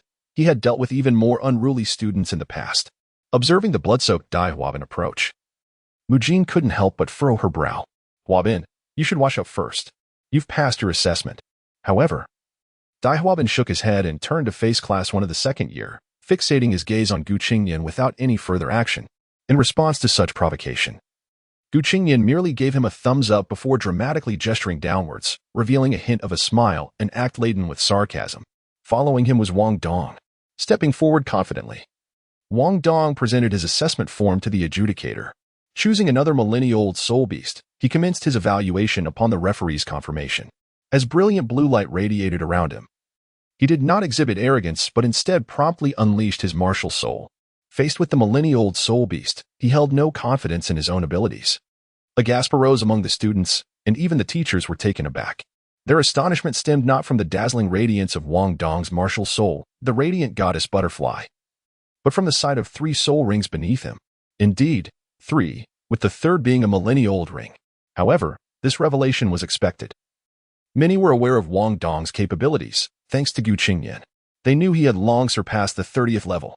On the high platform, Yin Xiaozhi's eyes brightened, and he nodded slightly. Excellent, 1 yellow and 2 purple. This child possesses exceptional talent, and his martial soul is of the highest caliber. He is destined for greatness. Yet, as he considered the implications of the radiant goddess butterfly, a wry smile crept onto his lips. Dai Huabin had never anticipated that Wong Dong would provide such a significant surprise. With this, Wong Dong might also achieve an exceedingly high score. And it was likely that all 3, Gu Qingnian included, would surpass 140 points, rendering the situation quite precarious. Doubts began to creep into his confidence, and tension mounted within him. At that moment, a formidable aura emanated from the iron gate that had been opened in the distance, and a towering figure slowly emerged from the beast enclosure. Standing over 3 meters tall, its brownish-yellow fur exuded a faintly pungent odor. At its chest, a massive white crescent shape resembled the golden patterns on the wings of Wong Dong's radiant goddess butterfly. It was a gigantic bear. What drew the most attention were its eyes. The pale red irises radiated a chilling intensity. As another millennia-old soul beast, the strength of a soul beast such as this one far surpassed that of a soul beast like a horned horse or goat, whose powers were insignificant when compared to those of lions, tigers, leopards, and bears, creatures that inherently possessed great strength. The likelihood of these carnivorous soul beasts reaching millennia in cultivation was significantly greater. The millennia-old soul beast that Wong Dong faced was known as the bloodthirsty demon bear, a formidable entity of the earth attribute. Upon seeing his opponent, Wong Dong instinctively spread his wings and took flight. Yet, he barely ascended 5 meters before being forcefully grounded by an overwhelming pressure. The adjudicator's voice rang in his ears. In the upgraded assessment, flying above 5 meters is prohibited. The bloodthirsty demon bear appeared slow, its eyes glinting with malice as it approached Wong Dong, yet the oppressive aura it exuded left Wong Dong inwardly astonished. It was his first time confronting a millennia-old soul beast alone, but he retained confidence in his abilities. Wong Dong raised his arms, merging them with his front wings, and began to advance steadily towards the bloodthirsty demon bear, his pace unhurried yet resolute, reflecting his calm demeanor.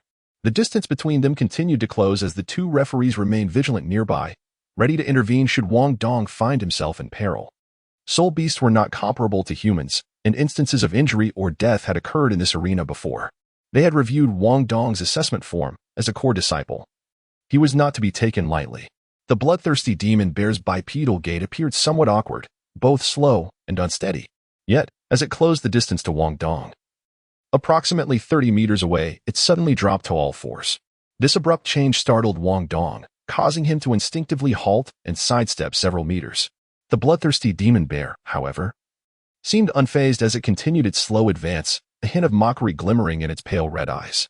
By the time a soul beast reaches a millennia in cultivation, it has developed a certain level of intelligence. When it surpasses 10,000 years, its cognitive abilities rival those of humans, and it can even articulate speech. Wong Dong was momentarily stunned by the sight of the bloodthirsty demon bear, and in that moment of distraction, it suddenly accelerated, enveloped in a thick crimson glow, charging towards him like a torrent of blood. From slow to swift, coupled with its transition from 2 limbs to 4. These maneuvers epitomized psychological warfare, a testament to its prowess as a millennia-old soul beast. Yet, Wong Dong's strength far exceeded that of the original tale. The 30-meter distance vanished in mere seconds. While Wong Dong appeared momentarily dazed, the massive paw of the bloodthirsty demon bear, cloaked in bloodlight, was already descending upon him. As the bear's colossal paw neared, Wong Dong unexpectedly lost his footing, sliding away like a spinning top, the bear's strike barely grazing past him. At that moment, Wong Dong found himself at the bear's flank. With his wings unfurled, he executed a scissor-like movement, slicing past the bear's neck. The millennia-old bloodthirsty demon bear was formidable. Recognizing the missed strike, its bloodlight shifted abruptly to a yellow hue, and its once soft brownish yellow fur hardened like iron. As Wong Dong's first soul skill, the winged guillotine, made contact with its resilient hide, a flurry of sparks erupted, accompanied by a jarring sound of friction. With a cold smirk, Wong Dong chose not to pursue after landing a successful hit. With a powerful flap of his wings, he swiftly retreated 5 meters. Evading the frenzied counterattack of the bloodthirsty demon bear, Qingnian observed this contest with a slight nod. Although the absence of the external support that Hou Yuhao once had rendered the situation somewhat disadvantaged, the effort exerted surpassed that of the past. This strike captivated all the judges on the high platform, including Dean Yin Xiaozhe and director Du Weilin, who were thoroughly impressed. Remaining composed, Wong Dong skillfully utilized his opponent's strategy, engaging in combat with a millennium-old soul beast at such close range with remarkable poise. Even among some of the more advanced students, they had yet to witness such exceptional combat prowess. Chapter 106. The finale. The bloodthirsty demon bear, in excruciating pain, could not help but let out an enraged roar. Its massive form rose upright, and its pale red eyes abruptly transformed into a deep crimson hue. The innate skill bloodthirst was unleashed, and it lunged once more at Wong Dong. In its attack, brilliant yellow light erupted from its forepaws. Wong Dong unfurled his wings and forcefully clapped them together, propelling himself backwards. Although the bear's paws did not strike him directly, they crashed down upon the ground before him, unleashing a radiant circle of yellow light. Just as the bloodthirsty demon bear was about to impact the ground, the rear wings of the radiant goddess butterfly suddenly lifted, while the front wings pressed slightly downward. Simultaneously, the second soul ring on his body shimmered subtly. In an instant, he ascended to a height exceeding 3 meters above the ground, just as the bear descended towards him. The dazzling gold flecks on the azure wings of the radiant goddess butterfly flickered brilliantly, followed by a series of golden flashes. The second soul skill, Divine Light of the Butterfly, unleashed its formidable assault, pouring unreservedly onto the back of the bloodthirsty demon bear. The beast had no time to evade and could only attempt to curl up defensively. After 3 seconds, the attack concluded, and Wong Dong drifted away, his form soaring downwards as his second soul ring flickered in anticipation. The bear's back was already grievously wounded, drenched in blood, and its bloodthirst skill had been interrupted. Sensing the murderous intent emanating from behind, the bear struggled to turn its body, but was utterly powerless to dodge, letting out a mournful cry. "All right, the assessment is over." "Wong Dong," came the voice of Yin Xiaozhe from the high platform. In the face of the 1,000-year bloodthirsty demon bear, Wong Dong had fully exhibited the skills and power befitting a formidable attack-type soul master. With the intervention of the 2 judges, the bear was taken away, concluding this assessment. Yin Xiaozhe spoke slowly. "Wong Dong, your combat performance against the 1,000-year soul beast was nothing short of perfect, earning you a score of 150 points. However, your unhesitating attempt to deliver a finishing blow at the end was reckless. Although you had the strength to do so, you were not fully aware of its condition, which could have resulted in a fatal backlash. As an exemplary soul master, your first priority should be to ensure your own safety in battle before vanquishing your foe. I had anticipated you might unleash your 3rd soul skill as a last resort, but you exceeded my expectations. Therefore, I will only deduct 10 points. The reason for this deduction is that, as a core disciple of the Academy, you are afforded greater privileges but are also held to the highest standards.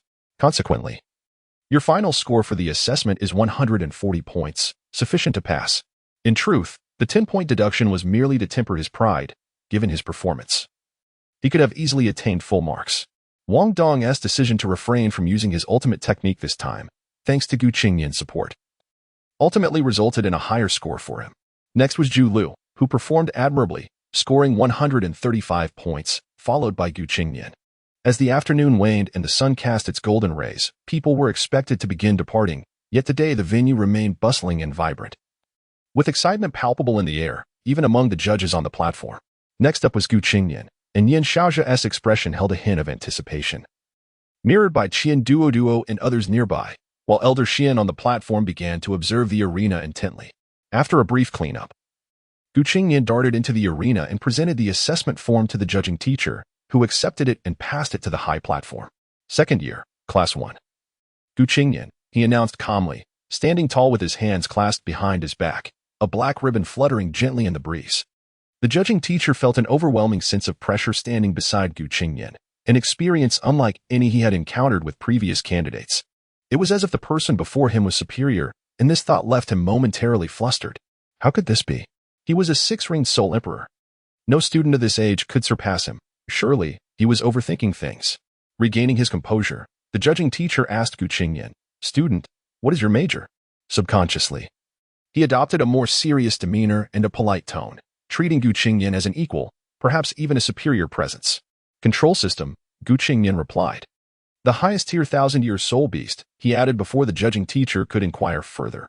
Not surprised, the teacher nodded in acknowledgement, intending to remind him to protect himself, but hesitated, sensing that it may not be necessary at all. Nodding slightly, Gu Qingnian's gaze fixed on the beast circle. In the next moment, a wave of intense heat burst forth as a lion enveloped in flames charged out from within. Recognizing the creature instantly, Gu Qingnian identified it as the Flame Lion King, the very opponent of the original Huayuhao. Flame? Then I shall counter with ice, Gu Qingnian mused, contemplating the unveiling of his second martial soul, which would facilitate his subsequent actions. Upon emerging from the beast circle, the Flame Lion King let out a thunderous roar, its majestic mane fanning out, its fiery red fur glowing fiercely in the flames surrounding it. The beast was considerably more robust than the ghost tiger faced by Dai Huabin. Measuring over 3 meters in length and standing at 1.5 meters at the shoulder, its muscular contours sharply defined.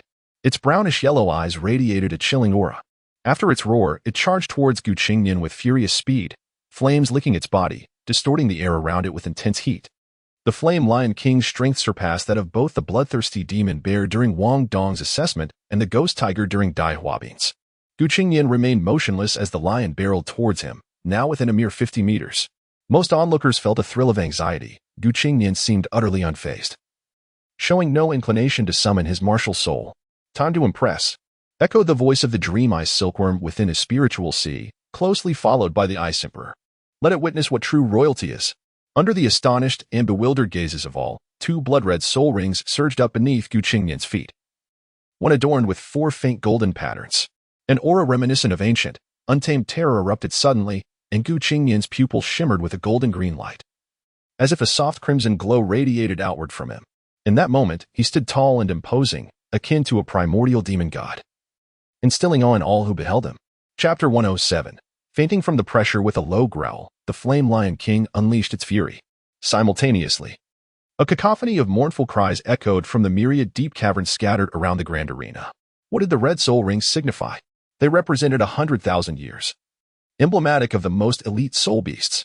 Each soul ring of this age was an exalted existence. Not a single student, nor any of the teachers present, possessed a 100,000-year soul ring.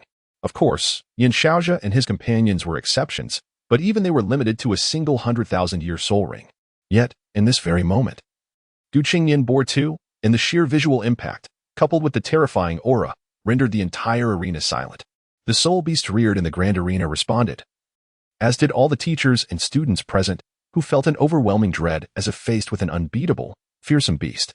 Instinctively, they unleashed their martial souls, adopting defensive stances with all their might. Qian Duo, Fan Yu, and Du Weiluan had already risen from their seats, each surrounded by 8 luminous soul rings.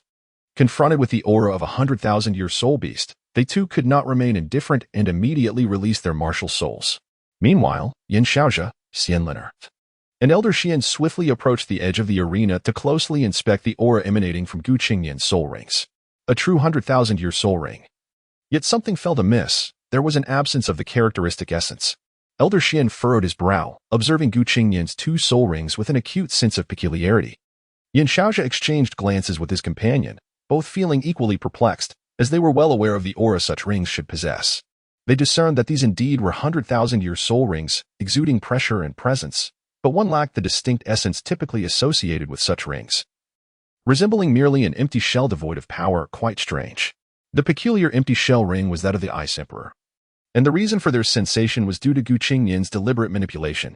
He had initially suppressed the aura within the soul rings, then concealed the leaked power with formidable mental strength, disguising the inherent abilities and sealing the original power contained within.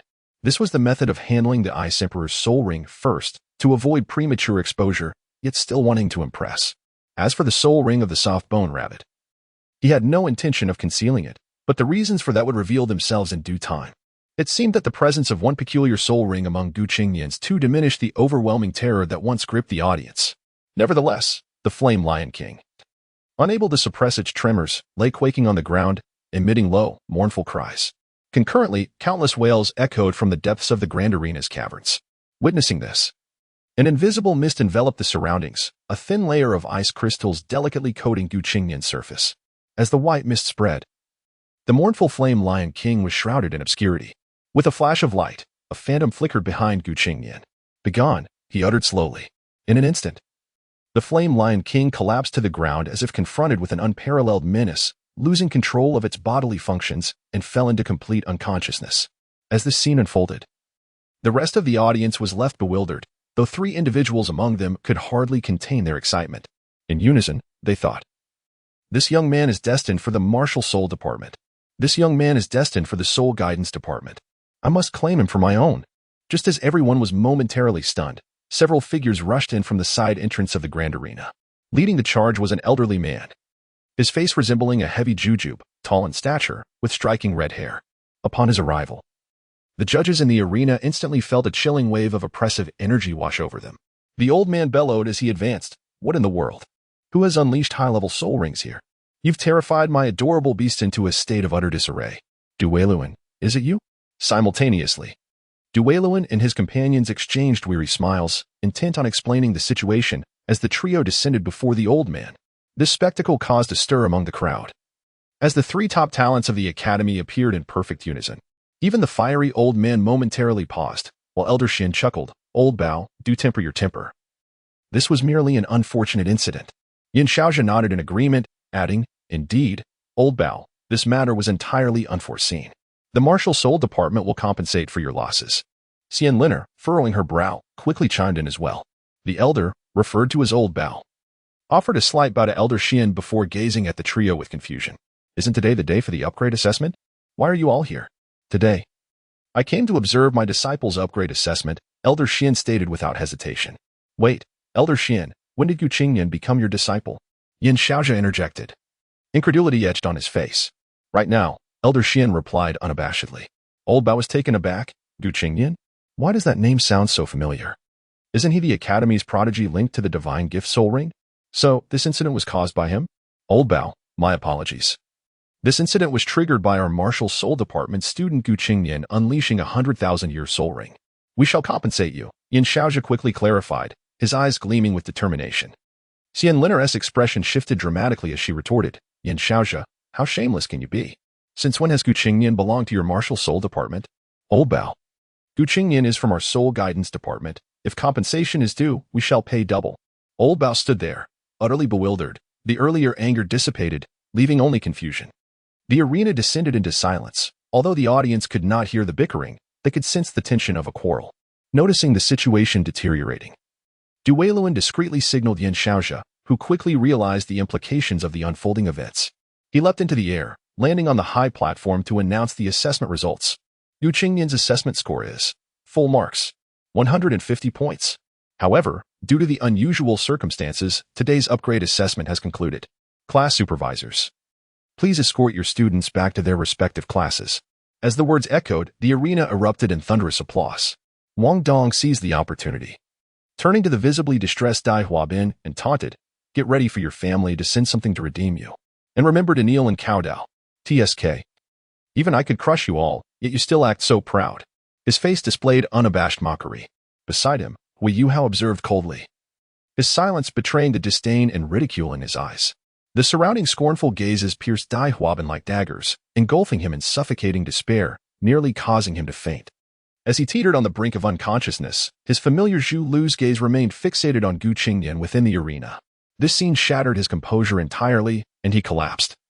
Unresponsive, Mujin quickly called out, "Get a few classmates to take him to the infirmary, quickly."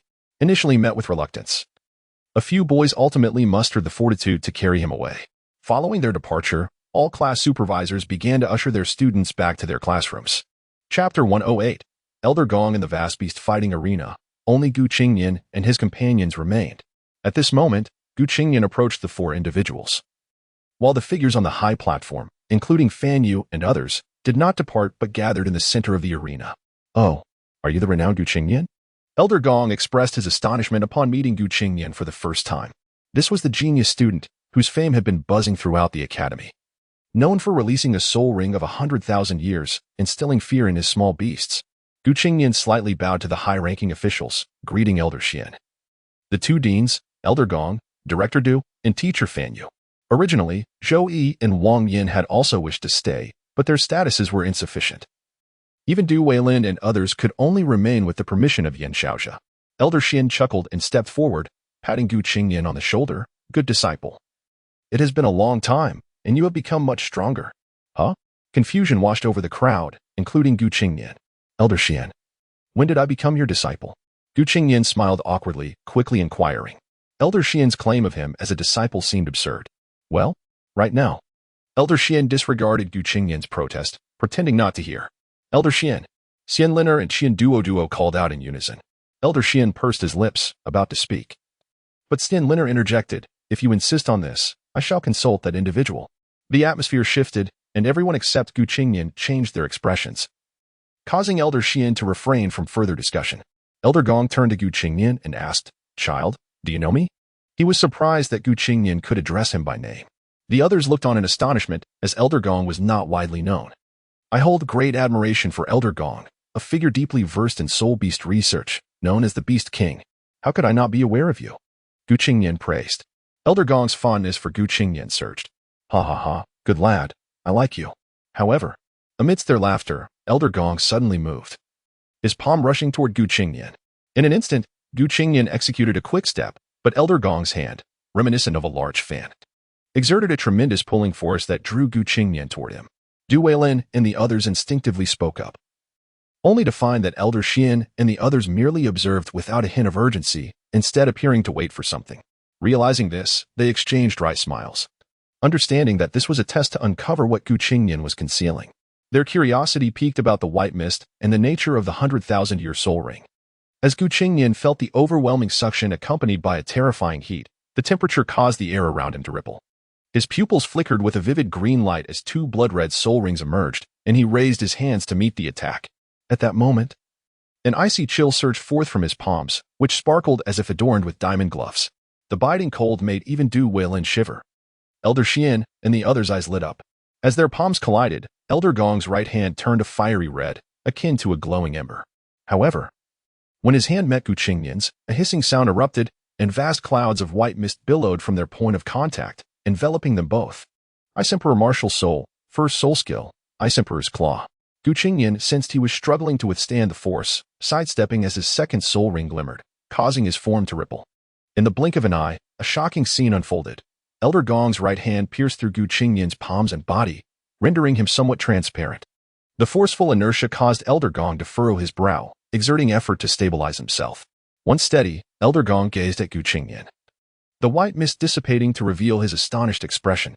"Good lad, extreme ice, and you have indeed suppressed me. Furthermore, you truly possess a 100,000-year soul ring." Elder Xian could not contain his curiosity. "Qingnian, why do your 200,000-year soul rings seem peculiar?" "Your martial soul." Everyone's attention was riveted on Gu Qingnian, their curiosity deepening. Gu Qingnian smiled faintly and said, "Allow me to explain slowly. First, observe my soul rings." As his words fell, the two blood-red soul rings before him flickered. The first, adorned with 4 golden patterns, transformed into a black soul ring, while the second remained unchanged. "What is happening?" the crowd inquired in unison. Gu Qingnian replied calmly, "You must have guessed that I possess 2 martial souls, haven't you?" Everyone nodded instinctively. Gu Qingnian continued, "You must have also surmised what my second martial soul is." Except for Du Weilin and Fan Yu, the others understood, although the two also had their suspicions. "My first martial soul has a passive soul skill that allows for mimicry, enabling me to simulate any observed entity, including soul rings and individuals. The soul rings can even imitate their might. The 2 soul rings I displayed earlier belong to my second martial soul, with the first actually being a 10,000-year soul ring that I simulated to appear as 100,000 years. Then your second soul ring must be 100,000 years, right?" No, wait. Does that mean the dual palms you unleashed were the first soul ring skill, causing your body to momentarily face? Elder Gong interjected eagerly. Qingnian nodded, confirming that his second soul ring was indeed 100,000 years, and the technique he executed with his hands was derived from the first soul ring skill, while the phasing was a result of the second soul ring's power. Incredible, but how did you acquire your second soul ring? Elder Xian and the others quickly grasped the situation, their curiosity for the 100,000-year soul ring intensifying. A flicker of sorrow crossed Qingnian's eyes as he spoke solemnly. You must know I have a soft bone rabbit, correct? Xianduo's pupils dilated in shock as he exclaimed, No way, you didn't sacrifice a 100,000-year soft bone rabbit. Did you? At this revelation, the arena fell silent. It seemed implausible, yet considering Qingnian's appearance, the second soul ring, and the soft bone rabbit, it appeared quite plausible. In an instant, everyone couldn't help but click their tongues, marveling at Qingnian's extraordinary situation. Qingnian, feeling the weight of misunderstanding, replied, Vice Dean Qian. You are overthinking it. The soul ring was entrusted to me by the mother of that soft bone rabbit. At that time, I suppose you can deduce what my second martial soul's first soul ring was. Years prior, by a stroke of fortune, I stumbled into an extremely frigid area, which I later learned was the extreme north. At that time, the biting cold nearly robbed me of consciousness, and for reasons unknown, I stepped into a cave. Inside, I discovered two soft bone rabbits, one large and one small. The larger one appeared to be the mother, seemingly frail, cradling the smaller rabbit. I was utterly intrigued, as such soul beasts should not exist in the extreme north. Upon my arrival, the mother rabbit fixed her gaze on me fiercely. However, before I could react, overwhelming weakness consumed me, and I soon lost consciousness. In my dreams, I endured immense suffering, desperately trying to awaken but finding no means to do so. I do not know how long it was until I finally regained consciousness, only to find the smaller soft bone rabbit in my arms, while the mother rabbit had vanished. Yet, that was not the most shocking part. When I turned my head, I discovered a dead scorpion lying beside me, having appeared from who knows where. Chapter 109, The Rise of Qingnian Scorpion. Xian Lao and the others exclaimed in unison, unable to contain their astonishment. Before them lay a scorpion, entirely adorned in a rich emerald hue, its exoskeleton twinkling with diamond-like crystalline structures. The ice emerald scorpion. Recognizing the creature described by Qingnian, the learned individuals were instantly aware of its identity. As I surveyed my surroundings, I realized that my clothing had mysteriously vanished. Upon turning back, I discovered a tattoo that had appeared on my back unbeknownst to me. Qingnian, while speaking, lifted his shirt to reveal the mark. Xian Lao and the others leaned in closer, causing Qingnian to feel a flush of embarrassment. It truly is the ice emerald scorpion, Yin Shaozhe exclaimed. It appears a small soft bone rabbit has been left behind, likely a result of the 10,000-year soft bone rabbit wandering into this perilous northern territory, suffering some misfortune that left it gravely weakened. However, the extreme danger of the northern land is precisely why you arrived.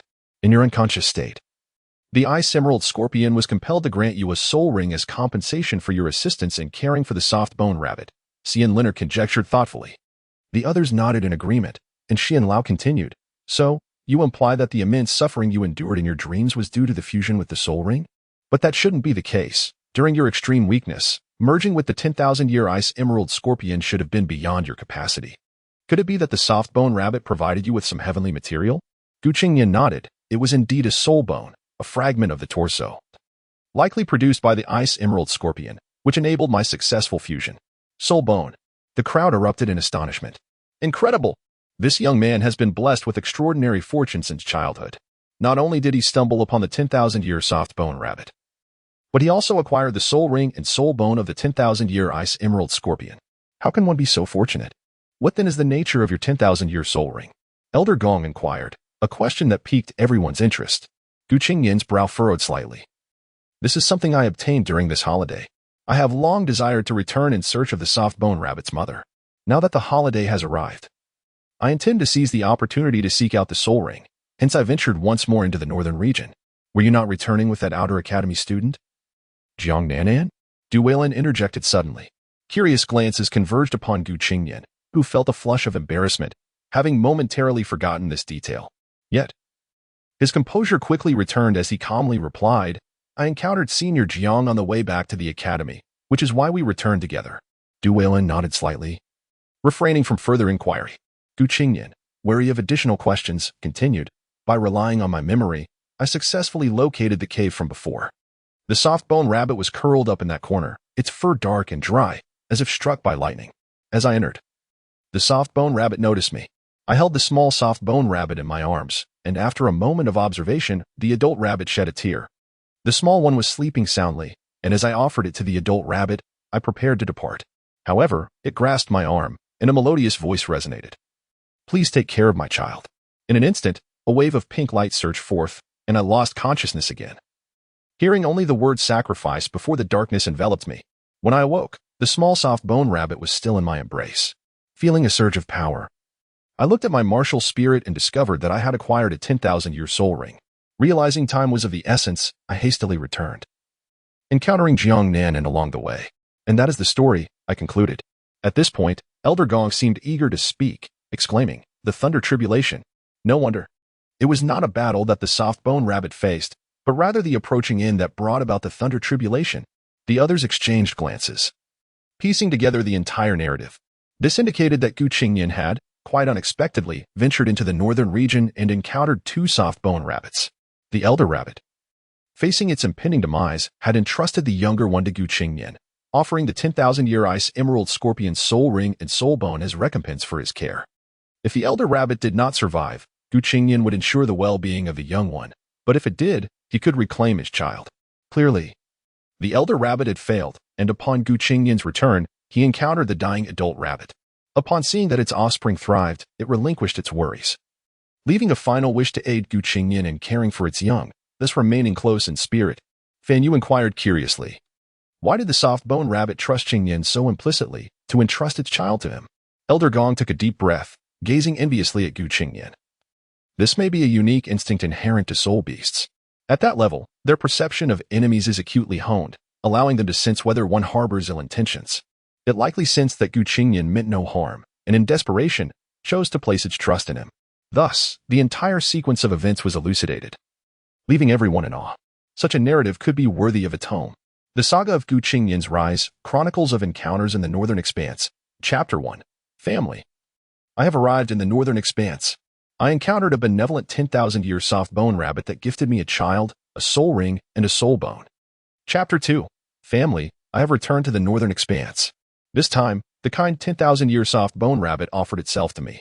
Xian Lao, Yan Xiaoxia, and the others expressed their astonishment, lamenting their own past visits to the Northern Expanse without such fortunate encounters. Are you saying you now possess two soul bones? One of which is of the 10,000-year caliber? Elder Gong suddenly recalled. Qingnian nodded, eliciting waves of envy and admiration from the crowd. What extraordinary fortune this is! Of course, all of this was merely Qingnian's fabrication, a premeditated tale crafted before his arrival. No matter what I say, it shall be taken as truth. You shall find no discrepancies.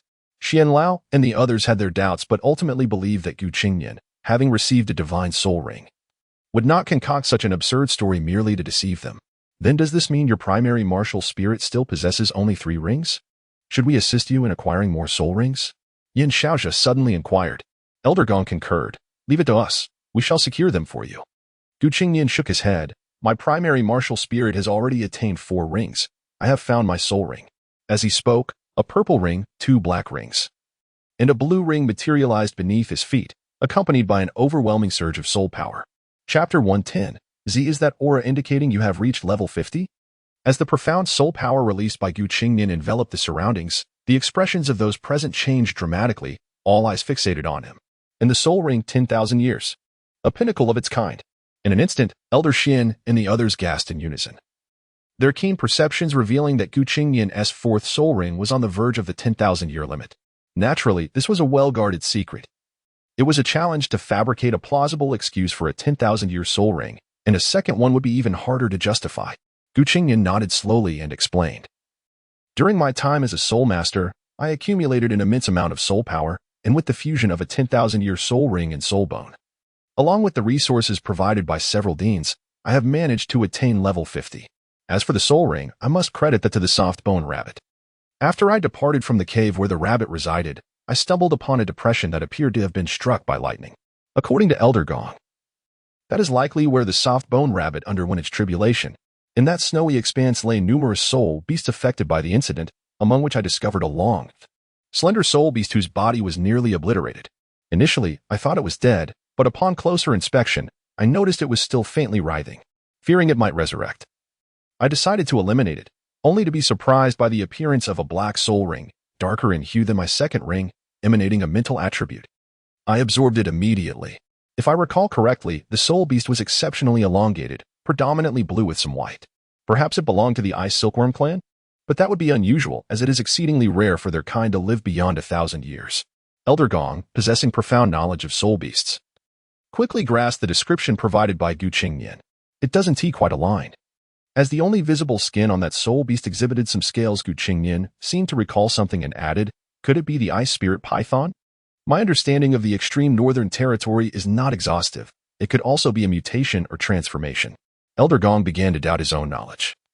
Acknowledging the scarcity of data regarding soul beasts from the extreme north, even for someone as knowledgeable as himself, Qingnian nodded ambiguously, perhaps. And the soul skill? What is it?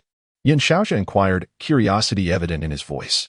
The soul skill is a range-based attack, not easy to unleash. And it requires substantial soul power. Qingnian hesitated, feeling somewhat challenged. Fear not. Unleash it freely. We are here to support you. Elder Xin chuckled, jesting. Who were they? Aside from the elders of the Sea God Pavilion, the pinnacle of Shrek Academy was present. You may proceed boldly. We are equally intrigued, Xian Liner added. A mere soul master unleashing a 10,000-year soul skill? What was there to fear with their support? Qingnian smiled slightly. In that case, I shall indulge a little. As he spoke, a subtle smile graced his lips. Let us test this technique. Upon hearing this, everyone merely took a few steps back. Their gazes intensely focused on Qingnian. Among them, only Du Weilin felt a chill creep down his spine. As the extreme 10,000-year soul ring shimmered, Qingnian's eyes suddenly sparkled with a faint glow. He murmured softly, reverse, song.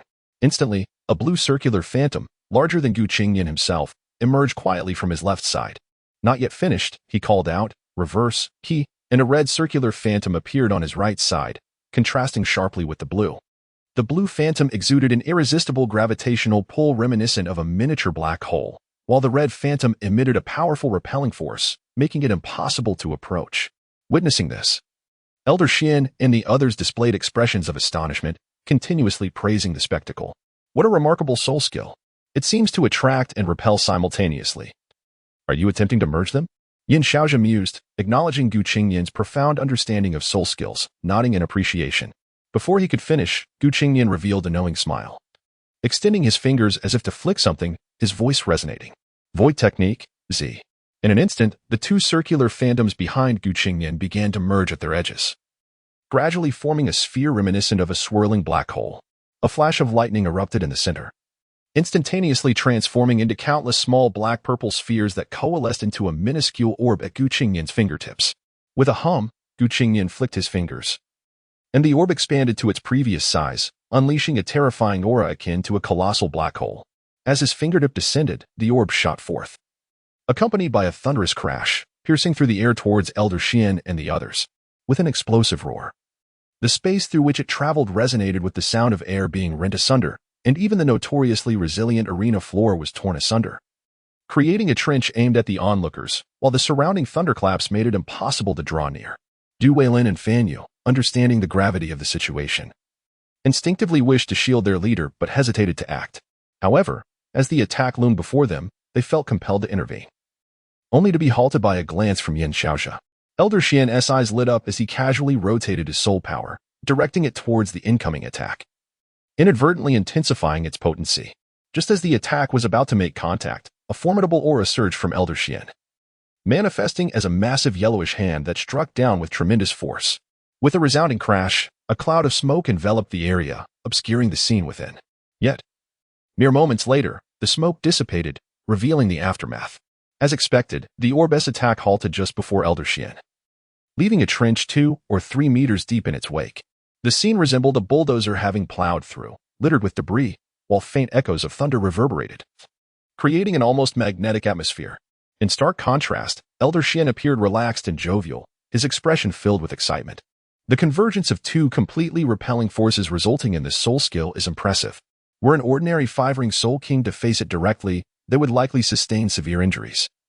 A 6-ring Soul Emperor would be gravely wounded, and even a 7-ring Soul Saint would hesitate to withstand such a blow. However, you have yet to unleash your full potential. With this technique, alongside your other skills and second spirit, You could potentially contend with Xiao Tao in a fair match. At the very least, she wouldn't have the upper hand against you. The others were left speechless, realizing that Xiao Tao, known for her formidable strength, ranked among the top 3 in the Inner Academy as a high-level Soul Emperor, her martial spirit being the formidable evil Fire Phoenix, while slightly inferior to the Ultimate Flames. It was still extraordinarily powerful. Contemplating the prospect of Gu Qingnian's second martial spirit suppressing her was indeed a daunting thought. Chapter 111. The Stacking of Power. Most importantly, Gu Qingnian still had 2 soul bones left unused, and perhaps some hidden trump cards. In a moment of exhilaration, Elder Xian was about to speak but suddenly paused, a flicker of doubt flashing in his eyes.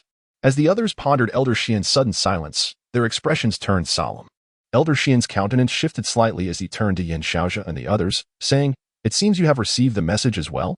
The group nodded in unison. Seeing this, Elder Xian continued, "Then let us depart. Du Weilin and Fan Yu, you shall escort Qingnian back first." After casting a glance at Gu Qingnian, the group swiftly rose and vanished into the air, leaving only Gu Qingnian and the 2 Du Weilin behind. Understanding the unspoken urgency, Du Weilin did not ask further questions. He turned to Gu Qingnian and said, "Let us go. Elder Xian has pressing matters to attend to."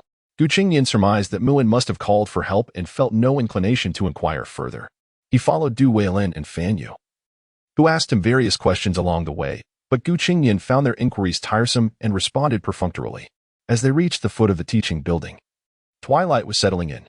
They soon encountered 2 familiar figures engaged in conversation. After expressing his gratitude to Du Weilin, Gu Qingnian quietly approached them from behind. As he drew closer, their dialogue became distinctly audible. Both individuals, being exceedingly cautious and engrossed in their discussion, had yet to notice Gu Qingnian's arrival. "Wong Dong, what brings you such joy?" inquired one of the blue-haired boys curiously to his pink-haired companion. The pink-haired boy chuckled and suddenly turned, producing a red paper from seemingly nowhere and slapping it onto the blue-haired boy's forehead with a resounding smack. Simultaneously, he exclaimed, "Evil spirits, begone. The zombie that plagued us has been vanquished by my esteemed Wong Dong." Aha. Indeed, these 2 were none other than Hui Yuhao and Wong Dong. Hui Yuhao, with an expression of exasperation, peeled the red paper from his forehead.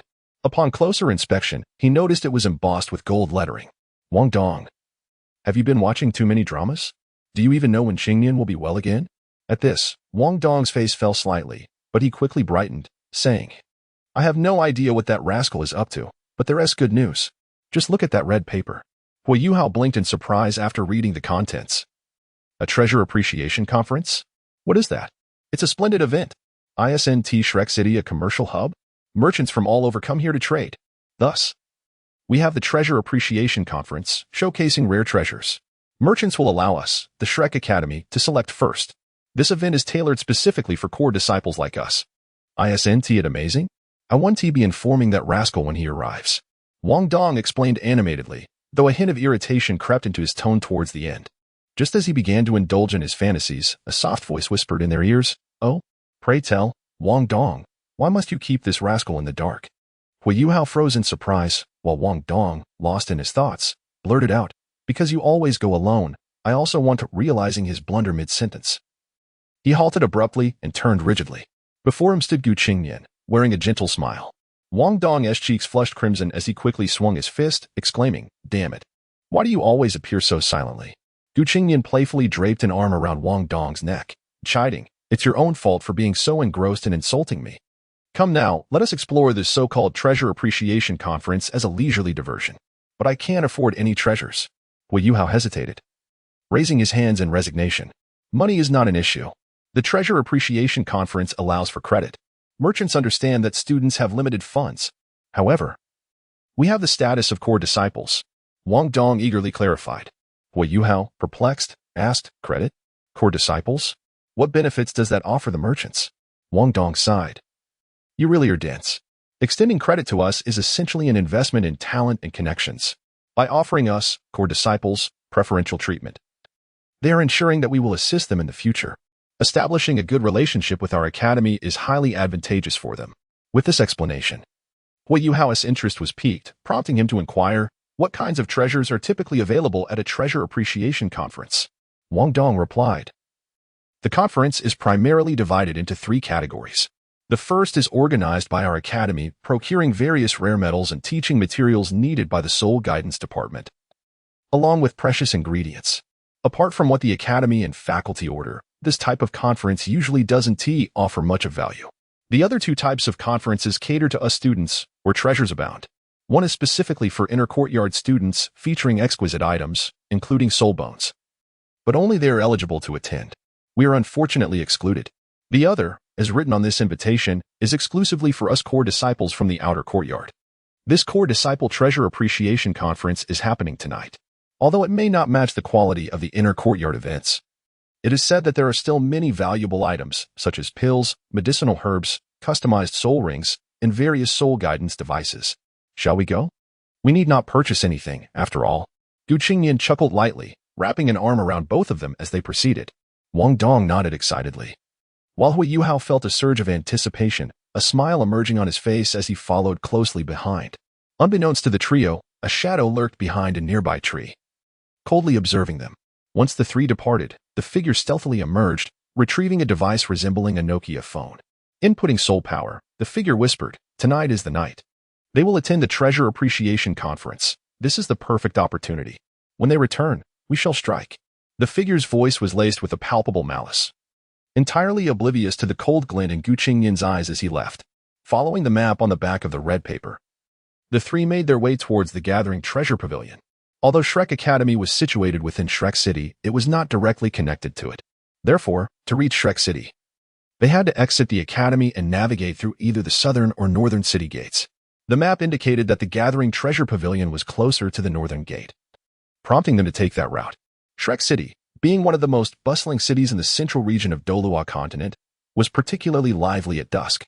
The streets were teeming with people entering and exiting, creating a vibrant and chaotic atmosphere. "There are so many people," Hui Yuhao exclaimed, slightly taken aback. "Indeed," Wong Dong replied. "As one of the continent's most prosperous economic centers, Shrek City is incredibly busy.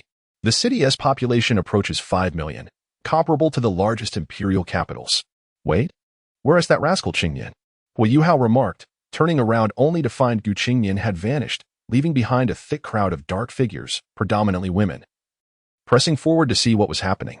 Noticing this scene, both boys paused, and in the next moment, they realized where Qingnian had gone. Chapter 112. Entering the treasure pavilion a few moments ago, Qingnian, who had been leisurely following Hui Yuhao and his companion, was suddenly surrounded by a throng of girls upon reaching the North City Gate. Initially taken aback, he soon found himself engulfed by a sea of people. This area was already bustling with activity due to the Treasure Appreciation Festival, attracting a multitude of visitors, especially young women who were drawn to such vibrant locales. While it might not have been so crowded initially, Qingnian's reputation had preceded him, making him somewhat of a celebrity. Many girls were eager to catch a glimpse of the legendary junior, leading to a significant number of admirers waiting for his arrival, some even paying for the privilege to do so. Consequently, it didn't take long for Qingnian to be recognized. Among the crowd, there were particularly zealous individuals who, upon noticing Qingnian's handsome visage without his glasses, seized the opportunity to crowd around him. Initially, the attention was manageable, but soon he was overwhelmed by the enthusiastic group, which led to an unfortunate series of events where his carefully maintained appearance was left in disarray. In a moment of exasperation, Qingnian executed a swift teleportation to join Hui Yuhao and his companion, seeking refuge in a secluded corner to catch his breath. Seeing Qingnian in such a disheveled state, the two couldn't help but chuckle. Wong Dong smirked, clearly amused by the situation, remarking that he had it coming for being so flirtatious. Qingnian, unfazed, retorted, "So what?" Yet, Wong Dong continued to observe him closely, noting that Qingnian's school uniform jacket had been stripped away, and his shirt and pants were torn, leaving him in a rather pitiful state, adorned with several kiss marks on his exposed skin. In a hurry, Qingnian changed into casual attire and donned sunglasses in an attempt to obscure his identity. Wong Dong commented on his futile self-deception. Qingnian responded, "When you look as handsome as I do, you'll understand." A friendly reminder to readers, if you're as handsome as I am, be cautious when you step out. Seizing an opportunity, Qingnian grabbed both of his companions and teleported swiftly to the location of the treasure pavilion. From a distance, the pavilion appeared as a magnificent structure, towering 4 stories high, akin to a treasure trove gleaming in gold. The opulence of the building surpassed anything Hui Yuhao had ever witnessed. particularly when he spotted 4 young ladies in long dresses standing at the entrance, exuding grace and beauty. These receptionists, seemingly around 17 or 18 years old, possessed charming features and slender figures, their fair skin contrasting beautifully against the pavilion's resplendent facade. As the trio took a step closer, the 8 young ladies seemed to spot something, their eyes sparkling with excitement as they approached rapidly. In a moment of confusion, the 2 at the forefront began to practically run. Wong Dong instinctively assumed they were approaching him and prepared to tidy his hair, only to be bypassed entirely. 6 of the girls directly approached Qingnian, their eyes alight with admiration, while the slower 2 could only stand before Hui Yuhao and Wong Dong, their expressions betraying a mix of envy and longing. The 6 girls enthusiastically introduced themselves to Qingnian, who, before he could speak, felt an odd sensation wash over him. Turning his head, he caught sight of Wong Dong's fierce glare, prompting an involuntary smile. Each of them handed over their invitation letters, and the young lady's expression softened further. 2 of them took the lead, gesturing for entry. Wong Dong scoffed and entered without hesitation, disregarding Qingnian entirely. Qingnian, bemused, waved farewell to the 6 lovely ladies before following Hui Yuhao inside. However, just before they departed, the 6 girls carefully slipped something into Qingnian's hands and shyly retreated to their positions. Hui Yuhao, having witnessed this exchange, curiously inquired, "Qingnian, what did those 6 ladies give you?" Qingnian paused and replied nonchalantly, "It's best you don't concern yourself with such matters. It's a secret between us." Upon realizing he had been teased, Hui Yuhao's face flushed with indignation. Nevertheless, it was rare for core disciples of Shrek Academy, especially those of their age, to attend such an event at the Treasure Pavilion. Once inside, the lavish atmosphere enveloped them. The golden hall radiated opulence, illuminated by a grand chandelier. On either side stood 2 rows of young ladies, clad in eye-catching golden dresses, younger than their counterparts outside and revealing long, slender legs. Each of them was exceptionally attractive, contributing to the surreal ambience of paradise they had entered. "Welcome, esteemed guests," the girls simultaneously bowed, their voices harmonizing in a melodious greeting. This sudden chorus startled Hui Yuhao and Wong Dong, who were taken aback by the sight of the bowing maidens, their gazes lingering on the trio's striking appearances. Feeling the weight of their attention, Hui Yuhao's cheeks reddened, unsure if it was due to excitement or embarrassment, while Wong Dong felt a twinge of awkwardness. Qingnian, however, was unperturbed and exchanged glances with the girls, eliciting a chorus of giggles, though they stifled their laughter, their bodies trembling slightly with restrained amusement. In the midst of his playful banter with the young ladies, an unexpected sharp pain jolted Qingnian, causing him to gasp. Turning, he found Wong Dong pinching his waist. Blushing slightly, Wong Dong admonished, "Don't look. If I had known it would be like this, I wouldn't have brought you along to avoid you picking up bad habits." All right, I'll heed your words, young Master Wong," Qingnian replied, understanding Wong Dong's concerns. Yet, noticing Hui Yuhao still glancing around, he chuckled and playfully covered his eyes, guiding him deeper into the pavilion. "Why are you covering my eyes?" Hui Yuhao protested, bewildered. "To prevent you from being led astray," Qingnian quipped. "Yet you're looking too," Hui Yuhao grumbled, feeling unjustly treated. "Just because I can't see doesn't mean you should look," Qingnian retorted cheekily.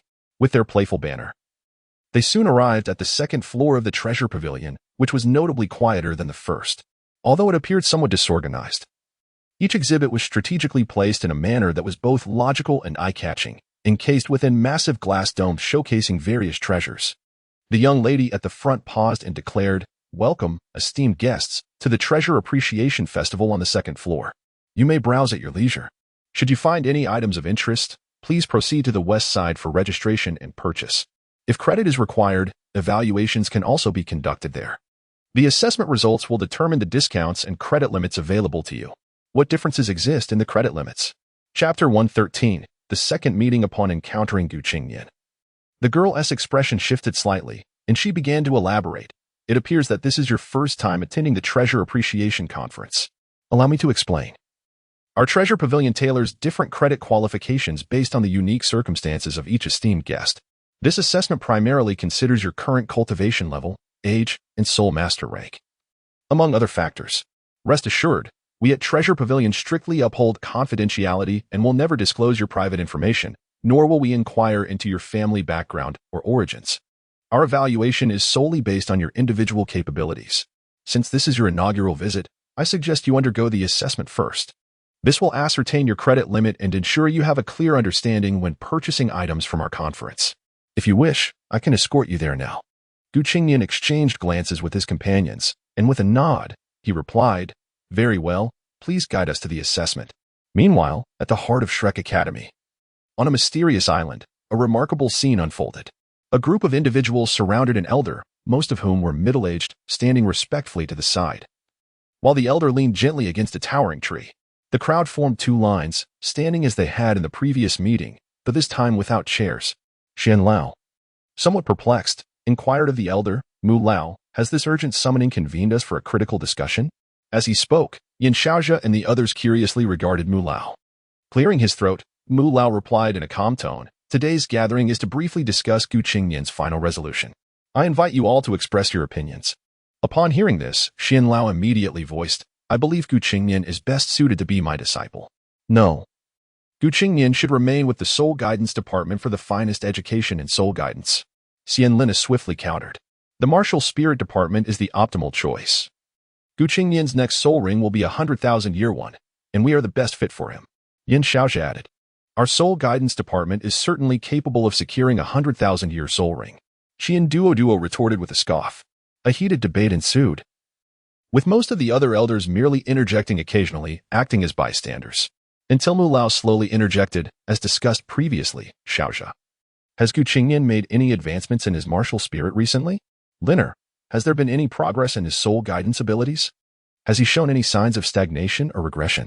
At Mu Lao's words, the room fell silent, all eyes turning to Yin Xiaozhe and Liner. Yin Xiaozhe respectfully responded.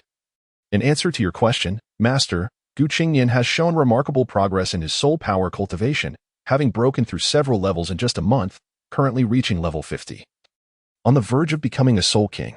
Once he acquires a soul ring, he can immediately ascend to the rank of Soul King. Moreover, his fourth soul ring has reached the upper limit of 10,000-year rings, necessitating optimal configurations for his subsequent rings, starting from the 5th to the 9th, which must be at the 100,000-year level. The elders collectively gasped in astonishment. Even those with vast knowledge and strength had never heard of such a situation, an almost 12-year-old on the cusp of becoming a Soul King, and requiring a 100,000-year soul ring from the outset of his 5th ring. Yin Xiaozhe continued, moreover, it is crucial to note that we have discovered his second martial spirit to be the Ice Blue Scorpion, with the attribute of Ultimate Ice. His first soul ring is a 10,000-year Ice Blue Scorpion, and his second soul ring is a 100,000-year Soft-Boned Rabbit, along with 3 soul bones. I propose we allocate resources fully and focus on his cultivation, he concluded. Silence enveloped the space, with only the sound of leaves rustling. Even Mu Lao, who had remained composed with his eyes closed, could not help but open them, despite having been privy to the information beforehand. Hearing it again stirred his emotions. Duo gritted his teeth, thinking, damn it, the tide of the discussion has shifted in an instant. Xian Lina remarked. Gu Qingnian had already been able to challenge soul masters several levels above him while still a soul sovereign. He has been busy with assessments and has not yet been tested post-breakthrough. However, it is certain that he possesses the strength of a soul master equivalent to his soul power. He merely needs practice, and given his talent, he could master it within days. We can also resolve the soul ring issue. Worst case, I can lead a team to acquire it. Her resolute words plunged the room back into contention, reminiscent of their previous debate. At this juncture, Mu Lao spoke again. In that case, let him cultivate both paths. He is indeed a prodigy and should be nurtured as such. Regarding resources, do your utmost to meet his needs, but do not overly prioritize him. As for the soul ring matter, let the 2 departments collaborate on that. Exchanging glances, they found no grounds for dissent and nodded respectfully in agreement.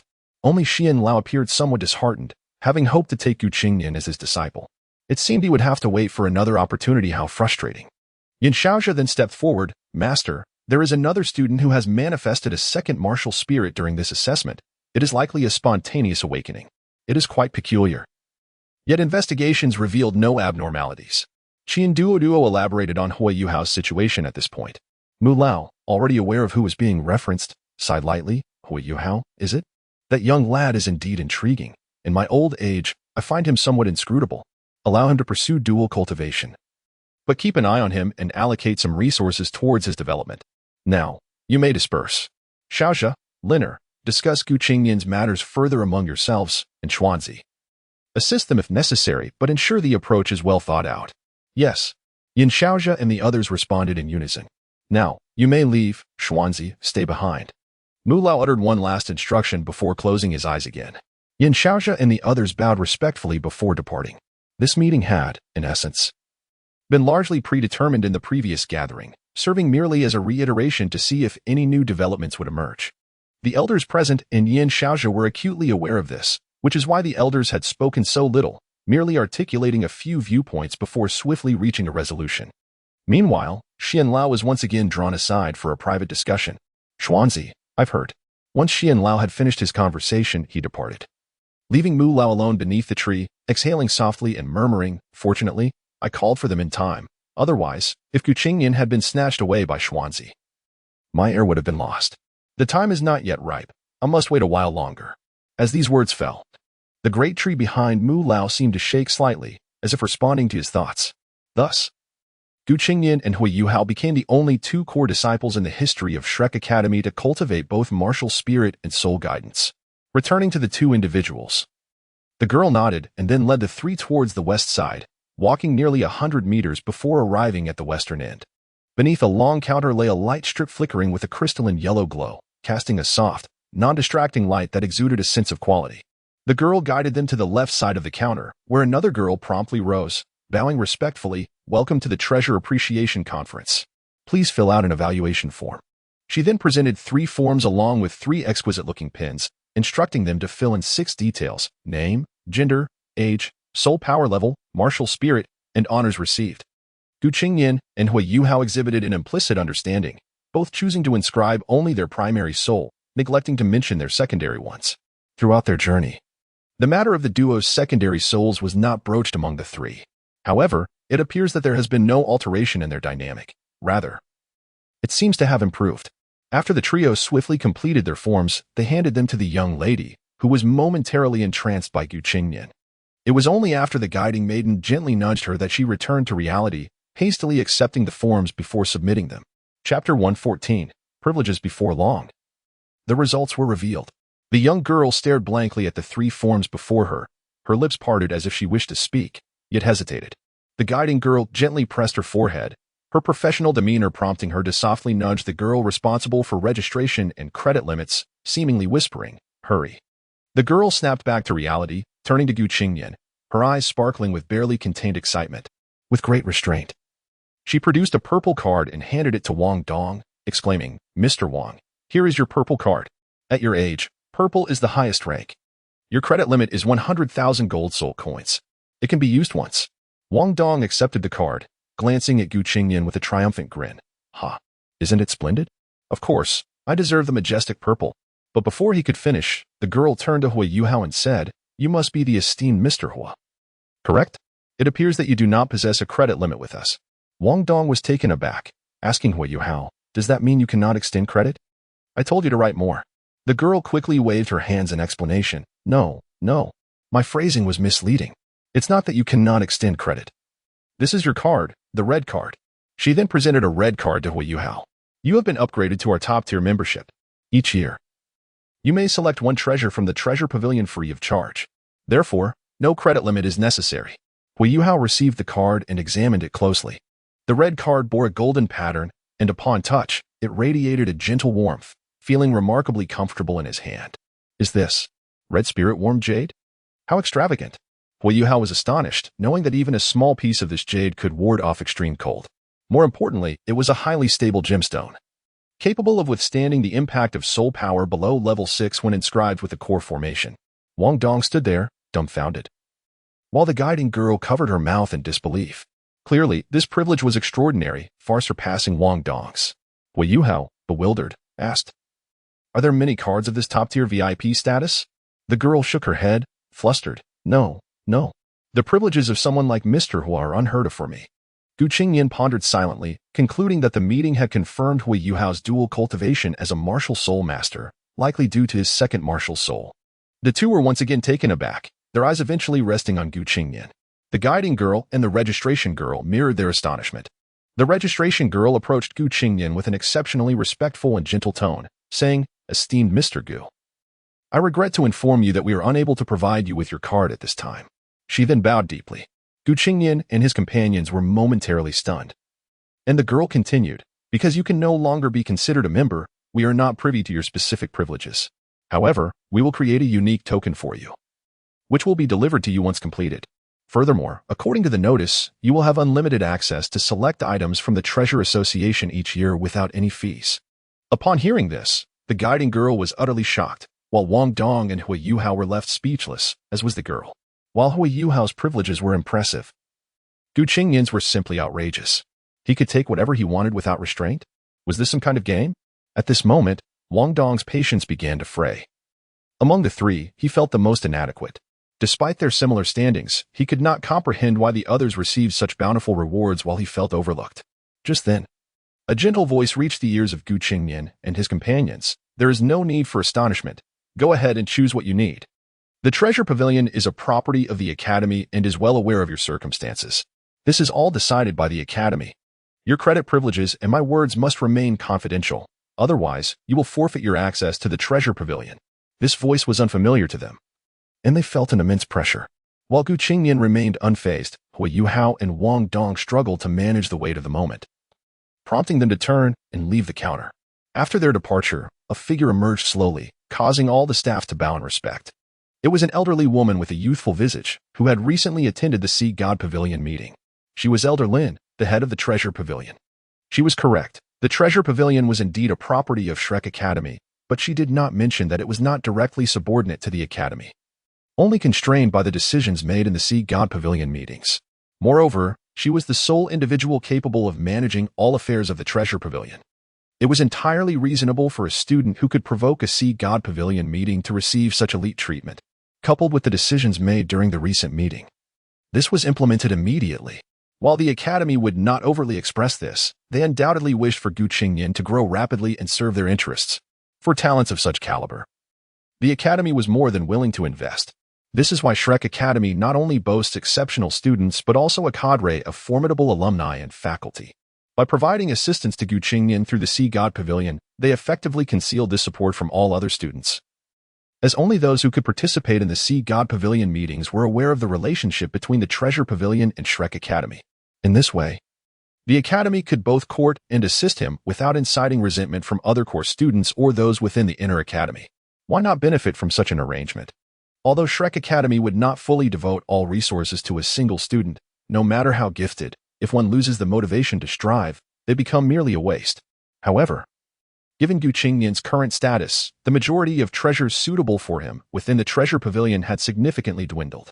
Granting him such privileges was essentially a means to win his favor, especially considering his temperament suggested he would not indiscriminately take advantage of them. Meanwhile, Qingnian and his companions wandered through the pavilion, when suddenly Wong Dong tugged at Qingnian's sleeve, his gaze fixed on a display. There, prominently featured, was a soul bone. The soul bone shimmered in a golden red hue, suspended within the display, resembling an arm bone, with 5 elongated finger bones extending upwards, each tip emanating a faint golden red glow. Not only did they notice the soul bone, but nearly everyone passing by was drawn to its brilliance. Additionally, the display housing the soul bone was at least twice the size of the others, with a massive crystal cover amplifying its golden red radiance. Beneath the soul bone, a plaque bore an inscription that read, "Golden Radiance Left Arm Bone, derived from the Golden Earth Dragon King, possessing a diluted pure lineage of the Radiant Dragon Clan." Light attribute. Estimated capabilities include the ability of Radiant Flame, with additional skills anticipated to be offensive in nature. Isn't that big senior brother and senior Su Sancher? Chapter 115. Do you really have something going on? Before Hui Yuhao could glance at the soul bone, his attention was captivated by 2 familiar figures ahead. Qingnian and his companion also looked up, revealing Bei and Su Sancher. However, Tang Yu was notably absent from Bei's side, indicating she had yet to become a core disciple.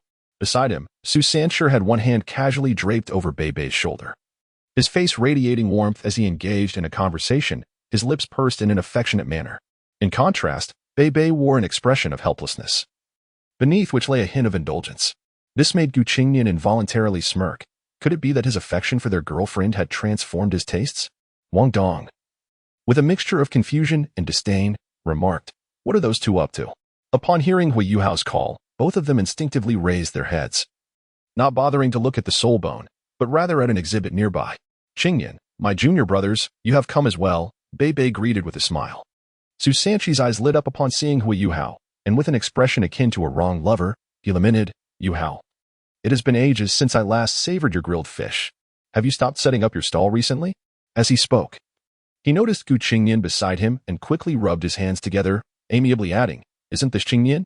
You've been shining brightly lately. Even Dean Yin and the others are trying to recruit you. Truly the best of us. Your prowess is remarkable.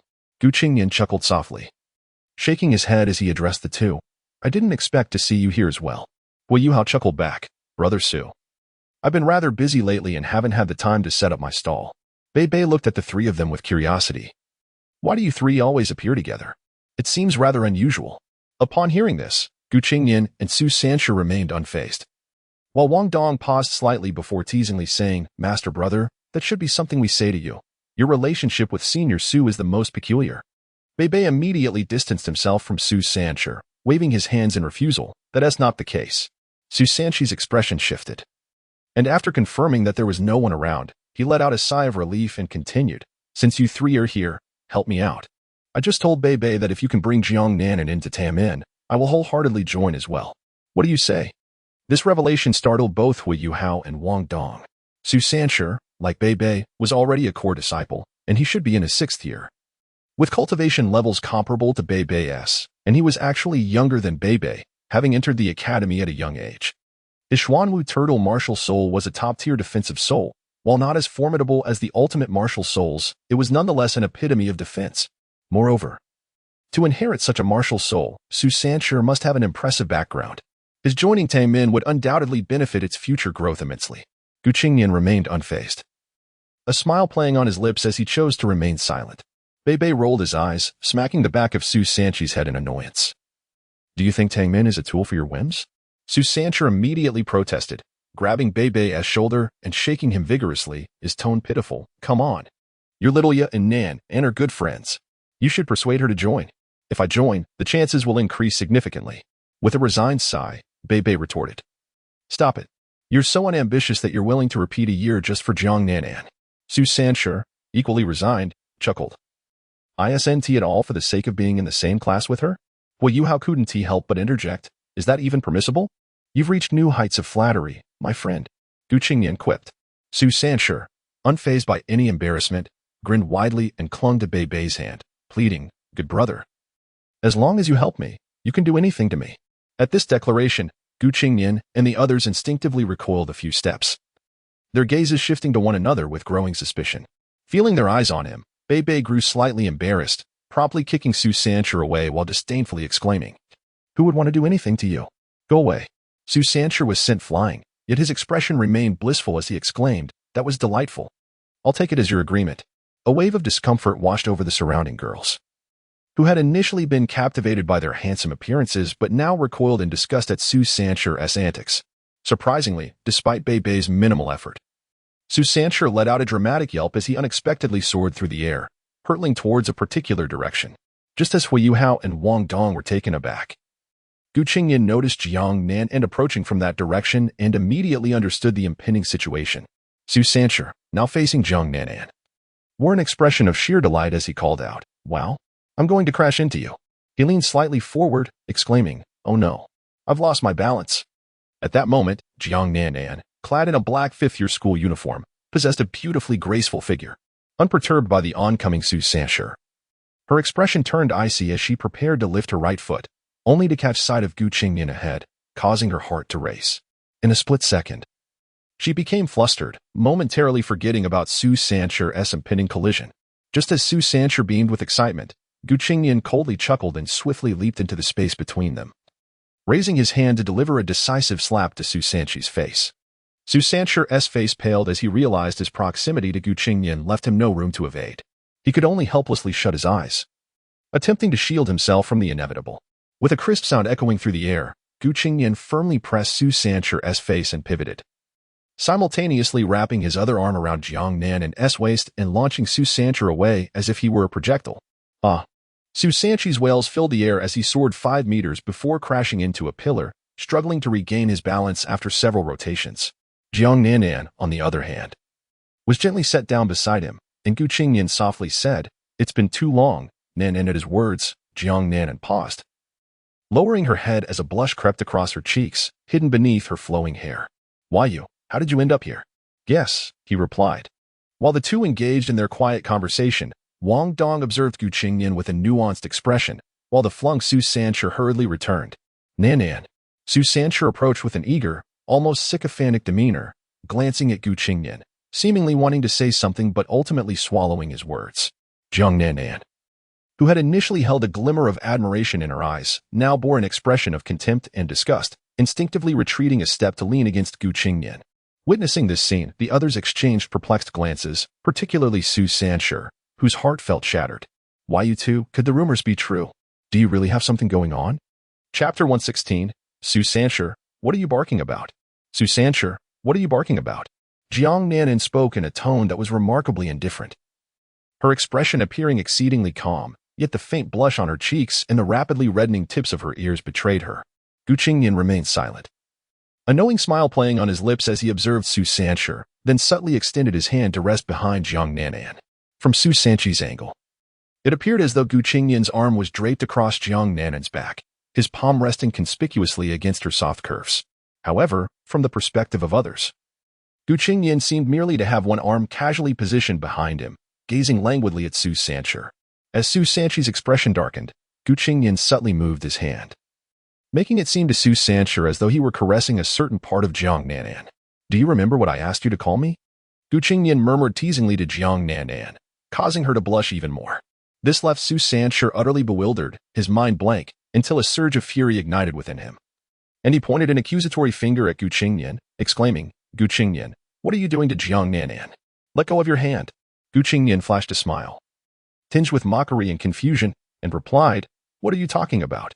I haven't done anything. At this, Su Sancher erupted in anger, challenging, let us settle this one-on-one. In his rage, he momentarily forgot Qingnian's formidable prowess and hastily issued a duel challenge. Oh, are you serious? Qingnian's eyes glinted, his objective achieved. Su Sancher froze, immediately regretting his words, mentally cursing himself repeatedly. However, upon noticing Jiang Nanan's peculiar gaze, he steeled himself, preparing to stand firm. Just then, their senior brother, Bei intervened. Sensing the escalating tension, he smacked Su Sancher on the back of the head and said brusquely, what do you think you're doing? Do you want to be blacklisted by the treasure pavilion? Indeed, there was a rule within the pavilion. Fighting and causing disturbances would result in permanent exclusion from the establishment. This intervention left Su Sancher utterly deflated. He recognized that Bei was providing him with an escape route and quickly raised his hands in surrender. Qingnian, playfully addressing Jiang Nanan, remarked, little maid, should I let him off the hook? Jiang Nanan's face flushed, and she lowered her head shyly, replying, what are you saying? You didn't you promise me that day? Qingnian teased further. Hearing this, Jiang Nanan abruptly raised her head, gritting her teeth. It's not like their conversation was hushed, perhaps inaudible to others, but Bei and the others nearby heard it clearly, as Jiang Nanan, captivated by Qingnian's charm, forgot to lower her voice. Su Sancher felt an overwhelming discomfort in his heart, yet his lack of strength prevented him from acting impulsively. Reflecting on Jiang Nanan's past demeanor towards him, he found himself on the verge of tears, murmuring, Nanan has never spoken to me like that. Wong Dong observed the two with a knowing look, certain they had a story to tell. What have I done? I'm quite innocent, you know? Qingnian feigned innocence, waving his hand dismissively. Seeing Su Sancher's forlorn expression and Qingnian's continued pretense, Jiang Nanan recalled the things Qingnian had done for her, causing her to grind her teeth in frustration. Suddenly, a whimsical idea blossomed in her mind.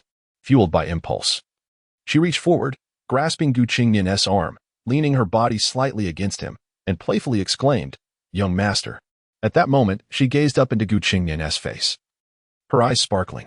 Su Sancher's mind went blank. Unable to contain himself, he stumbled forward a few steps, asking in confusion, Nanan, what are you saying? Don't call me that. We're not that close. Jiang Nanan's tone instantly turned icy. Almost immediately, she nestled her head against Qingnian's chest. This left Qingnian, who was contemplating how to handle Su Sancher, utterly dumbfounded.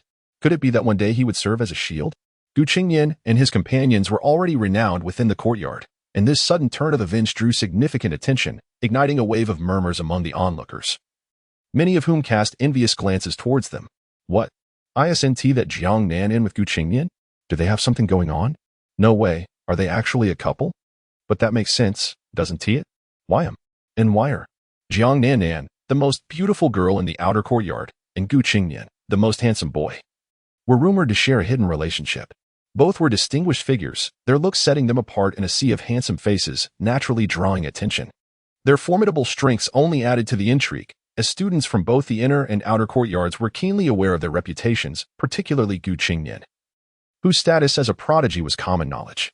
The atmosphere suggested a rivalry between two men over a single woman, with the distinct presence of a love-struck admirer. Gu Qingnian, acutely aware of the surrounding whispers and the bewildered expressions of Wong Dong and Hui Yuhao, sighed in resignation. He hadn't anticipated Jiang Nan and would employ such tactics. Nevertheless, with an opportunity presented to him, he seized Jiang Nan in S-waist, turning his gaze towards Su Sancher and inquiring, "What do you intend to do, little third?" Su Sancher's mind was in disarray, a fiery surge of anger bubbling within him, while Bei, sensing the impending chaos, swiftly struck his neck to prevent him from spiraling out of control. Just as Su Sancher was about to let his fury consume him, he found himself momentarily stunned by Bei's actions. "What are you doing?" he asked, bewildered. Bei hesitated, thinking, that's strange, shouldn't he have fainted by now? Then, under Su Sancher's confused gaze, Bei summoned his soul power and struck down once more. Su Sancher, already dazed and disoriented, failed to brace himself against Bei's unexpected strike, and once again succumbed to the impact. His head spun, clarity fleeting, yet he did not collapse as Bei had anticipated. Bei, perplexed, muttered, "According to the acupoint chart, a strike here should incapacitate him. Why isn't he out cold?" Hearing this, Su Sancher regained some lucidity, ready to retort when Gu Qingnian suddenly appeared before him, cradling Jiang Nan.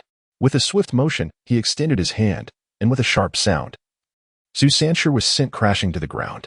The scene left everyone astounded. Gu Qingnian turned to Bei and remarked, "All done. He is not unconscious, merely asleep. Clearly, your technique needs work. Look at how exhausted Su Sancher is. He has fallen asleep right here. Take him away." Observing the purplish bruise forming on Su Sancher's neck, all present swallowed hard. Asleep? It's evident he has knocked out. And what kind of technique is this?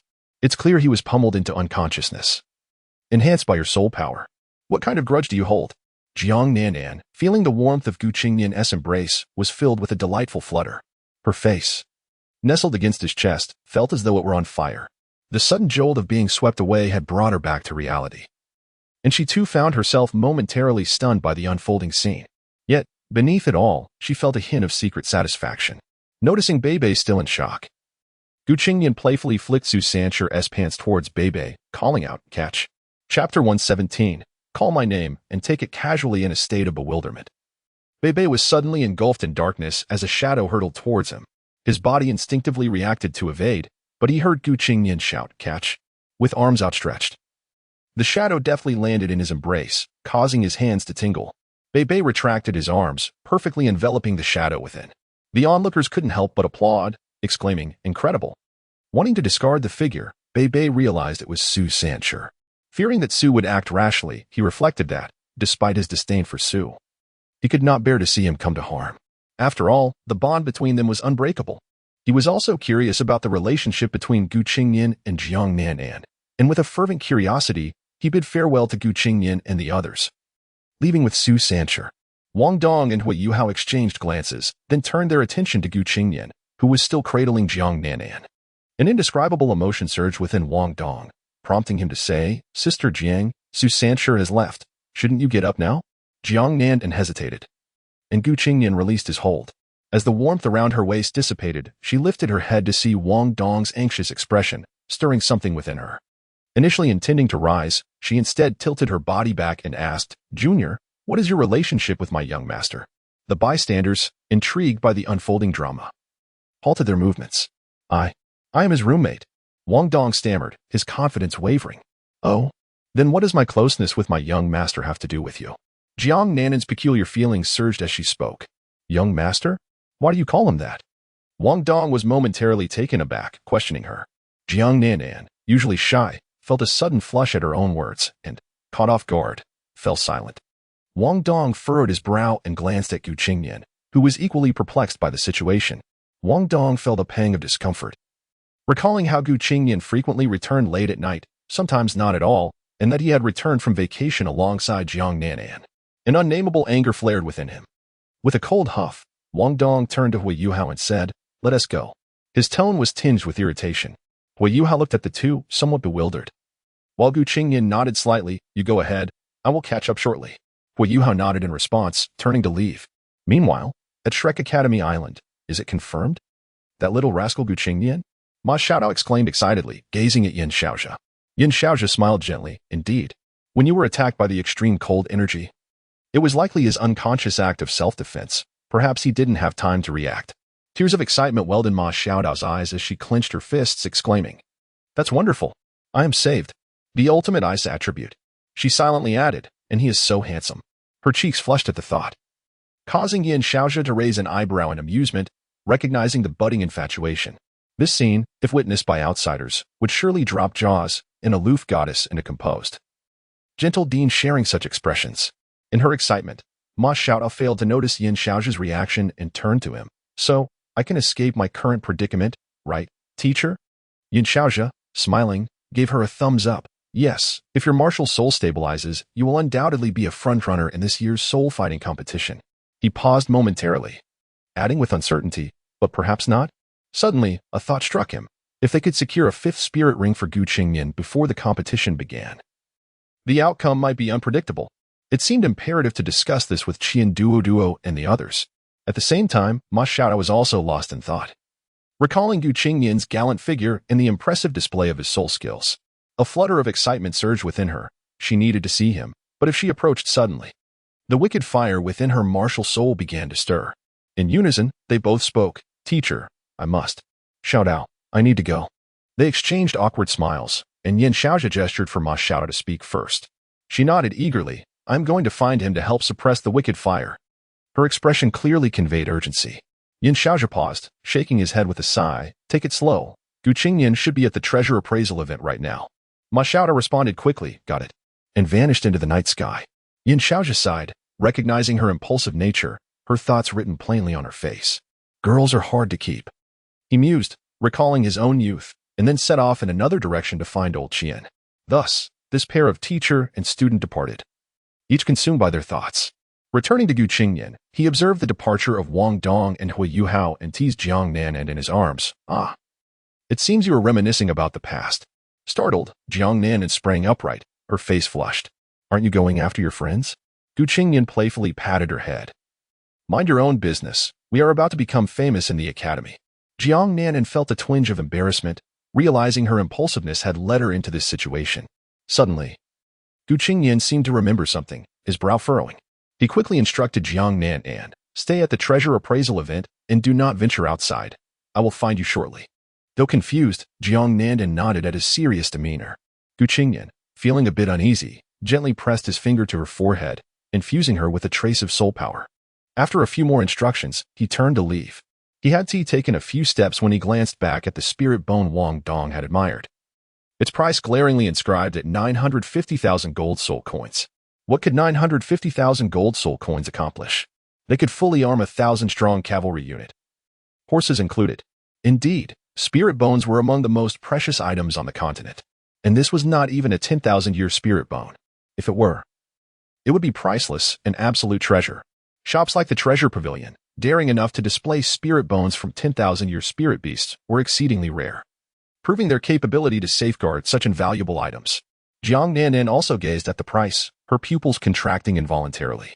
Gu Qingnian's monthly allowance of 100 gold soul coins was already sufficient for an ordinary family to last a year or two. 950,000 equated to 95,000 months, or over 7,900 years. "Oh dear," she gasped, swallowing hard. 950,000. Gu Qingnian nodded and approached the service personnel at the counter, conversing briefly. The responsible party's expression shifted in surprise, and after bowing, they hurried off. Before long, the responsible party returned with several individuals, carefully packing the spirit bone along with a black crystal and other items. Gu Qingnian followed them to sign several documents and, after securing all but the spirit bone and his soul guide, returned to Jiang Nan, presenting her with one item. "This is for you," he said.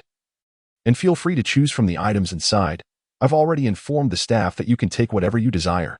Jiang Nan stood frozen, clutching her belongings, still unable to comprehend the situation, while Gu Qingnian swiftly departed. Chapter 118. Enemy assault on the other side. Wong Dong was furiously sprinting ahead, while Hui Yuhao, feeling somewhat bewildered, followed closely behind, glancing back occasionally to see if Qingnian was in pursuit. The distance between the two of them quickly widened. As Wong Dong felt a sudden chill sweep over him, his heart calmed somewhat, yet his pace gradually slowed. Suddenly, he looked around and realized he had already exited Shrek City. Glancing back, he noticed Wei Yuhao had been left far behind, disappearing from view. An inexplicable chill continued to creep over him, causing a sense of unease. He instinctively scanned his surroundings, only to find everything appeared normal. A few hundred meters away, Wei Yuhao furrowed his brow, sensing an ominous premonition, prompting him to quicken his pace in search of Wong Dong. Meanwhile, having just left the treasure pavilion, Qingnian assessed the time and felt a sense of foreboding. After inquiring with a passerby about their whereabouts, he swiftly darted in the direction of Wong Dong and Wei Yuhao. Returning to Wong Dong, in the midst of his growing anxiety, he remained unaware that 8 individuals lay hidden on a nearby concealed hillside, silently observing. One among them spoke in a low, gravelly voice to the others, suggesting that the students seemed to be a friend of their target, proposing they seize the opportunity. Another voiced concern about alarming their prey. The first replied, recalling that the young master had mentioned 3 individuals, urging them to wait for the other 2, as one alone would be too precarious.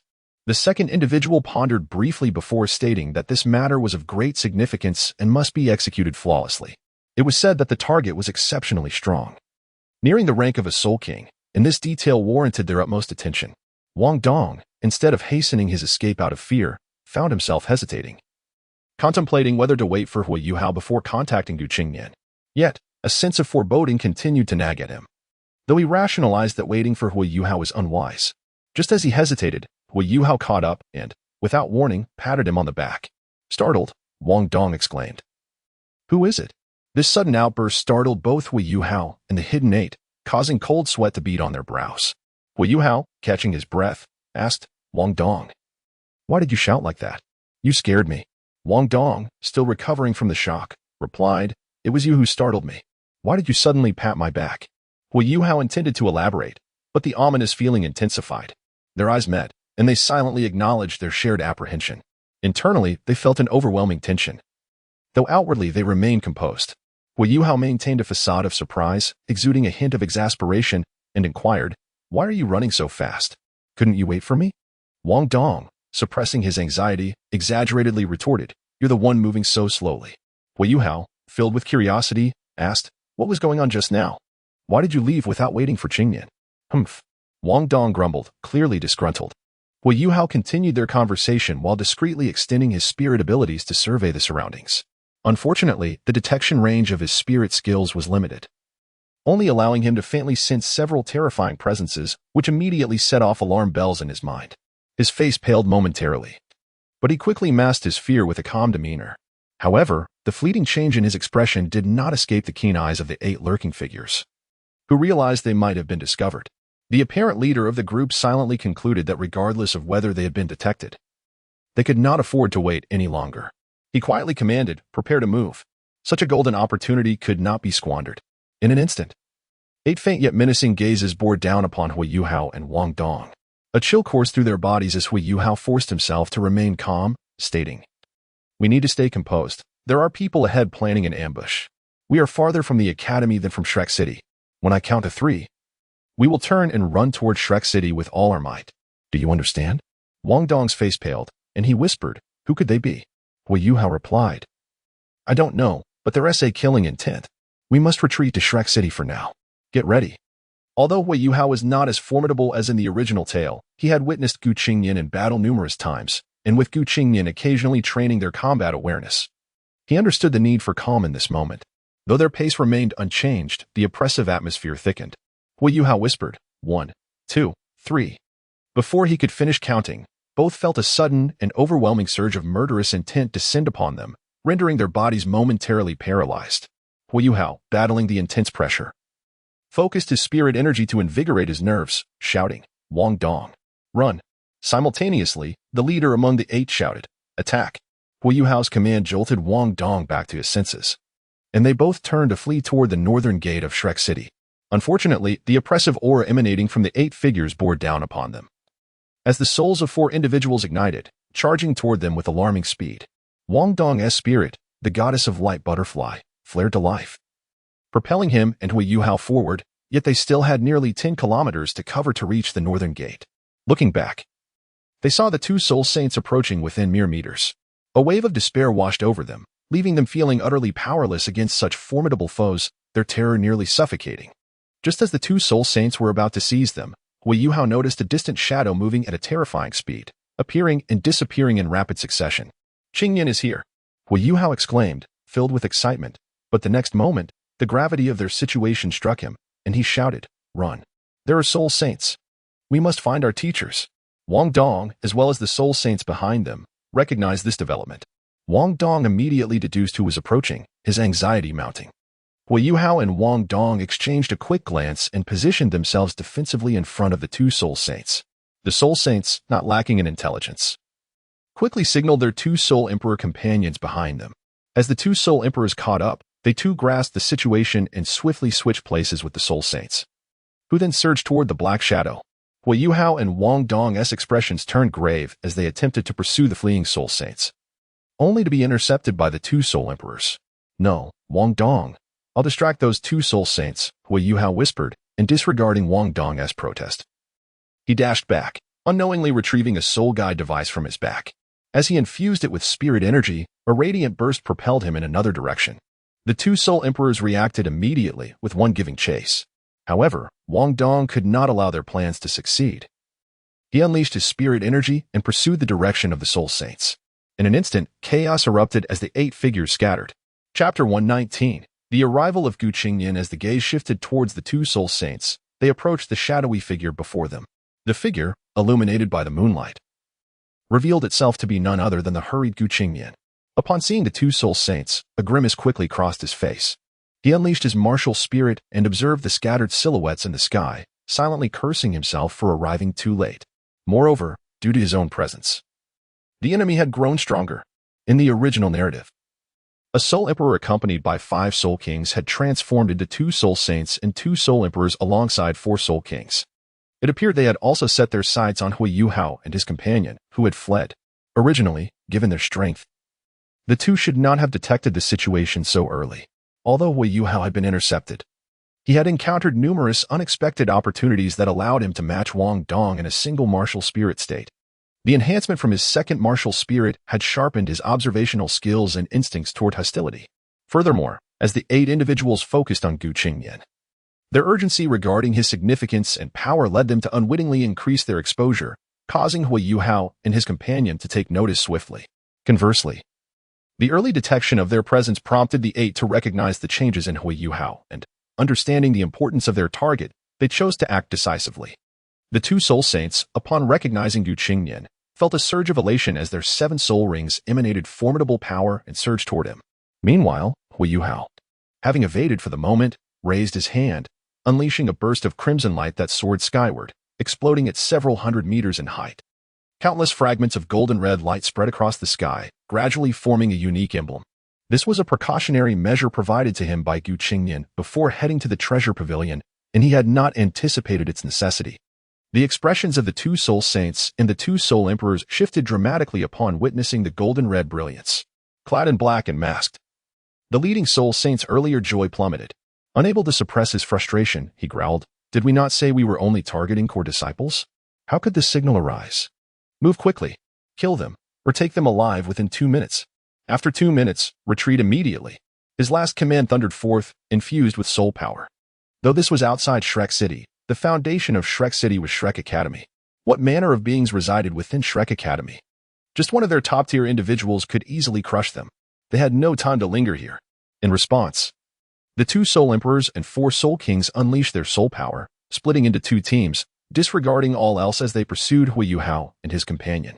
Within mere seconds, despite their speed, the duo could not withstand the full force of the combined assault and soon found themselves cornered. Simultaneously, the 2 soul saints launched their attack against Qingnian, each bearing a millennium-old soul ring. In an instant, a red and black lightning bolt struck, transforming into chains that shot towards Qingnian's limbs. With a cold snort, Qingnian summoned his 4 soul rings, his silver hair cascading as the power of his 6 eyes manifested, accompanied by the shimmering azure of his soul ring. The chains were repelled as if they had struck a balloon, but Qingnian grimaced as he endured the onslaught of 2 soul saints. suffering a significant backlash from the encounter. Seeing Qingnian's displayed soul rings and abilities, the two soul saints were taken aback, their hearts racing with trepidation as they comprehended the reason for their relentless pursuit. At Shrek Academy, see God Island who goes there? A low growl reverberated as a surge of terrifying ores erupted, several streaks of light flashing forth. Time passed swiftly, and the 2-minute mark loomed. The two soul saints had been entangled with Qingnian, and despite the significant gap in their levels, they struggled to subdue him, which caused them considerable distress. Meanwhile, the six above, witnessing the escalating tension, unleashed their attacks without restraint. Soon, Wei Yuhao and his companion found themselves battered and on the verge of collapse. Taking advantage of the moment, one of the soul saints shouted, "Your two friends have been captured. Surrender, or they will perish." Qingnian paused, assessing the dire situation above. Observing his friends under siege ignited a surge of fury within him. His tone grew increasingly frigid as he commanded, "Release them, or they will die." A chill swept over the two soul saints, cold sweat trickling down their brows as they felt an involuntary shudder of fear. Despite standing before a mere soul zone, the 30-level disparity instilled a sense of trepidation within them. However, experienced in high-stakes scenarios, they quickly regained their composure, gritting their teeth as they ordered the others, "Proceed. Take them alive." Exchanging a glance with the other soul saint, they nodded in unison. Instantly, they embraced, merging into a shadow adorned with blue patterns. A wave of deathly energy erupted from their union, and the two chains in front trembled violently before intertwining into a cruciform shape, resembling a massive cross. Martial spirit fusion technique, cross-binding seal. With a resounding shout, the colossal cruciform chain extended 4 thick black lines toward Qingnian. Simultaneously, a ring of black patterns emerged at the center of the cross, spinning like a whirlpool, emanating a pull toward Qingnian.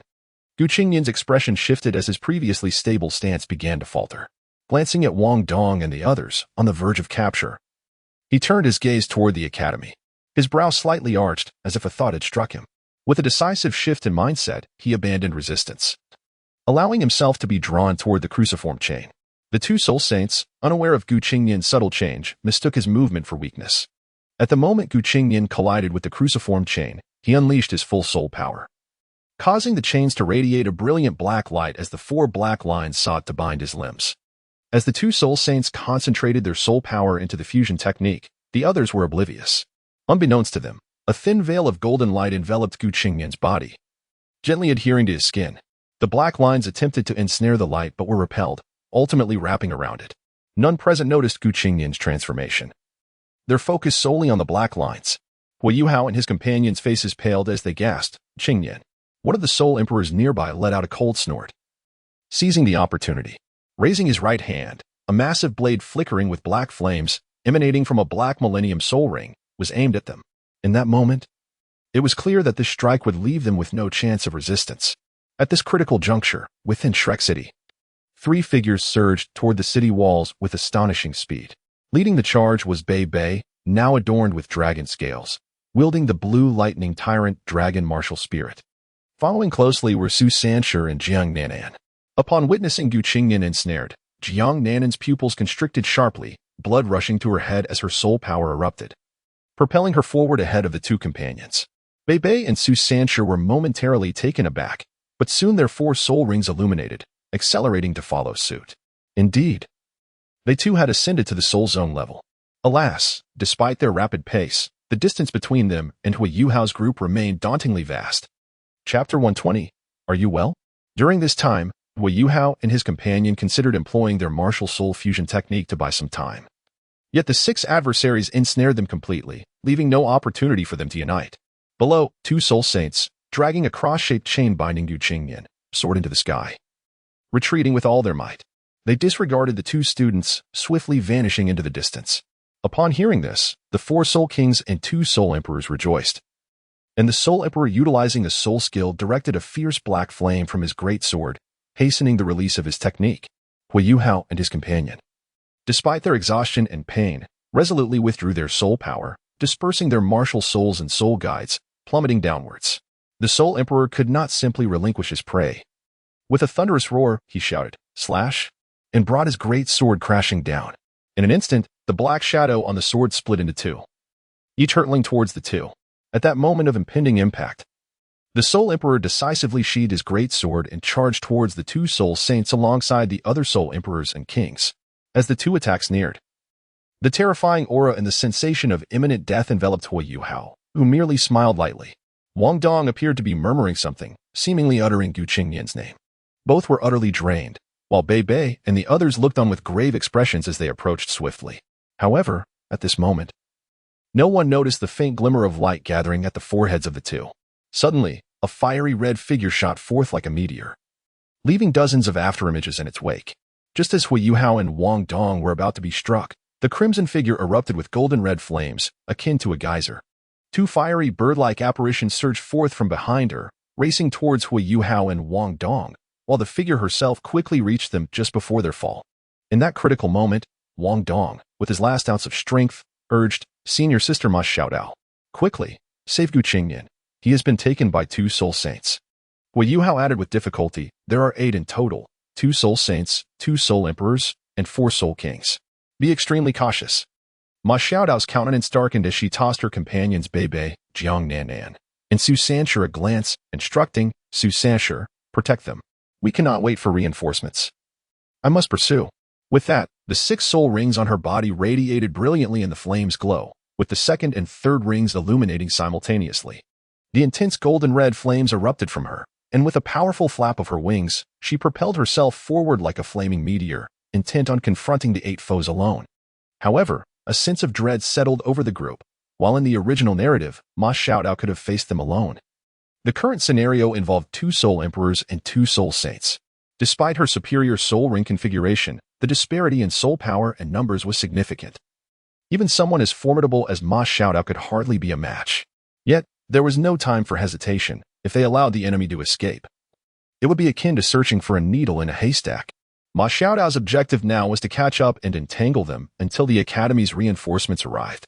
The 8 adversaries moved with remarkable speed, and even after Ma Xiaodao unleashed her second and third soul skills, the Phoenix of Fire and the Wings of the Phoenix, she barely managed to keep pace with the 6 trailing behind.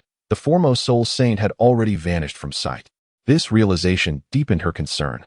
As the 6 were engaging in guerrilla tactics to buy time for the 2 soul saints, leaving Ma Xiaodao both infuriated and frustrated, unable to catch them or engage in combat. "Junior brother, are you all right?" Bei Bei inquired solemnly. Hui Yuhao sensed a fierce killing intent emanating from his elder brother, indicating he was genuinely enraged. Had it not been for Ma Xiaodao's timely arrival, their fall from the sky could have resulted in severe injuries or worse. "We are fine. Just somewhat drained," Hui Yuhao replied quietly. Bei Bei nodded and gently set him down, while Jiang Nanan did the same for Wong Dong. Both pairs of eyes glimmered with a chilling resolve, trembling slightly with suppressed fury. In that moment, they prepared to pursue when Su Sanshur swiftly intervened to halt them. Just as Jiang Nanan and Wong Dong were about to erupt with anger, several figures descended from above. Bei Bei and the others' expressions shifted drastically as they hastily bowed, exclaiming, "Elder Xian, Din Yan, Din Xian, Teacher Zhou Yifan, you have finally arrived." The newcomers were indeed Elder Xian, Yin Shaozhe, and others, reinforcements dispatched by the Academy. Yin Shaozhe helped the two up, speaking in a soothing tone, "Are you all right? What exactly transpired? Take your time to explain." His gentle voice had a calming effect, quickly settling their nerves, and Hui Yuhao and Wong Dong succinctly recounted the events. Upon hearing their account, a wave of fury surged through the 5, barely contained. The students of the continent's foremost academy had been pursued within their own jurisdiction, and the pursuers were numerous, including 2 soul saints. Elder Shen addressed Duo, Shouyi, and Fan Yu. To prevent any unforeseen developments, you 3 remain here to protect them, while Shaozhe and I pursue. Zhou Yi had been alerted to the distress signal while purchasing materials for soul guides and promptly contacted the others upon realizing Gu Qingnian was in trouble, leading to their swift arrival. The 3 nodded in agreement, and with that, Elder Xian and Yin Shaozhe set off in pursuit of Ma Xiaodao. The moment they departed, a shadow stealthily glided past the group, unnoticed even by Duo. Meanwhile, the 2 soul saints binding Gu Qingnian, having distanced themselves, took a moment to rest. The energy consumed by their fusion technique was immense, and the relentless exertion of soul power to travel swiftly while scanning for pursuers compelled them to retract their soul skills and recover their strength. To their astonishment, just as they dismissed their soul skills and prepared to catch the falling Gu Qingnian, the latter, who had been unconscious due to the binding, smiled at them. The seemingly pleasant smile, however, appeared disturbingly sinister at that moment. Brushing off the dust from his clothes, Gu Qingnian hovered in the air, looking down at the two soul saints, and with a smile, inquired, "How are you both faring?" Chapter 121. Reversal. Why you? Weren't you unconscious? The two soul saints were taken aback, recalling vividly that Qingnian had indeed fallen into a coma. It was precisely for this reason that they had dared to lower their guard and release him. "Did I ever claim to be unconscious?" Qingnian responded. Disbelief etched on his face. The leader among them quickly regained composure and whispered, "Stop wasting time with him.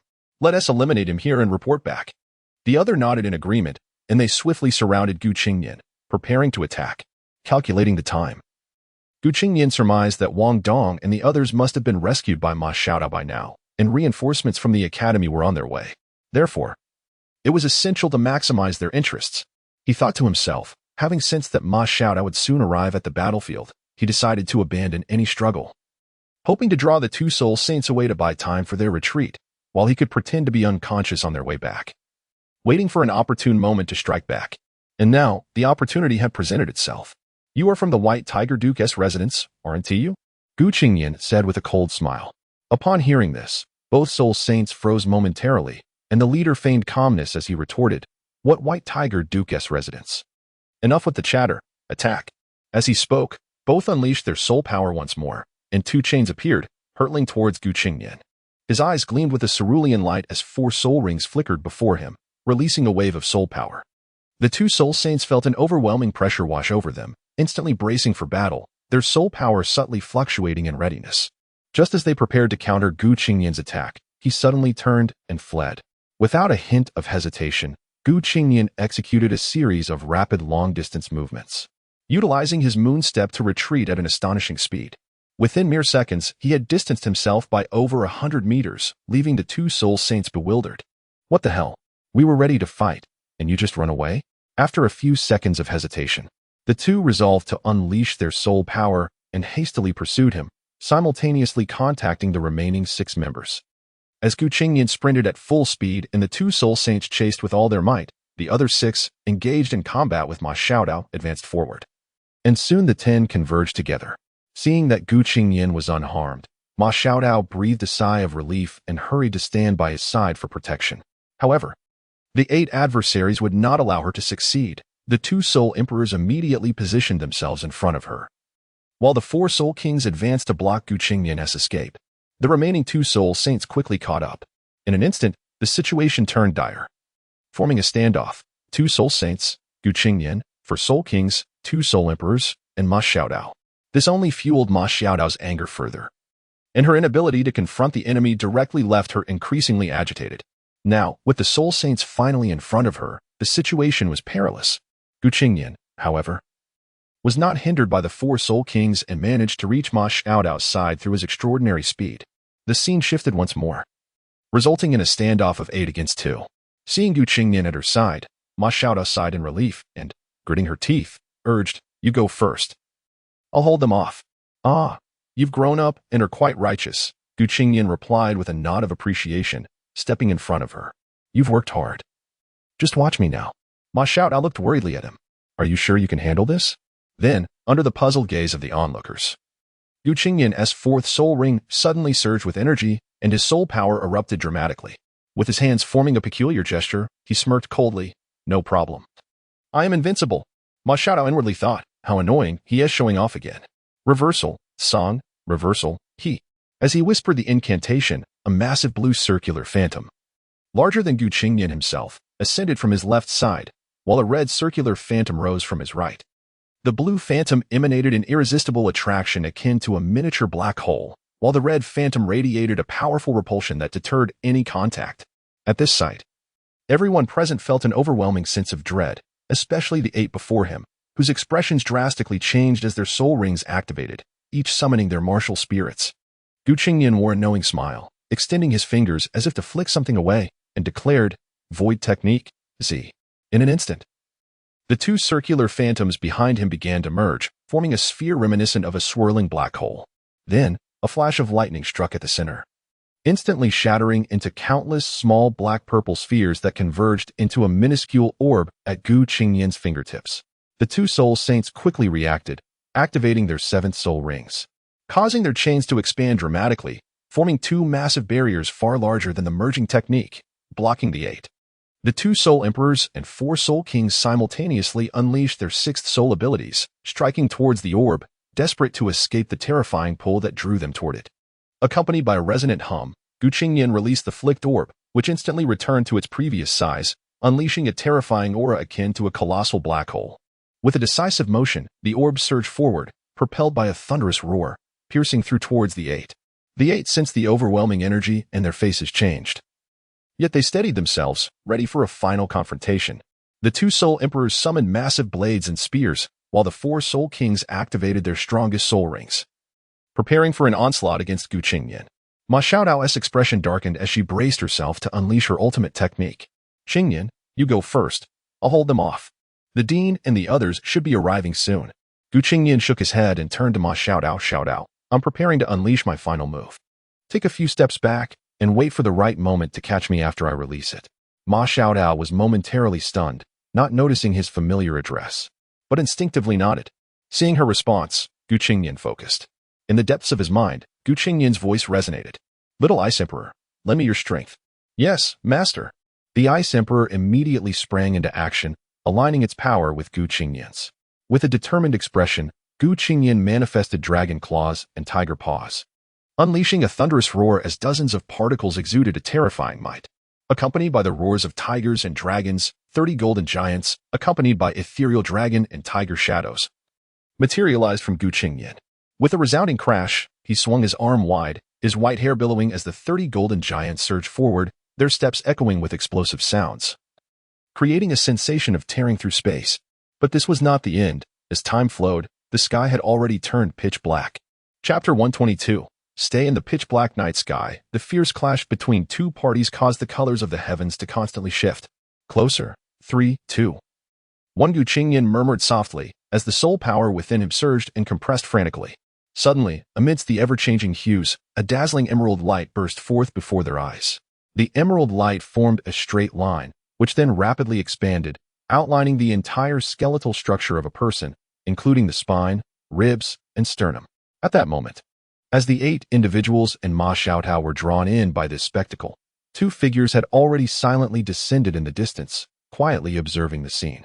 In the next instant, a blinding emerald light expanded, enveloping them instantly, accompanied by an extreme chill that swept over everyone present, including Ma Xiaodao.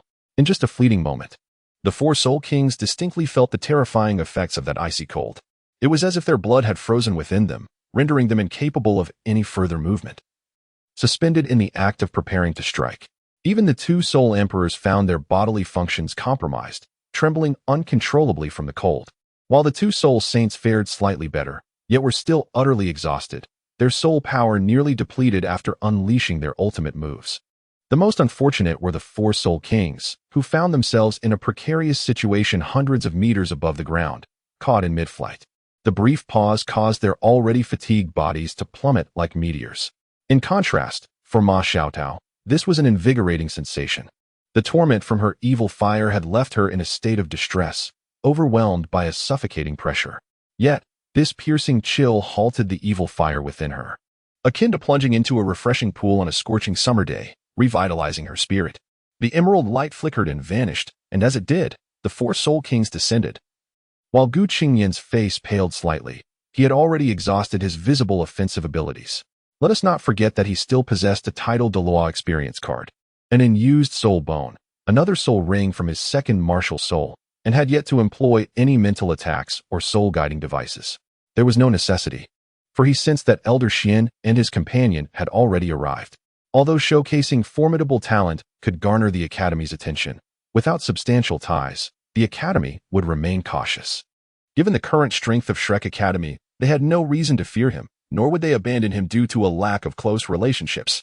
Upon realizing his horrifyingly exceptional talent without any significant connections, the resources allocated would be rather negligible. Therefore, the talent he had previously displayed, inflicting severe injuries upon 8 Soul Kings, and still possessing a hint of residual strength, was sufficient. At the moment of his release, he too fell from the sky, having depleted most of his soul power, and his body ached from the excessive use of the divine elephant as suppression. Ma Xiaodao hurriedly moved forward to catch him and gently placed him on the ground. During this interval, the 2 Soul Saints and 2 Soul Emperors had no time to ponder. There was still Ma Xiaotao to contend with. Unless they could eliminate her instantly, delaying would only invite reinforcements. But in their current state, escape was their only option. The four exchanged a glance for a mere second before scattering, rushing toward the descending four Soul Kings. It was not that they were unwilling to watch their comrades perish. Rather, they feared exposing their identities. Ma Xiaotao attempted to pursue, but Gu Qingnian grasped her firmly, stating, "There are too many of them. If cornered, they might retaliate desperately. Recklessly chasing after them would be utterly unwise." Ma Xiaotao paused, contemplating briefly before comprehending his words. Yet her fiery temperament left her restless as she anxiously replied, "So we just let them escape?" Gu Qingnian steadied himself, observing the 8 figures with a detached tone. "Do not rush. They are arriving." Just as the Soul Saints and Soul Emperors prepared to flee with the 4 Soul Kings in tow, a gentle, yet chilling voice resonated through the air. "They've arrived. Let them be." At this, the expressions of the 8 individuals changed dramatically, and they turned to escape with all their might. Fully aware that Gu Qingnian's reinforcements were the Academy's personnel. If captured, the consequences would be severe. Ma Xiaotao felt a surge of joy. Help had finally arrived. As the voice faded, the 8 fled, only to be pursued by a phoenix silhouette radiating boundless golden light, which swiftly overtook them, bringing them crashing to the ground. Though the 8 attempted to struggle, they were soon ensnared by a colossal, dark yellow hand and whisked towards Gu Qingnian and Ma Xiaotao, ultimately coming to rest before them. Accompanying this spectacle were 2 figures that both Gu Qingnian and Ma Xiaotao recognized instantly, Elder Xian and Ding Yan. They stepped forward and called out, "Elder Xian, Ding Yan." Elder Xian waved his hand casually, transforming his dark yellow soul power into a thick rope that bound the 8 into a tight cluster. He then turned to Gu Qingnian and Ma Xiaotao, nodding appreciatively. "Well done. Your performance has truly amazed us. You've been here all along?" Ma Xiaotao exclaimed in astonishment. Ding Yan nodded in agreement. "We initially intended to intervene directly, but Gu Qingnian, your display has left us astounded. Your crisis management, adaptability, and strength are truly remarkable." Elder Xian's expression shifted as he added, "Moreover, I did not expect you to possess domain-type skills. It must be the soul technique from the ice-green scorpion soul bone, correct?" Ma Xiaotao was once again taken aback. "What? You have an ice-green scorpion soul bone?" She could not contain her excitement, voicing her thoughts in front of Elder Xian. Ding Yan facepalmed, speaking with a serious tone. "Xiaotao, do not be so impatient." Realizing her lapse in composure, Ma Xiaotao blushed and hurriedly offered her apologies. Gu Qingnian was about to speak when his eyelids twitched violently. His gaze shifted to the 2 figures behind Elder Xian, his expression suddenly changing as he shouted, "Not good." Chapter 123, Self-Detonation. Lin Lao, Yan Xiaoxia, and Xian Lao were momentarily taken aback, but only for a fleeting second.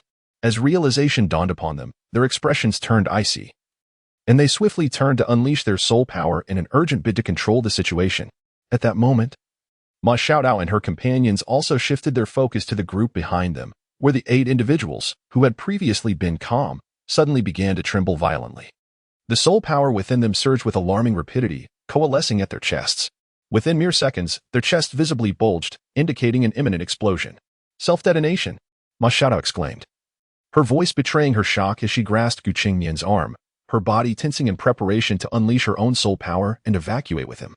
Xian Lao and his companion, equally alarmed, released their soul power to forcibly suppress and disperse the impending detonation. "How dare mere Soul Saints and Soul Emperors attempt to self-detonate in my presence?" The attempt at self-detonation swiftly unraveled. Not due to a lack of resolve on the part of the 8, but rather because they had been discovered too swiftly. Given the strength of Xian Lao and his companion, even a moment's delay in their realization would have allowed them to easily quell the explosion. Had it reached the point of explosion, they could have effortlessly evacuated with Gu Qingnian. The 8 were left in a state of disbelief, their frustration palpable. Is this even allowed? Not even self-detonation? As they pondered how to conceal their identities, Xian Lao and his companions sealed their soul power and temporarily closed their mouths to prevent any suicidal actions. Their limbs were immobilized, leaving them in utter despair as they awaited their fate. Afterward, Yan Xiaoxia inquired about Gu Qingnian's condition and, after offering words of praise, prepared to depart with his companions. Upon their arrival in Shrek City, Gu Qingnian sensed 2 figures rushing towards him, accompanied by a powerful force restraining him. Faced with Wong Dong and Jiang Nanan simultaneously approaching, Gu Qingnian hesitated for merely a second before resolutely closing his eyes and extending his arms, ready to embrace their arrival. However, after a prolonged wait with no movement, He opened his eyes to find both standing before him, gazing at one another. An odd atmosphere unfolded, prompting Qianlao to clear his throat. Since all is well, we shall take our leave. The Academy will provide an explanation regarding this matter. After addressing Gu Qingnian, Qianlao departed with the 8 individuals, while Yan Xiaozhe and his companion approached Gu Qingnian to offer their farewells before leaving. Ma Xiaotao, too, was called away, albeit with a hint of reluctance. Bei wished to depart as well, but Su Sancher held him back, having noticed that Jiang Nanan was unwilling to leave. Jiang Nanan and Wong Dong stood facing each other, both wearing smiles that, nonetheless, hinted at an underlying tension. Are you all right, Junior? I saw that you were injured earlier. Jiang Nanan stepped forward with concern etched on her face. Wong Dong, taken aback, instinctively replied, I'm fine. Jiang Nanan nodded, and then turned her gaze to Gu Qingnian. Are you all right? I'm fine, but you look pale, Gu Qingnian responded, his expression softening as he smiled and gently touched Jiang Nanan's cheek. Instantly, her face flushed, and she instinctively tried to push his hand away, but upon seeing Gu Qingnian's still slightly pale face and weary eyes, her heart softened, allowing him to continue his gentle touch. Wong Dong watched in disbelief, feeling a pang of jealousy at their closeness, his head drooping slightly. Memories of their earlier argument resurfaced, and he felt a swell of emotion, his fists tightening unconsciously. Nearby, Hu Yuhao remained silent, his gaze fixed on Gu Qingnian, sighing inwardly at the peculiar emotions stirring within him. Su Sanchi's complexion shifted between shades of green and white as he observed the intimate interaction between Gu Qingnian and Jiang Nanan, feeling increasingly uncomfortable. Jiang Nanan was, after all, the goddess he had long pursued in vain, who had never even spared him a glance. Indeed, he acknowledged that he was neither as handsome nor as strong as Gu Qingnian, nor did he possess a background as formidable. Yet, he held a heart full of love for Jiang Nanan. He had never sought to entangle himself with others, at least, not yet. Watching Gu Qingnian effortlessly charm the ladies around him incited a wave of envy within Su Sancher. He felt an urge to confront him. Yet the latent power radiating from Gu Qingnian deterred him from acting on that impulse, leaving him frustrated. Su Sanchi's tall frame and his ever-changing expressions caught the attention of Jiang Nanan and the others. For reasons unknown, Jiang Nanan's disdain resurfaced, and Wong Dong inadvertently displayed a hint of distaste as well. Bei, having noticed the scene, let out a resigned sigh, patting Su Sancher on the shoulder. I am beginning to suspect you were some sort of villain in your past life. What have you done to deserve this? Su Sancher paused, his expression shifting to one of embarrassment and awkwardness. No, how could that be? He mentally reassured himself. If I haven't done anything yet, it shouldn't count as wrongdoing. Bei raised an eyebrow, fully aware of Su Sanchi's tendencies, but the fact that he didn't evade the question suggested he had yet to cross any lines. Though he certainly had thoughts. With a hint of mischief, he remarked, regardless of your past, if Qingnian finds out, you might be in serious trouble. Su Sancher shot him a thumbs up. Thank you for the reminder. I owe you one. Meanwhile, as Qianlao, Yan Xiaozhe, and the others made their way back to Shrek City, a shadow approached them. What brings you here? Qianlao seemed to have anticipated the arrival of the figure. Yan Xiaozhe and his companion bowed in unison, greeting Lin Lao. Not at all. I merely wished to see the prodigious disciple you have been so eager to claim. Who has sparked such contention? Came the reply from Lin Lao, who had previously sat opposite Qianlao at the Sea God Pavilion meeting. Qianlao, unfazed by the direct mockery, appeared genuinely intrigued as he asked, Did you witness it? What are your thoughts? Indeed, he is extraordinary, possessing even domain-level skills. The source must be that ice-blue scorpion soulbone. No wonder you are so eager to take him as a disciple. I find myself wanting to claim him as well. Lin Lao marveled at Gu Qingnian's prowess. Qianlao's frustration bubbled over. No, he must be my disciple. Yan Xiaozhe and his companion exchanged glances, a chill running down their spines at the sight of two individuals of such stature squabbling over a single student. It was a spectacle both shocking and extraordinary. Oh. I was initially concerned about granting him such considerable privileges, but it seems well worth it, Lin Lao remarked with a smile. Qianlao nodded in agreement. Indeed. But this lad is somewhat oblivious. Despite my clear intentions, he hasn't taken the initiative to seek me as his master. He mused, stroking his chin thoughtfully. Lin Lao disregarded Qianlao's musings and turned to Yan Xiaozhe and his companion. Someone has dared to bully our academy. You should handle it. If anyone has touched my treasure vault, this matter will not be easily dismissed. With that, he strolled leisurely toward the treasure vault. Wait. Clarify what you mean by our treasure vault. Xian Lao called out, having caught wind of something astonishing. Lin Lao continued walking, responding with a grin. You didn't know? The only individuals who can enjoy the privileges of the treasure vault are the vice master of the treasure vault and a select few. At this revelation, the three men were taken aback. The vice master of the treasure vault, Yin Shaozhe, and the other two could not help but gasp in astonishment, as this implied that besides the venerable elder Lin himself and the constraints imposed by the Sea God Pavilion's council, he held the most significant influence. It is important to note that while the treasure pavilion belongs to the academy, it does not fall under its direct jurisdiction. The foremost authority within it is the Sea God Pavilion's council, followed closely by Elder Lin, who serves as the pavilion master. To ascend to the position of deputy pavilion master, one naturally requires the endorsement and support of both parties. Given Elder Lin's endorsement, it is certain that he is in support of this notion, and the Sea God Pavilion's council may also acquiesce if the proposal is sufficiently grand. Moreover, how could the Sea God Pavilion's council remain unaware of the extraordinary privileges granted to Gu Qingnian? Their tacit acceptance speaks volumes. Thus, the three of them almost unanimously acknowledged Gu Qingnian's identity as the deputy pavilion master of the treasure pavilion, even if it remains uncertain at present. The future seems all but assured. Chapter 124. Dai Huabin kneels. However, I do not recall you mentioning this before. I remember that this position has been vacant for many years. Xian Lao could not help but ask again. Lin Lao simply responded with a faint smile, attributing it not to my youthful inexperience, but rather to her recent decision, when the rights were granted to Gu Qingnian. The Haishan Pavilion had also inquired whether a high-ranking position should be offered to him. Her response was to observe for the time being. Clearly, her observations have concluded, and everything is perfectly acceptable.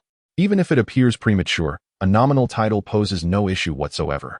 As Lin Lao's figure disappeared from sight, the three of them, each with their own thoughts, continued on with the 8 others towards Shrek Academy. Meanwhile, on the other side, Gu Qingnian had yet to pacify the 2 individuals when they were taken by Zhou Yi and others to recount the events and assess their physical condition. Enduring until the dawn of the next day, Wong Dong and the others naturally began to suspect Dai Huabin, who indeed was the primary suspect. Despite the difficulty of summoning these individuals due to his background, it was not entirely impossible. At the academy, Xian Lao and others returned with the 8 individuals. But no matter how they interrogated them, they yielded no results. Every item that could potentially reveal their identities had been destroyed, clearly indicating meticulous premeditation. The only oversight was perhaps underestimating the duration that Gu Qingnian could prolong matters, alongside their unsuccessful suicide attempt. However, just as the academy was preparing to dispatch personnel for a psychological interrogation, they were taken aback when all 8 individuals spontaneously shattered their martial souls in a desperate attempt to end their lives. Ultimately, 7 perished, leaving only 1 soul sage alive, who was subsequently rescued. Yet, the outcome was far from fruitful, although not entirely devoid of value. Among the 2 soul sages, some clues emerged. Despite their identities having been concealed, Shrek Academy had its means to trace a faint trail, ultimately leading to the Qinglua Empire. A careful investigation rendered the results quite evident. Should this lead to Dai Huabin, even Duke White Tiger would find it unbearable. Unfortunately, with only this fragment of a clue, the Academy chose not to publicize the matter, opting instead to suppress it temporarily. But should an opportunity arise, they would undoubtedly act. By the following morning, Dai Huabin, with a grim expression, observed the waning spirits of Hui Yuhao and Wong Dong, alongside the seemingly unaffected Gu Qingnian. At this moment, he struggled to contain his shock, though his face remained composed. The previous day, he had awaited news in vain, and now he merely hoped that the final outcome would not be too dire. At least that his people would remain unharmed. Otherwise, he would have no explanation for his father. As he pondered, cold sweat unknowingly soaked Dai Huabin's back. The failure to eliminate them despite the presence of 2 soul sages, 2 soul emperors, and 4 soul kings weighed heavily on his conscience. A profound regret began to take root within him, and an overwhelming sense of dread enveloped him, sending chills down his spine. The sight of Gu Qingnian's calm demeanor only intensified his trepidation. Hui Yuhao and the others quickly discerned the situation, and Hui Yuhao coldly called out, Dai Huabin. Subsequently, the 3 approached him. Dai Huabin, previously composed, was startled by the call, his face paling and contorting with distress. After all, he was merely a teenager, unable to conceal his emotions entirely. Gu Qingnian revealed a peculiar smile and slowly remarked, Surely you have not forgotten our wager that day? It is time to fulfill it. At this moment, students were arriving for class, streaming past, all second-year students who were well aware of the enmity between Gu Qingnian, the Three, and Dai Huabin. Many gathered at a distance to watch the spectacle unfold. Dai Huabin clenched his teeth, his form wavering, fists tightly balled, veins protruding from his forehead. Among the spectators, Zhu Lu and Cui Ji were also present, their gazes fixed on Dai Huabin and the others, showing no inclination to intervene, merely observing with cold indifference. Feeling the weight of the surrounding scrutiny, Dai Huabin was overwhelmed by a profound sense of humiliation, yearning to deny or flee. Yet the agreement with Gu Qingnian was already common knowledge. Setting aside the issue of reputation, even if he attempted to weasel out, Gu Qingnian could forcibly bring him back, and the academy would not punish him. Moreover, the circumstances of the previous incident remained uncertain. Ultimately, Dai Huabin suppressed all resentment and humiliation deep within. Then suddenly knelt before Gu Qingnian and the others, knocking his head 3 times on the ground while exclaiming, "I was wrong." Zhu Lu exchanged glances with Cui Ji, who patted her shoulder and said, "As a former teammate, I offer you a piece of advice, while he still holds some regard for you. Seize the opportunity to join him. Otherwise, once he truly becomes powerful." Her remaining words trailed off as she cast a meaningful glance at Zhu Lu before turning and entering the classroom. This prompted Zhu Lu to ponder deeply, having already formed a decision within, yet hesitating. Finally, after glancing at Dai Huabin, she sighed softly and followed her into the classroom. The 3 exchanged looks, and Gu Qingnian was the first to turn and leave, with Hui Yuhao and Wong Dong closely behind, leaving Dai Huabin behind as if he were inconsequential. Hui Yuhao felt a tightening in his chest. Though he experienced a sense of satisfaction, it was overshadowed by caution. In such a scenario, to have Dai Huabin kneel and admit his faults was an act of humiliation, yet his lack of retaliation was indicative of his formidable nature. The most regrettable aspect was that he had not faced the consequences he deserved. Nevertheless, Dai Huabin was thoroughly blacklisted by the academy. Although there was no explicit evidence to substantiate any claims, what sort of individuals comprised Shrek Academy? From various clues, they could deduce much. However, Shrek Academy also had its reservations. To oppose the Xingluo Empire over 3 students was evidently unwise, even with a prodigy like Gu Qingnian among them. Most would conclude that it would only result in a minor conflict requiring compensation. Furthermore, since the situation was instigated solely by Dai Huabin, his exceptional talents would forever distance him from the inner academy, especially since he had survived the assault from Gu Qingnian, Hui Yuhao, and Wong Dong. The upgrade assessment had concluded entirely, and those permitted to attend classes were all students who had successfully passed the evaluation. Those who did not pass would have another opportunity for a retake in 3 days. Failure again would result in expulsion. Wang Yan and Zhou Yi's class achieved an astonishing pass rate of 98%. This demonstrated that their partnership was indeed the most effective. Zhou Yi was adept at managing the students, while Wang Yan's extensive knowledge and gentle teaching style complemented her well. Moreover, this cohort of students was exceptionally talented. Ultimately, only a handful of students failed the upgrade assessment, and they still had the chance for a retake.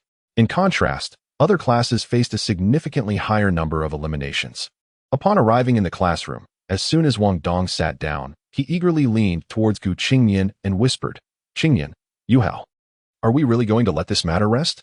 Hui Yuhao sighed softly and replied, "The academy has yet to provide a conclusion. What use is our input? We are within the academy, and confronting him will yield no results. Let us observe how things unfold. The most crucial task is to enhance our own strength. Once we attain the level of senior sister Ma Xiaodao, we will no longer fear any assaults. Rest assured, this matter will not simply fade away," Gu Qingnian remarked, casting a glance at the departing Dai Huabin, a cold smile gracing his lips. The 2 individuals exchanged a glance, momentarily taken aback, and then fell into silence. This novel can be downloaded using the open source and Freestar string downloader developed by Xingyu. If you acquire the novel file through an alternative download and the vendor has not provided the software source code or an open source address, please request an immediate refund and report the vendor. Author's email, xingyuoutlook.com. Author's QQ, 201-759-3710. Official QQ group, 149050832. Official TG group, https://t. Meet FQ tool. Chapter 125. Collision with the Earth. I will be away from the academy for a short period, approximately 2 to 3 days. Please wait for my return.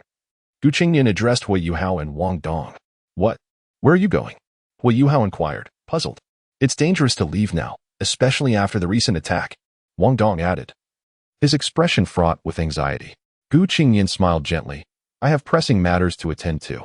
You need not worry about my capabilities. With that, he rose, giving a light pat to the two bewildered youths before making his way towards the door, heading to Zhou Yi's office. The two exchanged glances, observing Qingnian's retreating figure, feeling an inexplicable distance growing between them and him, especially Wong Dong, who was suddenly overwhelmed by an unnameable sense of alienation, accompanied by a wave of disappointment and emptiness. Not long after, Qingnian arrived at Zhou Yi's office. Due to the events of the previous night, Zhou Yi had not rested at all, and thus Wang Yin was substituting for her while she took a break in the office. Qingnian, familiar with the surroundings, entered the office and, upon noticing it was empty, walked directly to Zhou Yi, who was still engrossed in her work. Before she could react or utter a word, Qingnian swiftly removed her mask and lifted her, placing her on his lap, resting his head on her shoulder. The fluidity of his actions made it seem as though he had rehearsed them beforehand. Initially startled by this unexpected gesture, Zhou Yi's heart softened upon seeing Qingnian's fatigued expression. What's wrong? She asked gently. I came to say goodbye, Qingnian replied in a similarly tender tone. Zhou Yi paused, her brow furrowing slightly. It was not that she could not grant him leave or anything of the sort, but it felt precarious to request time off so soon after an attack. Why? I have urgent matters to handle, Qingnian explained. What could possibly be so urgent that it cannot wait? It's quite dangerous to take leave right after being attacked. Perhaps I should speak to Director Du and have him arrange for a teacher to protect you, Zhou Yi suggested thoughtfully. Rest assured. When have I ever engaged in actions that would endanger myself? Do you not trust me? Qingnian teased, pinching her smooth cheek. Zhou Yi shook her head. It's different this time. No, unless you tell me the specifics, I cannot allow you to leave. Seeing her resolute stance, Qingnian pinched her chin, turning her to face him, and leaned in closer. Zhou Yi's hand, which had been busy with work, froze, her pen slipping from her grasp. A warmth coursed through her, her beautiful eyes glistening with unshed tears. After a long moment, their lips parted. Very well, this matter is settled.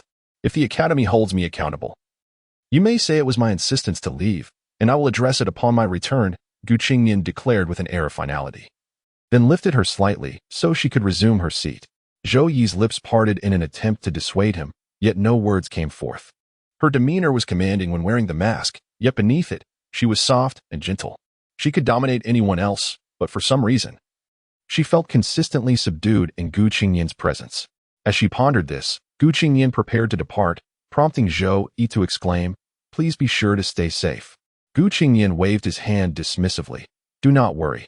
This time, it is others who should be cautious. Zhou Yi froze momentarily, perplexed by his statement. Yet by the time she regained her composure, Qingnian had already left. Although he had not formally requested leave, she surmised his departure was essential and likely not for a benign purpose. Therefore, to be prudent, she resolved to prepare for a temporary leave of absence. After exiting, Qingnian did not immediately leave but instead turned towards the teaching building, aiming for Class 2 of Year 2. Meanwhile, within Class 2, Dai Huabin sat alone at the far corner, his face pale and fists clenched tightly, his bloodshot eyes betraying his fury. His trembling body kept the other students at bay, none daring to approach him. Even when the teacher entered to commence the lesson, the atmosphere remained tense and silent, each student absorbed in their own concerns. As the teacher delivered the lecture and the students listened intently, Dai Huabin, though seething with rage, kept his head bowed, his heart a tumult of coldness and fury. In the adjacent class, lessons proceeded systematically, though a few students occasionally glanced toward the door, a sense of unease looming over them. At that moment, a figure appeared in the corridor, drawing the attention of everyone in the class, including the homeroom teacher, Wang Yin. It was Qingnian. Wang Yin was taken aback. Had Zhou Yi not just informed him that Qingnian was on leave? Why was he here? Below, Hui Yuhao and Wong Dong exchanged bewildered glances, utterly confused about Qingnian's intentions. Qingnian walked at a steady pace, soon arriving at the back door of Class 1. However, instead of entering or even glancing back, he continued onward. This action sent a chill down Wong Dong and the others, an ominous premonition settling in, as the students in Class 1 speculated about Qingnian's purpose. A cacophony erupted at the entrance moments later, followed by a thunderous crash that reverberated through the entire floor, prompting everyone to rush outside to investigate. The source of the commotion? Class 2. Returning to a few moments earlier, Qingnian had stepped into Class 2. The lesson was midway through when the homeroom teacher, Mujin, noticed an unusual silence in the room, accompanied by footsteps. Instinctively, she turned to see the familiar yet fearsome visage of Qingnian. In an instant, Mujin's expression shifted to alarm, sensing something was amiss. Why would Qingnian come during class? She opened her mouth to inquire, but he was already scanning the classroom. The students in class 2 were equally transfixed by his presence. Yet Qingnian paid them no mind, swiftly identifying his target. Yes, that familiar little scoundrel. He turned to Mujin. I apologize, Teacher Mu, but I need to borrow someone. Before Mujin could respond, Qingnian strode unhesitatingly to the corner of the classroom, heading straight for Dai Huabin. Dai Huabin, who had been in a state of panic, recognized Qingnian's approach and felt a surge of dread. Just as he contemplated fleeing, he found himself face to face with Qingnian. Then, Qingnian addressed Mujin. I will be taking Dai Huabin with me, and the return date will depend on my mood. Silence enveloped the classroom, and Dai Huabin's face turned crimson as he quickly stood, shouting, Teacher, he isn't from our class. Get him out. Qingnian responded with a benevolent smile. Soon, you won't be either. Dai Huabin was taken aback, unable to grasp the meaning behind those words. When Qingnian suddenly seized his head and forcefully slammed it against the wall. Try as he might to struggle, Dai Huabin found himself utterly powerless against Qingnian's grip. With a thunderous impact, his head collided with the wall, creating a significant dent. The students seated beside Dai Huabin gasped in shock, nearly crying out. As Qingnian's actions left everyone in the room astounded, he yanked Dai Huabin's head outwards, and amidst a flurry of debris and dust, he slammed it back in again, repeating the act until the wall began to yield light. You are going too far, Mujin shouted, struggling to maintain her composure amid a rising fear. Chapter 126, Mastery of the Sword. The Douluo Empire. Upon hearing the words, Qingnian grasped Dai Huabin's head firmly, his gaze locking onto Mujin's. In that fleeting moment, Mujin was overwhelmed by an intense wave of terror. Her legs weakened, rendering her speechless. With a sudden force, Qingnian crushed the table and chair upon which Dai Huabin sat, dragging the crimson-faced Dai towards Mujin. Startled, Mujin instinctively recoiled, questioning his intentions. Qingnian, unfazed, continued his advance. As they were about to cross paths, Mujin shut her eyes in trepidation, yet Qingnian effortlessly swept past her. Whispering softly in her ear as he did so, Little Mujin, be good and wait for my return. He then reached the entrance. At that moment, a large number of students and teachers from the second-year classes emerged, drawn by curiosity. However, upon witnessing Qingnian dragging Dai Huabin out, they collectively gasped, cold sweat trickling down their brows. This was excessively ruthless. Seizing the opportunity before the teachers arrived, Qingnian hoisted the unconscious Dai Huabin and dashed towards the academy's main gate. His speed remarkable. This scene did not escape the notice of Hui Yuhao and others, who stood in shock. Was that Qingnian and Dai Huabin? Wong Dong uttered in disbelief. I'm not sure, but it certainly looked like them, Hui Yuhao replied, equally bewildered. A glance exchanged between Cui Ji and her companions revealed their astonishment at his audacity. The Lan sisters exclaimed, how cool. Instantaneously, chaos erupted within the entire floor, accompanied by a chorus of screams as teachers hurriedly ushered their students back to their classes. Qingnian, meanwhile, produced a burlap sack, enveloping Dai Huabin before making his way toward the school exit. The teacher stationed at the gate paused momentarily, glancing at Qingnian and then at the large sack. His expression one of confusion. Ultimately, he did not intervene, allowing Qingnian to leave unimpeded.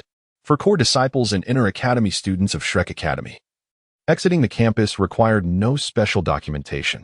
Their most authentic credentials were their unique badges and uniforms. Particularly, the badges had undergone special modifications, necessitating the first owner to infuse their soul power for activation, although verification was still required. Upon exiting the school gate, Qingnian hastened southward, moving swiftly. Meanwhile, within the academy, the repercussions of Qingnian's absence began to cascade into a series of events. In the office of the Director of Instruction, Du Weilin was enjoying a brief respite with a cup of tea after completing some work when a phone call interrupted him. This is Du Weilin, what is it? Oh, Qingnian has caused a ruckus in class 2 of the second year, and then he assaulted Dai Huabin and dragged him away. Qingnian, just a minor mistake. What did you say? He struck Dai Huabin and took him away? Initially, Du Weilin sipped his tea, listening to the report from the patrolling teacher with a sense of admiration for Qingnian's talent. believing he had merely showcased his abilities once again. It took a moment for him to fully grasp the situation. Suddenly, he recalled the implications of the report. What?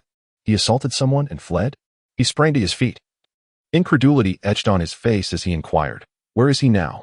Most likely several kilometers beyond the school gate, came the muted response from the other end. Duel was left in a state of shock, and soon similar incidents unfolded in the offices of Yin Xiaojia, Xian Liner, and Qian Duo. Within half a day, the inner and outer academies, as well as the Sea God Pavilion, were engulfed in a tumult, despite the academy's attempts to quell the spread of news. The entire campus reverberated with the tale. Shrek Academy's prodigy Gu Qingnian has violently assaulted a classmate and fled. Is this a distortion of humanity or a degradation of morality? Allow me to elaborate. As night descended and the next day dawned, in the capital of the Starluo Empire, Starluo City. Outside the Duke of White Tiger's mansion, within a certain inn, a man cloaked in black stood by the window, gazing at the grand estate. Turning back to the room, which was decorated in an ancient style, a large burlap sack lay beneath an antique table, sparking curiosity about its contents. A chime echoed, "Congratulations, host. You have intercepted the fate of the prodigies Hui Yuhao and Wong Dong, gaining 7-star rewards and achieving mastery in swordsmanship. Would you like to accept? Congratulations, host. For intercepting Dai Huabin's future fortune, earning 4-star rewards, including 500 million gold soul coins in the Ice Blade longsword. Would you like to accept?" The voice reverberated in his mind, and the man in the black cloak replied, "Accept. Distributing rewards. Distribution successful." The man was none other than Gu Qingnian, who had fled with Dai Huabin, and he had now arrived in the Star Luo Empire. In the next instant, a torrent of profound movements and insights surged into Gu Qingnian's mind. The sword, a weapon of precision. The heart of the sword immortal can only be truly understood when one embodies its sharpness, decisiveness, and invincibility. Once the sword is drawn, there is no regret. Once the sword is drawn, it is unstoppable. With a tranquil mind, he entered a meditative state, the essence of the sword becoming clearer to him. The sword points towards reason. Its edge illuminates truth. Where the sword's energy reaches, all unreason must retreat. The way of the sword is the way of reason. To cultivate oneself is to cultivate the heart. The 12 realms of swordsmanship. The first realm is the initiation of the sword's essence. The second realm is the threshold of the sword's entry. The third realm reveals the sword's intention. The fourth realm sees the heart of the sword begin to awaken. The fifth realm marks the gradual advancement of the sword's path. The sixth realm solidifies the sword's intent. The seventh realm comprehends the way of the sword. The eighth realm reflects a heart like a mirror. The ninth realm embodies the sword's transformation. The 10th realm sees the sword's intent traverse freely. The 11th realm unifies the heart of the sword. The 12th realm achieves the boundless way of the sword. With closed eyes, he unconsciously settled into a lotus position, fully immersing himself in a tranquil state. In an instant, the words longsword surfaced in Gu Qingnian's mind. A small shadow clumsily wielded a long sword, stumbling yet persistent.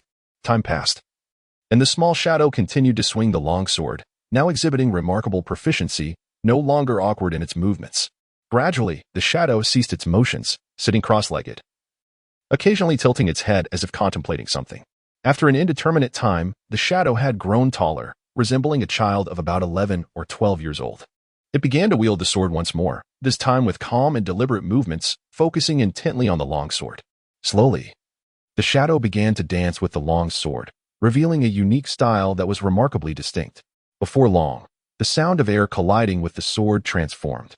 Rather than mere air displacement, the long sword now emitted a white form that moved in tandem. Chapter 127, Duke White Tiger's Mansion. The meeting again, the shadow began to tilt its head upward, seemingly no longer fixated on the sword. Around it, several identical shadows emerged, and in an instant, a fierce battle erupted. Though they appeared the same, one shadow differed from the others. It raised its head, wielding its sword fluidly against its foes. Time passed unmeasured. The shadow had grown to the stature of an average adult, emanating an air of mystery from its back, before once more settling into a meditative posture, motionless. A resonant hum echoed, akin to the sound of a fingertip flicking a sword, as the shadow lowered its head and gently waved its arm. With a thunderous roar, an invisible sword energy surged forth like a ferocious beast. Almost immediately, the shadow waved again, this time conjuring a blade of energy that danced gracefully like a leaf, swiftly darting away. At that moment, a powerful sword intent resonated from Gu Qingnian, transforming his previously sacred and untouchable aura into a sharp and piercing presence. As if a keen blade stood before him, intangible yet responsive to his will. As his eyes opened, a sharp sound reverberated throughout the room. As if all the objects within were sliced by a razor, sudden cracks appearing in their wake. Rising to his feet, he focused his intent and retrieved the ice soul. With a chime, it was activated. As the system prompt sounded, the once sweltering room, bathed in the midday sun, was enveloped by a bone-chilling frost, followed by a flash of white light. A cold gleam flickered, and before him appeared a sword, its hilt crowned with an eagle's head, while the guard at its base bore the visage of a wolf. The blade itself, captivatingly unique, was enveloped in a special layer of frost, irregular spikes of ice erupting from its edge. The familiar introduction unfolded. Ice soul, forged from 10,000-year-old ice, as if under the watchful gaze of a specter, reminiscent of an icy throne.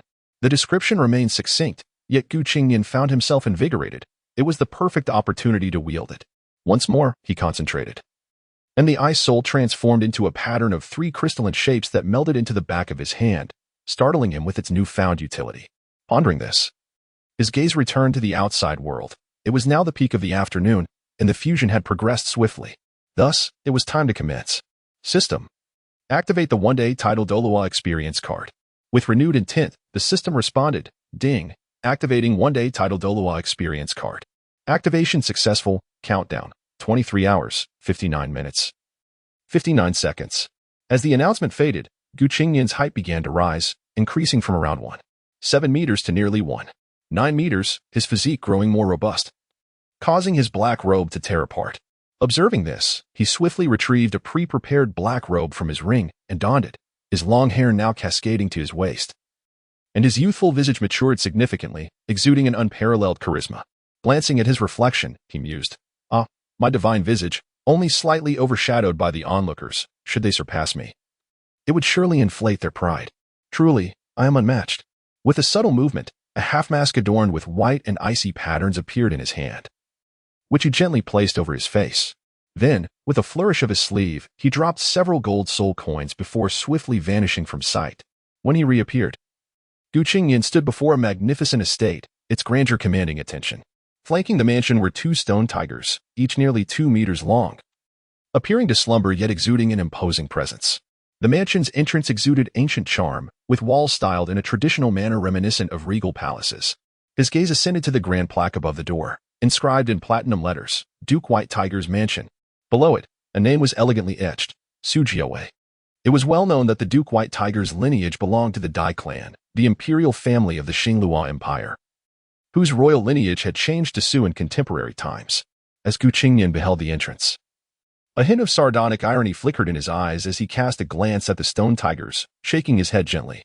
His sudden appearance naturally drew the attention of passers-by. Though no one dared approach the Duke's estate, it was situated in the bustling capital of the Qingluo Empire, a stark contrast to other cities. Despite not being centrally located, its proximity to the heart of the city meant that crowds were abundant. Thus, when a figure cloaked in black boldly appeared above the empty Duke White Tiger's mansion, onlookers began to gather in anticipation of the spectacle. Qingnian, indifferent to their gazes, adopted a cold demeanor, surveying the entirety of the estate. Then, under the watchful eyes of the crowd, he summoned his soul power to his mouth, and the next moment, a chilling proclamation resonated, capable of echoing for miles. Within 1 minute, all occupants of the Duke White Tiger's mansion shall emerge and bow an apology. Otherwise, the mansion shall face annihilation today. Simultaneously, attention shifted to Shrek Academy. Shrek Academy, Center Sea God Island within a grand pavilion. An urgent meeting of the Sea God Pavilion was convened once more. Seated around the familiar oval table were 10 individuals, with the prominent chair at the head still swaying gently in its place.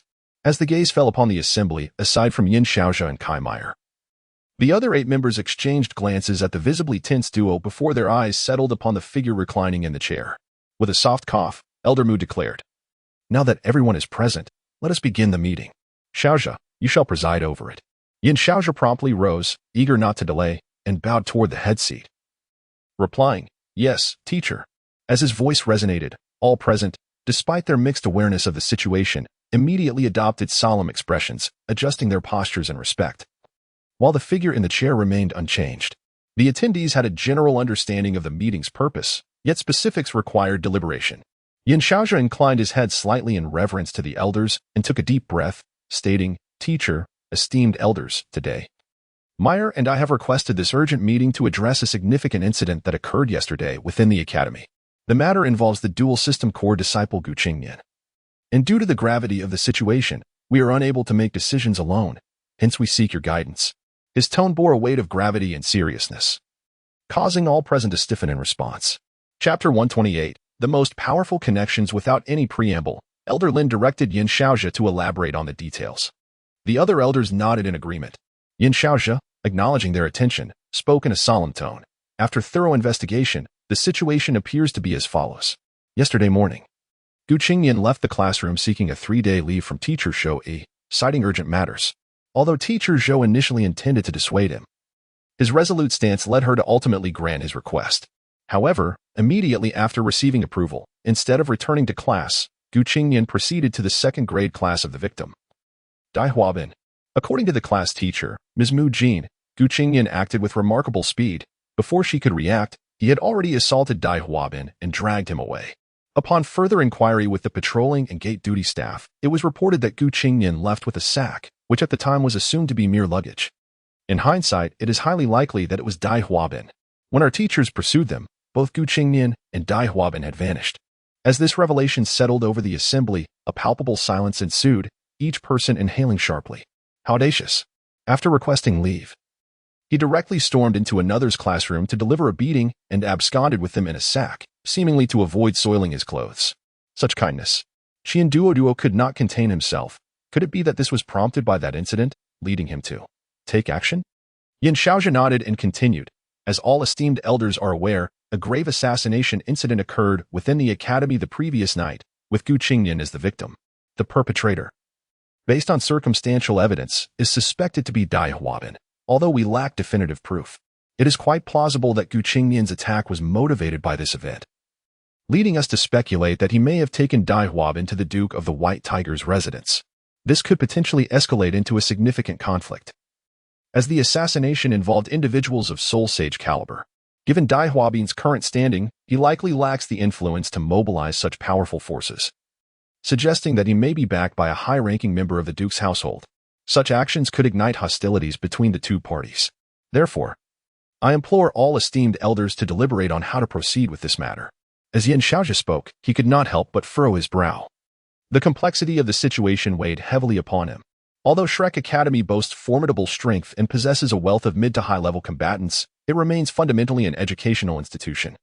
The Duke of the White Tiger, while a once prominent royal family, is still among the top clans of the Douluo Empire, ranking as the second most powerful family alongside the Zhu clan.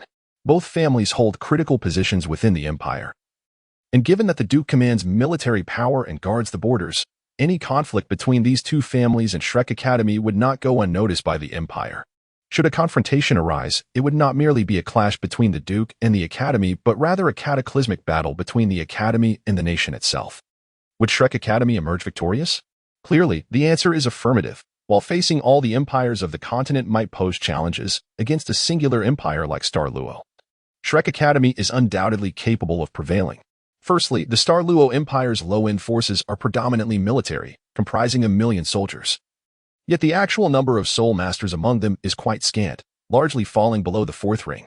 The empire faces significant financial burdens, as sustaining such a vast army, even of ordinary citizens, represents an enormous expenditure, further straining the already impoverished nation. The cultivation of soul masters requires extensive resources, which are limited and thus exceedingly rare and expensive, contributing to their scarcity across the continent. Next, we examine mid to high-level combat power, which includes commanders, generals, and dukes, most of whom are soul masters ranging from Soul Sect to Soul Emperor. The total number in this category is likely only in the hundreds, if that. Finally, at the apex of strength are the high-end and top-tier powerhouses, with those at the Soul Sage to Soul Douluo level numbering perhaps only in the dozens across the entire Douluo Empire. The known Soul Douluos include the likes of the medical immortal Douluo, White Tiger Douluo, and numerous others, with the strongest being the medical immortal Douluo, Wong Dong, who is a level 95 super Douluo. In contrast, Shrek Academy's enrollment pales in comparison to the Empire's million-strong army, as the total number of students and faculty combined is merely a few thousand, with the inner academy disciples numbering less than 100. The outer academy comprises the majority of the student body, with soul masters constituting 40%, great soul masters 30%, soul venerables 20%, and soul sects 10%. The inner academy, despite its small size, boasts only soul sects and soul kings at minimum, with some reaching soul emperors and soul sages, alongside several soul Douluos. Regarding faculty, it is well known that Shrek Academy's recruitment standards require at least soul emperor level, with approximately several dozen teachers, among whom are soul sages and soul Douluos. When it comes to top-tier strength, the Sea God Pavilion alone possesses 10 soul Douluos, the weakest of whom can rival the strongest Douluos of the Star Luo Empire. Notably, it includes the likes of Elder Xian, a level 98 Douluo, and Elder Mu, a level 99 ultimate Douluo. Additionally, there are several others who, while not officially recognized as soul Douluos, possess comparable strength. In summary, despite the numerical disparity in basic combat power, Shrek Academy outmatches the Star Luo Empire in mid to high and top-tier strength.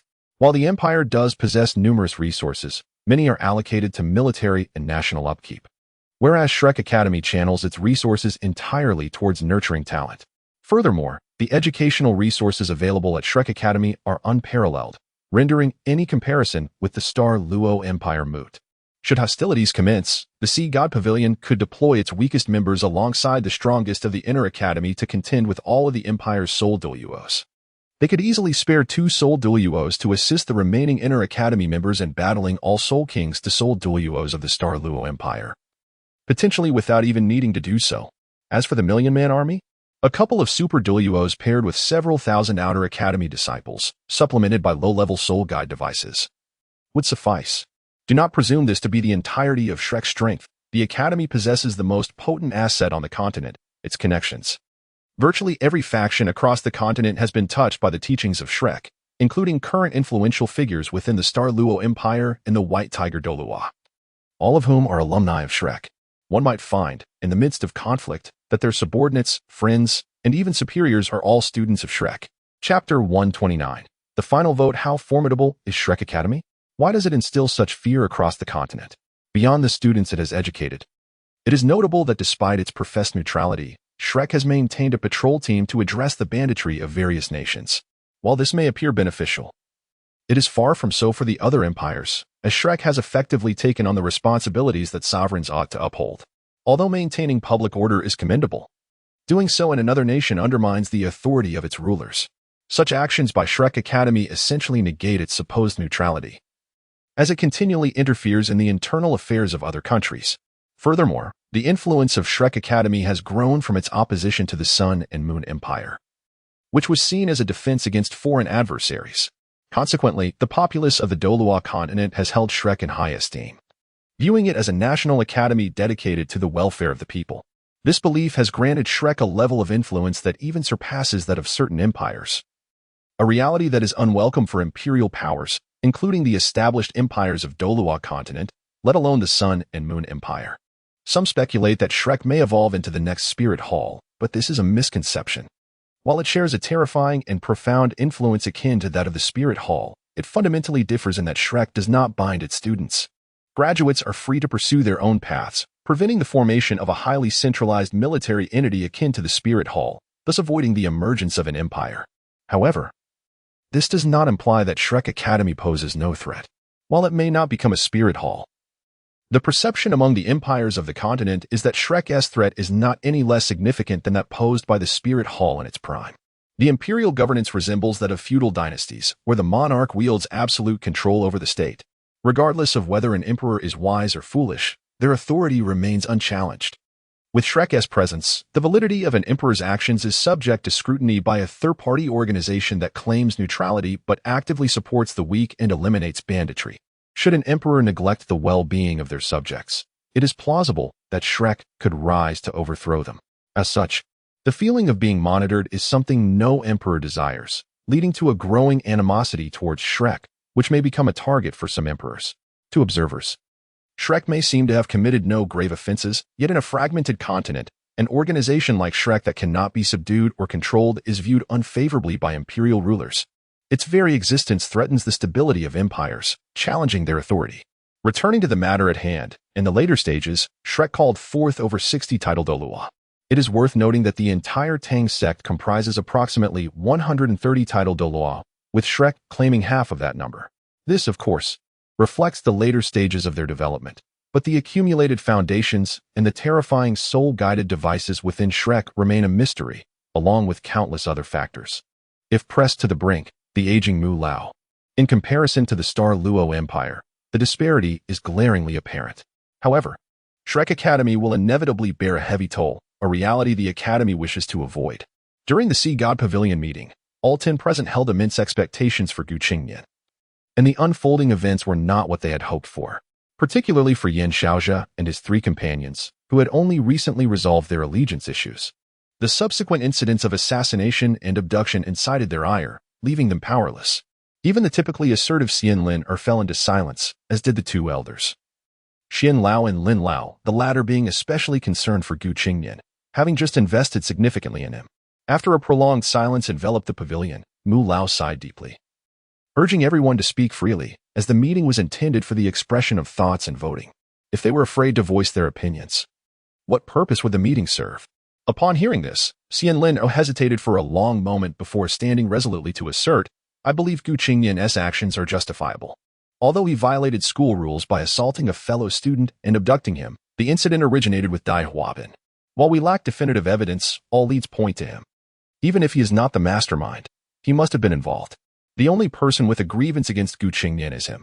Surviving an assassination typically results in one of 2 responses. The first is to fortify oneself in fear, seeking refuge and avoiding exposure. This is the more common reaction.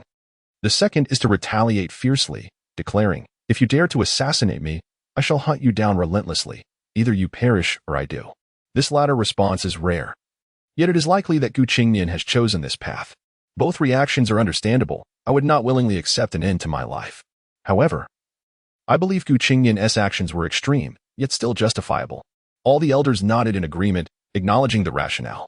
Lin Lao then seized the moment to add, I concur with Lin's statement, yet the Academy's rules must not be broken.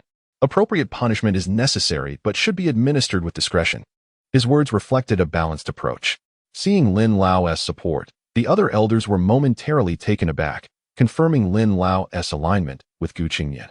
Yan Xiaojia also voiced his agreement, followed by Xian Lao, Kai Meyer, and Xian Duo, each expressing their concurrence. In truth, even if the situation appeared dire, as long as it did not infringe upon the Academy's fundamental principles, Qingnian's remarkable talent warranted considerable leeway. As for Dai Huabin's sentiments, the situation is akin to a class of cultural prodigies being fiercely contested by elite institutions such as Harvard, Cambridge, and Tsinghua. While a top-tier sports talent creates chaos with an ordinary student, to the extent that the school must choose between them, the outcome is all but inevitable. With 6 individuals present voicing their support, the remaining 4 paused, realizing that further debate was futile. If disagreement persisted, the final course of action would be a vote, a situation they were resigned to accept. However, they had no alternative proposals, leaving them with no choice but to tacitly accept the consensus and proceed to determine the appropriate punishment. Mu Lao's gentle voice resonated once more. It seems that the young man carries great expectations. Given this, how do you propose we handle the punishment? We must ensure the students are satisfied while preserving the Academy's dignity and order. Upon hearing this, the atmosphere lightened, particularly for Yan Xiaojia and his 3 companions, along with Lin Lao, who were the most averse to any misfortune befalling Qingnian. Chapter 130. Running bare for 10 circles? Rather, let Qingnian run naked around the Academy for 10 laps, Kai Meyer suddenly suggested. Very well, Yan Xiaojia interjected. What Qingnian has done is openly assault Dai Huabin, thereby disrupting the order and forcibly taking her away. We shall approach this matter from these 2 angles.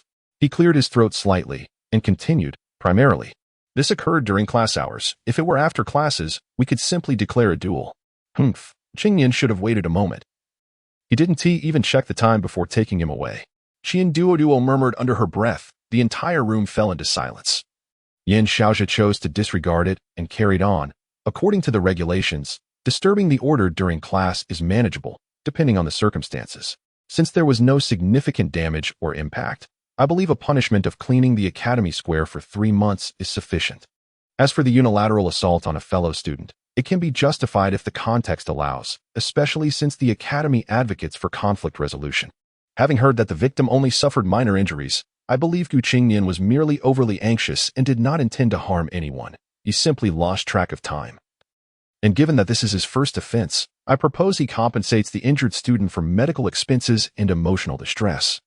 Writes a self-reflection report to be circulated throughout the Academy and receives a demerit. He then addressed the matter of the abduction. Yin Shaozhi slowly articulated his thoughts. And the elders present saw no issue with his reasoning. It was quite reasonable. Suddenly, Duoluo interjected with a statement that left everyone perplexed. Ding Yin. Shouldn't Qingnian be credited for something? Yin Shaozhi was taken aback, and for a moment, everyone was caught off guard, instinctively asking, what merit? Shouldn't he capturing the trespassers and escorting them away from the Academy be considered a good deed? Duoluo stood up, her expression earnest. At that moment, the entire hall was enveloped in a profound silence. In stark contrast to the silent deliberation taking place in the Sea God Pavilion, the atmosphere in Xinglua City, where Qingnian was located, was tumultuous. As Qingnian's voice echoed, all within a radius of several dozen kilometers from the White Tiger Duke's mansion were startled by his proclamation, and an overwhelming aura surged forth in an instant. Yet, no one dared to suppress the aura at the White Tiger Duke's mansion. Instead, countless gazes converged towards it. Simultaneously, numerous figures began to converge upon the scene. Naturally, the first to respond were those within the White Tiger Duke's estate. The occupants, who had been engaged in various activities just moments before, were suddenly caught off guard by the commotion. Most of the powerful individuals in the mansion had accompanied the Duke to the border, leaving only a handful behind for emergencies. The quickest to respond were these remaining strong ones, primarily at the Soul King and Soul Emperor levels. As several powerful auras erupted around the mansion, they all converged towards the innermost grand hall. Only 2 or 3 individuals knocked on the door and, upon receiving permission, entered. Being members of a prominent family, they quickly gathered their bearings, and the guards within the mansion began to snap back to reality, making their way to the entrances of various residences within. Within the deepest hall of the White Tiger Duke's mansion, the decor was relatively simple, adorned only by 4 silk drapes hanging from either side, with a crimson cloth stretching from the entrance to the throne at the far end. Upon the throne sat a middle-aged woman, elegantly dressed in sumptuous attire. Upon closer inspection, it was evident that her beauty had not faded with age. She must have been a stunning woman in her youth. Her skin was smooth and luminous, with only a few wrinkles, indicating her meticulous self-care. A group of young maidservants had previously stood at her side, but under the pressure exerted by Qingnian from outside, they now lay incapacitated on the floor, frothing at the mouth. The middle-aged woman's once composed visage now displayed signs of distress and pallor. Initially startled by Qingnian's shout, her expression transformed into one of anger. However, upon sensing the overwhelming pressure and witnessing her maidservants succumbing one by one, a chill ran down her spine. Only when the sound of guards approaching the hall reached her ears did she breathe a small sigh of relief. Had it been anyone else, they might have panicked and lost their composure. Yet, as the White Tiger Duke's wife, although her strength was not overwhelmingly formidable, she was still a Soul King. The original text described her as arrogant and acerbic, but having captured the heart of the White Tiger Duke among countless women, she was certainly no ordinary individual. Indeed, this woman was the matriarch of the White Tiger Duke's household, the esteemed lady of the estate, and the mother of Diawabin. Having been by the Duke's side for so long, she had witnessed her fair share of grand events, her experience and perspective rendering her exceptionally calm in the face of turmoil. She then summoned the strongest of the guards who had arrived to respond to the disturbance, instructing the 3 most powerful among them to enter the hall. Upon entering, they instinctively surveyed the situation and the state of the Duke's wife before approaching to pay their respects. This display did not offend the Duke's wife, on the contrary. She admired their professionalism. As a competent guardian, they understood that an unexpected disturbance outside, especially one of such magnitude, could be a diversion for an attack from within or outside the estate. After all, who would recklessly charge the entrance without purpose? Thus, the priority was to safeguard the primary matriarch within the estate, and upon entering, they needed to assess the situation immediately, for in such circumstances, the protected individual might have already been compromised. The 3 guards performed admirably, as anyone remaining by the Duke's wife's side could not be lacking in capability, especially those nurtured by the White Tiger Duke himself. Regaining her composure, the Duchess pondered for a moment before abruptly rising. waving her hand as she strode towards the hall's exit, coldly declaring, "Let us see who dares to utter such words outside the White Tiger Duke's mansion." The 3 guards followed closely behind her, and as they exited, the guards at the entrance exchanged glances, none daring to speak, hastily trailing after them. Under the Duchess's lead, the group made their way outside the estate. Next to be alerted was the royal palace, situated at the heart of Qingluo City, the residence of the current royal family. It was an expansive and magnificent palace, and within its innermost sanctum, several individuals knelt before a middle-aged man seated upon the throne. This middle-aged man donned a resplendent yellow robe, his demeanor imposing and vigorous, possessing a spirit and vitality rare for his age. Upon hearing Qingnian's voice, the gathered individuals were taken aback. In an instant, the expressions of those before the middle-aged man shifted dramatically, and they quickly formed a protective barrier around him. Among them, a tall and robust man clad in military attire, presumably a high-ranking officer, stood at the forefront. "Your Majesty." Chapter 131. The Duchess emerges, confrontation moments later. The sound of footsteps echoed outside the grand hall, followed by numerous guards encircling the area. Several individuals, likely of a commanding rank, knelt on one knee at the entrance. "Your Majesty," the middle-aged man expressed his astonishment, though a semblance of calmness washed over his face. He gestured, and those before him exchanged glances before stepping aside, forming 2 vigilant lines. "Enter," he commanded. In response, one of the men stepped forward into the hall and halted before the 2 rows, kneeling with cupped fists before the middle-aged man. "Your Majesty, I apologize for alarming His Highness." The middle-aged man waved his hand dismissively. "What has transpired?" The man nodded slightly, explaining that trouble from a rival had erupted at the White Tiger Duke's estate, which had disturbed the peace of the palace. "Should I lead a contingent to restore order and apprehend the instigators?" Upon hearing this, a flicker of surprise crossed the middle-aged man's face. Is there truly someone daring enough to cause a ruckus in Qingluo City? Quite audacious. "You shall split into 2 groups, one to contain the news, the other to maintain order," he instructed, rising slowly and making his way towards the palace's lift. The man promptly acknowledged the command and hurriedly departed, leaving a portion of the guards stationed around the grand hall. The individuals who had previously flanked the throne hesitated for a moment before hastily following, opting to ascend via the adjacent staircase rather than the lift with the middle-aged man. Thus, they accompanied him to the palace's uppermost floor, where a vast circular table awaited. Surrounded by 9 opulent chairs, the middle-aged man approached the railing, which offered a panoramic view of half of Qingluo City. He gently picked up an object resembling a spyglass, infusing it with soul power to focus on the location of the White Tiger Duke's estate. He then instructed those behind him, informed the Duke, "If necessary, we may send at one to support the Duke's residence." As his words echoed, one of the men, a robust figure likely of high military rank, clasped his hands in salute and swiftly departed. Before long, all the major forces within Qingluo City became aware of the situation, dispatching their strongest to investigate and wait in anticipation, ready to act if needed. The smaller factions observed from the shadows, with some reckless souls eager to assert their presence. Qingnian, positioned before the White Tiger Duke's estate, fixated on the approaching Duchess, casting a sideways glance at a nearby sack, a cryptic smile playing at his lips. Soon, ordinary guards from the White Tiger Duke's estate emerged, encircling Qingnian in a tight formation. "Is this pressure insufficient?" he murmured, as he had previously infused a degree of oppressive aura towards the estate, intending to alert its inhabitants of the imminent arrival of a formidable presence and deter any lesser beings from emerging. Peering down, the guards dared not make a move, nor did the surrounding crowd. Before long, a commotion erupted from within the estate, leading to the Duchess appearing first, followed by a throng of attendants at the gates. Upon seeing Qingnian brazenly standing high above the White Tiger Duke's estate with an unknown sack in hand, the Duchess felt a surge of indignation. "How dare you?" she seethed, her demeanor turning icy as she glared at Qingnian. Raising her hand to signal an attack, the 3 who had entered the hall earlier abruptly halted her, their expressions shifting. "Madam, this individual is no ordinary foe. He appears to be levitating without any visible soul-guiding device. To maintain such altitude, he must at the very least be a soul sage." The Duchess paused, contemplating, "Among you, which one is below the rank of soul sage?"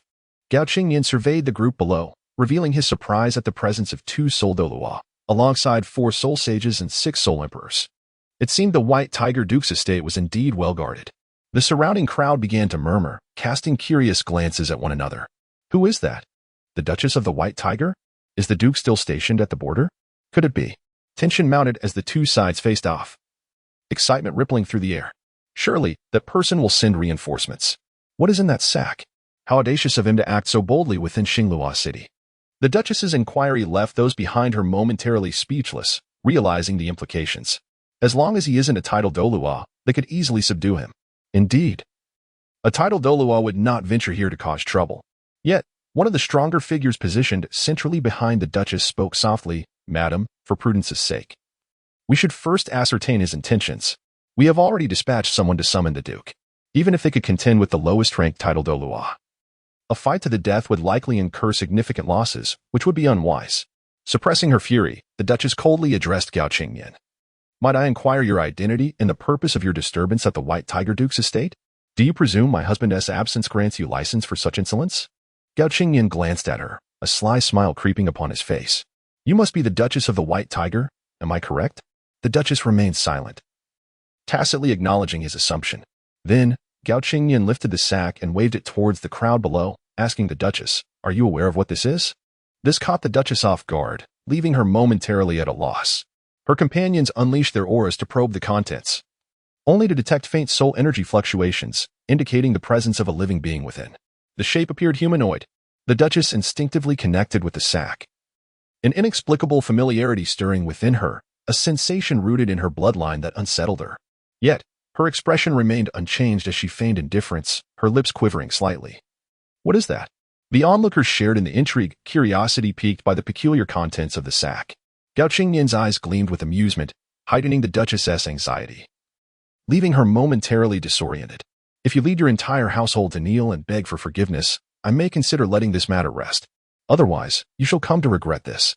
His words ignited a wave of outrage throughout the White Tiger Duke's estate, as a profound sense of humiliation washed over them. The air crackled with fury. "How dare you?" The Duchess had never endured such indignity. Her suppressed rage erupted as she raised her hand. All but two of her formidable allies prepared for battle, while the onlookers braced themselves, sensing an impending clash. Gao Qingnian raised a finger to his lips, whispering, "I understand your urgency, but do hold your horses."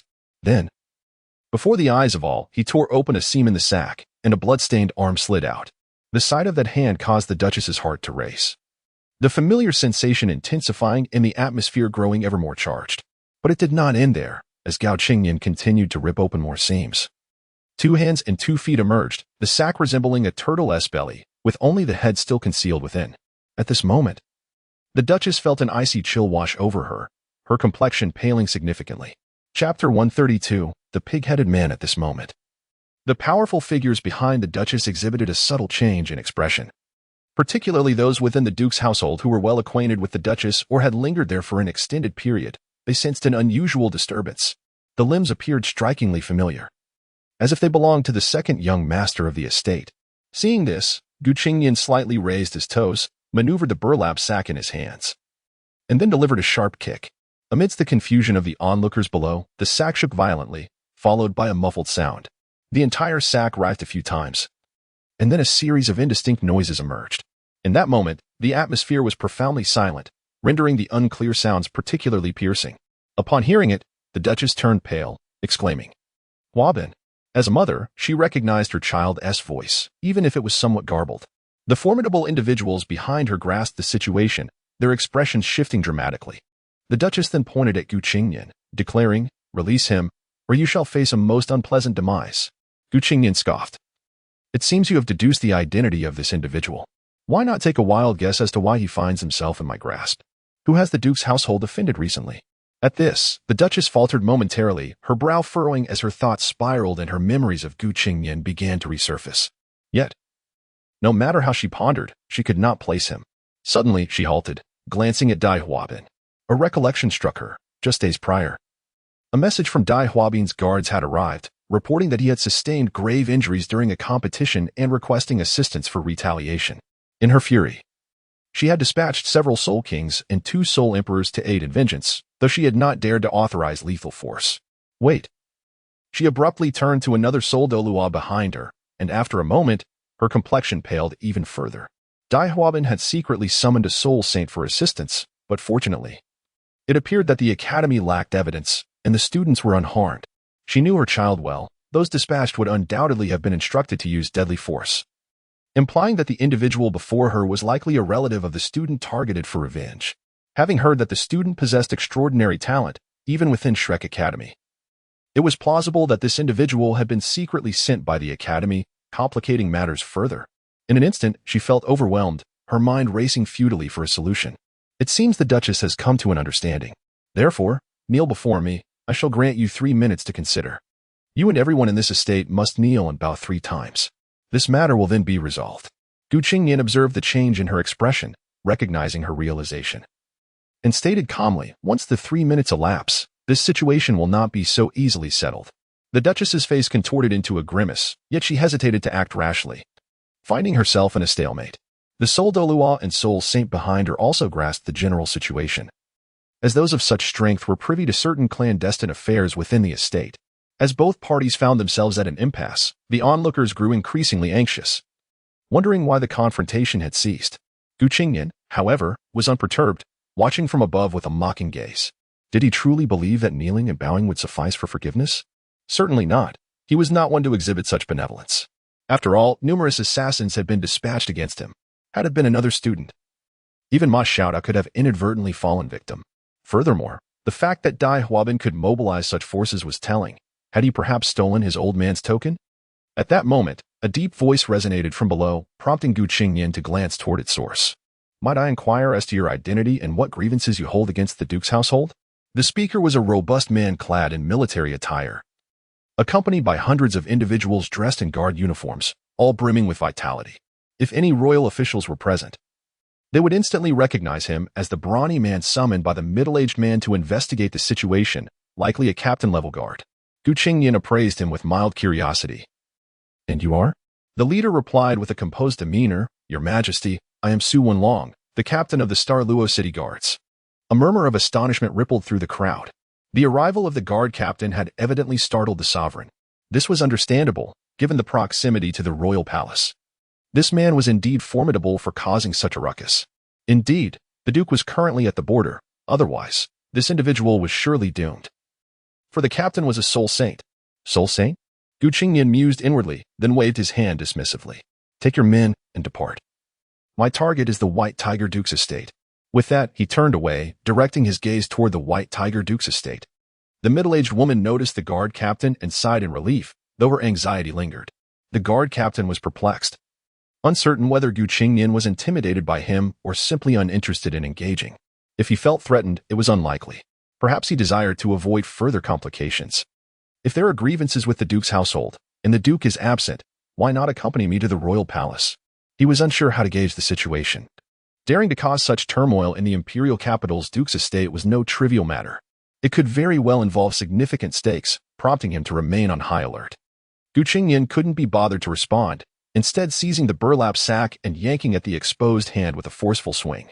In an instant, a surge of energy shattered the sack, followed by a cacophony of cracking bones as a figure began to emerge, first the abdomen, then the chest, and finally the face. The moment the face appeared, everyone within the White Tiger Duke's estate froze, exchanging bewildered glances. What did they just witness? All eyes converged on a figure that resembled a person, albeit one whose visage was obscured by blood and whose face was so swollen it resembled that of a pig. Lower still, 2 sausage-like lips were stuffed with an indiscernible object.